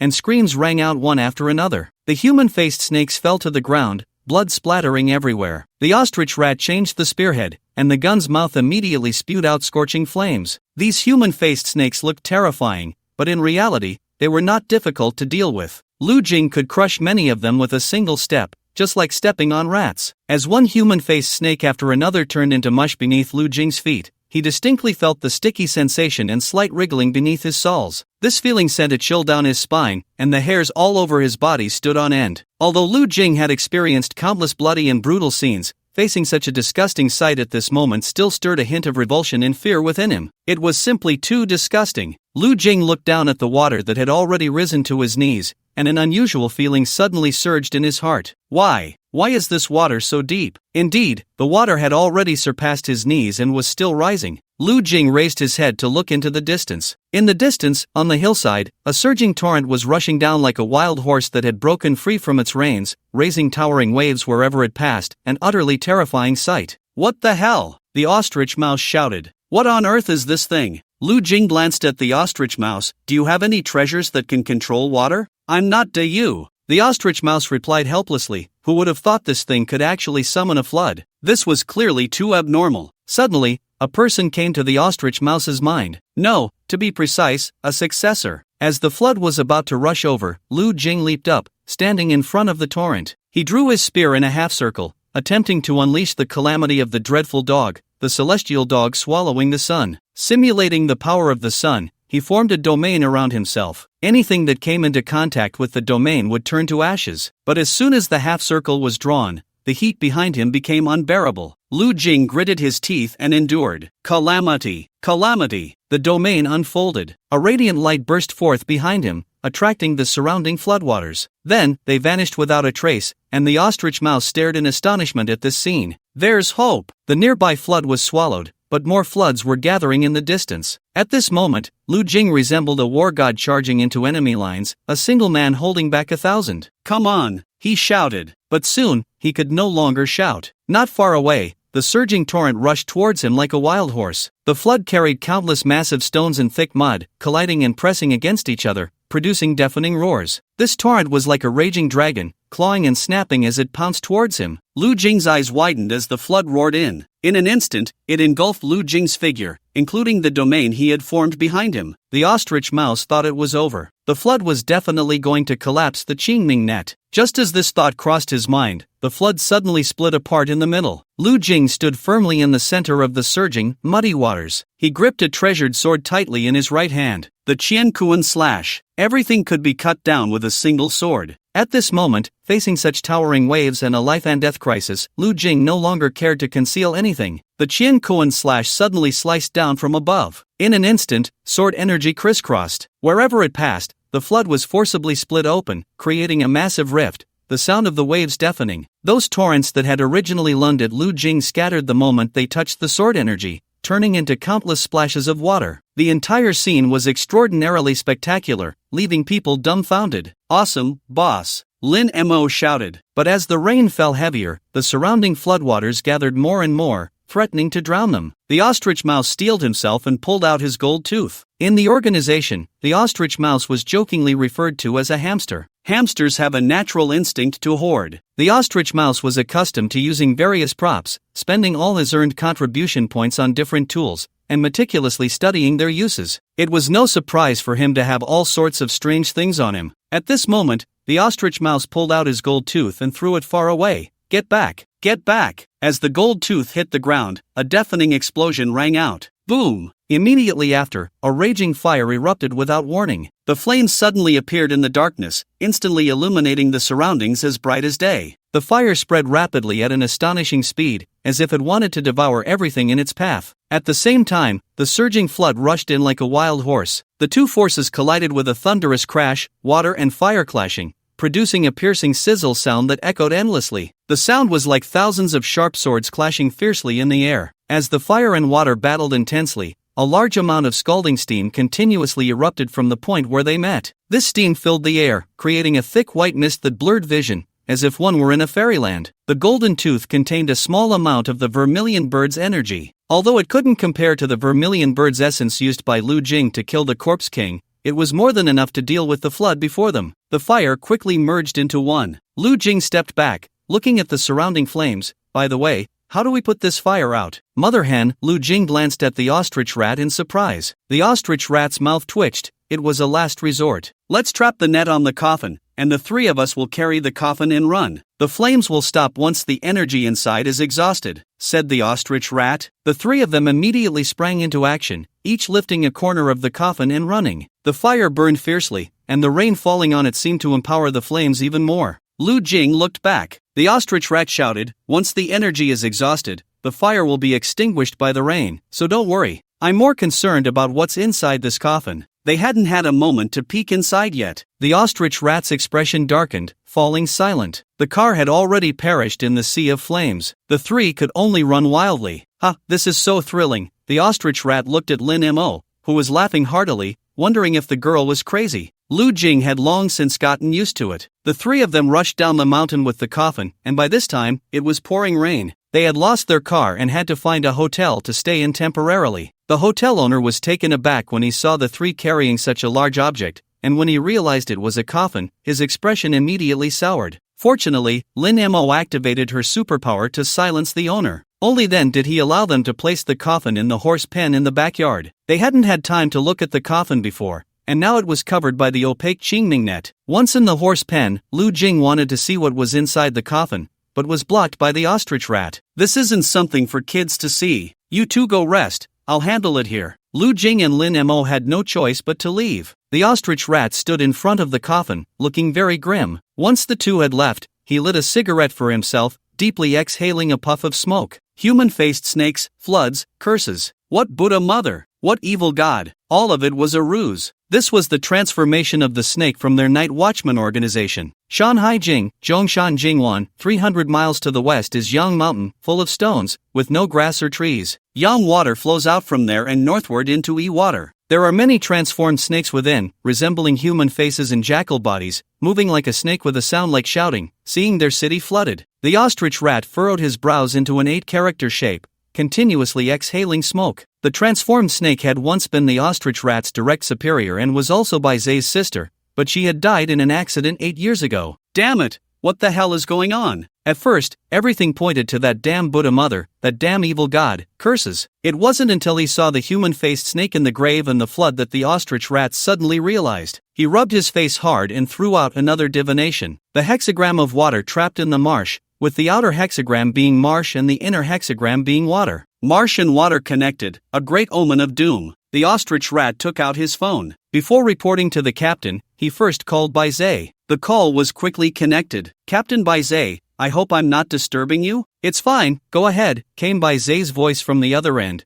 devoid of any discernible emotion. The ostrich rat briefly explained the situation to the other party. I am currently in the Bodha region, where we discovered an evil god claiming to be the Mother Buddha spreading widely on the internet. It can even kill others through curses and hatch some kind of mutated humans. Following the clues, we found the mastermind behind the Mother Buddha, President Lu Wu of the Lu Group. Through Lu Wu, we also discovered the coffin that the Mother Buddha originated from. During the excavation process, the abilities and characteristics exhibited by this so-called evil god were very similar to the snake transformation. Hey, Captain Bays, are you listening? The ostrich rat cautiously inquired, as there was a significant gap between him and Bays, even though they were both night watchmen. I'm listening. The snake transformation was buried by me personally, and the location is not in Bodha. Could there be a mistake? The ostrich rat hesitated for a moment. There's no mistake, it's definitely the snake transformation. Are you so sure? The ostrich rat responded with a heavy I'm heading to Bodha right now. For the time being, don't act rashly over there, and don't touch the coffin. This task was personally arranged by the captain. Perhaps you should contact him. There was silence on the other end of the phone, and this time the silence lasted noticeably longer. The captain personally arranged it? Yes, I will contact the captain. After hanging up, the ostrich rat lit a cigarette for himself and stared at the coffin. He couldn't make sense of it no matter how hard he thought. He was sure that the snake transformation was inside the coffin, but he wasn't sure what the snake transformation had become now. After all, the snake transformation had clearly died. It had died 8 years ago. According to Lu Wu, the Mother Buddha was excavated 5 years ago. There was a 3-year gap in time. Had the unexpected inheritance of the snake transformation changed hands? It hadn't been known to the night watchman. This was the biggest possibility the ostrich rat could think of. However, why would it hide in the coffin? And why would it use the name of the Mother Buddha? Time passed second by second, the night deepened, and the rain stopped. The ostrich rat opened his phone and looked at the chat box with the captain. Captain, we found a coffin suspected to belong to the snake transformation on the mountain. After thinking for a moment, he deleted the message. He didn't know anything right now, was completely in the dark, and if the captain asked him more questions, how would he respond? Just as he hesitated, footsteps approached from behind. The ostrich rat turned around. A tall figure strode towards him through the darkness. The man appeared to be in his 30s or 40s, dressed in pure white clothing that was soft and seemed to move with the wind, floating like clouds. His sword-like brows slanted into his temples, thick and sharp like ink. His starry eyes sparkled like stars, deep and bright, as if they could see through all things in the world. Captain Bays. The ostrich rat's expression changed slightly, and he quickly knelt on one knee. He hadn't expected Bays to arrive so quickly, in just 2 or 3 hours. The night watchman, Bays. Bays walked straight to the coffin and suddenly tore open the azure net with his hand. The ostrich rat's expression changed. Captain Bays. The ostrich rat's 7 orifices bled, and he instantly collapsed to the ground, unable to move. He opened his mouth, but no sound came out. He uncontrollably raised one hand and broke the other. The ostrich rat's eyes widened. Wait, why? Ostrich rat, I don't want to kill you, Bays said in a deep voice. In a moment, you will lose all your memories, only remembering that you were attacked and that the coffin disappeared. Bays, what exactly do you want to do? Is the snake transformation dead or not? It's dead. The snake transformation is dead. To be precise, it's in a state of false death. This coffin made of meteorite jade can isolate everything. I want to try to see if I can use this method to deceive the captain. If we fail, we say it's a case of the snake shedding its skin and feigning death, but in reality, it's still alive. I never expected to succeed, and everyone believes the snake is truly dead. I left the snake in Bodha, thinking the time was right 5 years ago. I waited until everyone had nearly forgotten about the snake's existence, then deliberately lured Lu Wu to discover the coffin, allowing the snake to control Lu Wu in the name of the Buddha Mother and develop followers. The ostrich mouse felt the sharp pain in his hand and gritted his teeth, asking, "What is this for? Why are you doing all this? To kill more people? Or..." Suddenly, he thought of something. Those new humans hatched by the mysterious power of the Buddha Mother, he had originally thought were the work of some evil god. Now it seemed. Baizé patted the ostrich mouse's shoulder and said calmly, "We learned in elementary school that where there are awakened ones, there are portals. It seems the portals are specifically set up for these awakened ones, allowing them to step by step reach the pinnacle and become supreme beings. But if one day there are no awakened ones in this world, and humanity no longer gives birth to awakened ones, will the portals then disappear from the world?" The ostrich mouse stared wide-eyed in disbelief. He suddenly understood Baizé's actions. You're crazy, a madman. Ostrich mouse,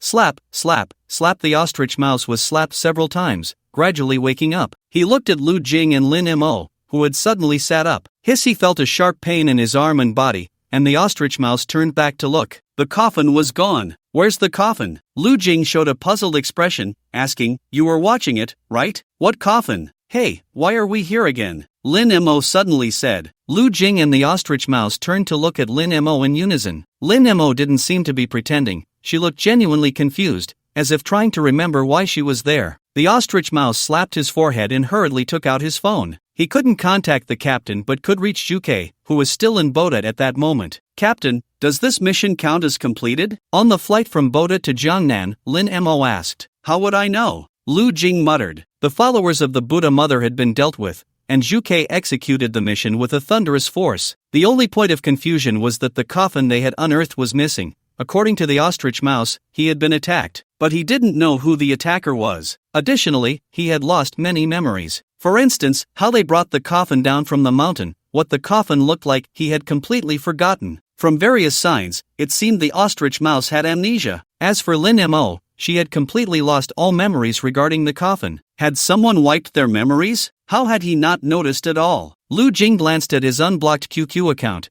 The ostrich mouse had already reported in detail what he knew. Of course, Lu Jing was aware of this as well. While using his secondary account to exchange intelligence with the ostrich mouse's Lu Jing, he also waited for the ostrich mouse's analysis in his capacity as captain. Human-faced snake, flood, curse, ostrich mouse, captain. This seems like the characteristics of the snake shedding its skin. The snake shedding its skin? The Night Watcher snake? Lu Jing frowned in thought. Is there still this person among the Night Watchers? Lu Jing opened the chat group. There was no code name for the snake shedding its skin. Suddenly, he remembered something and found the list of casualties in the group files. He flipped a page and indeed found the code name for the snake shedding its skin among them. Night Watcher snake shedding its skin. The snake had already died, and it had been dead for 8 years. The ostrich mouse, but the transformed snake has already sacrificed itself. I analyzed that it is highly likely a certain evil god with abilities similar to the transformed snake has run out from the portal. That memory had already faded from the ostrich mouse's mind. He only learned about it from Lu Jing. Hearing about it from others is completely different from seeing it with one's own eyes. Afterward, the ostrich mouse also went to the mountain where the coffin was found. However, that mountain had suffered a great fire due to the ostrich mouse releasing the vermilion bird's energy. Although the fire was later extinguished by heavy rain,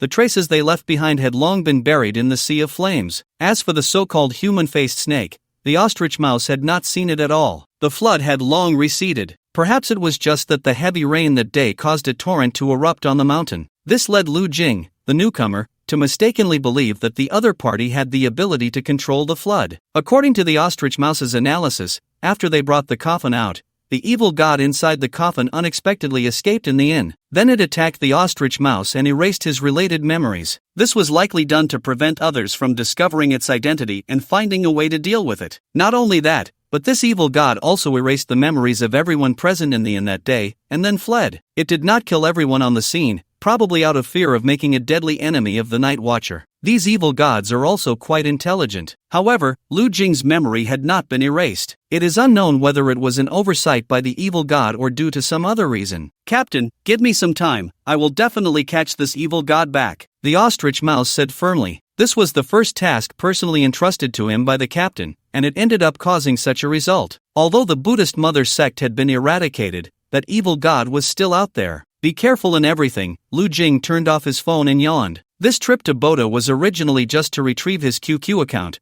but unexpectedly, it also involved an evil god. Destroying a cult along the way could be considered a merit. Not far away, a beautiful flight attendant in stockings was asking each passenger if they wanted a meal. Lu Jing glanced at her, closed his eyes, and pretended to be asleep. This feeling reminded him a bit of when classmates in class passed around snacks. Just as it was about to reach him, he had clearly seen it, but at that moment, he had to pretend not to care, not to see, playing with his phone or looking down to write something. When someone called out to him, "Hey, this is for you," he would act as if he just realized it and then stretch out his hand. Lu Jing pressed his lips together, pretending to be asleep. He silently thought about what he would say later. When he heard, "Sir, do you need a meal?" Lu Jing sleepily opened his eyes, rubbed them as if he had just been woken up, and said, Bring me one." But when he looked up, the flight attendant was asking the passenger in front of him, not him. The beautiful flight attendant turned to look at Lu Jing. he immediately felt his face flush with embarrassment. The beautiful flight attendant smiled slightly, clearly having seen many scenes before. She elegantly handed over a meal box. "Sir, enjoy your meal. If you need more, you can ask for it." Lu Jing awkwardly nodded. On the European continent, a solemn and majestic cathedral stood quietly. However, within this seemingly sacred building lay dark secrets unknown to the public. This was the stronghold of a cult disguised as the Catholic Church. At this moment, a terrifying and evil sacrificial ritual was quietly taking place inside the cathedral. The chosen sacrifice was a beautiful girl with skin as white as snow. Her limbs were tightly bound with thick ropes, unable to break free, and she could only struggle in terror.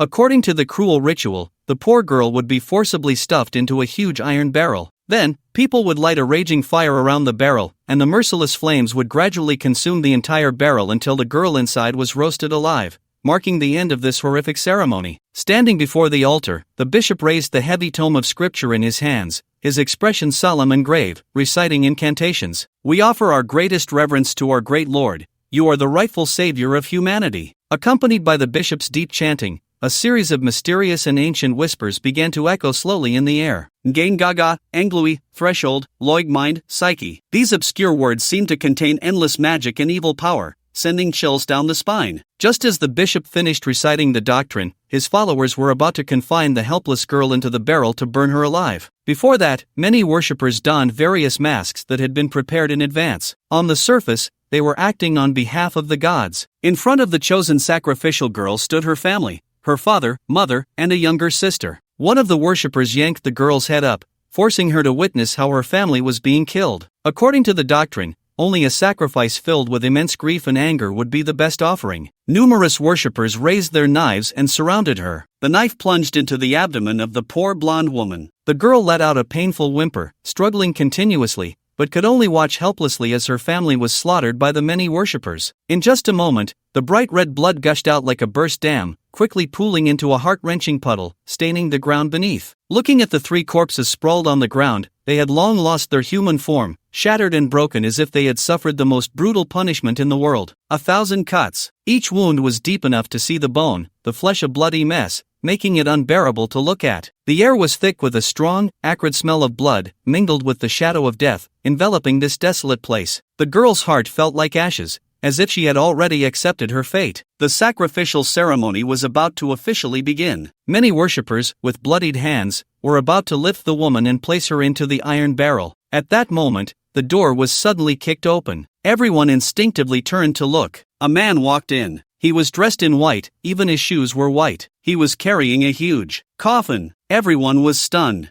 This man, carrying a jade coffin, strode in boldly and confidently. "Now I say, you should not believe in this thing anymore." The man in white pointed, and at the front of the solemn church stood a terrifying statue of an evil god. The human-shaped statue silently gazed at every worshipper who came to pay homage. The image presented by this evil statue was that of an extraordinarily handsome man, tall and slender, with proportions that could be deemed perfect. His exquisite features resembled a masterpiece crafted by a sculptor, with a high nose, deep and sharp eyes, and slightly upturned lips, exuding a mysterious and captivating charm. In his hand, he held a wand symbolizing power and darkness, the tip embedded with a gem that emitted a dim red light, as if it could capture a person's soul. The many worshippers were first taken aback, then each displayed anger, glaring fiercely at the man in white who had interrupted the sacrificial ceremony. "Who are you? How dare you, audacious fool, disturb the sacrifice to my god?" The crowd exchanged heated words, their eyes filled with a murderous intent towards the man in white. The bishop glanced at the other party. He was a clever man and could see that the other had an extraordinary demeanor. A person had barged into the church carrying a jade coffin. This left the bishop feeling uncertain. He raised his hand to stop the crowd before asking, "Your Excellency, how can you be so rude as to intrude upon my church and speak such arrogant words? What is the reason for this?" "Bishop, don't waste your breath with him," one of the followers shouted as he charged forward with a knife. The bishop did not stop him. It was better to let his followers test the strength of the intruder. The bishop felt confident, this was their territory. At that moment, many high-ranking members of the church were present, and they had ample fighting power. The man in white drew a silver handgun from his waist. Bang! The gun fired, and a body fell to the ground. The follower was a 20-tier awakened warrior. Those who surpassed the 10th tier were basically immune to firearms. Moreover, this follower was a 20-tier warrior, the strongest defensive class. Yet, he was shot dead in an instant. After firing a shot, the man in white did not stop. he continued to shoot. With each gunshot, another person fell, clean and swift. Charge! Someone shouted. The followers rushed forward. No matter how powerful the handgun was, bullets were limited. Indeed, the man in white fired 6 shots, killing 6 followers. The handgun fell silent. The man in white did not seem to care and holstered his gun. A warrior gripped a gleaming spear tightly, charging forward like a flash of lightning. In that moment, the warrior exerted force, thrusting the spear forward with great vigor. As he did so, the spear danced rapidly in the air,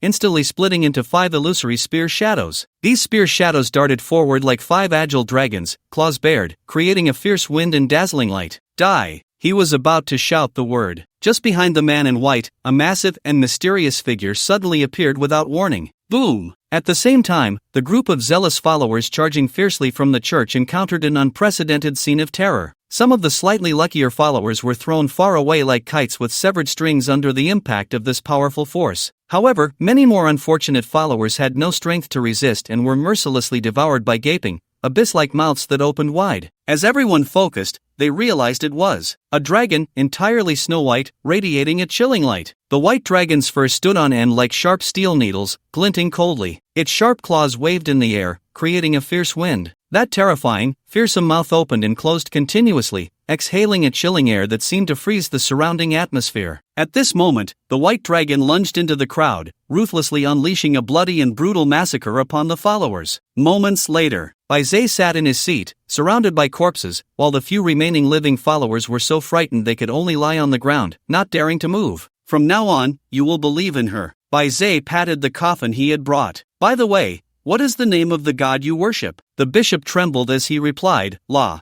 Lei. What a terrible name, Baizé frowned. Then from now on, she shall be La Lei. The bishop did not dare to voice any objections. I have no opinions, it's just. He pointed at the statue of the god they worshipped. Baizé's gaze fell on the statue in the church, and he let out a light snort. With such little power, you dare to run out from the portal and call yourself a god? Ridiculous. Baizé looked at the statue with a playful expression. By the way, aren't you going to move? Still pretending to be a statue? As soon as he finished speaking, the statue, which had been standing still, suddenly began to move without any warning. However, before it could fully rise, a white figure rushed in like lightning and instantly pinned it down. This white figure was the imposing white dragon. It opened its massive jaws, revealing sharp and pointed fangs, and unleashed a powerful aura that surged toward the statue. The statue, unable to move under the weight of the giant dragon, could only emit a series of muffled roars. Who are you? I am here with the personal permission of the Lord God. Who do you think you are to meddle in my affairs? The statue shouted in a panic while struggling violently. The white dragon coldly stared at the futilely struggling statue, its eyes flashing with disdain and authority. With a gentle swipe of its claw, a powerful gust of wind howled out, directly toppling the statue to the ground. The statue fell awkwardly, producing a dull thud. The Lord God will not let you go. Baizé said calmly, What Lord God? I believe in nothing. If you're not satisfied, you can have your master come find my boss. Your boss? Who is he? Who do you think you are? Baizé waved his hand, allowing the white dragon to swallow the so-called Lord God whole. The bound sacrificial girl stared blankly at Baizé. Baizé opened his arms to the remaining few. From today onwards, you are the followers of La Lai. And as for you, Baizé looked at the sacrificial girl, you are very lucky. From today onwards, you will be the Pope of this church. Who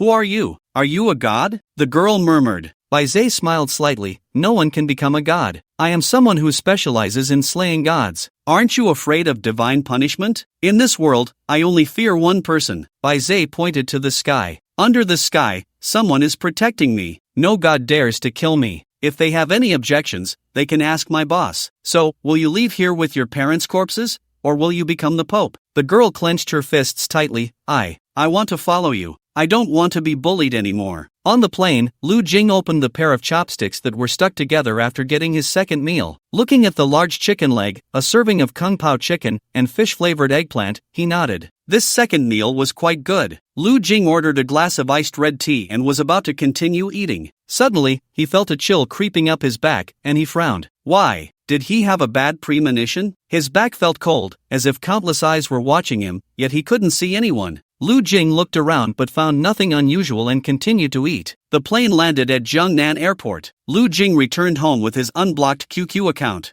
He was in such a hurry to come back because university was about to start soon. After the college entrance examination, Lu Jing was specially recruited by Kyoto University. There were only 2 days left until the start of school. Heading north to Kyoto. Before leaving, Lu Jing had a farewell meal with his team members Chao Lihao, Miao Miao, Monkey, and Fatty. Chao Lihao and Lu Jing were almost promoted to night watchers at the same time. The team was left with only Miao Miao, Monkey, and Fatty. Monkey took over the captain's position. And because of this mission, under Lu Jing's special approval, after Lin Mo returned, she also accepted the other half of the inheritance from the guahua bird. Lin Mo missed the college entrance examination and did not get into university. Logically, she should have stayed at Jiangnan High School to repeat her studies. However, Lu Jing felt it was safer to keep the girl by his side. If he let her out into the world, it would be like having a ticking time bomb. Lin Mo once again used her financial prowess to transfer to a high school near Kyoto University. 2 days passed in the blink of an eye. Lu Jing set off on his journey north to Kyoto. The trip to Kyoto was by long-distance train, taking a day and a night. The little rich girl, Tian Shiran, booked a luxurious carriage. They could play cards, Monopoly,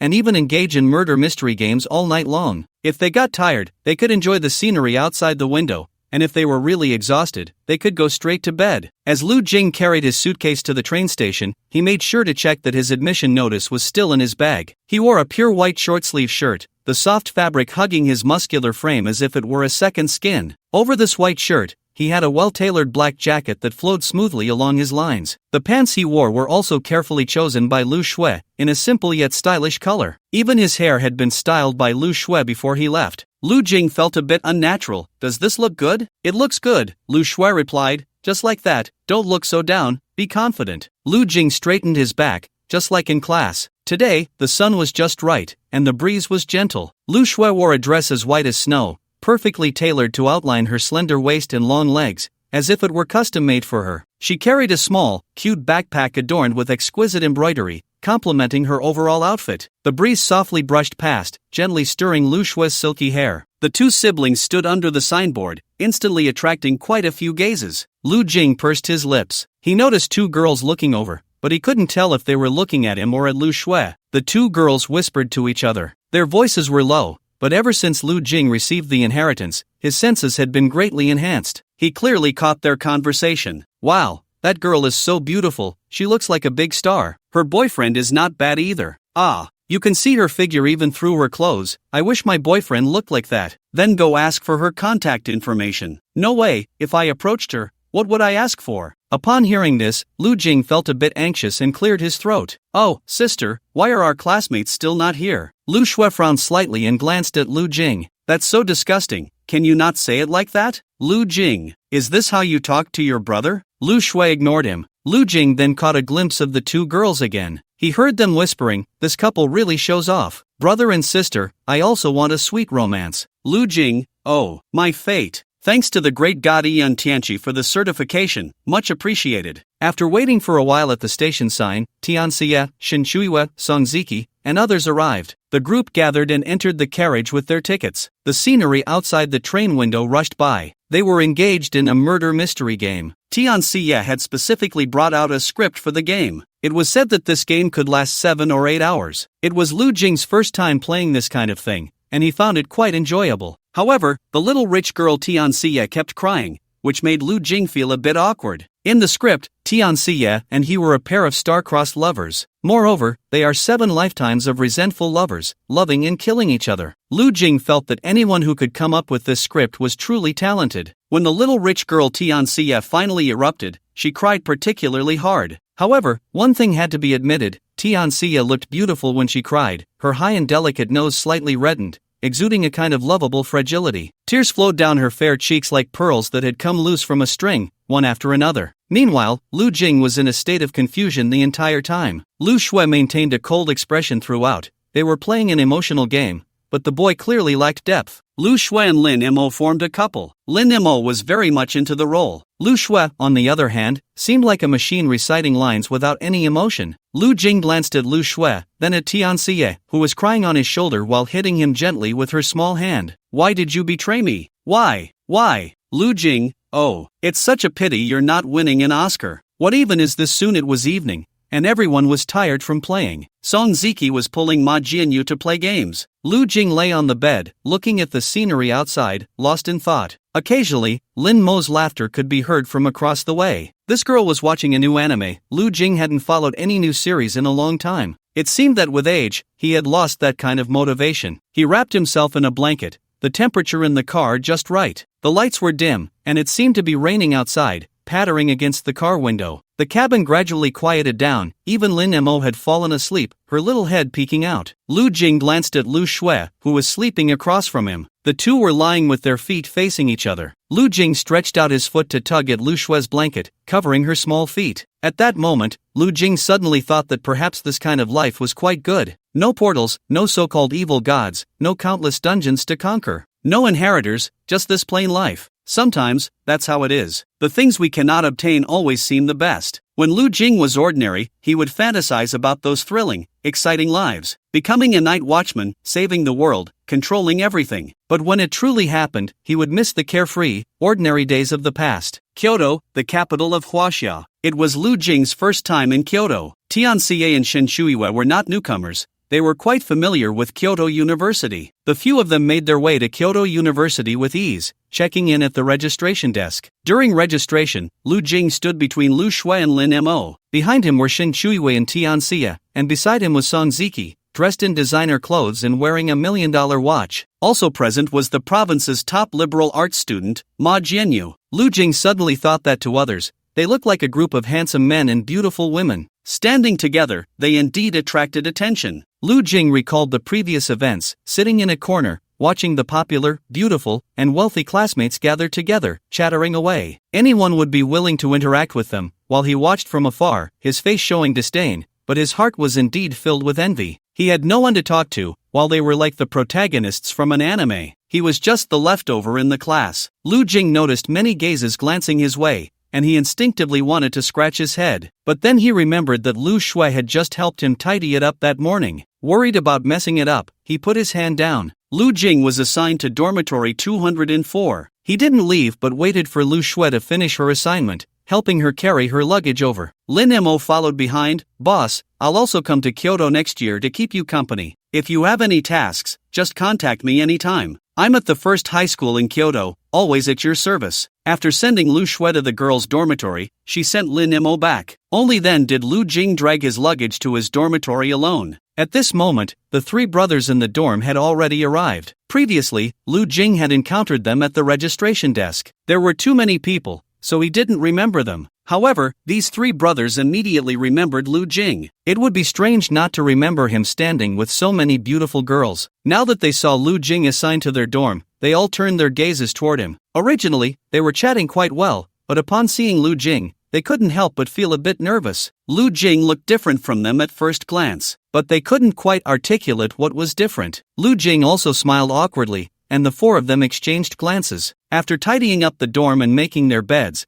they began a somewhat awkward conversation. The topic of conversation was nothing more than who was welded into the car door and couldn't get out. The kind of political scientist pointing out the landscape, the economist seeing through the fog, the real-life car god Takumi from Akina, the historical witness Mithi Xiaochuan, and the king of chicken dinners in LOL dreaming of operations. Lu Jing got to know these three brothers roughly. From the north, Gao Mingyuan, a local, Li Chaoxian, and Wang Dianyuan. Hey, you know Tianxie? Wang Dianyuan asked curiously, his eyes shining. The other two also looked at Lu Jing with eager eyes. Lu Jing nodded. Who are those three big beauties next to Tianxie? Are they also stars? Do you know them? Wang Dianyuan asked. They're all classmates. Damn, bro, we absolutely have to have a social gathering. Gao Mingyuan warmly grabbed Lu Jing's hand and thoughtfully offered him beef jerky from the northern grasslands. Lu Jing smiled. This feeling seemed quite nice. It was like being mistaken for a rich second generation by classmates, and then explaining, while others thought he was just being low-key, which felt good. Hey, Lu Jing, come out for dinner. Lu Shui's voice came from the phone. Lu Jing responded, oh, aren't you eating with your new roommates on the first day? Do you want to eat with your roommates? Probably. There was silence on the other end of the line. Lu Jing thought, is Lu Shui not making friends? That shouldn't be the case, although Lu Shui was a bit aloof. Her relationships with others were quite good, as he had seen with Shin Chuiwei and Tianxie. Lu Jing tentatively said, how about we eat together? Okay. After saying that, Lu Shui hung up. Who was that? Your girlfriend? My sister. Sister? Your sister is also studying at university in Kyoto. Big brother, I bow to you. The few joked. Lu Jing had seen too many scenes like this growing up and was already used to the title. The four decided to go out for a meal together on their first day. Lu Jing initially wanted to decline, as he was just bringing Lu Shui, and it might be a bit awkward. Unexpectedly, the other three hurriedly insisted it wouldn't be awkward. They pulled Lu Jing along, and after meeting up with Lu Shui outside, the three were wide-eyed. Big brother-in-law, Jing Yi Li Chaoxian said seriously. Initially, when they learned that Lu Jing had a sister in the dorm, it was just a habitual joke to bridge the gap. However, at this moment, Li Chaoxian was clearly serious. This shout of big brother-in-law was heartfelt. Big brother-in-law, what should we eat? I'll treat, Li Chaoxian said. Lu Jing was still worried about the awkwardness. On the way to the restaurant, the three of them were almost circling around Lu Shui, mimicking monkey calls. Like a peacock spreading its feathers, they were doing their utmost to attract the opposite sex. Lu Jing helplessly pulled Lu Shui over, leaving the three of them to admire her back. Lu Jing glanced at Lu Shui. Where's your roommate? They were high school classmates and went to eat, Lu Shui replied calmly. Oh, feeling isolated? I don't know. Lu Jing began to worry about Lu Shui's upcoming days. After all, the beginning is always the most awkward period. It would be fine if they didn't know each other. What he feared was that the three of them knew each other, and she was the only outsider. Plus, his sister stood out among the crowd. Lu Jing quietly shared his experience with Lu Shui, summarizing it in one sentence: keep distant friends close and form cliques. After all, it was impossible for the three of them to have no cracks in their relationship. Lu Shui glanced at Lu Jing. You should worry about yourself first. Originally, the few of them were discussing whether to eat iron pot stew or skewers by the roadside. Gao Mingyuan suggested, iron pot stew is delicious and down-to-earth, perfect for a few guys gnawing on thighs and drinking. Li Chaoxian argued, iron pot stew is only suitable for winter. In this season, it's better to go shirtless for skewers. Wang Dianyuan agreed with Li Chaoxian, eat a few more skewers of kidneys. Lu Jing was fine with either iron pot stew or grilled skewers. However, when Lu Shui arrived, the other three immediately changed their tune. Gao Mingyuan said, I usually like my steak medium rare, with a glass of Lafite. Li Chaoxian chimed in. He also enjoys a bit of red wine. Wang Dianyuan nodded in agreement and even shared his thoughts on Beethoven's music. Lu Jing thought to himself, you three really can talk nonsense. In the end, the four of them went out for a Western meal. Wow, you have S-level talent. During the conversation, upon learning that Lu Shui had S-level talent, the three of them gasped in amazement. Lu Jing silently ate his Western meal, listening to the three boast about how they performed in the dungeons. If what they said was true, there was no doubt that it would be them guarding Kyoto. On the way back after eating, the three of them talked about going to KTV to sing, but were rejected by Lu Shui. After dropping Lu Shui off, on the way back, Lu Jing spotted Tianxia crying by the roadside. Lu Jing took a closer look and confirmed it was indeed Tianxia, sitting on a bench and crying. He hesitated for a moment, wondering whether to pretend he didn't see her or to walk over and ask what happened. Just as Lu Jing was hesitating, Tianxia looked up. Lu Jing felt a bit awkward. Why did she have to look up at this moment? He had no choice but to walk over. Are you okay? Tianxia touched her face with her hand. Today, she had put in a lot of effort. She had been sitting at her vanity early in the morning, meticulously applying her makeup. From foundation to eye makeup to lip gloss, every detail had been carefully considered and refined, all to present the most perfect state. She had also worn that glamorous dress specially provided by the brand for her red carpet appearance. Additionally, she paired it with star-patterned stockings. Sure enough, as soon as she appeared, she attracted a lot of attention. Plus, with her status as a big star, she had been chatting quite well with her roommates. But after going to the restroom, just as she reached the door, she overheard others talking badly about her. They even gave her the nickname Strong Sister. Look at how she's dressed. Isn't it a bit too much? And the makeup. Oh dear. They call me Sister Show Off. It's too much, and they say I love to show off,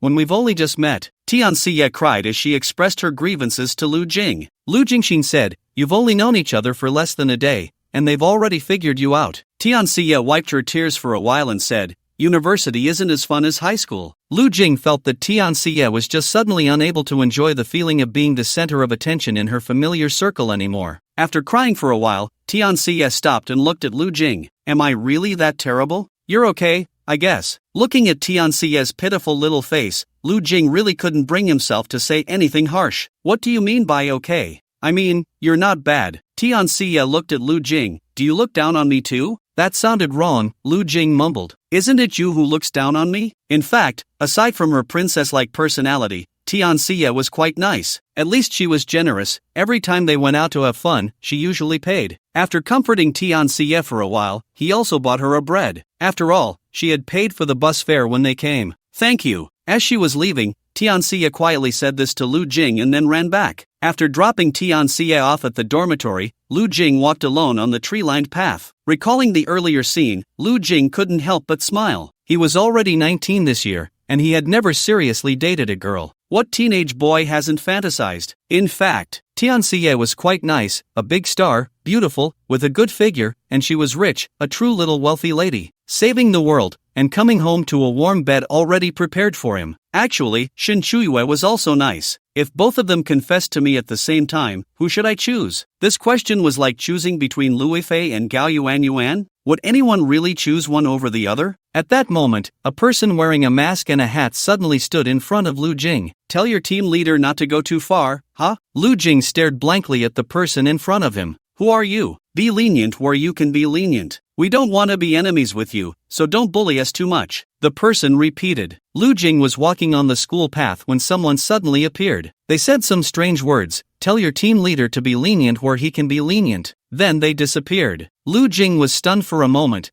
then immediately reacted. A night watchman? He couldn't help but break out in a cold sweat. Had his identity been discovered? Lu Jing looked around, but he couldn't sense any presence anymore. After thinking carefully, tell your team leader. This proved that the other party hadn't discovered his identity, but merely regarded him as an ordinary member of the Night Watchman. But why did they find him? Why did they want him to tell the team leader? Wouldn't it be better to go directly to Qilin and the others? In other words, the other party must think he has some kind of relationship with the leader of the Night Watchman. QQ group? Lu Jing thought immediately. Someone had pinpointed his location through the QQ group, but they hadn't discovered his identity. The other party likely thought that a dignified leader of the Night Watchman wouldn't use QQ so simply. Even less likely would they easily lock onto his identity. Damn, there are bad people in the crowd. There's a traitor in the group. Lu Jing quickly figured everything out. He sat on a bench, using his not-so-smart little brain to think. Be lenient where you can be lenient? What did he do? No,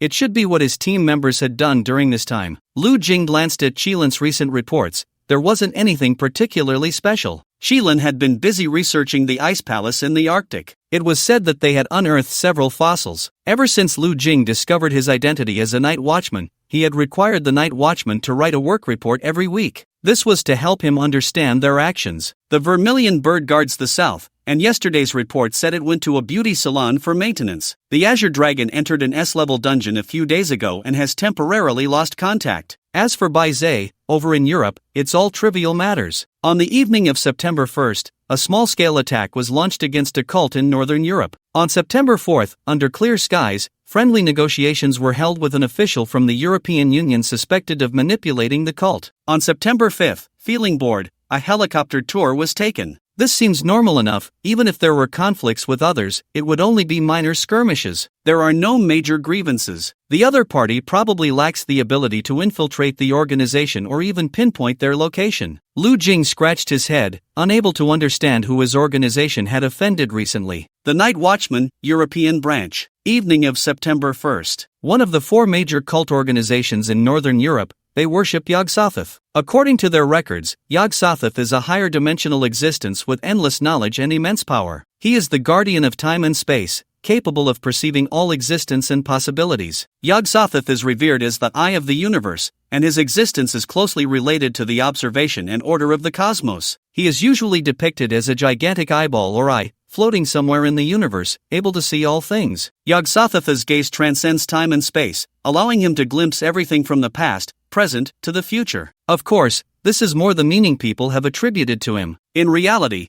it may just be an eyeball-shaped evil spirit that escaped from some dungeon. Subsequently, it established a cult and developed followers. People have constructed a complete legend based on generations of tales, fabrications, and rigorous abilities and backgrounds. However, this does not prevent the Yog-Sothoth cult from becoming one of the 4 major cults in Northern Europe. Additionally, due to Europe's unique political relationships and its inherent reliance on the church, coupled with the lack of strong government support, military forces, and awakened unions to sweep away cults, the cults in Europe thrive. The Yog-Sothoth cult rose to prominence 50 years ago and now not only preaches but also occupies a significant share in various industries, including real estate, catering, automotive, and oil. As night fell on this day, the city's hustle and bustle gradually succumbed to the darkness. However, in the heart of this bustling metropolis, a grand and magnificent building was brightly lit and bustling with activity. It was the largest five-star hotel under the Yog-Sothoth cult. At this moment, the main members of the cult gathered from all directions, dressed in formal attire, their expressions solemn yet excited as they entered the hotel lobby. The lobby was spacious and bright, decorated luxuriously and elegantly, with dazzling crystal chandeliers emitting a soft and warm glow, illuminating every corner. Huge murals and exquisite sculptures adorned the space, adding a touch of sanctity and solemnity. These main members either exchanged pleasantries with one another or whispered about the upcoming meeting agenda, each face brimming with anticipation. As time passed, the attendees gradually assembled, and the annual conference finally commenced. The entire lobby fell silent, all eyes focused on the podium. Standing there was the leader of the cult, who smiled and, after signaling to the crowd, cleared his throat and spoke in a loud and steady voice. "Dear brothers and sisters, welcome to this year's conference." A round of enthusiastic applause erupted from the audience. Before the meeting began, many followers first prayed to their deity, Yog-Sothoth. Then, they began to speak one by one. Similar to a company's annual meeting, it was merely a discussion of the achievements of the past year and the contributions of various departments. Recently, the Lalai Church has been quite unruly, expanding rapidly and repeatedly breaking the rules. The 2 venues under my command have also been taken by them. They are openly defying the rules we set. The Lalai Church? We allowed them to preach, and that gave them this qualification: if we don't allow them, they'll starve. Where do they get the audacity to defy our orders now? Bishop, please order an attack on the Lalai Church, sweep away their papacy, and show them some consequences. The congregation was filled with righteous indignation. Clearly, the Lalai Church had gone too far in recent days, crossing their bottom line. The bishop signaled for silence. "I think a mere small church is not worth our exploration in such a solemn occasion." The bishop was evidently unconcerned. It should be known that the Yog-Sothoth church was so large that 1/3 of the state parliament was already its members. They could even influence the governor's election. Even the daughter of the former governor ascended to the governor's throne because she slept with the bishop. What could a mere Lalai church stir up? Is the ground shaking? At that moment, someone noticed something unusual. Not just the ground, the entire hall was shaking. The bishop raised his head, his expression suddenly changing. At that moment, numerous guards rushed over. "Bishop, hurry." Before the words were out, a missile shot into the hall. A deafening explosion followed. Boom! The sound was so loud it seemed the entire world trembled. Outside that luxurious hotel, several fully armed helicopters circled in the air like fierce hawks. Their dark cannon muzzles flashed with a chilling light, and with each roar, shells rained down like a storm. In an instant, flames shot up to the sky, illuminating the originally peaceful night as bright as day. The hotel's outer wall was instantly torn apart, shattered bricks and glass flying everywhere like a terrifying meteor shower. The raging fire quickly spread, greedily consuming everything it could reach. Thick smoke rose like a black dragon soaring into the sky, blocking out the sun. In just a brief moment, the entire hotel was completely engulfed in flames. The tongues of fire rampaged, wildly dancing as if wanting to turn everything in this world to ashes. People were terrified, screams and shouts rising and falling, creating chaos. Some rushed towards the exit, trying to escape this land of death, while others were so frightened they collapsed to the ground, trembling and losing the courage to flee. The main roads leading to the hotel were blocked. One black car after another surrounded the hotel. Some congregants tried to escape through the tunnel. However, when they gasped for breath and reached the tunnel exit, the sight before them made them feel as if they had fallen into an ice cellar. Figures stood there like ghosts, blocking their only path to survival. These people wore black tight-fitting suits and carried sharp long knives on their backs. The night watchman executors. The number of night watchman inheritors was extremely rare, with only a little over 100 to date. However, as a result, a large number of executors emerged. Although these executors did not possess the unique and powerful special abilities of the inheritors, some awakened congregants, seeing no hope of escape, decided to go all out and unleash the large-scale spells they had mastered, attempting to force a bloody path out. One of the congregants chanted incantations, his hands quickly forming seals, preparing to unleash a powerful attack spell. However, just as he had spoken half of his incantation, a shadow rushed in like lightning. With a crisp crack, the head of the cultist rolled to the ground, blood splattering everywhere. The executors moved like phantoms in the night, without interrogation, without arrest. These cultists were to be killed without mercy. It was as if they were born solely to deal with the awakened ones. The sharp black blades could easily pierce the armor of the warriors. The executors began to encircle the remaining cultists, leaving no one alive tonight. Zay sat in the airplane, watching the scene below. At the very bottom, where flames burned fiercely, the bishop, in a disheveled state, raised his head and glared at Bai Zay in the airplane with resentment. "We have always kept our distance. Why is it like this today? Times have changed," Bai Zay replied. "Why? Must you eradicate us completely?" "Indeed," Bai Zay nodded. The bishop gritted his teeth. "In that case, let us all go to hell together." Suddenly, a beam of light burst forth. Following that, an enormous eye slowly opened on the ground. Its pupil was as deep as an abyss, radiating a chilling light that seemed to perceive all the secrets of the world. Bai Zay casually tossed a cigarette from the helicopter and jumped down right after. After a while, the battle ended, and Bai Zay typed a message in his memo. On the night of September 1st, a small-scale attack was launched against the cult in Northern Europe. September 4th. April, a legislator of the European Union, had just led a piece of legislation that marked a relaxation of policies regarding cults within the European Union. He categorized many small churches, including the Lalai Church, as illegal, stating that only those who obtained legal procedures from the government could be recognized as legitimate churches and allowed to conduct public activities. He was also the legal advisor of one of the 4 major churches. In the helicopter, Bai Zay tied a rope to his children and threw them out of the helicopter, engaging in a thrilling bungee jump. The voices of his children echoed in the air for a long time. April swallowed hard. He was already 153 years old this year. His hair was gray, and the wrinkles on his skin resembled a fan. Having seen too many storms in his life, he calmly looked at the young man in white before him. "You night watchers usually follow the rules. Why this time? I heard you recently attacked the Yog-Sothoth church, killing many, including many innocents. Don't get yourselves into trouble. Doing this will make you all enemies. Perhaps I can talk to your captain." Bai Zay replied, "The Night Watchers are going to conduct a thorough cleansing of the 4 major churches in Northern Europe. Launching a war recklessly, do you know how many will die? Can you Night Watchers ensure your own safety? Pushing too hard benefits no one. You need not worry about that." Bai Zay patted his shoulder. "Old man, it's time to retire. Don't bring trouble upon yourself and your family." April's face was as cold as water. "I know you are mysterious and powerful, but rules must be followed everywhere. There will never be a good ending. As the saying goes in your Huaxia, those who gain the way have many helpers, those who lose the way have few helpers. So, you are unwilling to cooperate?" Bai Zay glanced at April's children still swinging in the air. April's daughter was 33 years old, his most beloved little girl. Although not an awakened one, she held a position in the church due to April's influence. "At this height, your daughter will turn into a puddle of flesh," Bai Zay said. "Your son should survive. He is an awakened one, but unfortunately, his strength is weak, spoiled and pampered." April closed his eyes, speaking with a sense of helplessness. "What else can I do? Do you want me to cancel the legislation? But the legislation has already been passed by Congress. I don't have the power to annul a bill that has just been approved." Bai Zay shook his head. "I didn't ask you to cancel the legislation. I just want you to help move the other churches to the legal side." April looked at him in confusion, not understanding what he was trying to do. Just earlier, he had spoken of waging war against the 4 major churches. Now he wanted to legitimize the smaller churches. Bai Zay had someone cut the rope connecting to April's son. "Have you thought it over? You don't have much time left.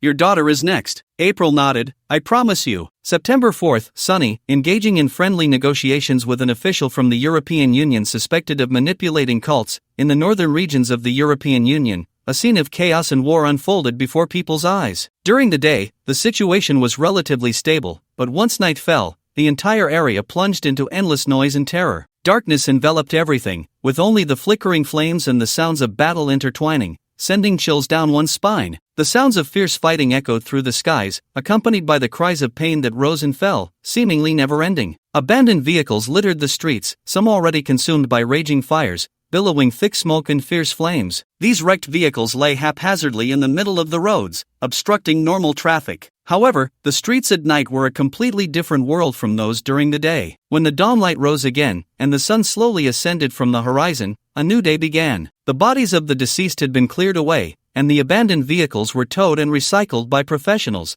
as if nothing had ever happened. But when the believers gathered at the church, they were shocked to find that the church had been reduced to rubble. At the same time, the Night Watchers in the European Union also faced varying degrees of retaliation. A certain group was taken out by a sorcerer during a meeting. Some properties controlled by the Night Watchers were uprooted. The Night Watcher organization, which aimed to encircle the church, also encountered a counter-surround from the church. However, compared to the openly visible church, the Night Watchers who had been hiding in the shadows for years clearly suffered less damage. For some, chaos is not a chasm but a ladder to progress. In Northern Europe, many small cults led by Lalai began to rise rapidly. Taking advantage of the war between the four major churches and the Night Watchers in the Northern Alliance, these small churches quickly took over the territories left after the fierce battles. A four-person meeting. Xinglong, Zhuke, Baizhe, Shilin. In the realm of consciousness, Zhuke widened his eyes. Baizhe, what the hell are you doing? The European Union is in turmoil. Shilin glanced at Baizhe. He had been at the Arctic Palace these days and knew little about the situation in Europe. Baizhe calmly replied, "It's nothing major, just exterminating a few small cults." Small cults? Zhuke raised an eyebrow. These are the four major churches in Northern Europe. Upon hearing this, both Qilin and Xinglong were somewhat surprised. The four major churches in the Northern Alliance were not small forces. After the departure of the Night Watcher's White Tiger from the European branch,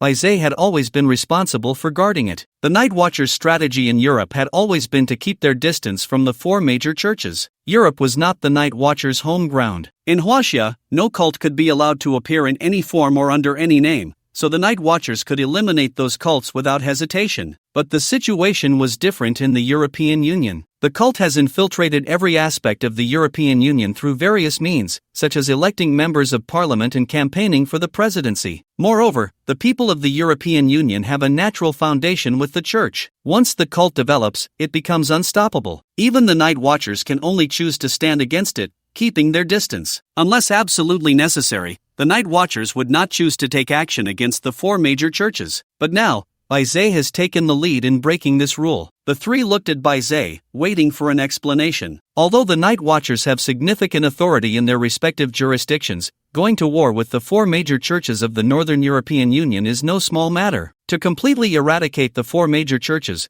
relying solely on the European branch of the Night Watchers would likely be impossible. The most probable outcome would be mutual destruction. Suddenly going to war with the four major churches? What happened? Shilin asked. Baizhe nodded. I just feel that if we let them develop like this, it's very likely we will repeat the mistakes of the Arctic instance, and by then it will be too late to regret. The three fell silent. This reason was indeed reasonable. In the Arctic instance, no one would have expected that the God of Order would revive. If the captain hadn't discovered it early and sent them deep into the Arctic instance, intervening at a critical moment, no one would know what would happen if this so-called God of Order descended upon the world. If you want to deal with the four major churches of the European Union, at least discuss it with us, Xinglong said, clearly dissatisfied with Baizhe's unilateral decision. Baizhe shrugged. With Baihu not here, I have always been responsible for matters in Europe. The four major churches are all in the European Union, so I believe I have the right to do this. Shilin said, that may be true, but the four major churches are not easy to deal with. If things go wrong, the Night Watchers' forces cultivated in Europe over the years could suffer heavy losses or even be completely wiped out. Such a significant matter,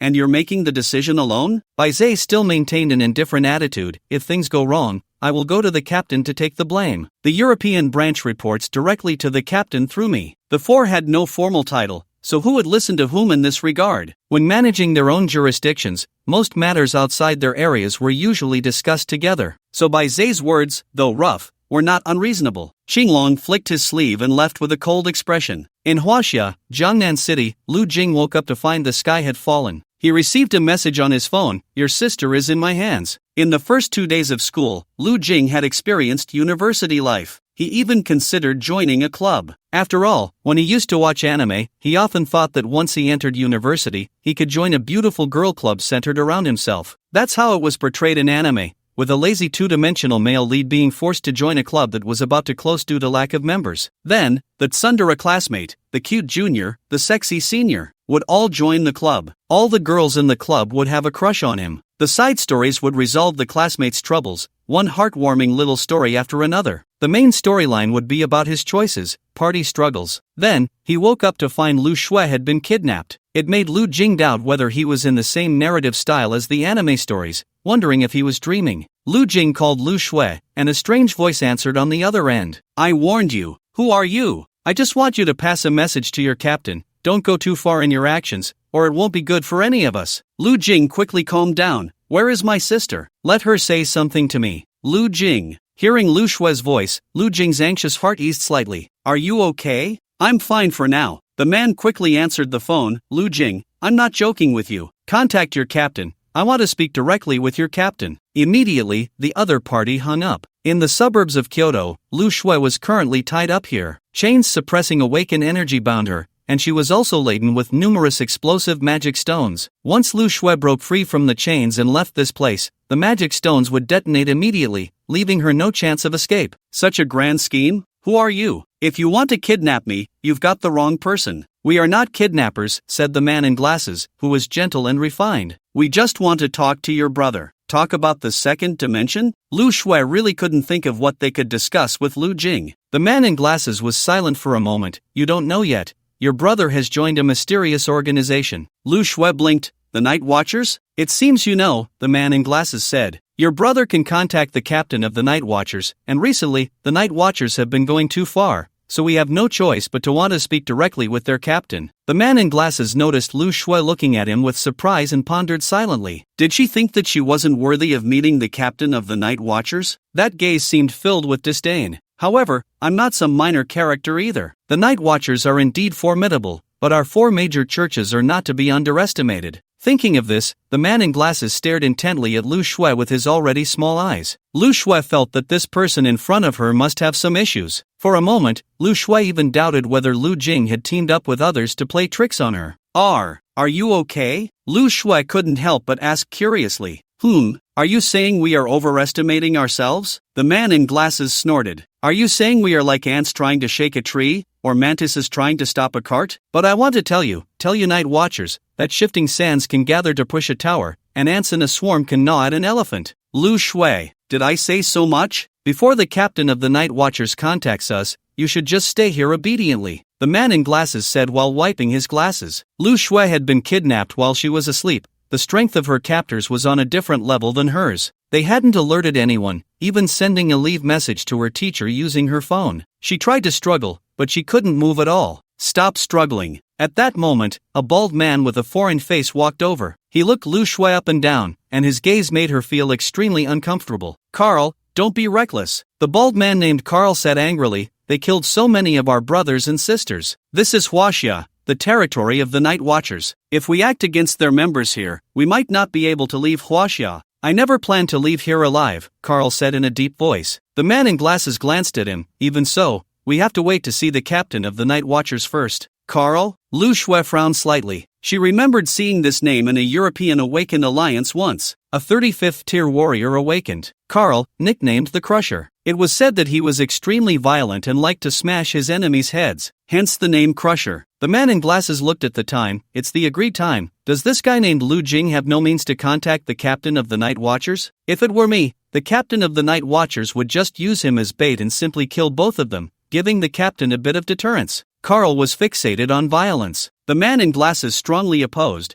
We are here to negotiate. Since we're negotiating, let's begin the discussion. The sudden voice startled everyone present. Almost simultaneously, several people in the room turned their gazes toward the source of the sound. They saw that beside Lu Shui, an unknown figure had appeared. Dressed in a large, mysterious black cloak, it fluttered like the wings of a ghost in the night. The deep, inky color seemed to swallow all light, enveloping the wearer in an endless darkness. Complementing the black cloak was a mask of the same pitch-black hue. This mask was exquisitely crafted, with smooth lines that carried an indescribable air of coldness. It fit perfectly to the face, revealing only a pair of icy eyes that glimmered with a chilling light through the mask's seams. Who? Aren't you the ones looking for me? I'm here, so why the surprised expressions? The bespectacled man felt a chill in his heart. Was this the legendary Night Watch captain who was said to be elusive? Beside him, Carl whispered, silent and swift. He really is fast. Indeed, he was incredibly fast. The bespectacled man couldn't help but marvel at the other's methods, appearing beside them without a sound. It's an honor to meet you here. The bespectacled man adjusted his glasses,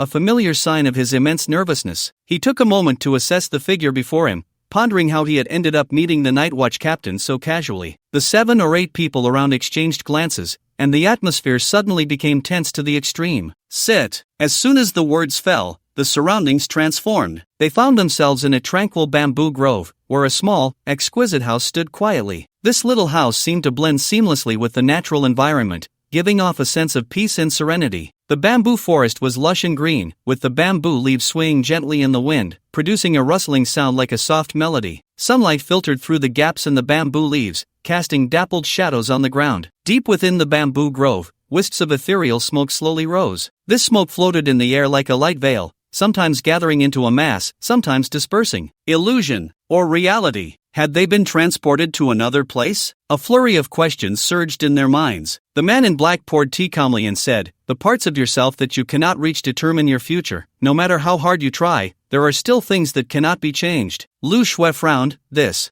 sounded so familiar. "Please enjoy the tea," the bespectacled man said, his face full of vigilance, not daring to touch the tea. However, he hesitated for a moment before pulling out a chair and sitting down. He accepted the tea, saying, "Thank you." He wasn't worried about the possibility of poison. The power the other displayed and the aura surrounding him made it clear that he would not resort to such tactics. "Finally, I meet the renowned Night Watch captain." The bespectacled man took the initiative to speak. "Please forgive our impolite actions." The man in black waved his hand. "Cut to the chase. What do you want from me? You are indeed straightforward, so I won't beat around the bush. The Night Watch has always kept to itself, not interfering with the 4 great churches in the European Union. Why, then, have you suddenly declared war, even refusing to communicate? Are we really heading toward a point of no return?" Lu Jing was taken aback. War? The European Union? He recalled that Bai Zhe was stationed there. Remembering Bai Zhe's report from a while ago, on the night of September 1st, a small-scale attack was launched against the cult in Northern Europe. Lu Jing pondered for a moment and said, "I believe such small-scale skirmishes do not warrant face-to-face discussions." Small-scale skirmishes? The bespectacled man twitched slightly at the corners of his mouth. In the eyes of the other party, was this considered a small-scale conflict? The 4 major churches had already gone to war with the Night Watch's European branch, engaging in fierce battles. The North was almost in complete chaos, with both sides suffering heavy losses. As for other casualties, they were countless. And the other party called this a small conflict? The bespectacled man couldn't help but recall a line from The Three-Body Problem. "To destroy you, what does it matter to me?" Perhaps in their view,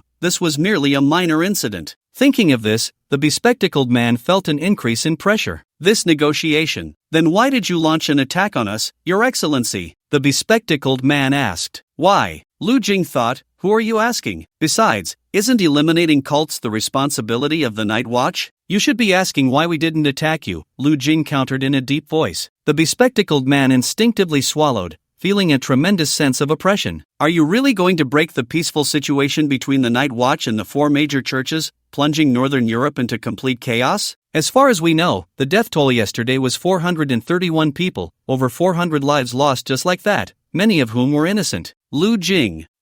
400 people died in one day. This was already the intensity of a small-scale war. Didn't Bai Zhe say it was a small-scale attack? Lu Jing pondered for a moment. "So, do you want a ceasefire? We do not wish to be enemies with the Night Watch. With so many innocent lives lost, I believe that is not your intention either. We have maintained peace for 8 years, and in fact, until now, we do not understand why the Night Watch wants to break the peace. You might as well state your demands. We can resolve this through negotiation." At this point, the bespectacled man paused. "Of course, if you insist on being our enemy, the 4 major churches will not sit idly by. We will certainly fight back." After clarifying the stakes, he awaited the other party's response. He believed the Night Watch would not start a war without reason. There must be a justification. Lu Jing crossed his legs and pondered for a moment. The 4 major churches? That sounded impressive. Their influence must not be small, over 400 people dying in a day. What was Bai Zhe doing? Lu Jing frowned. "I will consider this matter and tell your master when I return. In the future, do not go too far. Consider this a warning from me, and also," the man in black stood up, shaking his black robe. "You must release my people." After saying this, the surrounding scene suddenly vanished, and the figure of the man in black disappeared as well. They returned to the villa in the suburbs. Disappeared? Carl looked around but could no longer catch sight of the other party. "I didn't detect any energy fluctuations. They were completely out of our detection range. Did we reach an agreement or not?" someone asked, confused. The bespectacled man let out a heavy sigh of relief. "This is already the best outcome." "Is this considered a ceasefire?" Carl looked at the bound Lu Shui and said to the bespectacled man, "This woman. What a pity. Let her go. If we let her go, won't we lose our leverage?" Carl spread his hands. The bespectacled man looked at Carl as if he were an idiot. "Are you stupid? The other party can appear before us out of nowhere and then vanish into thin air. Do you think it would be difficult for them to take her away?" Carl helplessly had to admit that the bespectacled man's words made sense. What a pity. As he spoke, he began to unlock Lu Shui's shackles. "Once we return, there will be plenty of beauties," the bespectacled man said, "and besides, don't you prefer those under 13? When did you start liking this type?" Carl glanced at Lu Shui. "This type is novel." Lu Shui looked at Carl with a blank expression. Carl smiled slightly. "See you next time." In the distance, among the bushes on the mountain peak, Lu Jingsong, who was watching the scene through binoculars, let out a sigh of relief. As expected, he had temporarily intimidated the other party. They didn't think Lu Shui was a significant bargaining chip.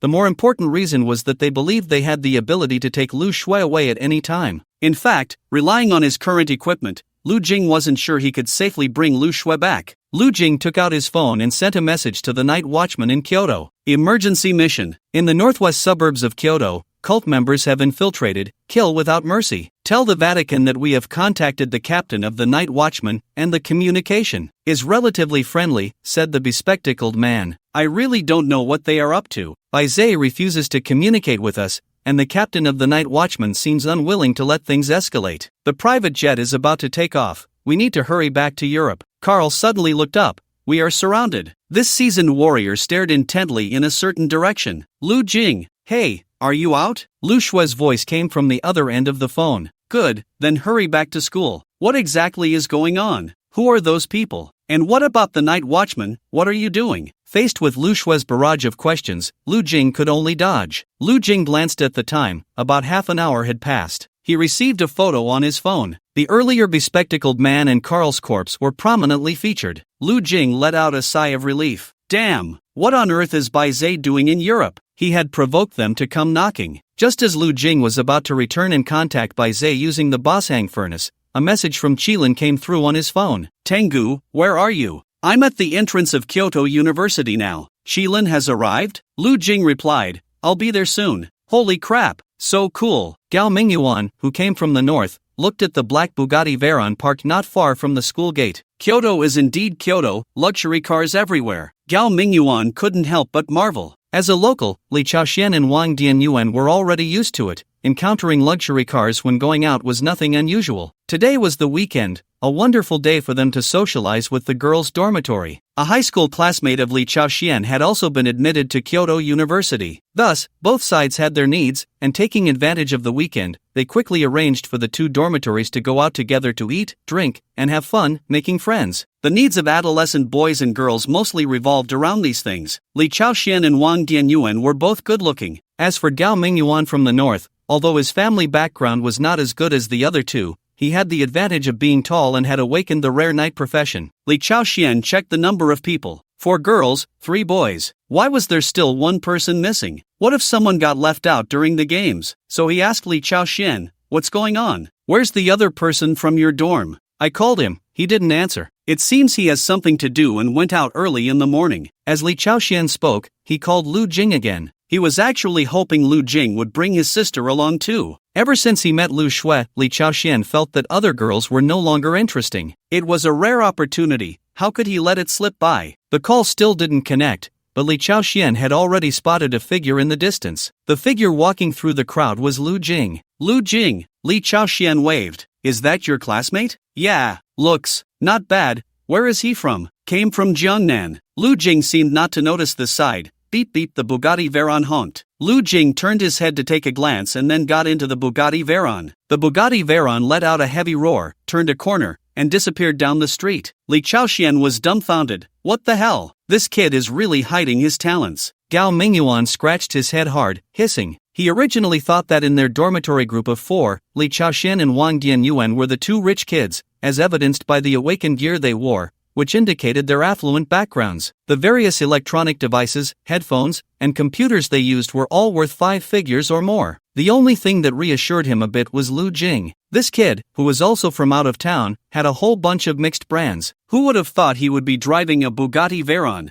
Lu Jing sat in the passenger seat, looking left and right, thinking that the most expensive car he had ever driven in his life was probably a shared electric bike. Finally, his gaze fell on the driver, Shilin. "Boss, have you finished dealing with the Arctic situation?" Lu Jing asked. Shilin replied casually, "About that, do you mind if I smoke?" Although he asked, it seemed he had no intention of waiting for Lu Jing's consent and had already lit up. He leisurely placed a thick cigar at the corner of his mouth, took a gentle puff, and the rich smoke began to rise slowly. Before long, a unique and rich aroma of cigar started to permeate the air, a scent that mixed the fragrance of tobacco with the essence of time. "The European Union has a mission, and I want to send you." European Union? Lu Jing immediately thought of the recent events he had just learned about the European Union. However, he still had to pretend he knew nothing in front of Shilin. To eliminate the dungeon? No, it's related to a cult. Shilin briefly explained, "The 4 major churches in the Northern European Union are now at war with us, the Night Watchers. So you want me to go and fight the people from the 4 major churches?" Lu Jing understood Shilin's meaning. "No, that's just a nominal reason." Shilin said, "Your actual task is to investigate the Night Watchers in the European branch." "How do I investigate?"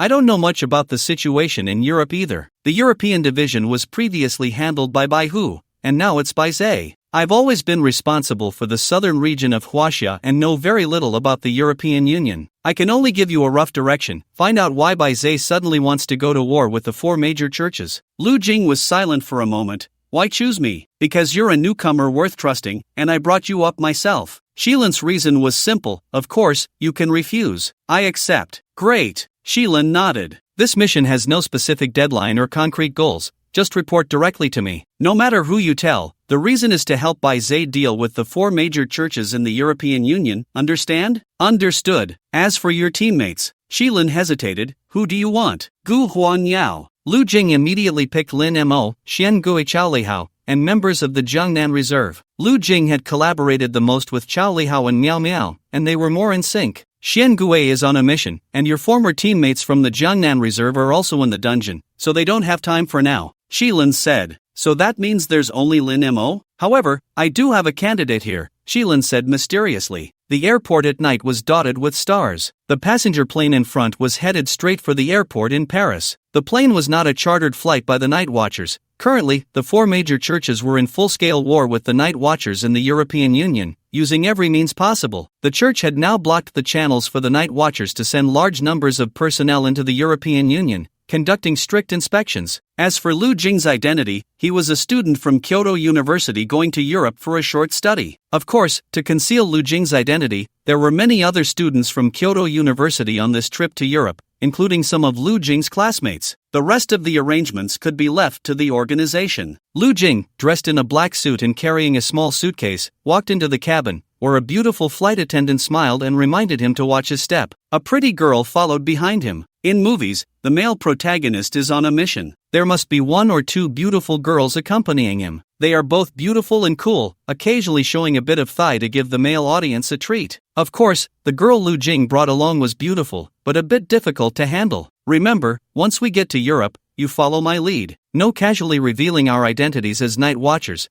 There's a fight going on over there in Europe." Lin Mo nodded vigorously. Lu Jing enjoyed the soft seat in first class. "Ah, so soft." The flight attendant came over and asked if he needed any service. Lu Jing waved his hand to indicate he didn't need anything. The flight attendant smiled and said that if he needed anything, just press the bell. Lu Jing nodded again. He glanced at the time. The plane was about to close the cabin door. Shilin said someone would come to act with him, but where were they? After waiting a while, the cabin door closed. Lu Jing was about to give up. Just then, a figure suddenly flashed by. Footsteps hurriedly approached. "Sorry." The flight attendant's expression changed slightly, clearly startled by the person's speed. The person walked directly into first class, glanced at the seats, and sat down next to Lu Jing. Lu Jing sized him up. He was young, with black hair and well-defined features. Handsome. A bit absurdly so. Lu Jing thought the guy looked like a male star on television. Even Lin Mo, who never paid attention to appearances, couldn't help but take a second look at the man. In this first-class cabin, there were only the 3 of them. The man extended his hand. "Night Watcher Xiang Lu." "Night Watcher Tiando." Lu Jing shook the man's hand. His hand was soft and delicate, like a woman's. "Night Watcher Gu Huan Yao." Lin Mo straightened her back. Lu Jing gently nudged her with his elbow. "Lower your voice." Qilin has already told me the situation. This time I am the captain of the mission, aimed at helping the European branch eliminate the 4 major churches. I hope we can work together on the upcoming tasks. Lu Jing silently cursed in his heart.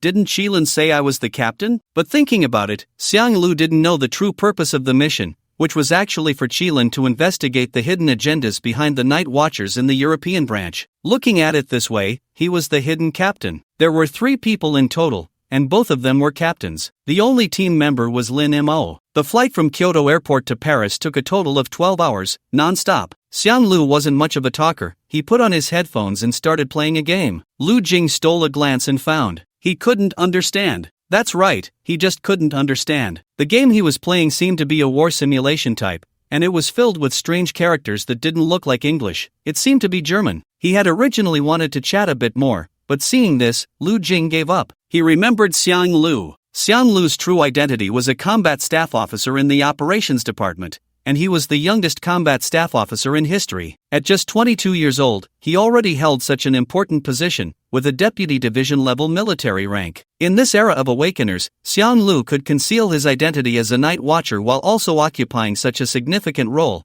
which speaks volumes about his extraordinary abilities. It is said that his mind operates like a highly precise supercomputer, capable of analyzing and processing vast amounts of complex data and information in an instant, swiftly formulating accurate and efficient strategic plans. No matter how tricky the battlefield, as long as Xiang Lu is present, there is always a way to break the deadlock and turn danger into safety. Because of this, he is highly esteemed in the military, regarded as a rising star of brilliance. He is so handsome, so intelligent, and also a night watcher. It's simply unfair. This person has it too easy. Why not stir up some trouble for him in his capacity as the Night Watcher captain? Lu Jing thought inexplicably. Of course, it was just a fleeting thought. Looking out at the night scenery, Lu Jing recalled something and stepped out of the first-class cabin. This trip to Paris University was ostensibly for academic exchange. By sheer coincidence, their class was selected. Naturally, all of this was arranged by Qilin. When Lu Jing emerged from the first-class cabin, several classmates in his class looked up at him in unison. They were all here for academic exchange. Why did he get to sit in first class? What kind of family does he come from? Lu Jing scratched his head and walked over to Lu Shui. He had brought Lu Shui along this time, of course, out of concern that she might be kidnapped again. The pretense was also academic exchange. Lu Jing leaned over to her. Lu Shui opened her eyes, glanced at Lu Jing, and asked, "What's up? You go sleep in first class, I'll sit here." When Qilin bought their tickets, he had purchased 3 first-class tickets for Lu Jing, Lin Mo, and Xiang Lu. No need. Lu Shui rejected him without a second thought. Lu Jing whispered, "It's going to be a 10-hour flight, you can lie down in first class." "I'm not going." Lu Shui's tone was firm. Seeing this, Lu Jing had no choice but to walk back. Lu Shui's dormmate, Zhou Chaoxue, blinked and gently nudged her with her elbow. "Who is he? Your boyfriend?" "My brother." "Your brother is in first class? Why aren't you going with him?"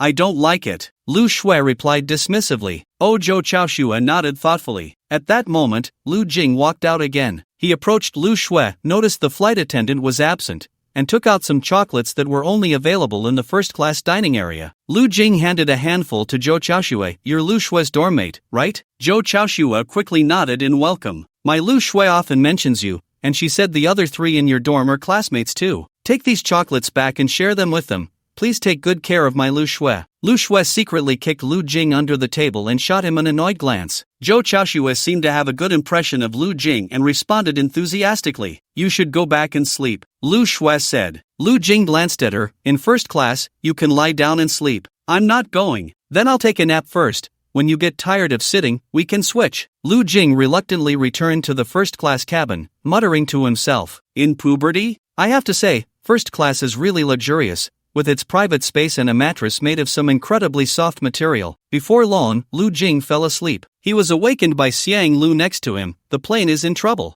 "Ha! The plane is in trouble." Lu Jing looked at Xiang Lu in front of him. After a moment, he realized what was happening. "What's going on? We've entered a dungeon." "Dungeon?" Lu Jing suddenly stood up, looking around and realizing he was still on the plane. He pulled back the curtains and glanced outside. It was already evening, and the outside was shrouded in darkness, with only a few stars still shining. Everything seemed normal. Xiang Lu explained, "From the very beginning, the plane's flying speed was 800 kilometers per hour, and then it increased to 820 kilometers per hour in a short time. After flying for an hour, the speed rose to 850 kilometers, and for the next 3 hours, it maintained that speed, with the maximum speed reaching 900 kilometers per hour. Based on the acceleration from the plane's departure point, we should be in Siberia now, but the flight map on my phone shows we are still in Outer Mongolia. Lu Jing fell silent for a moment, looking at Xiang Lu. If it were someone else, they would probably not believe Xiang Lu's words, who would think they had entered a copy. You say you are on a plane and should be in Siberia. The phone shows the flight is in Outer Mongolia. The most likely explanation is that you misjudged. Who can guarantee that your judgment is correct? The surroundings were dark, and they were in the air, with no reference points. It was also possible that the phone had poor network connectivity in the air. Can a plane enter a copy? Lu Jing asked. Of course, as long as the entrance of the portal is large enough to appear in the air,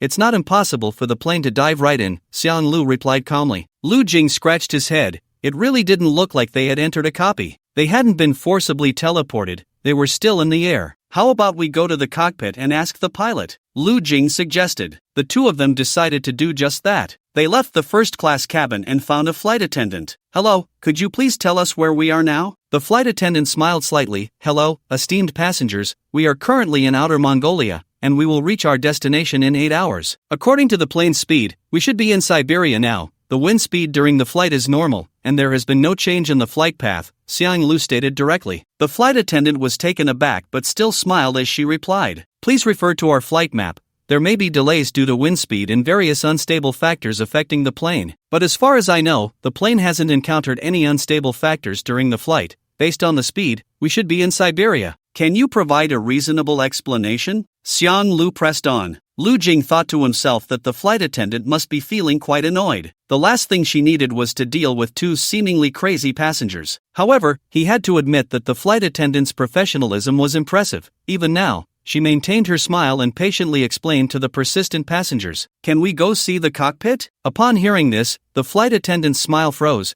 and her hand discreetly moved to her waist where the alarm was. Hijacking, that was the first thought that crossed her mind. Everything before was just an excuse. Their real intention was to go to the cockpit. Seeing this, Lu Jing quickly said, Sorry, he was just joking, we'll go back to sleep now. The two then returned to the first-class cabin. Lu Jing looked up again at the display showing their current location. Siberia, they had reached Siberia. Look, Lu Jing pointed at the display. Xiang Lu raised his head, slightly furrowing his brow. Is it a network delay? Lu Jing suggested. No, Xiang Lu replied firmly. Lu Jing pondered for a moment and tentatively asked, So what do you think we should do now? We need to go to the cockpit and take a look, Xiang Lu said. Lu Jing reminded him, they will definitely think we are hijackers. Our mission is to go to the European Union discreetly. Moreover, just as you said, we have already entered the instance. There are no task reminders, and we haven't traveled to another place. We might as well wait and respond to changes with constancy. Xiang Lu hesitated slightly, seemingly finding Lu Jing's words reasonable, and nodded. He then returned to his seat and continued playing the game. Lu Jing looked at him in surprise. He now felt that Xiang Lu might be playing tricks on him. He still had the mood to play games? You're not waking me up just because you're annoyed that I'm sleeping so soundly, are you? With a belly full of doubts, Lu Jing sat down and couldn't help but glance at Xiang Lu again. He found Xiang Lu staring intently at the game interface, as if what had just happened was merely a figment of his imagination, completely forgotten. However, Lu Jing couldn't fall asleep, watching the location on the monitor. They had entered Moscow from Siberia, and only then did Lu Jing relax. It was likely that Xiang Lu was overthinking things. He looked at Xiang Lu, who was focused on the monitor, and said nothing. Seeing that he wasn't speaking anymore, Lu Jing decided not to say much either. It never hurts to be cautious when out and about. Even if someone misjudges, there's no need to poke at their sore spots. With a long time still until they reached their destination, Lu Jing went to the economy cabin to find Lu Shui. The seats in the economy cabin weren't too uncomfortable, but they were definitely not spacious. Sitting there for over 10 hours would surely be quite unpleasant. Lu Shui was leaning back in her chair, eyes closed, resting. Lu Jing pulled her up, and Lu Shui opened her eyes to look at him. She was then taken to first class. Your butt must be sore. Why do you have to be so stubborn with me? Lu Shui lay down on the wide, comfortable seat in first class. Take off your shoes and lie down for a bit. Lu Shui asked, Aren't you going to sleep? I just took a nap.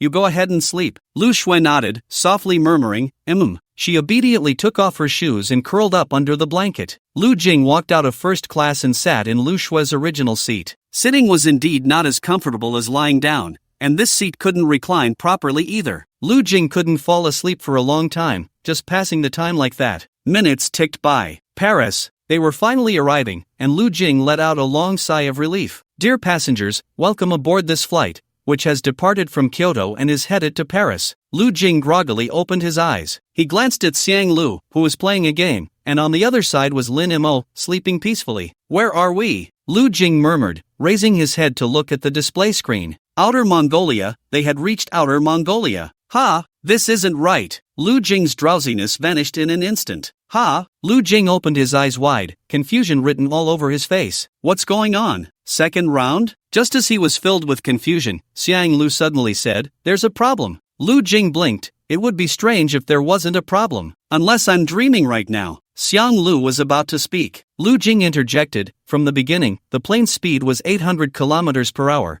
and then it increased to 820 kilometers per hour in a short time. After flying for an hour, the speed rose to 850 kilometers, and for the next 3 hours, it maintained that speed, with the maximum speed reaching 900 kilometers per hour. Calculating the distance traveled based on acceleration from the plane's departure point, we should be in Siberia, but the flight path on my phone shows we are still in Outer Mongolia. Xiang Lu was silent for a moment, then nodded, looking at Lu Jing with a different expression. Lu Jing said, "We are in an instance." Xiang Lu nodded again, suddenly feeling a sense of camaraderie in their shared realization. Lu Jing asked, "If I said all of this was what you told me before, would you believe it?" Xiang Lu frowned slightly and nodded. "Tell me the specifics." Lu Jing recounted what had happened earlier. Xiang Lu, deep in thought, said, "It seems we've really entered a copy. If we don't clear the level, this plane will keep flying indefinitely. And each time we reach a destination, we'll lose our memories, just like falling into a dream." Xiang Lu quickly analyzed the current situation. After speaking, he looked at Lu Jing. "Why aren't you affected?" Lu Jing shrugged. "Of course, I'm the captain of the night watch." "Just kidding. What do we do now?" Lu Jing asked. "Go to the cockpit and make the plane stop," Xiang Lu said. Lu Jing replied, "We'll be seen as hijackers. There's no better way now.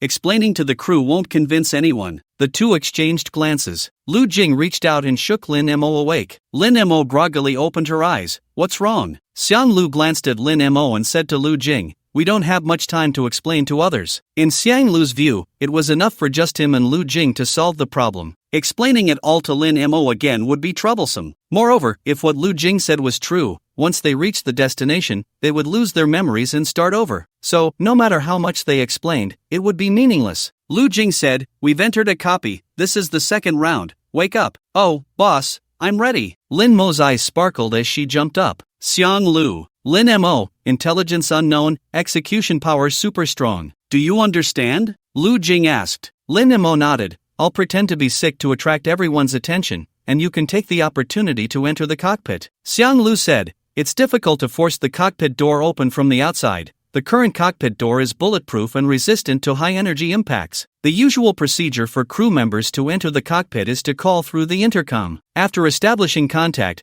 the pilot switches the door control from normal to unlock, and then the crew can enter. So, we need a crew member's intercom." Lin Mo nodded. She then walked out of first class. Her loud voice startled everyone. Lin Mo clutched her stomach and lay on the ground. "Help! No, I can't take it anymore. I need to get out." Lu Jing. A flight attendant approached. "Miss, if you're constipated, please go to the restroom." "I'm not constipated. I can't take it anymore." The flight attendant frowned slightly, realizing something was off. "Miss, where do you feel unwell?" Help, I feel like I'm suffocating." The flight attendant asked. "Then why are you holding your stomach?" "My stomach hurts too." The flight attendant quickly shouted, "Purser, purser." The flight attendant only knew some basic first aid, but clearly, the current situation was beyond her knowledge. Soon, the purser arrived. "Step aside, I'm a doctor." At that moment, Xiang Lu squeezed through, and just as his body brushed past the purser, the intercom at the purser's waist was already in Xiang Lu's hand. Xiang Lu pretended to check Lin Mo. "Quick, help her up.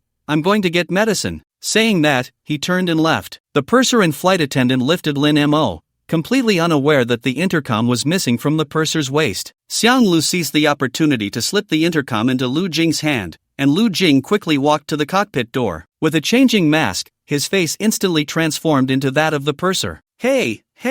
Lu Jing spoke, his voice also changing to that of the purser. "Open the cockpit door, a passenger has had an accident, and my bag is in the cockpit." Soon, the cockpit door opened. Lu Jing transformed back into his original appearance, calmly putting away his ever-changing mask. Receiving Lu Jing's signal, Xiang Lu also stopped pretending and immediately ran into the cockpit. The chief flight attendant was still puzzled, wondering why the doctor had suddenly run off. The pilot, seeing that the person standing behind him was not the chief flight attendant but Lu Jing, panicked immediately. "Who are you?" Xiang Lu didn't waste any words and directly knocked out the two pilots. The chief flight attendant, feeling his intercom, realized something was wrong and immediately reacted, "Hijacking. Someone is hijacking the plane." The people on the plane were confused, but upon hearing the word hijacking, everyone's expression changed. They knew they were at an altitude of 10,000 meters. There was no difference between an awakened and an ordinary person falling from here, unless one had a special flying ability or was an awakened being above level 50. However, such awakened beings were few and far between. How could they appear on an ordinary commercial flight? The chief flight attendant's gaze was sharp.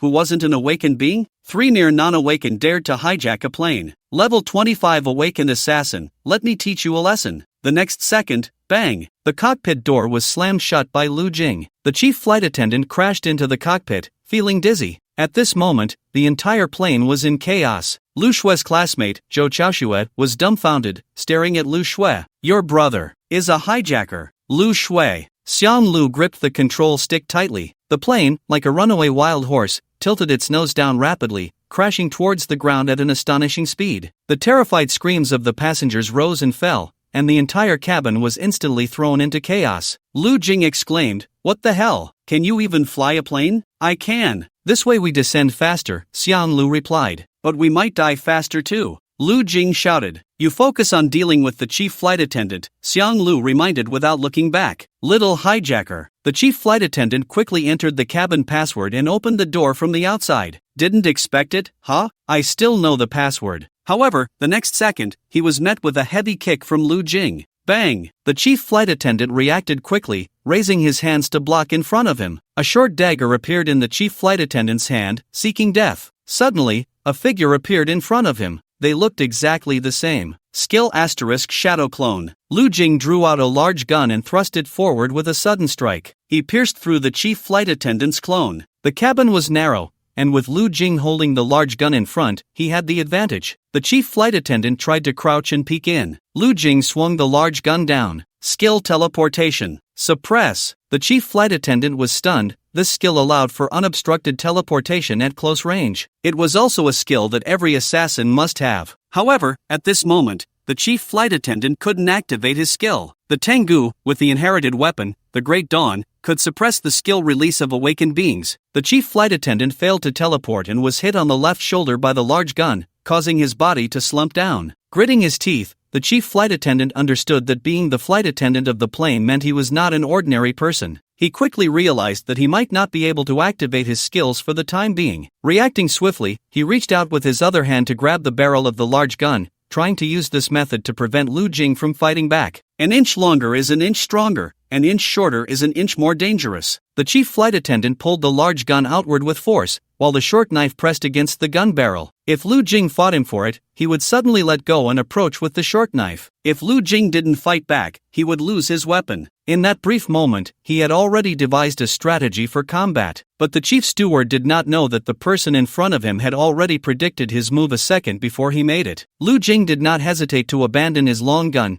and a Dasha Longke flashed with a cold light. He switched the weapon from his right hand to his left and thrust it fiercely. The chief steward hurriedly raised his knife to block, but the knife was merely a distraction. A kick had already struck him in his vital area. The chief steward rolled away, clutching his groin, his expression grim. Lu Jing smiled apologetically. He had intended to kick him in the abdomen, but it had gone awry. "Everyone, let's go together. If we let them succeed, we all die." At that moment, a concerned passenger shouted. The people on the plane, who had not yet come to their senses, suddenly reacted. Yes, this is not the time to watch a show. If it were a train or a bus robbery, they could easily stand by and do nothing. But now, they were robbing a plane. Who knows what they intend to do? Imitate terrorists crashing into buildings. If you watch the excitement on the plane, you will surely have your share when it comes to dying. Lu Jing's mouth twitched slightly, and he shouted urgently, "Everyone, don't panic. We are not hijackers. we have already entered the instance. But just as he and Xiang Lu had anticipated, who would believe such a clumsy excuse? Flying on a plane, and suddenly entering an instance? It was just an excuse for hijacking. Kill him. Lu Jing stood with a long gun blocking the cabin door, forcing the two who approached to retreat. Still, the problem was that the aisle was narrow. Despite being a group, only one or two could rush forward. Lu Jing held the long gun, exuding an aura of one man holding the pass against 1,000. At this moment, the most shocked were undoubtedly his classmates who had known Lu Jing for only a few days. Li Chaoxian, Wang Dianyuan, Gao Mingyuan. They initially thought Lu Jing came from a less affluent background, relying on his own efforts to get into Kyoto Martial University as a non-awakened. Very touching. Then, they thought he was from a wealthy family. After all, he was always picked up in a Bugatti Veyron. And now, so, that's how you got your Bugatti Veyron, what the hell? A robber, and he's robbing a plane. Lu Jing stood with a long gun in front of the cockpit. The awakened realized that if they continued to engage the enemy in close combat, it would be difficult to gain any advantage. After exchanging glances, they silently made a decision and retreated, allowing the archers, who excelled at long-range attacks, to launch their assault. The sound of bowstrings echoed continuously, whoosh, whoosh, whoosh. Sharp long arrows rushed towards Lu Jing. Lu Jing suddenly swung his long gun, accurately deflecting the incoming arrows one by one. Those arrows veered off their original trajectories and fell helplessly around. At the same time, Lu Jing's footwork was agile and varied, his figure flickering like a ghost. He sometimes turned sharply to the left to avoid arrows coming straight at him, and sometimes stepped to the right to dodge cold arrows sneaking in from the side. Each movement was perfectly timed, as if he had already discerned the direction and rhythm of the enemy's shooting. The long gun in his hand danced with vigor, drawing dazzling arcs in the air. "You almost shot me," came Xiang Lu's slightly exasperated voice from behind. Lu Jing then remembered that Xiang Lu was still piloting the plane, so he brought his thumb and middle finger together. Disaster Claw, a giant dog paw, blocked the cockpit door. "How's it going?" Lu Jing retreated to the cockpit and asked urgently. "Descending takes time," Xiang Lu said. 15 minutes. "That's too long. A normal descent takes at least 20 minutes. I've already shortened it to the minimum." Under Xiang Lu's control, the entire plane dove like a spear. Just then, star shatter. Boom! The giant claw was torn apart, and a meteor-like arrow shot into the cockpit. "Crazy, don't damage the cockpit," the crew member shouted. Inside the cockpit, it was impossible to effectively wield the long spear. Lu Jing's hands were quickly enveloped in a black substance, almost instantly forming a massive iron fist. Lu Jing positioned the sandbag-sized iron fist in front of him, gritting his teeth to brace against the arrow. Clang clang! Lu Jing stepped back a few paces, his back pressed against Xiang Lu's body. The light in front of him grew brighter, as if it were going to pierce Lu Jing through with an arrow. Lu Jing dared not dodge. If he did, the arrow would likely shoot through the cockpit. "Hook star!" At that moment, Lin Mo's voice rang out. Red blood seemed to transform into ribbons, instantly wrapping around the archer. The force of the arrow in front of Lu Jing seemed to be rapidly drained away. Seizing the opportunity, Lu Jing utilized the properties of the black substance to envelop the arrow and crush it. "There are accomplices. Kill her." Lin Mo flipped to evade an attack from someone nearby and ran toward the cockpit. But there were too many people in front of her, and she was quickly surrounded. Lu Jing's brows twitched, and he was about to step forward to save her. Xiang Lu's voice came from behind. "No, it seems there's no land here at all. It's like an abyss. We can't land." "No, it seems there's no land here at all. It's like an abyss. We can't land." Xiang Lu's voice echoed behind him, but Lu Jing had no time to respond. Disaster! A giant dog head fell from the sky, biting down on Lin Mo, who was surrounded by the crowd, and swallowed her whole. The attacks from the others all landed on the dog head. "The plane can't land, there's no land at all," Xiang Lu said again. "What do you mean?" Lu Jing was confused. "It means this world only has sky." Damn! The situation was getting worse. Watching the many awakened ones closing in, Lu Jing took a step back. At that moment, Xiang Lu suddenly stepped forward. "We surrender!" And, Lu Jing. Lu Jing turned his head in surprise to look at Xiang Lu. Not just Lu Jing, the others were equally bewildered, not understanding what the robber was up to. Xiang Lu continued, "Chief Flight Attendant, you can try to land the plane and see if we are in a copy. There's no land here, the plane can only fly in the air." The chief flight attendant stopped the others from rushing forward, looking at Xiang Lu with confusion. Xiang Lu then gave Lu Jing a glance, signaling him to lower his weapon. Lu Jing hesitated for a moment and put away the spear. He also raised his hands like Xiang Lu, and immediately someone rushed up to restrain the two of them. The person Lu Jing had just beaten up punched him in frustration. An older woman angrily slapped Xiang Lu's face with her slipper. However, Xiang Lu tilted his head to dodge, and it landed with a smack on Lu Jing's face instead. Lu Jing's mouth twitched slightly, a whiff of pickled cabbage smell. Watching the two restrained, the chief flight attendant hurried into the cockpit. The chief flight attendant was also an experienced pilot. He glanced at the instrument panel. It had already descended this low. He then took control of the plane. The full moon hung high in the sky. What copy? I think these three are just talking nonsense. Those three are just crazy, trying to kill us all. They don't look that old. Why do something like this at such a young age? Could they be a cult? The crowd murmured among themselves. If it weren't for the flight attendants holding them back,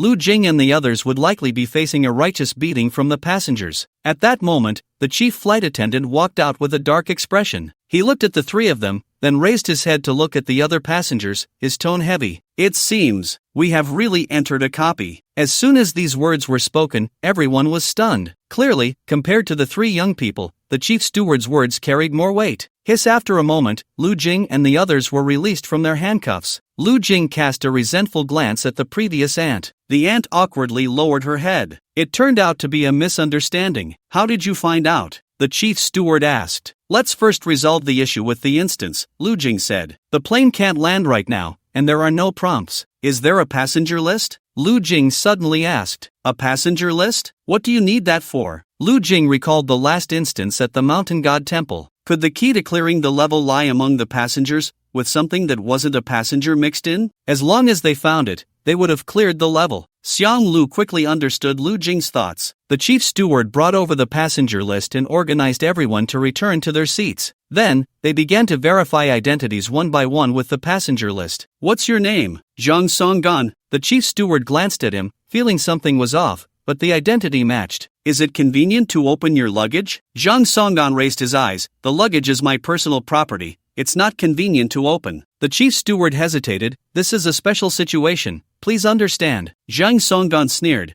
What special situation? My private property is sacred and inviolable. You people from this country, do you understand what the spirit of the law is? My house may be broken, the wind can enter, the rain can enter, but the king cannot enter. A little constitution. Bang! Zhang Songgan was struck hard. Xiang Lu punched him in the solar plexus, making him roll his eyes. Xiang Lu's violent behavior startled the chief steward. What are you doing? Xiang Lu disregarded him and directly tore open Zhang Songgan's luggage. If we don't find a way out, we all die here.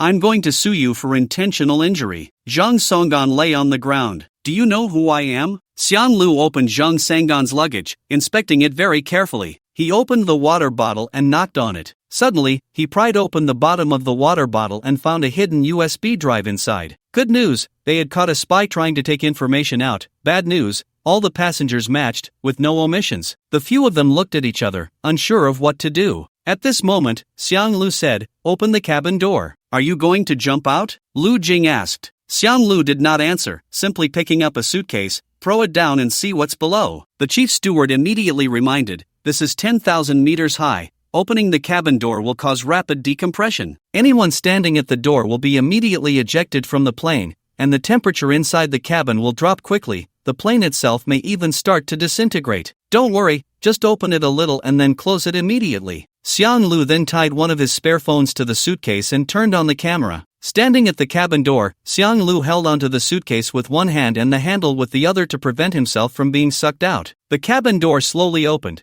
and the people in cabin 2 had already retreated to cabin 1. Suddenly, a strong suction force came from cabin 2. Xiang Lu seized the moment and directly threw the suitcase out. Lu Jing stared at the computer screen in cabin 1, which was connected to the phone's camera. First, the starry sky came into view, then everything spun wildly. Lu Jing frowned, staring intently, afraid to miss any detail. The suitcase kept falling. Most of the time, the screen was dark. Only the stars in the sky and the bright full moon flashed by. Time passed second by second. The suitcase had been falling for a full hour, yet it continued to drop. The people in front of the screen felt a deep sense of disappointment. Lu Jing rubbed his eyes, and at that moment, Lin Mo's voice suddenly rang out beside him. What is that? There's something. Lu Jing immediately looked up, but the image had already passed. What thing? Lu Jing quickly asked. It looks like a plane, Lin Mo said. Ha, a plane? Lu Jing stared at the screen, and another half hour passed. The fleeting image was indeed the tail of a plane. At that moment, Lu Jing did not notice the change in the flight attendant's expression behind him. "This is our plane." In the sky, the full moon hung high. The flight attendant recognized the fleeting tail image. It was their plane. After another 10 minutes, it seemed that the suitcase, while tumbling, had fortuitously captured the full view of the plane. There was no doubt. Even Lu Jing recognized the logo on the plane. "A space similar to a Mobius strip," Xiang Lu said. "The formation of a Mobius strip is simple. Take a strip of paper, twist both ends, and connect them. No matter which point you start from, it seems like you've gone halfway out,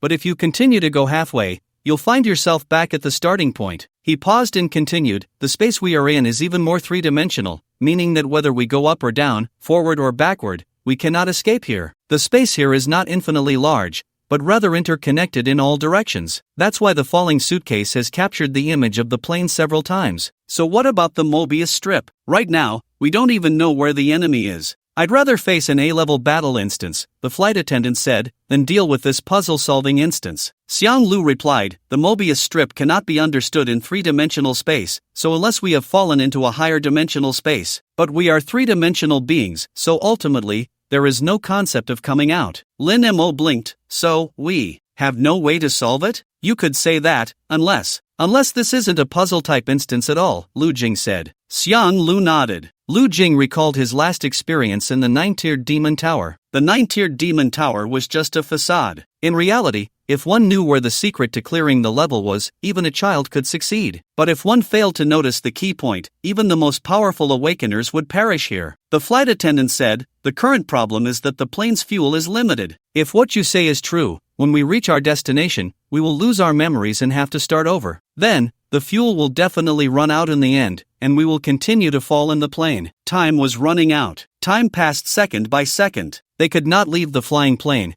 and all their speculations were just that, speculations. It seemed like a deadlock. The destination kept changing, from Siberia to Europe, finally reaching Paris. At this moment, many passengers in the cabin still held on to hope. They thought perhaps they had all guessed wrong. Even the flight attendant was staring at the instruments. Everything was perfectly normal. They could even receive radio signals from Paris. But Lu Jing knew that soon they would lose their memories. Xiang Lu leaned his head against the plane's window, gazing into the endless darkness, seemingly losing hope as well. "The plane is descending. Please return to your seats, fasten your seatbelts, stow your tray tables, and adjust your seatbacks." The voice of the plane's system sounded. Xiang Lu suddenly stood up. Lu Jing glanced at him. "What's wrong?" Xiang Lu wanted to speak, but soon he could sense nothing at all. The full moon hung high in the sky. Lu Jing opened his eyes. Xiang Lu was playing a game beside him, while Lin Mo was sound asleep. It was as if nothing had ever happened. Third loop. Lu Jing irritably scratched his head. Xiang Lu took off his headphones, glanced at his watch, and looked up. Lu Jing spoke rapidly. "We've entered the instance. This is a Mobius strip. This is the third loop. Every time we reach a destination, you lose your memory. You suspect this is a higher dimensional world, and we, as three-dimensional beings, have fallen into four-dimensional space, unable to escape." Xiang Lu fell silent for a moment, seemingly digesting what Lu Jing had said. "So, I didn't solve the puzzle in the second loop either?" "No." As Lu Jing spoke, he reached over and pulled Lin Mo up. Xiang Lu stared at Lu Jing. Lu Jing noticed that Xiang Lu had really beautiful eyes. He didn't look like a soldier at all. Instead, he resembled a male idol wearing colored contact lenses. "What did I say?" "What I told you was everything. Is there more?" Lu Jing carefully recalled. "In the end, it seemed like you wanted to say something, but before you could speak, we returned to the starting point. What did I do in the end?" "Just pondered." Xiang Lu frowned slightly. "I'm not sure if you thought of something," Lu Jing added, "or if you suddenly stood up because of the reset." Third loop. Xiang Lu began to try jumping directly from the plane with a parachute. "Isn't that too dangerous?" Lu Jing shouted. Xiang Lu didn't say anything and leaped. Then a miraculous scene unfolded. Lu Jing found himself leaning out of the plane's window. Outside was a pitch-black void, with only the full moon hanging high. Xiang Lu, dressed in glowing clothes, looked like a falling star in the darkness, continuously dropping from above. The scene was quite comical. Free fall? Lu Jing watched as Xiang Lu kept falling, continuing to fall. He worried that in the next reset, Xiang Lu might not return to the plane. Lin Mo leaned against the window, blinking. "Looks like so much fun." Lu Jing smacked her on the head. Lin Mo covered her head. "Boss, why don't you just use that move? It's a full moon right now. Absorb the power of the full moon." Lin Mo struck a pose,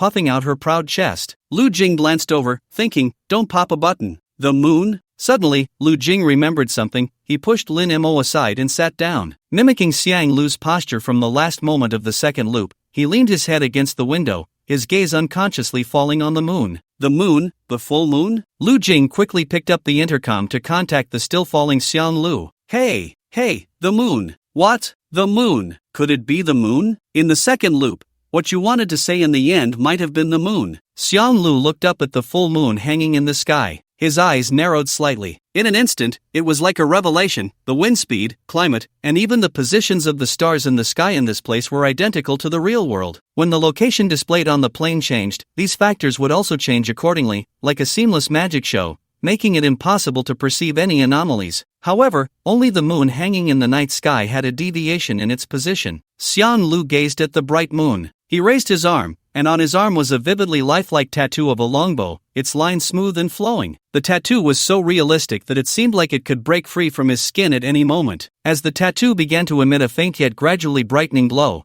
a mysterious and powerful force suddenly surged forth. In the blink of an eye, a longbow identical to the tattoo appeared out of thin air in Xiang Lu's hands. This was a longbow shimmering with silver light, its lines smooth and seemingly natural. Upon closer inspection, it was adorned with a few dazzling gems scattered across its surface. The entire bow exuded an ancient and mysterious aura. Xiang Lu's heirloom, named 9 Lands. It is said that wherever Xiang Lu touches, it transforms into swamps and streams. With a serpent's body and 9 heads, it devours countless beings, turning all it touches into marshlands. Then, 9 heads were shot off by the 9 Lands' divine bow, and the stench of blood flowing from Xiang Lu made the land where it passed through unfit for planting grains. Xiang Lu gripped the longbow with both hands, feeling its heavy weight and the slight chill emanating from it. He drew the bowstring back, and a powerful force surged within him. Xiang Lu aimed at the bright moon in the sky. Buzz! With a deep hum, the arrow shot out like lightning, racing straight toward the moon. However, that moon, which had been hanging high in the sky and seemed motionless, suddenly blinked like a human eye and then shot upward as if it sensed a threat from below and wanted to escape this deadly strike. Xiang Lu had no arrows, only the bow. But when he fully drew the bowstring, it was as if invisible arrows were flying out. Buzz, buzz, buzz. A series of powerful sounds followed. The full moon wavered and continued to flee in the boundless sky. Xiang Lu's gaze was focused ahead as his strong arms slowly drew the bowstring again, softly murmuring, "Catch up to it." As his words fell, invisible arrows shot out,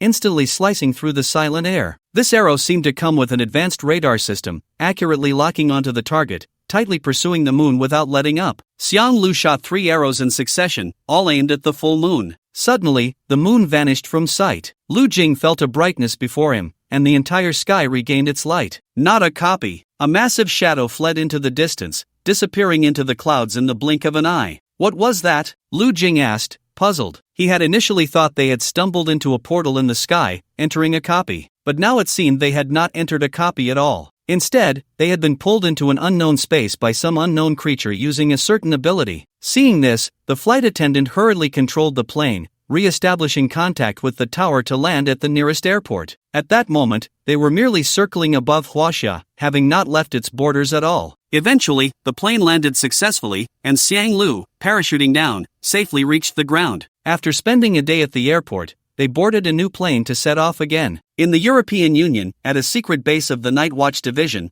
Bai Zhe was mixing potions in the laboratory. Just then, a shadow emerged from the base's drainage pipe. "How many times have I told you, use the door?" Bai Zhe said in a reproachful tone. The shadow whimpered in response. All right, I get it. You were bullied. Shilin sent Xiang Lu out. They're starting to suspect me. It's fine, you've done your best. By the way, why is the new Tengu unaffected by you? The shadow, Bai Zhe reached out to pat it. Okay, stop crying. It's not your fault. Bai Zhe opened his mouth, and the shadow transformed into a wisp of blue smoke and slipped inside. Bai Zhe gently exhaled, Shilin, oh Shilin, you really know how to give me a hard time. Thanks to the great audience member number 8 for the certification, much appreciated. The book friends are really amazing. Paris, the airport. The plane arrived in Paris, and although there were a few bumps along the way, they ultimately landed safely. As soon as they exited the airport, everyone was stunned. The airport's security was incredibly tight. Armed police were everywhere, and even armored vehicles were parked outside. There were also quite a few high-ranking awakened government officials loitering around. At the moment they landed, the lead teacher received a warning. Recently, Paris and the entire northern part of the European Union had been unstable, and it was advised not to go out at night unless necessary. It was best to stay in the school dormitory during normal times. Xiang Lu and Lin Mo went ahead. Lu Jing followed the school and boarded the bus that was there to welcome them, heading to Paris University. Before that,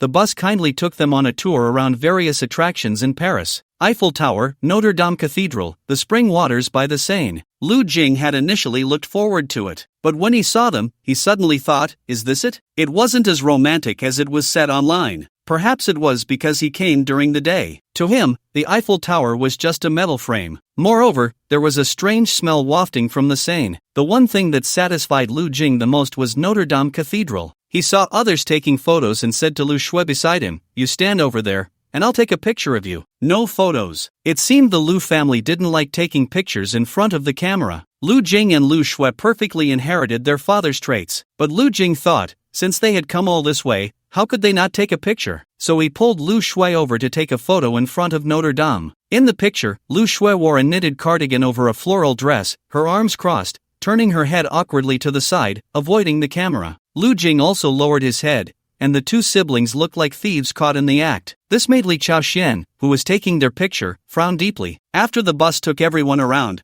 they finally arrived at Paris University, and it was already late. Everyone entered the dormitory. They bought drinks and snacks at the supermarket and gathered in the dorm, chatting and laughing. There were a total of 12 students coming to Paris University for the exchange, exactly 6 boys and 6 girls. If the identity of students had a pyramid hierarchy, the pinnacle for boys would be the powerful combat professions with strong awakenings and talents above B-level. For girls, those who were beautiful, talented, articulate, and had good relationships with both male and female classmates were definitely at the top of the female pyramid. Coincidentally, most of the students coming for the exchange this time were outstanding in academics and came from good families. Lu Jing looked at a bright girl not far away who was talking to others. He suddenly thought back to the past. Although Lu Jing had been in the same class as these top-tier girls, it felt like they were people from different countries who couldn't even communicate. He had never talked to them, and he never dared to make eye contact. He always felt that they were a level above him. Just having them say a word to him felt like a delightful experience. Time really flies, he thought to himself. Just then, a girl with dazzling golden hair like sunshine walked towards him. Her smooth and flowing hair swayed gently with her steps,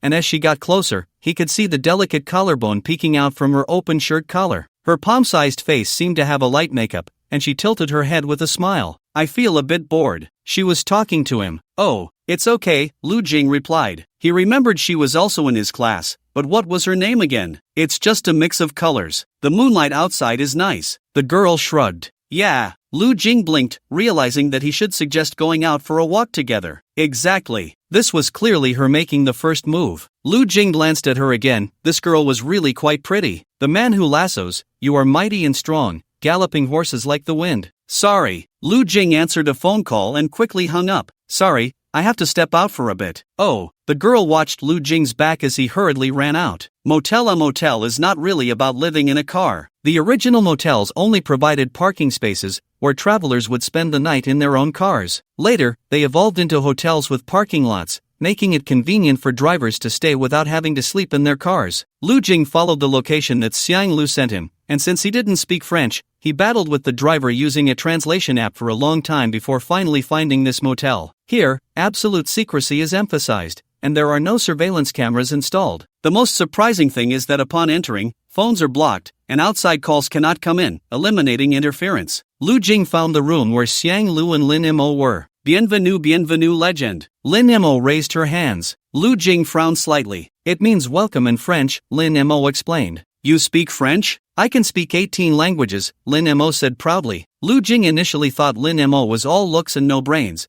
but it turned out she was both. "Is this the night watchman's base?" Lu Jing observed the motel as he walked in, not noticing anything special about it. Xiang Lu said, "No, this is the hotel they arranged for us. We're staying here temporarily, and they'll send a car to pick us up later." The three waited in the motel for nearly an hour. During that time, they even had a pizza before receiving news. At this moment, the night was like a huge, heavy black velvet cloth, silently enveloping the entire world. Outside had long fallen into darkness, and one could only feel a thick ink-like color tightly wrapping everything like a viscous liquid. Xiang Lu lit a cigarette, and in the distance, lights were bright. A black Buick stopped at the back door of the motel. The car door opened, and the three entered in single file. Without a word, the Buick drove back into the darkness. The balaclava, only exposing the eyes, had almost become synonymous with terrorists. There were also locally branded shoes and plain black clothes. Change, the person in the car said without looking back. It was a woman, wearing a pair of exquisite glasses on her nose, her eyes behind the lenses sparkling with a deep and enchanting light, dressed entirely in black, her tone indifferent. Lu Jing was taken aback. What were they going to do? Was the first task to rob a bank? However, looking at Xiang Lu beside him, he saw that he had already started to undress. Lin Imo was even more excited, wearing a hat that revealed her large, bright eyes. May I ask, what are we going to do? Lu Jing said. The black-haired woman lit a lady's cigarette for herself. You'll know when we get there. The car took small roads without surveillance, winding around until they quickly arrived at the basement of an apartment building. In the basement of the apartment building, get rid of this person. The black-haired woman took out a photo and placed it in front of the three. Lu Jing glanced at it. The man looked to be in his 30s, a typical European white man. He had brown hair and a somewhat gaunt face. Who is he? Religious fanatics are also the terrorists plotting attacks against the night watchman. The awakened mage, skilled in water magic, has a strong ability to escape. Our 2 assassination attempts against him have both failed. Once he narrowly escaped, and the other time we suffered heavy losses. We received news that he will hold a gathering in the basement of this inn. We must take him out. The black-haired woman briefly introduced the situation. Is it this intense right from the start? How many people are inside? Xiang Lu asked. More than 20, the black-haired woman replied, all followers of the 4 Great Holy See, and they are currently in contact. Lu Jing exhaled. He seemed to have grown accustomed to being outnumbered. We have 3 people, while they have just 20. In the past, facing a 20-tier awakened would have been unthinkable. After all, their high school principal is only at the 20th tier. Now it seems everyone has become desensitized. The black-haired woman lit another cigarette for herself. In the time it takes to smoke one, if we haven't resolved this, their reinforcements will arrive. Xiang Lu was the first to get out of the car, and Lu Jing followed. When Lin Imo eagerly tried to climb out, a hand pressed down on her head, pushing her back in. Lin Imo looked up at Lu Jing. You stay here. Lu Jing said. Boss. Lu Jing forcefully pushed her back down and closed the car door. Xiang Lu glanced at Lu Jing. He didn't seem to care much, as if he thought it was enough for him and Lu Jing to be there. Lu Jing and Xiang Lu walked into the motel. Lu Jing whispered to Xiang Lu, do you speak French? Yes. You go talk to the front desk. Xiang Lu looked at Lu Jing as if he were an idiot, then pointed at the hoods on their heads. With this setup, who would believe they were good guys? Lu Jing felt helpless. Xiang Lu skillfully pinned the front desk clerk against the counter. Where's the basement? After getting the location, he expertly put the clerk into a deep sleep. The 2 quickly made their way to the basement door. Do you have any good ideas? Lu Jing asked. I think we should just kill our way in, Lin Mo said. Lu Jing turned his head and glared at Lin Mo. Aren't you not supposed to come alone? Boss, don't underestimate me. I'm strong too. Lin Mo raised her little arm. 2 minutes. Xiang Lu leaned against the door and lit a cigarette. The cigarette burned halfway. Xiang Lu signaled to Lu Jing that he could kick the door open. Lu Jing suddenly lifted his foot and kicked hard, producing a loud bang that seemed to shake the entire basement. As the door was kicked open, a pungent smell rushed out. Lu Jing focused his gaze and saw the followers who had been gathered there now sprawled on the ground in disarray. Some were twisted into strange positions, while others lay still with their eyes closed, their life or death unknown. Xiang Lu raised his right hand and waved it gently. The gases that had been floating in the air quickly converged towards his palm as if drawn by some mysterious force. In the blink of an eye, all the gases vanished without a trace. Xiang Lu was skilled in poison. According to the Shanhai Jing, De Huang Beijing, Xiang Lu has a snake body with 9 heads, large enough to eat at 9 mountain tops simultaneously. He continuously vomits venom, creating a foul-smelling swamp with a bitter taste of water, the stench of which can even kill passing birds and beasts. Xiang Lu moved through the crowd, searching for the target among the people on the ground. How could there be water on the ground? Lu Jing lifted his foot and glanced at the damp floor. The ability of listening cannot be maintained indefinitely. Currently, Lu Jing can only sustain it for 2 minutes. From the moment he stepped into the basement, he activated listening. It was at this moment that the scene before him flickered and vanished. Lu Jing shouted, "Be careful!" He suddenly retreated swiftly, and at the same time, the spear in his hand danced like a swimming dragon. In an instant, a shocking scene unfolded. The once calm surface of the water began to churn violently, and then a pale, large hand reached out from the depths. Whoosh, whoosh, whoosh! A sharp sound of slicing through the air rang out,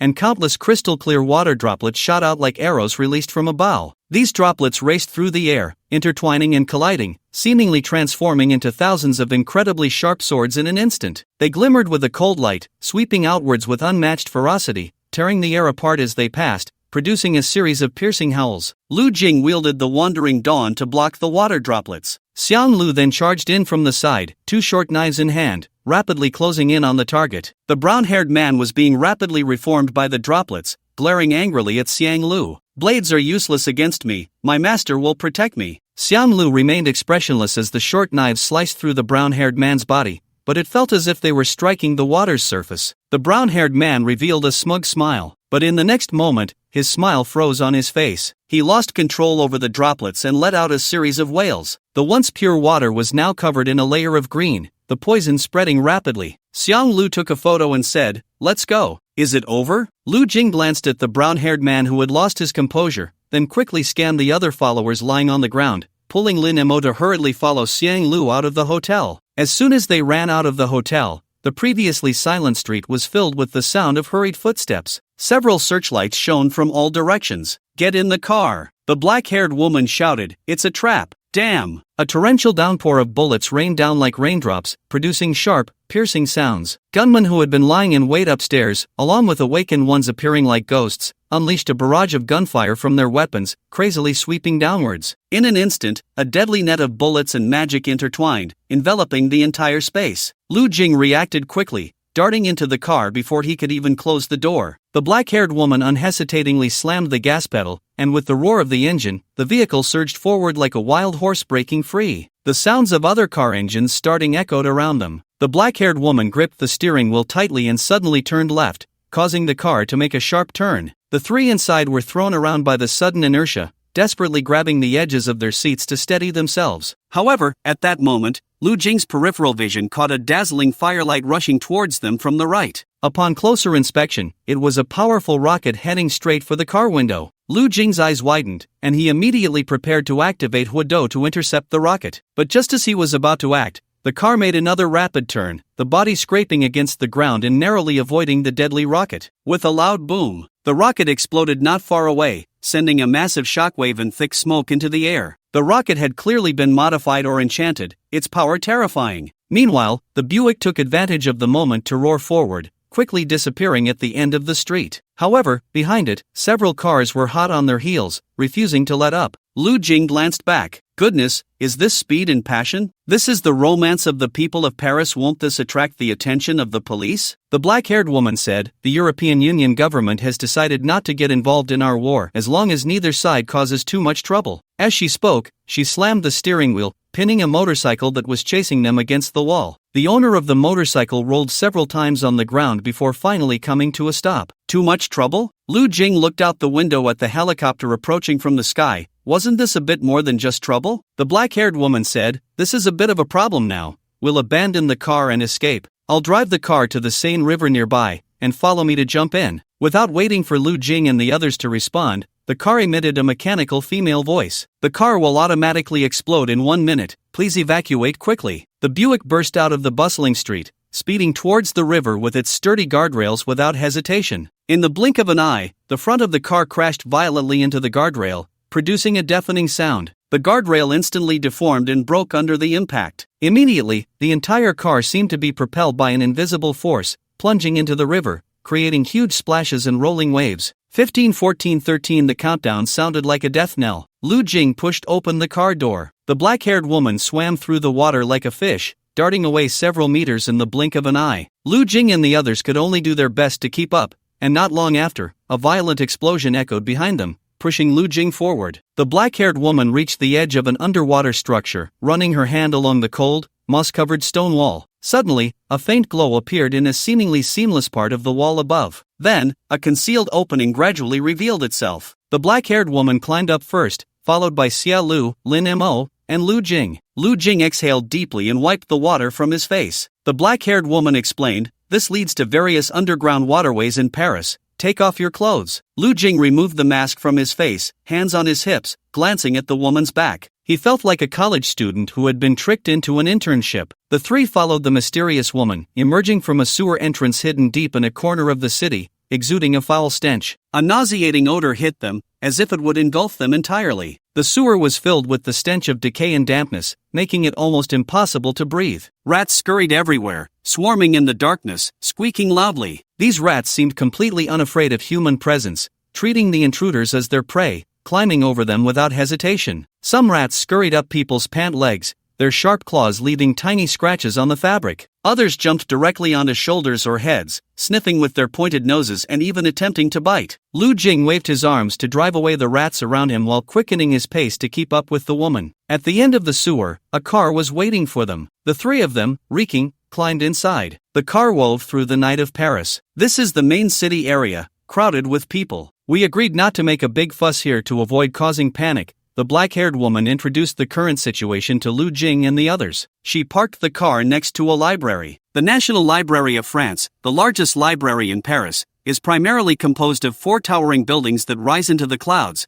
resembling an open book made of tempered glass. These 4 buildings are connected by a wooden plaza that is as large as 8 football fields. Whether viewed from the inside or outside, it is truly breathtaking. Are we really going to walk into the library like this? Lin Mo wrinkled her brow at the unpleasant smell on her body. The black-haired woman tossed a small bottle over her shoulder without looking back. "Perfume. Just spray a little to cover up the smell. Europeans like it this way." Lin Mo sprayed some into the air and sniffed. "The scent is too strong." The black-haired woman paid no mind and swiped her card, leading the three into the library. Lu Jing's curious gaze began to scan the surroundings. As soon as they entered the door, a sense of tranquility and solemnity enveloped them. The entire library complex seemed to be surrounded by a dense forest. Transparent glass walls cleverly separated the forest from the reading rooms. Traditional building materials like bricks and wood were surprisingly rare here. Instead, there was an abundance of glass, metal, and other modern materials. The use of these materials filled the entire space with a sense of technology and fashion. The smooth glass surfaces reflected the soft indoor lighting, creating a bright and transparent atmosphere. They passed through several reading rooms. It was often said that foreigners have a special sense of relaxation. They are enjoying life,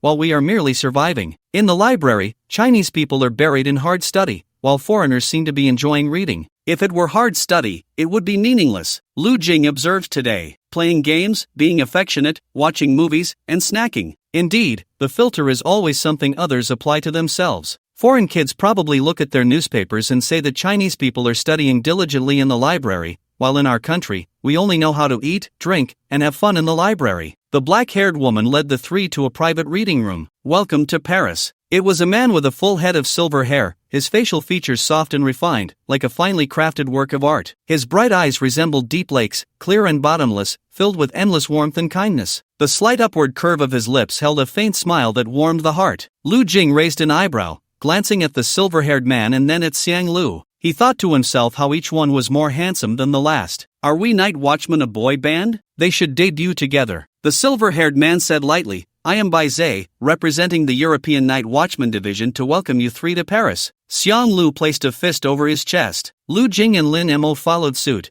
paying their respects to Bai Zhe. According to the rules, Bai Zhe, as the head of the northern region of the European Union, held a much higher status within the Night Watchmen than they did. "I assume that when you arrived, Shilin already informed you that the Night Watchmen have gone to war with the 4 major churches of the European Union. The 4 major churches are more difficult to deal with than expected, so we have no choice but to mobilize personnel from various places to the European Union. The specific tasks will be communicated to you by Lu Yun." The black-haired woman who had led Lu Jing and the others nodded slightly. Bai Zhe continued, "There is quite a commotion outside, so I won't invite you to dinner. You must be tired today. Tomorrow, let Lu Yun take you to see the headquarters of the Night Watchmen in the European Union." Bai Zhe's gaze suddenly fell on Lu Jing. That look made Lu Jing feel somewhat uneasy. "Oh," Lu Jing scratched his head. "What is it?" "Nothing. The former Tengu was once my friend. I joined the Night Watch together with him, but he stayed in the East while I was assigned to the European Union. I was fortunate. Not long after Bai Hu left, I naturally became the head of the European Union branch. Logically, when Qilin retired, the one to take his place would be Tiango, but unfortunately, I thought heaven would show mercy, but I didn't even get to see him before I received news of his death. Bai Zhe revealed a hint of sadness, then smiled. I hope you do better than he did. Lu Jing nodded. I will. Don't underestimate the strength of the four great holy sea.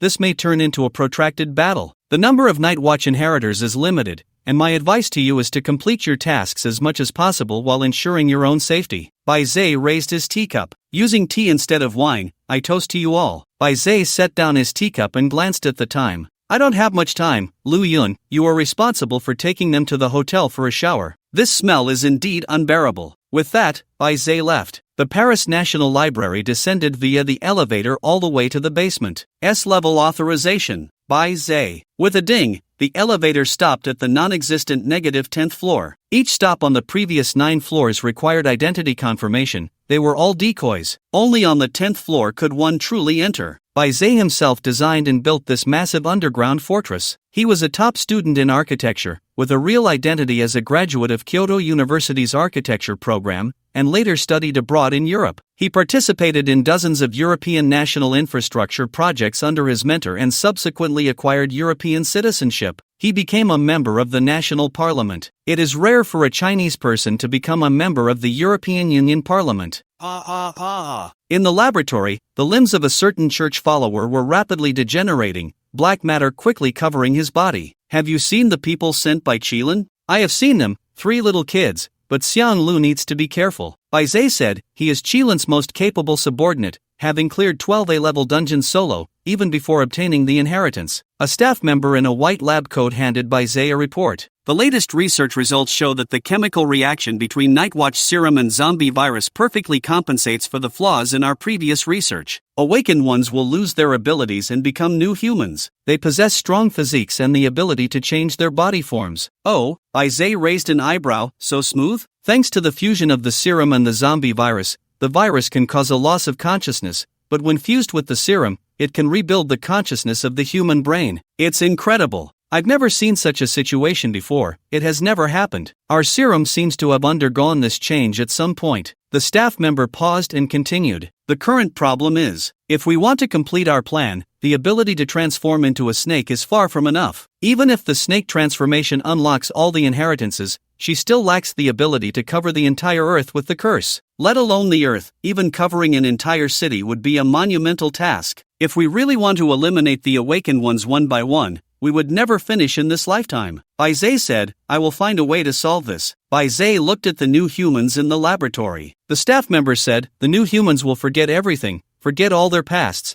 and won't even know what kind of beings they are or why they came to this world. Bai Zhe revealed an obsessed smile. If that day really comes, and all the awakened ones become new humans, then we Night Watch will take over this world, moving from the dark to the light, and those originally existing portals will disappear, right? The staff shrugged. Why do you think that without awakened ones, there would be no portals? Bai Zhe glanced at him. Don't you think so? Then why are you helping me? I'm helping you simply because I'm interested in the Night Watchers ruling the world, the staff replied nonchalantly. The Night Watchers stay in the dark because of these awakened ones. Why should we clean up after them? Clearly, we Night Watchers are so powerful. Why can't we stand in front of the world? Why can't the world be decided by us? Your idea. Bai Zhe hesitated. I like it. We are indeed of like minds, but unfortunately, the captain seems to think differently from us. The captain has always been a hands-off manager. If we were to ask the captain about everything like the Qilin, then we wouldn't have to do anything at all, Bai Zhe scoffed. If we really have the chance to create a new era for humanity,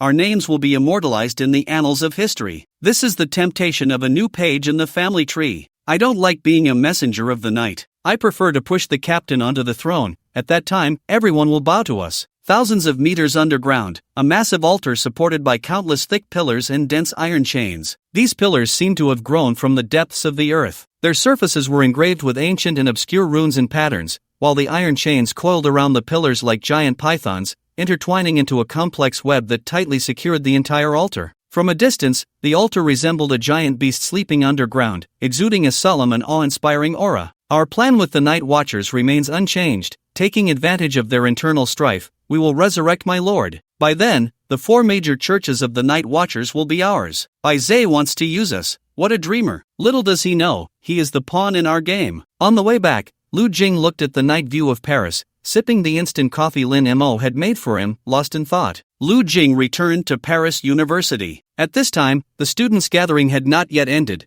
and they were gathered in the dormitory, drinking low-alcohol beverages, chatting, and playing games. When Lu Jing walked in, they mistook him for a teacher. Walking in the dark, he had actually heard their chatter from a distance earlier. "Stop pretending. It's me, not a teacher." As soon as he said this, the lights came back on. Lu Shui walked over, sniffed the scent on him, and frowned. "Where have you been?" "Nothing." Lu Jing greeted the others and then went to the bathroom to take a shower. He took off the clothes that had gone through the sewer and looked at the Tengu tattoo on his back in the mirror. Inheritance, Tengu inherited item, dawn of all things unlock inheritance, 20% the awakening level of the inheritor. Before 50%, one can rely on constantly traversing instances to improve their awakening. After 50%, one needs to find inherited items and texts to increase their awakening level. Lu Jing wiped his face and recalled today's experiences. Just arriving in a foreign land, he was already playing Fast and Furious on the streets. It felt like a blockbuster movie. Lu Jing changed into a new outfit and came out again. The others were playing Monopoly, inviting Lu Jing to join them. He didn't refuse. Having just finished a Hollywood blockbuster, he was now immersed in the beautiful diary of youth. This feeling was quite contrasting. The blonde girl who had approached him earlier was now talking to another boy. Lu Jing didn't pay much attention. He didn't come to Paris to chase girls. He was here to clash with the 4 major churches. Of course, he also had the side quest that Qilin had given him. Lu Jing had been playing with them for a short while when someone knocked on the door outside. Everyone tensed up again. This time, it was indeed a teacher. However, it was not their team leader, but a professor from the University of Paris. He was a middle-aged man with sparse hair and glasses. As soon as he opened his mouth, he spoke a string of words that no one could understand. They all thought he was speaking French. Who would have thought that he would suddenly switch to a language they could understand? The language of Huaxia. The master will not die, but will be reborn in another form. The few of them looked at him in confusion. The middle-aged man introduced himself, saying to just call him Adam. "I am a follower of the cult of Yog-Sothoth." The people in the room exchanged glances, unsure that such a religion existed. Li Chao raised his hand. "I know. My uncle lives in Europe, and he is a follower of the cult of Yog-Sothoth." As he said this, Li Chao showed a hint of pride. Boys of this age often like to have something that others did not know about. "But aren't those all evil gods?" someone said weakly. In Huaxia, these evil gods were all classified as illegal organizations. Adam shook his head and said, "The lack of freedom in belief is the tragedy of your country." Lu Jing raised his eyes, quietly observing the other man. Adam continued, "Do you know? Before humanity was born, Yog-Sothoth was already living on this land. In other words, we are the outsiders. It's like we are guests in the master's house, taking advantage of the master's illness, and now we want to drive the master out. Do you think that makes sense? Sooner or later, the master will recover, and when he returns to the world, what will we do then? How will the master treat us? Those who offend the gods will naturally be killed. At that time, only the followers of the cult of Yog-Sothoth, only his servants, will receive redemption and forgiveness." Lu Jing originally did not want to respond. The other party was a professor from the University of Paris, probably here to take the opportunity to preach to the Huaxia students who wanted to exchange and learn. After a while, he would leave. But the emotions within him seemed to be stirred by something. He muttered, "What a broken god, just kill it." He had spoken very softly, but at that moment, the surrounding noise immediately quieted down. His voice was clearly heard by everyone. Lu Jing suddenly felt Adam's burning gaze. Lu Jing cleared his throat, remembering that his task was to hide his identity and not be discovered by others. Adam reached out his hand. Next to him, Lu Shui stared intently at Adam. Lu Jing felt a bit nervous, listening closely. The fist that Lu Jing had originally clenched relaxed slightly. Adam patted his shoulder. "Young man, the ignorant are fearless. It's okay, when you come to understand the gods, you will realize how ridiculous today's thoughts are." Lu Jing looked at Adam, swallowing back the words he had intended to say. Now was not the time for debate. Adam said, "If you are interested, I can take you to see." Lu Jing guessed that this was the real purpose of Adam's visit today. This day had indeed been quite eventful. They had spent the day exploring Paris, killed a follower at night, raced down the highway, and now were being treated as objects of preaching. Lu Jing did not speak immediately. The others showed some signs of resistance. In their upbringing, they naturally felt a sense of repulsion towards these strange beliefs. "It's okay, just consider it part of learning and exchange." Adam shrugged, speaking very casually. At that moment, Li Chao was the first to speak up. "Let's go take a look, just like visiting the Grand Cathedral during the day. These things can't be seen back home. The words stirred the interest of many present. After some thought, realizing he was a student sent by the school for an internship exchange and the other party was a teacher from the University of Paris, safety should not be an issue, so everyone agreed. Lu Jing naturally joined the line. Lu Shui initially did not want to go, but seeing Lu Jing was going, she tugged at him. Lu Jing gave her a reassuring look, and without hesitation, Lu Shui followed. The group followed Adam out of the dormitory area, and Adam led them through the garden into a basement. Yog-Sothoth is the master of time and space and the unifier of all things. His essence exists beyond all multidimensional universes. Yog-Sothoth possesses infinite wisdom, and all great wizards, artists, and thinkers are projections of him in different dimensions. The projection of Yog-Sothoth in the human realm can only exist in twin forms. One possesses wisdom but lacks power, while the other is full of power but devoid of reason. Unfortunately, we have only found the former and have not yet discovered the latter. What would happen if both were found? The blonde girl asked curiously. Yog-Sothoth would descend into the human realm. Adam said this with an indescribable excitement in his tone. Unfortunately, we have searched for many years without a trace. The group followed Adam into the dilapidated basement. In an instant, everyone felt a deep disappointment. This? Adam presented a door in front of everyone. A door? Just a door? Is this what Yog-Sothoth is? Diao Mingyuan said disdainfully, thinking Adam was joking with them. Adam smiled faintly and gestured for them to open the door and go in. Diao Mingyuan hesitated for a moment, then turned the doorknob. The ultimate door. He knew which lands in this world had suffered from its ravages. He also knew which lands still bore its tread, and he understood why, when it trampled the suffering land, no one could see its visage. Yog-Sothoth is the key to the door, and through this door, countless spaces converge here. Diao Mingyuan stepped inside and vanished. Lu Jing frowned slightly, unsure of what the other party was up to. He was also a bit worried that this was a trap. The others followed one after another, and seeing this, Lu Jing also went in. He stood next to Lu Shui, ready to protect her in case of any danger. As he slowly pushed open the old and mysterious door, a strange feeling surged in his heart, as if he were stepping into a boundless, ethereal space. He instinctively looked up, and what he saw was an astonishing sight. A brilliant, dazzling starry sky unfolded like a painting above him. Countless twinkling stars, like gems embedded in a black canvas, emitted enchanting light. Beneath this dreamlike starry sky sat a small figure quietly. Upon closer inspection, it turned out to be a lovely little girl. She wore a dress as white as snow, and her long, smooth hair cascaded down her shoulders like a waterfall. Her large, clear eyes gazed ahead, seemingly lost in thought. Beside her were various colorful toys scattered about. Some were exquisite dolls, some were small, delicate building blocks, and others were uniquely shaped models of flying machines. Lu Jing frowned.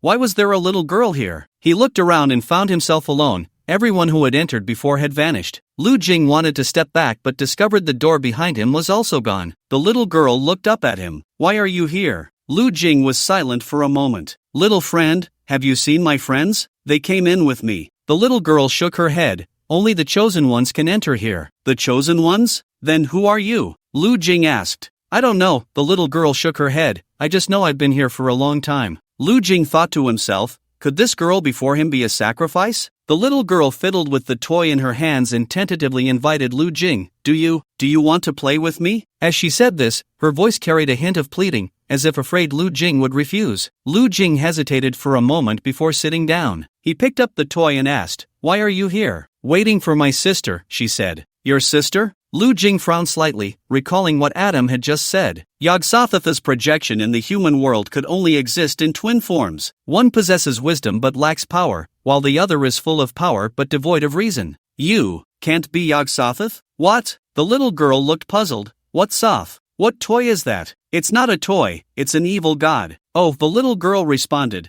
What kind of toy is an evil god? An evil god is not a toy, it's very bad. Oh, the little girl said again, suddenly as if remembering something. The people outside gave me a name. What name? I forgot. The little girl shook her head. I granted them power, and they helped me find my sister. Lu Jing looked at her, confirming that she was indeed the Yog-Sothoth Adam spoke of. It seemed that all the so-called titles of evil gods, their pasts and futures, and the powers they wielded were likely just fabrications of later generations, like a novel made up by them. It created a sense of mystery. After all, if one were to tell others that the so-called Yog-Sothoth was actually a little child whose greatest wish was to find her sister, no one would believe it. Where did your sister go? Lu Jing asked again. I can help you look for her. The little girl shook her head again. I don't know where she went. We separated a long time ago. Why did you separate? The little girl looked up, her tone now filled with resentment. It was a bad guy, he brought war and destruction, destroying the world, and that's how my sister and I got separated. I have been looking for my sister until a long time ago when I met the first person. I granted him power to help me find my sister. What does your sister look like? The little girl shook her head. I don't remember. Then where can we look? As long as she appears, I will recognize her. Lu Jing, a voice called from behind. Lu Jing turned around, not noticing the little girl playing with the toy had a slightly stunned expression. Where is this? Lu Shui showed a hint of confusion. Where are the others? Sister. Ha! Lu Jing turned back, looking at the little girl in surprise. At that moment, Lu Jing felt a chill run down his spine, cold sweat trickling down his back. Sister. Lu Shui looked even more confused. Who is she? Sister.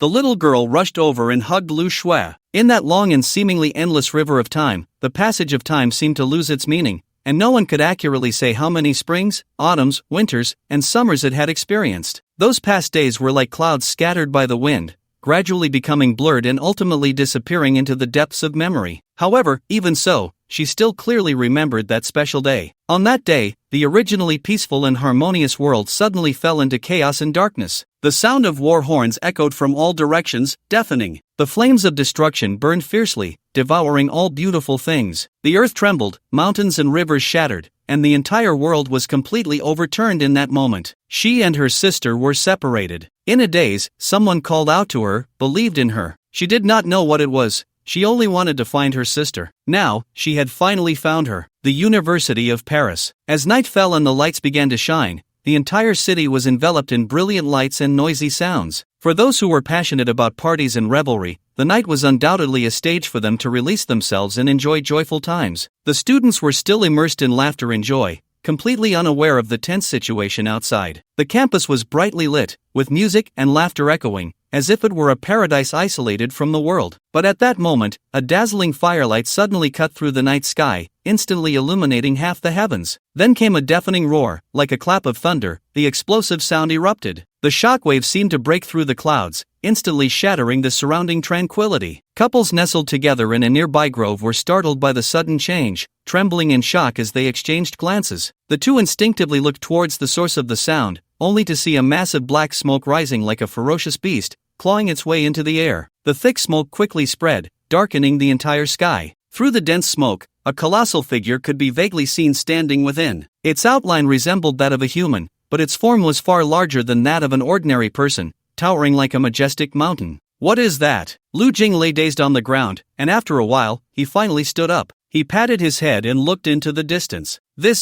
What is happening? He widened his eyes, his gaze locked tightly on that enormous figure in the distance. He saw that as the figure waved its arms, a series of glowing orbs began to rapidly gather together, shining with dazzling brilliance. These orbs sparkled like the brightest stars in the night sky, radiating a mesmerizing glow. Then, those orbs seemed to be drawn by some mysterious force, suddenly scattering and shooting out in all directions. They raced across the sky like shooting stars, moving at an astonishing speed. When these orbs touched surrounding objects, a shocking scene unfolded. The objects that were touched vanished without a trace in the blink of an eye. Not a single mark was left, as if they had never existed in this world. Why did my sister become her sister? Is this definitely not an ethical drama? Lu Jing struggled to get up. The enormous upheaval awakened everyone at the University of Paris. Alarms rang out. As one of the oldest universities in Europe and the most prestigious school for awakeners, students from various departments rushed out of their dormitories, fully armed. The powerful magic did not harm that figure. Instead, it caused it to release more orbs of rainbow-colored light,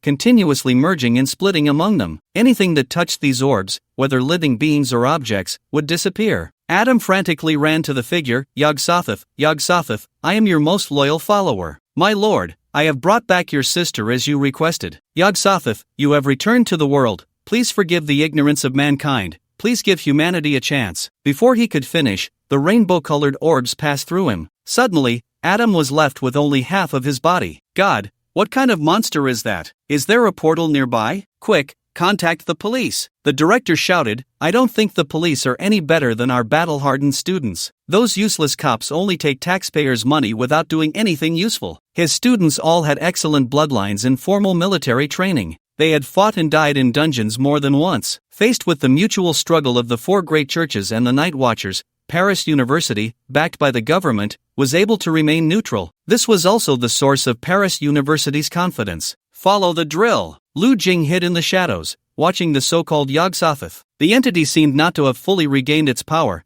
as it had once been beaten down to the point of not being able to lift its head. The warriors could not withstand the rainbow orbs it launched, and the space mages simply cut it into another dimension. Then the hunters moved in for suppression strikes. Soon, with everyone's cooperation, Yog-Sothoth began to attempt to escape. Sister, wake up. Lu Jing recalled what the Qilin had once said. The evil gods only grew stronger after they descended. The longer they lingered in the world, the more their power exhibited a trend of continuous growth and increasing terror. Ultimately, this allowed them to gradually regain the power they had once lost. Phnglui Mglw Nav Cthulhu Yoga. Thousands of meters underground, numerous followers around the massive altar were chanting incantations. At this moment, the altar began to shake violently. Countless thick pillars and dense iron chains also started to tremble. Many followers looked up in confusion. It's Yog-Sothoth. The bishop in red changed his expression and quickly ran away. Contact by Zay. Zay did not receive the news much earlier than the red bishop. Originally, some staff had discovered unusual elemental turbulence on the Paris map. In just a short moment, the energy source had already exploded. After reviewing the nearby surveillance and combining it with the energy source, they reached a conclusion: the evil god Yog-Sothoth had awakened. Clearly, this situation was not within Zay's expectations. Is the awakening of the evil god this casual now? Zay did not know why Yog-Sothoth suddenly revived, but he understood very well. It was highly likely aimed at the Night Watchers. The Night Watchers were at war with the four great churches. Among them, Yog-Sothoth was the first to bear the brunt, suffering heavy losses. It was very possible that some price had been paid to hasten the evil god's revival. However, now the problem arose. If Zay mobilized the Night Watchers to encircle the revived evil god Yog-Sothoth, he would likely face an attack from the other three churches. This could very well be a trap aimed at the Night Watchers.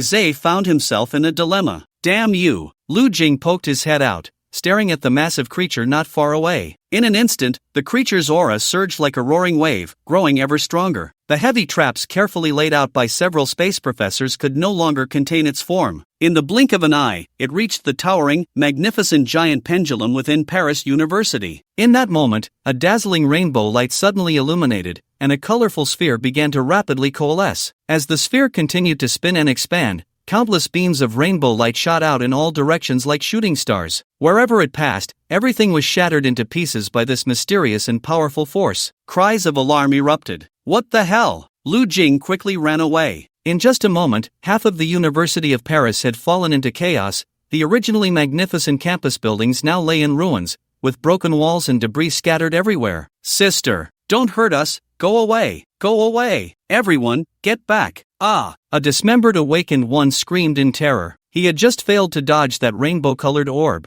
which had taken away his lower half. Strangely, there was no pain, not even a splash of blood. It was as if he had never had a lower half to begin with. After escaping, Yog-Sothoth seemed to want to flee. Its goal had never been the University of Paris. It wanted to leave this place. However, the location of its resurrection did not seem ideal. In the distance, a dazzling red light cut through the sky, like a burning flame rushing towards them. It was a long spear, entirely red. Wherever it passed, the air was compressed by its immense power, producing sharp explosive sounds. Carrying an unparalleled pressure, just a glance from afar instilled a sense of awe. It was as if what they faced was not a weapon, but a deity high above, controlling life and death. Yog-Sothoth was struck by the spear and fell from the sky. A figure followed closely behind. The current president of the University of Paris, Hermann, a warrior-class awakened one who had broken through 50 levels, an unbeliever, with formidable strength. In the center of the battlefield, a dazzling red flame burst forth like a brilliant red lotus. In an instant, the entire battlefield was illuminated by this breathtaking light. Yet, amidst this chaotic scene,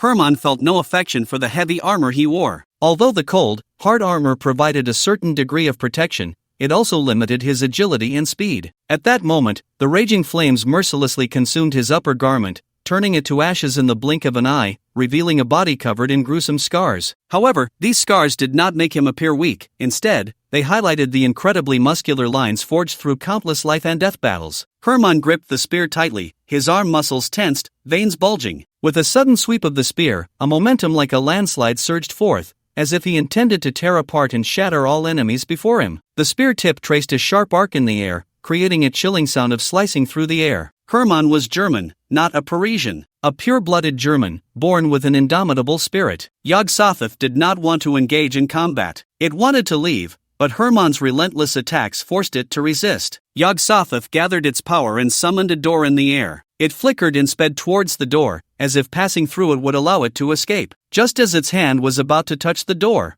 an invisible light arrow pierced through its body. 1,000 meters away, on top of a building, Xian Lu stood with a longbow, his gaze sharp. Go! Another invisible light arrow shot forth from the longbow. As the light arrow passed, the air formed a visible wave. Boom! Yog-Sothoth let out a wail, pushing back the approaching Hermann while also having to guard against the light arrow shooting from afar. The president has made a move. The president is indeed invincible. Let's work together and kill it. Don't let it escape. Surround it. Block all exits. It seems to be able to use spatial magic. Suppress her with spatial magic. Voices rose and fell. Yog-Sothoth looked around in terror. For some reason, despite its massive size, it felt like a stray dog being attacked from all sides. Pitiful and helpless. Go away. Go away. It stopped moving, its body almost pierced by the distant Xian Lu. In the next moment, the mysterious object's body twisted in an extremely bizarre manner, as if controlled by an invisible force. Accompanying this strange transformation, eyes suddenly opened on its body like mushrooms after rain. These eyes varied in size and shape, but each one sparkled with a heart-stopping light. In an instant, a dazzling beam of light erupted from those eyes, like a lightning bolt cutting through the dark night sky. Wherever the light reached, everything around was illuminated as bright as day. And at that moment, as the light swept across, time seemed to be affected, and the entire world appeared to fall into a state of suspension. The wind ceased to blow, the leaves stopped swaying, and even the dust dancing in the air seemed frozen in mid-air, motionless. Even the Xiang Lu, far away on a rooftop 1,000 meters away, was affected. Seizing this opportunity, Yog-Sothoth slipped through that door. Then the door vanished. At the end of an abandoned sewer in Paris, Yog-Sothoth leaned against the wall, trembling as it walked. Sister, sister. The massive figure began to separate. Sister, don't leave me, don't leave me. The twins, one wanting to leave, the other unwilling to let go. After struggling for a long time, the sister representing wisdom temporarily gained control of the body. She wanted to continue walking, to leave this place, but her steps suddenly halted, as a figure appeared at the end. Hodo! Boom! A massive claw slammed down heavily towards Yog-Sothoth. Yog-Sothoth barely dodged, the rainbow-colored sphere coalescing again. Lu Jing, cloaked in black, held the dawn of all things. Give me back my sister. Get away. The sphere lunged at Lu Jing. Having witnessed the power of that rainbow sphere, Lu Jing dared not touch it with a gun and could only sidestep. Thud thud thud. The soles of his shoes quickly hit the cement surface as he rushed towards the opponent. Get away! Get away! Stay away from my sister, he shouted in panic, waving his arms. Brother, brother. The personality representing strength began to struggle again. The massive figure started to separate,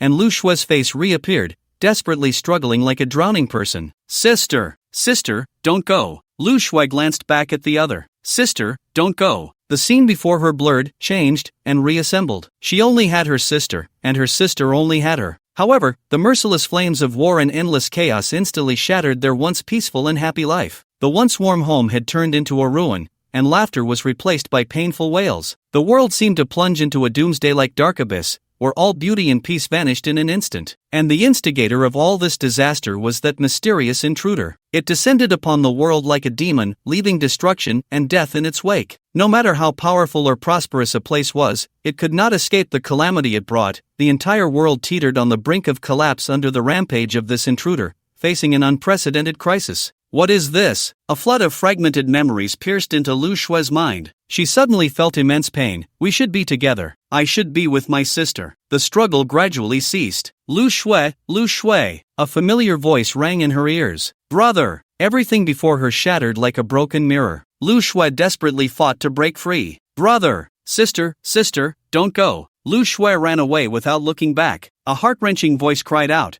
Give me my sister back. Give her back. Bang! Lu Jing stood in front of Wanxiang Dan, pushed back by a tremendous force. Yog-Sothoth roared in anger. What have you done to my sister? Give her back to me. Eyes filled with rage stared at Lu Jing, as if they wanted to swallow him whole. Lu Jing gritted his teeth to hold on. Teleport! Lu Jing appeared behind Yog-Sothoth. Yog-Sothoth suddenly turned around, its eyes bulging like tumors ready to burst. Wanxiang Dawn pierced into its body, but in an instant, it was swallowed by a hastily shot rainbow ball. Wanxiang Dawn transformed into light spots, landing back on Lu Jing and becoming a tattoo. Lu Jing's expression changed slightly, and he quickly pushed away. Yog-Sothoth roared and lunged at Lu Jing again. "Give it back to me! Give it back to me!" The light in its eyes filled Lu Jing with deep fear. Lu Jing reached into the mouth of the ghost baby and pulled out a handgun, Phoenix Blood. 3 bullets, one had killed the zombie King Tengu. Now only 2 remained. Bang! Lu Jing pulled the trigger. The bullet shot out but was accidentally taken away by the rainbow ball, disappearing from this place. This Yellow River handgun was not automatic. Lu Jing pulled the bolt and quickly retreated. The enormous rainbow ball filled the entire sewer space, like a monster clawing at Lu Jing. Just then, a figure stood in front of him. The rainbow ball popped like a bubble in front of Lu Shui. "Sister!" Bang! The 3rd bullet. Boom! Suddenly, a raging fire appeared before them without warning. It was completely different from the flames summoned by ordinary magicians. This strange and mysterious fire seemed to have a will of its own. Once it touched an object or a person, it would wrap around tightly like a malignant tumor. Even a slight spark would not be easily extinguished. It would spread at an astonishing speed, crazily devouring everything that could burn. Unless the object it clung to was completely turned to ash, this fire would never cease, always maintaining a vigorous blaze, never extinguished. At this moment, the fire burned fiercely, releasing waves of heat and blinding light. It leaped and twisted, like a ferocious beast, showcasing its immense power. The surrounding air warped and distorted from the heat, making it nearly impossible to approach this sea of flames.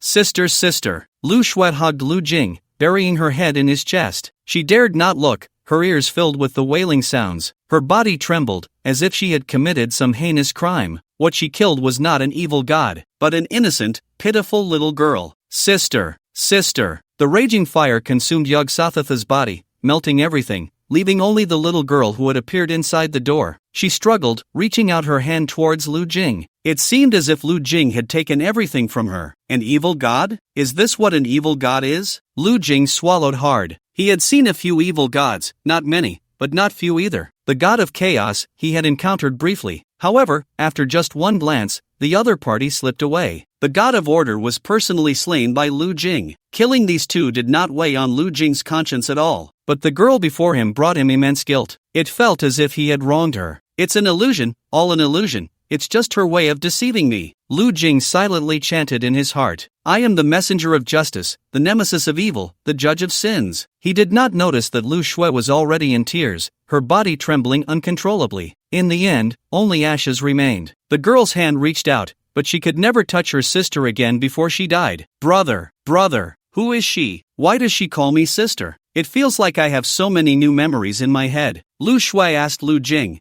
but it was as if she was asking herself. Lu Jing patted her back. "It's okay. She's an evil god. She is an evil god. She controlled you. All of that is fake." "Fake? Yes, fake." Lu Jing nodded heavily, excitedly saying, "Fake? You are my sister. You are Lu Shui. How could you be her sister? She is an evil god. She is deceiving you." In the sewer, Xian Lu cautiously walked in from the other end, looking around. The energy had disappeared here. As he walked, his steps suddenly halted. He saw the body that had been burned to ashes. This level of burning, Phoenix blood. Xian Lu immediately thought of Phoenix blood. Juke? With the death of Yog-Sothoth, the followers of the Yog-Sothoth church also lost the power that did not belong to them. The 4 major churches, the Yog-Sothoth church, had now been completely eradicated. Lu Jing did not expect that on his first day in Paris, he would destroy one of the 4 major churches, the Yog-Sothoth church. He truly lived up to being the captain of the night watch. His efficiency was indeed high. That night was truly long. Paris University was attacked, and the investigation lasted a long time. However, this was no longer Lu Jing's concern. The Chinese exchange students were interrogated one by one in the middle of the night. They only knew that they were brought in through a door by Adam, and then one by one lost their consciousness. Lu Shui, however, was unwilling to stay in the dormitory. With no other choice, Lu Jing had to find an inn. As soon as he closed his eyes, Lu Shui kept mumbling, as if she were possessed. The sight made Lu Jing doubt whether he really had a sister. Lu Shui's condition persisted for several days, and Lu Jing worried something might happen to her. Every time he went on a mission, he had to call her once or twice. The tasks Lu Jing received daily were not particularly dangerous or absurd. Sometimes, he needed to lurk in a fast food restaurant, monitoring a believer who came to eat. Other times, he had to be fully armed, wearing a human skin mask, disguised as a foreigner, to follow others. Today, Lu Jing was again a member of a street gang. Hey, bro! Hey, bro! Lu Jing wore a mask and a hat, dressed in a black coat with a skull design. He was trying hard to keep up with the others' dance steps, holding a baseball bat in his hand. He was preparing to join the zero-cost purchase line later. Xiang Lu explained this mission. This time we are going to rob a jewelry store with the gang. According to intelligence, this jewelry store is run by the wife of an important figure in the church. The investment is significant, and she usually does not show her face. After we rob the jewelry store, we will wait for them to contact us through underworld means, following the clues to determine their exact location. Understood. Lu Jing swung the baseball bat, testing the feel. Xiang Lu glanced at Lu Jing. Do you remember anything from that night at the University of Paris? Lu Jing's expression remained unchanged. Not much. I passed out as soon as I walked through that door. Why? Did you find something? By the time I arrived, Yog Sothoth was already dead, reduced to ashes by the blood of the phoenix. Was Zhu Kei helping us in secret? Lu Jing asked. No, I asked Zhu Kei, and she wasn't even in the European Union. Even if she had been involved, there would be no need to hide it. Bai Zhe also knows nothing about Yog Sothoth's situation. The one most likely capable of using the phoenix blood to kill Yog Sothoth is our captain. Oh, Lu Jing replied dismissively. The captain has been elusive all these years. What I don't understand is why he suddenly started being active recently. Lu Jing remained silent. At that moment, the brothers ahead were already calling for them. Let's go, let's go. They were preparing for a $0 purchase. Lu Jing got ready as a large group of people hailed taxis and headed to the jewelry store. Oh. The leading brother rushed out of the taxi and into the jewelry store. Lu Jing followed closely behind. A large crowd surged into the jewelry store, pushing past the security guards. They reached for the jewelry behind the counter. Lu Jing looked at the crowd in the jewelry store and felt as if he were playing GTA 5. He glanced at the security guard watching the scene and wondered why he wasn't doing anything. Xiang Lu explained, during a robbery, if the security guard injures someone, the criminals can sue the guard for intentional harm. Lu Jing. Wow, this law is surprisingly humane. Besides, the security guard only makes a few hundred a month. What life is worth risking? Oh, hand over all the valuable stuff. Lu Jing pulled Lin Mo, who was standing at the counter, down. Take it easy, you're letting your true nature out because of the task. The crowd came quickly and left just as fast. They rushed out, and the sound of police sirens rang out. The crowd scattered. At that moment, one of the companions, a black guy, took off his clothes on the street and quickly changed his outfit. Then, he pulled out the jewelry from his arms and squatted by the roadside. He placed the bag on the ground. Hey, bro, want some real jewelry? Lu Jing, confused face. Wow. According to the plan, Xiang Lu dashed into an alley, knocked out a black guy on the ground, and snatched the jewelry he had just stolen. Lu Jing also chased after two black guys, taking one each, distributing evenly. Black on black. When the three met at the agreed location, most of the stolen jewelry was already in their hands. Lu Jing opened the sewer, put all the jewelry into a bag, and tossed it into the sewer. What happened next was no longer their concern. The Night Watchers in the European Union had to coexist with the four major churches, a characteristic not found in other regions. This made the Night Watchers in the European Union more cautious. Unless in special circumstances, a single mission was usually divided into 2 or 3 small groups. For instance, this time, the group robbing the jewelry store was one team, while another group was responsible for contacting the jewelry store's behind-the-scenes boss, the wife of a church believer. The final assassination task was carried out by yet another group. Each of the 3 groups had their own responsibilities, and if something went wrong, it wouldn't implicate the others, minimizing losses. This regulation was personally designated by Bai Zhe. After completing the task, Lu Jing and the others checked the time and immediately rushed to the next location. The police responsible for this area had been mobilized, and the sound of police cars echoed continuously. The 3 changed their outfits, but it was basically the same old style: black clothes, black pants. They added masks to their faces. Lu Jing wore a Donald Duck mask, while Xiang Lu wore a dog mask. Lin Mo was Iron Man. A silver Toyota is parked by the roadside. Get in, shouted a man wearing a Mickey Mouse mask. The 3 of them got into the car, a total of 2 cars and 8 people. This is a gang of robbers, preparing to target a private bank in the area. Lu Jing and the others are temporary external personnel. Lin Mo whispered to Lu Jing, so exciting Lu Jing's mouth twitched slightly, thinking to himself, In the few days since coming to Paris, they have already violated every regulation that could trigger criminal law. How could it not be exciting? Remember not to shoot recklessly later, Lu Jing reminded Lin Mo. Lin Mo nodded. Bang! The car crashed straight into the bank's main entrance, shattering the glass doors. Immediately, a group of fierce robbers rushed out of the car. Ladies and gentlemen, please lift your butts, or I will smash your assholes. Oh, what a terrible metaphor. The Mickey Mouse mask fired a shot at the ceiling. Awakened ones, don't act rashly. Who isn't an awakened one in this era? Unless you want to fight us. But this isn't your bank, so I advise you not to risk your lives for someone else's bank. You should know whose bank you are robbing. A bunch of dog bastards. The head of security rushed over, but before he could get close, he was slammed to the ground by another burly rhino robber. This group of robbers came from Siberia and are wanted criminals internationally, with formidable strength. The robbers took the opportunity to enter the bank's vault. Looking at the large door of the vault, they tried to break it but were shocked by its sturdiness. The Mickey Mouse mask sniffed. Do you smell something strange? The robber wearing the rhino mask said, could it be the smell of the vault? Doesn't seem like it. The Mickey Mouse looked at Xiang Lu beside him. Did you smell anything? Xiang Lu nodded.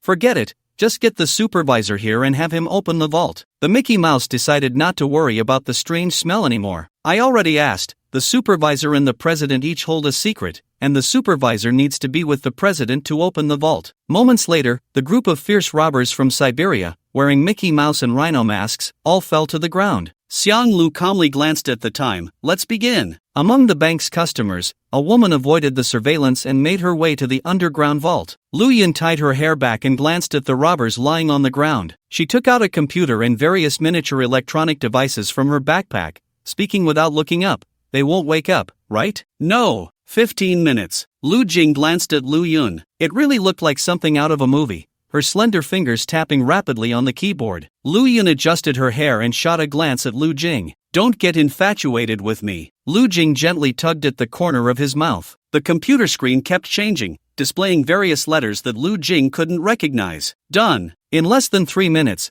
the vault door fell under Lu Yun's assault. At this moment, Lu Jing realized that there was not just one door to the vault, there were actually 3 more ahead. However, these 3 doors all opened simultaneously, like blooming flowers. Entering the vault, looking at stacks of cash, Lu Jing couldn't help but widen his eyes. There were euros, dollars, and huaxia coins. The vault also contained many black boxes, all sealed up. Lu Jing guessed that they probably held valuable items like gold bars. What do we do now? Xiang Lu asked. They hadn't received the full details of the mission and had no idea Lu Yun would be here to assist them. They only knew they needed to join the robbers to rob the bank. Lu Yun said, your mission ends here, just wait to leave. Lu Yun walked to a safe and took out some equipment to crack it open. After a while, the safe emitted a ding sound. Lu Yun took out a small black box from inside and turned to Lu Jing and the others. Once those robbers wake up, you can blend in and leave. Although the police have been diverted, the forces behind this private bank are the church, and their people will arrive soon. I will pretend to be a customer trapped in the bank by the robbers. Xiang Lu nodded, understood. Lu Yun handed the small box to Xiang Lu. Please hold this for me, thank you. Lu Yun opened the red bag she had casually picked up,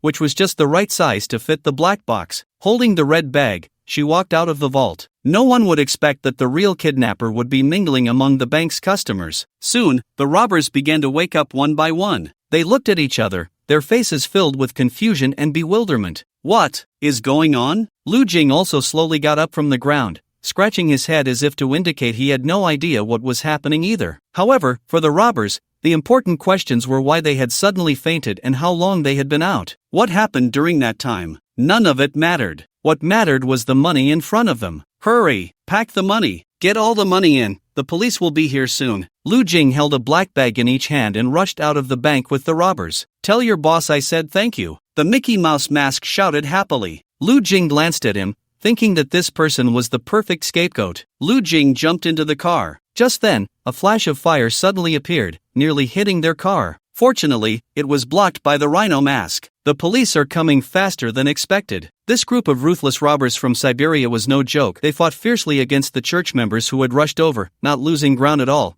and even pushing the other side back to the point where they had no chance to fight back. Lu Jing jumped into the car and looked at the money in the bags, his heart racing. this feeling of getting something for nothing. So thrilling, the car drove into the slums of the suburbs. The Mickey Mouse mask jumped down. "Everyone, let's make sure we never see each other again in this lifetime," the Mickey Mouse said happily. The others nodded in agreement. They all carried the weight of at least a dozen lives on their backs, and the plan was to finish this job and then go their separate ways. No one should tell anyone where they were going. By doing this, even if someone got caught by the police, it wouldn't pose a threat to the others. Lu Jing truly felt like he was playing a game. He changed into a different outfit, holding the black bag of money, and ran into the damp, rat-infested streets. Suddenly, Lu Jing stopped in his tracks. The rhino mask appeared ahead. Lu Jing's heart tightened, and he looked back to see no one behind him. "Is there something else?" Lu Jing asked in a deep voice. The rhino mask chuckled. "I think you probably won't need that much money." This was an attempt to rob him. The rhino tightened his fists. For these desperate criminals, money represented everything. He was ready for a life-and-death struggle and was confident of victory. Lu Jing instinctively protected his money, clearly having immersed himself in his role. But then he thought, "What am I doing? Want money?" "Yes." The rhino mask nodded. "Here." Lu Jing directly threw the black bag out. The rhino mask looked at the black bag, then at Lu Jing. "Huh?" Lu Jing turned and walked away. The rhinoceros mask chuckled. "Those who know the times are the true heroes." Lu Jing returned to the motel. Xiang Lu had already come back, but Lin Mo had not yet returned. Lu Jing felt a bit worried that something might have happened to her and was about to call her. Just then, he saw Xiang Lu take out a black box from her bag. That box was clearly from the vault. Lu Jing frowned slightly. He didn't remember Xiang Lu taking a box with her when she left. "Do you really think of yourself as a robber?" "No," Xiang Lu said calmly. "Is this the box in Lu Yun's possession?" Lu Jing suddenly realized. Xiang Lu nodded. "That's right. When did you take it out?" "When she was packing the bag, I switched it." Lu Jing thought back and couldn't recall when Xiang Lu had made her move. Xiang Lu glanced at the box, a password box. She tapped on the outer shell of the box, frowning slightly. "This bank's box is made of a special metal from the replica, quite a hefty investment. Do you have any ideas? I'm not good at using violence." Lu Jing thought to himself, "As if I'm just a brute who only knows how to use violence." Lu Jing did have a way, but it required props. The Chen Kuan slash that could sever everything. Of course, Lu Jing would never show his props in front of Xiang Lu. Lin Mo might have a way. Lu Jing recalled Lin Mo's abilities. Just as he thought of her, Lin Mo returned, humming a tune, as if robbing a bank was her lifelong dream. Lu Jing explained the situation to her, and Lin Mo's eyes lit up immediately. She bit her finger, dipping it in the blood of the Guhua bird. The blood seeped into the box under Lin Mo's control. The tougher the exterior, the easier it is to destroy from the inside. Boom! The blood exploded, and the entire box shattered into pieces. As the box cracked open, its contents were revealed to the three of them. "This is an invitation letter?" Xiang Lu picked up the invitation and examined it. The general content invited various churches to send capable individuals to the Sky Church of Alvasa to assist in the revival of the evil god, in order to combat the Night Watcher's encirclement. "So robbing the bank was for this," Xiang Lu said. "Alvasa? What is this thing?" Lu Jing asked. Xiang Lu explained, "The old ones are known to float eerily above many Moat Bailey-style castles in Europe, their silent screams echoing in the minds of mortals. Unable to rest, unable to comprehend, that unknown shriek trembles slowly in their minds. It has a humanoid torso, limbs like tentacles, and a huge, bizarre mouth without a single tooth. The sounds it emits can drive those near the castle into madness. Most of the content here is fabricated by humans, and the names of the evil gods are basically unknown. These cultists not only invented names but also created a whole set of stories based on the abilities exhibited by the evil gods, though their appearance is likely credible. So, from the description, it can also be referenced." Xiang Lu lit a cigarette, and his phone rang. He received a call from Lu Yun. "Is the invitation letter in your hands?" Lu Yun got straight to the point. "Sorry, I took the wrong one earlier. Do you want to come pick it up, or should I deliver it to you? In that case, I'll leave this task to you. There's only one invitation letter here. Having been a night watcher for many years, you carry an aura that can be easily recognized, and the Guhua bird is too foolish, perhaps a Tengu." Lin Mo? The exchange was very brief, and Xiang Lu hung up the phone. Here comes the work. Lu Jing thought to himself, "You really know how to find trouble," inexplicably adding another covert task. Lu Jing looked at the evil god symbol on the invitation. How did these evil gods come to be? Xiang Lu sat on the sofa, casually flicking ash from his cigarette. "Regarding the Arctic Palace, you experienced it firsthand. According to the current investigation by the Qilin, perhaps these evil gods have lived on Earth for a long time. In other words, They are the original inhabitants, like the god of order, who surprisingly has his own kingdom in the Arctic. Other so-called deities are likely similar. The reason they are called gods is merely a title bestowed by cultists. Later, for some reason, they were destroyed, leading to the emergence of humanity. Lu Jing pondered for a moment. Perhaps they are also human, just another kind of human. Lu Jing couldn't help but think of the little girl called Lu Shui. Maybe, Xiang Lu replied indifferently, but we don't need to pity them. This is a struggle between species, a fight for survival. It's not like a conflict between children that can be resolved. Those who are not of our kind must have different hearts. Hearing Xiang Lu say this, Lu Jing felt a bit better inside. Lu Jing looked out the window, murmuring to himself, those who are not of our kind must have different hearts. Lu Jing sat in the car, his body swaying with the vehicle. Outside, the car was completely sealed, and he couldn't hear any sounds from the outside. No subtle noises could be captured. Lu Jing faced another person with an Asian appearance. The person smiled awkwardly. Are you also from Huaxia? Lu Jing nodded. My name is Wang Yu. Lu Jing. The two tacitly avoided discussing their respective religions, as if it were a secret matter. They chatted about the weather in Paris, Notre Dame Cathedral, the Mona Lisa. If one only listened to their conversation, one might mistakenly think they were just ordinary tourists traveling in Europe. At that moment, the car jolted slightly. The car door slowly opened. Lu Jing tentatively stepped out, and what came into view was a vast square. In the center of the square, besides them, there were many others. All were believers from various places holding invitation letters. Lu Jing glanced around and said to Wang Yu, how do we help Alvasa revive? Wang Yu looked at Lu Jing in surprise. You don't know? Lu Jing thought to himself, this is bad. I let something slip. But soon Wang Yu said, I don't know either. Why don't we ask others? Lu Jing breathed a sigh of relief. The two quickly struck up a conversation with another Asian face, but received the same answer. They had only received the invitation and decided to come here to help Alvasa revive, but they were also unclear on how to help. Lu Jing looked at the crowd in the square and felt an ominous premonition. They seemed to be on a mountaintop, surrounded by ethereal clouds and mist. Looking up, the sky felt very close, as if it could be touched. They gathered in the center of the square, and the guards collected their invitation letters one by one, then allowed them to stay here temporarily. Lu Jing noticed that the guards didn't seem to care much about the invitation letters, not even checking them. When leaving, Lu Jing even saw a guard casually toss the invitation letter into a trash can. Doubts began to rise in Lu Jing's heart. What is going on? Lu Jing had thought he would face some issues. Before coming, he had repeatedly gone over those questions in his mind, fearing he might say something wrong. But who knew it would turn out like this? Lu Jing and Wang Yu shared a room. At night, Lu Jing saw some people being taken out of the room, and then they disappeared. The next day, there was no sign of those people. Lu Jing felt anxious. The church had specially prepared a grand feast for them. The finest foie gras, expensive wagyu tomahawk, red wine, various dishes. Each segment reveals Lu Jing's particular fondness for the wagyu tomahawk, tender and juicy. Listening to Wang Yu introduce it, he learned that wagyu has a high fat content, which gives it a distinct marbling, and it is these marbled patterns that impart a rich and tender flavor to the beef. By the third day, one by one, the followers who had come with them began to disappear. Even Wang Yu started to feel restless, chatting with Lu Jing. These bastards, are they going to sacrifice us? Lu Jing actually shared this concern. However, Wang Yu added, they shouldn't. The people who came this time are from various churches. They wouldn't want to make enemies of everyone. On the evening of the fourth day, Lu Jing lay in bed, looking through the window. He saw 7 or 8 followers being led into the darkness. This time, Lu Jing decided to follow them secretly. What are you going to do? Wang Yu asked. Lu Jing glanced back at him.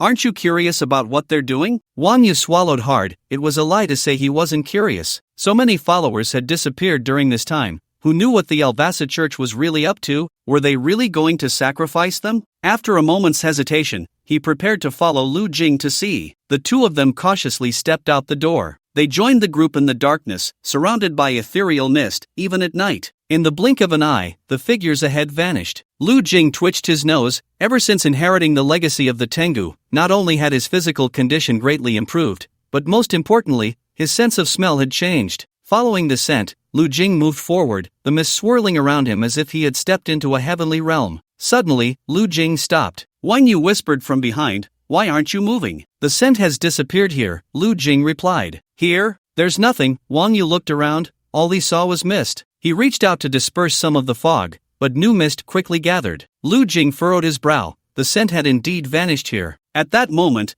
those people had already disappeared. Could it be some special collective teleportation spell? With no other choice, Lu Jing and Wang Yu had to return to their room. The next day, those who had been taken away did not reappear. That evening, Lu Jing saw some people being taken away again. He stubbornly followed them, but once more, they vanished midway. The surroundings were a blank white, and Lu Jing frowned. This was getting eerie. 2 more days passed, and there were even fewer people around. Only a few remained, and Lu Jing knew it was almost his turn. He didn't expect to be in the last batch. Soon, the familiar knock on the door came at night. A person in a black trench coat, holding a lamp, knocked on the door. No matter which church the followers come from, we are all brothers and sisters. Lu Jing watched the person warily. At this moment, others from the nearby rooms also began to emerge. They looked at each other, their eyes revealing a hint of confusion. "Please follow me," said the follower in the black trench coat. "Where are you taking us? What happened to the others?" The speaker was a female follower from one of the 4 major churches, with long blonde waves and an impressive demeanor. The others also watched the follower cautiously. Although they were all cult members, they were not fools. Where had the previously taken followers gone? Surely they hadn't all died? "They are working hard to help the god of Alvasa revive. You'll know if you come with me. You are the last batch." After saying this, the figure in the black trench coat strode forward. A few people exchanged glances, and with things having come to this point, they could only follow alone. The surrounding mist was thick, even more so than the fog at night compared to during the day. It was impossible to distinguish where was where. Only the glowing lantern ahead was visible. Everyone instinctively held their breath and finally came to a stop. Lu Jing raised an eyebrow. What appeared before them was actually a portal. No wonder the previous people had suddenly disappeared, leaving no trace behind. It turned out they had entered a portal. The man in black turned around, looking at the puzzled expressions of the crowd, and explained, "To revive the god Alvasa, we need to pass through this dungeon. The god Alvasa is sealed within it." The blonde woman spoke up. "So those who came before were all brought into the dungeon by you? That means they all died in the dungeon?" The man in black calmly replied, "The god Alvasa knows their origins. They will not die. Once the god Alvasa is revived, they will receive eternal blessings." After hearing the man's explanation,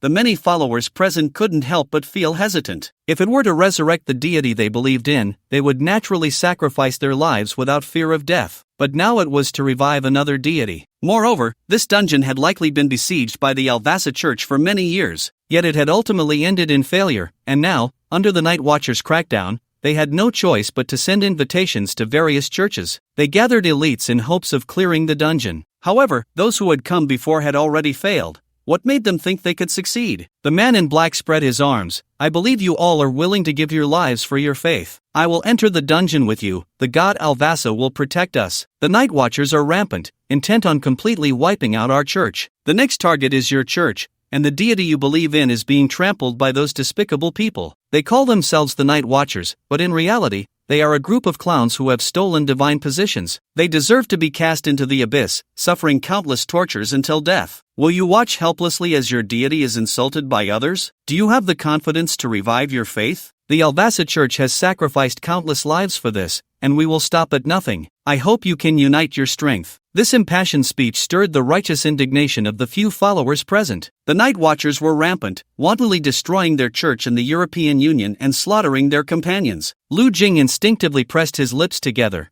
Being scolded in front of others felt somewhat unnatural. Now that he understood the true purpose of the invitation, Lu Jing certainly wouldn't be foolish enough to walk into the portal with them. If they succeeded, they would release an evil god. If they failed, he would die in the dungeon. Lu Jing was already prepared to act at any moment. With the teleportation cloak in hand, he wasn't afraid of being unable to leave this place. "All right, enough nonsense, let's hurry into the portal," said a black man with braids. The man in black smiled slightly. "Actually, we have already entered the dungeon from the very beginning." Upon hearing this, not only Lu Jing but the others were also stunned. The portal was clearly right in front of them, yet they hadn't walked in. This portal is merely a test. In reality, from the moment you stepped in here, you had already entered the portal. Congratulations, you have passed the test called courage. Fuck. Finally, someone couldn't help but curse. Everyone felt as if they had been played for fools. It turned out they had never been given a choice from the very beginning. As long as you enter the instance, unless you don't want to live, there is only one option: to clear the instance. "It's our turn now," the man in black said solemnly. Lu Jing's mouth twitched slightly, unable to suppress his inner curses. The expressions of the crowd were quite complex,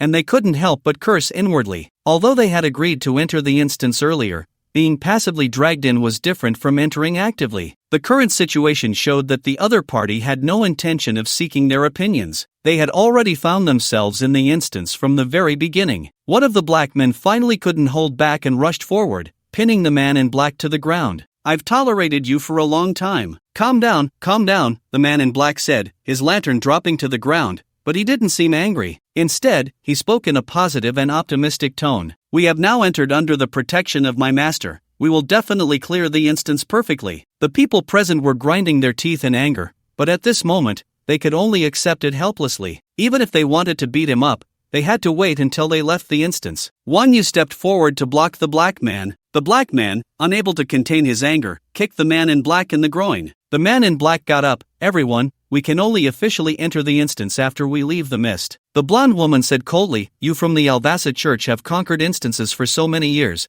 and countless people have died. Why should we succeed?" "Because you are all special," the man in black asserted. "Other dead people probably thought the same," the blonde woman retorted again. "All right, everyone, since we are here, let's make the best of it." Wang Yu stepped up to calm everyone's emotions. Lu Jing glanced around. At this moment, there were 7 people in total, including himself. They were Wang Yu, the believer from the Alvasa Church, the black man, the blonde woman, and 2 Native Americans. "Why don't we introduce ourselves to prepare for entering the instance later?" Lu Jing suggested. Lu Jing hadn't expected to be dragged into the instance so confusedly, and now there was no other way. "Right," Wang Yu nodded in agreement. The open-minded blonde woman said, "You can call me Wendy, awakened mage, level 25. The black man said, "Assassin, level 26 awakened." "Assassin?" The others looked at the black man. He didn't look like an assassin at all. If he were a warrior, no one would doubt it. The 2 Native Americans hesitated for a moment before introducing their names and professions. "Everyone, I hope we can work together." The man in black was a priest. Although he wasn't good at combat, having a priest in the team was excellent for entering the instance. Then, the man in black stepped into the portal before them. "Since this portal is fake, why should we walk in?" Wendy asked curiously. Without looking back, the man in black replied, "This is a twin instance.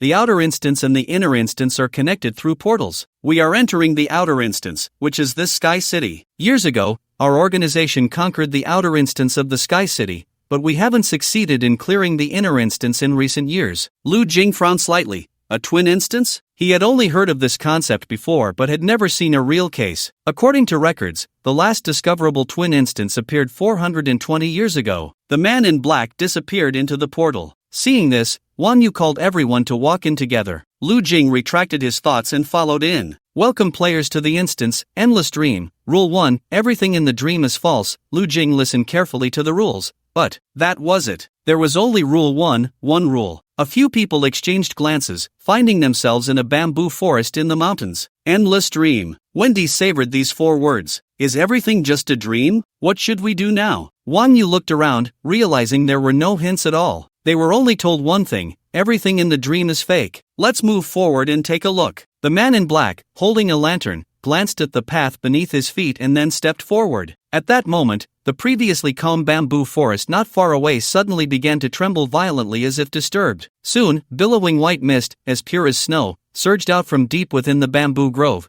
twisting and swirling in the air like lively white dragons. Rule 1. Please escape quickly when the bamboo forest is shrouded in mist. Lu Jing suddenly reacted. Rule 1? Hadn't they just discussed Rule 1? The white mist moved quickly, seemingly not giving them any time to think. The man in black turned to run, but after a short distance, he noticed the others had not followed and turned back, puzzled. "Why are there 2 Rule 1s? Wang Yu asked. Wendy pondered for a moment. Everything in the dream is fake, and then another Rule 1 appears. The rule about the mist is likely fake. Whether it's true or false, we should avoid the mist. The man in black shouted. Lu Jing shook his head. If the rule is fake, then we must interact with the mist to survive. The mist was now less than 10 meters away from them. The others felt a bit tense. Although they had guessed correctly, no one could guarantee their assumptions were 100% right. In a scenario like this, one should never believe that anything is safe. It was all a gamble, betting on the highest probability of winning. As the mist enveloped them, Lu Jing instinctively clenched his fists. The mist rushed towards them, quickly wrapping around the group. The man in black, watching from a distance, cursed under his breath. He hesitated but chose not to run away. The mist engulfed him. Lu Jing reopened his eyes, the mist swirling around his nose, and turned to look at the others. They were also glancing at each other, ensuring everyone was safe. It seemed they had guessed right. The rule was fake. The thick mist had turned the surroundings into a void. Fortunately, the lantern in the man in black's hand could disperse the fog. They continued along the narrow path. After about 15 minutes, a voice suddenly rang out. Rule 2. Do not make eye contact with the woman in red. A woman in red? Up ahead. Wang Yu pointed to a pavilion where a woman in red was sitting. The surrounding mist was thick, obscuring her face. Do not make eye contact with the woman in red. If this rule is fake, then the real rule is to make eye contact with her. With this thought, the group quickly approached the pavilion. As they neared, the woman in red leaned back, her long hair covering her entire head, making it impossible to see her features. The man in black hesitated, not making a move. However, the man in black reached out to brush aside her long hair. An eerie laugh suddenly echoed, causing his hand to freeze, and his heart began to race. The woman in red let out a sneer, and her figure swayed as she darted away. Don't let her escape, Wang Yu shouted. Lu Jing reacted the fastest, stepping out to chase after her. The man in black followed closely behind. The two reached out their hands simultaneously, trying to grab the woman in red. However, just as their fingertips were about to touch her, she suddenly bent down, and the unexpected movement caused their hands to grasp nothing but air. Immediately after, the woman in red began to sway left and right like a weeble. Every movement she made perfectly dodged the attacks of the two men following closely behind, leaving Lu Jing and Black Brother at a loss. Vines. Wang Yu quickly controlled the vines to grab the woman in red. The woman in red flashed again, evading the range of the vine's attack. The others also reacted, chasing after the woman in red. Unhurried, she darted left and right, escaping through the gaps between several people, running towards the distance. Time. Wendy cast a time spell. Everyone was enhanced by the time magic, their speed increased. However, even so, they still couldn't catch up to the woman in red for the moment. Rule 3. There is a temple in the bamboo forest. Ha! With the sound echoing, a temple appeared before them not far away. The woman in red headed straight for the temple. Wang Yu shouted, "Not good. The rule is fake, we can't enter the temple, she's running towards it." The man in black suddenly stopped. He swung his arm and without hesitation threw the lantern he was tightly gripping forcefully to the ground. With a loud bang, boom! It sounded like thunder erupting from the ground, and in an instant, sparks flew, flames raged like a runaway wild horse. The fire spread at an astonishing speed, forming two walls of fire that roared from both sides, instantly cutting off the path of the woman in red. She had to stop. Time! Wendy let out a low shout, instantly unleashing a terrifying energy that made one's heart race. Centered around her, visible ripples of energy spread out rapidly in all directions like surging waves. Under the impact of this powerful energy, everything around seemed to fall into a bizarre state of stillness. The leaves that had been dancing in the air and the rustling grass were all frozen in place as if under a binding spell. Even the gentle breeze that had been blowing seemed to solidify at that moment, no longer flowing. Only the few people beside Wendy remained unaffected. Closer, closer. Black Brother reached out, his hand pressing on the shoulder of the woman in red. He suddenly yanked her long hair, his eyes. Ha! Black Brother's expression changed. The other party had no eyes at all. Not to mention eyes, there wasn't even a face, let alone any eye contact. In that brief moment of distraction, the woman in red's originally soft and flowing hair suddenly became incredibly hard, like sharp steel needles, shooting straight towards Black Brother with lightning speed. In an instant, it pierced through Black Brother's strong body. Accompanied by a dull sound, blood splattered, staining the ground around them. Black Brother's eyes widened, his figure turning into specks of light. The assassin, a clone. The real Black Brother appeared behind the woman in red, reaching out to lift the hair behind her. Still no face.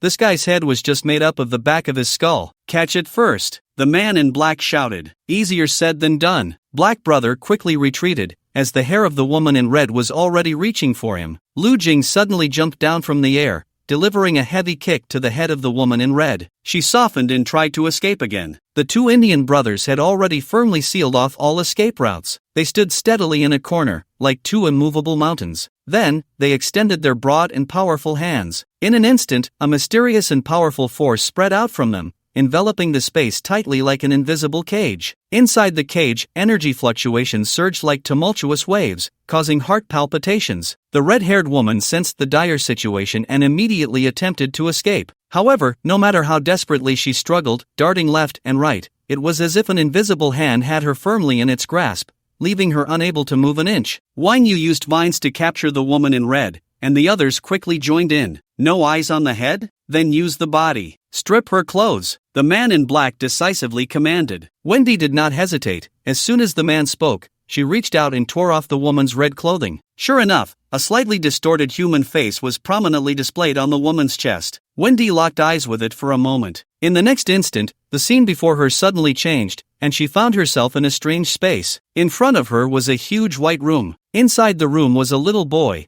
playing with his remote-controlled car. He looked up and smiled at Wendy, then continued to fiddle with his toy. Soon after, Lu Jing, Wang Yu, and the others completed their gaze with the woman in red and arrived in this vast space. Congratulations, you have faced the sub-boss of the instance. Boss? The group exchanged glances, sizing up the little boy before them. Although he seemed harmless, no one dared to let their guard down. Lu Jing frowned. The boss just appeared like this? This so-called challenge, which had troubled the Alvasa church for so many years in the inner instance, seemed not as outrageous as he had imagined. However, it still felt too early to say anything. Lu Jing looked at the little boy. The man in black raised his short dagger. Boss, does that mean we kill him? With that, he suddenly charged forward. Blood splattered, and the little boy fell into a pool of blood. This left everyone stunned. What was happening? In the next second, the little boy crawled back up from the blood. The previously fierce man in black now wore a different expression, sitting down with a thud. Ha ha, let's play house. Okay. The little boy immediately replied with joy. What was going on? Lu Jing looked at the man in black in astonishment. The man in black wore a pure smile, holding a plush toy, playing with the little boy. Wang Yu hesitated for a moment, then walked over and patted the man in black. The man in black ignored him, as if Lu Jing and the others didn't exist at all. He was completely immersed in his role. The group exchanged glances, not daring to act recklessly. They spread out in the room, surveying their surroundings, hoping to find some clues. The room was filled with various toys of all kinds. Lu Jing picked one up and examined it.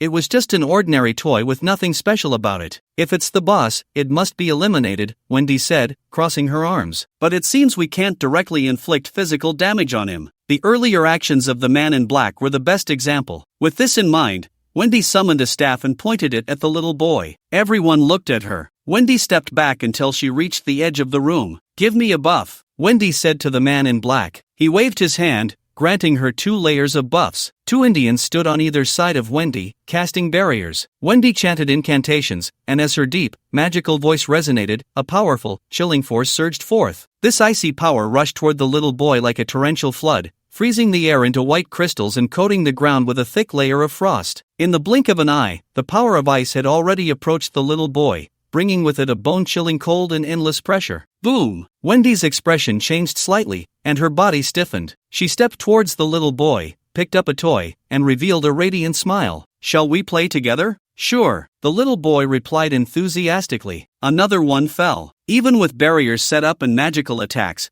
the little boy's influence could still be felt. The man in black paced back and forth, suddenly saying, "What if we use the priest's negative buff?" After a brief silence, Wang Yu said, "It seems that this little boy can likely shield against all attacks. We might as well look for clues. Perhaps we can discover something." The man in black glanced at Wendy and Black Brother, who were deeply engrossed, and felt that Wang Yu's words made some sense. So the remaining few began searching for clues in the room. Time passed second by second. They flipped through one fairy tale after another, took out toys, and even cut open the exterior of plush toys to see what was inside, but all they found was a bunch of fluff. The 2 Indians finally grew impatient and even began to absurdly insult the little boy. Lu Jing heard them mumbling some curses, likely in their special language. They seemed to think that this would anger the little boy and break the deadlock. However, the 2 suddenly froze, then stopped their insults, becoming like Wendy and Black Brother. They walked over to the little boy and started playing with him. Seeing this scene, the remaining 3, Lu Jing, Wang Yu, and the man in black, couldn't help but widen their eyes. This works. Just verbal insults can trigger the rules? The man in black immediately abandoned the idea of casting negative buffs on the little boy. However, it wasn't all bad news. At least it seemed there was no time limit here, no requirement to break the deadlock within a certain time frame. The most crucial part was that dinner was even provided. The room fell into darkness. The little boy seemed to have grown tired of playing, stretched lazily, and obediently lay down on the bed, putting down his toys. Influenced by him, Wendy, Black Brother, and the 2 Indians followed suit and lay down on other beds. Lu Jing looked at the exquisite food but had no desire to eat.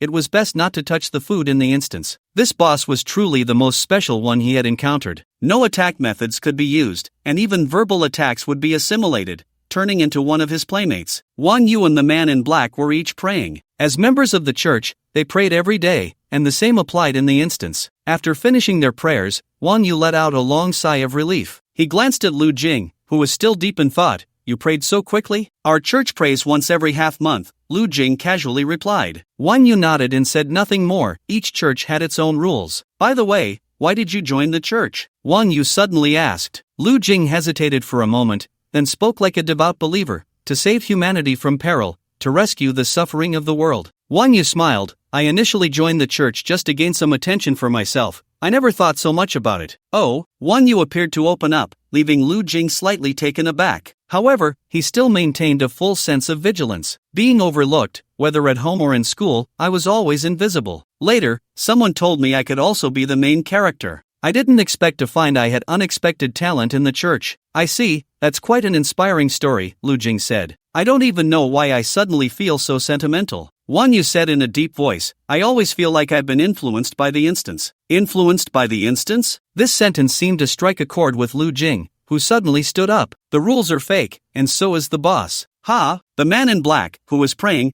also stopped and looked at Lu Jing with curiosity. It's not about defeating the boss. Lu Jing's eyes sparkled, because the boss can't be defeated at all. Any means we use will only lead the little boy to assimilate us. Then what should we do? Wang Yu asked. Perhaps dealing with this boss is quite simple. Lu Jing looked thoughtfully at the sleeping little boy. It's actually very simple. We just haven't thought in that direction. We've just gotten used to killing. The room was filled with light again. The little boy jumped out of bed, brushed his teeth, washed his face, and then continued to sit on the floor playing with toys. At this moment, Lu Jing walked over with a smile on his face. Can we play together? This time, the little boy did not ignore Lu Jing but instead showed a bright smile. Sure. Wang Yu fiddled with the toy train in his hands, his smile somewhat stiff, and he quietly asked Lu Jing beside him, is this really okay? Probably, Lu Jing said. A dead horse can be treated as a live one. Since brute force couldn't solve the problem, they had to think about it from a different angle. Shall we play house? The little boy suggested. Lu Jing immediately agreed, nodding vigorously. He sat down, holding a toy doll. Can I be the dad? The little boy hesitated for a moment and nodded. Okay. Then you are the mom. The little boy pointed at Wendy and then looked at Wang Yu. You are the little brother. As for the man in black, the little boy hesitated for a moment, seemingly not too fond of the man's outfit.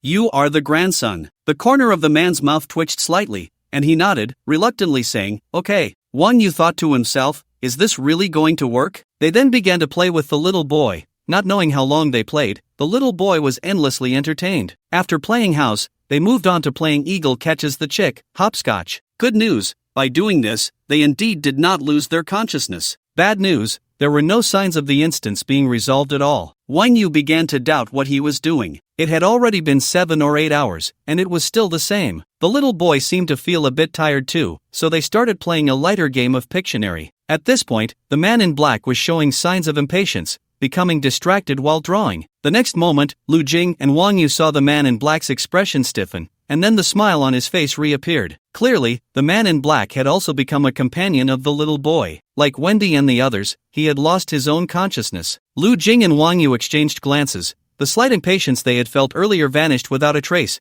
and they dared not be careless. One game after another, until the lights in the room went out. The little boy stretched and lay down on the bed. I'm tired. Can you tell me a story? I want to sleep. Lu Jing smiled faintly, his tone calm. Once upon a time, there was a temple in the mountains, and in the temple, there was an old monk who told stories to a little monk. What did he tell? Once upon a time, there was a temple in the mountains. The little boy's eyelids grew heavy, and he fell into a deep sleep. Wang Yu watched this scene, feeling suspicious. Does this count as a failure? He sighed, and just as he did, a message appeared. Congratulations on successfully clearing the level. Wang Yu's eyes widened in shock. They really succeeded. Wang Yu showed an expression of disbelief. Is it really that simple? He had never encountered such a strange instance before, but upon reflection, this instance was both the simplest and the most difficult. Because hardly anyone could quietly spend an entire day playing with a little boy, they had long been influenced by the atmosphere around them and the countless instances they had experienced in their past lives. All of them were filled with slaughter and bloodshed, making it hard to imagine that the condition to clear an instance was simply to play with a little boy for a whole day. Cleared. Wang Yu let out a sigh of relief. A white light flickered before his eyes. Congratulations on clearing the S-level instance. You have obtained a rare mysterious item. A treasure exuding an ancient aura slowly appeared before him, surrounded by a faint spiritual glow, like something out of a dream. The item was uniquely shaped and exquisitely crafted,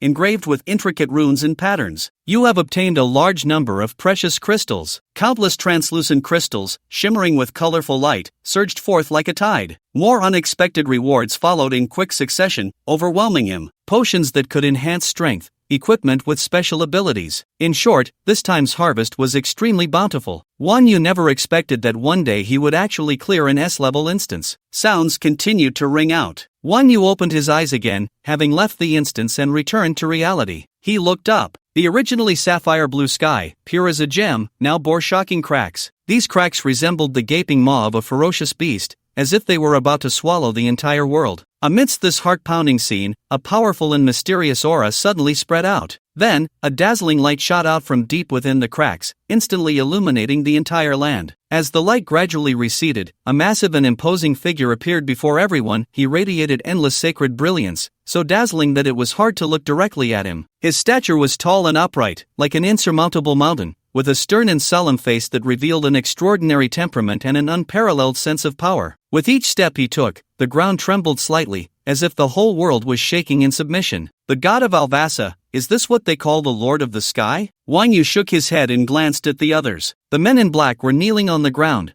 praying fervently, tears streaming down their faces. It worked! It really worked! Wang Yu, however, was not so excited. He had come to help the Alvasa church revive the god of Alvasa to combat the Night Watchers. Now that the task was complete, it was time for him to leave. After all, the resurrected deity was not the one he believed in. The subsequent events went much more smoothly than Wang Yu had imagined. The god of Alvasa engaged in a fierce battle with the Night Watchers. To seal Alvasa, the Night Watchers suffered heavy losses. Elites summoned from various places, and even the Night Watcher captain was said to have personally intervened. However, the four major churches of the European Union were not faring much better. It could be said that both sides suffered greatly. This, however, benefited other churches, especially the one Wang Yu belonged to. They were in Asia, constantly suppressed by the Night Watchers. After all, Asia was the Night Watchers' home territory. Other churches were being heavily suppressed. Now, with the revival of Alvasa, the Asian Night Watchers were urgently dispatched to the European Union. The church Wang Yu belonged to welcomed a significant period of development. Wang Yu also received commendation within the organization for clearing the S-level instance and completing the high-difficulty task. Coupled with the spoils he brought back from the S-level instance, he had enough to live comfortably for the rest of his life. In the following years, Wang Yu's position within the church continued to rise. He reached the rank of cardinal, but he never managed to outmaneuver his rival in a power struggle. Eventually, Wang Yu was reassigned to a clerical position in the retirement department. For Wang Yu, it was hard to tell whether this was fortunate or unfortunate. Just 2 years later, the bishop who had defeated him met his demise in a dungeon. Wang Yu married a nun,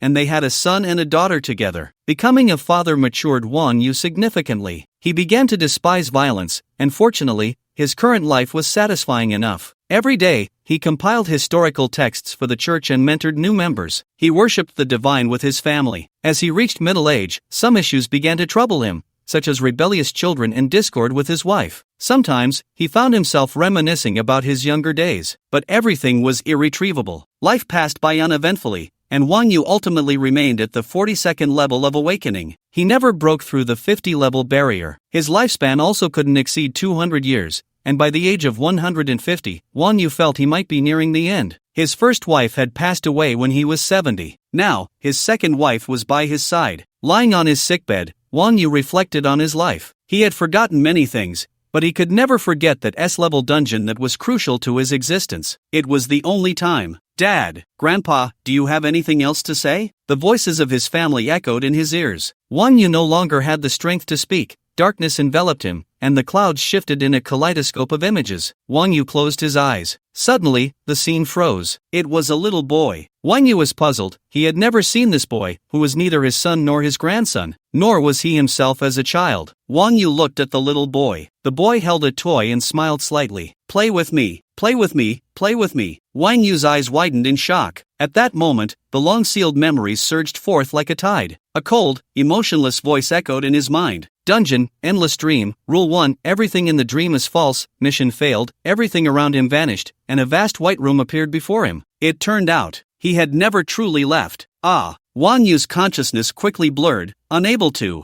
In the end, he seemed to fall into a deep sleep. In the final moments of his life, he could no longer distinguish between reality and illusion. Perhaps it was just a dream he had made. So be it, so be it. After all, he had lived a full life. Lu Jing opened his eyes and lazily yawned. The plane was leaving the skies over Europe.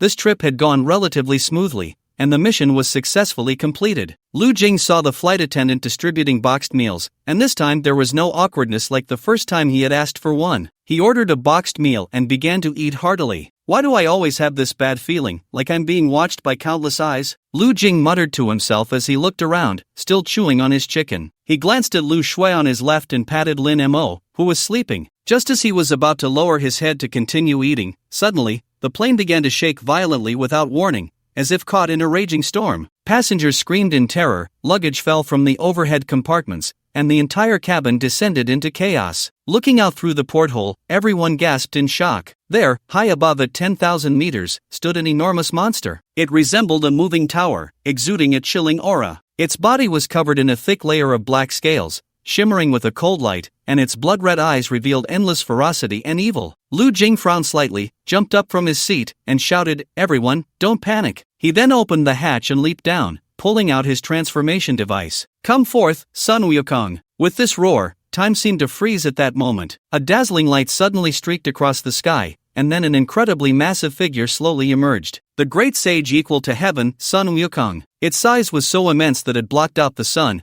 and every hair shimmered with a golden glow. Lu Jing pulled out his weapon from his ear, the lotus lantern. The monkey and the monster clashed fiercely. Seeing the opponent's overwhelming strength, Lu Jing remained calm and plucked a single hair, transforming it into countless Ultramen. "Go, my Ultraman descendants." Ultimately, under Lu Jing's powerful might, the monster was successfully defeated. Lu Jing saved the world once again. He then gently lifted the plane and slowly descended from the sky, where a large number of reporters were already waiting for him at the airport. Lu Jing accepted the reporters' interviews, saying, "I'm just a hero driven by interest." Walking down the street, he glanced at the giant billboard of himself by the roadside. Lu Jing smiled faintly, as countless beautiful women sought his autograph. Just taking a casual photo could turn a place into a tourist attraction. Every time he went to the airport, it would inevitably be paralyzed. There was no helping it. He had too many fans. Countless beauties threw themselves at him. Lu Jing lay on his 180 square meter bed, staring at the ceiling. Gradually, he began to reflect.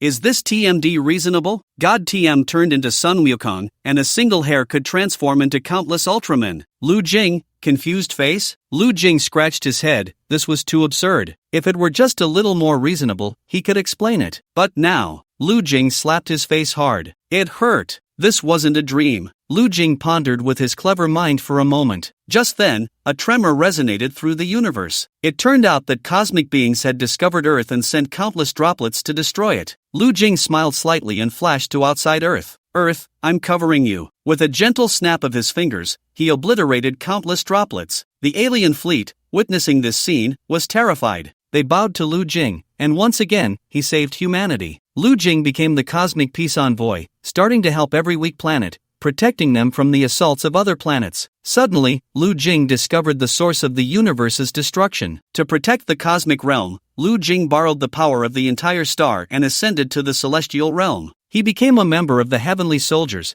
and that very day, the Jade Emperor slapped him twice. "With you being such trash, how dare you pursue my daughter? 30 years in the east, 30 years in the west, don't bully the young when they're poor." Lu Jing cut his way from the southern heavenly gate all the way to the home of the Buddha in the west, ultimately ruling the celestial realm. Above and below, I alone am supreme. But unexpectedly, he was betrayed by his beloved, stripped of his divine bones, and cast into the mortal realm. Lu Jing transformed into a grass worm, and from there, he gradually evolved step by step, ultimately becoming the king of grass worms. He led the grass worms to overthrow the rule of the celestial realm. The scene before him gradually faded. Lu Jing stared blankly at the white room in front of him. He couldn't quite remember where this was, but it felt incredibly familiar. A little boy across from him held a toy, looking at him with a pitiful expression. The two locked eyes, and the little boy spoke up, "Brother, I really can't keep up with your thoughts." Lu Jing scratched his head. Lu Jing scratched his head again, looking at the little boy in confusion, then glanced around. He looked around 8 times, then 12 times. He saw Wang Yu, the men in black, Wendy, and others lying around. He was still in a huge white room. What was going on? Hadn't they already cleared the level? Lu Jing's mind raced, and he immediately recalled the rules from when they first entered the instance. Endless dream. Rule 1, everything in the dream is fake. Damn! They were actually waiting for them here. No wonder the Alvasa Church had been unable to clear this instance for so many years. Lu Jing suddenly stood up,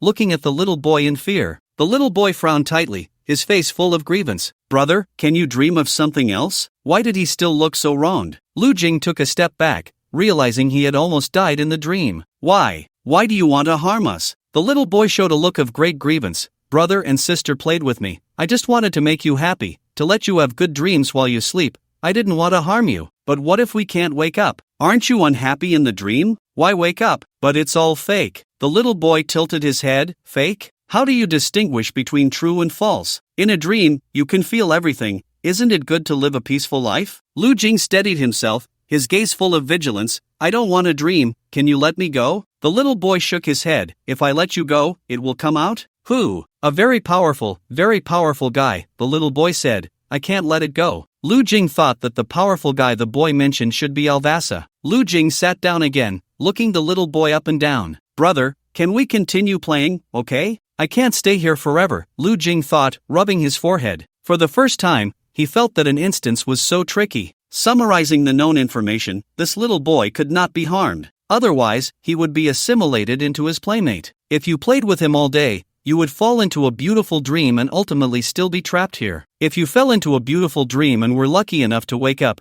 you still couldn't leave the instance. This instance was too absurd. Lu Jing adjusted his emotions and spoke gently. But brother, there are urgent matters outside. Can you let me go? The little boy's expression was conflicted. I can't let you go, otherwise it will come out.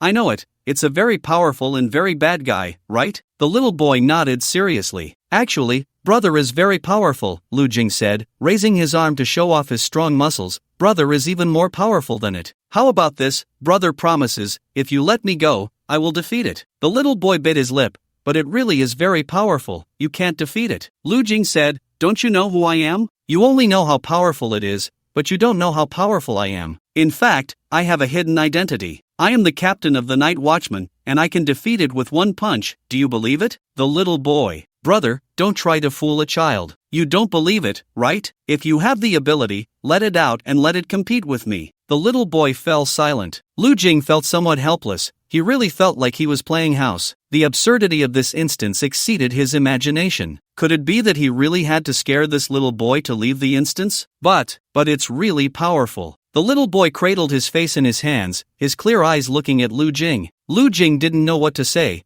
wondering if he needed to trigger a mechanism to make the child in front of him let him go. He looked around in confusion. The little boy leaned closer. Brother, play with me. I don't want to play anymore, Lu Jing said, somewhat impatiently. The little boy lowered his head, looking aggrieved. Seeing him like this, Lu Jing couldn't bear it and sighed heavily. Brother wants to leave here, can you help him? The little boy hesitated, but seeing Lu Jing's expression, he finally nodded. Okay, but brother, you must promise me to defeat it. Hearing this, Lu Jing was overjoyed and nodded emphatically. I've already killed more than one evil god. The little boy nodded again. I believe in you, brother. The white room in front of them began to disappear. The little boy's figure transformed into countless beams of light. Congratulations on clearing the S-level instance. You have obtained a rare mysterious item. You have received a large amount of precious crystals. Lu Jing looked around in surprise. As the instance faded, the original sky was revealed. The god of Alvasa descended. A dazzling light shot out from the depths of the crack, instantly illuminating the entire land. As the light gradually converged, a huge and majestic figure appeared before Lu Jing. Lu Jing, who had been lost in his thoughts, instinctively lowered his head to look. In front of him were Xiang Lu and Lin Mo. However, before he could react further, a silent scream began to echo wildly in his mind. The sound seemed to come from the depths of hell, filled with endless fear and despair,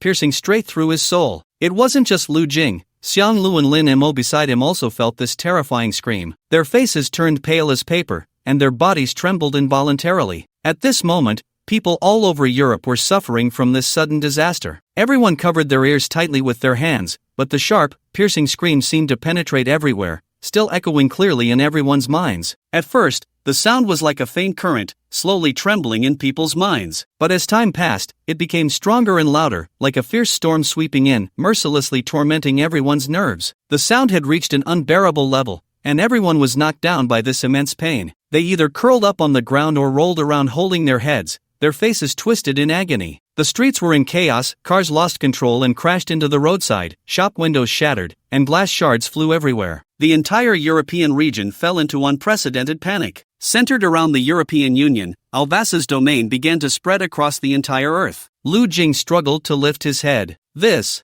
isn't right. Lu Jing had faced evil gods before, not to mention the recent one that supposedly needed twins to revive. Wasn't this terrifying? Logically, an evil god sealed for a long time would have its power greatly diminished. How could it seem like it was still at its peak as soon as it emerged? Captain. Lin Mo spat out blood, clearly on the verge of collapse. They were at the very center of the domain, undoubtedly affected the most. He struggled to move closer to Lin Mo, but her eyes had lost their luster, and she collapsed to the ground. Lu Jing cursed loudly, Lin Mo, guahua bird, potato, potato, I am a sweet potato. This isn't right. Lu Jing struggled to lift his head. Having encountered more evil gods, he had long lost the initial fear of them. At this moment, he truly felt the terror of this thing. It's hard to imagine that at its peak, the entire earth was filled with these creatures. Who could have sealed them away? The domain of Alvasa began to spread across the entire world, engulfing everything in its grasp. Lu Jing snapped back to reality, enduring a severe headache as he shouted, "Is this still a dream?" In a white room, a little boy with an innocent face. "Play with me. Play with your grandpa." Lu Jing was somewhat angry. The little boy? I told you he's really strong. That was then, this is now, Lu Jing said. If you let him out, I promise I won't beat him to a pulp. Lu Jing felt exhausted, pacing back and forth, having no way to deal with this little boy in front of him. This was the gentlest, most innocent boss he had ever seen. At the same time, he was also the most troublesome boss. There was nothing he could do about him. The other party was just like a 7 or 8-year-old child. Lu Jing squatted down, changing his approach. "Have you ever been outside?" The little boy shook his head. Lu Jing smiled slightly. "The outside world is a lot of fun. Have you ever had ice cream?" "Ice cream? It's sweet, cool, melts in your mouth, and there are potato chips, crispy and fragrant. There are so many delicious things outside, hamburgers, juice." As Lu Jing spoke, the little boy kept drooling. "I want to eat. There's hope." Lu Jing continued, "If you want to eat, I'll take you outside to eat, okay? But, the little boy fell into a dilemma again. "I promised to guard it here. I can't let it out." "It's okay, you're tired too, right? You've been here day and night. You can't go anywhere. Have you ever seen the ocean? Swum? Climbed a mountain? There are many little friends who would love to play with you. Will you take me?" The little boy looked at Lu Jing. Lu Jing nodded eagerly. "I will." The little boy put down the toy in his hand, fell silent for a long time, and finally nodded. "But we have to make a pinky promise. You promise me, and you must defeat it first, then take me to eat delicious food." "Pinky promise." Lu Jing immediately extended his hand. "Pinky promise, hang for 100 years, no changing." The little boy laughed happily. The white room began to disappear. After experiencing the first 2 dreams, Lu Jing couldn't be sure whether this time was real or not. He felt it was somewhat absurd if everything was true. This instance was surprisingly simple, just needing to coax a little kid to clear it. But on the other hand, this was also the most difficult instance. After countless betrayals and lies, battles and wars, infinite madness in the instances, they had long been honed into the sharpest swords, the best clearing machines. They would frantically search for clues to clear the instance, even resorting to violence against this little boy who only played with toys. Then one after another, they fell into dreams. But no one would have thought that an S-level instance could be as simple as deceiving a child to leave here. Congratulations on clearing the S-level instance, Endless Dream. Lu Jing felt the totem on his back starting to heat up. Congratulations, you have obtained the legacy item, Baizé Divine Talisman, which contains the power of Baizé. After use, it can increase any legacy by 10%. Current Tengu Legacy Awakening level, 20% obtain Tengu passive state, in power. Strength significantly increases at night, and can be raised to a maximum of 50% during a full moon. Lu Jing glanced at the other equipment he had acquired. The S-rank dungeon provided many items, but 99% of them were exclusive to the awakened. Lu Jing had little interest. He focused on the passive state of Yin power. The effect was quite good. The Baizé Divine Talisman, radiating a mysterious glow, swiftly merged into his body like a streak of light. In an instant, a powerful and strange energy surged from the talisman, sweeping through his entire being like a roaring tide. The Tengu tattoo on his back began to emit a scorching aura, the temperature rising steadily. The Tengu tattoo seemed to possess life, slowly moving across his back. With each movement, its form became increasingly vivid and lifelike, as if it were about to break free from its constraints and burst forth. Everything before him vanished, leaving only countless lights and shadows, the earth, and the sky. Lu Jing summoned the spear Wanxiang Dawn, raising his head to gaze intensely at the sky. In several dreams, the dungeon would disappear, and this evil god would emerge,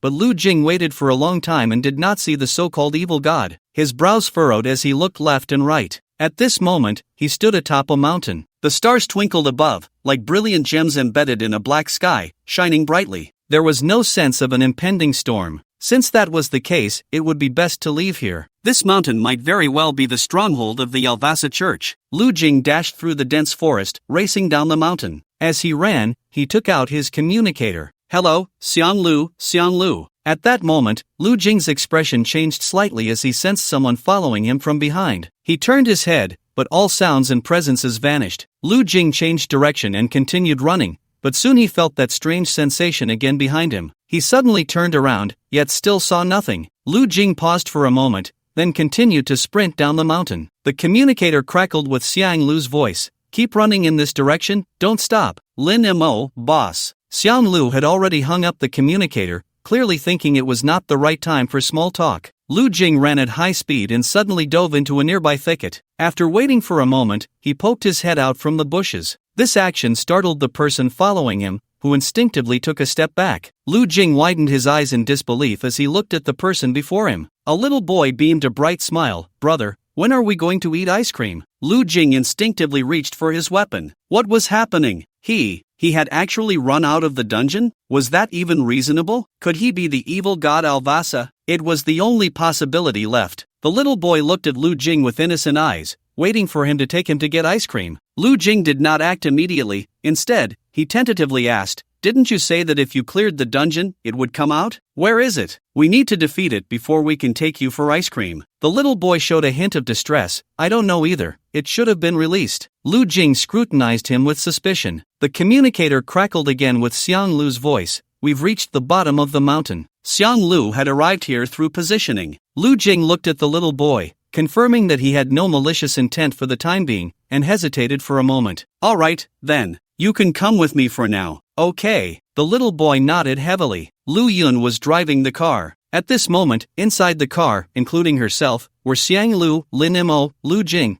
and the little boy Lu Jing had brought out from the instance. Lu Yun looked at the little boy sitting in the back seat through the rearview mirror. "Maybe you should explain to us about disappearing for a while and coming back with a child," Lu Yun said. "Is it really that quick to have a baby these days?" Lu Jing knew she was joking. Lin Mo loved children and was happily playing with the little boy, who had initially been a bit shy but was now giggling uncontrollably thanks to Lin Mo's antics. Lu Yun parked the car in front of an apartment and let Lin Mo take the little boy to play in a room. She and Lu Jing, along with Xiang Lu, went to another room. Lu Yun lit a cigarette, and both of them turned their attention to Lu Jing. Lu Jing recounted the general course of events. The purpose of the Alvasa Church sending out invitations was not to concoct any plans. They simply wanted to fish for a needle in the ocean, trying to see if they could clear the instance. Lu Jing had managed to clear the instance by luck, but the god of Alvasa did not revive, and this little boy had come into reality. "Is he Alvasa?" Lu Yun immediately reacted. "I'm not too sure. This is completely different from other evil gods. Have you ever seen an evil god wanting to eat ice cream? After an evil god is revived, there should be huge elemental turbulence, magnetic field fluctuations,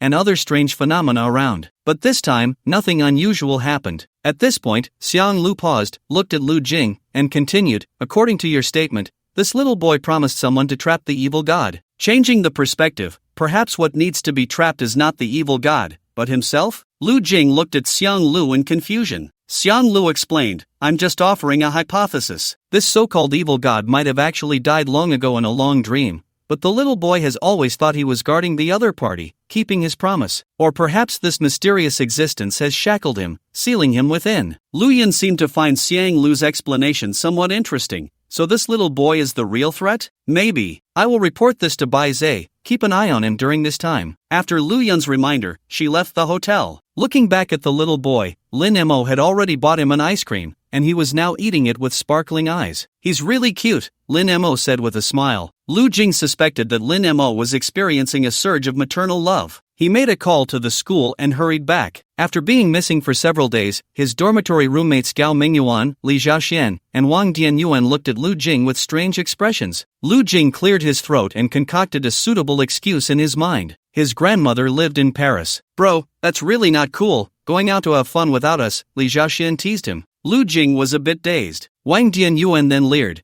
Your little brother must be really tired, working so hard for days and nights. We all know, we're all brothers, so what's there to be embarrassed about? 1v5, you're quite something. Lu Jing frowned slightly, recalling Xiang Lu's words before he left. I will help you explain at school. Goodness, so that's how it was explained. Lu Jing didn't deny it anymore and forced a smile. After taking a shower, he lay down on the bed. These days, he had been anxious and hadn't slept well, and now he fell asleep as soon as his head hit the pillow. Not long after, he was awakened by the ringing of his phone. It was a call from Lin Mo. Boss, the child is missing. The child? Lu Jing was taken aback and quickly sat up. As he sat up, his gaze fell on the dormitory. Lu Shui was sitting on a stool holding a little boy. Boss, he disappeared in the blink of an eye. From the voice, it was clear how anxious Lin Mo was. It's fine, he's with me. Hearing Lu Jing say this, Lin Mo on the other end of the phone let out a heavy sigh of relief. You scared me to death. How did he end up with you? I don't know.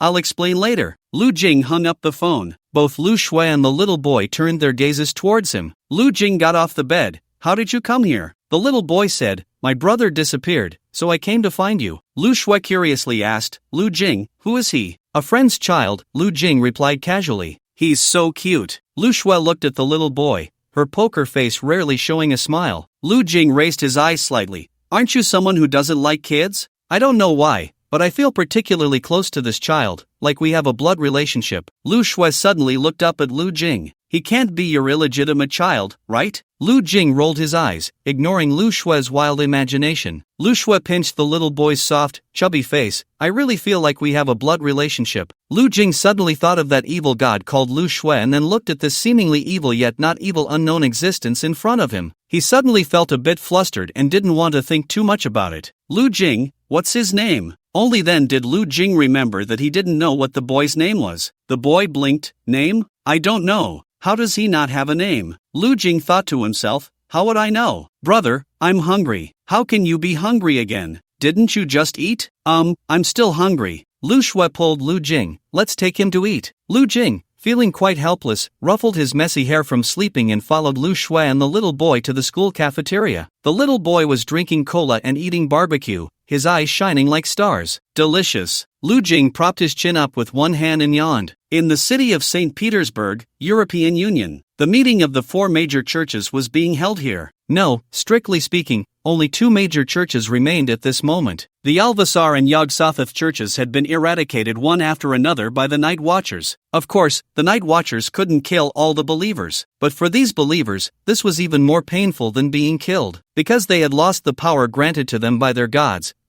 had vanished, completely disappeared. It was like being killed, and this process took less than half a month. At this moment, the remaining 2 major churches were in a state of panic. Could it be that the legendary mysterious captain of the Night Watchers has made a move? This person actually possesses the power to slay gods. How terrifying. So you're saying they came and in just a month have already destroyed 2 of the 4 major churches? Bai Zhe looked incredulous. Lu Yun hesitated for a moment and nodded. It does seem to be the case now. Bai Zhe pondered for a moment. He is quite a talent. Thanks to the great deity for the certification, after leaving the Night Watcher's base, it was still not too late. Lu Jing scratched his head in frustration, while the little boy followed closely behind him. Just now, Lu Yun had arranged for a comprehensive examination, and the results showed no abnormalities. In other words, the current methods were still unable to detect any anomalies in the other party. Lu Jing turned back to glance at the little boy, feeling curious. What exactly is this creature? He reached out and gave the boy's head a heavy pat. Little boy? It started to rain in Paris, and Lu Jing stood under the eaves watching the pedestrians outside. It was strange. Did foreigners rarely use umbrellas? The rain fell as if it weren't even there. The street was still filled with people coming and going, showing no signs of urgency. Suddenly, Lu Jing's gaze fell on a man in the crowd. Xiang Lu? Just as Lu Jing was about to wave, his movements suddenly halted. The blond man was holding a hamburger bought from a fast food restaurant, walking through the streets without noticing the unusual presence behind him. Normally, assassins are most sensitive to their surroundings,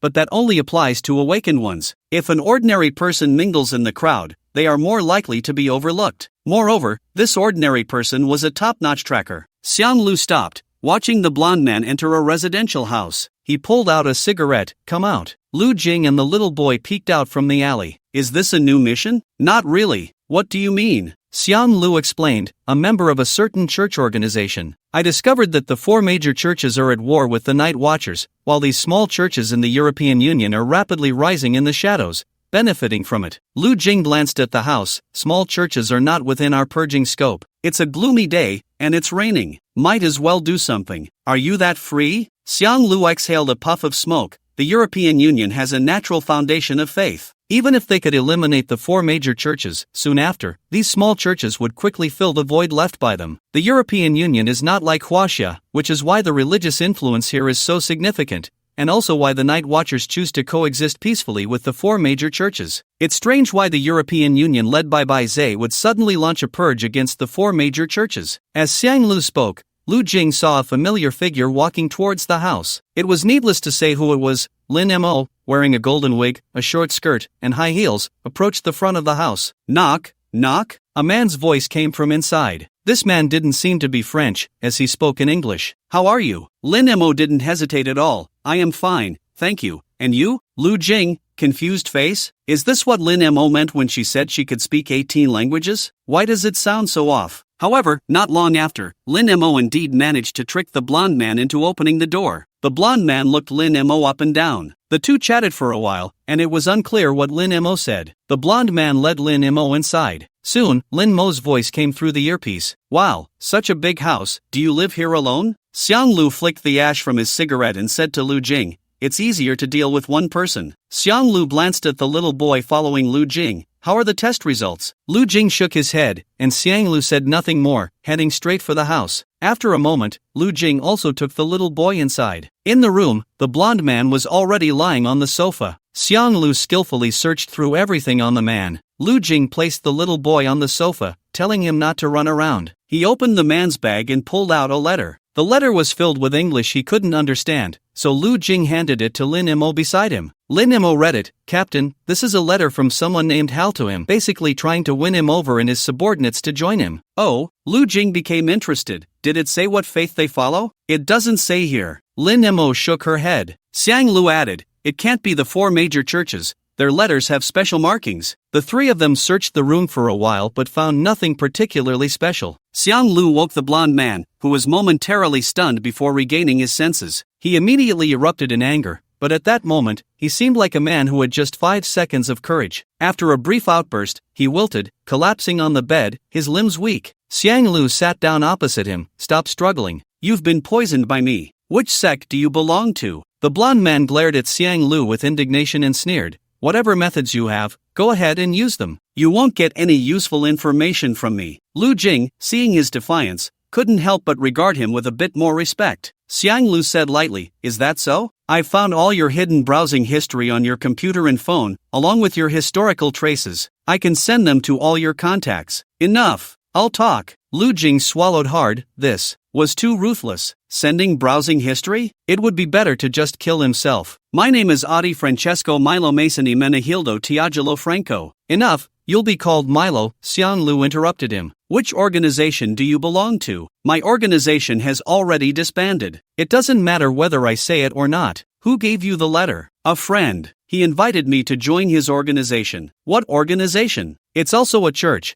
but I'm not very clear about it. I only met him once at a bar. He reached out to me and invited me to join their organization. Very good. Xiang Lu produced a bug from somewhere, which crawled into the man's nostril. Milo screamed in terror. Xiang Lu snapped his fingers, and Milo's body stiffened, becoming uncontrollable. Very good. Now call this friend and say you're willing to join their organization, and that you'll bring 3 members with you. This person is called Adi Francesco Milo Mason. Why is his name so long? Can he be trusted? He can be trusted. He was once a bishop. If we can win him over, many of his former subordinates will be willing to join us. We are in dire need of manpower right now. He's here. Just as they were speaking, 3 figures emerged from the darkness, walking towards them. As the 3 approached, Kevin and Kelly, the 2 brothers, did not notice anything unusual. The three were typical European faces, a blonde woman and two purebred French white men. Kevin said, Adi Francesco Milo Mason. I'm sorry, I don't remember his full name. Where is he? Our bishop said for the three of us to first check the situation in your church before making a decision. Kevin and Kelly exchanged doubtful glances. At that moment, Milo's figure appeared not far away, waving towards them. However, he had no intention of coming over. Kevin muttered in dissatisfaction, seemingly unhappy with the other's suspicion, but he didn't say anything more. He beckoned the three to get in the car. Along the way, Kevin chattered incessantly about the current war between the night watchmen and the four major churches. Two of the four major churches had been destroyed, and the world was in chaos. Now was the perfect time to rise. Hesitating would only lead to missed opportunities. Lu Jing remained silent, feeling a small bug crawling on his neck, which made him feel a bit itchy. Xiang Lu said this thing was called a psychedelic bug, which could disrupt others' vision. This was also why Kevin and Kelly, the two brothers, saw the three of them as Europeans and did not realize they were Asians. Today we have a big gathering. Let your heads know, if you miss today, there won't be another chance, Kelly said. You all know the situation is chaotic right now, and my boss isn't very reassured. Humph. Kevin, who was driving, snorted coldly. If you're so afraid of dying, why are you even out here? The Night Watchers are in full-scale war with the four major churches. Holding a gathering at this time probably isn't the wisest choice, is it? Xian Lu said. The Night Watchers are facing the four major churches. Our gathering has nothing to do with them, so there's no need to worry. The Night Watchers won't break the tacit understanding between us. They fight their battles, and we hold our gathering. Kevin was confident that the Night Watchers wouldn't target them. Xiang Lu nodded. It was indeed a wise choice to ignore the other churches and even try to win them over in order to combat the four major churches. The decision to disguise their identities was also made in haste. If nothing unusual was discovered, they wouldn't pursue it further. Where are we going now? Lin Mo asked. Out of the city. Our gathering place is there. The car finally stopped in a valley. Lu Jing couldn't help but feel suspicious. He had just gotten out of bed when he heard a voice from the car. Looking up, he was startled. The little boy had somehow climbed onto the roof of the car. He had clearly told Lu Shui to take him back. The little boy, realizing he had been discovered, showed an innocent smile. Lu Jing hurriedly made a shushing gesture to him. Let's go. Fortunately, Kevin and Kelly didn't notice anything unusual. Lu Jing took the opportunity to pull the little boy into the back seat of the car and quietly warned him, "Stay here, don't go anywhere, just wait for me to come back, or you won't get to eat ice cream anymore." The little boy nodded. Lu Jing sent a message to Lu Shui, telling her not to worry, and then followed along. On the road, they saw people coming from all directions. They seemed to be church followers invited here as well. They looked at each other, and tacitly remained silent. Unlike the confidence of the followers from the four major churches, the members of these smaller churches appeared more cautious in their actions. The followers of the four major churches might know each other, and there could be business dealings between the churches. But these smaller churches, and even some new members of secret churches, rarely knew one another. This saved Lu Jing and the others a lot of trouble, as they didn't have to worry about being suspected by others. Their destination was a long tunnel. Be careful, Xiang Lu quietly reminded Lu Jing and Lin Mo. Lu Jing nodded and looked around. He noticed that there were already about 30 people around them. The tunnel had been abandoned for who knows how long, and they walked a short distance forward. There were no lights in the tunnel, and it was dark, making it impossible to see anything. Buzz! At that moment, it was as if a certain musical note sounded, pulsing slightly. Everyone suddenly saw a flash of light before they were astonished to find themselves in a spacious and brightly lit grand banquet hall. The walls were adorned with colorful satin and luxurious tapestries, and the floor was covered with thick, soft carpets. Countless dazzling crystal chandeliers hung from the ceiling, illuminating the hall as brightly as day. Everywhere was festooned with decorations, and a festive atmosphere permeated every corner. Red lanterns hung high, painted with exquisite patterns. Beautiful, vibrant flowers were carefully arranged on the tables. Everyone, looking bewildered, took their seats one by one under the guidance of the waitstaff. As soon as they sat down, the sound of a piano filled the hall, played by someone in a tailcoat. Lu Jing took a sip of red wine, surveying everything around him. A collective crossing? Such a grand gesture? Soon, the banquet hall became lively. Lu Jing noticed Xiang Lu was chatting with a church follower. A man in a yellow outfit approached Lin Mo, seemingly very interested in her. Lu Jing quickly stepped in front of Lin Mo, and the man in yellow shot an unhappy glance at Lu Jing. Lu Jing glared back at him, indicating that she was his companion. The man in yellow awkwardly smiled and spoke in English, asking Lu Jing which church he belonged to. Lu Jing maintained his stance, glaring at him again and deliberately making a fierce expression, as he couldn't understand what the other was saying. Lu Jing stated that their English exams didn't test listening comprehension. The man in yellow feigned indifference and turned to leave. Lu Jing let out a sigh of relief. The people around them had already begun to chatter. At this point, there were probably over 300 people gathered in the hall. Lu Jing frowned slightly. This scale didn't seem like a small sect. This was a bit different from their plan, as they had originally just wanted to join in the fun. After all, the Night Watchers' target wasn't these small sects, but the 4 major churches. If the purpose of the gathering wasn't to resist the Night Watchers or to plot some grand conspiracy, as long as they didn't go too far, the small church could be left to its own devices. But now it seemed. Lu Jing exchanged glances with Xiang Lu. They had caught a big fish. However, they had no outside help, and there were only the 3 of them. Just then, Lu Jing noticed a figure not far away.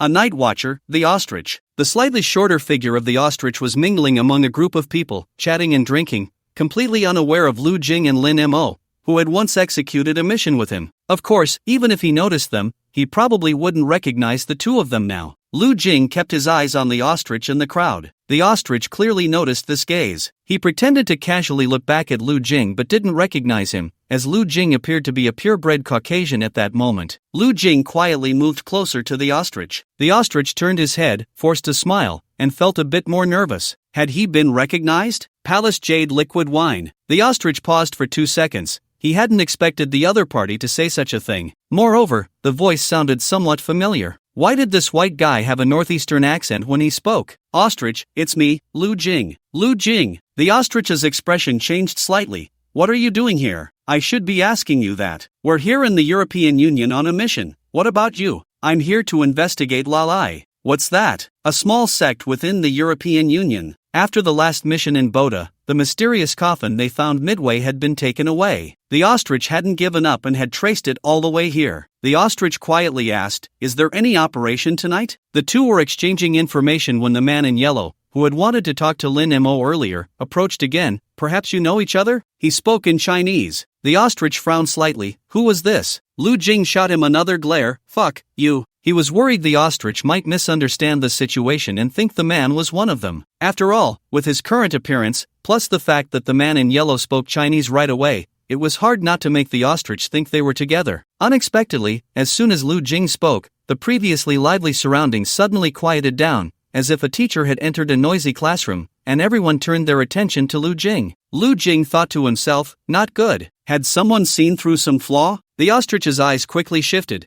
and he assessed the situation from Lu Jing's expression, waving his hand to signal everyone that it was fine while pretending to calm the man in yellow, pulling Lu Jing back to their seats. The ostrich quietly asked, "Who is he? Have they discovered our identities?" "Not quite sure, but keep your distance from him." "What were you saying about the Lalai Church?" The ostrich quickly explained. "Do you remember the coffin that disappeared during our last mission? I found some other clues and traced them all the way to Europe, to this Lalai Church. Curses, and those strange new species born from the curses." After saying this, the ostrich looked at Lu Jing, waiting for him to explain why they were here today. Lu Jing summarized, "The organization isn't planning to take action against these small churches. We stumbled in by accident." As the 2 exchanged information, the lights around them suddenly dimmed. A figure appeared at the highest position in the hall. Everyone looked up in unison. "The star of the night has arrived. Hey, brothers and sisters, our queen has appeared," someone shouted. Lu Jing squinted slightly. It was a girl, probably not much older than 16 or 17, maybe even younger than him. The girl wore somewhat exaggerated clothing and had a smile on her face. She raised her glass and addressed the attendees of the banquet. "Ladies and gentlemen, the era of the 4 great churches has passed. Let us raise our glasses to welcome the arrival of a new era." "Is she the organizer of this gathering?" The ostrich nodded. "The Pope of the Lalai Church." "The Pope is personally here?" "In this vast world, we have been racking our brains, thinking of various methods and paths, all to make it better, more harmonious, and prosperous. And all along, the deity we have believed in, while providing us with spiritual comfort, to be honest,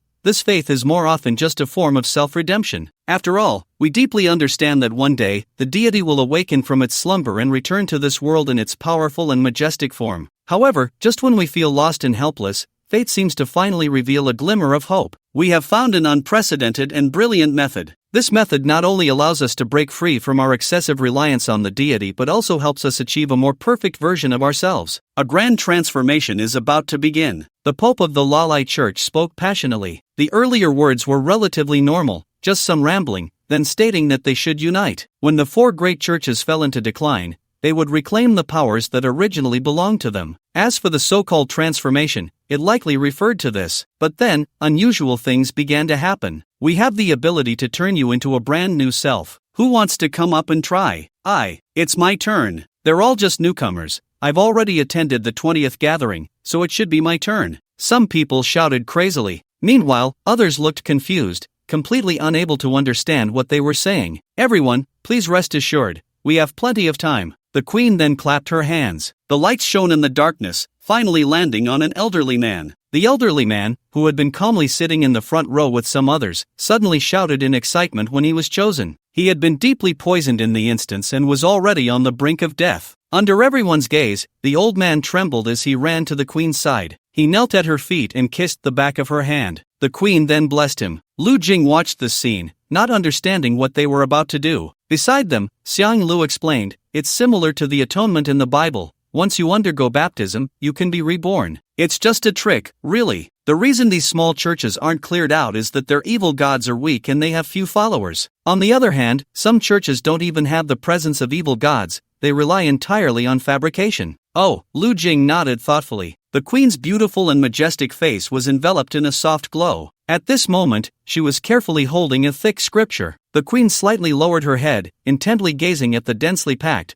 winding characters on the pages. Her rosy lips parted slightly as she began to softly chant a series of tongue-twisting incantations. These incantations were like ancient ballads, with peculiar rhythms and beautiful melodies, yet their deeper meanings were difficult to grasp. Just as Lu Jing thought this was merely a trick, the old man suddenly emitted a sound of pain. Ah, ah, ah. The old man cried out in agony. Immediately, someone injected a green potion into his body. Soon, the old man stopped screaming, as if he had died. The crowd watched this scene, puzzled, wondering what was happening. Suddenly, the old man's body moved again, and a servant stepped forward to remove the old man's coat, revealing his back to everyone. At that moment, the old man's back began to tremble and twist uncontrollably. Upon closer inspection, it seemed as if some unknown creature was writhing madly within him, as if it could burst forth at any moment. Accompanied by a chilling crack, a horrifying fissure slowly opened along the old man's back. The crack widened, resembling a terrifying mouth ready to devour everything around it. As everyone stared in disbelief, a pale, paper-like hand suddenly shot out from the crack. This hand was long and emaciated, with nails sharp as eagle claws, glinting with a chilling light. It flailed wildly in the air, as if trying to grasp something to support its body. Then, under the astonished gazes of all, a naked figure slowly emerged from the old man's back with great difficulty. This young man was frail, his skin an eerie grayish-white, covered in a thick, sticky liquid that emitted a foul odor. The liquid flowed down his body, dripping onto the ground and forming disgusting puddles. Even more shocking was that this young man's face bore a striking resemblance to the old man. His facial features were almost identical, only he appeared much younger,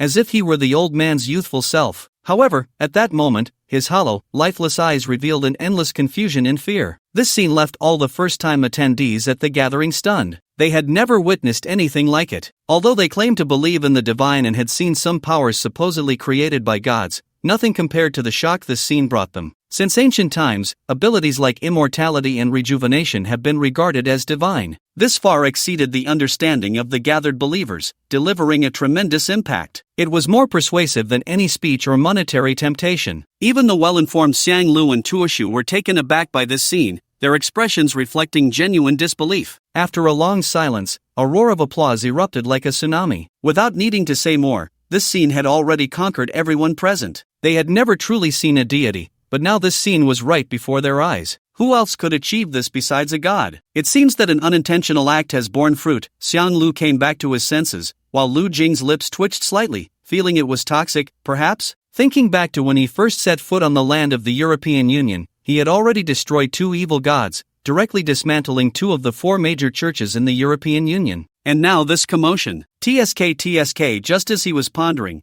the light suddenly flickered again. It seemed to be searching for a lucky person among the crowd. Lu Jing's heart sank. It couldn't be this. Coincidental, could it? The next second, the spotlight landed on Lu Jing's head. Lu Jing. Damn it. This luck truly is the protagonist's halo. Everyone's gaze turned to Lu Jing. Lu Jing smiled. Abba. He pointed at his mouth and shook his head repeatedly. Lin Mo, standing beside him, quickly jumped out to explain for Lu Jing.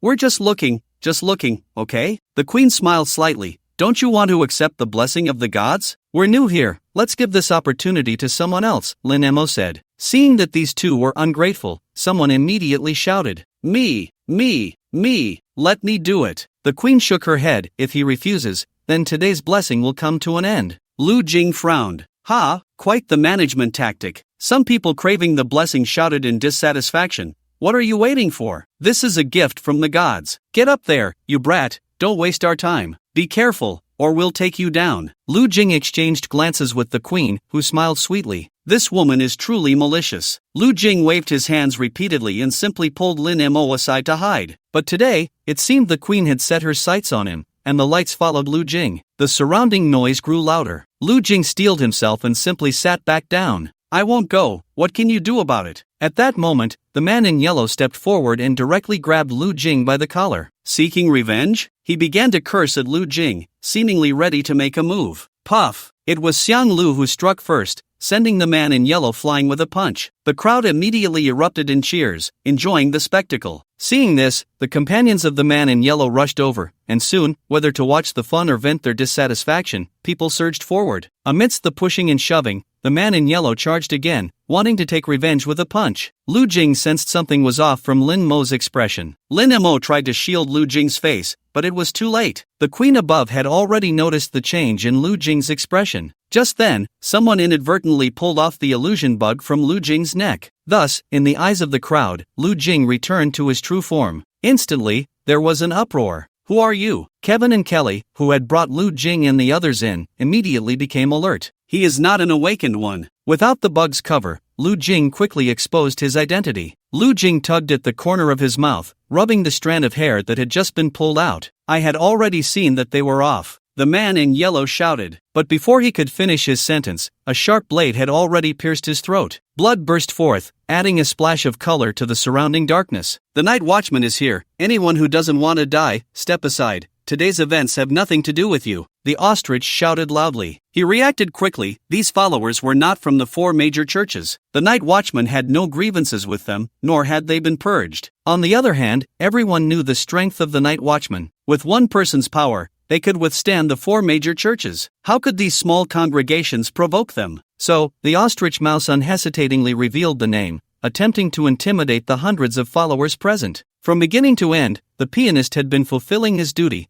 and at this moment, he was playing the 1812 overture. From the sounds of war cannons to the clashing of cymbals, gongs, drums, and horns, the tense piano music was quite fitting. Shock, indifference, fear, hatred. The queen spoke, kill them, and you will receive the blessing of the gods. After a brief silence, the first to rush forward were the older followers. Their ages were generally over 100. They had attended the gathering several times. They were like half-buried corpses in the ground, the awakened ones having broken the limits of lifespan twice. Reaching the 50th level, their lifespan would generally be within 150 years. Only by breaking this boundary could their lifespan be extended. But clearly, breaking the 50th level was impossible for them. Moreover, the greatest possibility was that they would die in some instance during the breakthrough. Therefore, the baptism of the gods was undoubtedly a chance for them to be reborn. After all, it was all the same death. If they fought for it, there might be a way to live. At this critical moment, the old man with white hair suddenly leaped forward, his slightly hunched figure instantly swelling several times. Xiang Lu did not back down and threw a punch, the fierce wind rushing straight towards the old man. With a dull thud, the punch landed squarely on the old man's round belly. However, after the punch landed, it felt as if it had struck a soft sponge, with no force behind it. At that moment, the old man looked like a pig demon straight out of a movie, not only having a large head and thick ears but also an exceptionally massive body. His bulging belly trembled slightly with the impact of the punch, as if mocking Xiang Lu's attack for being so powerless. The night watchman is nothing like this, the old man scoffed. Xiang Lu calmly retracted his fist. Suddenly, the white-haired, wrinkled old man trembled violently. A strange green mark slithered across his already somewhat dry skin like a venomous snake. Where the green mark passed, the old man's skin began to faintly glow with a sinister light, appearing particularly terrifying. With a loud crash, the old man's massive and heavy body fell to the ground like a collapsing mountain. The dull sound of his body hitting the ground made his mouth involuntarily open, and a large amount of white foam erupted from his mouth. Lu Jing glanced around. In fact, the situation was not that dire. More than half of those present were newcomers visiting for the first time. They were young and did not have such a strong desire to regain their youth. Even if they were to immediately accept the so-called blessing of the gods,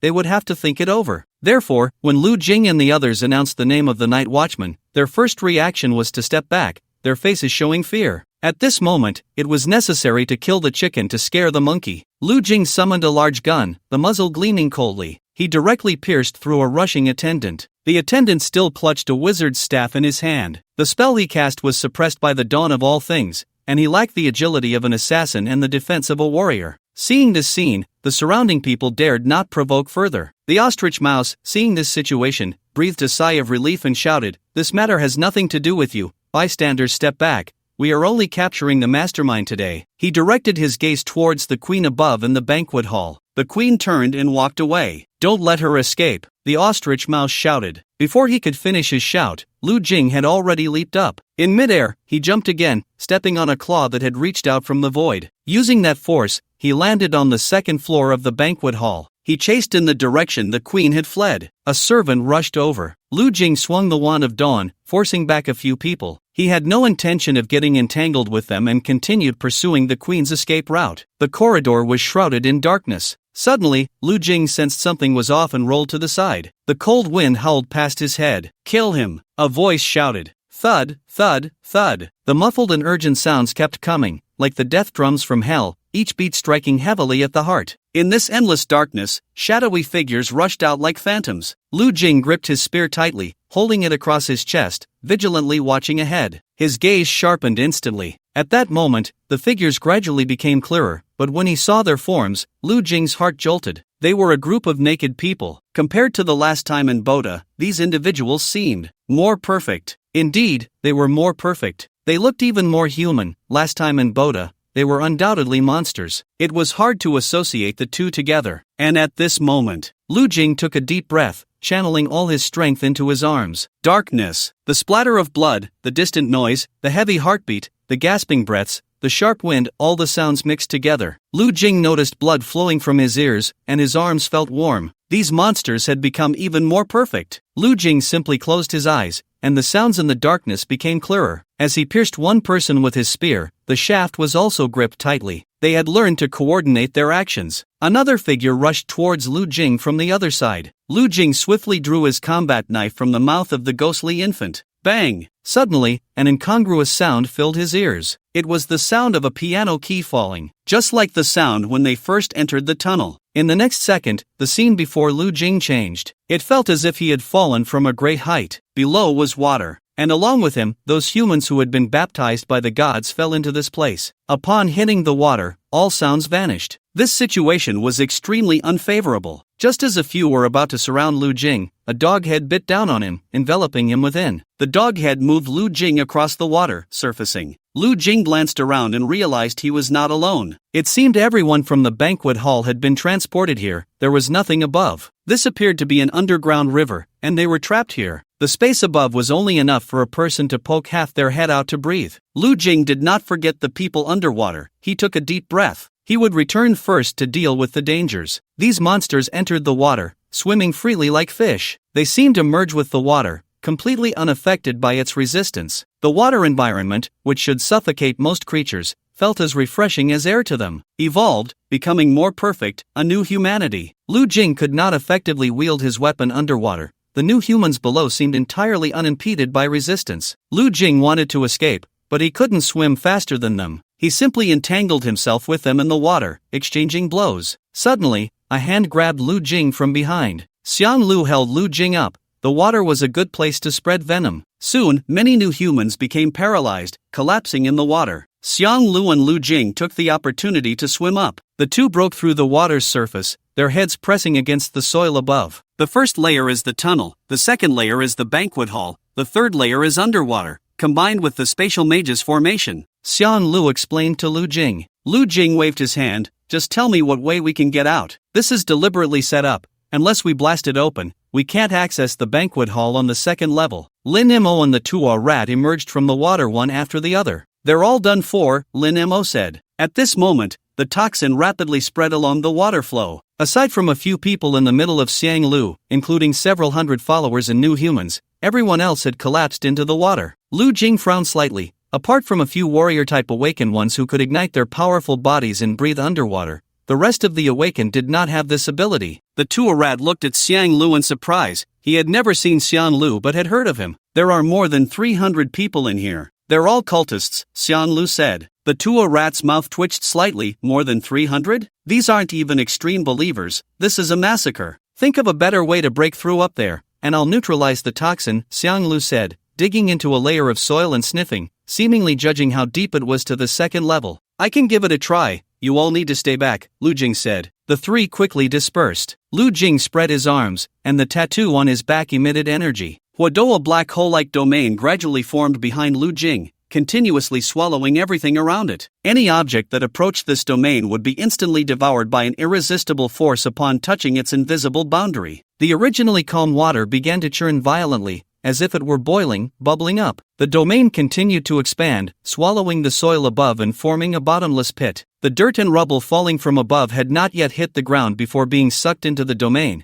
disappearing without a trace. Below, Xiang Lu's expression suddenly changed as he saw the new humans who had been knocked out by his toxin leap out of the water. The toxin had only temporarily put them into a coma, and soon their bodies adapted to the poison. They surged from all directions. Lin Mo, holding a short knife, aimed not at the enemy but at her own arm. Taking advantage of the moment when Xiang Lu and the Tuarat were entangled with the newcomers, Lin Mo's blood quickly mixed into the water. Lin Mo slightly squinted her eyes, and then her long fingers slowly spread apart. In an instant, an invisible force emanated from where Lin Mo stood, and the surrounding water was suddenly pushed away as if by an unseen giant hand, rapidly retreating in all directions. This sudden change caused the previously calm water surface to erupt into turbulent waves. The newcomers struggled against the surging water, using all their strength to swim forward. A small portion of the blood flowed into their bodies along the water. Seeing that the time was almost up, Lin Mo changed her gesture. Explode! Boom! Two newcomers had no time to react before they were ruthlessly pierced from within by the sudden blood blades. In an instant, blood splattered everywhere. Xiang Lu supported the weakened Lu Jing, who had cast Huado, and looked up. The hole created by Huado was much more exaggerated than expected. If Lu Jing had controlled it more precisely, it might have saved a lot of effort. The few quickly climbed up one after another. Xiang Lu retracted the toxin from the water. Several figures followed closely. Xiang Lu slowly brought his thumb and middle finger together,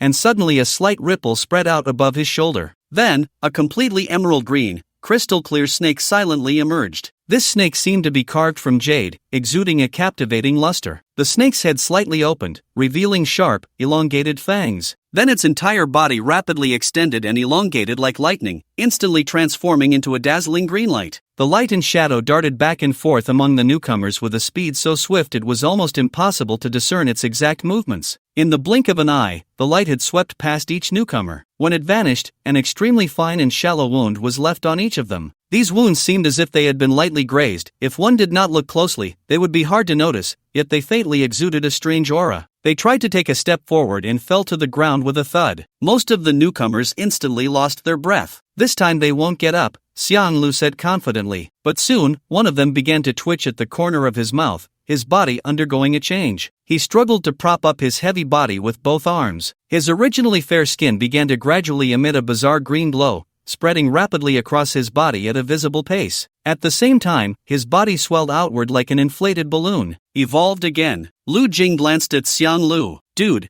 are you giving him a buff? Xiang Lu's expression remained unchanged as he fell silent for a moment. Run! The group took off running. More newcomers who had fallen into the water crawled out behind them, chasing relentlessly. The newcomer who had already adapted to the poison was running while continuously spewing toxins outward. We need to blast another layer. Xiang Lu summoned the 9 Earth Divine Bow, aiming an arrow at the sky. Go! In the deepest tunnel above, suddenly, a dazzling light burst forth like lightning. This light was like an incredibly sharp giant sword, cleaving straight down toward the ground. With a thunderous roar, the once solid ground began to crack at an astonishing speed. Countless fragments of stone and dust flew everywhere, and as the fissures widened, the lower structure gradually lost its support, like a tall building on the verge of collapse, slowly beginning to cave in. Hoo hoo hoo! The female Pope exhaled a long breath. They should be dead now. Should be. How could there be such a mistake? There had never been a mistake before. How could the night watchman come here? No, he would be angry. He would know and be angry. They must die here. Those newcomers could complete the task. They had never failed. The female Pope dialed a number. The call lasted a long time, just when she was about to despair. The call connected. "Hello," a deep voice came from the other end of the line. The voice was reassuring. "My lord, where are you? I want to see you." Hoo-hoo in the darkness, the female pope ran. This reminded her of the first time she was captured by the church, when the church members killed all her relatives in front of her. Just as she was about to be killed, it was that lord who saved her. She suddenly stopped, regulated her breathing, and subconsciously tidied her hair. "My lord, the night watchman, it's the night watchman. What else?" "That's all." A figure emerged from the darkness. "How many people?" "4, 3 men and 1 woman, they launched a surprise attack and caught us off guard." "I understand. Let's halt the gathering for now." "Yes." "Alright, you've worked hard, go back and rest well." He patted the female pope on the shoulder. After a while, the female pope placed her hand on the spot where the other had just patted her shoulder. "My lord." In the classroom, the teacher was mumbling incomprehensible words. Lu Jing lay on the desk, the sunlight outside falling on him, giving him a somewhat unreal feeling. Ever since coming to the European Union, he hadn't had a single peaceful day. As for his 3 roommates, they were out partying with foreign friends every night. It was said that they attended a party yesterday, and Li Chaoxian even took home a curvy blonde girl, not returning all night. After hearing this, Lu Jing felt a mix of envy and resentment. He recalled the past few days, battling in dungeons, vanquishing evil gods. It was like a thrilling action blockbuster. Meanwhile, they were engaged in some third-rate erotic escapades. Suddenly, Lu Jing thought that perhaps it wouldn't hurt to change things up for himself occasionally. He looked around, searching for the girl who had flirted with him earlier. "Lu Jing, the child is hungry again." Lu Shue's words pulled him back to reality. He glanced at the little boy, who was out partying every night. Here he was, taking care of a child while living out a Hollywood blockbuster, leaping on the edge of life and death. Lu Jing handed the boy a chocolate bar to tide him over. When the class bell rang, he took him to the cafeteria. To be honest, he hadn't been in Paris long, but Lu Jing was already quite fed up with Western food. It really wasn't tasty at all, not even close to rice. He glanced at his phone and reminded Lu Shue, "Don't go to the bar with them tonight." Lu Shue then asked softly, "Where are you going again?" Lu Jing responded with, "It's adult matters, kids shouldn't meddle." He left the school and got into a car. "I found their lair," Xiang Lu said. "It's located in a waste incineration power plant in the Paris countryside." "Are you sure?" "My bugs have picked up the scent. I can find them anywhere, even know who she's been in contact with. The scent can be transmitted." Xiang Lu was very confident. "Have you notified Lu Yun?" "Yes, the night watchers are already on their way." In a remote corner stood a massive waste incineration power plant. The seemingly ordinary factory concealed a little-known secret. It was the headquarters of the Lalai Church. However, on this night, a sudden crackdown operation shattered the tranquility here. Due to the long-standing fierce battles between the 4 major churches and the Night Watchers, the Lalai Church had quickly risen to power. The Night Watchers decided to launch a crackdown tonight to eliminate future threats. Under the cover of night, the entire waste incineration power plant was ablaze, thick smoke billowing. The executors of the Night Watchers had already sealed off all possible escape routes, trapping the members of the Lalai Church inside. Faced with this dire situation, those newcomers, birthed by unknown forces, desperately sought a way out. However, what awaited them was the cold, merciless blade in the hands of the Night Watchers' executors. As the blades flashed, blood splattered, and screams echoed. The fire grew larger, gradually consuming the entire factory. The members of the Lalai Church struggled and wailed in the sea of flames, but nothing could be salvaged. This once glorious emerging church seemed to be heading towards destruction overnight. Unexpectedly, the Pope who controlled the mysterious and powerful Lalai Church was just a young girl. From a distance, this young Pope appeared to be no more than 20 years old. Dressed in an incredibly luxurious robe,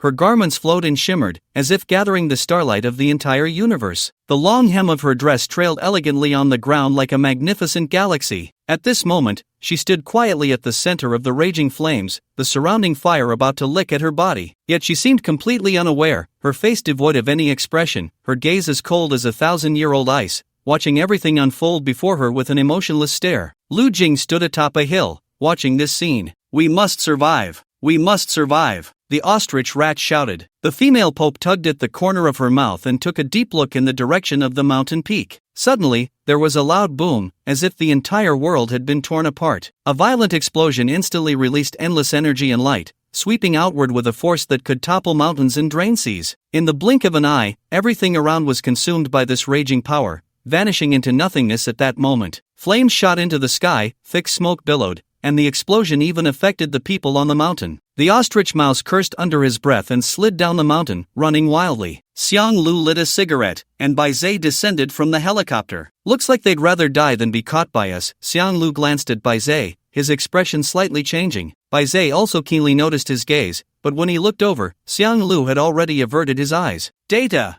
Data! Put out the fire quickly, the ostrich mouse shouted as he ran. It was no wonder he was so agitated. After all, he had witnessed firsthand how the church transformed a frail old man into a new kind of humanity. This was beyond his comprehension. Lu Jing stood amidst the ruins, seeing the corpses lying not far away. The young female pope's face was left unrecognizable by the flames. Lu Jing sighed silently and shook his head. Was it really necessary to be this extreme? This explosion buried everything of the Lalai church within it. The night watchers captured a few live ones, but they were all insignificant characters. The ostrich mouse made a frantic sound, having tracked the clues all the way here. After much effort, he was on the verge of a breakthrough. Who would have thought the other side would self-destruct like this? The entire church was reduced to ashes. Not only that, but there was also no trace of any internal documents left, only debris remained. Everyone is tired today, let's leave it at that. Someone will handle the follow-up. Bai Zhe stood quietly, his long hands casually tucked into the deep gray pockets. The trench coat tightly wrapped around his tall, slightly thin frame.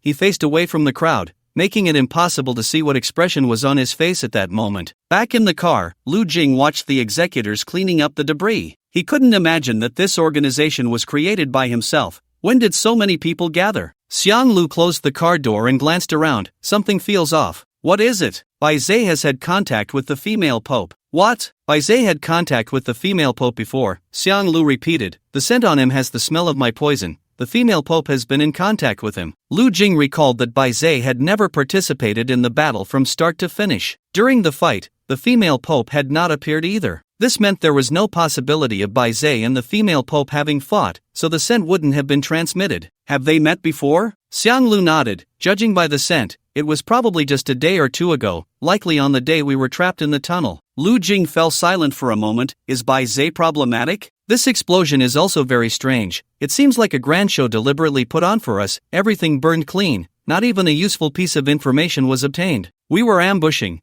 but it seems the other side was already prepared. Xiang Lu looked out the window. Why did Bai Zhe suddenly launch an attack on the four great churches? The attack is just a cover, to use the chaos to conceal some purpose. Lu Jing quickly followed his line of thought. With the strength of the four great churches weakened, many small churches will surely rise. Creating new humans probably isn't something a small church can accomplish alone. Bai Zhe wouldn't be supporting her from behind, would he? The voice came from behind Lu Jing and Xiang Lu. The two were momentarily stunned, then turned their heads sharply. Lin Mo sat up from the back seat, lazily yawning. When did you get here? I've been here all along, it's just that you two didn't notice. Lin Mo pointed to her injured arm, which she had hurt during the fight, and had simply bandaged in the car. Lin Mo blinked her big, beautiful eyes. It seems that Bai Zhe is actually the mastermind behind it all. He leads the Night Watchers of the European Union in waging war against the four great churches, and his true purpose is to create a world only for newcomers, to destroy the entire world. Lu Jing and Xiang Lu exchanged glances and shook their heads in unison. This idea seemed a bit too crazy. Bai Zhe isn't a madman, Xiang Lu said, but he definitely has colluded with the Lalai Church. Otherwise, with the scale of the Lalai Church, it wouldn't have been able to grow so rapidly in such a short time without support from someone behind the scenes. I will inform Qilin about this.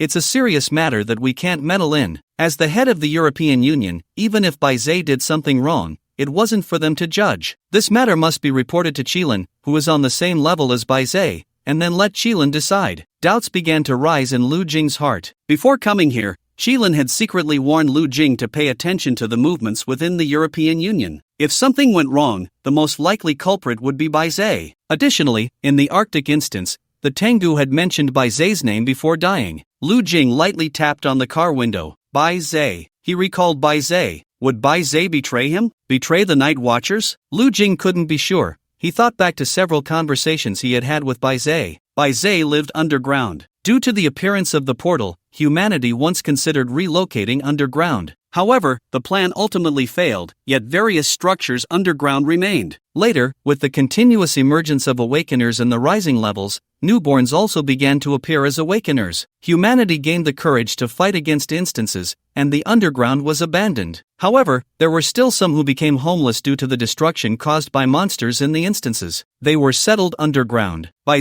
grew up there, which was quite a coincidence. His home was just a street away from Zhuke. At that time, it was probably one of the most chaotic periods for humanity. Portals kept appearing, human power was limited, cults ran rampant, and the government even came to a standstill at one point. The laws regarding awakeners were still not well developed, and those with power acted recklessly. Killing a few people bore no burden at all. They would kill someone and casually toss the body into a portal or directly fabricate a story that it was a monster that had come out of the portal that did the killing. No one would investigate, and of course, during that time, no one cared about the lives of others. Especially in the underground world, this situation was even more severe. Drip, drip, drip, that was the sound of water continuously falling into a bowl. Young Bai looked up at the faucet. He hoped it would produce a bit more water, but clearly, there was only so much left. As he carried the bowl back, he saw a little girl his age living on the street across from him. Bai recognized her but couldn't recall her name. 3 days later, a group of thugs broke into the girl's home and killed her mother. Bai's mother had once had a good relationship with the girl's mother. His mother asked Bai to take some food to the girl. Bai saw the woman riddled with bullet holes and the girl sitting on the side. Bai placed the food down, unsure of what to say. The girl asked Bai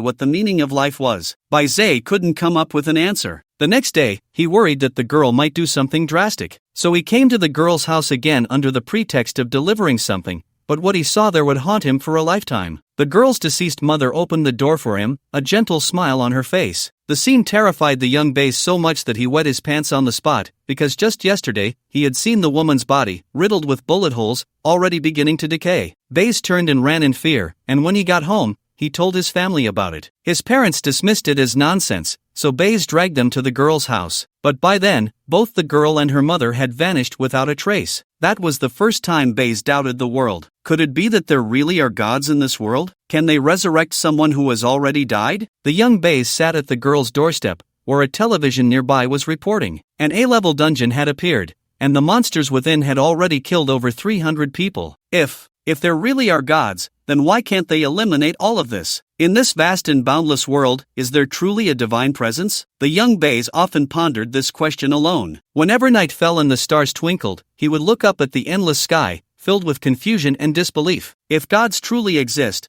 then why are they indifferent to the countless sufferings and injustices in the world? Why can't they wield their divine power to change this scarred reality? Not long ago, Bai's father left home to work in the upper world. However, when Bai finally had the chance to understand this so-called upper world, he was shocked to find that it was not a beautiful paradise either. At any moment and from anywhere, terrifying monsters could suddenly emerge, bringing immense panic and disaster to people. Numerous portals were like unhealable wounds, scattered throughout the city. The Awakened Guild was using its powerful strength to pressure the government and negotiate. They made various harsh demands, threatening to continue their strike and no longer fulfill their duty to protect the public if the government did not comply. At this moment, Bai walked slowly through the desolate streets, where his gaze fell upon a scene of desolation. Abandoned vehicles, destroyed beyond recognition by monsters, were haphazardly parked by the roadside, and the once towering buildings had now collapsed, as if recounting the harrowing battles of the past. The shops on both sides of the street were tightly shut, and the bustling crowds of yesteryear had long since vanished, leaving only the cold, empty streets and the leaves fluttering in the wind. Not long after arriving in the lower world,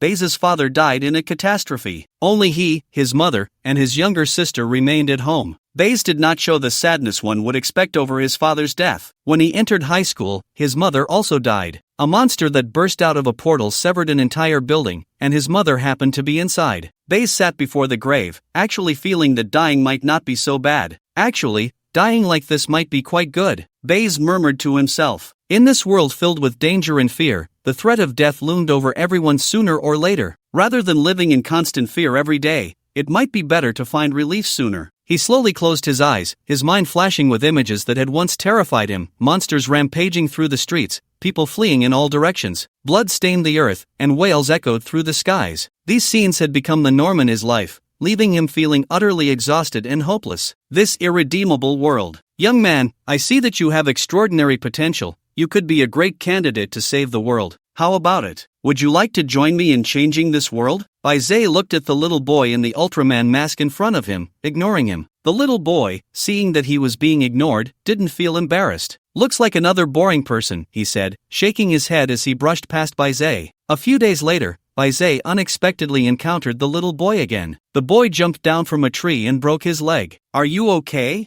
I'm fine. The boy's expression was hidden behind the mask, but his voice trembled. Baizé helplessly picked him up and headed to the hospital. Tell me your parents' contact information. The boy was silent for a moment. Mom is saving the world. We can't disturb her. What about Dad? Other family members? Only Mom. The rest of the family sacrificed themselves for the earth. Baizé didn't ask further. A child of this age was already using his own logic to deceive himself. He ran all the way to the hospital with the boy on his back, just as a monster from a dungeon went berserk and ambulances were constantly blaring as one patient after another was wheeled in. Baizé had no time to care about the boy on his back. He could only wait with him. Baizé bought 2 corns. The boy gnawed on the corn without saying thank you, mumbling incomprehensible things. They waited until evening before finally a doctor became available. Baizé no longer lingered and left the hospital. The hospital would naturally contact the boy's parents. If necessary, the police could be involved. There was nothing more he could do. Baizé stood downstairs at the hospital, lit a cigarette, and prepared to finish it before leaving. Years later, looking back, Baizé would wonder how his fate would have changed if he hadn't lingered at the hospital and smoked that cigarette. Hey! Just as he was about to finish the cigarette, a voice suddenly came from above. I've changed my mind. You have been chosen by the gods. Baizé looked up to see the little boy standing by the window shouting at him. Go, bury this world with your own hands. Turn your anger, your wails into the strength of your lonely journey. Go to this world and declare your return. Go change this world. I shall grant you a name, Baizé. Baizé couldn't help but laugh. Baizé played with the lighter in his hand. Go change this world. Captain, can I really do it? Can someone like me really achieve this? In the underground world, the massive altar was surrounded by cloaked followers, continuously chanting incantations. They hadn't eaten or drunk anything for 3 months. Even the awakened ones couldn't hold on. Some fainted and were quickly carried away, immediately replaced by others. Yog-Sothoth, Alvasa, 2 of the 4 great churches have already been destroyed by you. This is not what we planned. The rapid destruction of 2 of the 4 great churches made the Pope, who cooperated with Baizé in the faith of the God of Fate, very uneasy. He thought the Night Watchman's strength would be formidable, but he didn't expect it to be this strong. There was a little accident, but that's okay, it won't affect our cooperation. Baizé looked at the massive coffin bound by chains at the center of the altar. That was the coffin sealing the God of Fate. Once our plan succeeds, they shouldn't exist anymore. This is the choice of the God of Fate. The God of Fate? So did the God of Fate tell you that our plan will succeed? It will, it definitely will. The Pope nodded. For this, I have given everything. Baizé's expression was somewhat dazed. At that moment, he suddenly looked down at a message on his phone. It was a message from Xiang Lu sent to Qilin using a special number, which he had intercepted. There is a new mission. Xiang Lu stopped the car. Lu Yun has sent a new mission. Lu Jing frowned slightly. Why is there still a mission? They had just left the Lalai Church. It's from the branch of the Lalai Church. The voice of Lu Yun came through the phone. I appreciate you making the trip. The car moved slowly like a lonely giant beast on the small road swallowed by endless darkness. Tall trees stood on both sides of the road, like silent guardians quietly protecting this mysterious place. A gentle breeze brushed by, causing the trees to sway slightly, their branches and leaves rubbing against each other, producing a subtle yet crisp sound. Looking ahead and behind, there was nothing but pitch black, not even a hint of a human figure. This small road seemed endless, stretching into a distant unknown. The surroundings were eerily silent, with only the sound of the wheels crushing the road and the wind rustling the leaves intertwining, breaking the heart-pounding stillness. The mission was assigned to Xiang Lu, Lu Jing, and Lin Mo. The ostrich rat had come along as well. Upon hearing it was the branch of Lalai, it immediately became excited. There's something fishy about this, absolutely something fishy. With the scale of the Lalai Church, it's impossible for them to do this. Throughout the journey, the ostrich rat kept chattering. Xiang Lu glanced at the caller ID. It was an unfamiliar number. The call alert was a scam call. Xiang Lu swiped to reject it. But soon, the phone rang again. This time it was Lu Jing's phone, also a scam call. Lu Jing hung up. The scammer seemed relentless, switching targets again. Lin Mo looked at the caller ID and pressed the answer button. Where are you now? Unexpectedly, a familiar voice came through the phone. Qilin? The car fell silent. We are on our way to the Lalai branch. I can't reach Baizé, there's a problem with the European Union, you guys. The call was abruptly cut off. At the same time, there was a loud bang from the car. It seemed they had hit something. Xiang Lu didn't stop and slammed on the gas. Hold on tight. As Xiang Lu drove, a flash of white light suddenly appeared before them. The others in the car also sensed the white light. Lu Jing suddenly felt as if he was bound by an invisible force, his hands and feet completely numb, unable to move an inch. Before him, a woman draped in flowing hair and with a sinister face appeared out of nowhere. This woman seemed to have emerged from the depths of darkness, exuding a chilling aura. She tightly gripped a pair of enormous, sharp scissors, the glinting blade sending shivers down one's spine. At that moment, the woman spoke in a cold and threatening tone. Now, I will begin to ask you questions. Remember, if you answer incorrectly, these scissors will mercilessly cut you in half. With that, she slowly raised the scissors in her hand, ready to strike at any moment. It was a monster with its own set of rules. This type of monster inherently possesses rules that can forcibly pull people into its own framework. Did it escape from a dungeon? Or was it specifically waiting for them here? What is 1 plus 1? The other party slowly asked. Lu Jing was taken aback. 2, correct answer. Lu Jing. This monster didn't seem very intelligent. Second question. Lu Jing gained confidence. Such a level of difficulty was not going to stump him. Don't use addition and subtraction. Just switch to multiplication. Who do you look down on? The scissor woman slowly spoke. Please listen to the question. Log n, sad face n plus 12, log n plus a, integral infinity nb1 is x, dxx equals 1 plus integral infinity 1b1 x, dex log s, sad face s plus 12, logs, s plus a, integral infinity 0b1 t, dtt plus s. Lu Jing, oh, isn't this a math problem? How did it suddenly turn into English? Damn it! The scissor woman stared intently at Lu Jing. Although he couldn't see her eyes, only her hair, he could still feel a chill. 3, 2. The countdown had already begun. Lu Jing, who can answer this? A wave of intense heat surged over him like a tide, and a 2-meter-long spear appeared out of nowhere before his eyes. The spear shimmered with a mysterious light. Dawn of all things. Suppression. A roar echoed through the sky. The spear exuded an unparalleled pressure, like a mountain crashing down. The various forces that had bound his body began to tremble and twist under this immense pressure, ultimately being completely suppressed. In that instant, the scene before Lu Jing gradually became clear, everything returning to its original state. However, he soon discovered that not only he, but everyone around him had inexplicably fallen into a bizarre set of rules. At this moment, directly in front of Lu Jing stood a woman in a white dress. She held a pair of incredibly sharp scissors in her hand, glinting with a chilling light. The woman had a blank expression, her eyes hollow like dead ashes, staring fixedly at Lu Jing. Lu Jing quickly raised the spear in his hand and thrust it fiercely towards the woman in white. The spear tip collided with the scissors, sparking a dazzling display of light. Just as Lu Jing forced the scissor woman back, a massive white figure rushed past. It was a white wolf. Lu Jing's gaze sharpened, and he swiftly dodged. He turned agilely, thrusting the spear like lightning,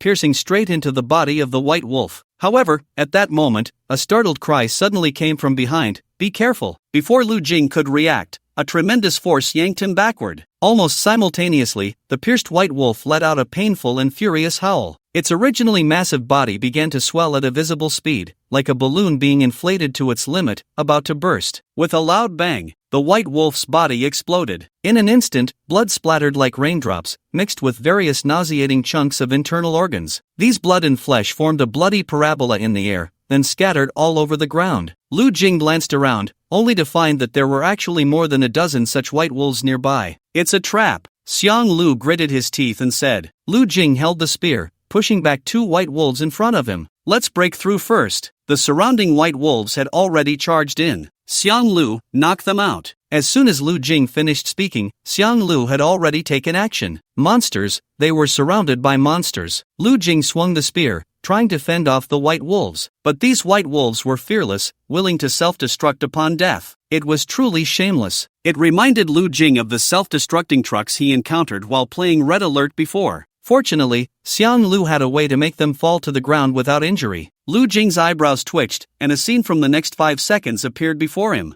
Get out of the way! He yanked Lin Mo, who was still standing on the vehicle, to his side. Boom! Accompanied by a deafening roar, a massive white figure suddenly burst forth from the dense forest. The figure moved with incredible speed, and when the ostrich rat focused its gaze, it turned out to be a gigantic, menacing white dragon. It opened its enormous, blood-filled mouth, sharp fangs glinting coldly, and with a crisp crack, the beast bit the incredibly sturdy vehicle in half, metal shards flying everywhere. The white dragon was covered in snow-white scales, its fur standing on end, as if it had leaped out of a painting. Lin Mo leaped high into the air, shouting, "Take this blood pack." She pulled out a small pouch from her bosom, filled with a blood pack mixed with her own blood, and without hesitation, threw it with all her might. As the blood pack arced through the air, it finally landed on the massive body of the white dragon. In an instant, the pouch burst open, and bright red blood gushed out. The blood seemed to possess a life of its own, spreading rapidly with astonishing speed, forming long, thin lines that tightly covered the surface of the white dragon's body like a spider's web. The lines made of blood twisted and writhed, tightly wrapping around the white dragon. Each line clung closely to the dragon's scales, continuously tightening. Taking advantage of the moment, Lu Jing thrust his spear, Wanxiang Pixiao, forward. Bang! His hands went numb from the impact. Lu Jing staggered back 2 steps, nearly losing his grip on the spear. The next second, the white dragon had already broken free from Lin Mo's restraints, roaring as it charged towards them. It paid no mind to the white wolves still surrounding Lu Jing and the others. With a single bite, it tore apart several white wolves. The wolves exploded in an instant, boom boom boom. A series of attacks left the 4 of them, including Lu Jing, feeling dizzy. If they didn't kill the white wolves, the white dragon wouldn't care. It nimbly weaved through the aftermath of the explosions, its movements swift as the wind. Blood dripped from its pale scales, creating a shocking sight. However, such intense explosions and the bloody scene failed to inflict even the slightest harm on it. It remained proud and imposing, exuding an unmatched powerful aura. Despite being splattered with blood, the crimson liquid only added to its ferocity and menace. As the bodies of the white wolves exploded, blood and flesh flew everywhere, filling the air with a nauseating stench. Amidst the chaos, a white figure darted out like lightning. Lu Jing couldn't dodge in time and collided directly with the gaping maw of a white wolf. He was forced to raise Wanxiang Pixiao to withstand the fierce attack. The power of darkness significantly increased at night, reaching up to 50% during a full moon. Although the moon was not full at this moment, the boost it provided Lu Jing was still considerable. He gritted his teeth and held firm against the white dragon's unyielding body. The ostrich rat raised a handgun behind Lu Jing and pulled the trigger. It was a sniper rifle, loaded with only 1 bullet. The God Slayer No. 1-inch armor-piercing round could inflict damage on warriors of up to level 40. It was also obtained through points exchange. In the next 5 seconds, Lu Jing caught a glimpse of the ostrich rat's figure and rolled to the side, slipping past under the white dragon. The bullet was terrifyingly large, resembling a small cannonball. The moment the massive bullet was expelled from the gun's chamber, the powerful recoil sent the ostrich rat flying backward. At the same time, the area around the ostrich rat's chest felt as if it had been struck by a heavy hammer, shaking violently. Boom! The powerful bullet struck the massive head of the white dragon with a thunderous force, a terrifying power capable of destroying the defenses of a level 40 warrior. In an instant, it felt as if the entire space was shaken to its core by this immense impact. The white dragon trembled as if it had been struck by a heavy blow, its enormous body shuddering involuntarily, and its once proud head suddenly swayed to the side. Seeing this, the ostrich rat hiding in the distance couldn't help but feel a surge of joy, thinking it had finally dealt a fatal blow to the fierce white dragon. However, the development of events far exceeded its expectations. The white dragon merely shook its body, then lifted its head, its sharp eyes still gleaming with dazzling light, showing no signs of being affected at all. Moreover, the area covered by its forehead scales only bore a faint white mark, not even a trace of blood. Damn! The ostrich rat couldn't help but curse. This was the most lethal of all its tools. Was it as if no physical attack in the world could break its defense? What kind of monster is this? The white dragon, enraged by the ostrich rat, roared and charged towards it. The speed of the white dragon was too fast, and it seemed the ostrich rat was about to meet its end in the dragon's jaws. At the critical moment, Lu Jing forcefully pushed the ostrich rat out of the way. The white dragon's massive mouth snapped shut. Boss! Lin Mo's eyes widened, and her anger ignited instantly. Blood rapidly coalesced around her, forming thousands of razor-sharp blades that surrounded her like a loyal guard. With a roar, Lin Mo descended from the sky, crashing down towards the white dragon. The thousands of blades followed closely behind, raining down like a dense shower,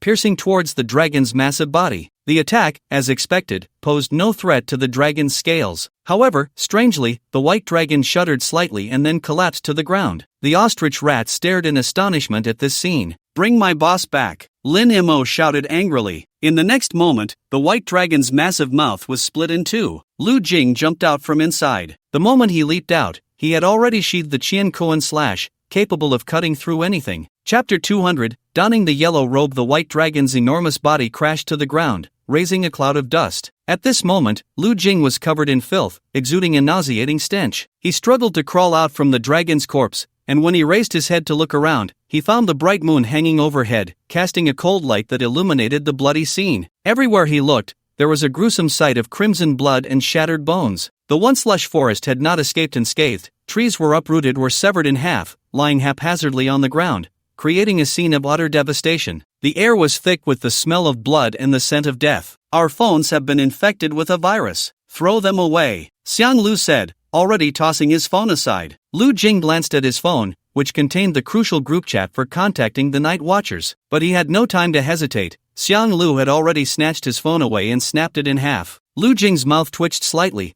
As long as the account was intact, everything else was not a problem. Paris, the western slums. At this moment, the four of them, in a sorry state, were hiding here. This is the apartment of a former comrade of mine. It's very safe. The comrade Xiang Lu mentioned was one he had served with in the military. Later, he had committed a crime and fled the country, becoming a mercenary. This was one of his strongholds. We can no longer contact the organization. The ostrich mouse was searching for the organization's contact information on the apartment's laptop. Once we send out a signal, they'll immediately lock onto our location. Damn it, what is Bai Zhe trying to do? He has betrayed the organization. The ostrich mouse still couldn't believe that Bai Zhe would betray the organization. The Night Watch had never encountered such a precedent, especially not with the head of the entire European Union, Bai Zhe. He was the captain's appointed leader. Lin Emo walked out of the bathroom, dressed in a bathrobe. Boss, it's your turn. Oh, the smell coming from them was indeed unpleasant, a mix of various odors and colorful viscera. Lu Jing entered the bathroom and retrieved the Boson furnace from the ghost baby. Although his phone was missing, he could still use the Boson furnace to contact the Night Watch. Bai Zhe's rebellion. Why did he rebel? Lu Jing couldn't understand.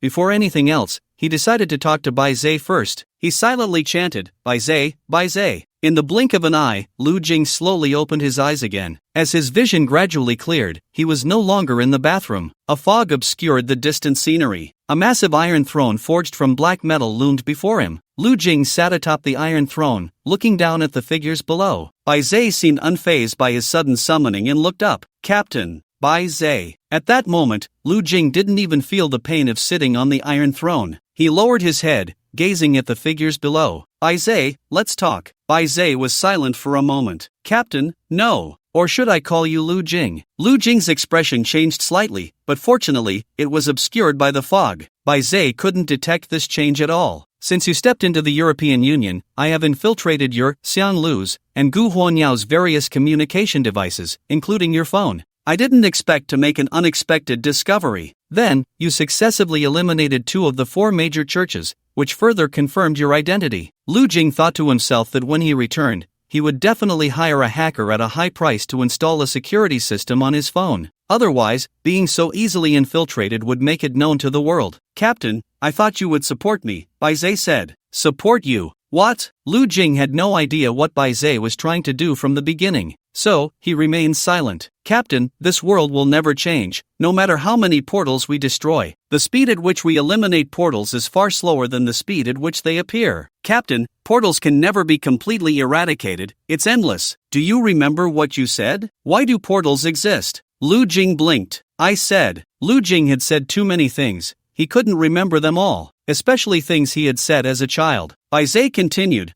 Why do portals exist in this world? Why do awakened beings exist? Why do awakened beings enter portals, succeed in challenges, and receive rewards, various items, and resources for cultivation? Just like dungeons in games, specifically designed for players. It's to make them stronger until the most powerful players are selected. Captain, this is what you said before. Dungeons exist for the awakened, they are selecting new humans, determining new gods. Countless people must be sacrificed from humanity for this. They want to give birth to one or even several new gods among the awakened. So, they use Earth as a battlefield, initiating trial after trial. So, what if one day all the awakened beings in the world disappeared? If there are no awakeners in this world, then will the dungeons disappear, preventing them from having their wishes fulfilled? We, humans, can take control of our own destiny. Bai Zhe became increasingly agitated, and by the end, it seemed he was shouting hoarsely. Captain, this is what you told me before. But why can't you make it a reality? Let all the awakeners in this world disappear, and let us take the lead. So